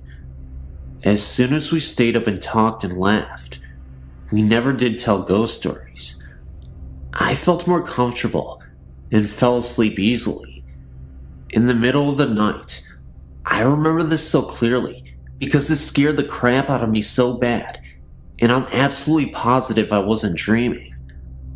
I woke up to knocking coming from one side of the house, and slowly getting louder and closer, and right when it was so near that it was shaking the ground, there was a big crash. And it went away. I sat up straight in my sleeping bag, and my whole body was trembling. After I calmed down a bit, a figure appeared at the foot of my sleeping bag, and I froze. I couldn't move. I couldn't scream. I couldn't do anything. The figure was of a man dressed in rags that were covered in coal. He stared at me as if he recognized me from somewhere, and then his eyes widened, and exclaimed with a gasp, "Mary Beth, Mary Beth, help me." He then disappeared with a flash of light. Apparently, my friend had woken up right when he disappeared and saw the flash of light. The next day I told my parents, and they said that they had felt a presence down in the basement earlier. I read up on the history of our house and found out that the mistress of the house was named Mary Beth, and her picture resembled myself. One of her servants had been trapped in the basement and tried to climb out of the coal chute without succeeding, and after being trapped for about 3 days, he died in an unexplained fire accident while in the basement. Thank you for taking your time to read this.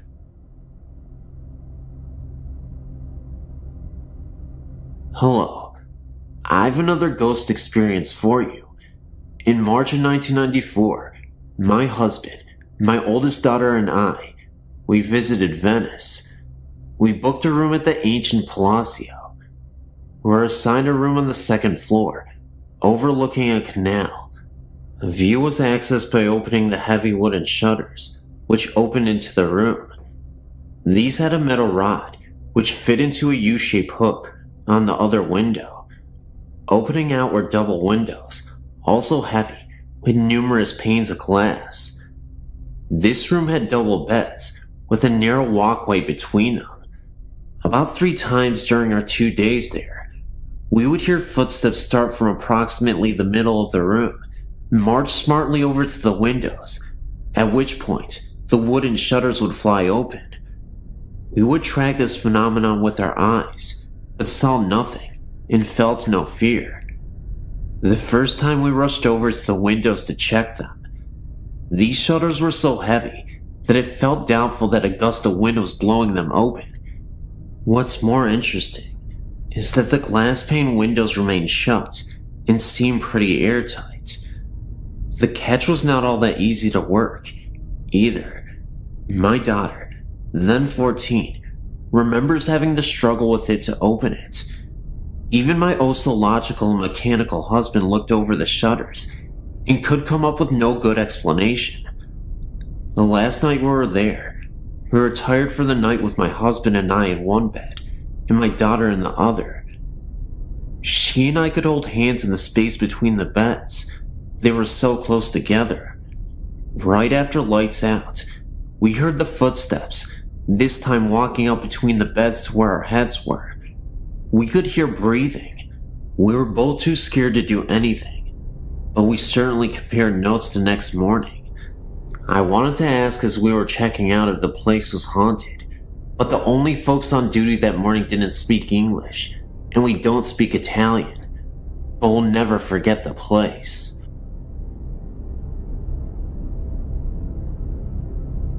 About 10 years ago, when I still lived in Pennsylvania, a group of friends and I took a joyride out to the Quaker Cemetery, just for a good night scare. It was a chilly, full moonlit November night, and there were 6 of us there, 5 guys, and me, the only girl. It was the perfect setting for a ghost. Now, I don't know how many of you readers have ever been to this cemetery, but to describe the first time I saw the place, I screamed and just about curdled my boyfriend's blood. The crematorium scared me the most. I don't know, something about the way it looks and what it was used for. Anyway, back to that night. 2 of the guys were acting like morons and jumping all over the place and around the markers inside the cemetery. I was angry at their pure disrespect for this old place, and so I tried telling them to stop. But of course, as excited as they were getting, they wouldn't listen. Me and this other guy were too chicken to go along with them, especially because of the way they were acting. They were bound to disturb peace in the cemetery, so we stayed by the car. We kept hearing a fake bird call coming from the trees along the opposite side of the road, and then I started smelling the lilacs. The lilac scent somehow wasn't disturbing, even though it was November and none were blooming. And also, there weren't any fresh flowers placed on any of the very old graves. a fake bird call almost scared the life out of us, because it just sounded so unnatural, and with each chirp, sounded closer and closer. We decided that we really needed to get out of there, so we both sat inside the car, waiting for the others. I got myself in such a worked up state that when I found a quarter on the ground, I swore, "In blood we trust," was written on it, rather than the usual "In God we trust." My friend just laughed at me.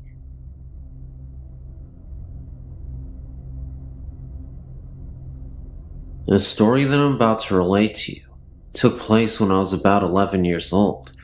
I'm 17 now, and most people whom I've conversed with about this matter shrug it off as the hallucinations of a child. It was the fall of about 92 or 93, maybe before, maybe after. I do not honestly remember. I was living with my father here in Texas at the time, because my mother had hauled off to Arizona to take care of her father, who had succumbed to a stroke. My father and I had gone to my grandmother's house for dinner. My grandfather was out of town visiting relatives in another part of the state. My father, my grandmother, and myself were in the kitchen conversing about things that I can no longer recall, because my memories of this occasion are starting to fade and jostle in my mind. My father told me to go wash my hand in the restroom, as my grandmother had just finished making dinner, and we were about to sit and eat. I walked out of the kitchen and into the dining room. As I looked in the general direction of the restroom, which was about 15 feet from where I was standing, I noticed two things immediately. The toilet was making strange noises, which isn't uncommon in houses, and there was what appeared to be a man in a shroud standing in the restroom with his hands under the faucet, staring at me. I don't remember exactly what my feeling was at the time, except for a bit of fear and a bit of awe at the supernatural. I'm a big reader, and around that time in my life, I was getting into ghost stories and other paranormal phenomena. I then walked back into the kitchen, and my father asked me if I'd washed my hands. Of course, being as frightened as I suppose I was, I told him that I had, and then I proceeded to eat my dinner. But the events of that night have never entirely left me. I had seen the man in the cloak on at least 2 other occasions since, but those stories are for a later time. Thanks for reading, and good night. This story was told to me by an ex-boyfriend, Mike, when we first started dating. We were still getting to know each other, so when he told me he was very afraid of spirits, I believed him, because it's not the type of thing you'd say if you were trying to impress a girl. I asked him why, and this is what he told me. Mike's first encounter with ghosts was about 10 to 12 years ago, when he and his family, mom, dad, little brother George, and Mike, were living in a house in the northwest side of Chicago.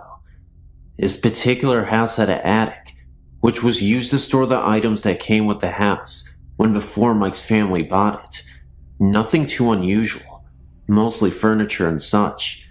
At this time, Mike was probably 15 years old, and his brother George was probably 9 years old. They were up in the attic one afternoon, goofing around, pretending to be acrobats and wrestlers. Eventually, they got tired, and George collapsed on the floor, while Mike sat in the old recliner that came with the house. The brothers continued talking until their mother called from downstairs, announcing that dinner was ready. The boys had worked up an appetite, so they bolted out of the attic. Mike was the last one out, and as soon as he shut the door behind him, he remembered that he left the light on. Knowing his mother would be mad if he didn't turn it off, Mike opened the door to the attic, took one step in, and froze. The recliner that Mike had been sitting in was slowly turning towards him. Mike tried to command his body to run, but he was so scared he seemed rooted to the floor. The recliner turned enough so that Mike could see the form of a knee, and it was at that point that Mike got the strength to bolt out of the room and down to the kitchen. He told his parents what he saw, and of course they didn't believe him, but Mike refused to stay in the house any longer. He was so upset that his parents made arrangements for him to sleep at his aunt and uncle's house that night. Furthermore, this was the last time Mike ever stepped foot into the house. He stayed with his aunt and uncle until his family sold the house a few months later. Of course, his parents objected to his imposing on his relatives' hospitality, but they were too afraid to force him to come back, fearing he would have some sort of breakdown. The next house Mike's family moved into was still in Chicago, and not too far from the old house. Everything was going fine until one night, when Mike's family had friends over for dinner.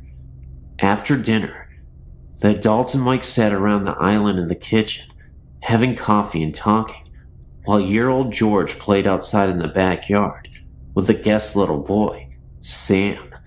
At one point, George opened the kitchen door and ran through the kitchen, past all the adults, and straight into the adjoining bathroom. Nobody thought anything of this until about 10 minutes later, when Mike's dad questioned why George was taking so long in the bathroom. Mike's dad knocked on the bathroom door, asking George if everything was all right. No answer. Mike's dad tried to open the door, but it was locked from the inside. Everyone started getting concerned until the kitchen door opened again, and in came George and Sam. Mike's father asked George how he snuck back out of the bathroom without anyone seeing him. You see, there is no other way out of the bathroom. If George came out, or even opened the door, he would have been seen. In order to get back outside, he would have had to go through the kitchen again. George swore up and down that he had not been to the bathroom at all. He was outside playing with Sam the whole entire time. Mike's father asked him again to explain about the locked bathroom door, but when they checked it again, it was not locked.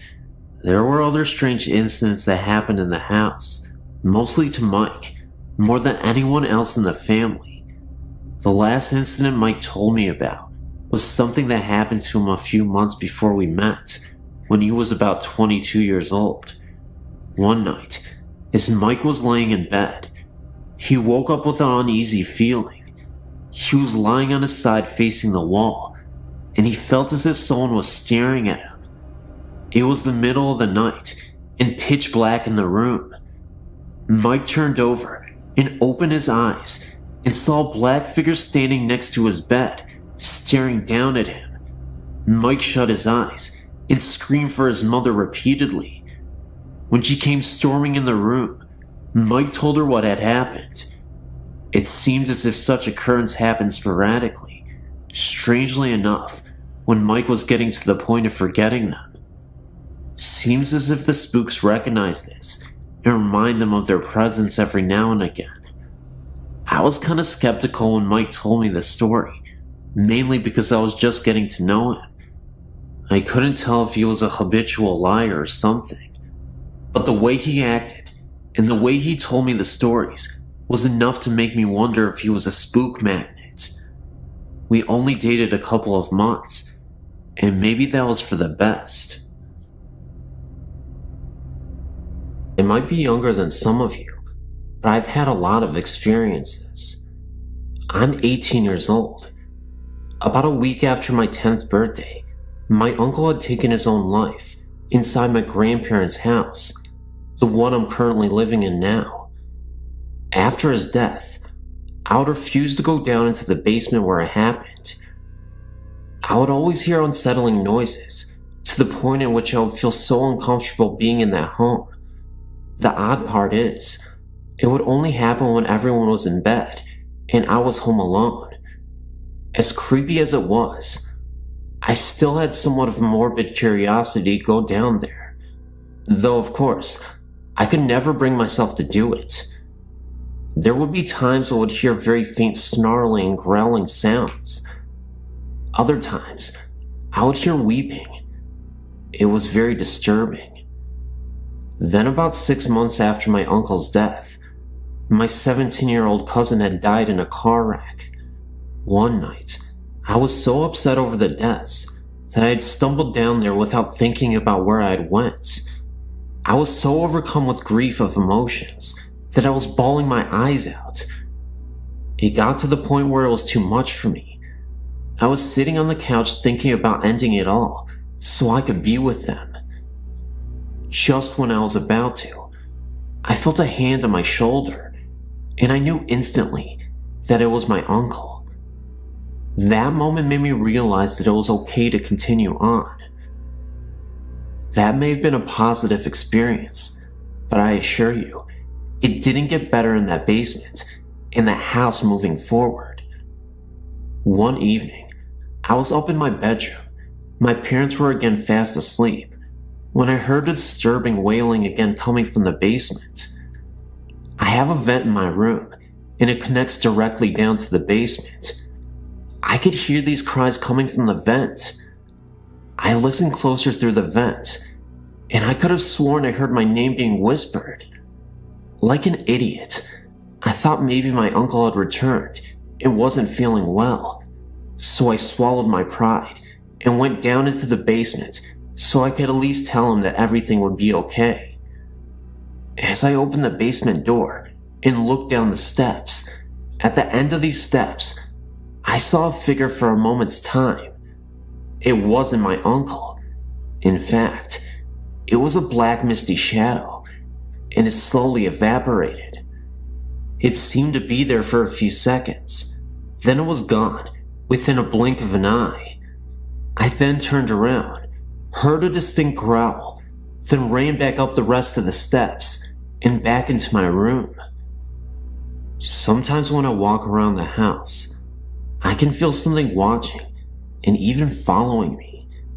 It's not always my uncle, but it definitely feels like something evil. It wasn't too long ago that me and my 21-year-old cousin went to go see her dad. Now, this is the cousin that was in the wreck with the one that passed away. Jean, the 21-year-old cousin, had told me that she had felt her sister's spirit with her before. While we were up late at night talking about her, we suddenly felt her presence with us. It was like she was sitting there and listening to us. Then, not too long ago, I was over at a friend's and was going to stay the night. We were in her room, talking about how she thought that maybe she had a ghost living in her house. Of course, I'm sitting there nodding my head. Then I felt something grab my necklace that I was wearing. So we got freaked out and ran to the living room and checked out my neck. Whatever had touched me left a great big red check mark on my neck. Then about 5 to 10 minutes later, it felt like something was grabbing my legs. I pulled up my pant legs, and it had red marks all over my legs. So me and my friend decided to get out of the house and go bowling. Over at the bowling alley, the marks had turned white and disappeared.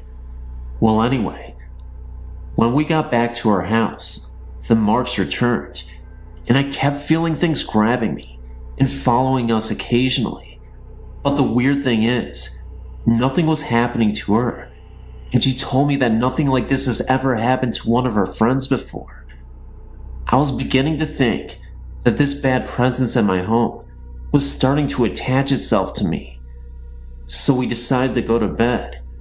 While we were laying there, it felt like someone had come up and sat down on the bed between us. So I looked over, and no one was there. I haven't been over to my friend's ever since.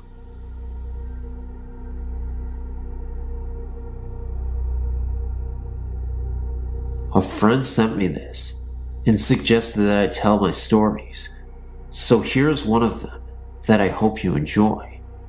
I have more if you'd like to hear.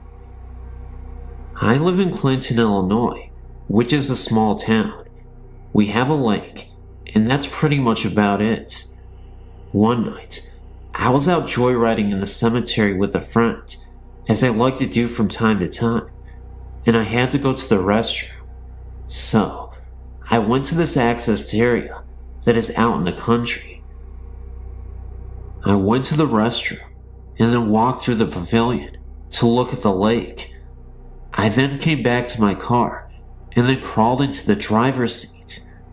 I looked up and there was this little boy ducking behind a garbage can. He had red eyes that glowed like a demon's and teeth that were jagged and white. A black figure that looked like a medium-sized dog was beside him, and it was black. All that you could see was its red eyes. They both stared at us in the car, and I felt fear overwhelm me. I quickly started the car and left. The next day I told my mom about it. She grew up in the area, and she said that they often had Satan worshippers out there, and that rumors were that a little boy was drowned and used as a sacrifice many years ago. My aunt, she says that the little boy was evil, and therefore was put to death in that spot. I've tried to research this, but there are no records of any murder of a child taking place in this area. But I will never go there again, night or day. This is just one of the countless stories that I have. I have some photos too. I don't know if you can use this, but if you can, feel free to. You may also edit if needed.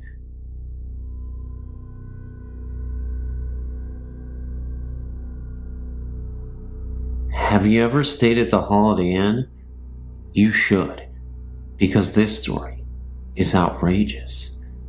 In early of July 1999, I spent a work week there for a regional curriculum camp. I had originally been slated to share a room with other teachers on the first floor. However, the room was a smoking room, and the odor was causing my asthma to flare up, so I was transferred to a room on the 4th floor. Buggered if I can remember the room number.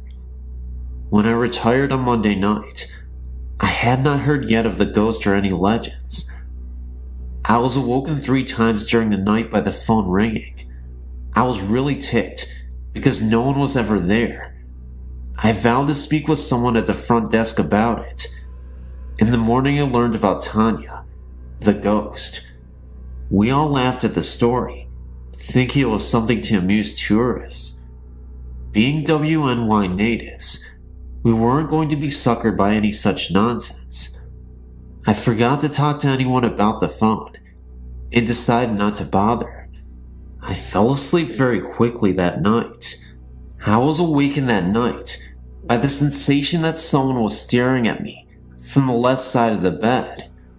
I have small children. My son often wakes me using the stare method. Now, I might have thought the ghost story was crap, but I wasn't going to test the theory by looking to see what was next to me. I said, "Go away. I'm not going to look at you. I need my sleep." The sensation immediately left me, and I slept the rest of the night quite peacefully. I awoke and went to my morning sessions without anything remarkable happening. However, I had to return to my room mid-morning to fetch some papers I needed for the next session. The curtains were open on the doors leading out to my balcony, which was not unusual. Housekeeping always opened the doors after cleaning. What was unusual was the number of small, sticky handprints all over the outside of the doors. These were no higher than my waist. I shook my head at the poor cleaning job. I was sure that the previous guests must have children with them, and that the maid had failed to clean the prints off the glass. I wonder how hard it was to open the doors and give the glass a good cleaning, and then I hustled off to make my session. As the day progressed, I heard more tales of Tanya, like how she throws the poolside chairs into the pool during the night, etc. We giggled amongst ourselves, like good campers should when hearing ghost stories. None of us was going to admit we believed any of it, especially when our principals were listening. So, I was half joking while I was in my room, getting ready for bed, and said out loud, "Listen, Tanya, I don't know how old you are, but I think you'll enjoy the books in the Falls room. If you can read, You'll really like them. Even if you can't, lots of them are full of beautiful pictures that I bet you'll like to look at.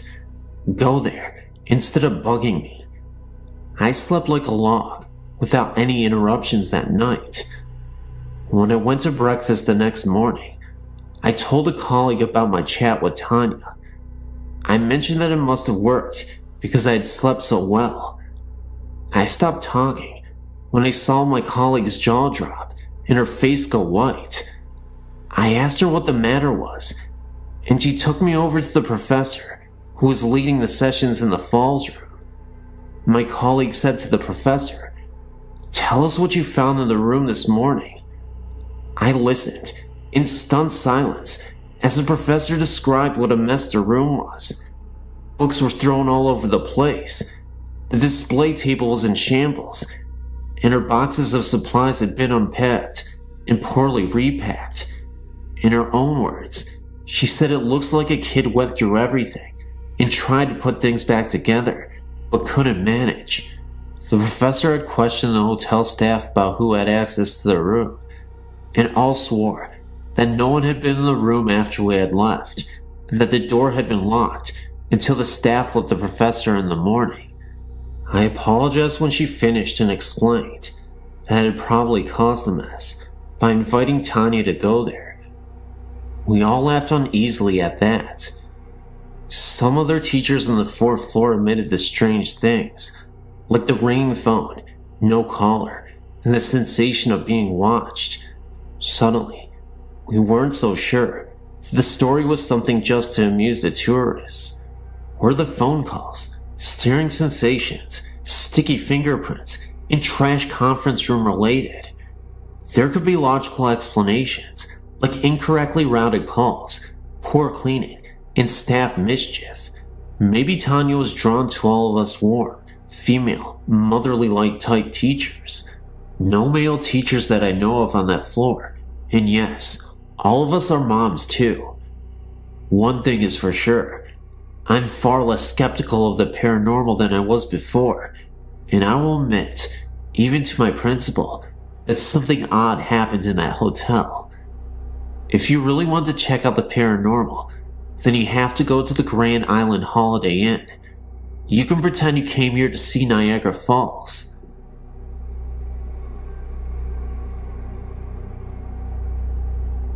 I've had many experiences with ghosts and hauntings, all beginning around age 3. I'm now 28, and my connection to ghosts and spirits has only grown stronger with time. I suppose I should start with my earliest haunting. I was around 10 years of age. My parents had just divorced, and I was feeling alone and angry. I don't like to sleep with my bedroom door open. When I did, I felt I was being watched. One summer night, the air was hot and humid, and I had no choice but to sleep with my door open to get a cool cross breeze. I remember waking up sometime around midnight or shortly thereafter, feeling I was being watched. When I looked out my bedroom door, I saw a frightening sight. A figure with pure black skin, bright yellow eyes, and a cloak of red, white, and black harlequin-like design was staring at me, its hands on the door jamb, about to enter the threshold of my room. I screamed, saw its eyes widen in shock, possibly, and flee down the hall adjacent to my room. I even saw its robes fluttering after it as it fled. My scream woke my family, who searched the room for the thing, lack of a better word, but found nothing.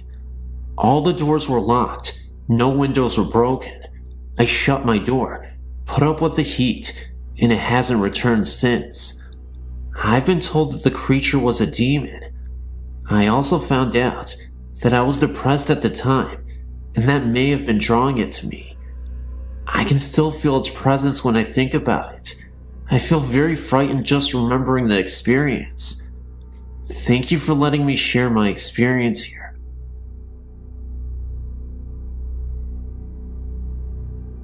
I wanted to share my own personal experience with you regarding my beloved Nana. She passed away in 1984, I took her death very hard and would go to visit her grave often. After my now ex-husband and I married in 1998, I became pregnant within the year. Since I knew that my ex and I would not stay together for the long term, and since our marriage was so troubled, I found myself up at Nana's grave many times, sometimes just to talk to her and ask her to guide me and to watch over myself and the baby. The first time I went to see her grave, I hadn't been there for nearly 2 years at the time. I was pretty certain of what row her stone was in, but not completely sure. I asked her out loud to help me find her, and so help me God if I'm lying. I ended up parking directly in front of her row. I thanked her and walked over to her grave, placing a single rose on it and crying. I was about 6 months pregnant with my daughter at the time, and I was very certain that her love for us would get us through the rough months ahead. Shortly after our daughter was born, my ex-husband and I were having major problems, major fights. It was obvious to the both of us that we would eventually split up permanently. We separated when my daughter was 3 months old, and I moved into an apartment with my infant. Shortly after, I could feel my Nana's presence. I never saw anything. I always asked her not to appear to me, as she knew I would be afraid, but her presence was unmistakable, especially in my daughter's nursery. It never frightened me. Conversely, I felt very comforted and protected. As a new mother, I took many photos of my infant those first few months. I never noticed until a friend pointed out to me that in one of them, which was a picture of the nursery, there is a vortex on the right, like a solid bar of white light, and to the left of that, an arched mist that almost looks like the shape of a rainbow, but you can see the wall right through it. Also, the picture of the room came out as if I had taken it from on the floor, or close to the floor, and pointed the camera up. I would have never taken a picture from that angle, and I know I didn't. I cried when I realized that the vortex and the light are my Nana watching over her great-great-granddaughter and me. I don't think it's a coincidence, either, that the photo is focused on the rocking chair and the mist is right across it. I should also mention that shortly after my Nana passed away in the 80s, and my brother and I still lived at the home with my parents, that one night I was up reading in bed and walked out into the kitchen. My brother was sitting at the kitchen table, shaken and white as a sheet, almost crying. A second later, my mother walked out of her bedroom, and she was crying. They both professed, at exactly the same moment, that they had seen Nana appear to them and tell them not to worry, and that she was all right. I might add that their bedroom were on opposite sides of the house. My mother also had a separate incident where she saw my Nana at the end of her bed.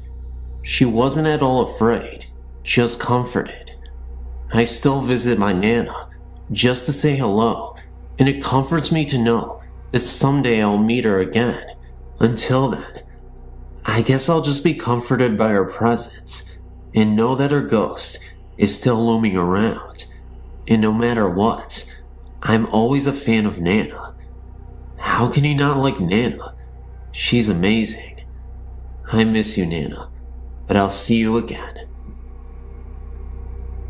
This incident occurred about 20 years ago in Mishikawa, Indiana, when I was only 9.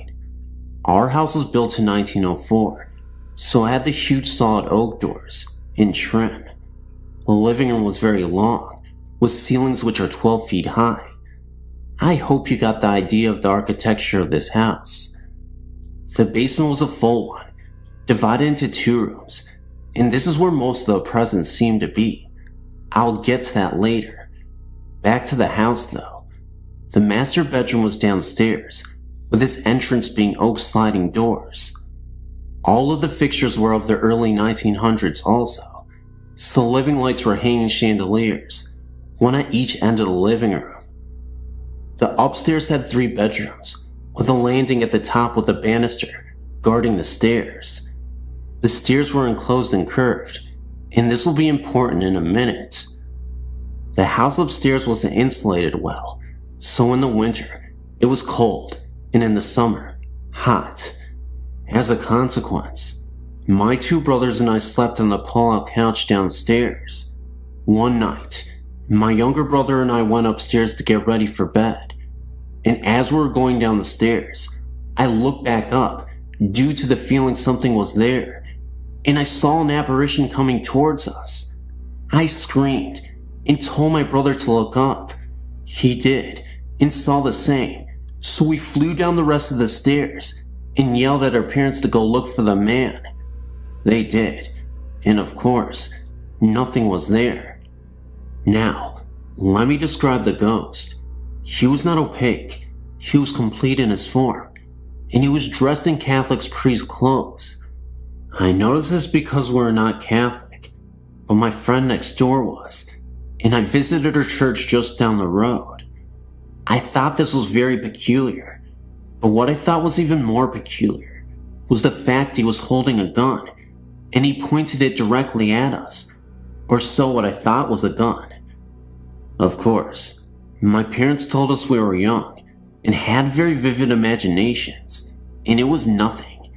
Years later, however, my mother confessed that she knew the house was haunted, and also because when she was the only one home, she would hear something walking up the stairs and on the stairs. We always had German shepherds, and our dog would growl at the ceiling and would never go in the basement. Now, onto the basement. I knew there was a presence here in the back room where the water heater was, because it was much colder, and felt wrong. It felt evil and bad, and didn't want anyone there, because it felt you, and you just had to leave immediately. I want to say that the upstairs didn't have this feeling to it, even though this is where we saw the man. I'm not sure of the history of this house, and soon after this incident, we moved to Florida on my dad's company transfer. I just want to give my opinion on this. After researching different types of hauntings, I feel that this was a replay of some kind, and I was a witness to it. I do feel that there might have been more than one presence, because the evil in the basement was different than the other, and the one in the basement didn't want anyone there. He did other things to give us this feeling.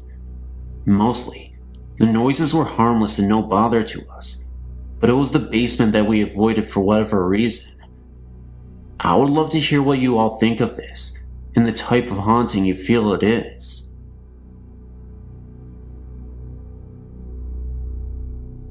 I used to spend a lot of nights driving around in my youth. I was young and reckless, and had no clear direction in life, so I'd often find myself aimlessly driving, late at night. I'd spent a majority of my adolescent years dependent on drugs, and unfortunately, almost succumbed to an overdose. I was harming others, but most importantly, I was on a path to self-destruction. The night before my overdose, I had a creepy paranormal experience that, fortunately for me and those around me, changed my entire life for the better. It was another one of those late night drives. I'd gotten into a verbal altercation with my parents. Words that weren't meant to be said were exchanged, and I ended up running away from home. I took the keys and headed out driving for hours until I ended up in an unfamiliar town. I was starting to get a little exhausted, was 6 hours away from home, and was running low on gas. What happened next will always be embedded into my subconscious for the rest of my life. I pulled up to a gas station in the middle of nowhere. Now, like I said, this area was completely isolated from the rest of the world. It had a last house on the left kind of feel. Until I ended up at the gas station. I'd driven past miles and miles of just cornfields and farmland. Woods all around, nobody in sight. I ended up walking to the gas station and bought myself a pack of cigarettes from the station attendant. He noticed I looked a little confused and asked if I was lost. I said yeah, I was. This was before GPS and cell phones, and I didn't have a map with me. He told me there was a bridge in the distance, that was visible from that gas station less than a mile or so away, but said if I crossed it, I could pass another town nearby and find a highway that could take me back home. I thanked him, pumped my gas, and went driving towards the bridge. As I started to make my way through this road, and on my way through the bridge, rain started to pour down, and I could barely see through my windshield. It had rained so much that it almost obscured my vision, and there was no source of light anywhere along the dirt road I was traveling on, except for my headlights. The guy at the gas station told me the bridge was very close by, and even though I could see it in the distance before it started raining hard, it felt like it had been forever before I could see it.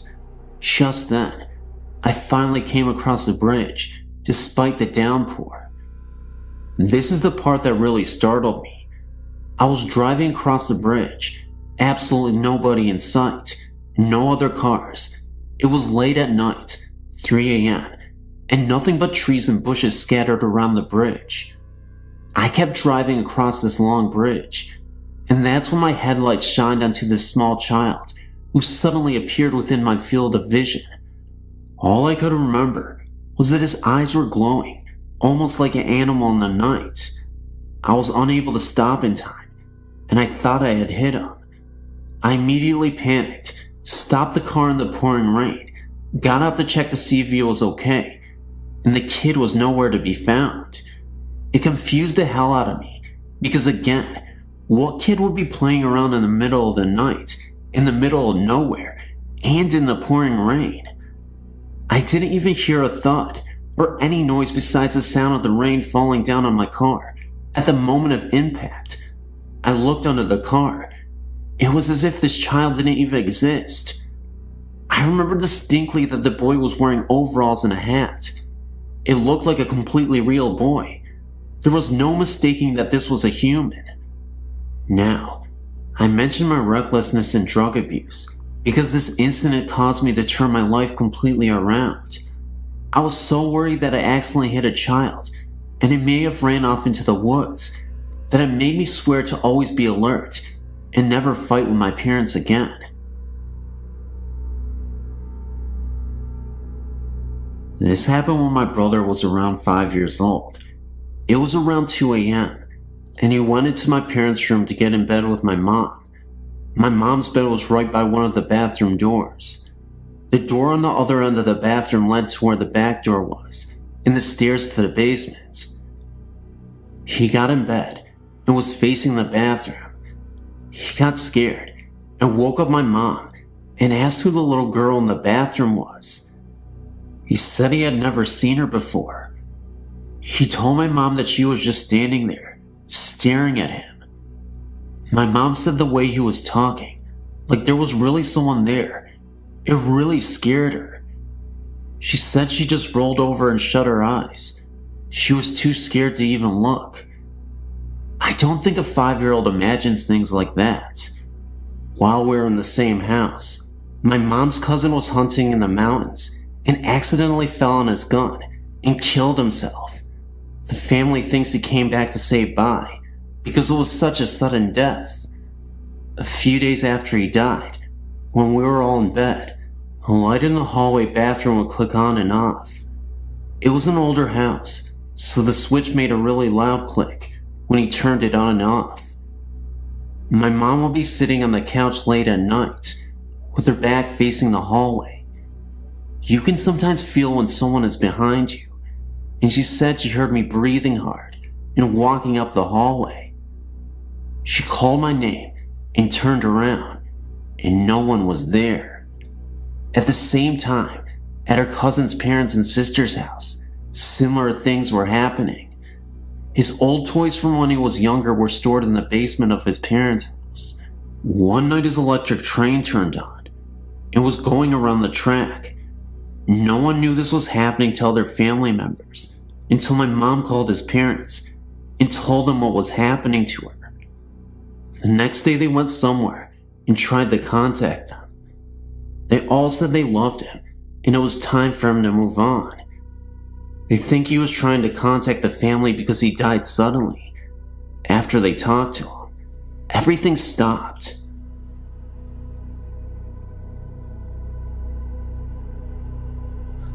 The following happened back in July 1995.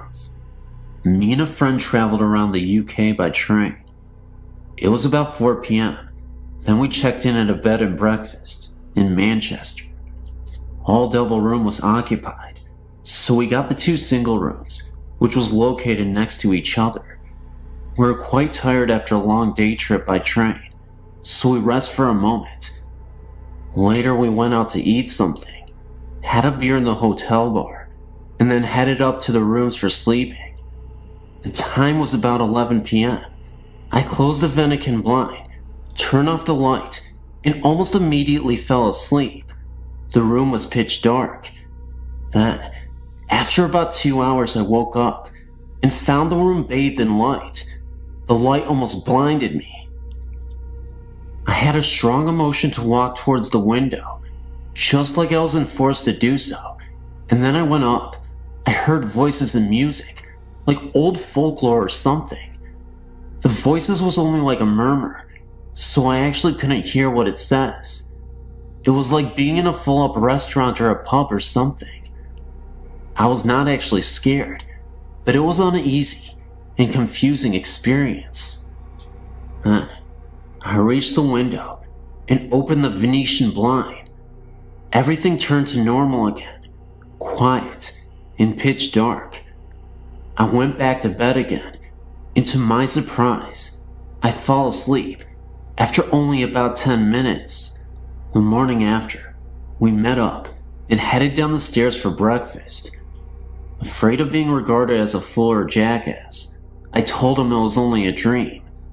Then, I almost dropped my coffee pot when he told me that the exact same thing happened to him. He has always been quite skeptical to the paranormal things, but I think this experience has changed his mind a bit. I would be very glad if you could give me your opinion. I have apprehension about what really happened that night. I know I was fully awakened, and it can't be my imagination, because the same thing happened to him. As I said in a previous mail, I'm not so good with English, so I hope you understand me. You may publish my story if you want, but you better circumscribe it before.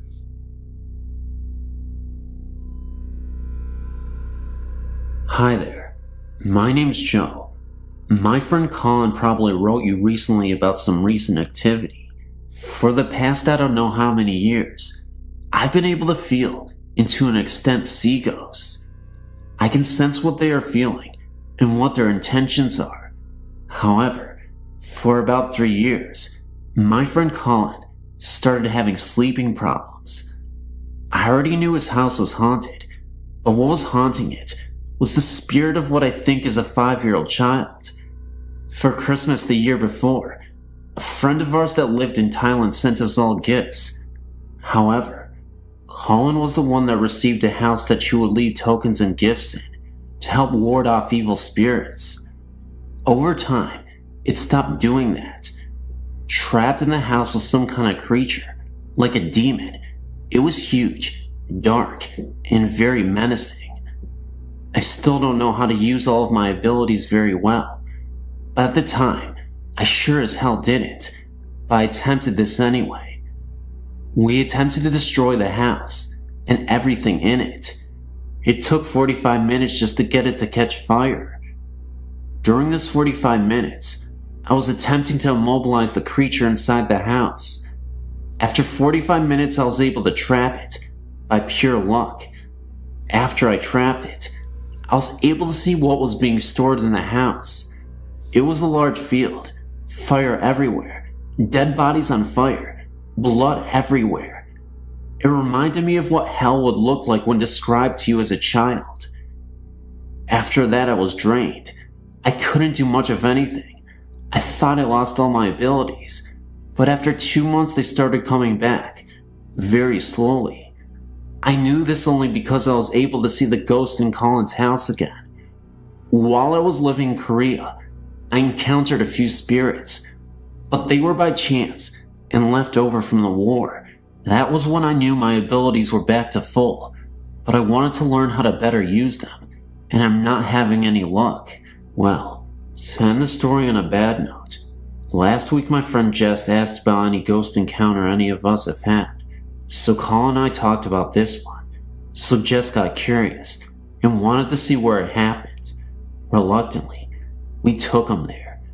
Surprisingly enough, development has been going on in the area for the last 5 years, but at the spot where we destroyed the house, nothing is built. We went to the spot, and I was able to feel it out from residue from when we first destroyed it, but after a few minutes, it wasn't just that. The feeling I was getting became stronger until it made me sick. I almost passed out, and I doubled over dry heaving. It turns out it was still trapped there until that night. Somehow, it got loose. I don't know how or why, but now I have to get rid of it for good, and I don't know how.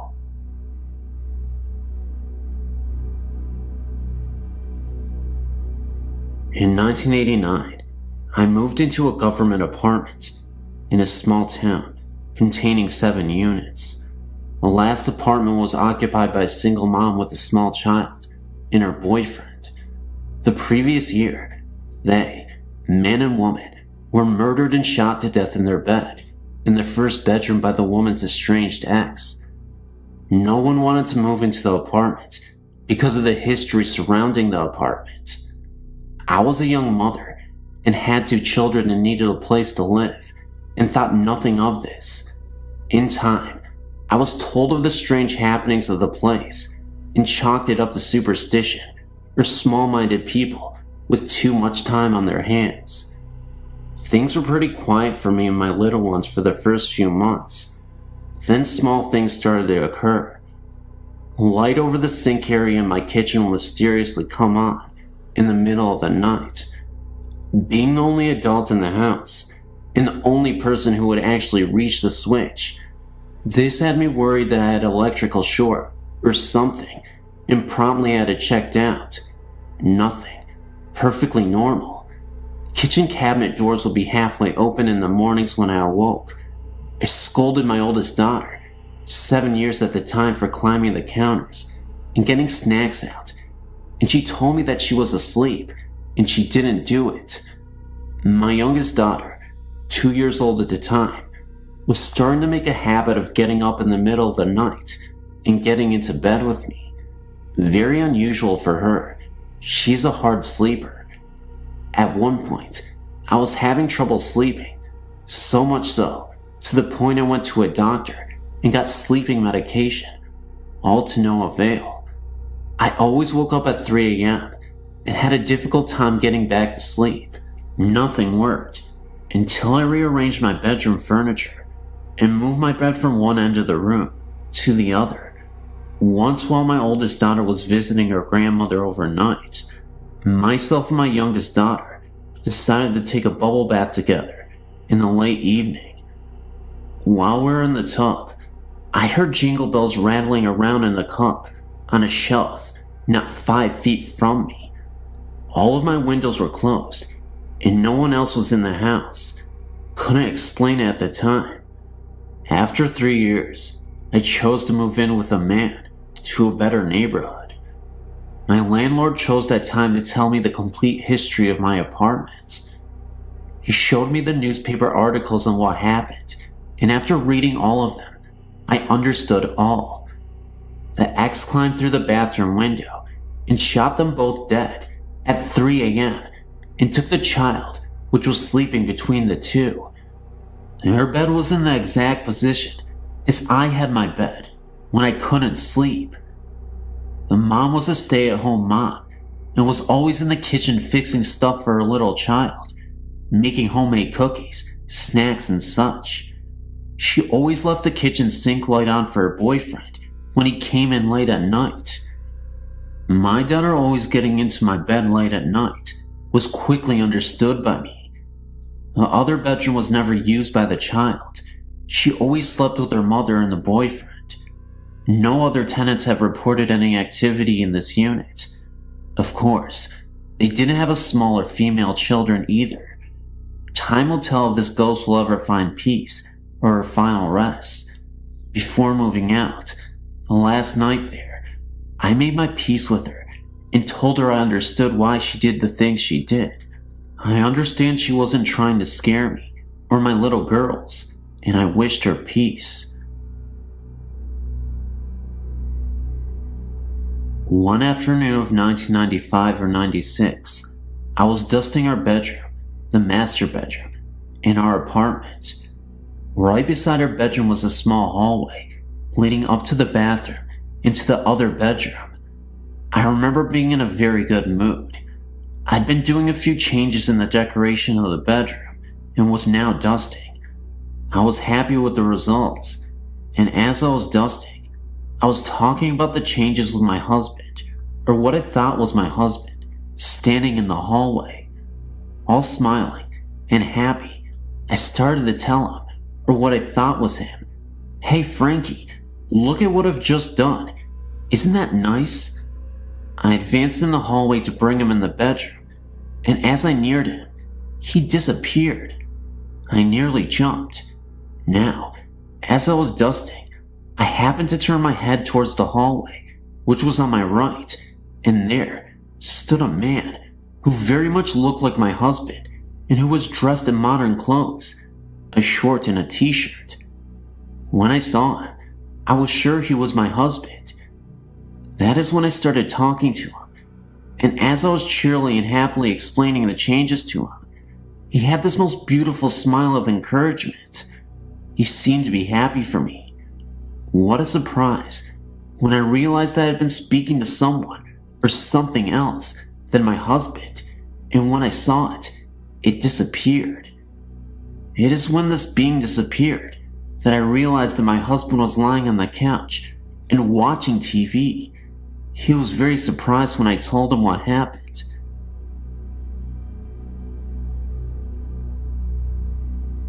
I live in Australia, and I've been seeing spirits ever since I was about 2 years old. My first experience was just after my grandmother's death. I was visiting her grave for the first time, and then all of a sudden, I started hearing voices. They were telling me to leave, that it was too dangerous for them and me if I stayed, that I had to run and never turn around.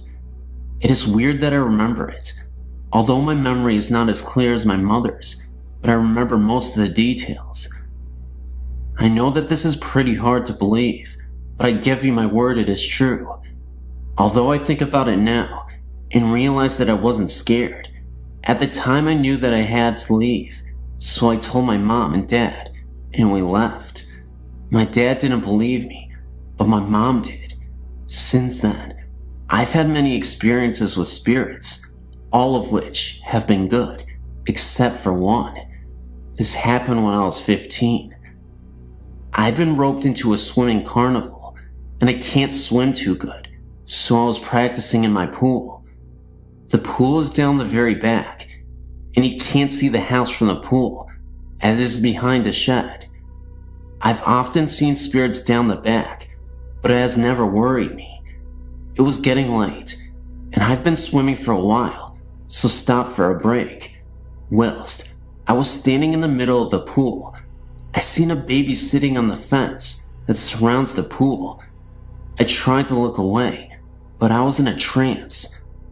I finally stopped looking at it, but it was good, as I was suddenly dragged under the water. I struggled for about 2 minutes before it would let go. When it finally did, I ran inside. I told my mom, and she never believed me, but I've never been down there on my own ever since. My name is Evan, and my friend's name is Scott. We're making a trip to North Carolina for a concert in August of 1996. After the concert, we drove for a long while, finally making it to South Carolina, and were in need of a place to camp, as it was getting pretty late. We found the Kings Mountain State Park entrance, but being almost 2 a.m., the gates was locked. We both got out of the VW camper to see if we could get the gate open. The road was completely deserted, and being at the entrance, we were not even close to any campsites. With the headlights of the camper as our only source of light, A woman appeared out of nowhere. She had dark hair, thin white dress, and was barefoot. She asked us if we were with the wedding party, and we replied that we were not. As quickly as she appeared, she was gone. Scott and I thought it was kind of weird. No evidence of another car on the road, and the fact that she was barefoot in the middle of nowhere at 2 a.m. in the morning.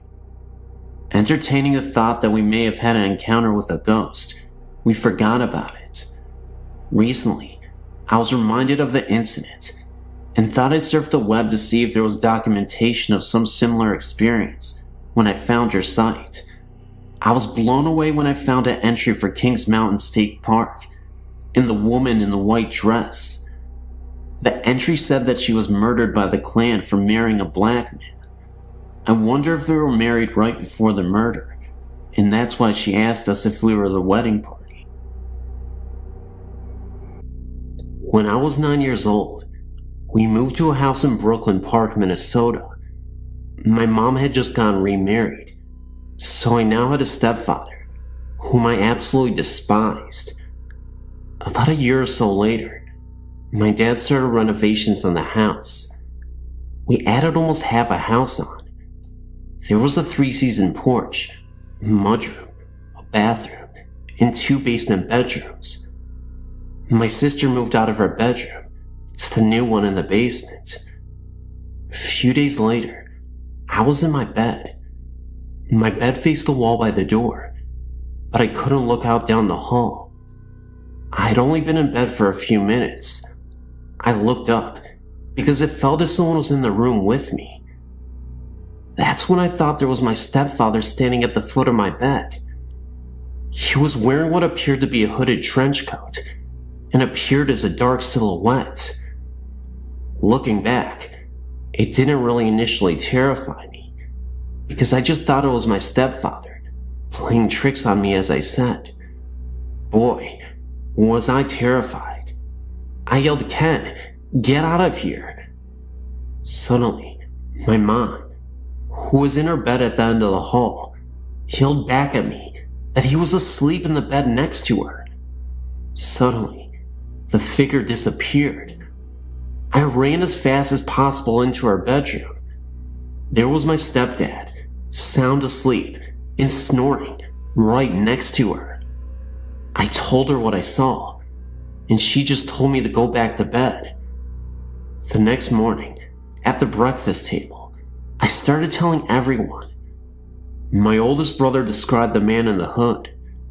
He also said he'd seen the man in his bedroom at the foot of his bed. His bedroom was in the basement, located right under my parents' room.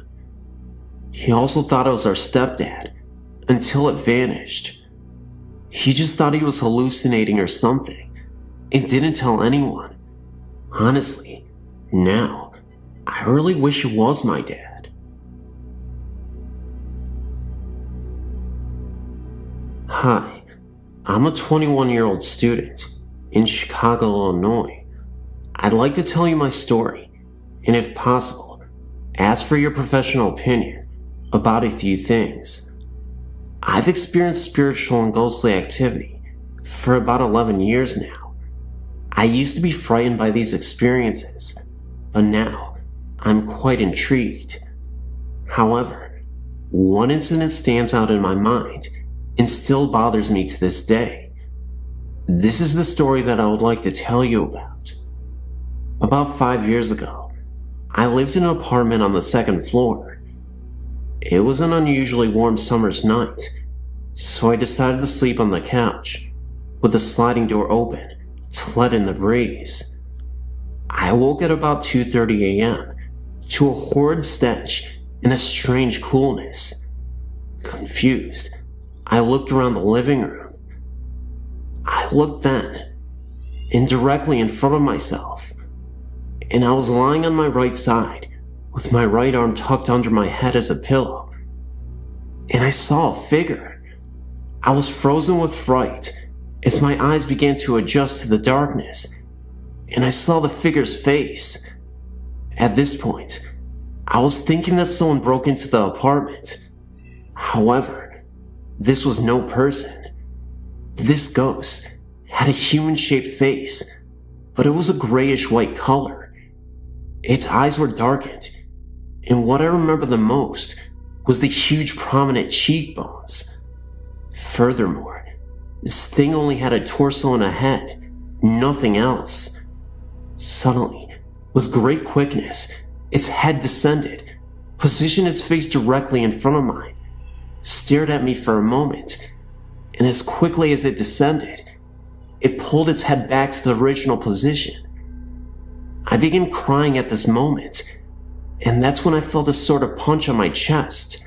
It then seemed to kind of run off into the kitchen, and then I heard the door slam. I jumped from off the couch, turned the lights on, and checked the door out. The door was locked from the inside, so there was no possible way that someone had broken into the apartment and left through the kitchen door. To say the least, I was badly shaken. I took a moment to collect myself. When I realized my chest hurt, I went to the bathroom and pulled down my pajama top slightly, which revealed a large red mark, as if someone had punched me. This mark eventually developed into slight bruising as the morning came. Needless to say, I didn't sleep that night. Since this event, several other experiences have occurred, none as frightening as this, thank goodness. However, a cluster of events did occur directly after this experience. For what reason? I'm not sure.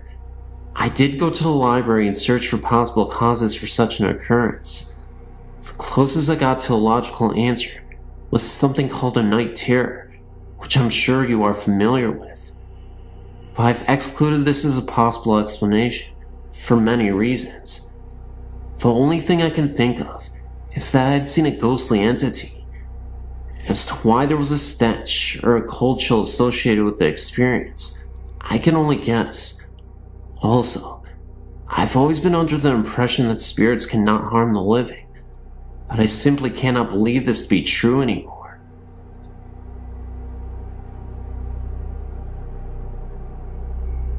And this is an experience that I had when I was younger. It's a little short, but it remains my creepiest ghost story I've ever had. I had to have been 8 or 9 years old when it happened, and yes, it sounds a little corny, but it was truly an unforgettable and authentic experience. It happened to be dark and dreary on this night. It had been raining really hard, and I had no choice but to walk through the rain. The rain just kept pouring down, and all I could think about was how miserable I was from the rain, and just wanted to get to my friend's house faster. I think it was around 10 p.m., and I was walking through the neighborhood park to my friend's house on the other side, when all of a sudden, I saw my dead grandmother appear from out of nowhere. Oddly enough, it was a year to the day of her death from cancer. She just looked as she did before she got sick, though. She looked wonderful. Of course, I wasn't sure if it was really her, so I walked up to her and called out her name. The wind became harsher, and the rain fell harder, and as she reached out to me, I could see she was in pain. It was at that very moment that her face changed, and she became scared, and looked as though she needed my help, and it was then that she disappeared. I had to have been 3 to 5 feet away. Needless to say, I ran as fast as I could to my friend's house, and didn't say another word that very night.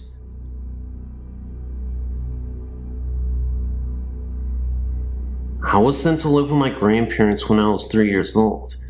I loved my grandpa with all my heart, and he and I became very close because he could not work due to a serious heart condition. We took wonderful care of each other. Even at the age of 5, I've always been very responsible due to my grandfather's ill health. One day, when I was 9, my grandma kept me home from school to look after Grandpa because he was not feeling well. About 9:30 that morning, he went to lay down because he said he did not feel well. I went in about 10:30 to take his temperature and discovered his fever to be 103.4. I rushed and called my grandma and mother immediately. In turn, my mother said she was going to call an ambulance, so I was to get Grandpa ready and wait for them. As I did this, my grandpa called me into his room and told me, "Pumpkin, I love you very much and you know this. Even though you are young and in time will forget different things about me, just always remember my love and the way you feel. I promise you this. I'll always be there with you, and you'll always be in my heart." I will always remember him saying this, because that was the last conversation he ever had. I never got to say goodbye, because he fell into a deep coma, and they wouldn't allow me into ICU to say goodbye. He then died on May 26, 1983, at 5:36 a.m. I know this for a fact, because he had given me his watch to hold on to while he was in the hospital, and it stopped at that very second that they pronounced his death. Now, while that is odd enough, the best part is yet to come. 3 weeks after my grandpa had passed away, my grandmother became very ill and was put into the hospital, so my sister, brother-in-law, and myself stayed out at my grandma's house. My sister had a cat that whenever someone came down the stairs, it would run to the basement door and cling to the screen to be let out. Well, one night, at about 11:30 p.m., the cat was sleeping with me on the couch in the basement when it jumped down and ran to the door to cling onto the screen, when all of a sudden, we heard footsteps. Now, the house is locked, my grandmother is in the hospital, and we are all in bed, downstairs. My brother-in-law grabs his baseball bat and tells us to call 911. At first I was very scared and was crying. And then they went upstairs. The footsteps stopped, and all of a sudden, my grandpa was standing in front of me, holding the note I had put in his pocket the day of the funeral. He had a tear in his eye and told me not audibly, but I could see his lips move, that he loved me and would always be there with me. Ever since then, any major life event, graduation, marriage, the birth of my 2 children, anything, I felt this love at one time or another, and I felt a huge sense of calmness.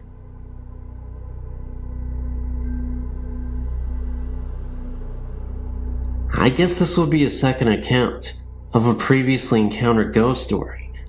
I had the same thing happen to me as in the story below on Denton Road, Ypsilanti, Denton Road Bridge. The story goes that a group of kids were playing chicken near Denton Road Bridge, and one of them proved to be Chicken. His car swerved off the road when they reached the bridge, and they crashed into the river below. Many people claim to see a light come out of the river and chase their vehicle to the end of the road if they stop at the center of the bridge at night. I'm a racer and have a very fast, very built up 1969 Dodge. One stopped on this bridge simply because we were lost, and a pair of headlights came up the embankment and behind me and started coming up on me very fast. I thought some drunken redneck was out four-wheeling and was going to rear-end me. The car was in gear and running, so I simply stepped on the gas, and the headlights behind me pulled up within a few feet of my rear bumper. I floored it, and the light stayed right on my bumper. Couldn't see a thing behind me because the brights were on the car following me, and they were far brighter than any car I'd ever seen. I had the speedometer buried past 120 miles per hour, and they were 2 feet off of my bumper. I remember the red glare of the brake lights lighting up the road behind me some, and the moon was very bright that night, so I could see the way to the bridge practically, and there was not a car on the road. I was a little stunned, and almost lost the car at the turn. We went back to make sure that no one behind us had got into the ditch. Well, there was nothing. And then I got freaked. Made it back to Windsor in record time.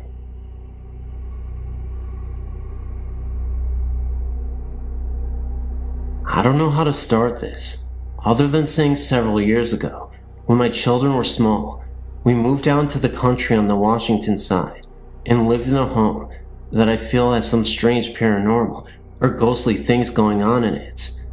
I would have to say that during that time, there was something in there causing all havoc in our home. To make it short, I used to on a regular basis have something come to me, and I'm not sure what, but let me explain what it looked like.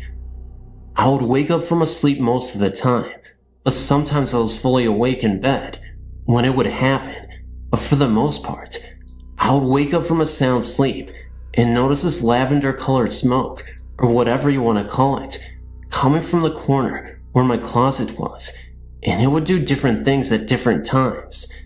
It would wrap around my perimeter of my room, and then go to the end of my bed, and separate into 5 different lines, and then dart at me, and then would go away. Sometimes it would wrap around the room, and then come down from above, into 5 different lines.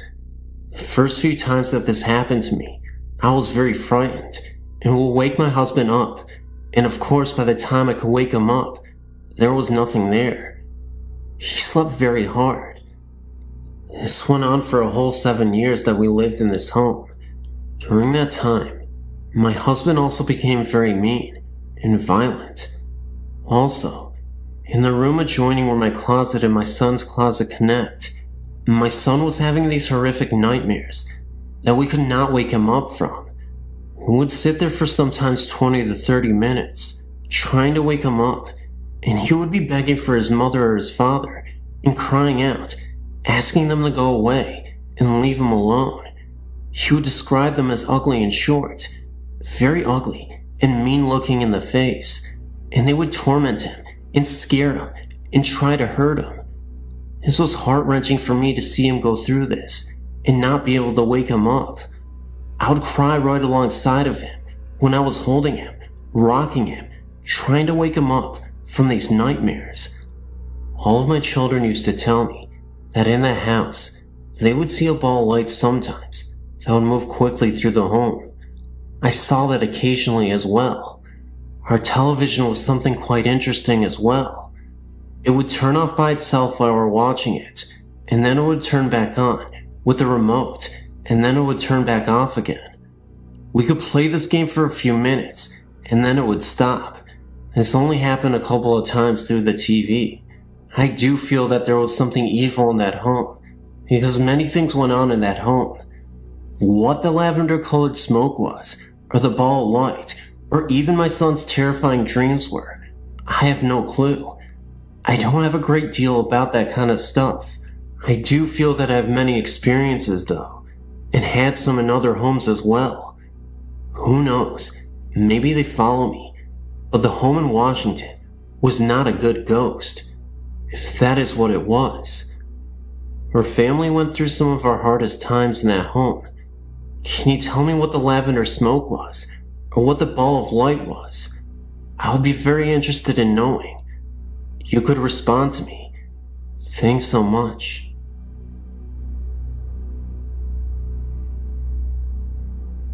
I'm from the Southern California area, so here's how it goes. I was born in the Los Angeles area, but my parents bought a brand new home in the Orange County area. The city of La Palma, to be exact. The house was located on some ranch of some sort, because our backyard faced a very large open but fenced field, with some cattle roaming around in it. Mind you, these are tract homes, as we know it today, and at the time, it seemed like we were living in the boondocks. I mean, looking back at it now, it was a rather very lonely area, but it all had these new tract homes. You know, one supermarket, one library, one hospital, fire station, and police station. You get the idea. What the funny thing was, we were only 4 blocks west of Knott's Berry Farm. That is, if you stand at the main entrance, as you get closer to the park. Anyway, the house was well built, new carpet, plumbing, the whole works with upgrades. But on some occasions, I was very scared downstairs in the family room. I was even scared in my own bedroom. I mean, my room looked like a toy room display, so there was no reason for me to get scared, just out of the blue. I mean, I was playing in my room, and it seemed as if evil walked in the room. I got this incredible feeling of hate towards me, as if I shouldn't have been there. It's happened to me several times in the house, and at 7 years of age, I didn't know anything about the supernatural or paranormal activity. Another occasion was during a Saturday afternoon. My mother and I were upstairs, and suddenly, we heard this slamming and crashing noise, and as we came down the stairs, we saw in the living room my mom's favorite painting smashed on the floor. It looked as if someone broke it in anger. I mean, the frame was just trashed, and the small pictures around the one that got smashed were perfectly hanging straight. The ghost made itself seen again in the late afternoon. This time, my mom was doing some house cleaning, and as she turned to one side, she looked up towards the stairs, and she saw a man wearing a white cream-colored suit in pristine condition, except he didn't have a head. No Hollywood genre or anything like that. I saw the same thing myself. This time, I saw him at night, at the end of the hallway. This was very real, and very scary. Another time, as I would sleep at night, the beds were occasionally kicked very hard. Also in the master bedroom, the sliding glass mirror doors were slamming back and forth, and the dresser drawers were also slamming in and out as well. All these things would happen separately from each other on different occasions. The main boulevard is La Palma Avenue, and the street of the house is Comstock Circle. We lived there from 1970 to 1975, my parents and I. And that is the most scary and terrifying ghost story I have. Thanks for listening. I had recently sent a story about my grandfather visiting me about a week after his death. Well, that was one of the more comforting things that has happened to me. The next story I'm about to submit actually happened as a dream, but to this day, I feel a very strong connection with it. It all happened about 6 years ago. A 10-year-old girl mysteriously vanished from a sleepover at her friend's house. I never met this girl, and although we only shared the same first name, I had several odd dreams about her after her disappearance. One day, about 1 week after the child turned up missing, I woke up early one morning to go to work. It wasn't like any day though. I woke up feeling very sad and upset. I didn't have any idea why I was feeling like this, but something just wasn't right. So, I continued to get ready for work. When I got there, I still had this bizarre feeling that something big was about to unfold. About an hour into my long workday, I forgot about the feeling and went on with my day. A woman I work with came into work about an hour later and then asked me, "Did you hear they found the missing girl?" All of a sudden this feeling came back. I said yes. They found her in a dumpster wearing her blue nightgown. She replied, "Then did you hear?"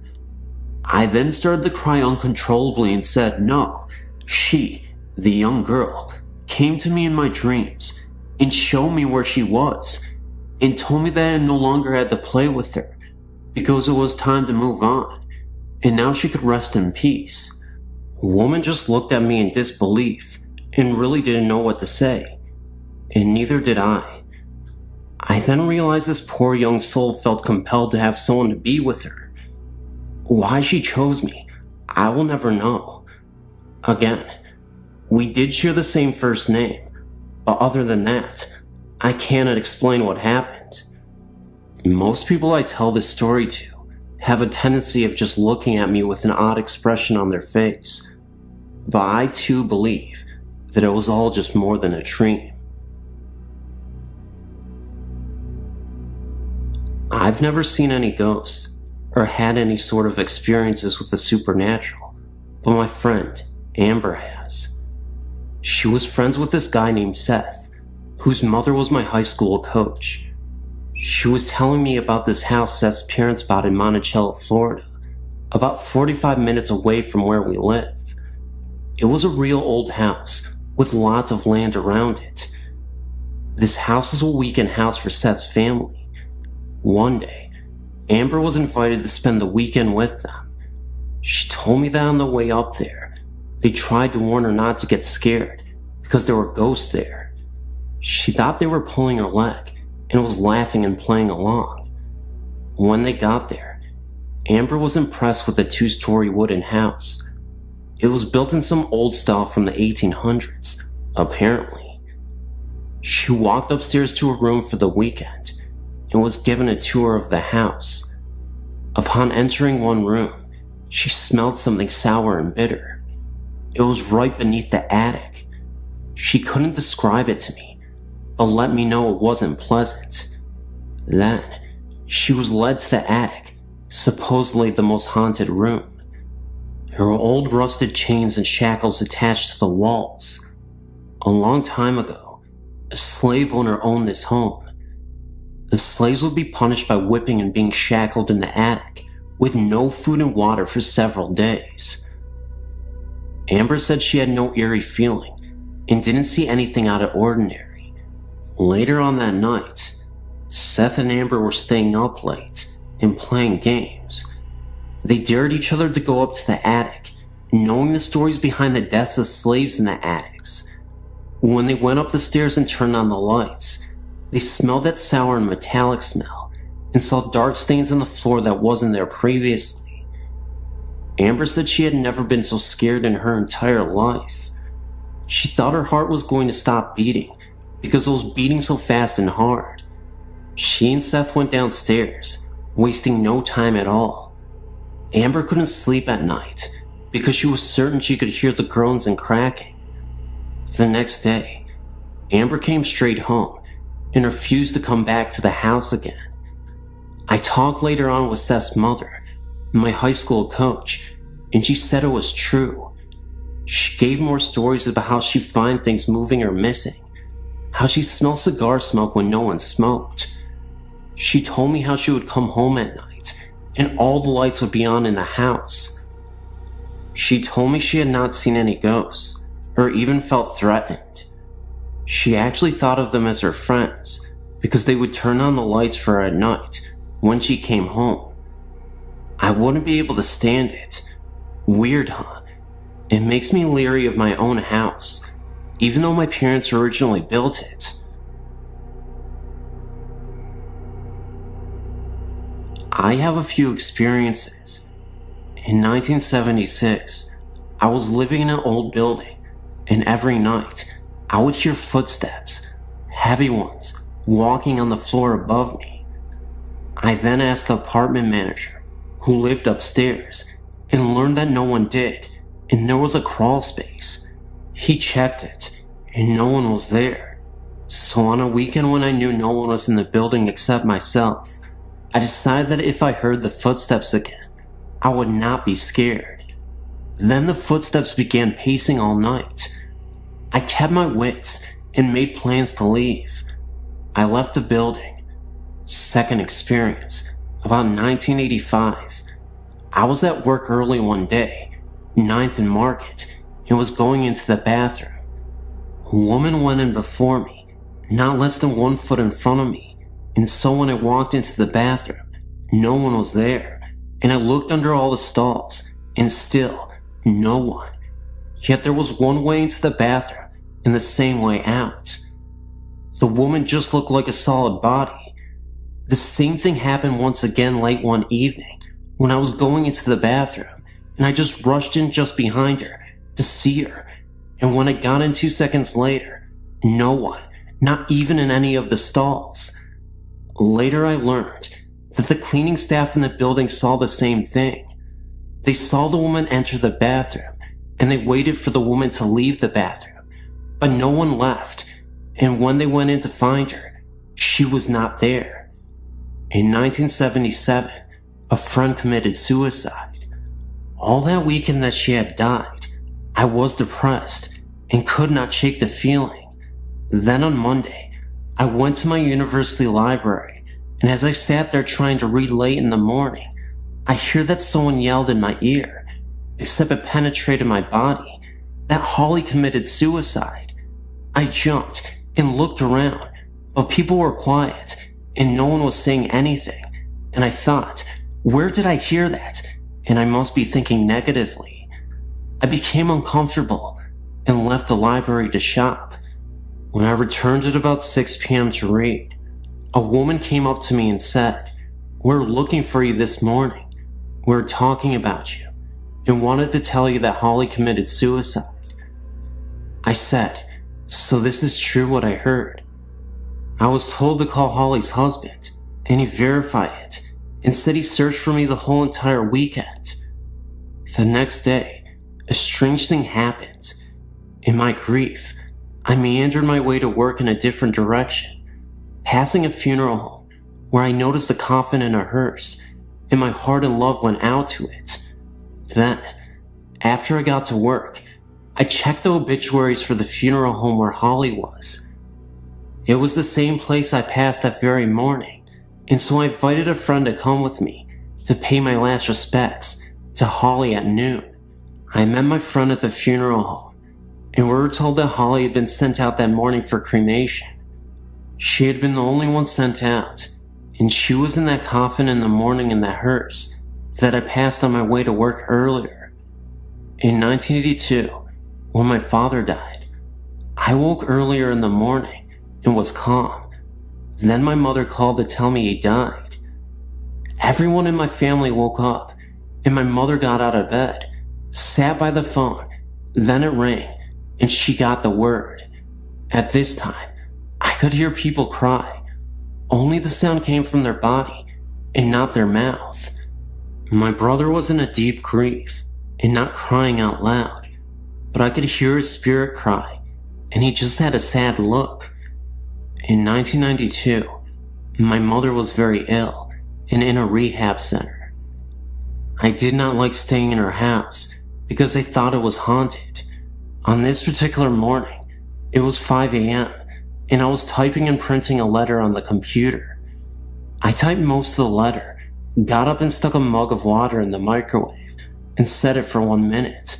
Also, I prepared a plastic cone with filter and coffee in it. Then I rushed back to the computer to print the letter. I added a few lines to the letter, and then began to hear the microwave beep and beep. I ignored it. Then the beeping stopped.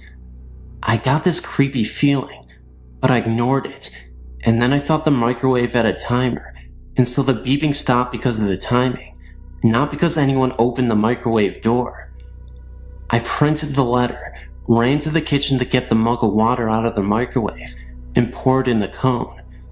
I found instead that the mug had been taken out of the microwave, and the coffee was made, waiting for me on the ledge of the kitchen counter. Yet I know I did not get up from the computer to make it, because I made a conscious decision to ignore the microwave and finish my letter.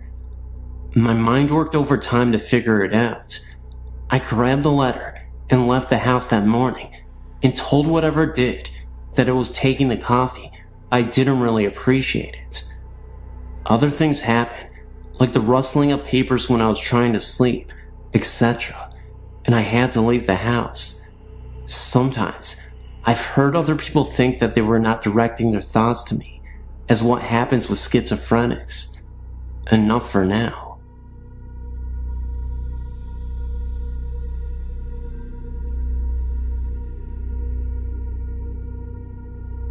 This isn't my story, or even the story of the person who told me, but I thought I'd share it anyway.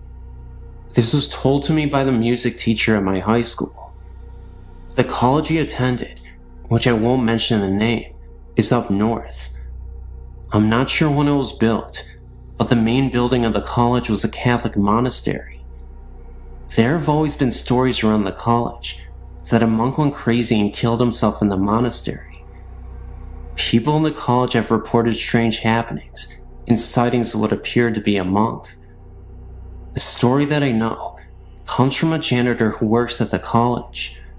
On the weekends, one of the custodian's jobs is to break down the classrooms. This means that they have to stack up all the desks and chairs up against one wall. The janitor had just finished doing this and walked out the door and locked it from the outside.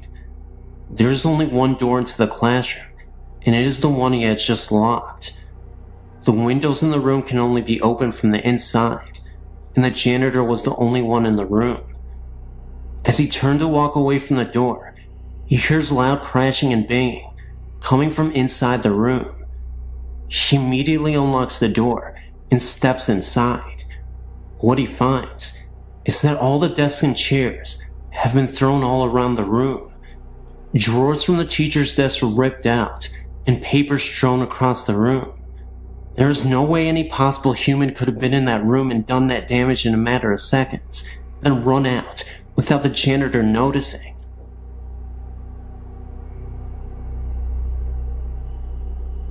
As I was reading your website, I was recalling my own happenings. None were ever harmful to me, but I do sleep with the light on most of the time. I believe I have a following, whether it be the same ghost or if I have some attraction for them. It started when I was about 4 years old. I had this imaginary friend. I named him Jingles. From what I am told, I do not recall any part of Jingles other than what I was told by my family. I made my friend Jingles so believable that everyone in my family actually started to believe there really was someone named Jingles. I would talk to him, play with him, and of course, if anything was broken or stolen, Jingles did it. If I was good and got a treat, Jingles had to get one too. Jingles remained my friend until I reached first grade and moved to a new home. While in the kitchen with my sisters and mother, a man's voice from the woods called my name. I was about 8 years old then. We all froze with our mouths dropped to the floor and our hearts racing. All 4 of us could not have imagined that someone called our name. I was young, so my mother made a joke about it, and it was forgotten. Throughout my childhood, strange things happened in this house. Images were seen out of the corner of my eye and my family's eyes, but we would just chalk it up to our imaginations. Certain toys would flip in the air, stuff like that. I was scared for the moment, but never afraid to be in the house. Over the years, we have found what I believe to be cow skulls in the backyard. 2 were found, but no one in the street has any cows. We don't know where they came from. This house that I lived in as a child eventually became my home. My sister lived in the in-law apartment below me. She would always ask me what I was doing up there, because she would always, even when I wasn't home, hear jumping and walking around. What makes this so strange is that once I moved out of the house, the noises stopped. After moving out of my parents' house and into my own home about 9 months ago, there seems to be extra guests. I hear voices, but can't make out what they are saying. I often hear a muffled radio sound. I hear running water. The house is always making house noises, but around 4 to 5 a.m., the noises stop and the house is dead silent. Often a cool breeze would find me, even when there is no wind. I can't explain the feeling that I'm not alone. My children, 9 years old and 8 years old, keep saying that they want to move because they think the house is haunted. I don't think moving is going to solve that problem. A little background on the house I own. It is 30 years old and a waterfront property. I found out that the owner of the home died of cancer, not in the house, but has died. There have been 11 deaths around the lake, and they've all died of the same cancer.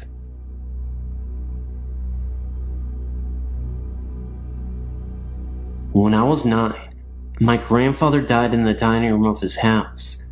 It was not unexpected. He had been very ill and was bedridden.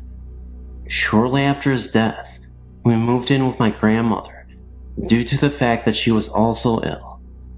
She was a very unhappy and hateful person. She blamed all life's injustices on my late grandfather and hated him for dying. After we had moved in with her, we realized how serious her illness was and took her to the doctor. She had Alzheimer's. As her illness progressed, my parents could no longer take care of her, so they placed her in a nursing home. Big mistake. She transferred all of her anger from my late grandfather onto my father.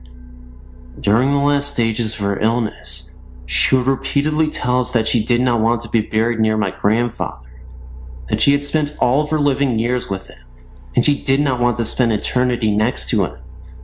Well, as fate would have it, my grandmother passed away. Funds were tight, and we not only had to bury with my grandfather, but her casket was placed on top of his. We had no other choice, because all of the extra money we had for her funeral was used to care for her in the home. Anyway, on with the story. After my grandmother's death, strange things began to happen. During dinner, the back door would just fly open, or at night, the sheet would be tucked around my body while I slept. We always made jokes that say that grandfather was home, or he was looking in on us. Then, things took a turn for the worse. One night, my father awoke to the sensation of his legs being pressed into the waterbed mattress. Once he was fully awake, he realized he could not move, and whatever was pressing him into the mattress was continuing up his body. He glanced over to get my mother's attention, but could not speak. This entity was now cutting off his breathing. Finally, he thought, "Mom, I am sorry. I had nowhere else to put you." And then it all stopped, as fast as it started. The next morning at breakfast was when Dad told us about his experience. The next night I had a similar experience, but chalked it up to dreaming. I figured that I heard my dad telling us about his experience, and that I was just dreaming based on that. Now, let's jump ahead 9 years. I'm married, and have just given birth to my first son. It was morning time, and my husband already left for work. I thought I would just take a short nap and rest, while that baby was not fussing. So I dozed off to that place between sleep and wakefulness, where you're not fully totally asleep, but resting. The next thing that happens is something that I'll never forget. I began to feel my body being pressed down into my waterbed mattress. I could not open my eyes, but I knew I was awake. I could hear the television and my son cooing.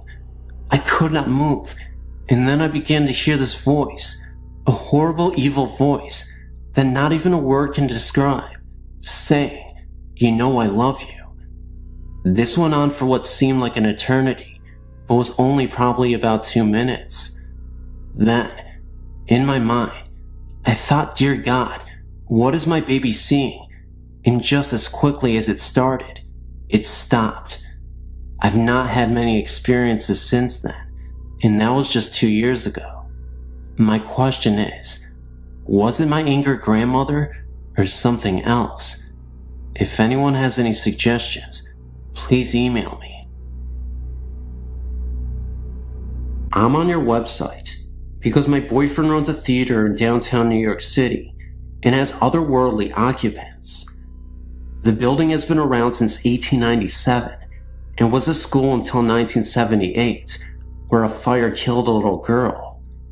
Now, it's an arts community with theaters and artists that occupy the studios and occupy the whole of the building.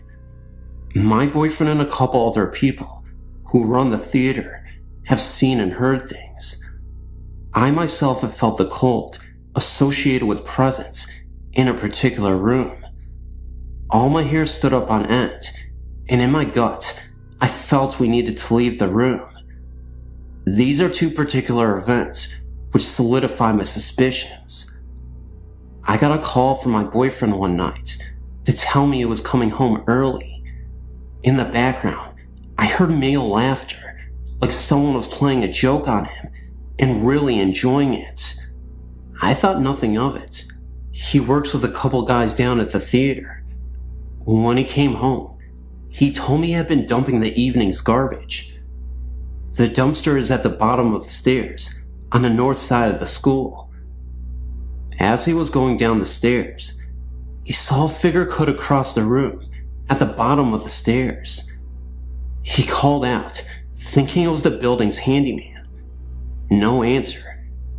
He reached the bottom of the stairs and deposited the garbage bag and headed back up the stairs to get the other bag of garbage.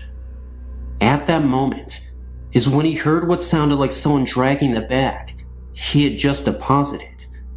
He stopped, turned and called out. The noise stopped. He dismissed it and brought the other bag down. He headed back up and the same thing happened.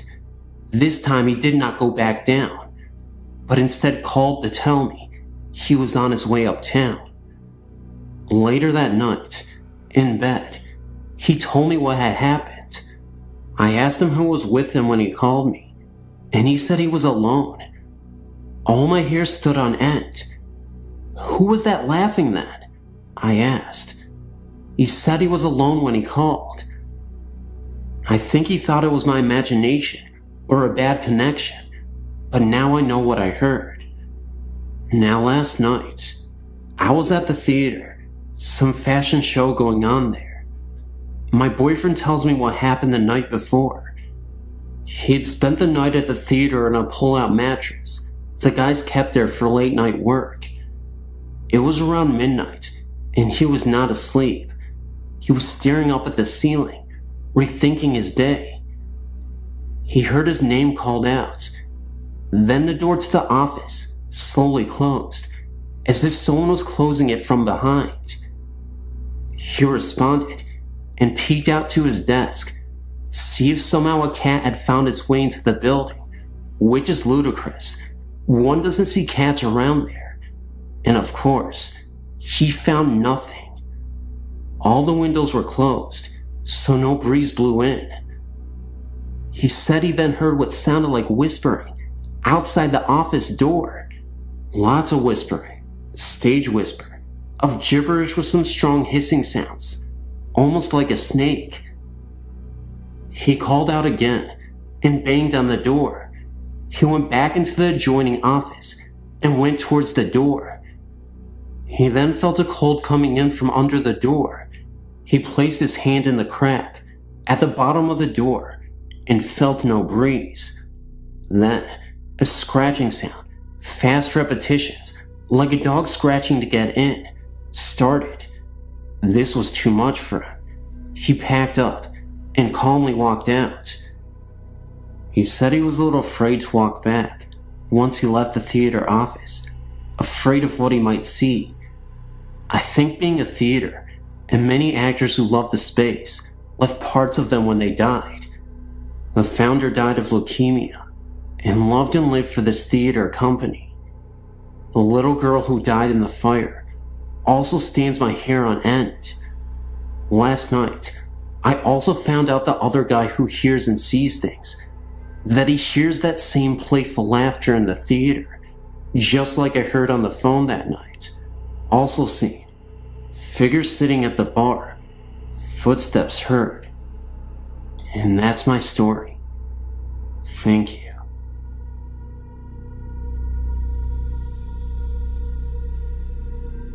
Hello. I'm writing about a few experiences I had at my home. The home is called Edgefield Manor. First, I want you to know that this may sound like the classic haunting in a big old mansion. Well, believe me, what lives in this house is no Casper. I moved in the fall of '86. The estate is huge, gardens and rooms upon rooms. It was originally going to be condemned. Well, anyway, here's a couple of my experiences. One day, I was in one of the parlors. I got up to turn the light on, and as soon as I did that and turned around, I saw a whitish figure glide across the other hallway. Another thing there is poltergeist activity. Explain this to me. The home has a ballroom. I went inside like usual. The grand piano was in the same place as it has been when I moved in. I walked out for 5 minutes and then came back inside. The grand piano was moved across the floor, pushed to the other side of the room. No indication of any noise. It was just moved. There are many others, and I have pictures. If you want more stories or pictures, just email me. I know this is kind of short, but it's always terrifying.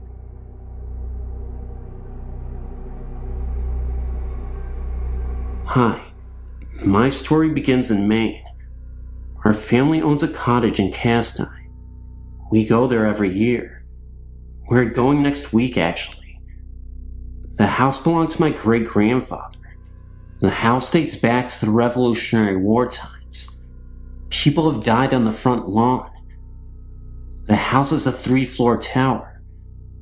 This is a story about a crazy lady who used to live in that house.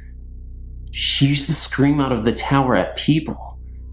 Well, I think I saw her in the tower one night. When my great-grandfather lived in the house, he claimed that he saw it a few times when he would read on his rocking chair in the living room. He said it would walk in front of him. 3 other people in my family saw the same thing. I never heard the story about the crazy lady until I brought up my experience to my parents after we got back from vacation. The funny thing was, this ghost, it was wearing a maiden's outfit. When my dad told my grandfather, he said that I experienced it exactly as he saw it. I've never heard the story until I saw it. I am no liar.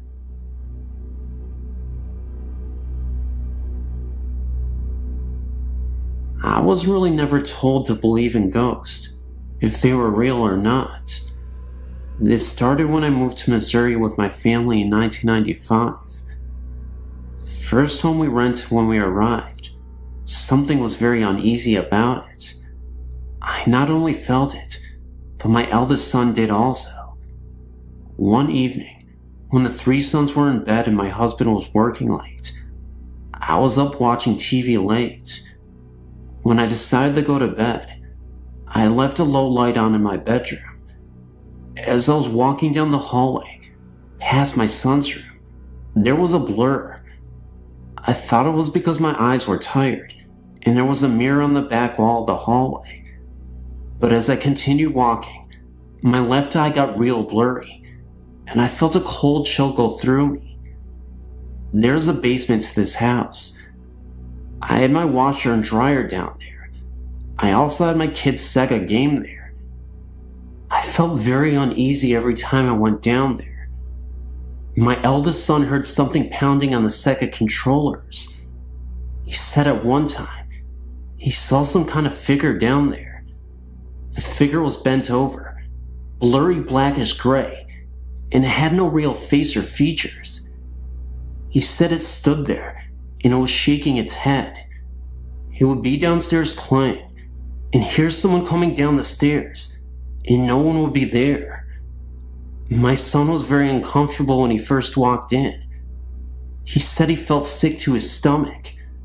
When he saw the figure, he felt sick also. We have since moved, same town. We have moved into another house that has been lived in by many people, but not for long periods of time. Someone told me that the reason nobody stays in this house very long is because it is haunted. Again, me and my eldest son have been the ones noticing everything that has been happening here. I hear feet scooting across the floor at night, but no one is there. My son has seen a bright light flashing in the corner of his room. It is in the upper corner of his room, where no lights shine on the wall. I've also seen this myself. He has also seen 3 lights, spinning lights, beside his bed. There was also a time that he felt his bed shake.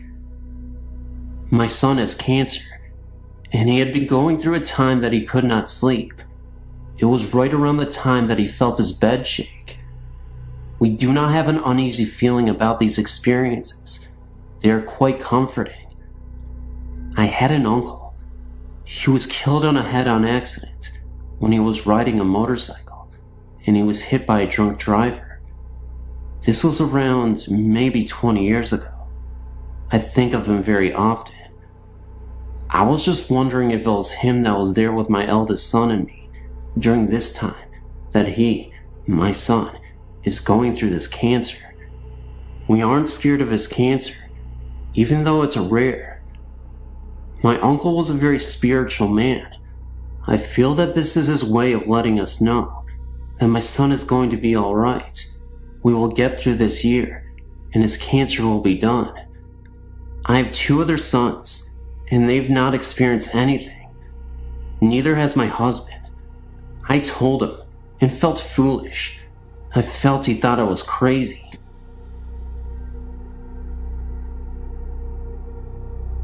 To start my story, I've had these experiences for a good part of my life.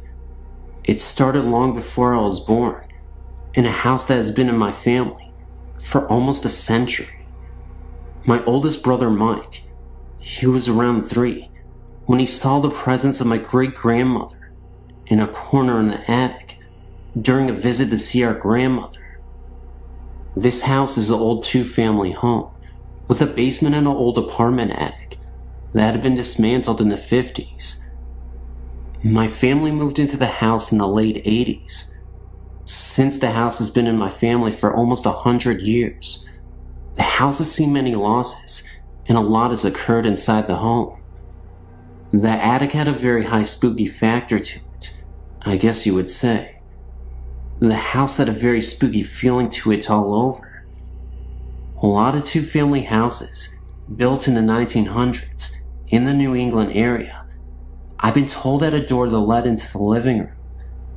The door was for coffins to be wheeled into the living room so the wakes could be done in the home. Knowing this always freaked me out. The doorway had been covered decades before my family moved in, but the eerie outline was still there on the living room wall. Now that I give you a feel of my old home, I'll explain my happenings. I lived in the house for 10 years. I have 3 older brothers. My oldest brother, Mike, heard and saw a lot happen in the house. He didn't always tell the rest of us, for I guess reasons of his own. I started having things happen 7 years after we moved in. When I was younger, I thought they were just nightmares. June of '96 for my birthday, I received a dog. August of that summer, my parents were staying in our summer home, and my brothers and I were home. My oldest brother Mike and I were lying on my mother's bed when all of a sudden, my dog went wild. She went from a dog that never barked or growled into an attack dog. She started barking and growling at the wall, and when we pushed her towards the wall, she cried and whimpered and shifted herself back towards us.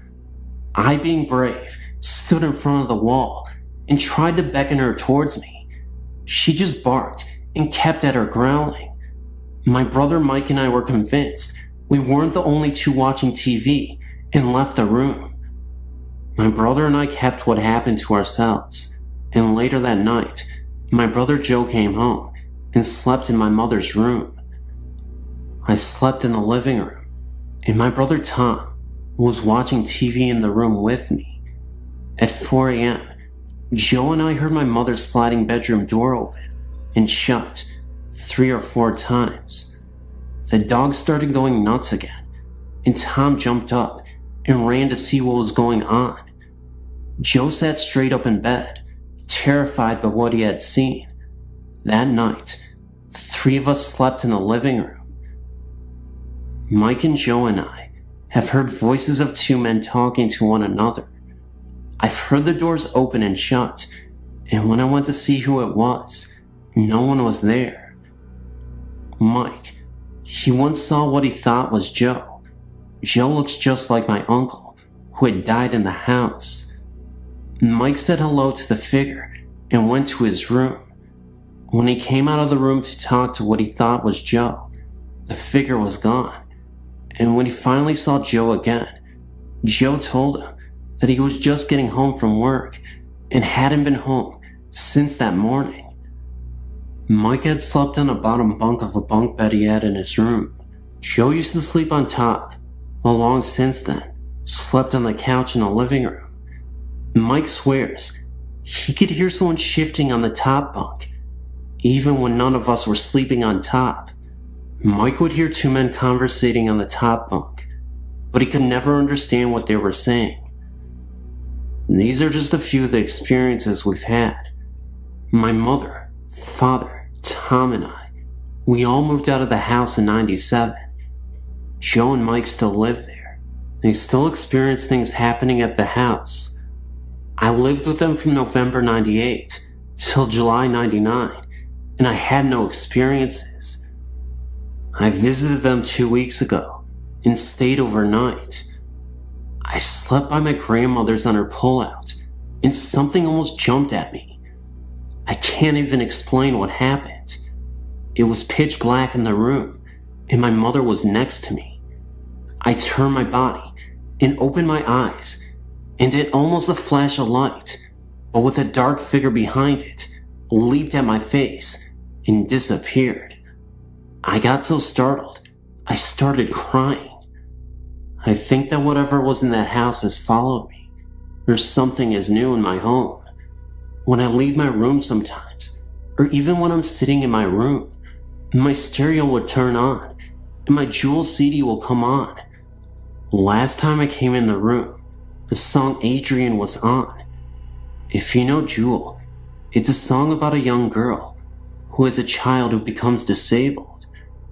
I have no pictures or sound bits to share, just what me and my brothers have experienced. I know it's long, and some of my things may seem a little wild, but what I'm typing is nothing but the truth.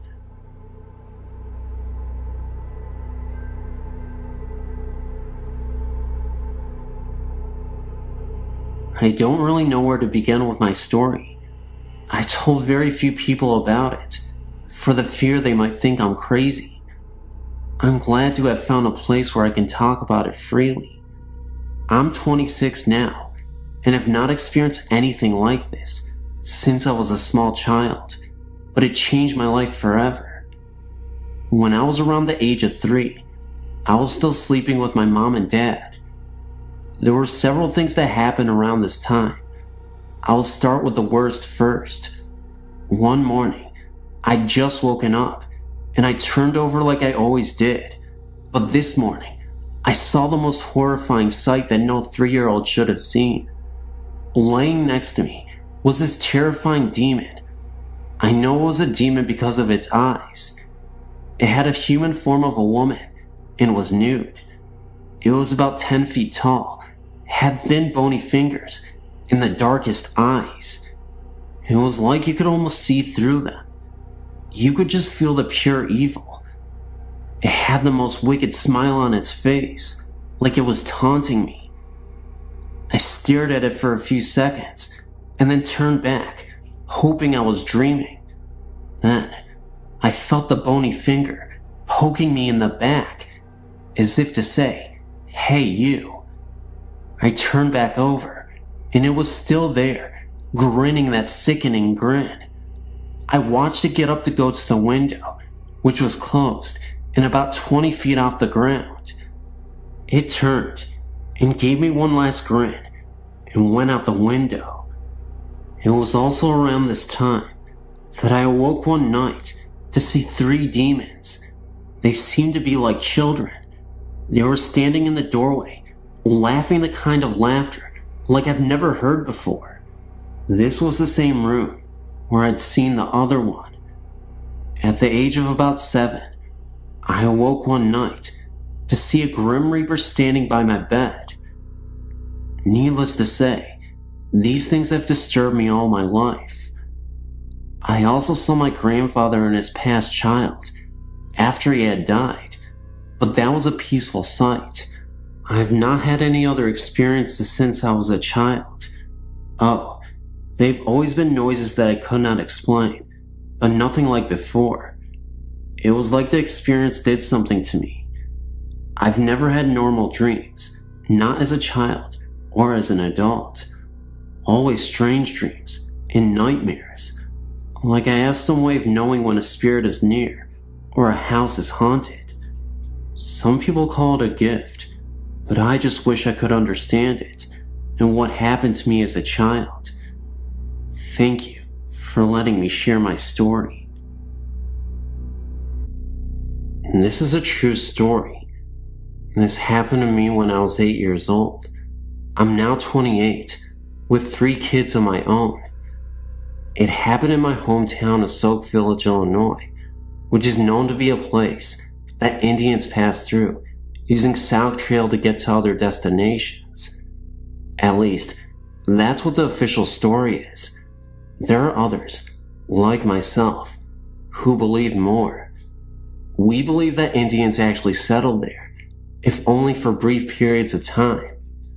There's always been talk of bones being found when a pool is dug up or a garden was put in, but most say it's just that. Talk. Not me. I believe it. I also not only believe, but know that the ground the Soak Village is residing on is sour, cursed, beyond anybody's wildest dreams. And I have many stories to support that belief. But for now, I will start with my first story of proof. It was a cold, normal night in the season of autumn, cold enough to keep you inside your house and snuggled under a blanket. I was doing exactly that. An 8-year-old can only do so much during these times, and I chose to do my homework so I could read later. I'd been listening to a Rick Springfield album on 8-track. I was playing it on my 2XL robot toy. This was a toy that you could put 8-track cartridges in that was made by the company to be a sort of trivia game. You'd play the cartridge, and it would ask you questions and tell you jokes. It had 2 big red robot eyes that flashed red when you were correct. It had 3 buttons you could push to answer your questions. 2XL could also play normal 8-track music, and of course, its red robot eyes flashed in time with the music. So it was doing exactly just that on that cold autumn night, flashing its eyes to Rick Springfield, and I was quite contented. My bedroom was on the 2nd floor of my house and faced north, along with my bed. I had a window north of me and east of me.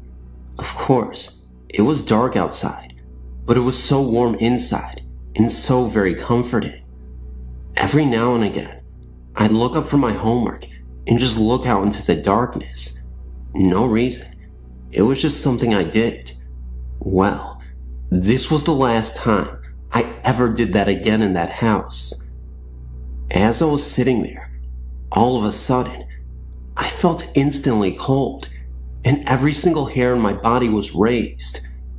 My blood felt like it had ran cold, and decided to just stop pumping through my body. My heart was racing.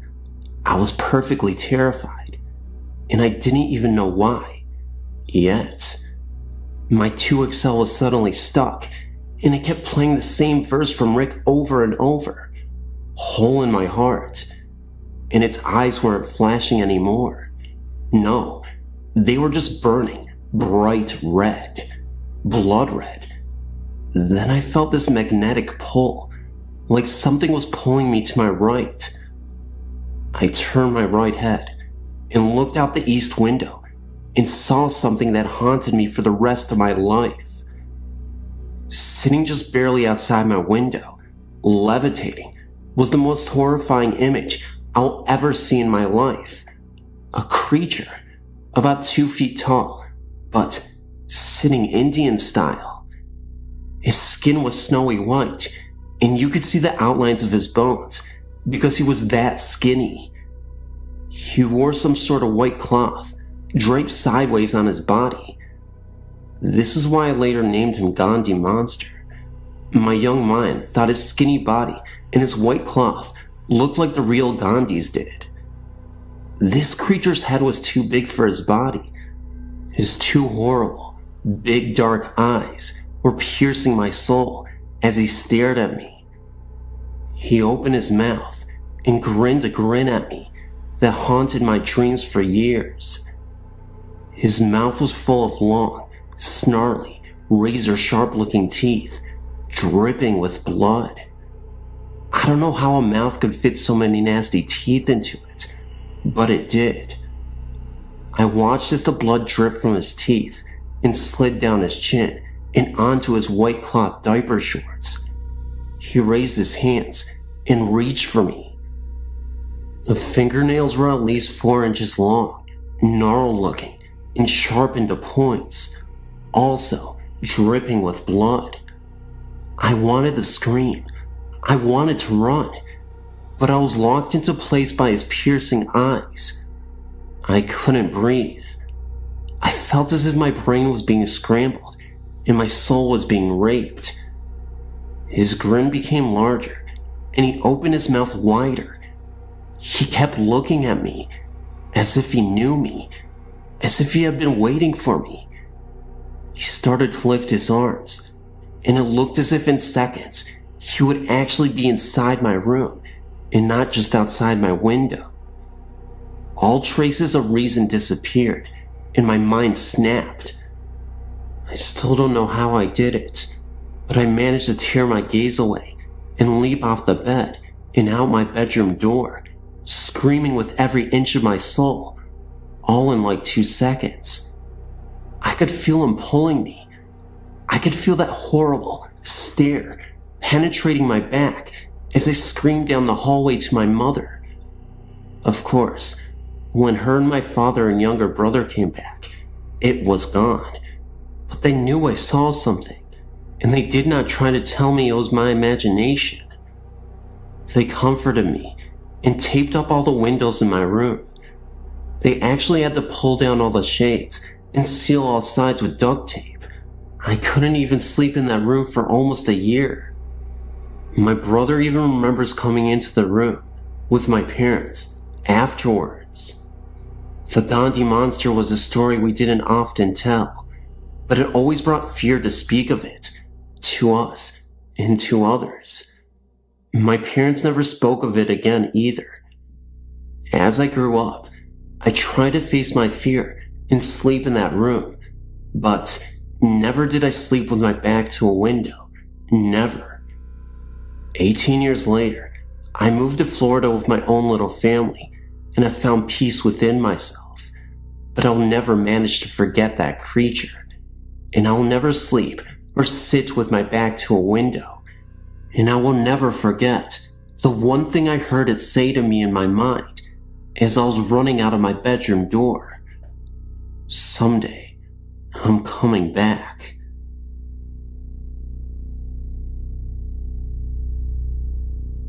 Hey, I'm in my mid-teens, and I've experienced ghostly encounters. The one that really freaked me out was when me and my family moved to Scotland. For a few months, we lived in chalets.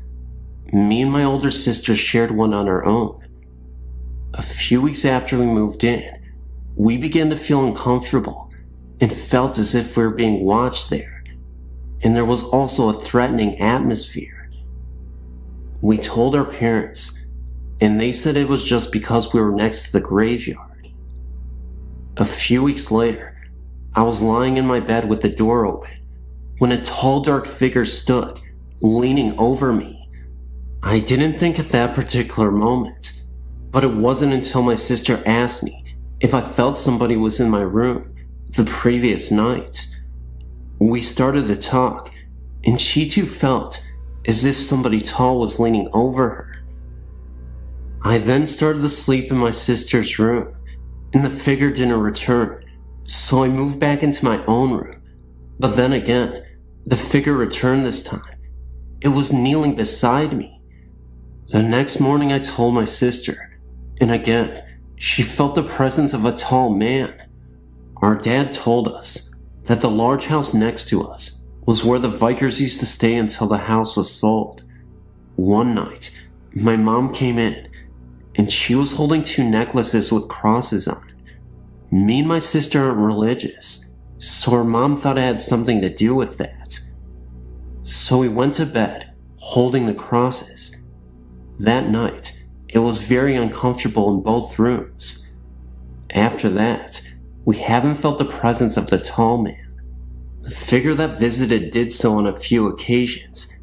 Each time, It felt as though it was getting closer and more angry. When the crosses were given to us that night, the figure seemed very angry. Its face was literally pressed into mine, and it felt as if he was gritting his teeth at me. My sister also had this very uncomfortable, menacing figure who was pressed into her face. All you could do was hide under the guilt, closing your eyes really tight, and hope you'd fall asleep quick. Since that last visit, nothing has returned, and we've since moved then, and nothing. We don't even use the crosses anymore.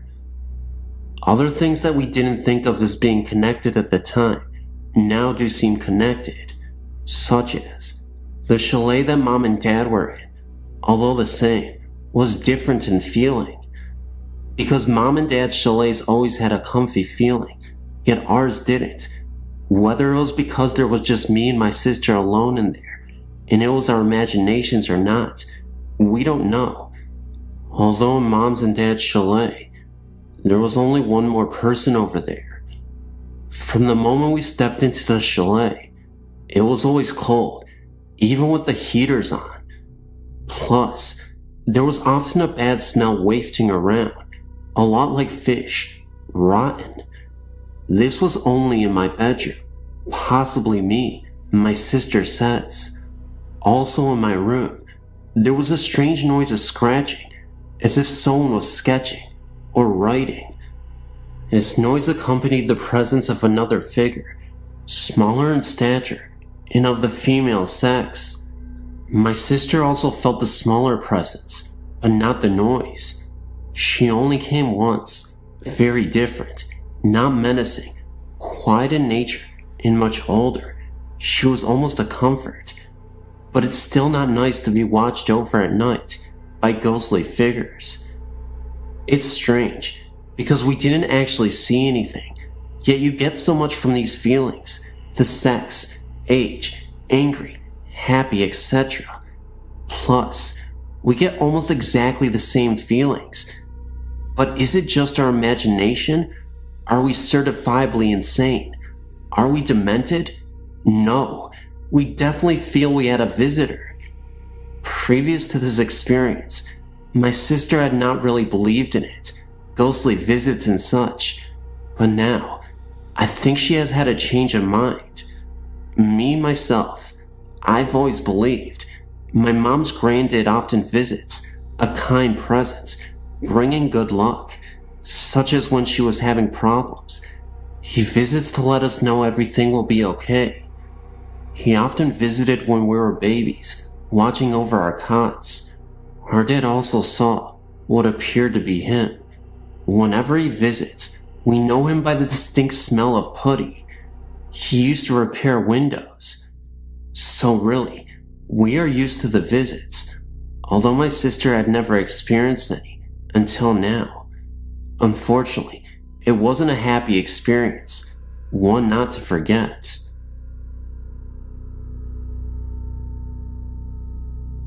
Happened to surf onto your website, and I just wanted to let you know that I saw Resurrection Mary in Justice, Illinois, back in October of '92. After getting off of work at 3 a.m. from a chemical plant, Whitco Corporation, near 51st and Central in Chicago, I was driving by that particular cemetery at about 3:30 a.m. on my way home from work. Driving by, but initially not thinking much of the sight, as there was a nightclub with women of ill repute nearby. I saw a woman in a light blue or white palm dress standing by the trunk of what looked like a black park limousine at the front SW Cemetery driveway off Archer Avenue to the cemetery. I slowed down quite a bit to get a better look at the odd sight, but then drove off. I thought it was probably a prostitute with her John. However, looking back at my mirror, maybe a second later, the woman and the limo were gone. Let me reassure you that there was no way that I would have missed the limo driving off in that second that it took me to look back in the mirror. They weren't on the road or in the cemetery because I looked for taillights. The cemetery gates are pretty large, and it would have taken a great effort and time to open both of the cemetery gates for the car to get through. I did not think much of the incident until a few days later. I was talking with some of my employees that lived in the area near the cemetery. Two of my employees mentioned that I'd probably seen the ghost called Resurrection Mary. I didn't much believe in ghosts until that incident, and I'm still somewhat skeptical, but I cannot fully explain what I saw that night. That incident is still vivid in my memory, and kinda creepy to think about it, to this day.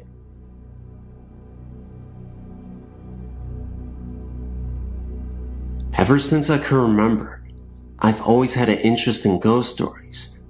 That is why I'm writing you this letter. No, I don't have a ghost in my house. A friend of mine told me about this place at least 10 months ago.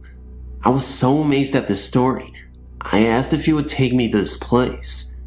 No one really ever goes there.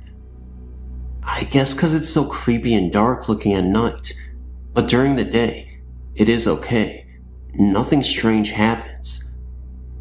Well, first, before I tell you more about this place, let me tell you the story of why it is so unusual.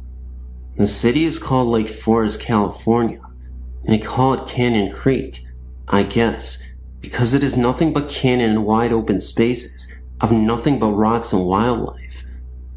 The story goes back 30 years ago, of a lady who was in her 40s. Nobody knew what her name was. She lived alone with her two Great Dane dogs. She was very rich and owned all of the canyon, which is like miles and miles of land. This lady never married and had no children. It was just her dogs and herself. She lived in this trailer park home, and it was not a pretty house by any stretch of the imagination. Well, about 6 years later, the story goes that a police officer got a call about the lady and her dogs. The officer went to the lady's home and knocked at the door, and no one answered. The officer ended up breaking down the door, and what he found next was horrifying. It is said that the officer found the lady dead. Nothing was left but her decaying body, and her bones were visible. Worst of all, laying right next to her were her dogs. They had both died as well. Now, on to the paranormal part. People who have never been to this place don't know what to expect if they come into this place. It's unpredictable. Sometimes, when you go back to the area where she passed, you'll notice paranormal phenomena. Other times, you won't. A man was driving alone on the canyon by himself one night, and the story goes that he saw the presence of the lady standing at the side of the road with her two dogs. The man did not stop at all to give the lady a ride. He just kept going. And this other story was told by my friend. My friend told me that his ex-girlfriend and her boyfriend went up there one night to check it out. They stopped where the lady's house was. They were only there about 15 minutes away when they were just talking and listening to music. Then, all of a sudden, they heard a knock on the side door of the driver's seat. They both turned to look, and they saw the lady standing there, knocking on the window. She was dressed in all white and covered in blood. They also saw the dogs nearby as well, far off into the distance, appearing as silhouettes. They sat there in shock for 3 minutes, horrified by what they just saw. For some reason, the lady was still knocking at the driver's side of the window, but in reality, it was really not that long. They both said that she must have been there about 40 seconds. After that, my friend said they never returned back there. That was not the only story that happened to anyone. There are far more. What I would like to know is who is this lady and why is she doing this? There's something more to why she has to haunt people who have done nothing to her. Maybe it is because she does not want anyone on her land that she loves so much. What could it be? Here's my email address If you have any questions, please feel free to get a hold of me. I would like at least some kind of feedback on this story. Please, I beg you. I'm so confused, and I'm scared. Please let me know what is going on. I find this intriguing. When I was a young teenager, around 13 or 14, my cousin Judy and her family had rented a home on the Tennessee and Georgia line. This was a huge house with plenty of bedrooms for Judy and her 4 siblings. It had a wraparound porch and 3 fireplaces. It was a gorgeous old home, probably built in the early 1920s, if not earlier. And there were huge oak and maple trees complete with tire swings in the front yard. Judy, who was 2 years older than me, instantly hated that house. She said that it scared her. Her mother passed it off as that adolescent dislike of anything and everything. After about a month in that house, Judy had changed. She was always sleepy and cranky, always jumpy, and looking over her shoulder as if she were scared. When I asked her what was wrong, she insisted that it was the house. She said that there were strange voices, odors, and unexplainable movement from furniture at night, that she was almost unable to sleep at all. When I tried to be rational, she snapped at me and demanded that I go and see for myself. That night, I arrived with a small tape recorder and blank cassette tape, something one of my classmates told me to do, and ready myself for bed. Just after 11 p.m., I awoke to the sound of fingernails tapping rhythmically on a wooden table. Figuring it was just Judy trying to save face, I rolled over and went back to sleep. A short time later, the radio alarm clock sounded, blaring some static-filled rock tune. I turned it off, thinking again that it was just Judy pulling another prank. Later still, I awoke freezing cold. All of the blankets were piled at the foot of the bed. Judy was sitting with her back to the headboard and her knees curled up under her chin and her arms wrapped around them. She was staring glazed eyes at the dresser mirror where there was this faint, fog-like mist reflecting in it. Again, thinking it was all Judy's doing, I gathered up the covers and went back to bed. Finally, very late in the night, I was again awakened to the sound of someone calling my name. It was very distinct and not something Judy could pull off, especially considering she lay next to me sound asleep. I shook her awake, and she heard it too. We sat there listening for what felt like hours. Then it just stopped, and there was an uneasy stillness in the room. The bedroom door slammed shut, and the dresser drawers opened and slammed closed of their own accord. A guttural growling sound filled the entire room, getting louder and louder until it was echoing throughout the house. When it finally subsided, we could hear beating and knocking on the bedroom door. It took us a few moments to realize that it was Judy's mom trying to get into us. When her mom finally got in, Judy and I were in tears. Somehow the door had locked itself, and it was one of those old locks that require a skeleton key to lock or unlock. Her mom wanted to know what we had been doing to cause such a ruckus. When we began to tell her about all of the odd events, she shushed us and emphatically stated that there are no such things going on in this house. No sooner she had gotten the words out of her mouth, the rocking chair in the living room just outside of Judy's bedroom began rocking. I mean, rocking so violently that it was pounding the floor. After that, the kitchen and living room lights began to flicker on and off. Judy and her family moved from the house the very next day. The day after Judy and her family moved, one of her brothers found the tape recorder and began listening to the tape. There were at least 3 different voices heard, and no one could decipher what languages the voices were speaking in. Judy threw that tape in a brush fire after listening to it, and said that those sounds were the sounds she had been hearing since day 1. On a side note, that tape recorder never worked again. When my dad took it to a repair shop, they could not find a thing wrong with it. It simply would not work. I'd forgotten about that night in that house until this past weekend. My spouse and I were driving around looking for a place to hunt when we stopped at a four-way stop. A chill came over me and my feet began to burn as if I was suddenly standing on hot coals. I felt lightheaded, nauseous, and weak when he said, "Man, look at that house.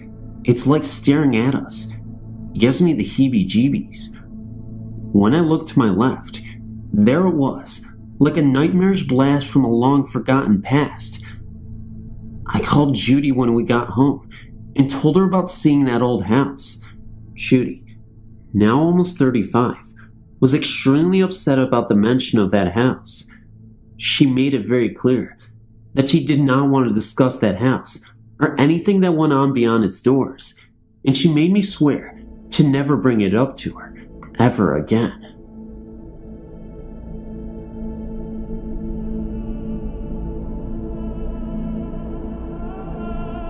From 2001 to 2003, my grandma and I lived in a house in Boonville, Missouri.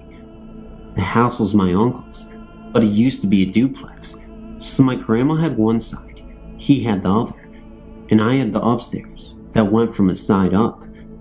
First, I have to say that the house always felt weird.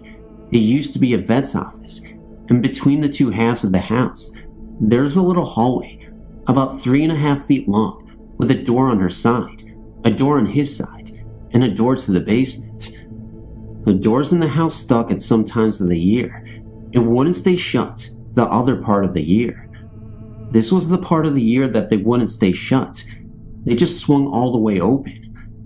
I went downstairs to go talk to my grandma, and when I went into the hall, both doors slammed shut. The basement door, which always latched very well and stayed latched, started to swing open and stopped at about 1 inch. I know it was about 1 inch because my hand was on the door. There was a really cold draft coming from the crack in the door, and our basement wasn't that cold around that time of year. I screamed and started banging and pushing on all 3 doors. It was pitch black in there. There wasn't a light. And finally, the basement door shut quickly, and both doors just swung open. I went in and told my grandma, and she said she heard the door shut and thought it was weird, but didn't hear me screaming. Another time, we had been gone all day, and so had my uncle. We didn't have a big ladder, and no one around there had seen anyone on our roof. I went upstairs and walked into the bathroom, which was right across from a window. I paused for a couple seconds, then turned around.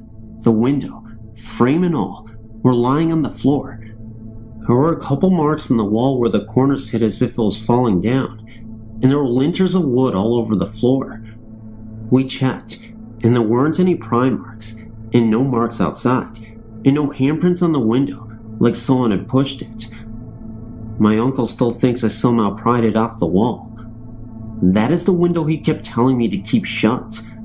I tried, but it was one of those windows that opens from the top and leans in. Every time I shut it and locked it, it would come open. He slammed it shut, and the next time it was open was when the window fell off the wall, as we put it.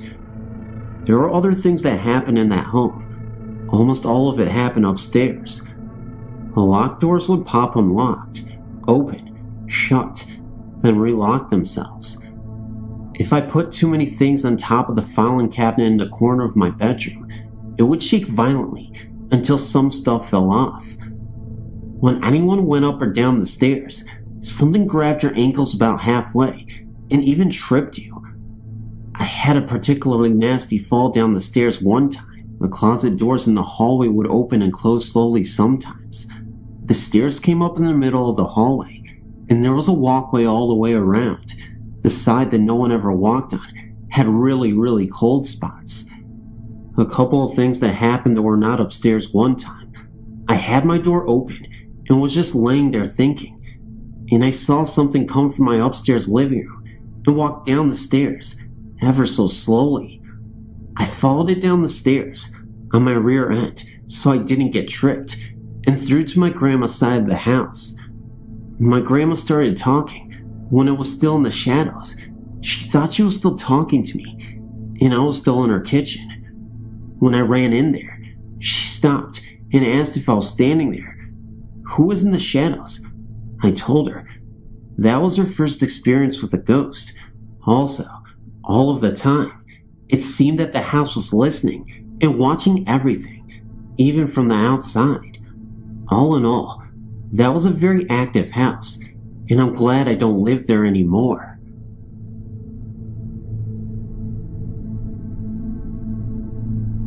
We moved into our house in August of 2001. We first realized we had a ghost when I was sitting on the toilet, and the toilet paper in front of me suddenly and very quickly began to unroll into a perfect pile on the floor. This happened once to my husband also. Soon it began. Here are some of the things we have experienced with our ghost. We have a woman who died in her son's room. Her name is Della. We know this from buying the house from her nephew. And we have a male ghost, but we do not know who he is. Her son will sit in the game room and turn his stereo on. It will turn off. He will get up and turn it back on. It will turn off again. He finally, after a while, gets frustrated and just leaves it off afterwards. Once my husband was plugging in the television in the game room, and he felt a breath on his neck and heard a female voice say, "Too hot." We do not know what she meant by that. Her son was sitting in the upstairs TV room one day. We have a bookshelf in this room. On the top shelf were 2 tall candles and plants.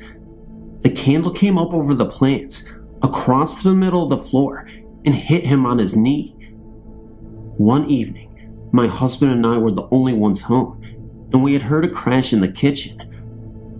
One of our glasses had come out of the top cabinet and smashed into the middle of the kitchen floor. One morning we woke up, and the kitchen stool, which had been under the table at the end of the kitchen, was in front of the stove, as if Della had been sitting there, watching something cook. We had several people over, and videotaped the comforter on her bed, being straightened by invisible hands. Also, at this time we asked, "What are you doing here?" A male voice whispered, "Watching." That is when we realized we had not only had Della in this house, but a male ghost as well. We have had on numerous occasions the smell of baking bread, and no one was baking bread. According to her nephew, she died in her son's bedroom in the month of June. The first June that we were there, we had approximately 7 times that the police would call and say that they just received a hung-up 911 call. After a while, we figured out who was doing it and removed the telephone from that room. It never happened again. One summer evening, my husband was in the backyard. When I walked out, he asked, "Where's my beer?" I did not know what he was talking about. He said he thought it was me walking through the kitchen, and he had yelled up for me to bring a beer. I had not been upstairs. I was down in the laundry room. Her son took a picture with his camera cell phone of a dark figure of a man sitting at her desk in front of the computer. We have things like our shoes being upstairs and ending up downstairs, just small things like that being moved. And finally, we can hear someone walking around upstairs when we are downstairs in the game room. It has just become our way of life. They are like part of the family. We don't even consciously notice half of the stuff happening anymore. One of the most horrifying incidents, though, occurred one night while sound asleep. My husband had been sleeping in another room at the time, when I could have sworn I heard faint screams coming from the room he was sleeping in. Although the screams sounded faded and far away, the tone still sounded as if people were being buried alive. Naturally, I rushed to my husband's assistance in the event that he may be in trouble. Fortunately, he was completely fine, but before I could turn back completely and head back into the hallway and into my room, I saw a shadowed figure zip past me from the corner of my eye. I decided, at that point, that I was going to stay with my husband until the morning arrived. I was too scared to go back to the other room, to go back to bed.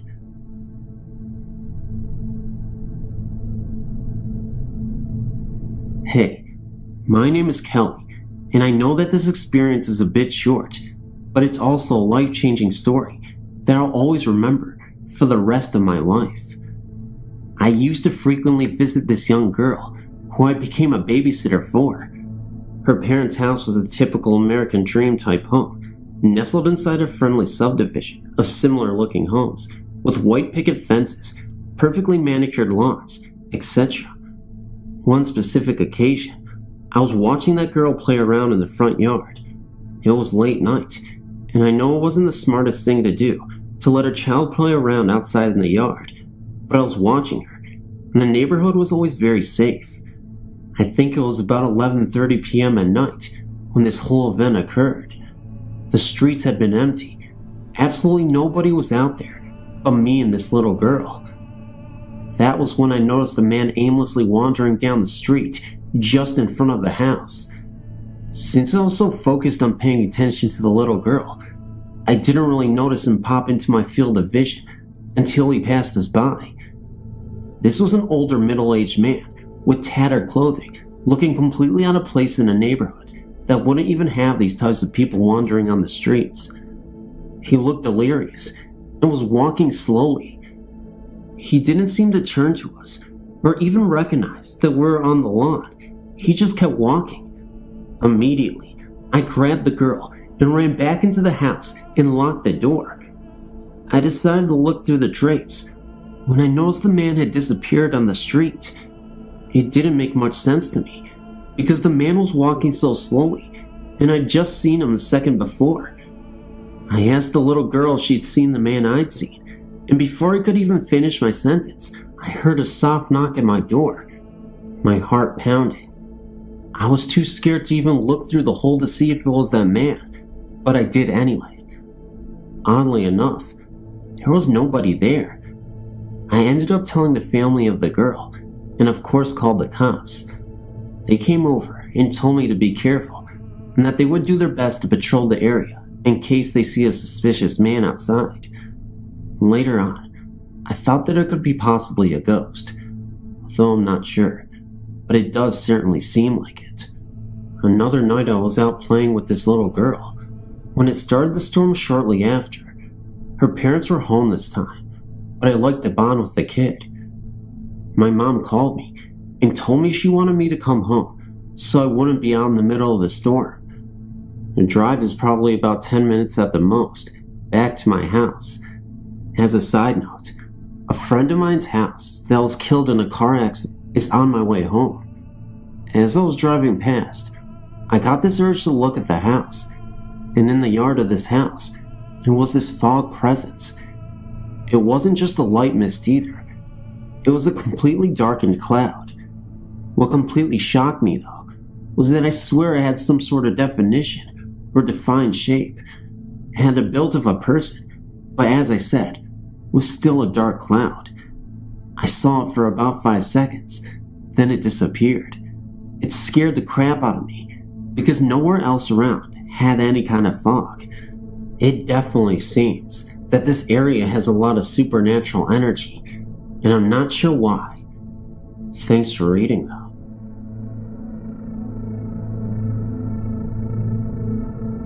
I wanted to share a story that proves that love continues, even after death. My son and his wife, who live in another state, were expecting their first baby in the first part of December. My 80-year-old mother couldn't wait for the baby to be born. She was so excited. Every time I talked to her, everything would be about the baby. In mid-October, Mom suddenly fell ill and was hospitalized. My son and his wife came down and spent a lot of time with Mom in the hospital, making plans for the baby, etc. On November 5th, Mom died. My beautiful granddaughter was born December 1st. It was named after her great-granny. It was very bittersweet, as we loved the baby more than anything, and so glad she was healthy. But it was very sad knowing how much Mom wanted to see her. Well, death did not keep Mom from seeing her first great-grandchild. While in the hospital, My daughter-in-law was alone in the room, with the baby, kinda dozing in and out. Suddenly, she felt something nudge the end of her bed. She looked up and saw Mom at the foot of her bed, smiling at her. About this time, the baby started to fuss. My daughter-in-law watched in awe as Mom glided across the room to the baby and started rubbing her back. The baby immediately quieted down, and Mom slowly faded away. The baby is now a month old, and my daughter-in-law says that now that they are home, the house will start to feel different, and the baby acts like someone is playing with her. I think we know who her guardian angel is. As a side note, yes, the story is 1000% authentic. I know maybe people might not believe it, but obviously it happened, and I have the proof to back it up, at least in my heart. It's not the scientific proof that everybody wants, but it did happen. I believe in ghosts. I'm certain of it. I had an experience at this location, similar to the gentleman who shared his story, so I'd like to share mine as well. One evening, out of the blue, my friend told me about this haunted track just outside that small Saskatchewan town, located in Canada. We decided to take the several-hour trip just for fun, just to see it. My friend, who knew about it, had already been there several times, and told us exciting but scary stories about it. 2 carloads of us made that trip that wintry night. We drove our vehicles down the track, past some no trespassing barricades, and parked. We got out to look. So to speak, we saw the light. This bright light, similar to a single headlight, slowly moving towards us. We then noticed it would split in 2, move fast, slow down, merge back into one, and repeat at fast rates. Freaked out, we ran back into the cars to leave, to notice the one larger car got stuck in the snow. We tried to get out. The longer and harder we tried, the brighter the light got. We couldn't move the vehicle away from the light because of the snow, but the guys figured we could move it forward, towards the light, unfortunately. Myself and another girl slowly walked towards the light to see if there was a clearing so we could turn around. When we did this, the light seemed to fade away. We walked quite a ways down, then decided to go back to the cars. We turned our backs to the light, which was at this time quite a ways away. You just have to look back, and after a few steps, we did. The light instantly grew in intensity and jumped what was like 50 to 70 feet towards us and was right behind us. We ran to the cars. It followed just as fast. Something, it wasn't the snow, kept making me trip over and over again, hurting my foot even more each time. I was on the verge of tears. Eventually, somehow, we got back into the cars, managed to get turned around, and started heading back. Then the car in front of us got stuck.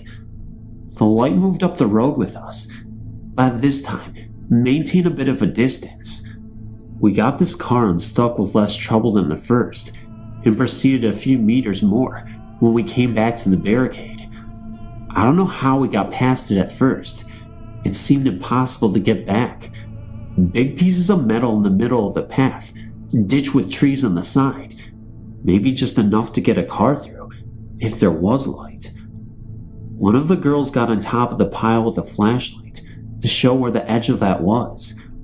I got in the ditch to show where the edge of it was, turned on the headlights, and the most absurd thing happened. The spotlight went crazy, fast, unpredictable movements, sudden duplications, merges, etc. Then little red lights surrounded it as it turned into one huge glowing white light. Then the huge light went out, gone, instantly. The red lights remained, and they flew towards us at high speeds. I tried to get myself out of the ditch and run to the car, but my foot felt as if it was being pulled back by someone. I yelled at the top of my lungs for help, but everyone else was spooked by the red lights and they were running. More resistance was felt to my ankle, and I looked back at it and noticed the red little lights now, about a meter from me. I yelled at them to leave me alone and for my friends to help. All of a sudden, I was released from its stranglehold. I then proceeded to leap from the ditch and ran as fast as I could. I got up and ran as fast as I could to jump in the car. We left and got away from those tracks. I know I yelled. The scary thing was, I asked my friends why they didn't help me get out of the ditch. They said they didn't hear me yell at all for anything. I know I did.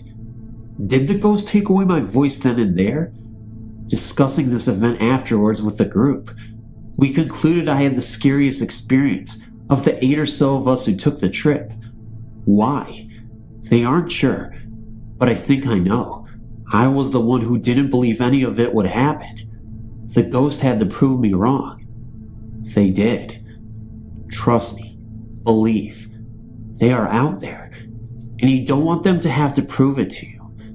Every time I tell this story to anyone, even typing it, my body stiffens up like I did that night. I feel a cold sweat, and every shadow scares me. It scared me to tears that night. I returned another time with other friends. They all believed at first, so they ventured out down the path, ran back within seconds, scared out of their wits. I got as far as 5 steps from the car when I jumped back in and locked the doors. Something felt wrong, like I wasn't supposed to be there. I couldn't even look down the path. I traveled 4 hours. Didn't even look again, just to travel another 4 hours back home.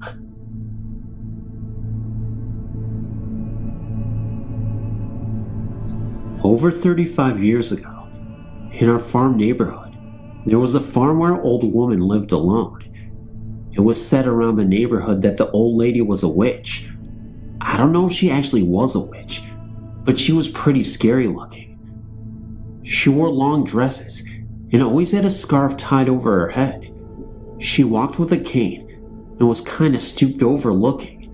She didn't own a car, and we would see her walking up and down the roads, picking up cans and bottles, which I guess she sold. We would pass her in the mornings on the school bus, and whenever the bus went by her, all the kids would quiet down and sit silently in their seats. We wouldn't admit it, but we were scared of her.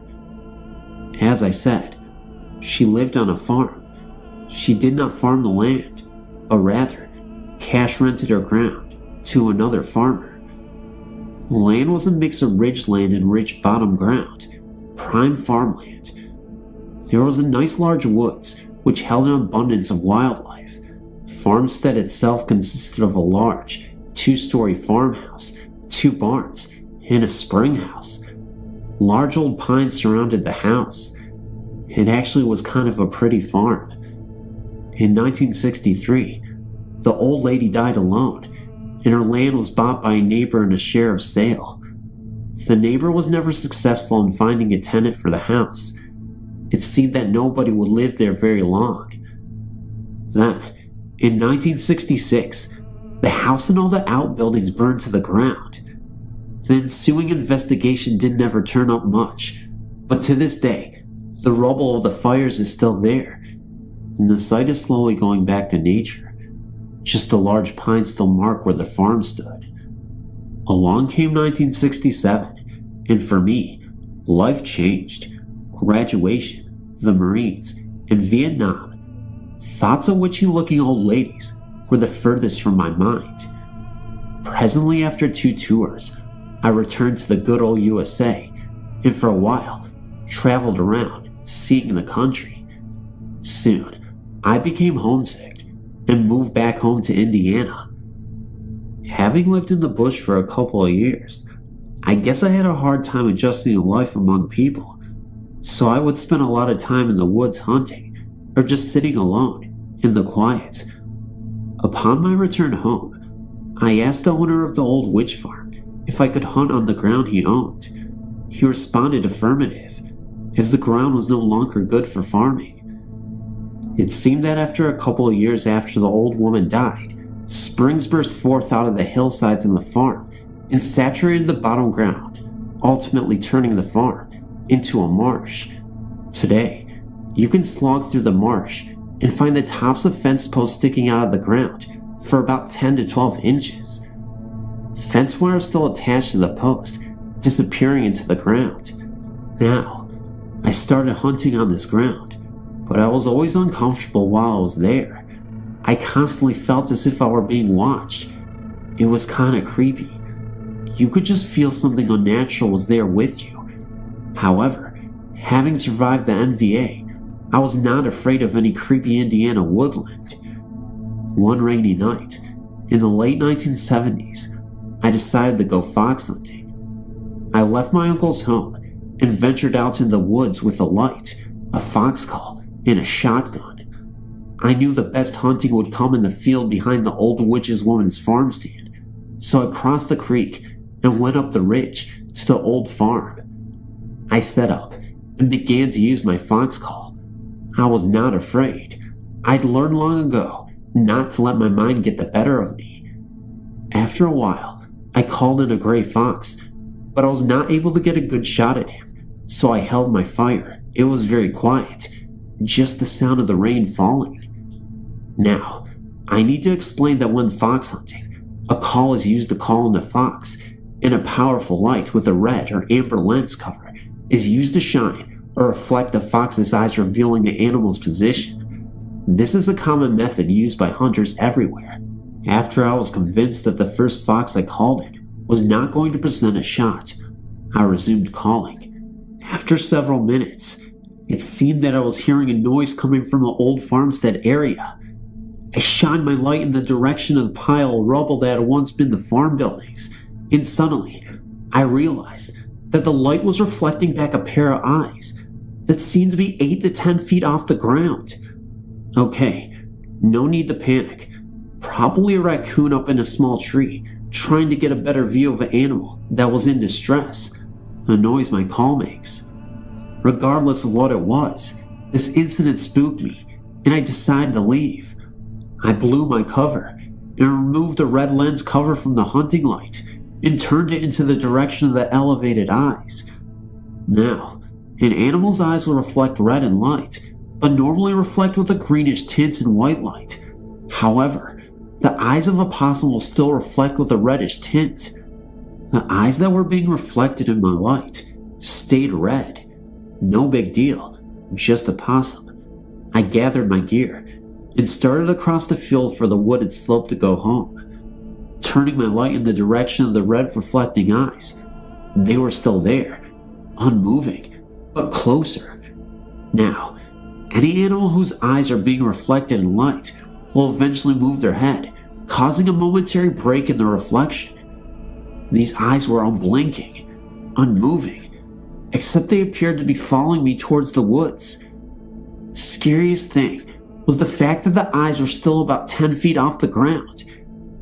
It was then I realized that there were no trees in the field for an animal to be in, and no Indiana owls can hover like a Harrier jet. Suddenly, this battle-tested Marine panicked and started double timing towards the woods. I found the footpath that went down to the creek crossing and started down it. After going about 40 meters into the woods, I stopped dead in my tracks. I was suddenly paralyzed with fear. I knew if I turned around that the pursuing eyeshine would be behind me. Mustering my courage, I slowly turned, shotgun at the ready, and as sure as hell, the reflection was there at the tree line, still about 10 feet off the ground. In the powerful beam of my hunting light, I should be able to see the body of whatever was following me. But all I could see were the eyes, staring, almost seeming to glow red.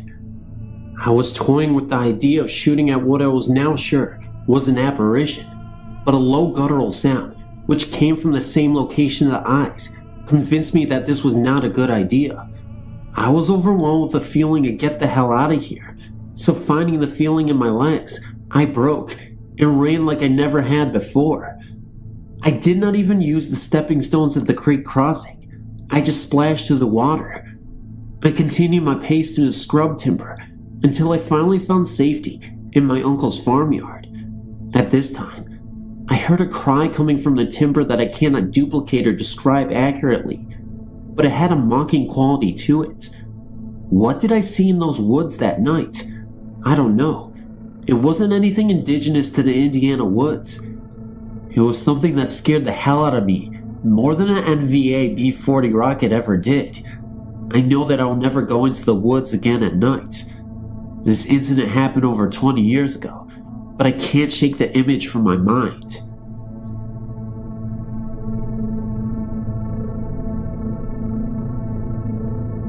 I was reading the many accounts of ghost hauntings and appearances, and I thought I should share mine. My senior year, my sister, my friend Mindy, George, Joey, and myself decided to go and search for ghosts in a place that is known for many ghost hauntings.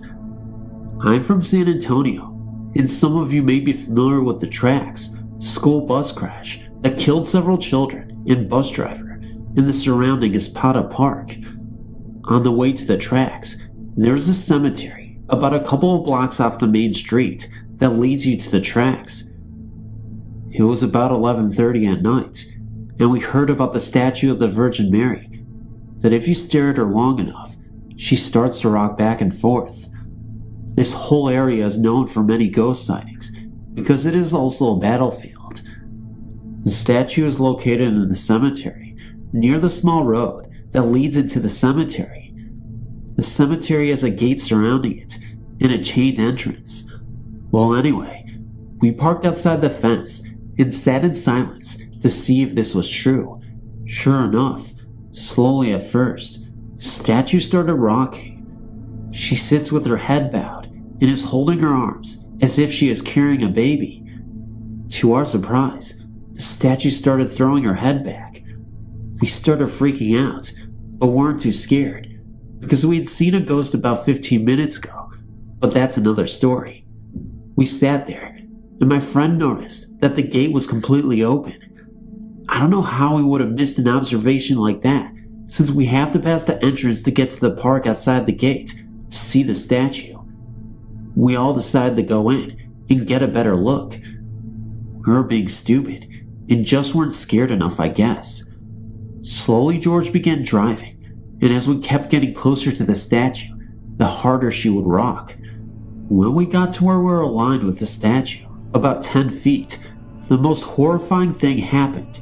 The statue lifted her head and stared at us, but with no eyes and no face. It was completely black, and what made everything worse was that as soon as she looked at us, the car shut off entirely. We were in hysterics, screaming as if we were being murdered. Even George and Joey, two 18-year-old men, were screaming like girls. The car was a year old and had no problems with it. George continuously tried restarting the car, and it just would not turn on. The rest of us are looking away from the statue, and I was praying to God to start the car.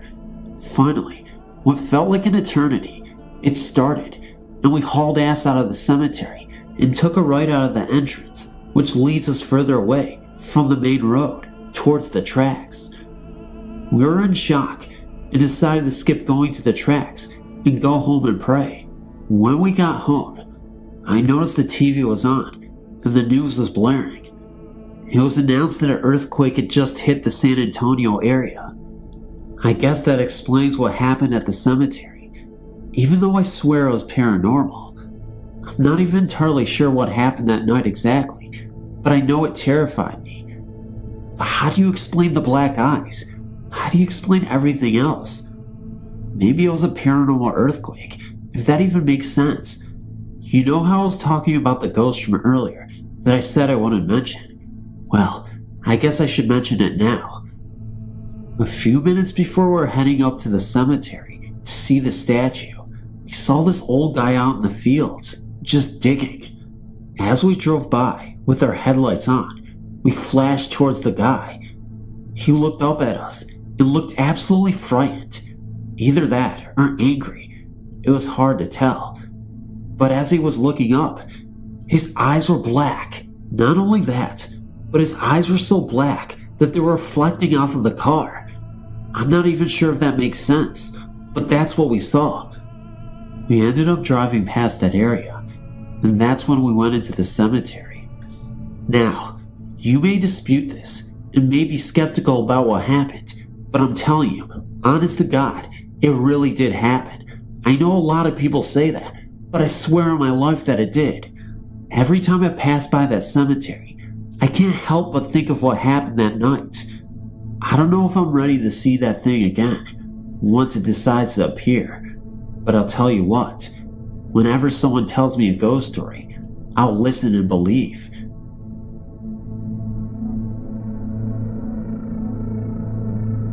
We moved into a house that was about 100 years old and had not been lived in for about 20. The rumor around town was that it was haunted. I did not believe this, even though I had grown up with people that had spent nights in the house and said that they experienced it firsthand. So we moved into the house when my children were ages 5 and 8 years old. The first night in the house, I was very nervous. I could not go to sleep. When I did almost fall asleep, I heard a man's voice in my head. I know this sounds very strange, but it was like someone else's thought was in my head, and it said a man's name. I can't remember the name, only that it started with a B. We finally settled in. The girls complained of doors locking them in rooms. We had gone out of town for the weekend. My youngest daughter got a virus. When we got home, she went to bed. About 5:30 a.m., I heard what I thought was one of my children calling out for me. When I checked in on them, they were sound asleep, not even stirring. I went from my youngest daughter's room into the hall to go to my room, and I saw what I thought were car lights reflecting in my window on the stair landing. But as I watched, the lights were bobbing up and down, independent of each other. They went down the steps, turned at the landing, and continued down the steps until they disappeared through a door. Another time, at about 5:30 a.m. again, I was awakened by someone touching my leg. I thought it was one of my children, but nobody was there. I also experienced the man's voice in my head one more time. Near Halloween of the same year, I was in the car with my children when my 5-year-old complained that she always felt that someone was watching her when she was in bed. This scared me. It was time to get out. We bought a brand new house and moved out. When we had moved into the old house, I had 2 cats. They were so scared in the old house that they didn't come out from under the couch for a week. I thought this was a reaction from moving. When we moved into the new house, they were at home right away. I feel that they sensed something. After we moved out, my mother-in-law confided that she had an experience in the house while getting my children off to school. It was a foggy morning and not yet light out. She heard someone come in the house. She walked into the dining room and could see someone in what was called the parlor. She thought it was my mother, who liked to get up early and walk every morning for exercise. When she spoke my mother's name, the presence went up the steps. She thought my mother had gone up to check on the children.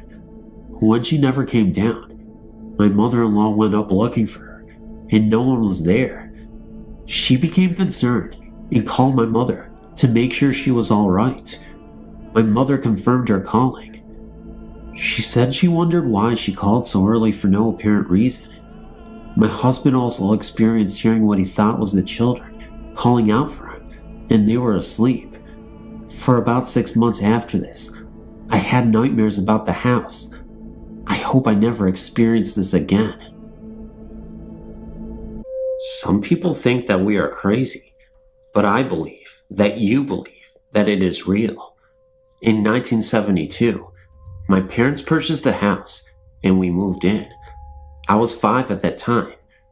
During the 5 years that we lived there, so many strange and terrible things happened. Right after moving in, we had a sense that we were not alone. Late at night, my sister and I would see a man standing over us while in our beds. I got accustomed to sleeping under the bed for years. We would lock our door, and he would unlock it. We would put things away, and he would take them back out. He was always taking things and placing them in the exact same spot a week later. We asked neighbors about the house shortly after moving in, when we arrived home from shopping, and it sounded like there was a party going on inside. When the door was opened, there was nothing, just silence. That was when we started asking questions about the property. One neighbor, who lived next door for over 50 years, told us a heart-wrenching story. It seems that a family of 4 had lived in the house in the late 1960s to the early 1970s. Man, wife, and 2 sons. In 1969, one of the boys was crossing the street and was hit and killed by a speeding car. The other child was also killed in the same spot, same time, same way, 1 year to the date. The mother was so upset that a few days later, she hung herself in the living room. The father came home to find his wife, and he shot himself in the kitchen.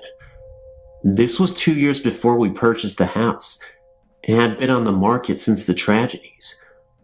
I cannot say as to whether the spirit was content with us or not.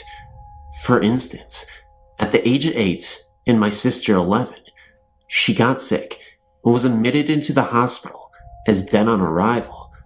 Thank God the doctors did not give up. They saved her life and gave her back to us.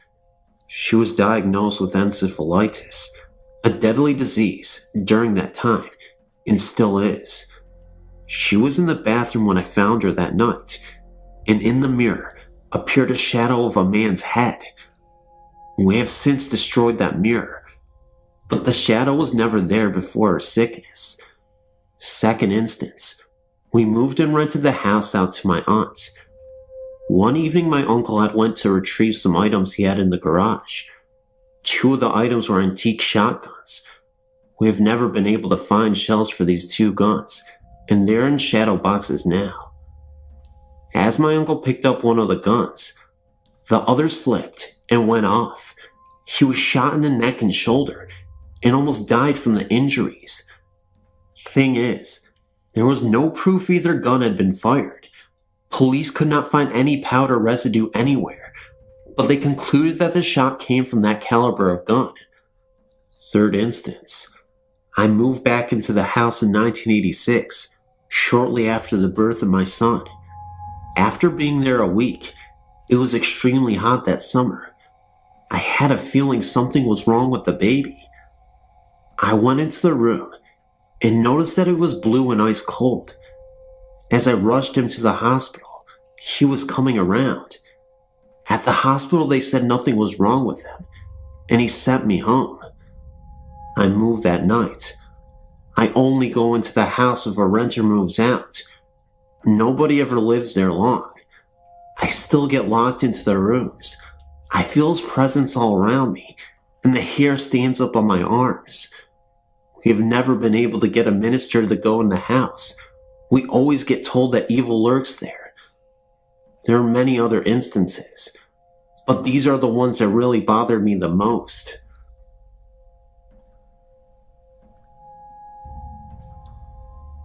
I'm 60 years old at the present time, but when I was in my early 20s, I married a very loving, handsome man, and we moved into our first home, which was a big red brick house in a small town. The house was separated into 2 halves, an upstairs and a downstairs. We lived in the bottom half. Soon after moving into the house, we gave birth to a beautiful daughter. Our life was fulfilled. Back then, I was still very much in love with my husband, and even today I am. And he was ever so proud of his little Joy Lynn, our daughter. Our life couldn't be better at this point.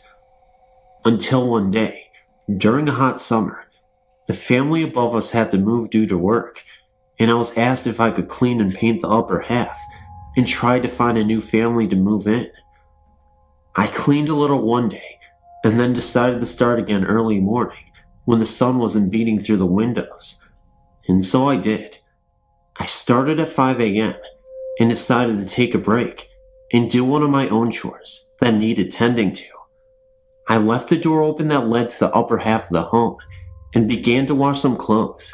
When I went out in the yard to hang them, I thought nothing about my very curious 5-year-old daughter being alone in the house. I was only right outside the door. I went back in the house to make lunch for her before I began to clean again, and called for her and got no answer. I began searching for her, and she was nowhere to be found. After searching the streets, I called my husband home and then contacted the authorities. They found her daughter. She had explored through the door that was to the upper half of the house and climbed up into the attic, and when they had found her, she was dead. I was in shock. I was only outside for a short time, and she had no marks on her body to show cause, and the medical people couldn't even explain what the cause of death was. This was the hardest thing I even had to endure.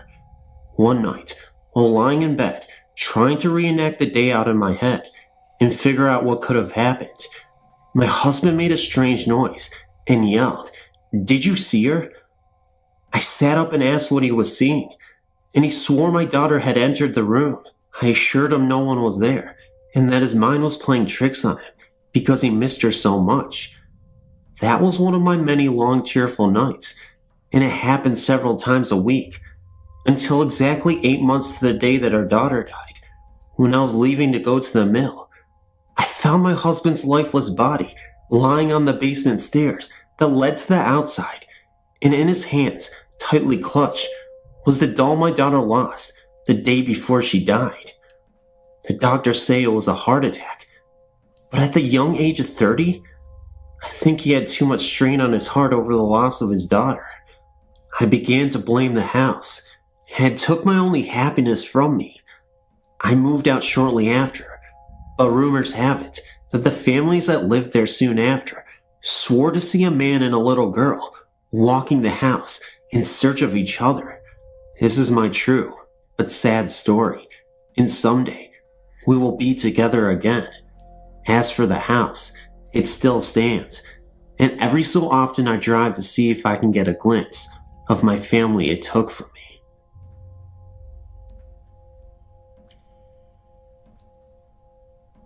Sunday, September 16th, 2001. Very early in the morning, around 6:45 a.m., I witnessed what I would speculate is my first ghost experience. Before I go and tell you what I saw, or what I think I saw, I think I should mention all the details from the night before. I live in Pennsylvania, and my fiancé lives on the border of New York and New Jersey.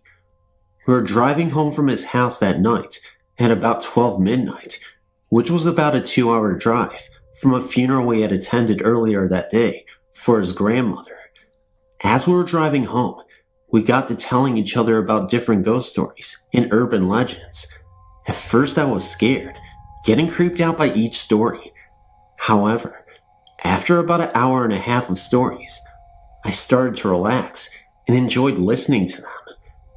When we got to my house, we decided to look for ghost stories on the internet. We got into reading in-depth stories and looking at pictures. At about 4 a.m., I put him to bed in my guest room. I still live at home with my parents, and they're very uptight about him and I sleeping together. The guest room is filled with porcelain dolls, many put in the closet due to being too freaky looking for him at night. He went to bed with the light on, again being afraid of the dolls, in the empty room. I went back to my room and stayed up for another 2.5 hours, being afraid myself. I wasn't afraid of dolls, but instead my room. My house is about 12 years old. I've been living in this house ever since I was 6. We moved in right after my 6th birthday in October. The area is new, and we were the first people to ever live there. The area before this was a dense forest, and it wasn't torn down until a year before the house was built. The area wasn't a graveyard, nor was it ever. When I was younger, I used to think the area was, so I went and did research directly where my house was located. As a child, I was sent to school in St. Anne's, a Catholic school in the area. I went to church either Saturday night or Sunday morning for years and years of my life. When I got to about 5th grade, I started to not believe in God. Around the same time, my parents were asking priests to come over and bless our house. I asked my parents nicely to keep the priests out of my room, not wanting it to be blessed. At first, my parents thought I was into the devil, but I explained that me not believing in God meant no devil either. When I reached 9th grade, I dropped Catholic school, and my parents no longer started to attend church. I know I've been going off subject, but I guess I should give you the background information before the details. I didn't want to go to bed at all, but I knew I should, so I waited until the sun came up and crawled into bed. My room is the hottest room in the entire house. It is so small. By the time I had gone to bed, I'd gotten so cold that I had to sleep fully dressed with a sweatshirt on. I never even did this in the winter. When I was under the covers, I looked up at the ceiling. Maybe it was my imagination, due to all the fright I've been going through, but it looked like something was above me. I started to doze off for a second and looked straight up at the ceiling. What I noticed was absolutely terrifying. I noticed a spider, only had a human face. It was translucent, and it looked at me with piercing eyes. The eyes were even red. I closed my eyes yet again, and when I reopened them, everything seemed fine, and there was nothing on the ceiling. I've never in my life been this scared, and I've never in my life imagined things, even when I was scared. I closed my eyes and refused to open them.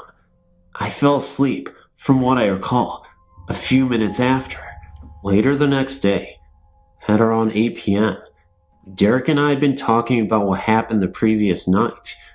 We were both hungry, so I decided to go downstairs and go find something for him and I to snack on. When I came back up, we started eating, and he casually drops the line. He told me that while that was happening, last night he saw a person in the distance while the door was open in the hallway. He said he knew it was a ghost because it was transparent, but not transparent enough to notice the spiders crawling all over this person. He noticed it for about 10 seconds, and then it faded away. He was absolutely terrified, even though he seemed really nonchalant, telling me the story. I could see it in his eyes. A split second later, he felt a cold draft enter the room. Although there was no windows open at the moment, before this, I never really believed in ghosts the way I do now. However, maybe we were both scared and imagined this. And one day though, everything that was told in this email is true and exact. Nothing was exaggerated. I would really like some help and hope maybe someone could answer my questions. Please tell me if you think we're both seeing things, or if maybe our willingness to believe has brought out a spirit. Whatever the case, it was horrifying, and I do not want to experience the spider ever again.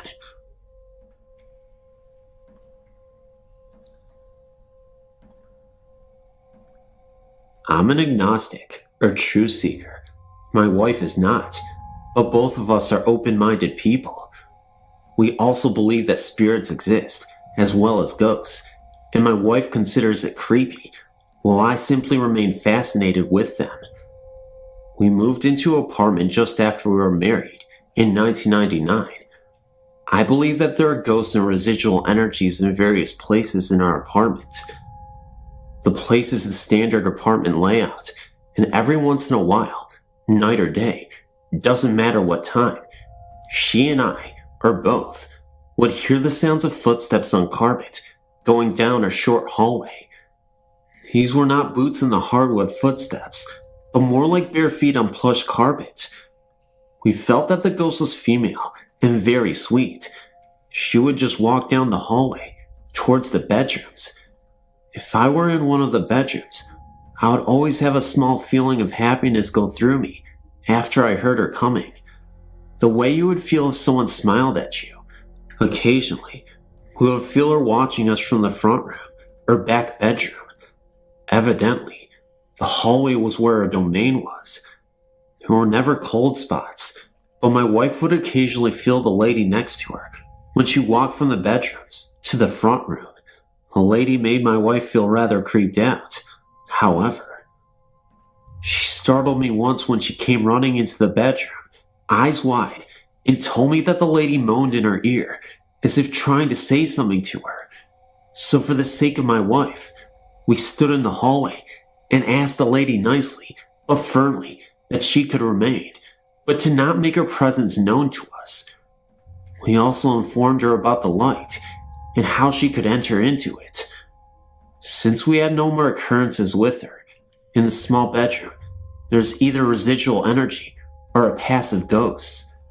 I feel watched when I'm in there, and it's usually 10 to 15 degrees cooler, even with the afternoon sun spilling in. I don't think my wife feels it, and no one else does either, but I felt it so strongly, so I placed a micro cassette recorder in there with a sensitive mic and recorded for the duration of the 30-minute tape. The only odd things I've heard on the tape were an occasional whistle that changes in octave.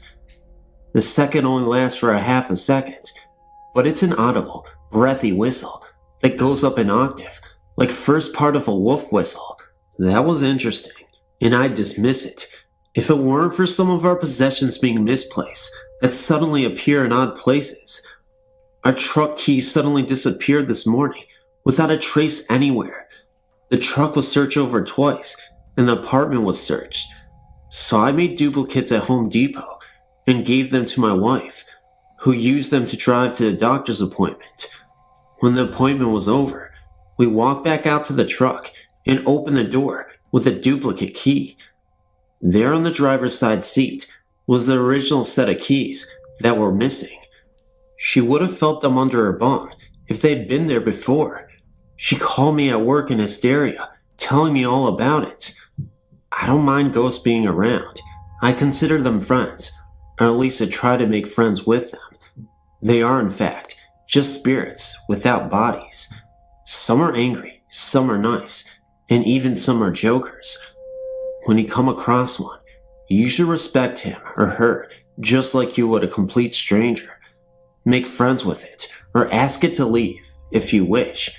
But don't disrespect ghosts because of childhood, Halloween stories. They are intelligent humans who are a bit confused about where they are. If you happen to have one around you, simply ask it to walk into the light where friends and loved ones await them.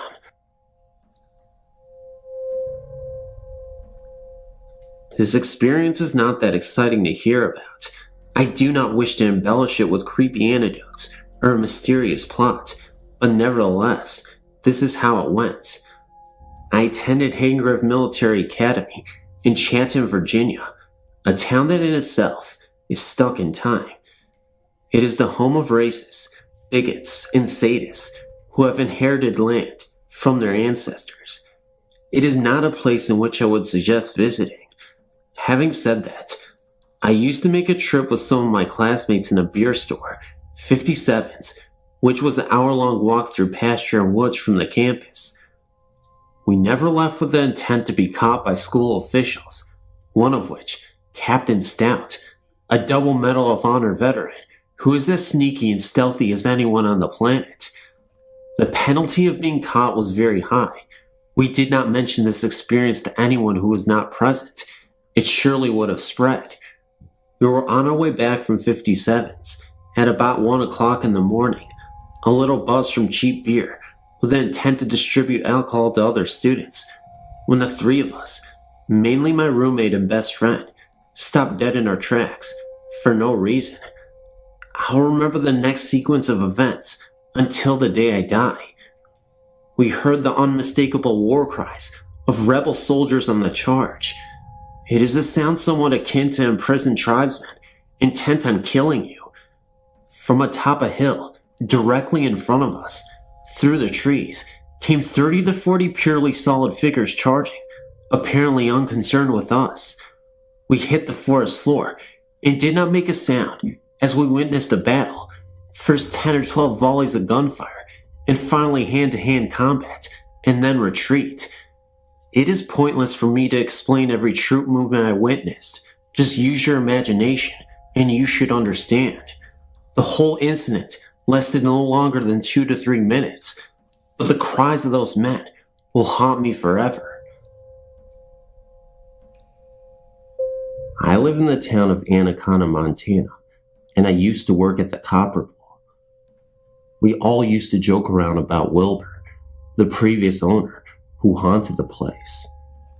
At first it was just little things that would happen. Casino machines would all of a sudden have credits on them when no one was there, which could be a mechanical malfunction. Things would move from one place to another, but nothing was as horrifying as what happened one Saturday morning. It was earlier in the morning, and it was just the cook and I. He was telling me about the reflection of a woman he had seen a few nights before in one of the windows, but when the spot where she was supposed to be was investigated, no one was there. These kind of scarier stories were becoming more and more commonplace, and we knew that Wilbur wasn't alone. That morning, we had gone over to the bowling alley, which is next door. It was always dark in there until the owners came, and always cold. In the dark, you could hear someone walking across the boards, which makes a very distinct sound. Now, what I mean by walking across the boards is that someone is walking in the gutters or on the lanes themselves. You could hear the footsteps coming towards us, but there was no one there. You could also hear the jingling of keys. A little while later, we were alone in the restaurant, and you could hear things next door getting louder. Not just footsteps this time, but other noises that we just couldn't explain. The cook had to go over to the bowling alley to get ice, and was gone for what seemed like a very long time, so I went over to find him. As I walked through the door, there was a really intense feeling, one that I've only had a few times in my life, and it was the feeling of get the heck out of there, but I had to find my coworker.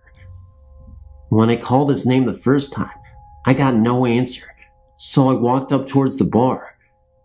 As I walked up the stairs, I heard what sounded like a gurgling noise that comes from deep inside the back of the throat, and I got the chills. I called his name again, and this time he answered me, but it sounded very faint. Again I called his name, and it seemed to be as loud as it should be, considering he was only 4 feet from me. A little while later, we went over there again to have our cigarettes, and I saw a black figure at the other end of the alley walk across. My coworker saw the panic in my face and turned around. He then turned to me and told me we had to get the hell out of there. I found out that Wilbur had died when he drowned on a fishing trip. Needless to say, I quit not long after that.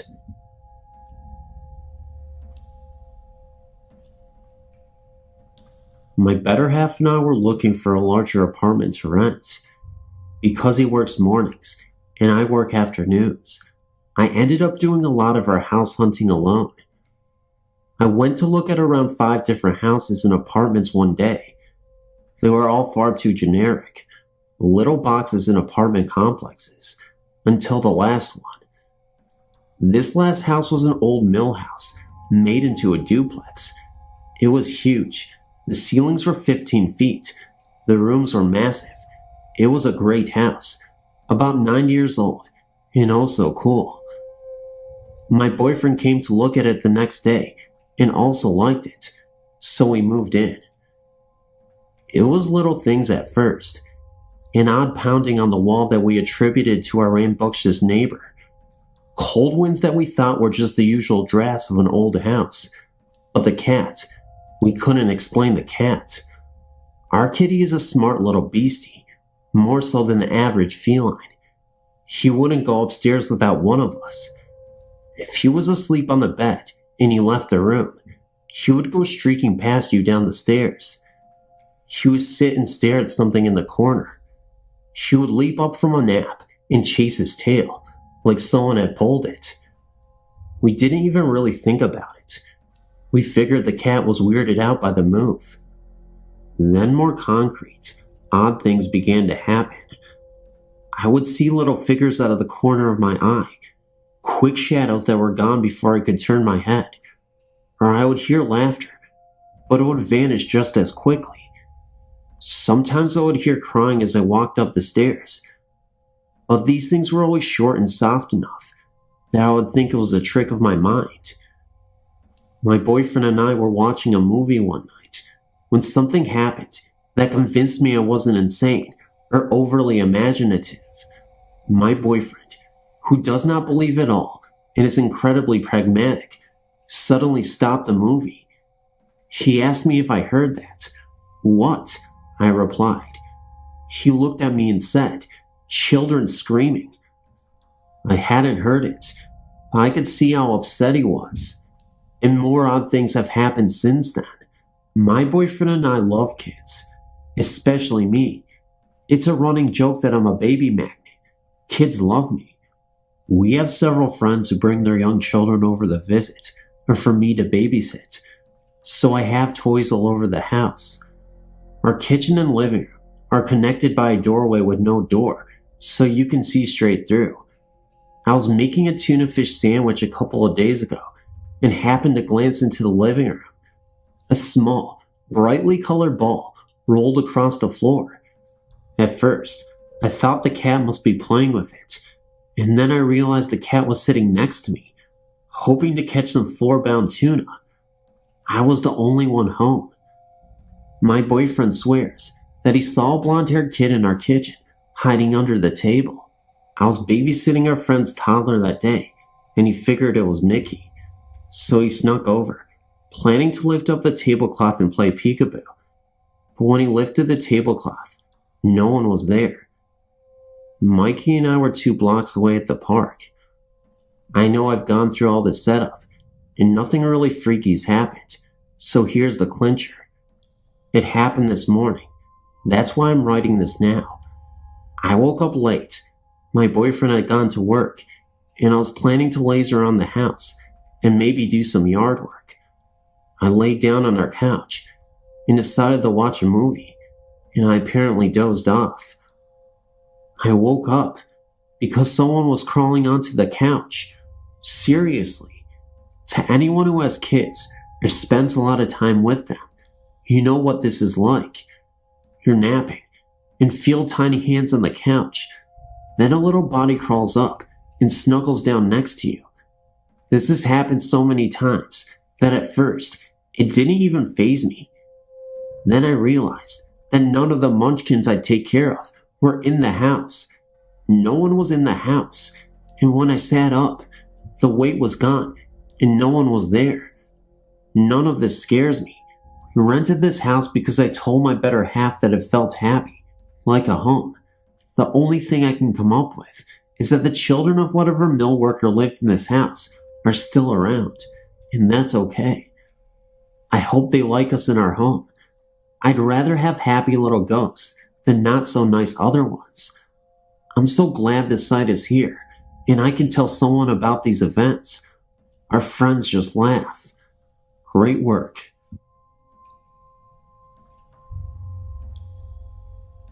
I've had a few ghostly occurrences happen to me, but 2 really stand out. I call it Lady with the Long Black Hair. When I was a little girl, growing up in Somerville, Massachusetts, I was around 3, I think. I would wake up every night because of a bad dream. I would then make my way to my parents' room to sleep for the remainder of the night. I would have to pass through the kitchen to get there. Lights were out, but there was some light coming in the windows from the street lights. I would see her, sitting on the kitchen counter, up against the wall, by one of the windows, a lady with the long black hair, which is how I always referred to her. She was dressed in a long black dress, pale-faced but shadowy, with illuminated, green eyes. She would just be sitting there and looking right at me. It always took my breath away. I was so afraid of her. I would inch my way towards my mother's room with my back against the wall, never taking my eyes off her. Her eyes followed my progress across the room. I always thought, she's going to jump off the counter and get me, but that never happened. Years later, My mom told me she had strange things happen to her in that house too, but that's another story. In another story, my Nana came to visit me. Years later, living as an adult in Hampton, Virginia. One night, I was awakened by something. When I opened my eyes and looked around, I was startled to see my Nana sitting in bed with me. Nana had died 6 months earlier. It was kind of scary because she was gray and just slightly transparent. Also, she had a shocked look on her face, almost like she was the scared one. Then in my head, I heard her voice saying, "Shh, go back to sleep," which I did. The next day, I remembered it all quite clearly, and thinking on it, I feel like she had been surprised that I had woken up and was looking right at her. I don't think she bargained on that when she come to visit me.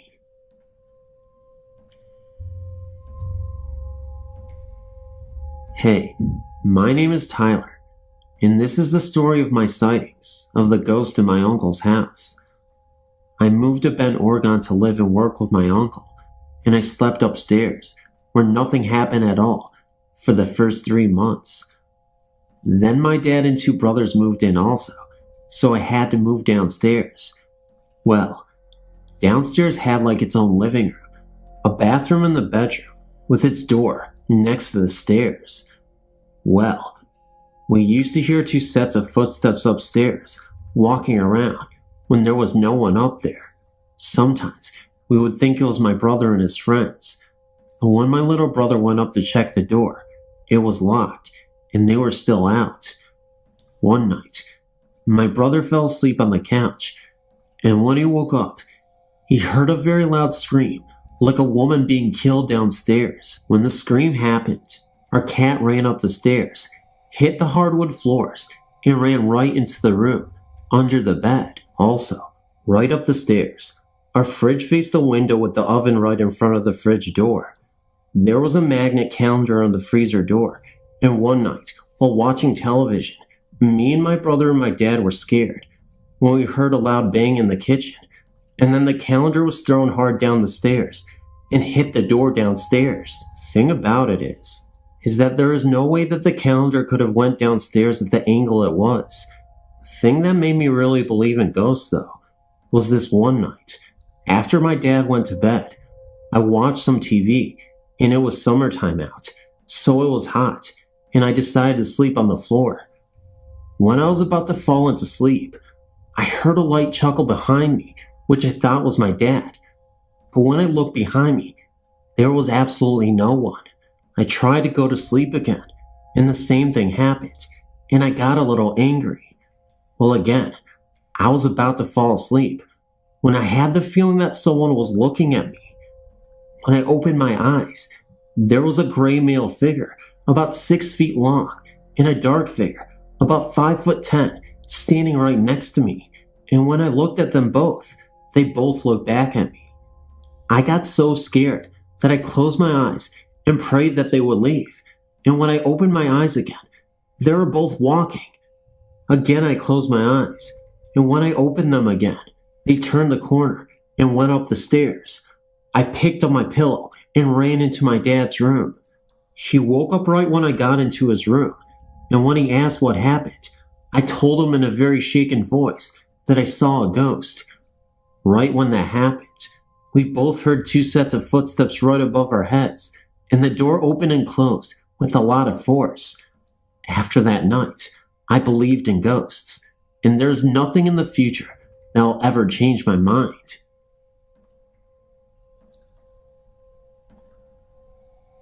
Hi, my story happened a long time ago.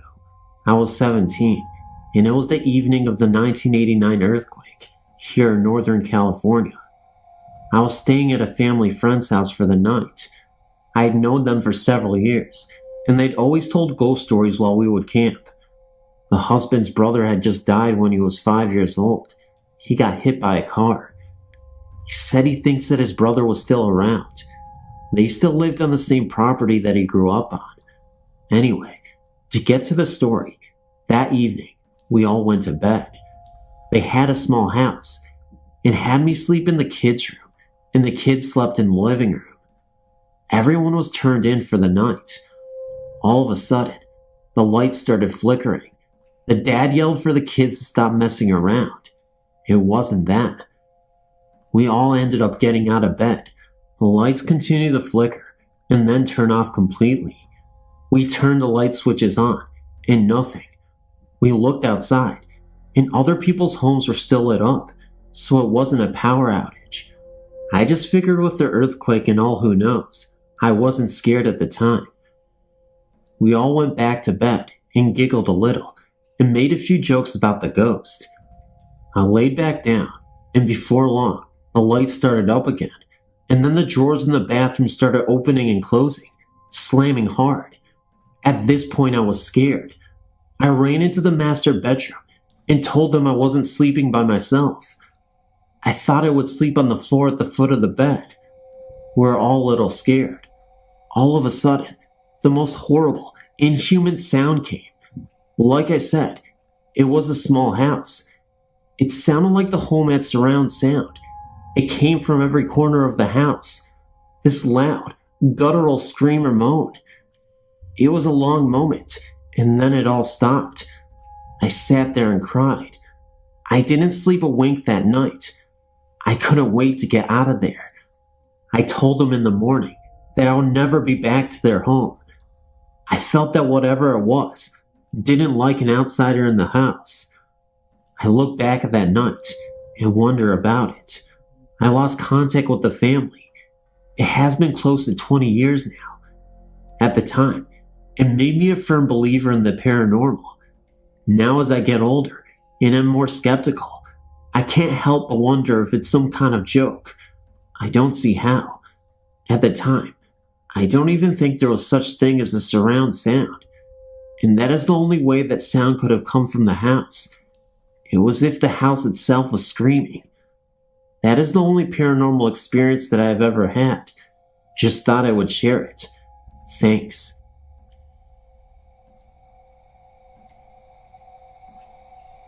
My friend Helen and I had been in our local pub for most of the evening.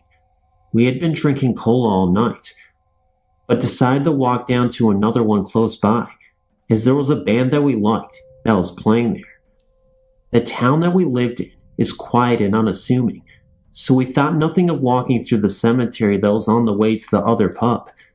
You're probably thinking, oh, here we go, another cemetery story. It was right in the middle of the two pubs, so it was the usual quick walk. It was around 9:30 p.m. on a Sunday night in October 1998, so it was pretty dark. We chatted and walked down the path and into the cemetery, not giving it a second thought. All of a sudden, Helen grabbed my arm and froze on the spot. "What the heck is that?" she gasped. Thinking she was trying to scare me, I just laughed and looked over to where she was pointing. I could feel her shaking as she held on to me. To help you picture the scene, the path runs directly through the middle of the cemetery, with graves on both sides, the church to the left, and a row of cottages just the other side of the graves, and a little hedge to the right. To my horror, there was something very large, tall and black, making its way along the small road, which runs along the side of the cottages. We're only about 15 yards away, but there was absolute silence. No footsteps, breathing, or noise of any kind.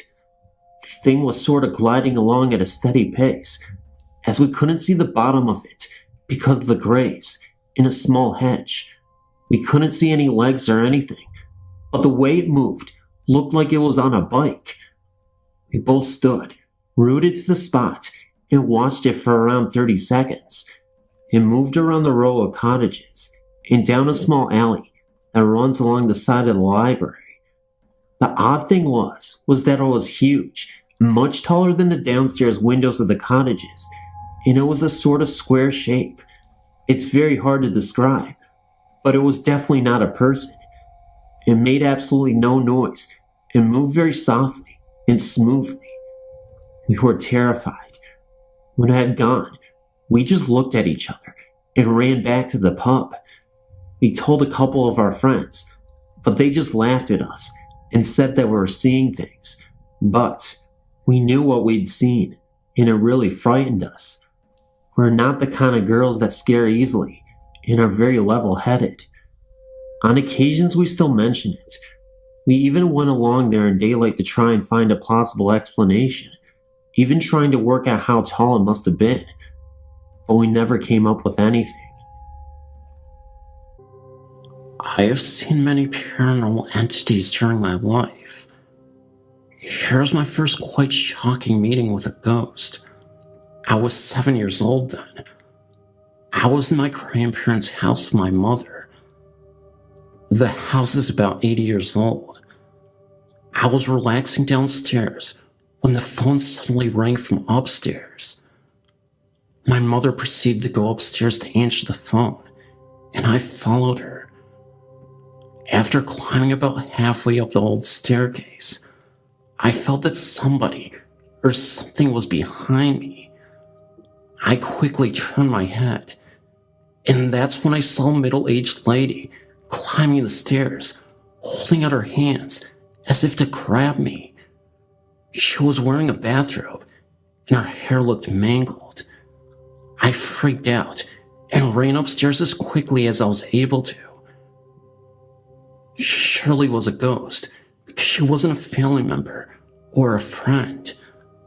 I'd never seen her before, and my mother didn't even notice her. She disappeared as fast as I'd seen her.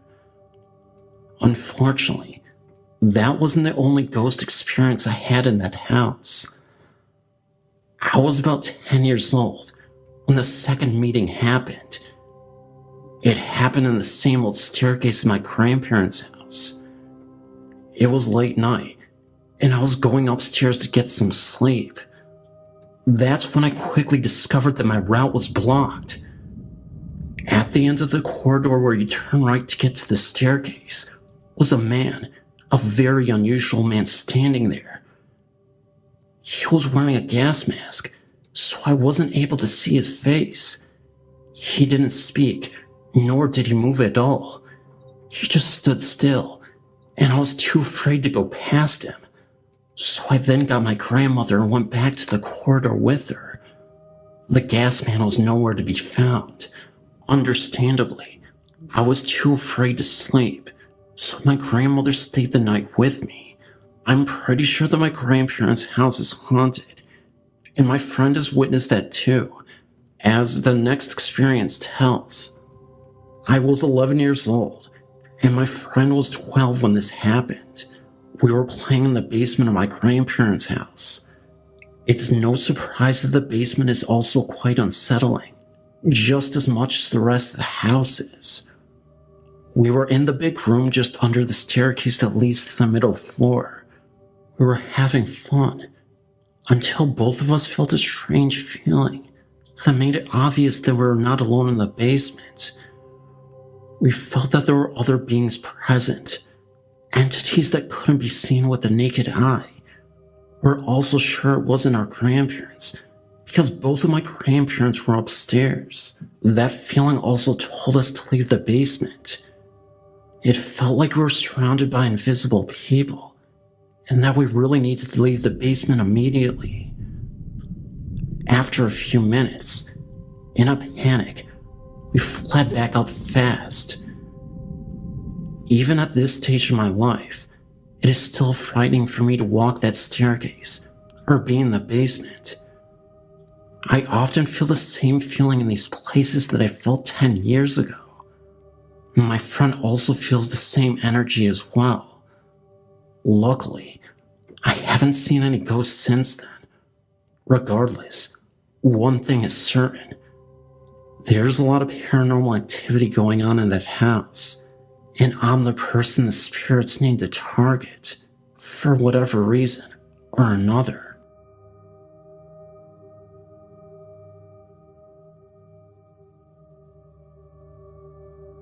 My story starts back in 1991, when I first hooked up with my then boyfriend, now husband.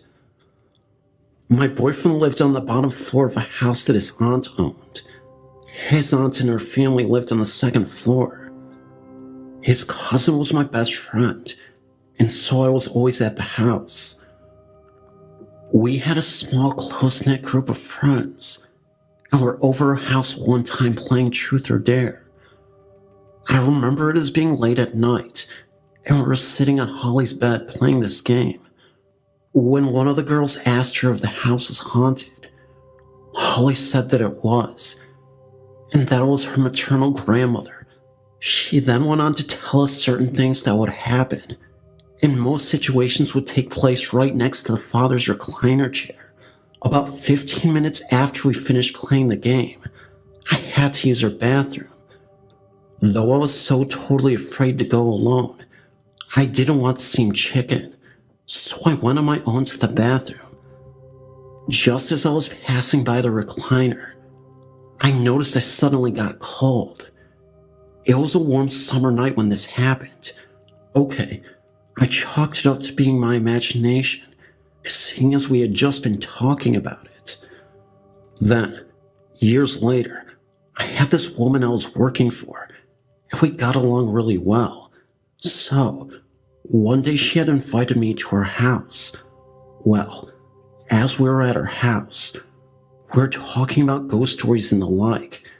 She excitedly pulled out her digital camera and led me upstairs to their master bedroom.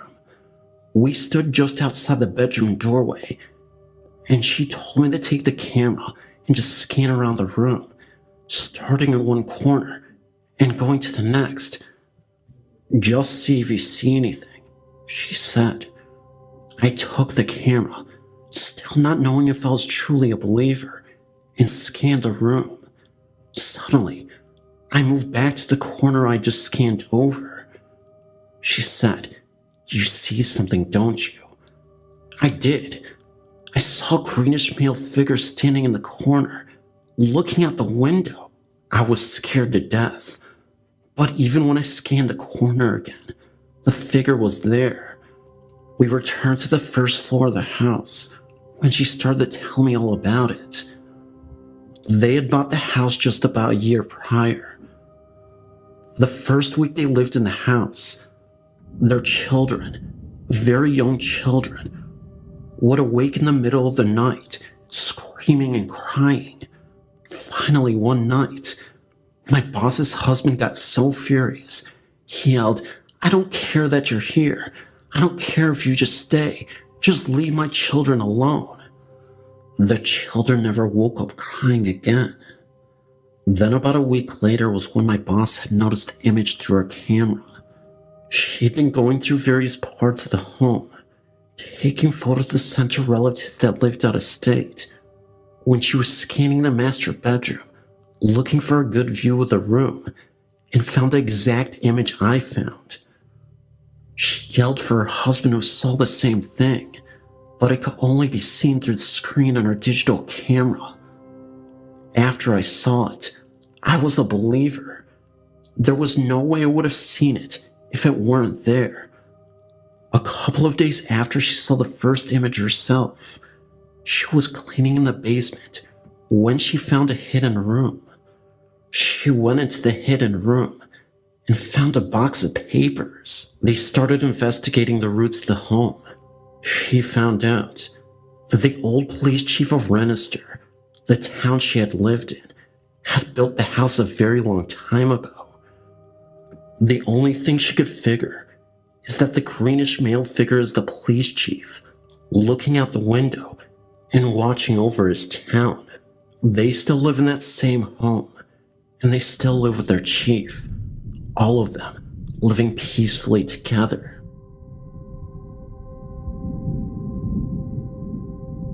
Since I was little, I've been sensitive to ghosts. Sometimes I had dreams that would later turn out to be true. Also could tell which song was on next on the radio, knew who the phone call was next, etc. My experiences tend to happen at times when I'm either feeling low or just open towards the other side. My stories. As a little girl, I didn't like being in my room after it got dark, or darker when it was summertime. I remember feeling watched, and something wasn't right. A lot of times, I was so afraid of the door leading to the back of our house and the stables. I felt like something was looking at me and wanted to hurt me. This went on from when I was around 8 and stopped when I was 12. At times, they would show up only once. Once I was in bed and was close to falling asleep. Suddenly, I heard a voice calling my name. I woke up completely and looked into the corner of my room, and there was an old woman there. I couldn't see her clearly because she was kind of blurry, but she had a friendly feeling about her. She then disappeared, and I never saw her again. When I was 17, my dog died, and I was devastated. A few weeks later, I heard him coming up to my room from the kitchen and saw him enter my room. He then jumped up on my bed, walked around 3 times before sighing, and got down. I could feel him on my bed and against my leg. When I tried to touch him, he disappeared.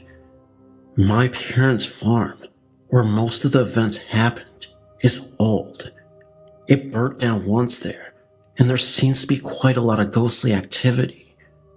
In the barn, my parents got their car. Since I was little, I was afraid being alone there. I felt something was wrong, and that something was hanging in the dark. I always felt uneasy there until a few years ago, when my mom told me that someone had offed themselves there. My worst experience I've had was when I was around 15 to 17 years old. My room was connected to the kitchen by a little hallway. From the kitchen, you can go directly to the 2 living rooms. The last one I've never felt easy in was always feeling unnaturally cold and just weird. One night, I woke up and my room was ice cold. I heard someone open the door from the hall to the kitchen. It was a man, and he was going directly to the last of the living room. Somehow I was there when he went there. I saw him take his rifle and then off himself. It was feelings more than actually seeing him do it. I then was back in my body, but heard him fall down to the floor, moved a bit, and moaned before he died. The second that happened, the coldness disappeared, and I could breathe again. I told my friend at the time about it, but I was too afraid to ask my parents. One day, I sort of jokingly asked if anyone had offed themselves in that room. My dad turned around and looked at me with a strange look. Yes, your godmother's father offed himself there. They hadn't told me because my godmother didn't like me to know. I found his grave, and it happened the exact day he had offed himself. I've had nice experiences though. A friend of my parents and their friend had offed herself. My friend was really devastated about it and couldn't get over it. One day we were in the kitchen when I saw a sort of fog that turned into a ghostly hand. It may have looked ridiculous, but I'm telling you, I know with my own eyes what I saw. It was right on my friend's shoulder, almost as if to soothe her. After it disappeared, I immediately alerted my friend, and she said that her shoulder felt really cold. My friend then told me that she felt a lot of peace. To the both of us, it really meant a lot. The latest year, the happenings happened without any real pattern. Last year, when I was at my parents' and sleeping in my old rooms, I didn't get any sleep for the last 4 days I was there. There was a presence in the room, and it was not a pleasant one. It just radiated hatred, and it was pointed at me for some reason. The next time I got home, it wasn't in there, but then I had to sleep in my mom's bedroom. I was woken up by someone slamming their hands into the bed very hard. I looked at the end of the bed, and I saw a shadow standing there, then disappeared. Since then, I haven't felt it. For some reason, I knew it was male, but I didn't know why it felt so badly about me. When I'm home at my parents' now, there's a young girl there, something I can't feel what it is, and a man. None of these are evil, but just looking out for me. I've seen the girl from the corner of my eyes, and seen her reflected in the mirror. I think they are protecting me, and just looking out for me. At times I can enter a house and know that there's more than just what the eyes see. I felt the presence of family or just passerbyers. I do believe that at my parents' house, there's some kind of field of energy where these spirits can enter. Some stay, but others don't. I got one in my room where I live now. Just a little prankster, really. Turns on my computer, or opens all the cupboards. I did have an old man, though, who loved to watch me shower. I told him that it was rude, and I didn't like it. Since then, he hadn't been there. At the same time, there's a girl running every night on the upper floor. My brother is sensitive too, but apparently never experienced the same as I have at my parents' house. Seems I'm the only one they get attracted to. Also felt being pushed, but that happened at my parents' house as well. I don't mind having this ability, but I know I have to learn to control it. It can get to be too much at times.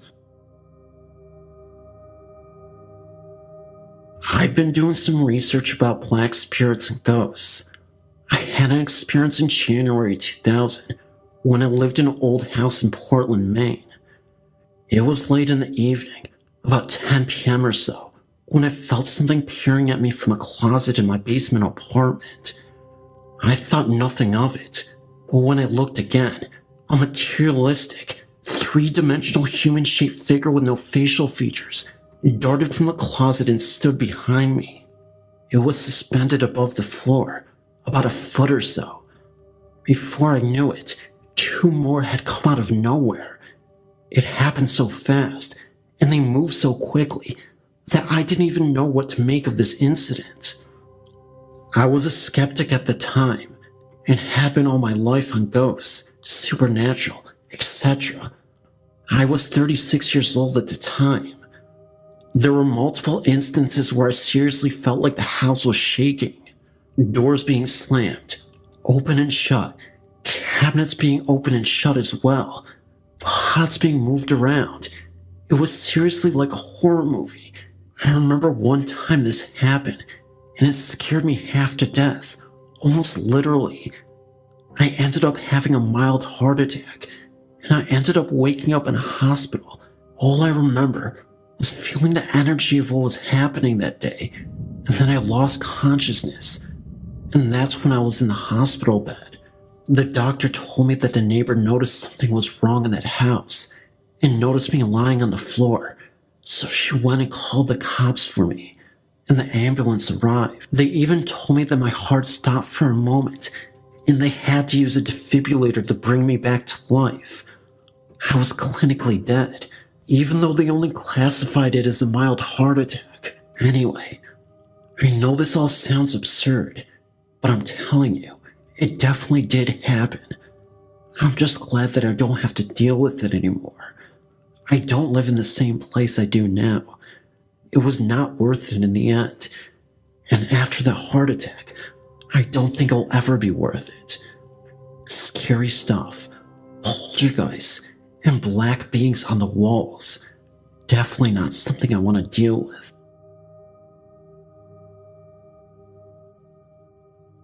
One night, me and two guy friends were driving into Howard City, Michigan. We were driving down the road, and on each side, there's cornfields, and we saw two girls, one standing at the opposite side of the road, and another walking directly into our path. The girl walking into our path was wearing a gray sweatshirt, blue jeans, had blonde hair, and white eyes.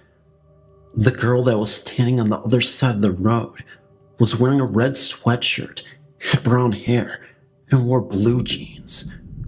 As we're driving towards them, I tried as hard as I could to tell my friend's boyfriend to look out for her, but I couldn't. I couldn't say a word. I tried, and nothing came out because I was so terrified of what I thought I saw. The girls had completely vanished. After we got to the stop sign, I said to my friend's boyfriend, "Did you see that?" He said yes, and the other guy that was in the truck with us asked me what, so I told him, and he said, "We have to go back and check it out." So we turned back around and went back down the road and found no signs of them. This is a remarkable story of ghosts from my experience. This happened when I was studying at my university. At that time, I was far away from home and stayed in a hostel near my university with my friends. Before I moved into the hostel, my friend who lived in the hostel told me that it was haunted.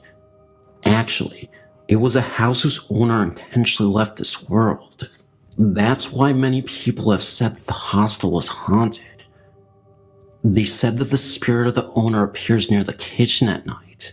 Another said that sometimes you could hear the crying voices from the woman who owned the now hostel. At that time, there was only one last room available for me to sleep in, on the second floor, so I had to stay in that room. My room was in the last row. Many people have said that my room was terrifying because the surroundings around my room were quite dark and sunshine couldn't enter my room. There were multiple nights in which I kept waking up around 2:30 a.m. One night, I was terribly tired and went to bed earlier than usual. When I woke up, it felt as if somebody was pulling on my blanket from my feet, and so I pulled it back up again. However, when I went to pull the blanket back up, I still felt a resistance on my blanket. It definitely felt as if somebody was pulling it down again. I then felt annoyed and wanted to sleep, so I just said, "Stop it, don't disturb me, I really want to sleep." Surprisingly, it actually stopped, and I was able to sleep the rest of the night. In fact, nobody ever pulled my blanket again. In the morning when I woke up, I remember what happened last night and I started shaking. After that experience, it was pretty obvious why I always felt on edge whenever I slept in that room. Ghosts are pretty freaky. I was sleeping over my best friend Jasmine's house, and the night before, her mother promised us BLTs for breakfast. So that night, after setting me up in an air mattress for the room, we had gone to bed. That night was peaceful, but I'll forever remember that horrific morning. I woke up and looked up to where a person was just standing in front of the closed door from afar and simply staring at me. She was young, around my age at the time, with features almost identical to my friend. I was still half asleep and just figured it was my friend anyway. I began to ask her when we were going downstairs for the BLTs, and she just stared at me without saying a word. I closed my eyes for a little bit, then reopened them, and that girl was gone. I never heard the door open in her room, and somehow the girl was gone. I looked at my clock, and only 10 minutes had passed since I closed my eyes to lay down.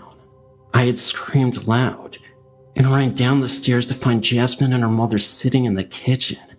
They looked very concerned and asked me why I screamed. I told them that just 10 minutes ago I saw Jasmine, but she didn't say a word. Her mother looked at me and told me that Jasmine was downstairs for over an hour and had never once went back upstairs in the time in which I saw this girl. It was then when I realized that it was a spirit. Ever since, I've only seen the girl twice. On my friend's birthday, I was downstairs getting cake for some of the other girls, and I saw her standing in the pantry watching me. And the other time, I was in the basement with Jasmine. We were getting some laundry done when we all saw the girl run across the basement living room to his storage room.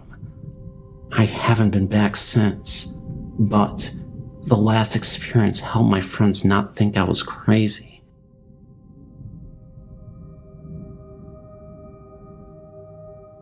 I've been enjoying your site, and I wanted to share some of my experiences. Well, I went to Mercyhurst College in Erie, Pennsylvania in 1995 to 96, and I left in the fall when my father died. Anyway, I lived in Egan Hall, which is connected to Old Main and the chapel, and I saw the nun and her antics almost daily. In the fall of 96, I saw a reflection in the bathroom windows at night. She often opened and closed the windows and doors, turned faucets and radios on, and flushed the toilets for hours on end. I was absolutely frightened at first.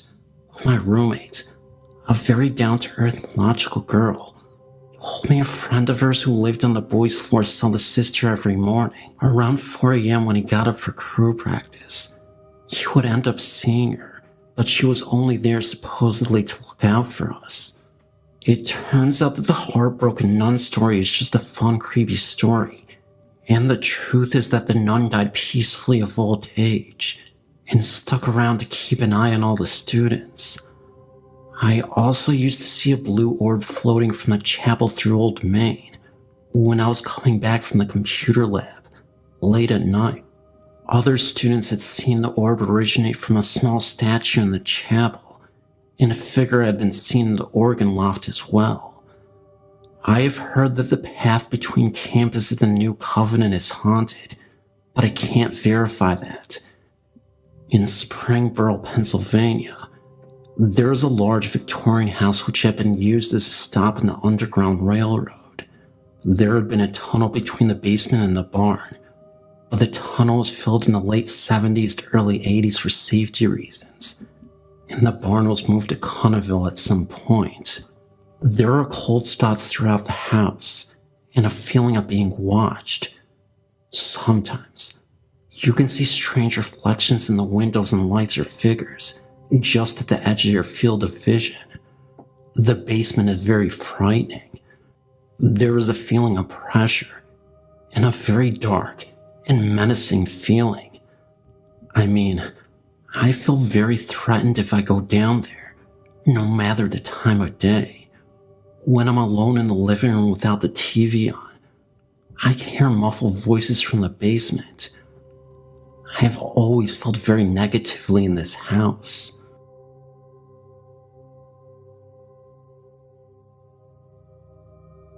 Now, about 4 years ago, I lived at Country Hills apartment in Las Vegas, Nevada.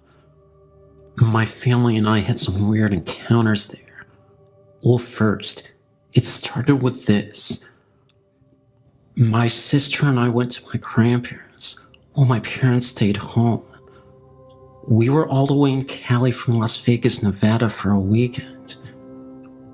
My dad woke up at night, the night we left, claiming he heard a little girl singing in mine and my sister's room. He goes in there and sees my sister's rocking chair moving. Our second encounter was when my mom was going to take me to school one morning, and right when we open the door, the DVD player goes on, the radio on the DVD player. My mom and I were so tripped out, we were telling each other to turn it on, until eventually, my mom does it. Now how freaky and unexpected is that? Our third encounter was when the blinds for the sliding door that leads to the porch just started moving. It was strange, really strange.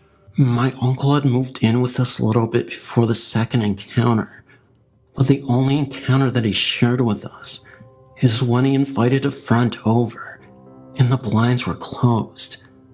Then he noticed that all of a sudden they were open. He told us, and we got tripped out. I was right next to the blinds too. That was my story, and thank you for reading.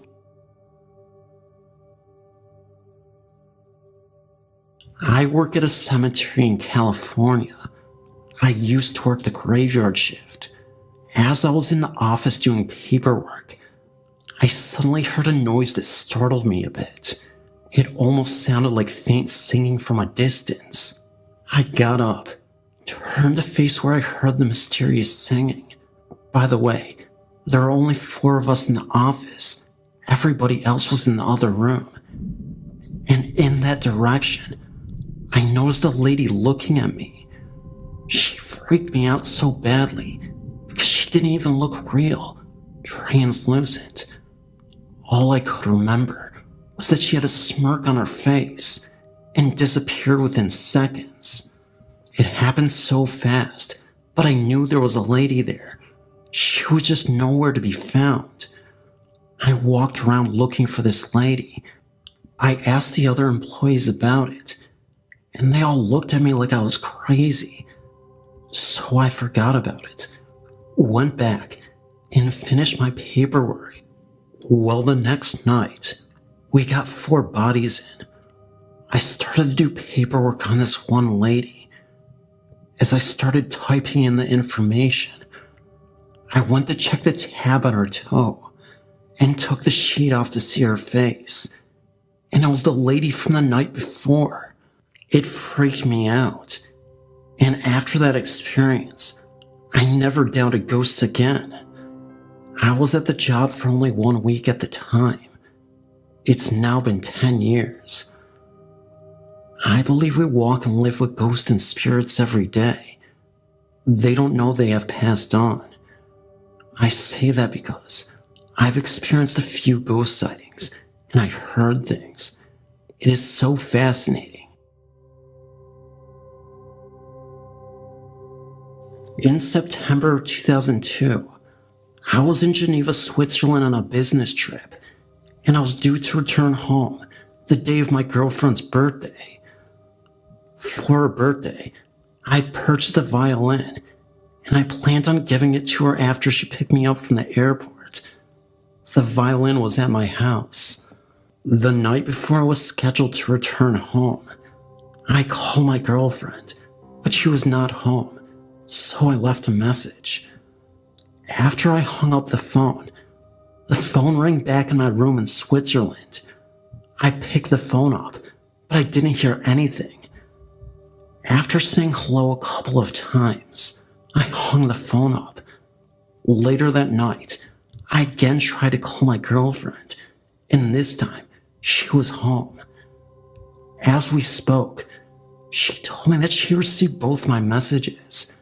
Having only called once before, I was very perplexed. I asked her what was said on the messages, and she described the first message that left to a T, but she thought that I was teasing her with the second message, since she thought that I might be giving her a violin for her birthday. After some prompting, she told me that she heard scratchy violin music, like a beginner tuning their instrument, followed by me saying hello, hello. I thought she was joking, but when I could tell that she was serious, I asked her if it sounded like the music, static, or some other background noise. She had the voice messages still on her answering machine, and she played both messages back to me. On the first message, I could clearly hear my voice saying that I just called to say hi, and that I would see her tomorrow. The second message starts with about 4 seconds of clear but scratchy violin music, and then I could very clearly hear my voice saying hello, hello. My girlfriend said that both the messages had my phone number and the caller ID. By this time, I had convinced her that I did not leave the violin music on her machine, nor were there any TVs or radios turned on in my room during the call. All I could think of was that I may have been hearing some future event when my girlfriend would be tuning her violin, and that I would not be around to hear it. So I changed my plane reservations to take a different flight home. Nothing happened to the plane that I would have been on, but I cannot help to think that the violin music was meant to be some type of warning. Maybe I would have had a car accident if I took the other flight, or I would have been hit crossing the road. Regardless, an omen like that is hard to ignore. I've kept the message recording as a reminder of this very strange experience. May 2006. It happened again. After over 3.5 years, we received another ghostly phone call. Last night, we were sitting at home when my girlfriend in 2002, cell phone rang. She answered it, and at first did not hear anything. Then, the sound of the same scratchy violin music became slowly more pronounced. She said hello several times, but had no response except the music. She handed the cell phone to me, and I also heard the violin. Then, the sound just stopped. I did not hear a phone hang up. It just stopped. I closed the cell phone lid and then checked the call log. There was no record of a call, incoming or outgoing, to the cell phone at that time. I'm scheduled for another flight to Atlanta on Thursday. I sure wish I could get out of it.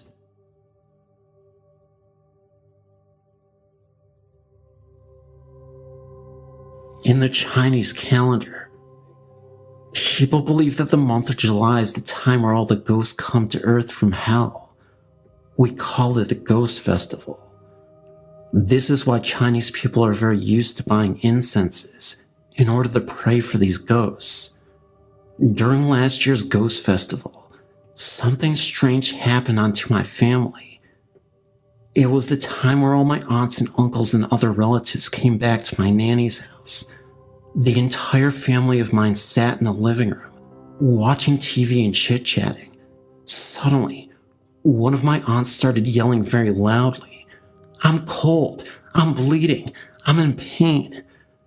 She then ran upstairs and started throwing everything she saw. She acted insane, and her face turned pale. Every one of us in the family was shocked by her actions. We were panicked and did not have any idea of what had happened.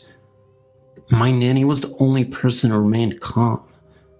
Immediately she called the ritual witch, whom we called her as Boombo, to the house. As soon as the Boombo arrived, my aunt ran to her and wanted to choke her to death. She yelled, "I'm dead, and now it's your turn." Two of my cousins immediately captured her and pulled her away from the Boombo. The witch then murmured as if to cast spells on my aunt. About half an hour later, my aunt was awake. She said she felt exhausted and asked everyone what had just happened now. At the moment we told her the truth, my aunt was frightened and couldn't believe that. The witch told us that she was possessed by a ghost who was killed in an accident years ago.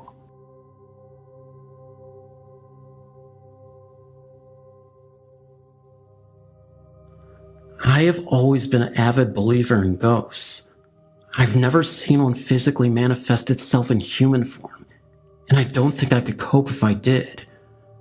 I have an intense fear of ghosts, and at the same time, a morbid fascination with them. My first experience happened when I was 14 years old.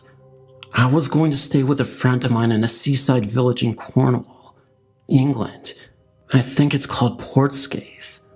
My dad had a friend who drove me down to the meeting point where my friend, whose family were already staying there, would pick me up. This guy's name was Mike, and he was the nicest guy you could ever imagine.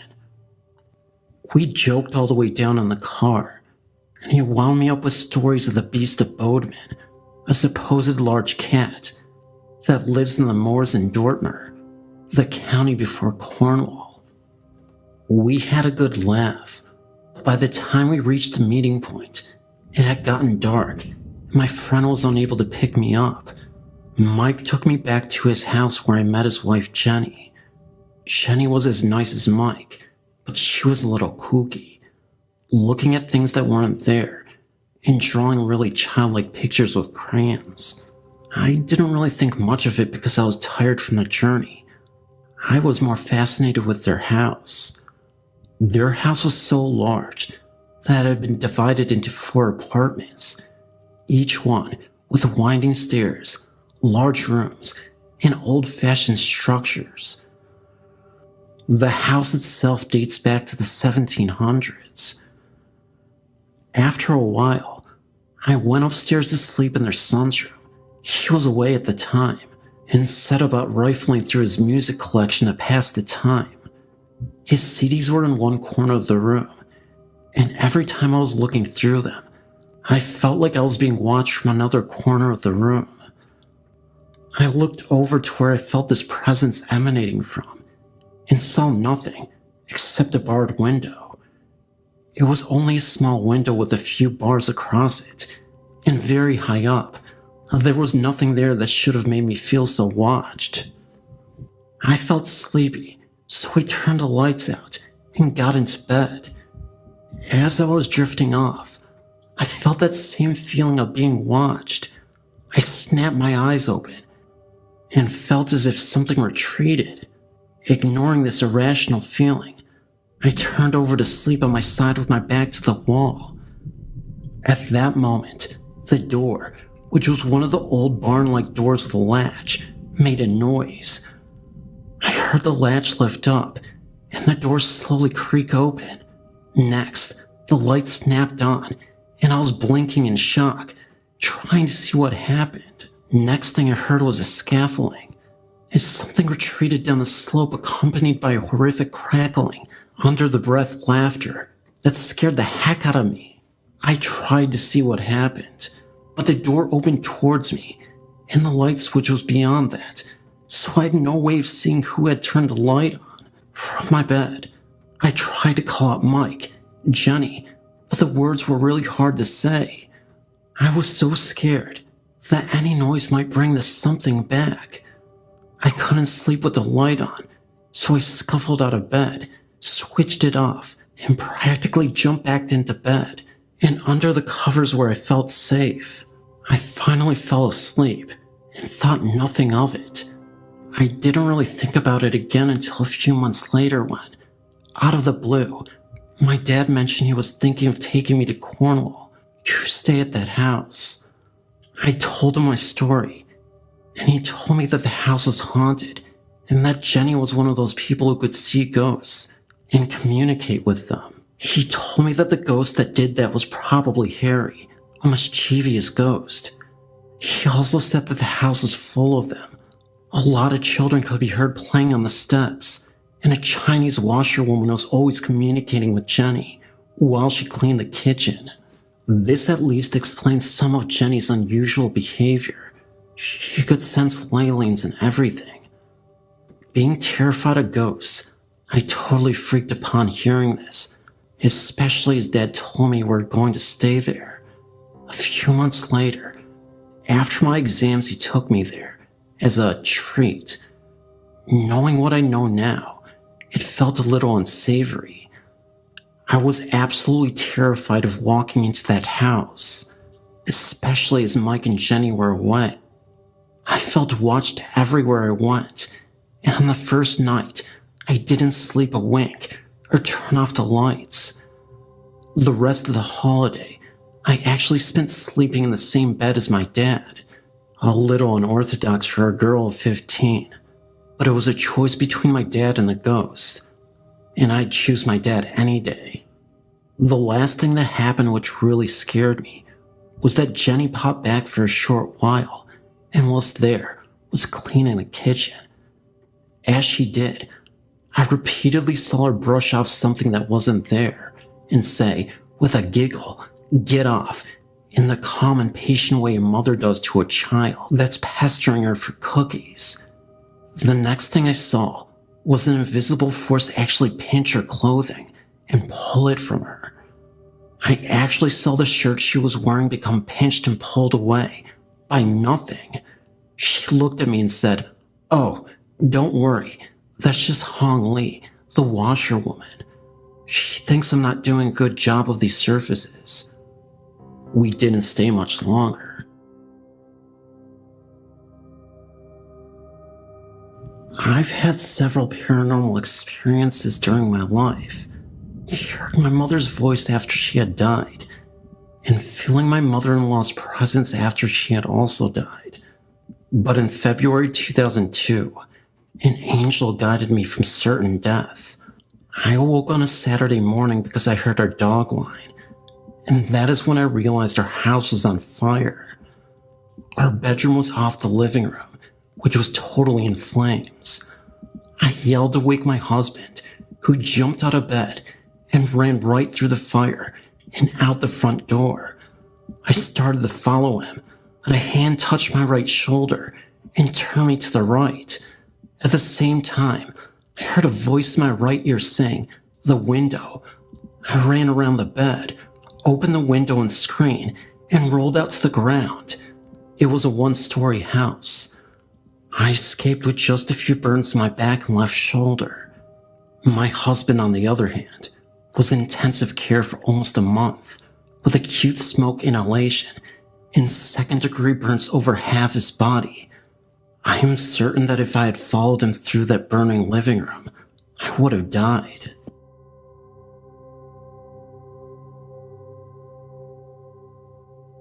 When I was in grade 3 of primary school, about 10 years old, I lived with my grandparents. Before, my great-grandmother also lived with us, but she had also passed away for approximately 5 years. I remember that night, it was Chinese New Year Eve. My family members all came back to my grandparents' house. After dinner, nearly 8 o'clock, my parents and other uncles and aunts went to play Mahjong game. When I was watching TV with my cousins, I felt thirsty, so I went to the kitchen to find some water. But something happened that I couldn't believe what I saw. It was a lady in the kitchen, a transparent figure. She was standing in front of the stove. However, the lady did not have any legs. She was just hovering above the kitchen. I was so scared to death that I ran out of the kitchen as fast as I could and ran into my uncle's and aunt's arms.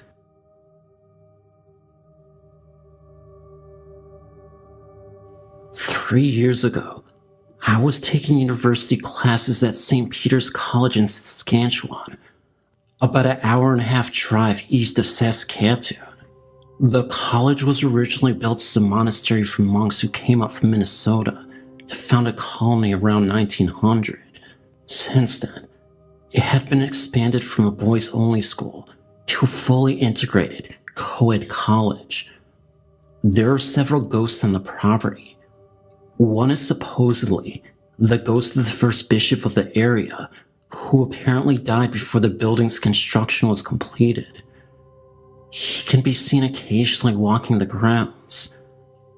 The other is a ghost of a small boy who had left this earth intentionally, or died from an accident by falling out an upper story window.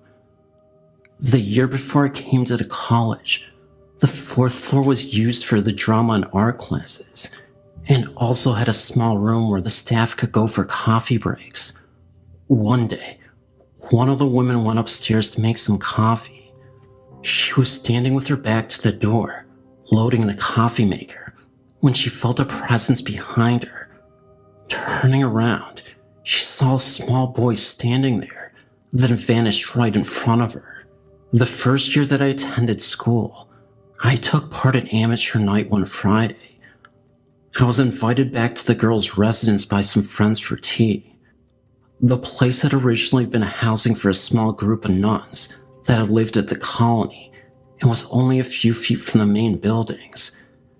It was after midnight When I finally said goodnight and headed out, I had taken no more than 3 steps when I had the most unshakable feeling that something didn't want me on the grounds. There was the sensation that I was being chased that I just couldn't stand, and I ran to my car. The feeling didn't stop until I crossed the railroad tracks, which I found out later was the marker of the boundaries of the college grounds. I told some friends about this, and we all agreed that we should stay some time after midnight and try to see some ghosts. Well, we tried, but that is as far as it went. None of us had the nerve to stay past midnight. Strange feelings and weird noises always promoted us to leave just before the midnight hour. I've been privileged enough to have the luxury of traveling on many cruises over the years. Being born into wealth, it's something that you get accustomed to. With that being said, all these experiences are not without their ghost stories. There were times in which I had terrifying encounters with spirits while alone in my cabin. I'm not just talking the stereotypical hauntings, knocks on the walls, objects being moved around, and other supernatural phenomena, but legitimate full-bodied apparitions and dark shadows looming the halls of the cabin, as well as seeing the presence of ghost sailors. One of my earliest paranormal experiences on a ship was when I was roughly 12 years old. My parents were wealthy enough to purchase a gigantic yacht for me and my family. However, we were able to buy it off the previous owner, who ended up being a great family friend. His name was Joe. Joe suffered from a multitude of health problems, suffered mild heart attacks, had high blood pressure. He really became somewhat of a father figure for me in my youth. Every time he'd see me, he'd run up to me and give me a giant bear hug and yell, "My little Sadie." He was such a great guy. However, being a 58-year-old male with all these medical health issues, I kind of felt like our days with him would be numbered. He suffered one last heart attack, and it would be the last of his life. That's because, unfortunately, this heart attack was the one which would take his life. So let me backtrack a little. Joe had been with us, me and my parents on the yacht, for the entire day. The morning before he died, Joe and I had a heart-to-heart. We were on lawn chairs on the deck, and he warned me about the dangers of excess, to not get so absorbed in these riches. Joe was a successful man, but he always reminded me that all of these riches don't mean a thing if you're not a good person at heart. I'll never forget his words. "Sadie, you can't bring anything with you when you're gone. These are the moments we live for. It's not about this yacht or the things you own in life. It's about the bonds we share with the people we love." I remember he urged me and said, "Do not waste this life. You can't get back this life, kiddo." I remember I just sort of smiled at him and nodded my head. Being 12, of course, I didn't really fully understand the magnitude of his words. So the day went on.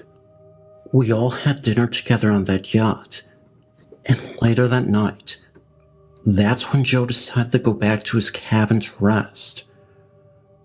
He told us that he was very exhausted and just wanted a good night's rest. The morning after, I knocked on Joe's door in the cabin in his room. We had 3 separate rooms, and he wouldn't answer. I called for my parents. They opened the door, and that's when they found him dead. I was devastated and cried for days.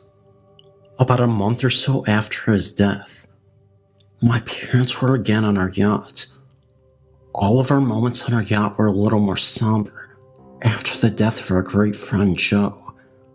Anyway, it was starting to get dark when my parents told me to get back into the cabin to go back to sleep. I yelled back that I wanted a few more minutes, and they eventually relented. Our yacht is pretty long, so there is a lot of space to get around. The next few events are unexplainable and lead me to believe that our ship was in fact haunted. So, I'm standing right in the spot that me and Joe used to, with our lawn chairs, and I'm just taking in the scenery of the blue waters and breathing in the fresh air delicately touching my face. As I began to think of Joe, my eyes began to water. For some reason, I had an urge to look right behind me. Right behind me was where I could see the control room for where you could drive the yacht. As I stared into the window of the control room, I recognized the face for a few seconds. I knew it wasn't my imagination, but I wasn't able to figure out whose face it was. I got kinda spooked and ran into the cabin. My parents were both still there, so I had to rule them out. I didn't even mention what I saw to my parents, because I'm sure they would have dismissed me. Anyway, it's getting super late at night, and my parents are sleeping soundly. I had trouble sleeping because of what I saw, as well as the fact that I was profoundly missing Joe. I remember I went to the bathroom to splash water on my face and try to calm myself down a bit. However, once again, something insane happened. As I looked into the mirror, I saw the face of a man right behind my shoulder. Again, the face wasn't obvious, so I couldn't make it out, but it was enough to recognize that there was someone in the mirror. It's hard to explain, but it almost looked like a poorly rendered image from a video or something. Either way, I hopped back into bed terrified. It wasn't until days later, when I really thought about it, that I realized it could have been Joe's face in the control room and mirror. Knowing this possibility, it allowed me to become less frightened and more comforted. If it were Joe, I don't think his intentions were to scare me. I think he just wanted to let me know that he was okay, that he was watching over me. Years later, when I was 19, I was on the road and I got into a terrible car wreck. I crashed into a tree. Luckily for me, I was able to escape unscathed, and my parents drove me home. My parents were furious because I told them I had been texting and driving. Later that night, I had a dream. In the dream, Joe appeared in it. He looked very disappointed in me and literally said to me, "You have learned nothing. A phone is an object.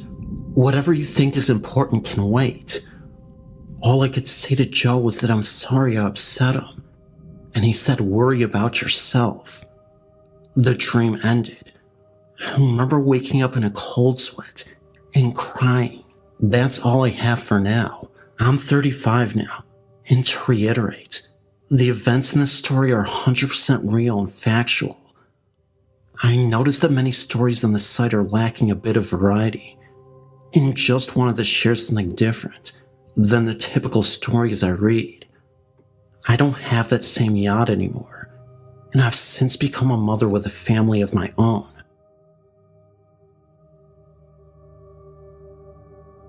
I'm a 20-year-old English writing professional major, attending Slippery Rock University, Pennsylvania, and I've never believed in ghosts until this happened to me. Early last fall, my good friend told me about Snyder Cemetery in Butler County, Pennsylvania, and its alleged hauntedness. He, our other mutual friend, and I decided to visit it one Friday night. We drove up to the entrance, parked his truck, and bought a few lighters and a scented candle. The only things we had in the car that would emit light, and ventured in. We as a group initially found nothing out of the ordinary in the way of activity. I, however, started hearing unhuman moaning coming out of the surrounding trees. My two other friends didn't hear them.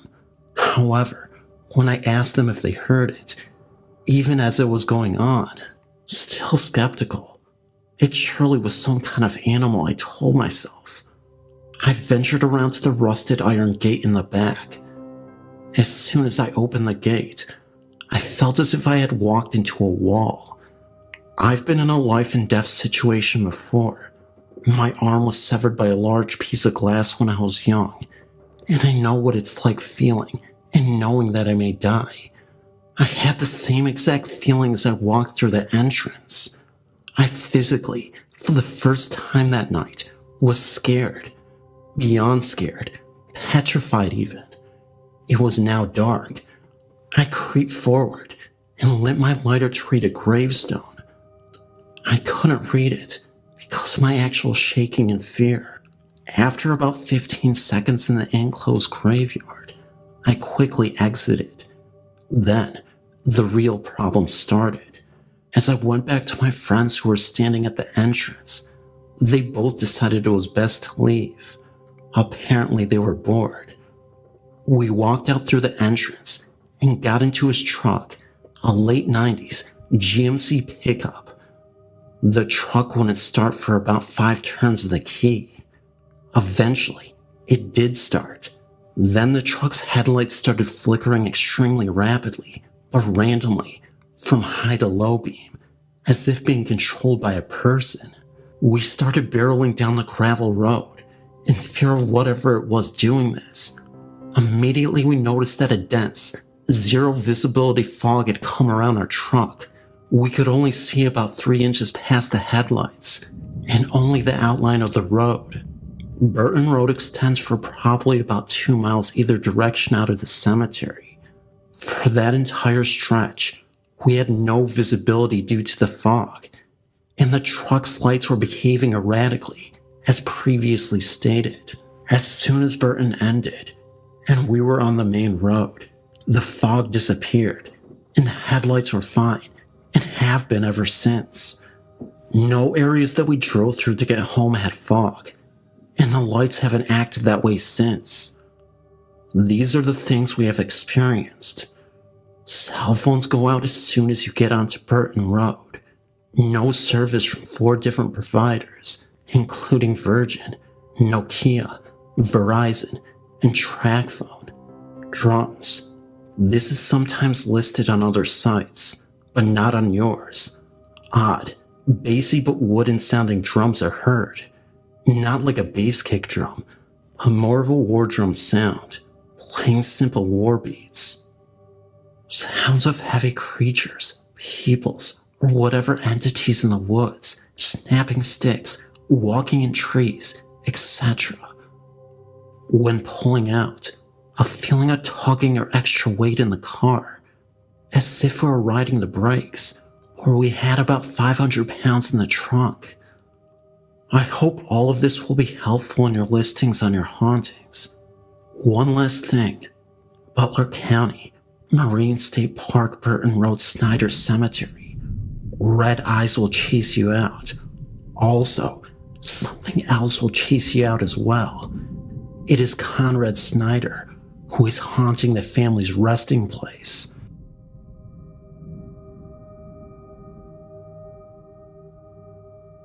I've been reading the stories on the site for a while, and I would like to share one of the many experiences I've had.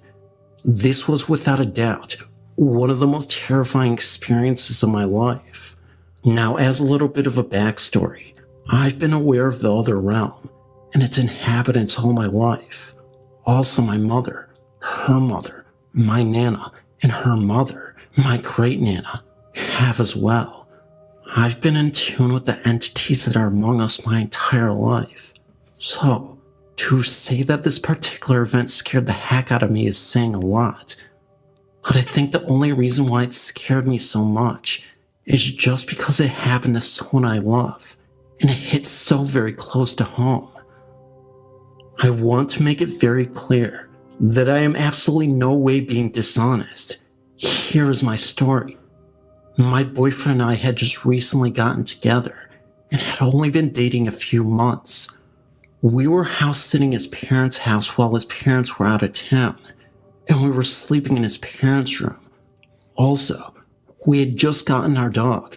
That was a puppy at the time, a week before. This is all relevant to the story. It was a Sunday, and things had felt very different that day, not normal. And I had taken a nap during the day, which for me is just simply not something I do. But it was a good thing that I did, and I found out why later. As the day turned to night, around 11 p.m., I tried to get my boyfriend to come to bed with me. He was acting weird, and said that he would be coming to bed really soon. Now, like I said, it was around 11, and anyway, I went to bed, and I ended up jolting awake at 10 minutes till 5 in the morning. I remember because I looked at the clock. Anyway, my boyfriend had not come to bed yet, and all the lights were still on in the house. But I disregarded, and I laid back down. Then I heard him coming down the hall, and got into bed. When he laid down, he obviously sounded very tired, and he said, in almost a dazed voice, that there was a man outside the front window of the house that he and the dog both saw, and they didn't like the way the guy looked. He also said that he had just taken a sleeping pill.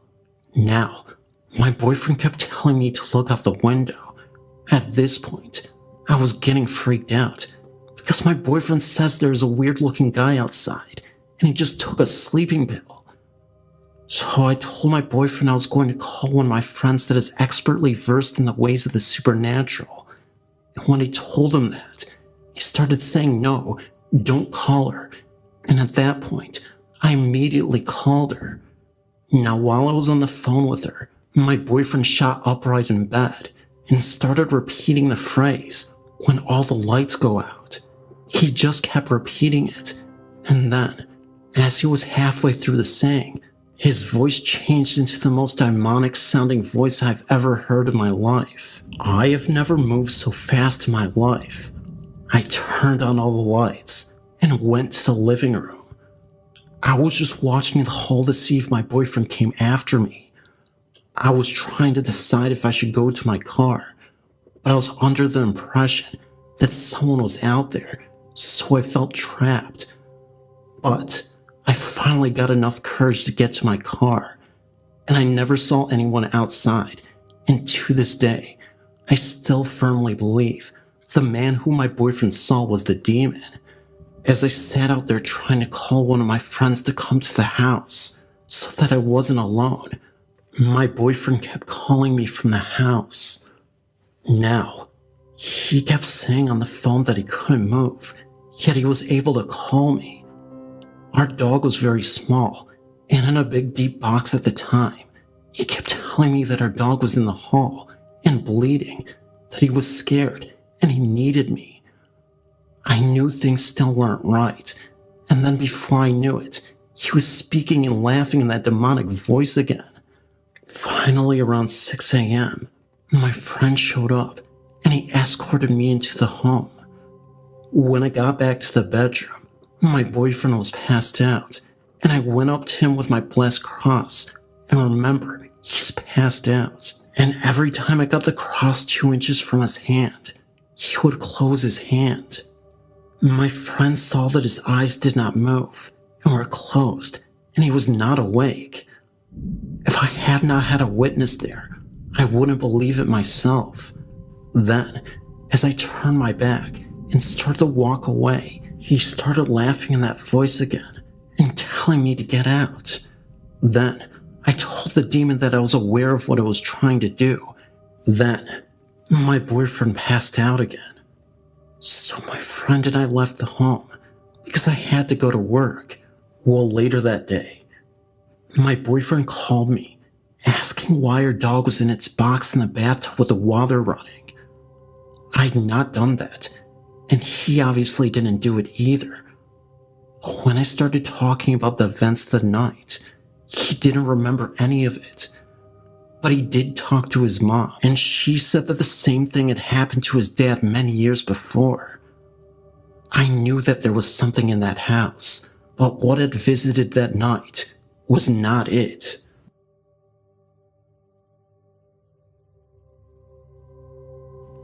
I grew up on a farm and I had stepbrothers and sisters.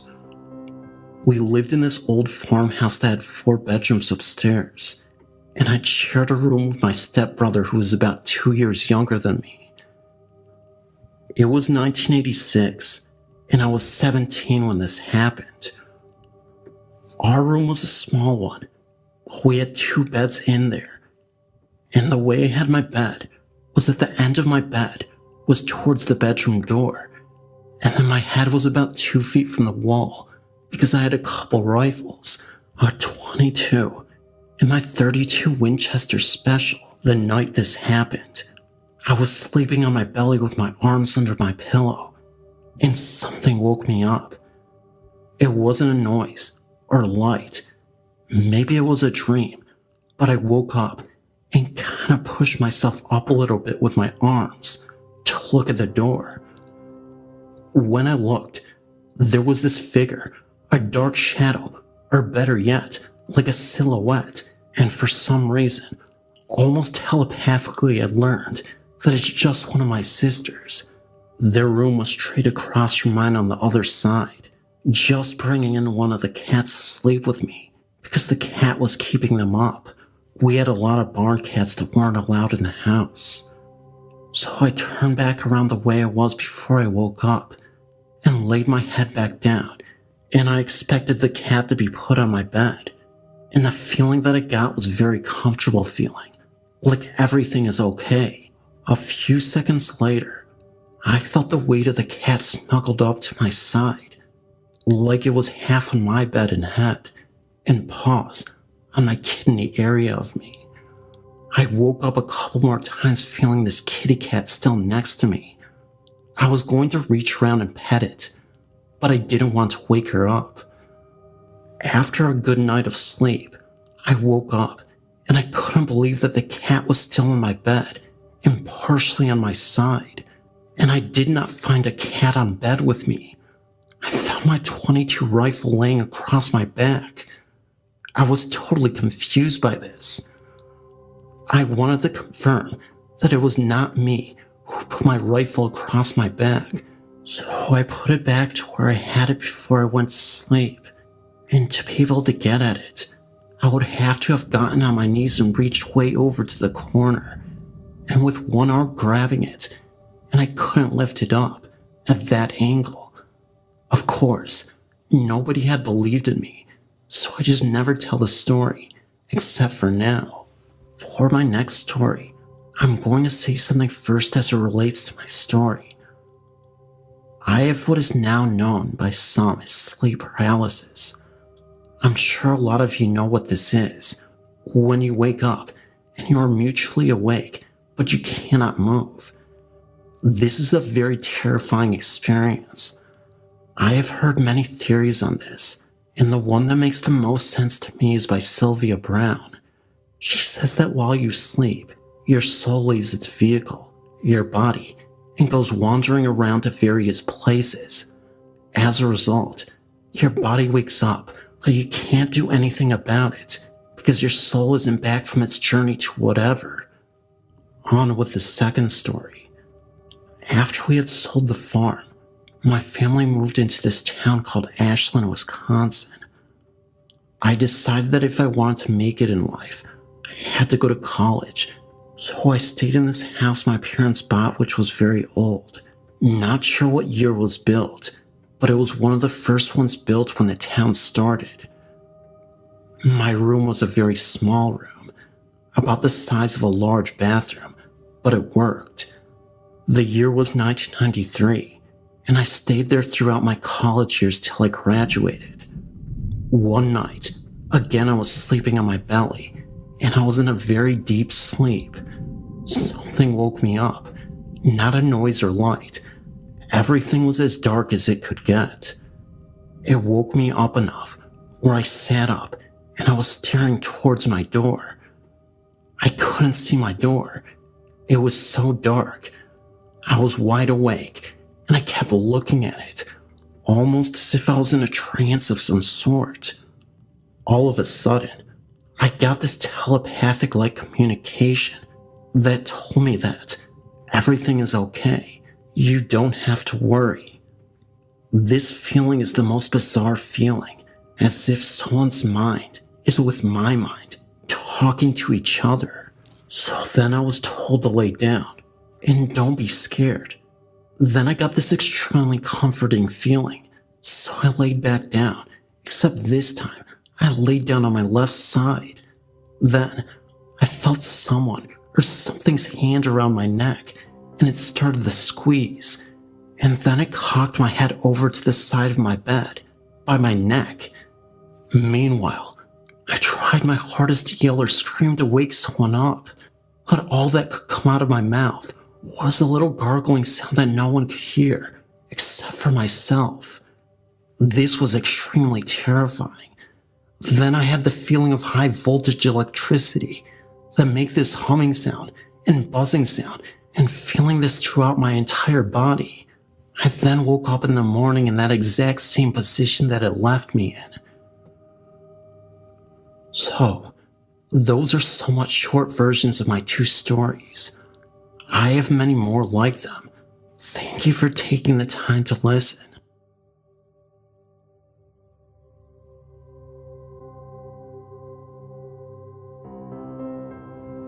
During my college years, my brother and I lived in an old brownstone in South Minneapolis. The apartment itself was large and sub-level, with 2 bedrooms. From the moment we moved in, we knew there was something wrong. On numerous occasions, I saw someone in my hallway moving across the rooms out of the corner of my eye. I always felt that it was my eyes playing tricks on me initially, but then stranger things began to occur. We began to have our television turn itself on at night. The stereo would do the same. I would be sleeping at night, and it would just start blaring. My bedroom was the worst. It was uncomfortable. I became afraid to sleep in there. I could not describe the feeling. I began sleeping out in the living room or on the futon. Finally, I told myself to stop with the silliness and resign myself to sleep back in the bedroom again. I did so uncomfortably for a few nights, only to be awakened one night by a man's disembodied head hovering above me and smiling.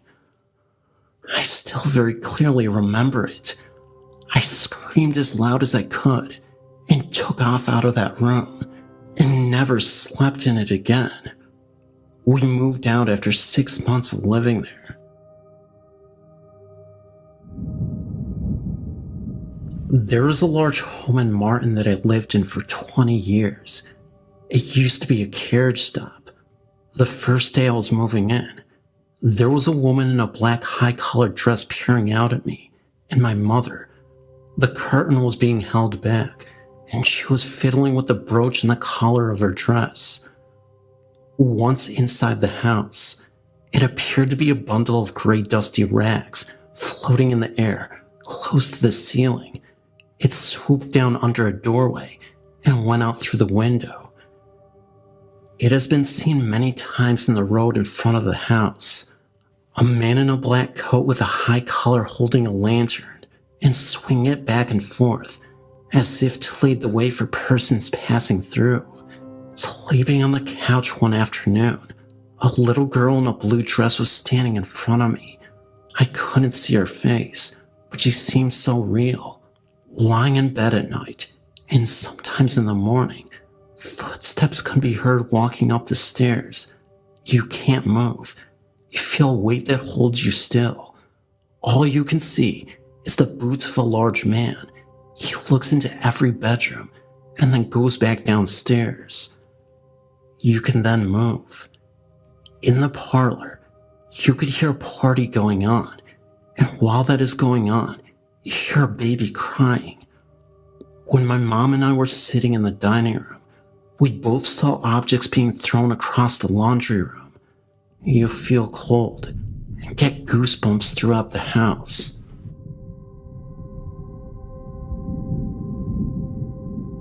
A while ago, me and my friend were doing a project for school, and we got to choose what we did, So we did ghosts and hauntings, and we used the site, and it helped us loads. But anyway, while we were working, our substitute came over and saw what we were doing, and he asked us if we ever had seen a ghost. I think I've heard a ghost crying, but I wasn't too sure, and my friend hasn't seen anything. But my sub said that he had seen one. He said that he went to look after his nephew once, and he saw something. He said that he went around to his brother's house, and while his brother and his wife were getting ready, his nephew came downstairs and told his dad that he had seen the man with the big hat and the funny glasses right upstairs. My teacher asked his brother what he was on about, and his brother said that he had seen the ghost again. My teacher didn't believe him, but his brother said he'd seen it upstairs. Then when his brother and his bro's wife had gone, his nephew, who was only 5, wanted to play football in the garden. So as they were going through the kitchen, his nephew said that the man with the big hat and funny glasses was behind my teacher. He freaked out and was scared to death. He said he just wanted to get out of the house, but made himself turn around. He said that he saw a gaslight form that had a pilot's hat on, an old one, not a helmet like nowadays, and that the thing was wearing big goggles. He later found out that his brother's house was built in an old airfield. The story freaked us out. I used to be a police officer for the city of San Benito, Texas. One night, my shift was working 11 to 7, graveyard shift, when I heard one of my fellow officers call out over the police radio at about 2 or 3 a.m. that he was going to check out what appeared to be a fire within the fenced area of the Old City Cemetery, which is located on Old Sam Houston Street. I then advised our dispatcher that I would be en route to back up my fellow officer. I was across town, so I'd traveled about 2 to 3 minutes tops when I heard the officer say 10 to 8, which means back in service. I then thought to myself, why didn't he call for the fire department? So I then called him over the radio and told him to meet me at the parking lot of the Blockbuster video store. When he pulled up to my police unit with his patrol car, I could see that he had a scared look on his face. I asked, "Hey, what happened at the cemetery?" And he said defensively, "I don't want to talk about it." I again asked him what happened to the fire, and he said again, "I don't want to talk about it," and drove off in the police unit. I thought to myself that I would give him the chance to clear his thoughts from his head, so I waited to the end of the shift to ask him what had happened. He told me that he was patrolling on North Sam Houston Street when he saw a small fire in the Old City Cemetery. He then stated he went around the railroad tracks at Old Sam Houston Street. Since it was around one of the holidays when they sell fireworks, he thought someone might have set off the fireworks and it had landed in the cemetery, causing a grass fire. He then called the dispatcher over the police radio and advised her that he was going to check out the fire. He said he told me he exited the patrol unit and walked into the city cemetery towards the fire. He said that the flame from the small fire was about 8 to 9 feet high. He then told me he noticed as he was walking towards the fire that the closer he got to the area of the flame, the smaller it was getting. He said to me when he got up where the source of the fire was, it suddenly disappeared, and he noticed that there was no smoke or traces of anything burning. He stated that when he looked down where the flame had disappeared, he was standing in front of a grave where had just been buried days or a couple of weeks before. He then stated that he felt scared, and that is when he got back in his patrol car and left the area.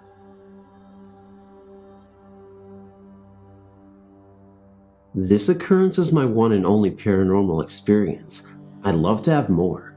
For the past year, I've had a part-time job working for an ambulance company. This company is one of the few running combination funeral home EMS services in the region. One day, I was sitting in the ambulance bay, resting between calls.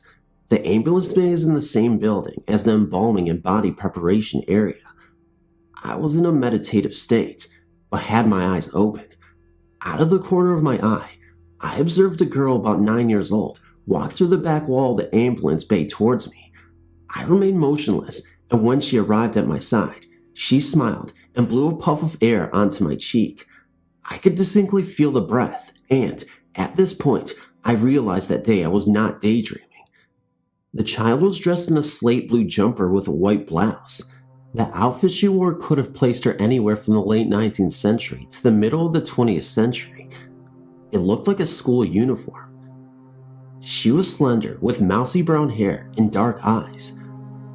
After blowing on my cheek, she smiled and walked past where I was sitting and disappeared through an exterior wall just to the left of a door. Later, I asked some of the other paramedics if this apparition was familiar to them. It was not. However, 2 of the medics stated that they have seen and or heard ghosts in the ambulance bay building and an adjacent former residence, now used as a dispatch center. Although I've tried sitting in the same place and being quiet and meditative, I've failed to see the little girl again, but I will keep trying.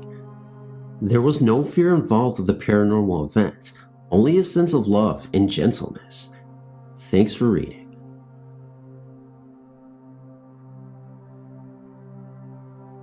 I had a few experiences in this one house I lived in from the time I was 5 until about 14. I lived in a city about 20 minutes away from Los Angeles. Anyway, one night, I was sleeping and for some reason I woke up. I don't ever wake up in the middle of the night. When I woke up, I saw a white figure, which looked like a soldier standing in front of my bedroom door. He was just standing there saluting me, just staring at me, and he didn't move. What I remember the most is his eyes. They were bright white. I was scared because yeah, it was a ghost, and it's not normal for me to see something like that, but at the time, I felt safe. I knew that he wasn't there to hurt me or he wasn't trying to scare me.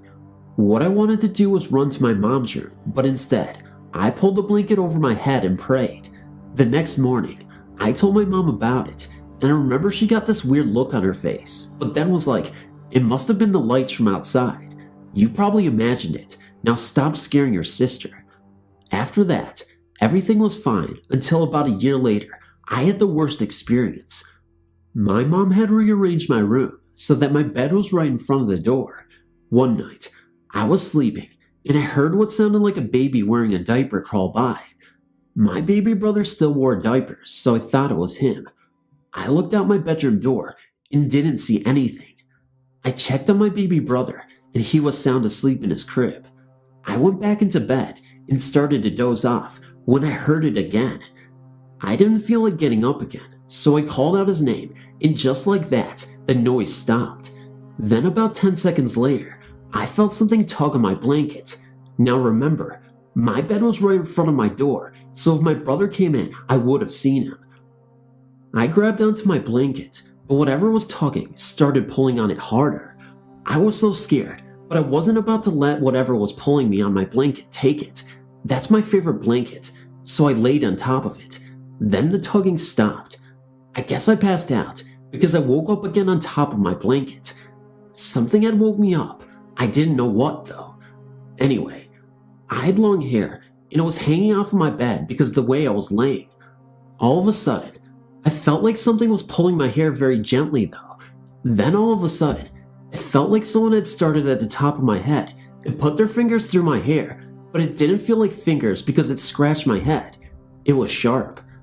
I know I was not imagining it either because my head jerked back since I had a lot of tangles to my hair. That was it. I ran so fast out of my room. I ran into my parents' room crying hysterically. It took them a while to calm me down. When they finally did, I told them what happened. Again, my mom told me it was my imagination. I was not imagining it. Well, I slept on their room floor for about 6 months after that. There was no way I was going to sleep in that room. That was the last time anything bad happened like that.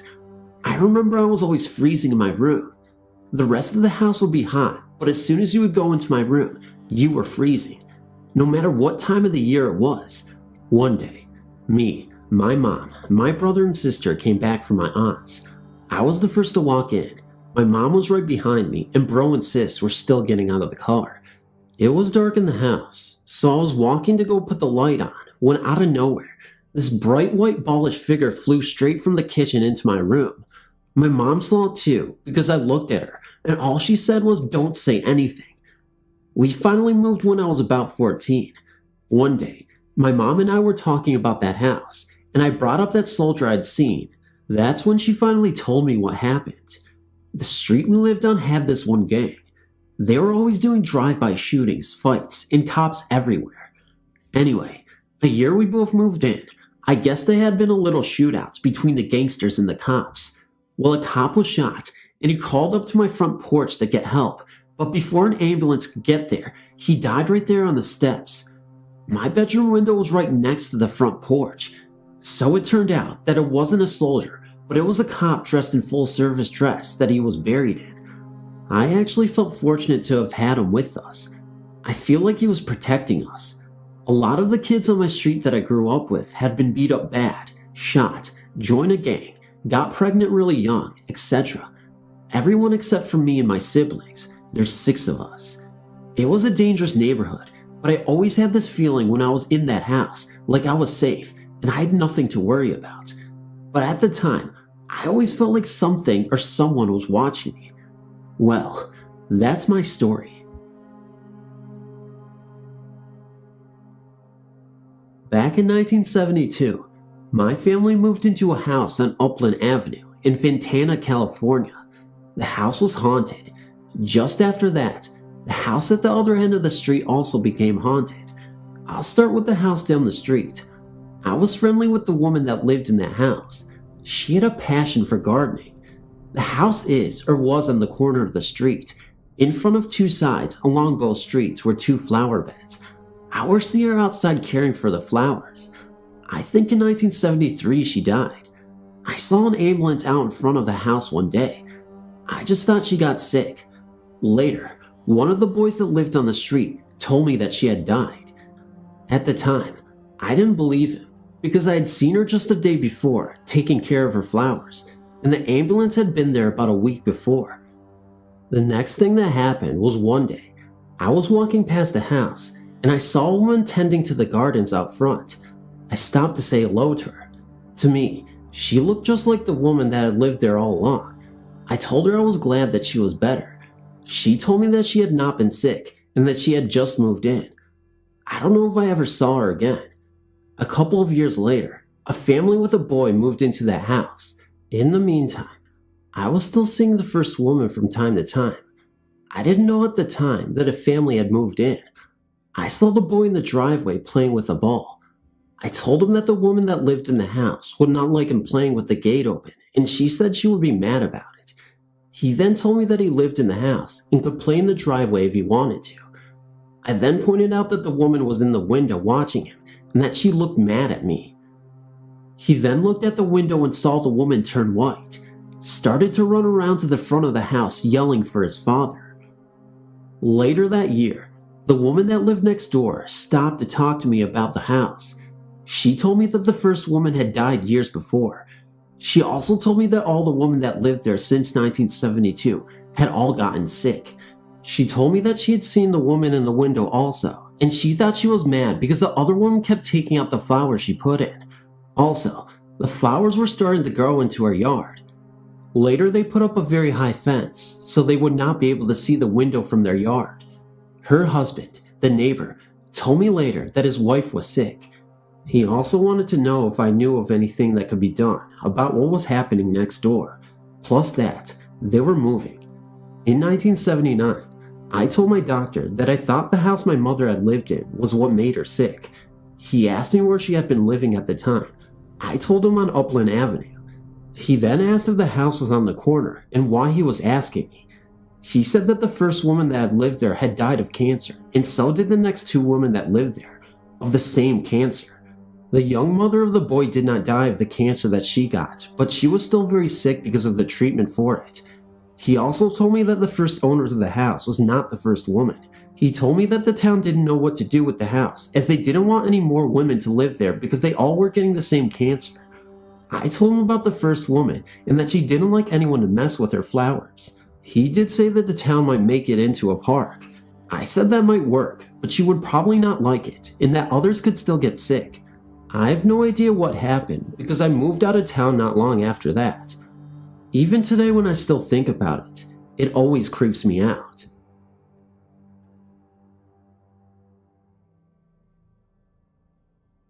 I'm 28 years old and am currently an honorary member of a volunteer ambulance corps in New Jersey. Honorary, because after 10 years of active service, I resigned to pursue training in advanced life support as a paramedic.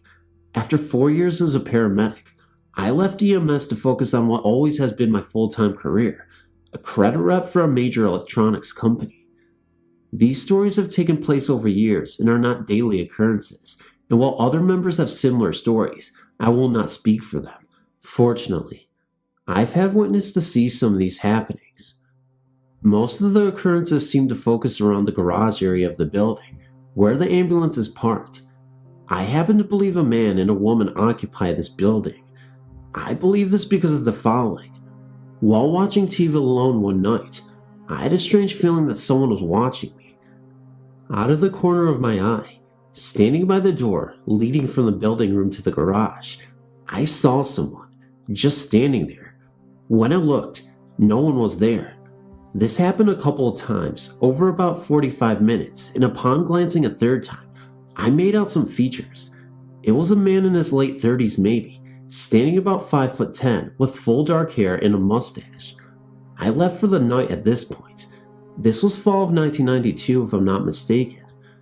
In 1991, I was sitting on the couch with my girlfriend at the time watching TV again. We distinctly heard the door from the garage to the outside slam shut. It was a wooden door at the time and unmistakable with its sound. When no one entered the meeting room, we wondered what member may have come down. When no one came inside, I went into the garage to look. There wasn't anyone there, but heard the door slam once again back inside the meeting room. This continued about 5 times. The last time, when my back was turned and standing about 12 feet away, there wasn't anyone in the garage or outside. Nicole wanted to leave pretty quickly. In the spring of 1994, I think, I was again on the couch with yet another different girlfriend. The door to the garage was propped open when we both heard the sound of footsteps coming from the garage. It sounded a little odd in the sense that it almost sounded like someone walking on leaves. Lisa had me go check and of course, I found nothing, but this continued for about a half an hour. Whenever I would reach the threshold of the garage, it would stop. When I dragged Lisa into the garage to show her that nothing or no one was there, the sound started again. We were looking directly at the spot where the sound seemed to originate. About 20 feet in front of us, we heard the footsteps walking towards us. We both left right away. In March of 1996, I was dating yet a different girl. Yeah, I got around a bit. We had thrown a surprise party for my father. Jen was really tired after working a double shift the night before. She's a nurse as well as Lisa. After the party, I was finishing cleaning up when I jokingly said welcome to the haunted building. She freaked a little and went to leave immediately. This surprised me a bit because I didn't relay any of these stories to her. When we got outside, she told me that while she was zoning out, she noticed a man and a woman standing near the door to the garage. She said that the man was in his early 40s with dark hair and a mustache. She couldn't make out the woman because her back was turned. She noticed them because they seemed out of place to her. My cousin snapped her out of the zone and the couple disappeared. She didn't see them again, and nobody at the party fit this man's description. As I walked into the building through the back door one evening, I heard as plain as day a woman speaking. I simply thought someone left the TV on. When I stepped over the threshold, the voice stopped and the TV wasn't on nor anyone was in the room. There was no remote to the TV, so nobody could have turned it off from afar. I walked across the room to the garage. When I walked through the door, I noticed 2 friends, Patty and Allison, standing outside near the door. Looking rather shaken, I asked them what was wrong. They said they both heard a man's voice distinctly say Allison, twice, only moments before. They accused me of playing trick on them, although I did not. This was the summer of 1996. I have heard conversations take place in the garage a couple of times when no one was around. I could never make out what was being said, but it did sound like a male and female. Whenever I would walk into the garage, it would stop. Additionally, there have been instances when the light on the phone would blink on and off, as if someone was picking up and hanging up the receiver in another room. This happened when either nobody was present or anyone was present in the meeting room together. This, of course, could have been an electrical problem, but who knows? Thanks for listening to my story. This is less of a haunting and more of a notice that a friend is not completely gone from me. Back in May of '97, my husband's, then my fiance's, mother died. In April of that year, on his birthday, she had artery bypass surgery of her leg. Unfortunately, soon after she came home, the site at the top of her leg where the graft started opened up and bled. That time, she survived. The wound wouldn't heal, and it had got infected. In May, it hemorrhaged again. This time, it was so fast that in less than 5 minutes, she could not speak or respond to my husband next to her. The EMS got there just as I had gotten downstairs. She started to go into coronary arrest in the ambulance in front of the house. I had to drive myself to the hospital. Not too long, we got the word that she had died. Both of us were in shock. She was only 69. I thought it was so unfair. I loved her very much and had only known her for about a year. She was always so good to me, a very good friend and mother to be-in-law. It just wasn't fair. Now, so you know, I am an atheist. I have a very hard time when loved ones die because I don't believe that I will see them again. But every time something happens, I kind of look to God for solace. Somehow, my faith returns, if only to get me through a difficult time, to which I cannot control. I prayed to her, hoping she would hear me, if there is a place for those who have passed on. I asked her to give me a sign, if she was okay, and if there was another side. One night, I was alone in my bedroom. Since I am an artist, I thought that making the thank you notes for her funeral would be a good tribute to her memory. As I was sitting there, I said out loud, "Rose, I'm making your cards. What do you think of them?" At that moment, I hear a noise from the stairs that traveled into the room, to the wall next to where I sat. I didn't feel scared.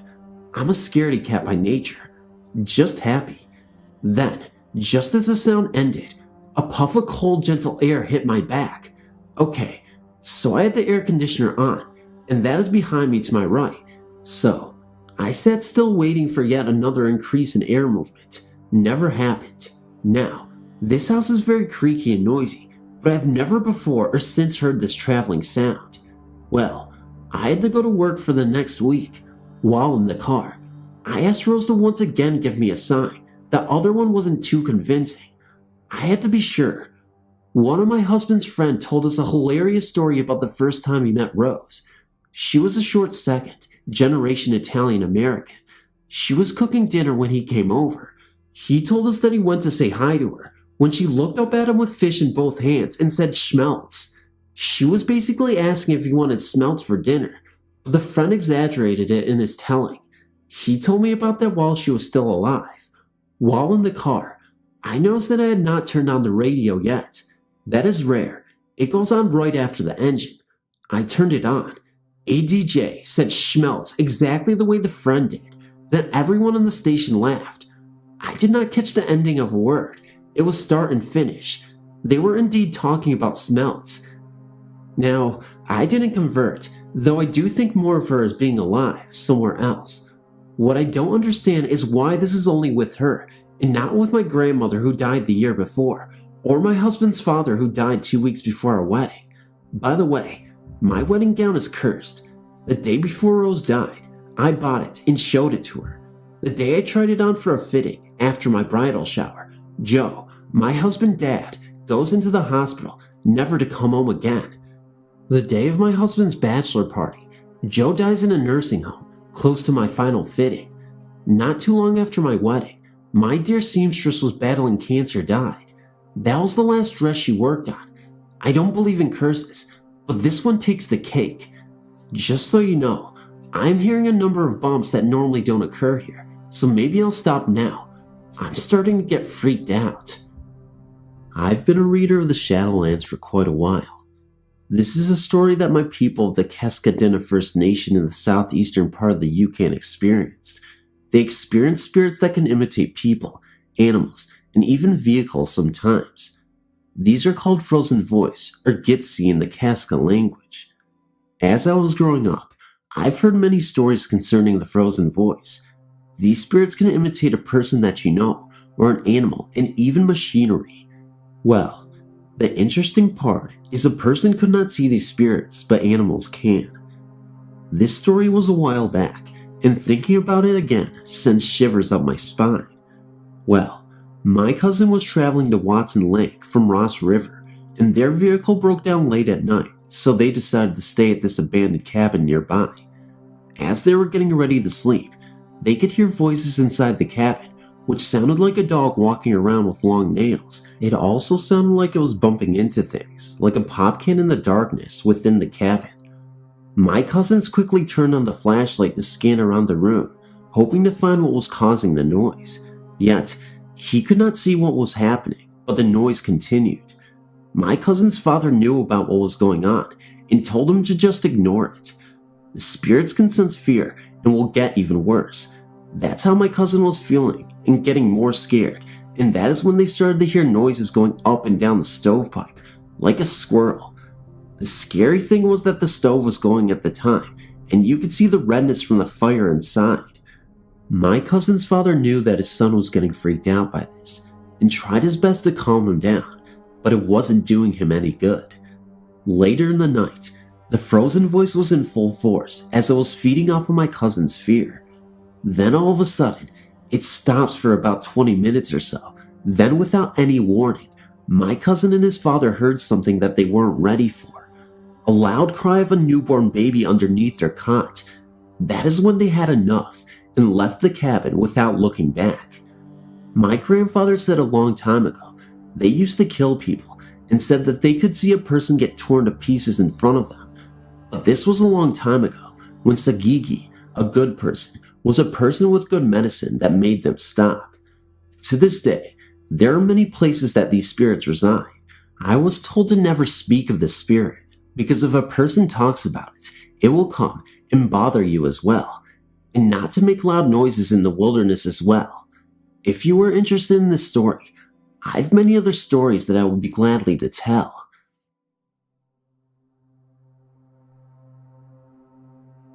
I have never seen a ghost, but I've felt the presence of one a few times. It is at my stepbrother's house.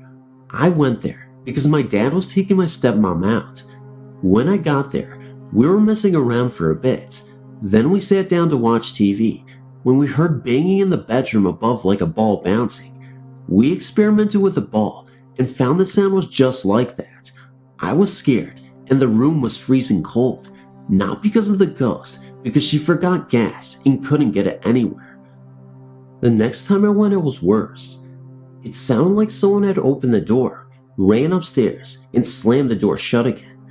We both went into the kitchen, and the kitchen door was not open and was no longer locked.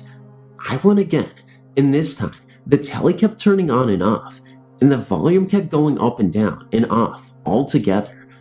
Then we heard shuffling in the kitchen, like someone was messing about in the cupboards, but again, no one was there. That night, I slept over the night, but was so scared we slept in the same bed. Then, in the middle of the night, her dog was waking up staring at a spot in the room. Then the banging started again. I have to truly say that this was a truly horrifying experience, and I would never want to experience it again. Even though it seems innocent, it was truly terrifying to me.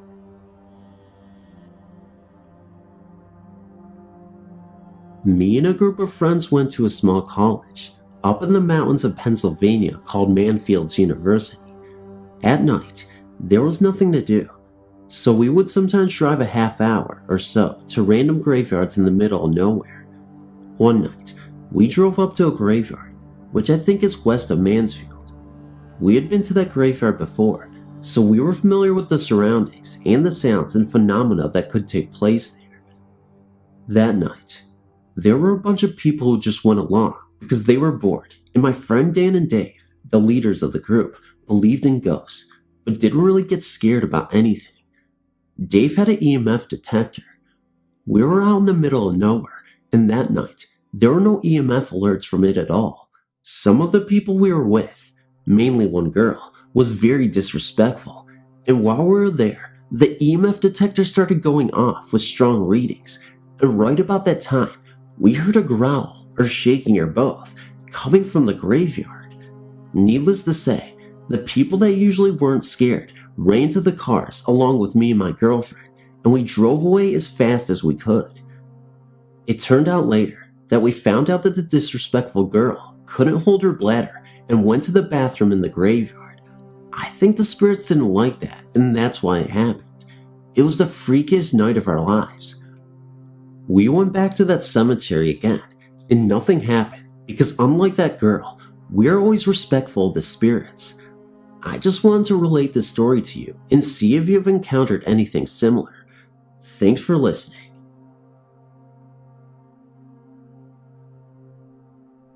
I was raised by my grandparents in a very small town north of Marshall, Texas. At the time of my grandmother's death, I was engaged to a man that I'd been dating for a few years. Obviously, she had known him. In October 1999, 2.5 years after her death, my fiancé and I split up, and I started dating another man. He moved in with me in the house I grew up in with my grandparents. About a month into the relationship, he was sitting in our living room watching television. He saw me walk by the doorway into the kitchen and asked me to get him a drink. When I did not respond, he asked again. Once again, with no response, he got up to see why I was ignoring him. To his surprise, the kitchen was completely empty. He figured I left the room without him noticing. He came to the bedroom where I was folding laundry and asked why I didn't answer him when he was talking to me earlier. I told him that I'd been in the bedroom the entire time and had no clue as to what he was referring to. He asked if I had changed clothes as well. When I said no, he became a little edgy. He told me he saw me walk by him to the kitchen. Then I said I was wearing a green t-shirt and white shorts. He also thought my hair was pulled back because it seemed short. What he was describing to me was how my grandmother usually dressed when she was alive. She had short hair, and she always sat at the kitchen table to read while my grandfather watched television in the living room. I told him this, and he got a little nervous. About a week later, he was coming out of the bathroom and heard his name being called from what used to be my grandmother's bedroom. I only used this room as storage. I couldn't yet bring myself to use the room. He opened the door, thinking I was in there going through the boxes and needing his help. Once again, there was no one in the room. He slammed the door and came running into the kitchen where I was. He told me he loved me, but my grandmother was really scaring him. There were instances of us misplacing the car keys and the like. I thought long and hard about the things that were happening and came to a conclusion. I figured that since my grandmother never got to meet my new boyfriend, this was her way of testing him to see if he was going to be a good match for me. I had experience with a friendly ghost for about 12 years. I grew up in a small city in Michigan. My parents bought their first house in the mid-1970s. It was a bungalow built in the 1950s. Sometime around 1979, may have been earlier than that, the ghost first appeared to my mom during the night in my parents' bedroom. The ghost was a man in his 30s. My mom was the only one who had ever seen the ghost. My dad and I did not believe her at first, although I would hear what sounded like someone walking around upstairs and going up and down the steps, but I never thought much of it. My mom would not tell anyone about the ghost because she thought people would think she was weird. The ghost would put different items in different places, or she would not be able to find an item for a long time, and then suddenly, it would pop up where it was supposed to be. The ghost would go to work with my mom. She owned a hair salon, and when she was there alone, the hangers on the coat rack in front of the salon would move, like someone was playing with them. When I got to be a teenager in the 80s, I began to realize the ghost was real. I would hear him walking around upstairs and going up and down the steps. I always felt the ghost was around. It was like I could feel his presence. I was never afraid of him. My mom was making cookies in the kitchen early one morning, and he appeared in the dining room, and she would ask him to go away, and he would leave. He came with us on vacation one year when we went to Niagara Falls. He would turn on the motel room lights in the middle of the night while we were sleeping and turn on the radio in the room. For the longest time, though, my mom was the only one who had seen him. Finally, around 1991, when I was 21 years old, the ghost woke me up one morning. It was about 7:30 a.m., and I woke up to something touching my face. I opened my eyes, and the ghost was at the side of my bed, and he had touched my face. My bedroom was now in my parents' old room, where my mom had seen the first ghost. I was really excited that I finally got to see the ghost. He only stayed a few minutes, like he was just curious as to who I was. He was probably in his 30s, and he was wearing a hat and had a mustache. He was always with us the entire time we lived in that house. I moved out in 1993, and then my parents had a new home built in 1995. Since then, we have not experienced any more ghosts. I do not know who lived in the house before us, but I did hear that many years before we lived in that house, that a young man who lived in the house next door was working on his roof and fell off the ladder into what would be our backyard and died. So I'm thinking that maybe that is who the ghost is. He was never mean and never scared us on purpose. It was kind of like he was hanging around to be a part of the family or something. I always wonder if he is still in my old house.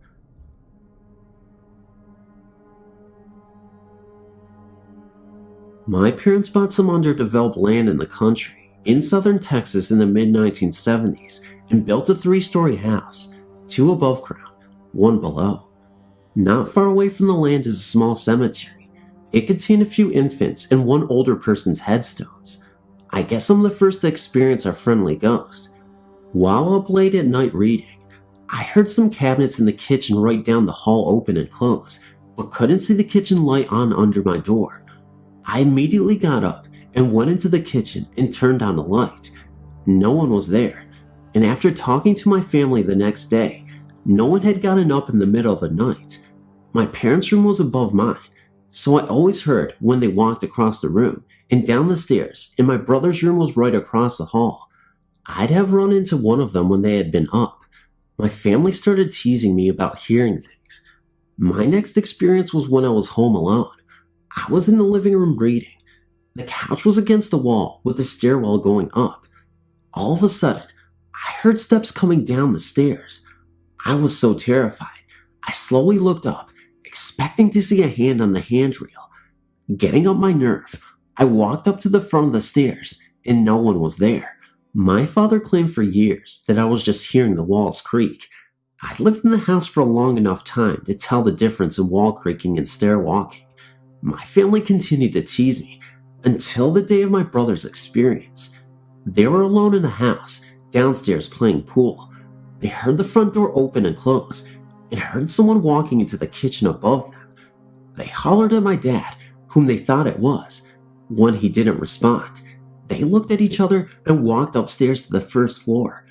The front door was still locked, and there was no one in the house. Since that time, my mother has heard several things. My father has heard a gonging in the house, something you just don't hear out there in many instances. My parents have both felt someone kneeling on the foot of their bed while they were in bed and not asleep. When the light was turned on, no one was there. Now they don't tease me anymore. We just joke about Casper, our friendly ghost. We've never seen him or her, but we have heard plenty of noises he or she makes. Anytime I'm visiting now and am there alone, I always walk in with a greeting. Hello, Casper. I'm home. As the home was built by my parents, and we don't really know the history of the land, we've no idea who it could be.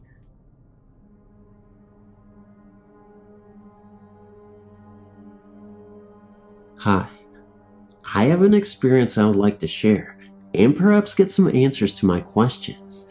3 of us went to check out the Amity Hall Inn, listed in your Pennsylvania hauntings directory. 2 adults and 1 teen. We didn't intend to enter the building or take any photos.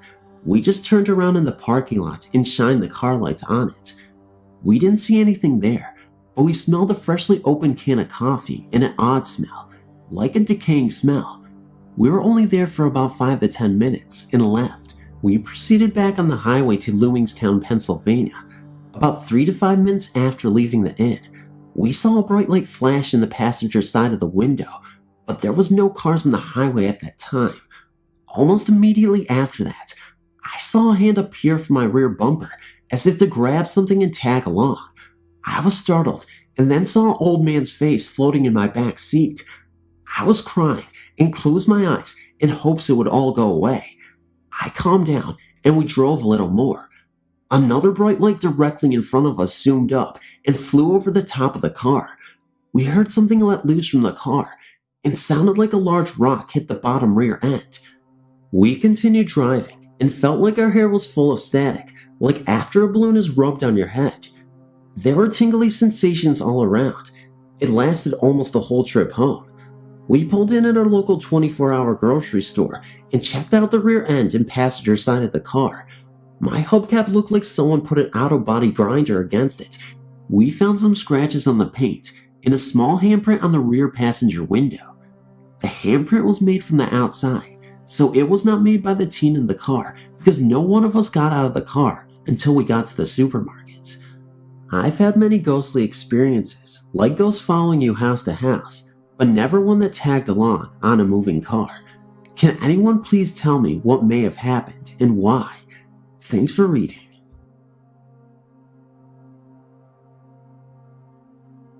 Hello. I believe I've been sensitive to ghosts since I was a child. I grew up in a rather odd family. Seances, tarot card readings, tales of the afterlife, etc. I was taught to believe what I saw and felt. So here is a story that truly occurred back in 1988 in Riverside County, California. I was living in a domestic violence shelter in an old home built about 1880. One night, all of us women were watching movies downstairs, and the restroom downstairs was busy, so I went upstairs in the dark to use the other restroom. Well, there at the top of the stairs was a latching gate that was to remain locked at all times because of the small children. Well, I latched the gate and ran to the restroom and proceeded to park myself on the toilet with the bathroom door open onto the landing. As I was sitting there, looking into the landing and hallway, I saw the figure of an elderly woman in period clothes from the 1800s walk over and latch the gate that I had just left undone. I was intrigued and remained calm, just watching. She then turned to me and smiled, then just disappeared. So I went downstairs. I asked the counselor if I could have a moment of her time, and I relayed what I had just seen to her. She said that yes, the house was haunted by an elderly couple whom they believed to be the original builders and owners of the home. She said that yes, she hoped I would keep this to myself. She did not want the others to be frightened, but she said that many people had seen the ghosts, and they all felt they were benign and only watching out for the children. The other thing that occurred here was that my 3-year-old son began talking and playing with someone I could not see, but to him, this child was very real. My son would sit out in the backyard apparently talking to himself, entertaining himself.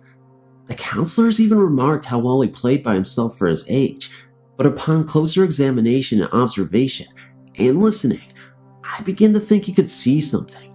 So I asked him on one day, who was he talking to? And he said, my friend. I said, where is your friend? And my son said, you can't see him? He's right there. So I proceeded to ask my son other questions, and he was adamant his friend was there. So, this leads to a question that I have. Once we moved into our own apartment, my son insisted that his friend had come with us. He had me set a place at the table for him, and he was always talking to someone. Is it possible that this little ghost followed us to our new home? This took place about 1.5 years, then he was just gone. To this day, my son, who is 20 years old now and in the army, he still tells me his friend was real, at least to him. I just wanted to share this, maybe get a little feedback. In June 2000, my husband and I moved into the Treehouse Apartments in Conroe.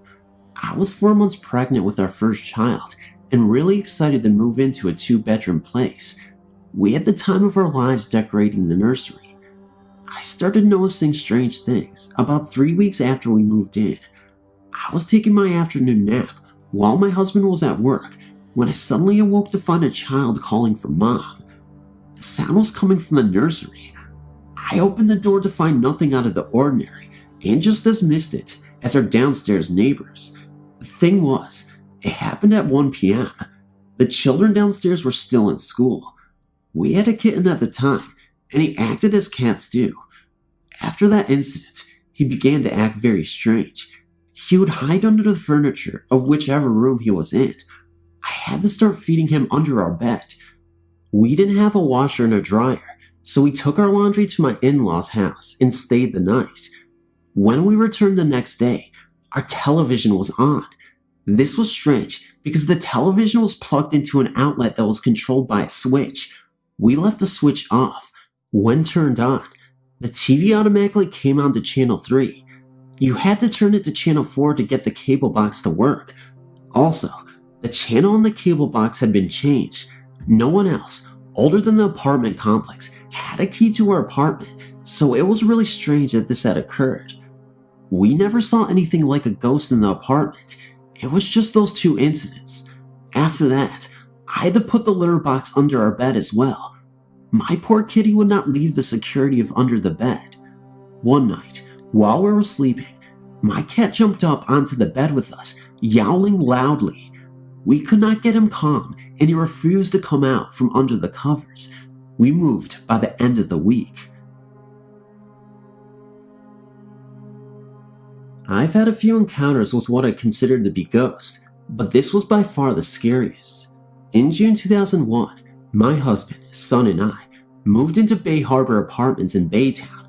The week before we came, there was a shootout between the police and a resident, and that apartment was still boarded up and had many visible bullet holes in it.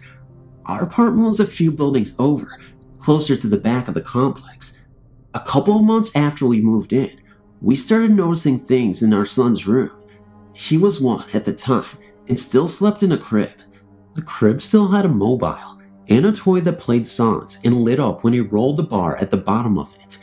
John and I were up watching TV one night when we heard the toy start playing. We went in to see if the son was awake, and he was sound asleep. We just shrugged it off and went to bed. This same thing happened the very next night, and again, he was asleep. We decided to put his crib in our room. It didn't happen again.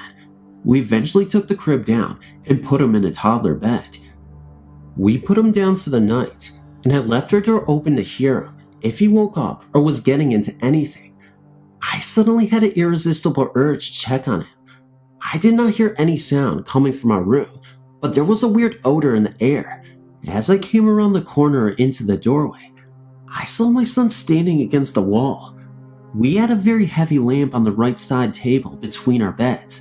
The lamp was laying in the middle of the toddler bed on its side.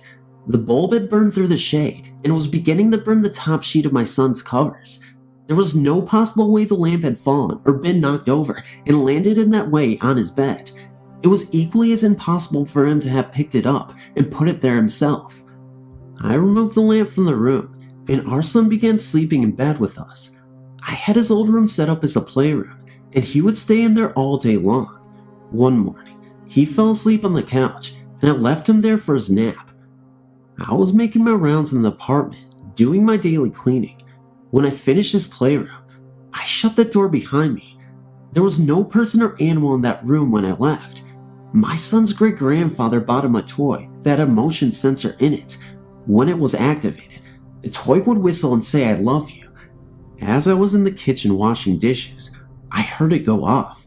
Thinking my son was awake, I opened the bedroom door. I saw nothing. I shut the door again and went to check on my son.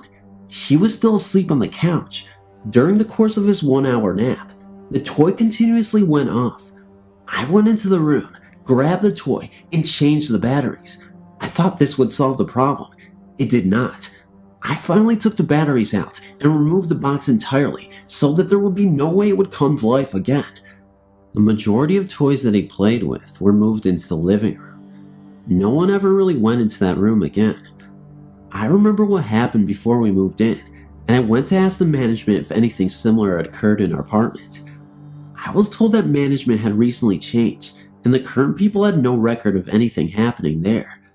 We stayed until our leave was up, and then we got the heck out of Dodge, our lease ending permanently after that. Hello.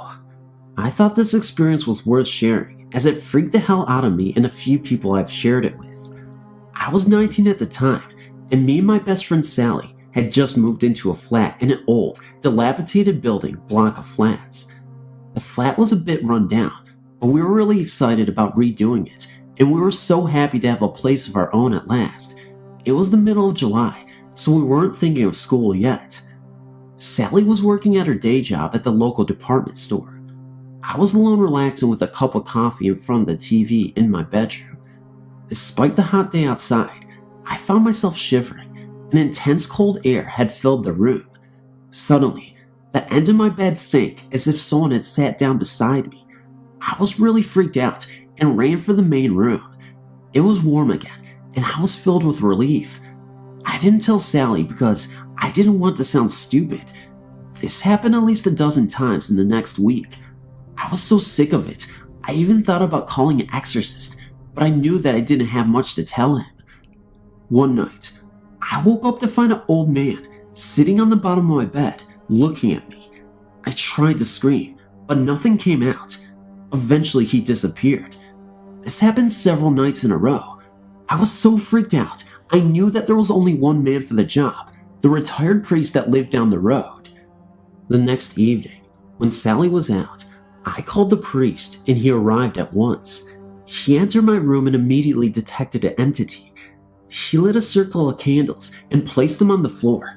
He called on the spirits, and I suddenly realized I did not want to witness the exorcism. I waited in the living room until about 15 minutes later. I heard the priest giggling and talking softly. I didn't know what to do, so I waited until about 10 minutes later when the priest emerged. He said it's going to take a lot longer than expected, and that he will return this time next week. This went on for the next 2 months, until I finally asked the priest what was going on. I demanded to know. I've been afraid to sleep for the past 8 weeks, for God's sakes.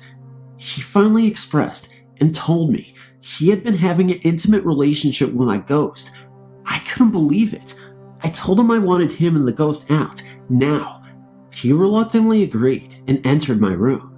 He spoke gently and said, "Come on now, Albert, it's time to go. By the way, I've got a spacious bedroom and a double bed." I couldn't believe what I was hearing. The priest turned to me and said, "Okay, he has agreed to leave with me. Sorry for your trouble."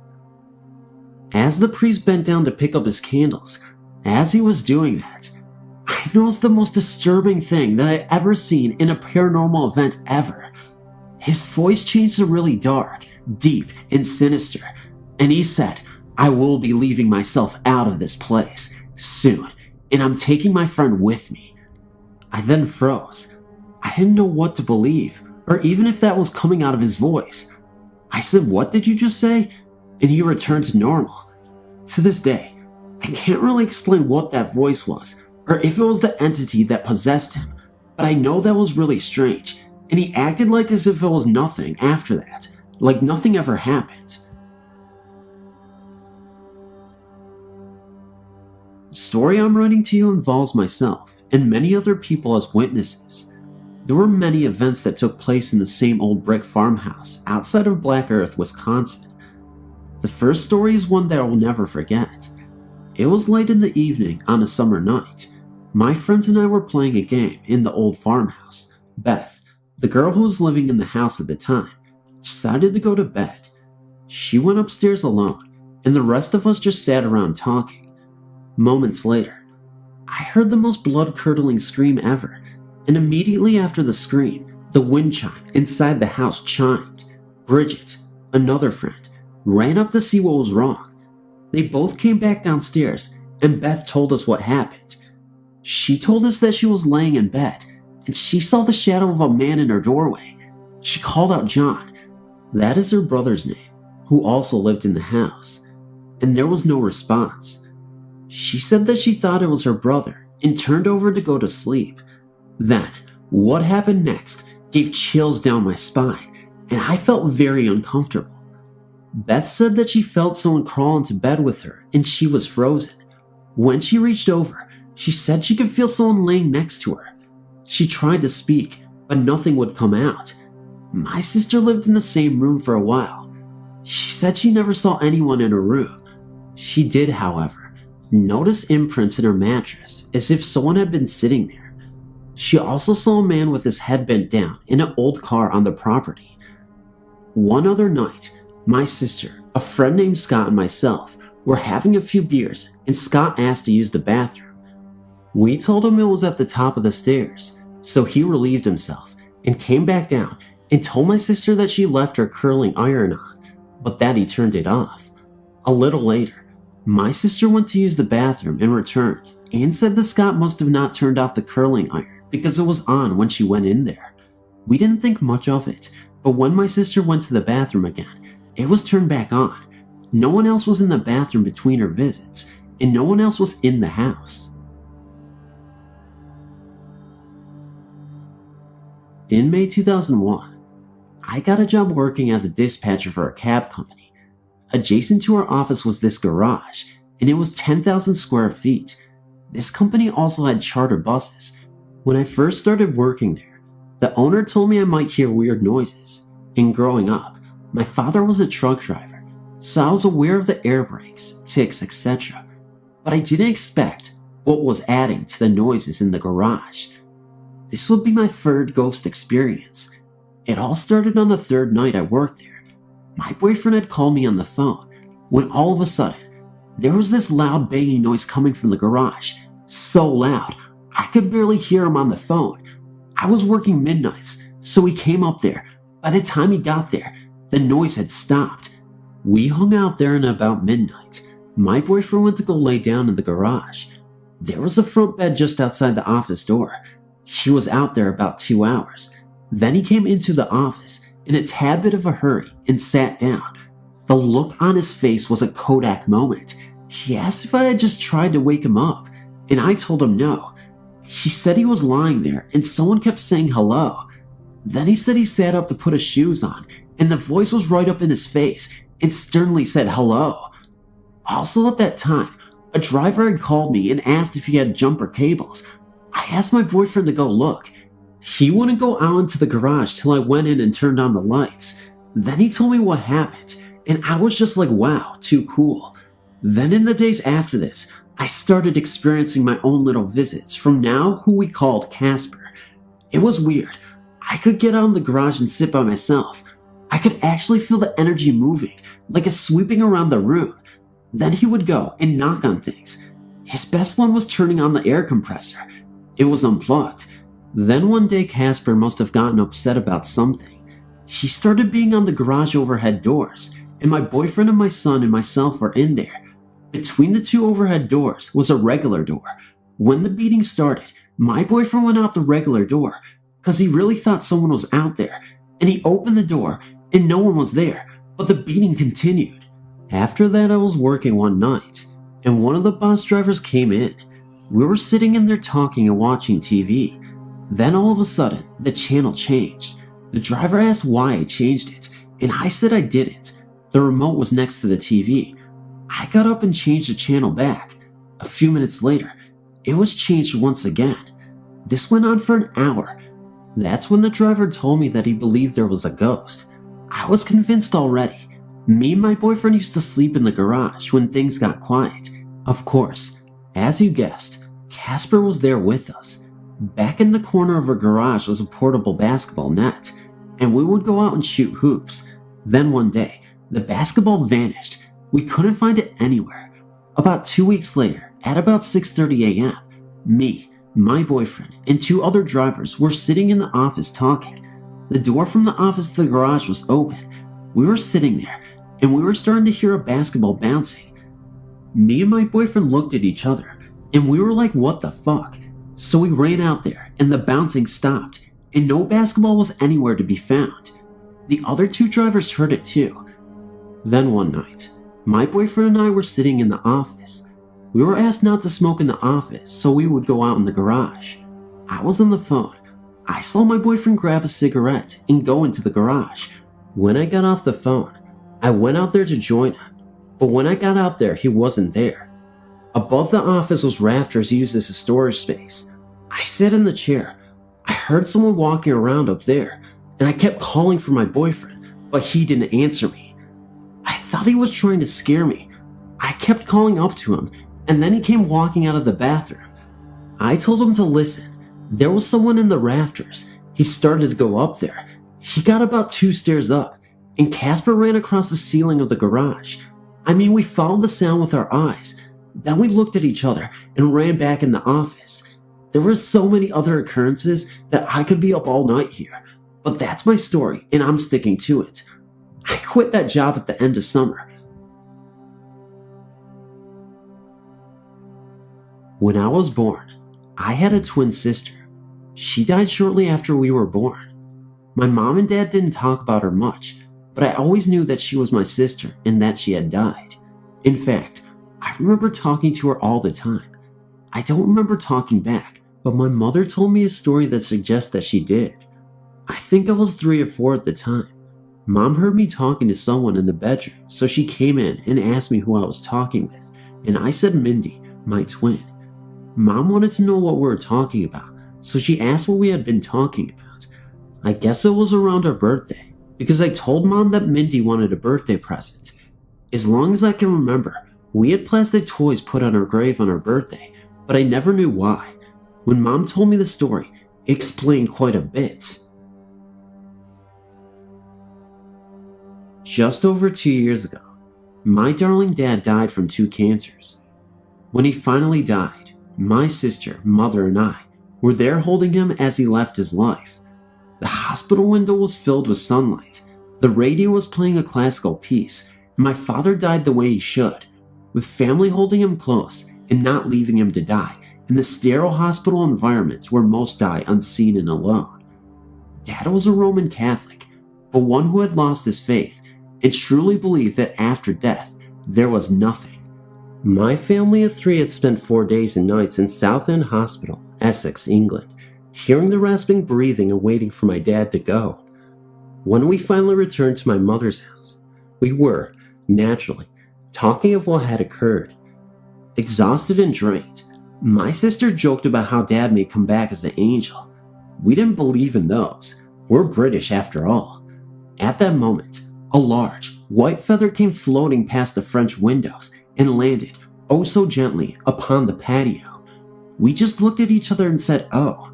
Since then, my non-believing father has come through to my ex-partner in a dream.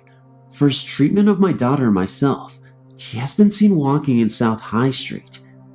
He has held me above my shoulders after my heart attack. I was only 41 at the time, and when I was recovering, asked him to be there if I died. At the anniversary of his death, my daughter saw a white feather and felt the presence of her granddad. This was only after she realized the significance of the date. My most previous partner heard my dad telling him to lay off, even though he had never met him. This man was a total non-believer, just like my dad. As a woman who has the shadow of the Grim Reaper's blade above her head, it has strengthened my belief that there is life after death. That when I do have that massive heart attack and leave this earth, there will be someone waiting for me. I might be in trouble with my dad, but at least it will pass the time to be lectured and hugged while I make my way to the next place. Thank you for reading. One of the haunted places I've experienced is Route 24, between Jacksonville, North Carolina and Swansboro, North Carolina. On Christmas Day of 1997, my buddy, Roger, and I were driving back to our motel room in Jacksonville after spending Christmas Day with his parents in Swansboro. It was 10 p.m., and Route 26 had light traffic. As we approached the area around Hubbard, we both heard the sound of a 2-stroke engine coming up from behind us. We assumed it was a motorcycle.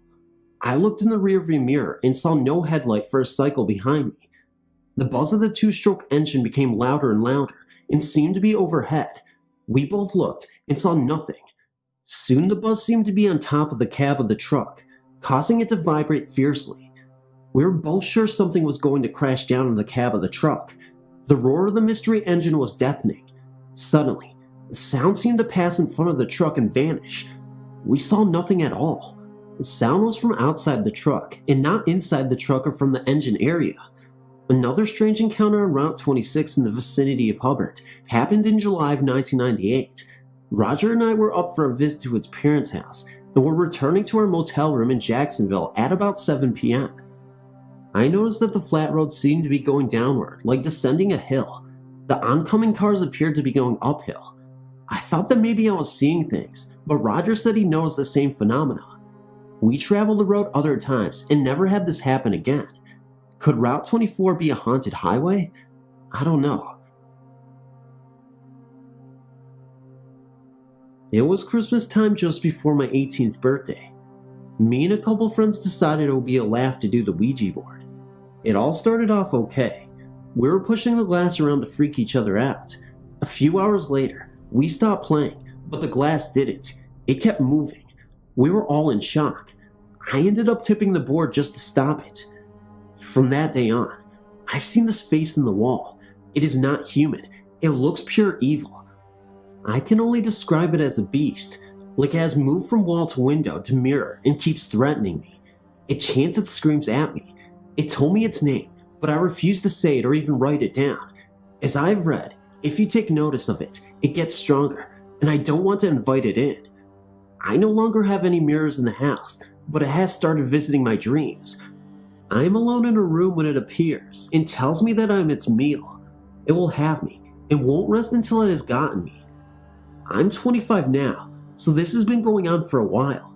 I'm scared it will go after my children, as my oldest won't sleep in her room and is too scared to tell me why.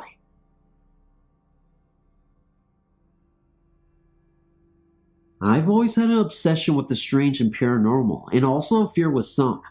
I had a miscarriage on Christmas 2011, lost a baby girl. A year later, I found out I was pregnant again. I remember one night, I had a dream. A little girl with brown hair and glowing green eyes came to me. I was floating above my body, watching her play with my hair. She looked no older than 6. She then whispered in my ear, "I'm ready to be born, Mommy." Then she looked up at myself floating. Then I woke up. This past July 5th, I gave birth to a baby girl. At birth, she had bright green eyes. Then, they went yellow and looked like a cat. She is almost 2 weeks old, and her eyes are black, and the white part is dark gray and gets darker every day. She does not laugh or cry or anything. In fact, she's actually a good baby. She sleeps 7+ hours at the time. She is developing very fast. Doctor says she sees very well out of her eyes. It's just strange. I don't fear her. I just think it's weird how her eyes did that. Thank you for reading my short story, and I hope you understand what I'm trying to say.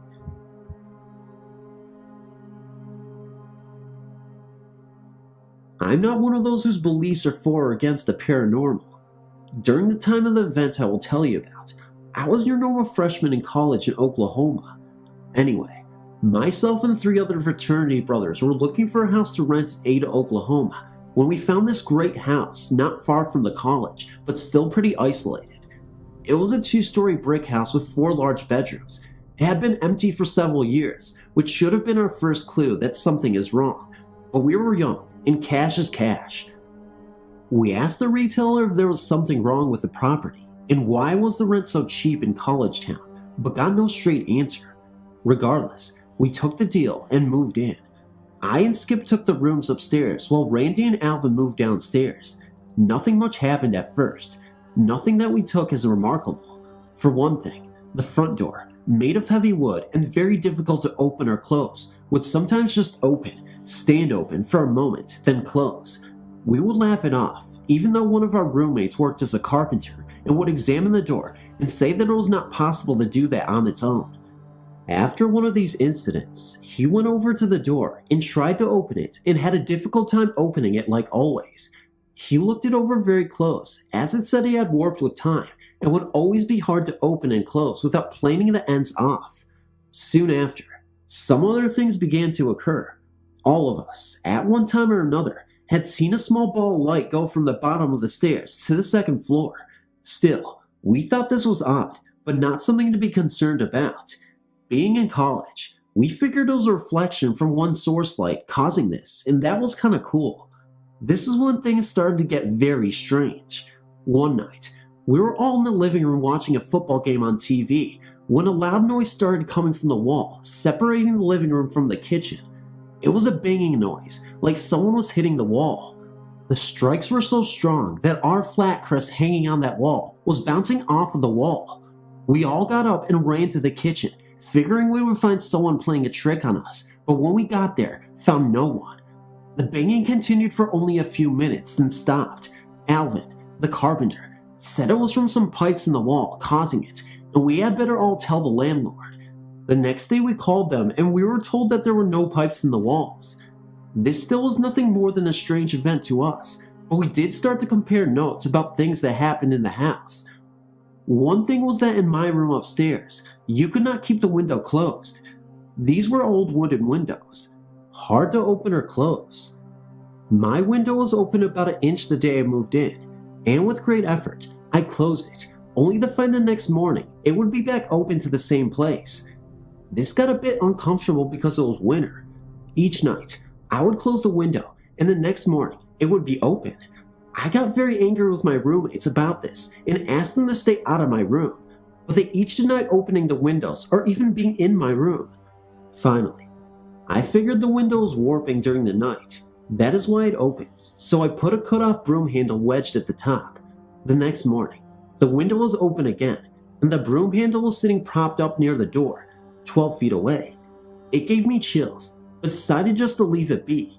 As I told my story, my upstairs roommate reminded me about his room. Although exactly the same as mine, no matter how many lights or stronger watt bulbs we put in there, it would never lose the darkness. Not enough to be able to see, but not enough to read. Our other roommates told me some other stories, but you get the gist. As things progressed, we noticed some other changes in the house. For one thing, some girls would not even go into our house. Now I know what you're thinking. No, we were popular and had girlfriends and such, plus had some great parties. Yet, some girls would not even go into the house. As soon as they got to the door, they said they just could not go in. A couple even broke into tears at the thought of entering the house. When asked why, they could not give any answers. All they could say was that they were not going to the house ever.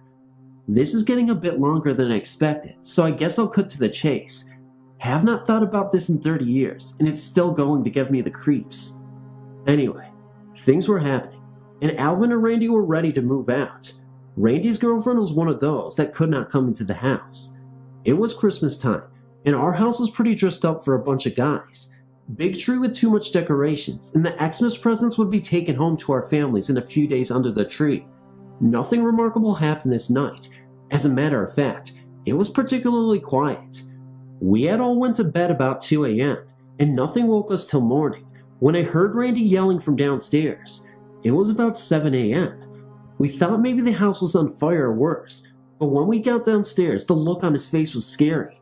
There, in the middle of our large living room, was our tree with all the tinsel and trimming stripped off of it. All the presents, all the furniture, all the dishware, every stitch of clothing we all owned, everything piled in a heap that reached the ceiling. 16 feet of ceiling, I might add. In the haste to get downstairs, none of us had noticed that everything in our rooms had been removed as we slept. After a few minutes of just staring at the sight in our living room, we checked the house from top to bottom.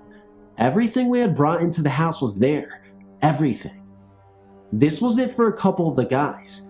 We all said it was a trick another frat had played on us, or some of our friends that had heard some of the stories that had started to get around about our house. Still, Alvin was done. He moved his stuff out that day, and the rest of us said we would do the same when we got back from Xmas break. That night, my girlfriend and I was lying on the couch that faced the stairs. She was one of the girls that was not afraid to come over, when suddenly, the door did its trick by opening and closing, but this time, it was followed by the dim light darting up the stairs. I could feel her body tense, and she was trembling, and I told her not to be scared. She is highly aware of what goes on in this house, and this was no different. But she let out a scream that I'll never forget.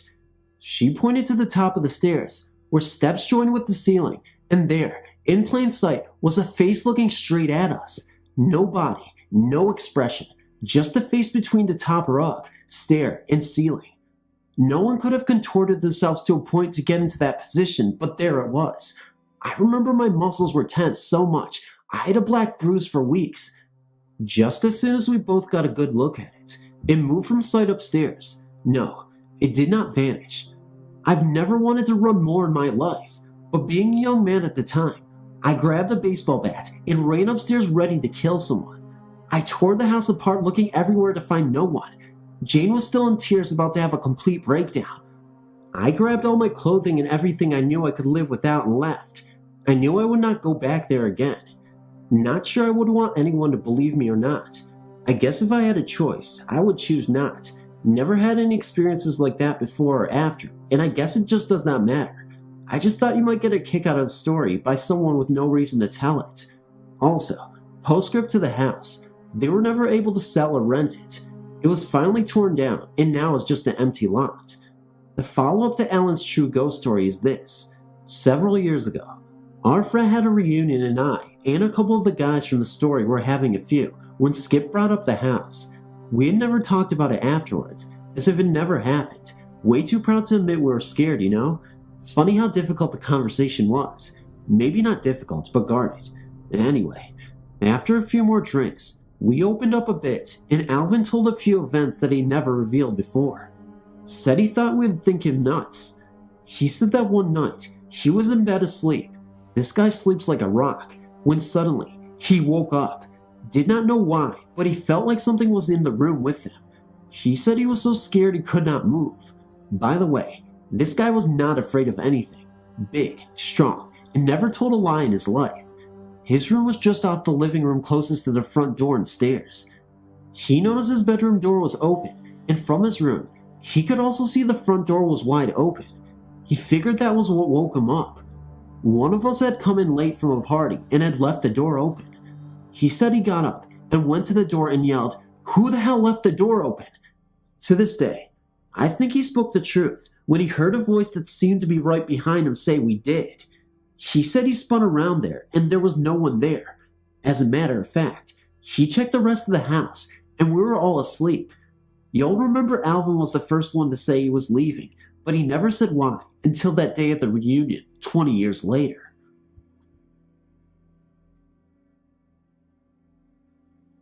I've always believed in ghosts, and if anyone says I'm crazy, well, that's just their opinion. It's nothing I've ever seen, mostly just feelings. I think if I actually saw a ghost, I just might pass out cold. My son passed away 2 years ago, and I get visits from him once in a while.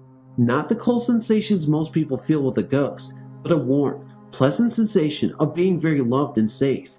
He's my guardian angel, and he proved it to me just last night. My fiance and I had gone to his aunt's house in Warren, Pennsylvania, which is 70 miles from where I live, which is near Erie, Pennsylvania. It was snowing pretty badly by the time we left Warren, and the roads were awful. No visibility, slippery, and drifting snow made for a very unsafe experience. Every time we thought we lost the road, another vehicle would come along and show us the way. I just knew it was my baby protecting me. I'm pretty sure my house is haunted. By who? I have no clue, but it is an old house, and I'm in the process of investigating its past. I used to work 11 p.m. to 5 a.m., but would sleep till 2:30 p.m. when my fiance would come home from work and wake me up. My bedroom is upstairs, and to get to it, I have to walk through the other bedroom. I would keep the other bedroom's door shut to keep my cats out so I could sleep in peace. One day, I heard the bedroom door open and footsteps walk through the other room to the side of my bed. I thought it was my fiance coming in to wake me up, but when I turned over, no one was there. The clock read only noon, so it was way too early for him to come home. Needless to say, I got the shivers and was awake for the rest of the day. This has happened several times. I also see things out of the corner of my eye, like movement or someone standing there, but when I turn to look, of course, no one is there. Sometimes, I go to check on my cat to see if it was them, but they're usually asleep downstairs, and these things always happen upstairs. I refuse to go into the basement because I get really bad vibes down there. Don't know why, but I won't mess with it. Same with my attic. This is a duplex house, and a couple of months ago, the neighbors moved out. Lately, I've been hearing someone going up and down the steps, but when I go to check if maybe the landlord or new neighbors are over there, the place is totally empty. What do you think? Is it my imagination, or am I haunted?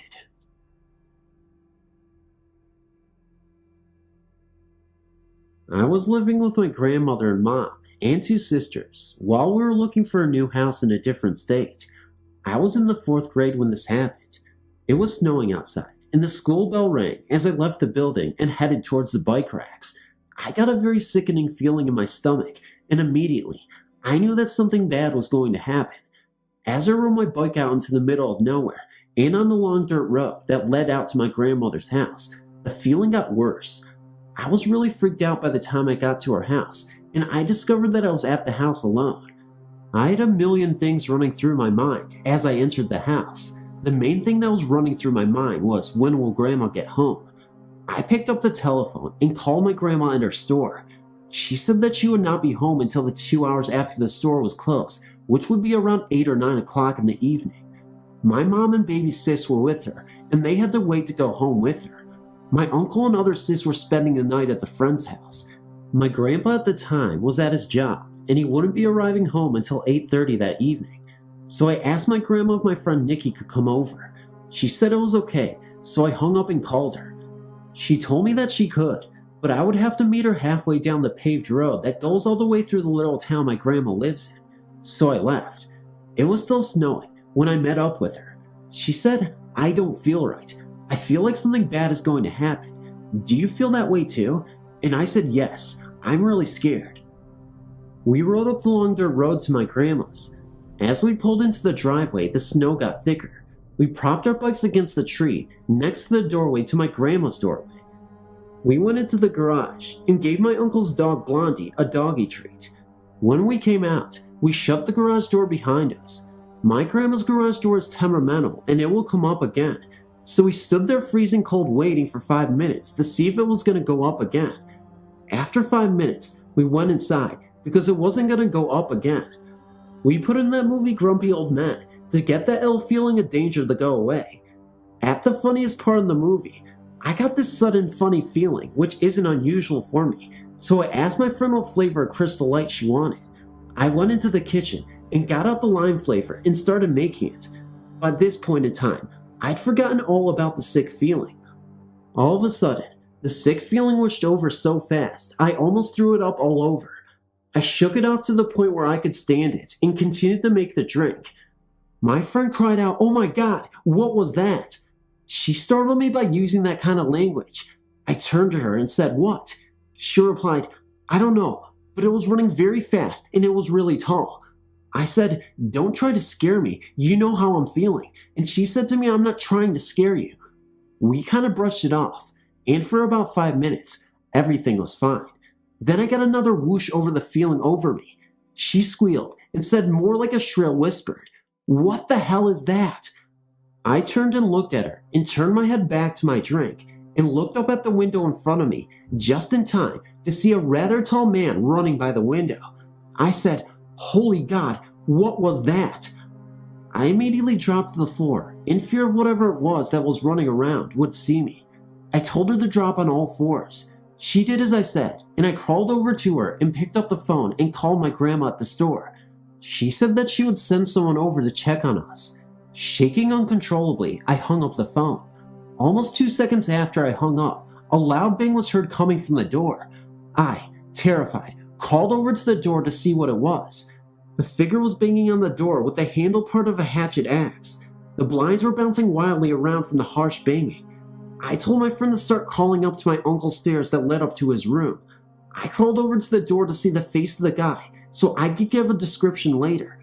I saw the face and crawled frantically to the stairs. Nikki was crawling up the stairs between bounces to the blinds so the guy couldn't see us. As soon as we got into my uncle's room, we turned on the light in his closet and went inside it and locked the closet door behind us. As soon as we were in the closet, we hugged each other and shook. We could still hear the banging on the door. Then I noticed that I was still clutching to the phone. It rang. I answered it. It was her grandpa calling her to check on us. I told him what was happening. He said he would be right over. We waited for about 2 more minutes, and the banging had subsided. All of a sudden, we heard our names being called. We were still terrified to come out, but we did anyway. As soon as we did leave the house, her grandpa surrounded us with hugs. We told him what happened, and I didn't think he believed us. The funny thing is, the snow had stopped falling, and there were no footprints in the freshly fallen snow. 8 to 10 different dents in the door that weren't there before, and the garage door was open. I truly believe it was death coming after us. I was going to get my friend. It had just snowed. I got towards the end of the street and saw very faint footprints on the new snow. I looked at the footprints I had just made and looked in front of me. The mysterious footprints looked like mine. My friend was running towards me. I greeted her, and we turned the corner of the street and began walking. She was making skidded footprints in her boots. I told her what I saw on the way. She looked forward and saw skidded footprints just like hers. Mine were heading away from my house and hers towards it. My friend got a dreadful feeling that we weren't supposed to be there. We started walking faster away from the footprints. We saw more ahead, and we started to investigate it. She then realized it said IMVW. Then she saw something pointing to the yard ahead of us, so she went over there to see what the footprints wanted. I stayed and saw my own footprint. I screamed and told her to come over here. She came over, and she was freaking out too. I never walked here at all, I said, half crying. She said she saw something on the grass which looked like a young girl's body. Then we both turned and saw a barefoot print in the snow. Just one. I don't believe in ghosts, but I started crying and running like never before. My friend said, "Leave us alone. You are not welcome here. We can't help you, VW. Now leave." When we were finally safe, my heart and my friend's heart was beating like never before, and as I sit here typing this, I still can't breathe as easily. I only have one ghost story in my life, but I still think about it often. About 12 years ago, I lived in Westland, Michigan, where I was born and lived until I was 32. Westland is as boring a suburb as you can imagine, and my encounter was about the only thing interesting to relate from my neighborhood. I was driving home late one night in late December. Anyone who spent a winter in Michigan can tell you that it gets very, very cold, and the night in question was one of the coldest I remember. It was hard to even breathe when you were out there in the bitter wind. It was probably just after midnight, and I'd just spent a few hours with one of my college friends working on a graphic design project that was due shortly after I returned from a short holiday break. I was only a block away from my house and was driving very carefully because the streets were icy and narrow. Any swerve would cause me to collide with the cars parked along the residential street. All of a sudden, I became aware of a flash of white in my peripheral vision, off to my right. I looked very quickly and saw a girl in white running down the sidewalk, a flowing white nightdress trailing behind her. She was pale and had long black hair, which also blew wildly in the harsh wind. She was obviously not dressed for a Michigan December, and I remember distinctly noting that she was barefoot. She had a red ribbon tying her hair at her neck in a loose ponytail. I still remember that there was a strange quality to the vision, as if I was seeing an old memory. There was some strange otherness to it that I can only attempt to describe. She seemed to move at a slightly slower speed than normal, but not quite as slow as you may describe as slow motion. Also, I've no recollection of any sound at all during that brief moment, not even the sound around me, like the car engine or the wind gusting. I looked back and saw her again, her pace now leaving her almost behind me. I had turned my head to spot her. Again, I couldn't look for long without risking an accident, so I slowed the car down and tried to spot her a third time. She was gone. I did not see any doors closing on any of the nearby houses or any persons in the immediate vicinity. I stopped the car near the corner and, after pondering for a few seconds, got out to investigate. I went to the area where I'd seen her. It had been snowing pretty steadily since sunset, and the sidewalks were covered with about 3 inches of fresh snow. There was absolutely no tracks, either on the sidewalk or on the lawns nearby. I stood there for a minute and then walked around the perimeter in a circle covering about 40 feet. This was definitely the spot I had seen her, but there was no tracks but my own. In the weeks and months after this first happened, I tried to write the experience off as a trick of my mind, but I've never had any visions since, and I've now accepted that this was a ghost. I didn't know the people on the street and never investigated who this girl might have been, but thank you for reading. My story starts in 1969. I was 5 years old. My brother and I shared a bedroom. Our twin beds were arranged side by side with the foot of the beds facing our door, which entered into the upstairs hallway. If you were in a room facing the doorway, to the right of the door hung a picture of a map of the world. If you were laying in our beds, to your right would have been our closet door. This was a walk-in closet. I'm describing the layout so you can get a sense of how this all seemed to happen. Anyway, my bed was the one nearest to the closet door. The first time I saw the man in the barrel, it was around 3 a.m. It was a summer night in Iowa, not too hot and not too cool. I awoke and saw something that has haunted me to this day. I'm now 32 years old. To describe this figure will take some work. The figure looked very much like a troll. He appeared to be approximately 2 to 3 feet tall. He seemed to be either wearing a barrel or standing inside it. His feet were exposed outside the bottom of the barrel, and he was wearing shoes much like that of an elf. The toes of the shoes were curled at the end. At the top of the barrel, straps were connected and hung over his shoulders. He had very sharp and long fingernails, dirty hands and arms, jagged sharp teeth, a very long dirty beard, and wore a hat that, now as I reflect back, looked like something from a Rumpelstiltskin fairy tale. The hat had a round brim and a long pointed top. His eyes were eerie and piercing, a gray color with pupils shaped like a cat's, but as black as the devil's. This troll figure appeared at approximately the same time on each of his visits to haunt me and was always floating in front of the map of the world. He was pointing his finger at me, floating up and down very slowly. He was laughing, but no noise was heard. I can remember quickly covering my head with my sheets during this first encounter. It was my hope that when I uncovered my head, he would be gone and I would be dreaming. When I removed the sheets from my head, he was indeed gone. However, for about a period of a year, from night to night, this man would return and I would go through the same routine of covering my head. Usually, when I saw him, he would be in front of that map. On other occasions, he would be to my right, in front of our closet door. Always, he was laughing and pointing at me, never really talking or explaining why he was tormenting me. No noise was ever made. During many nights, just before I was fully awake, I knew he was there. I didn't even have to look to know. I could feel his presence. Several times, I would wake up my brother, yelling and asking my brother if he could see him. My brother, older than me, would tell me to go back to sleep as I was just imagining him. To this day, my brother can describe in as clear as detail as I can how this man looked. The reason he can is because in the middle of the night, while I was looking at this man, I would describe him to my brother to convince him the ghost was there. I had told my parents about seeing this man and asked them to remove the map of the world from the wall, as I felt it might have something to do with seeing him. They took down the map, but the man kept coming back. I asked them to move me into what was our guest room. They agreed to my wishes, but things only got worse. In that room, there was also a walk-in closet. If you can picture a clothes bar that was hung with U-shaped wall mounts, the clothes bar rested in those mounts connected to the wall. One night, a loud crash came from my closet.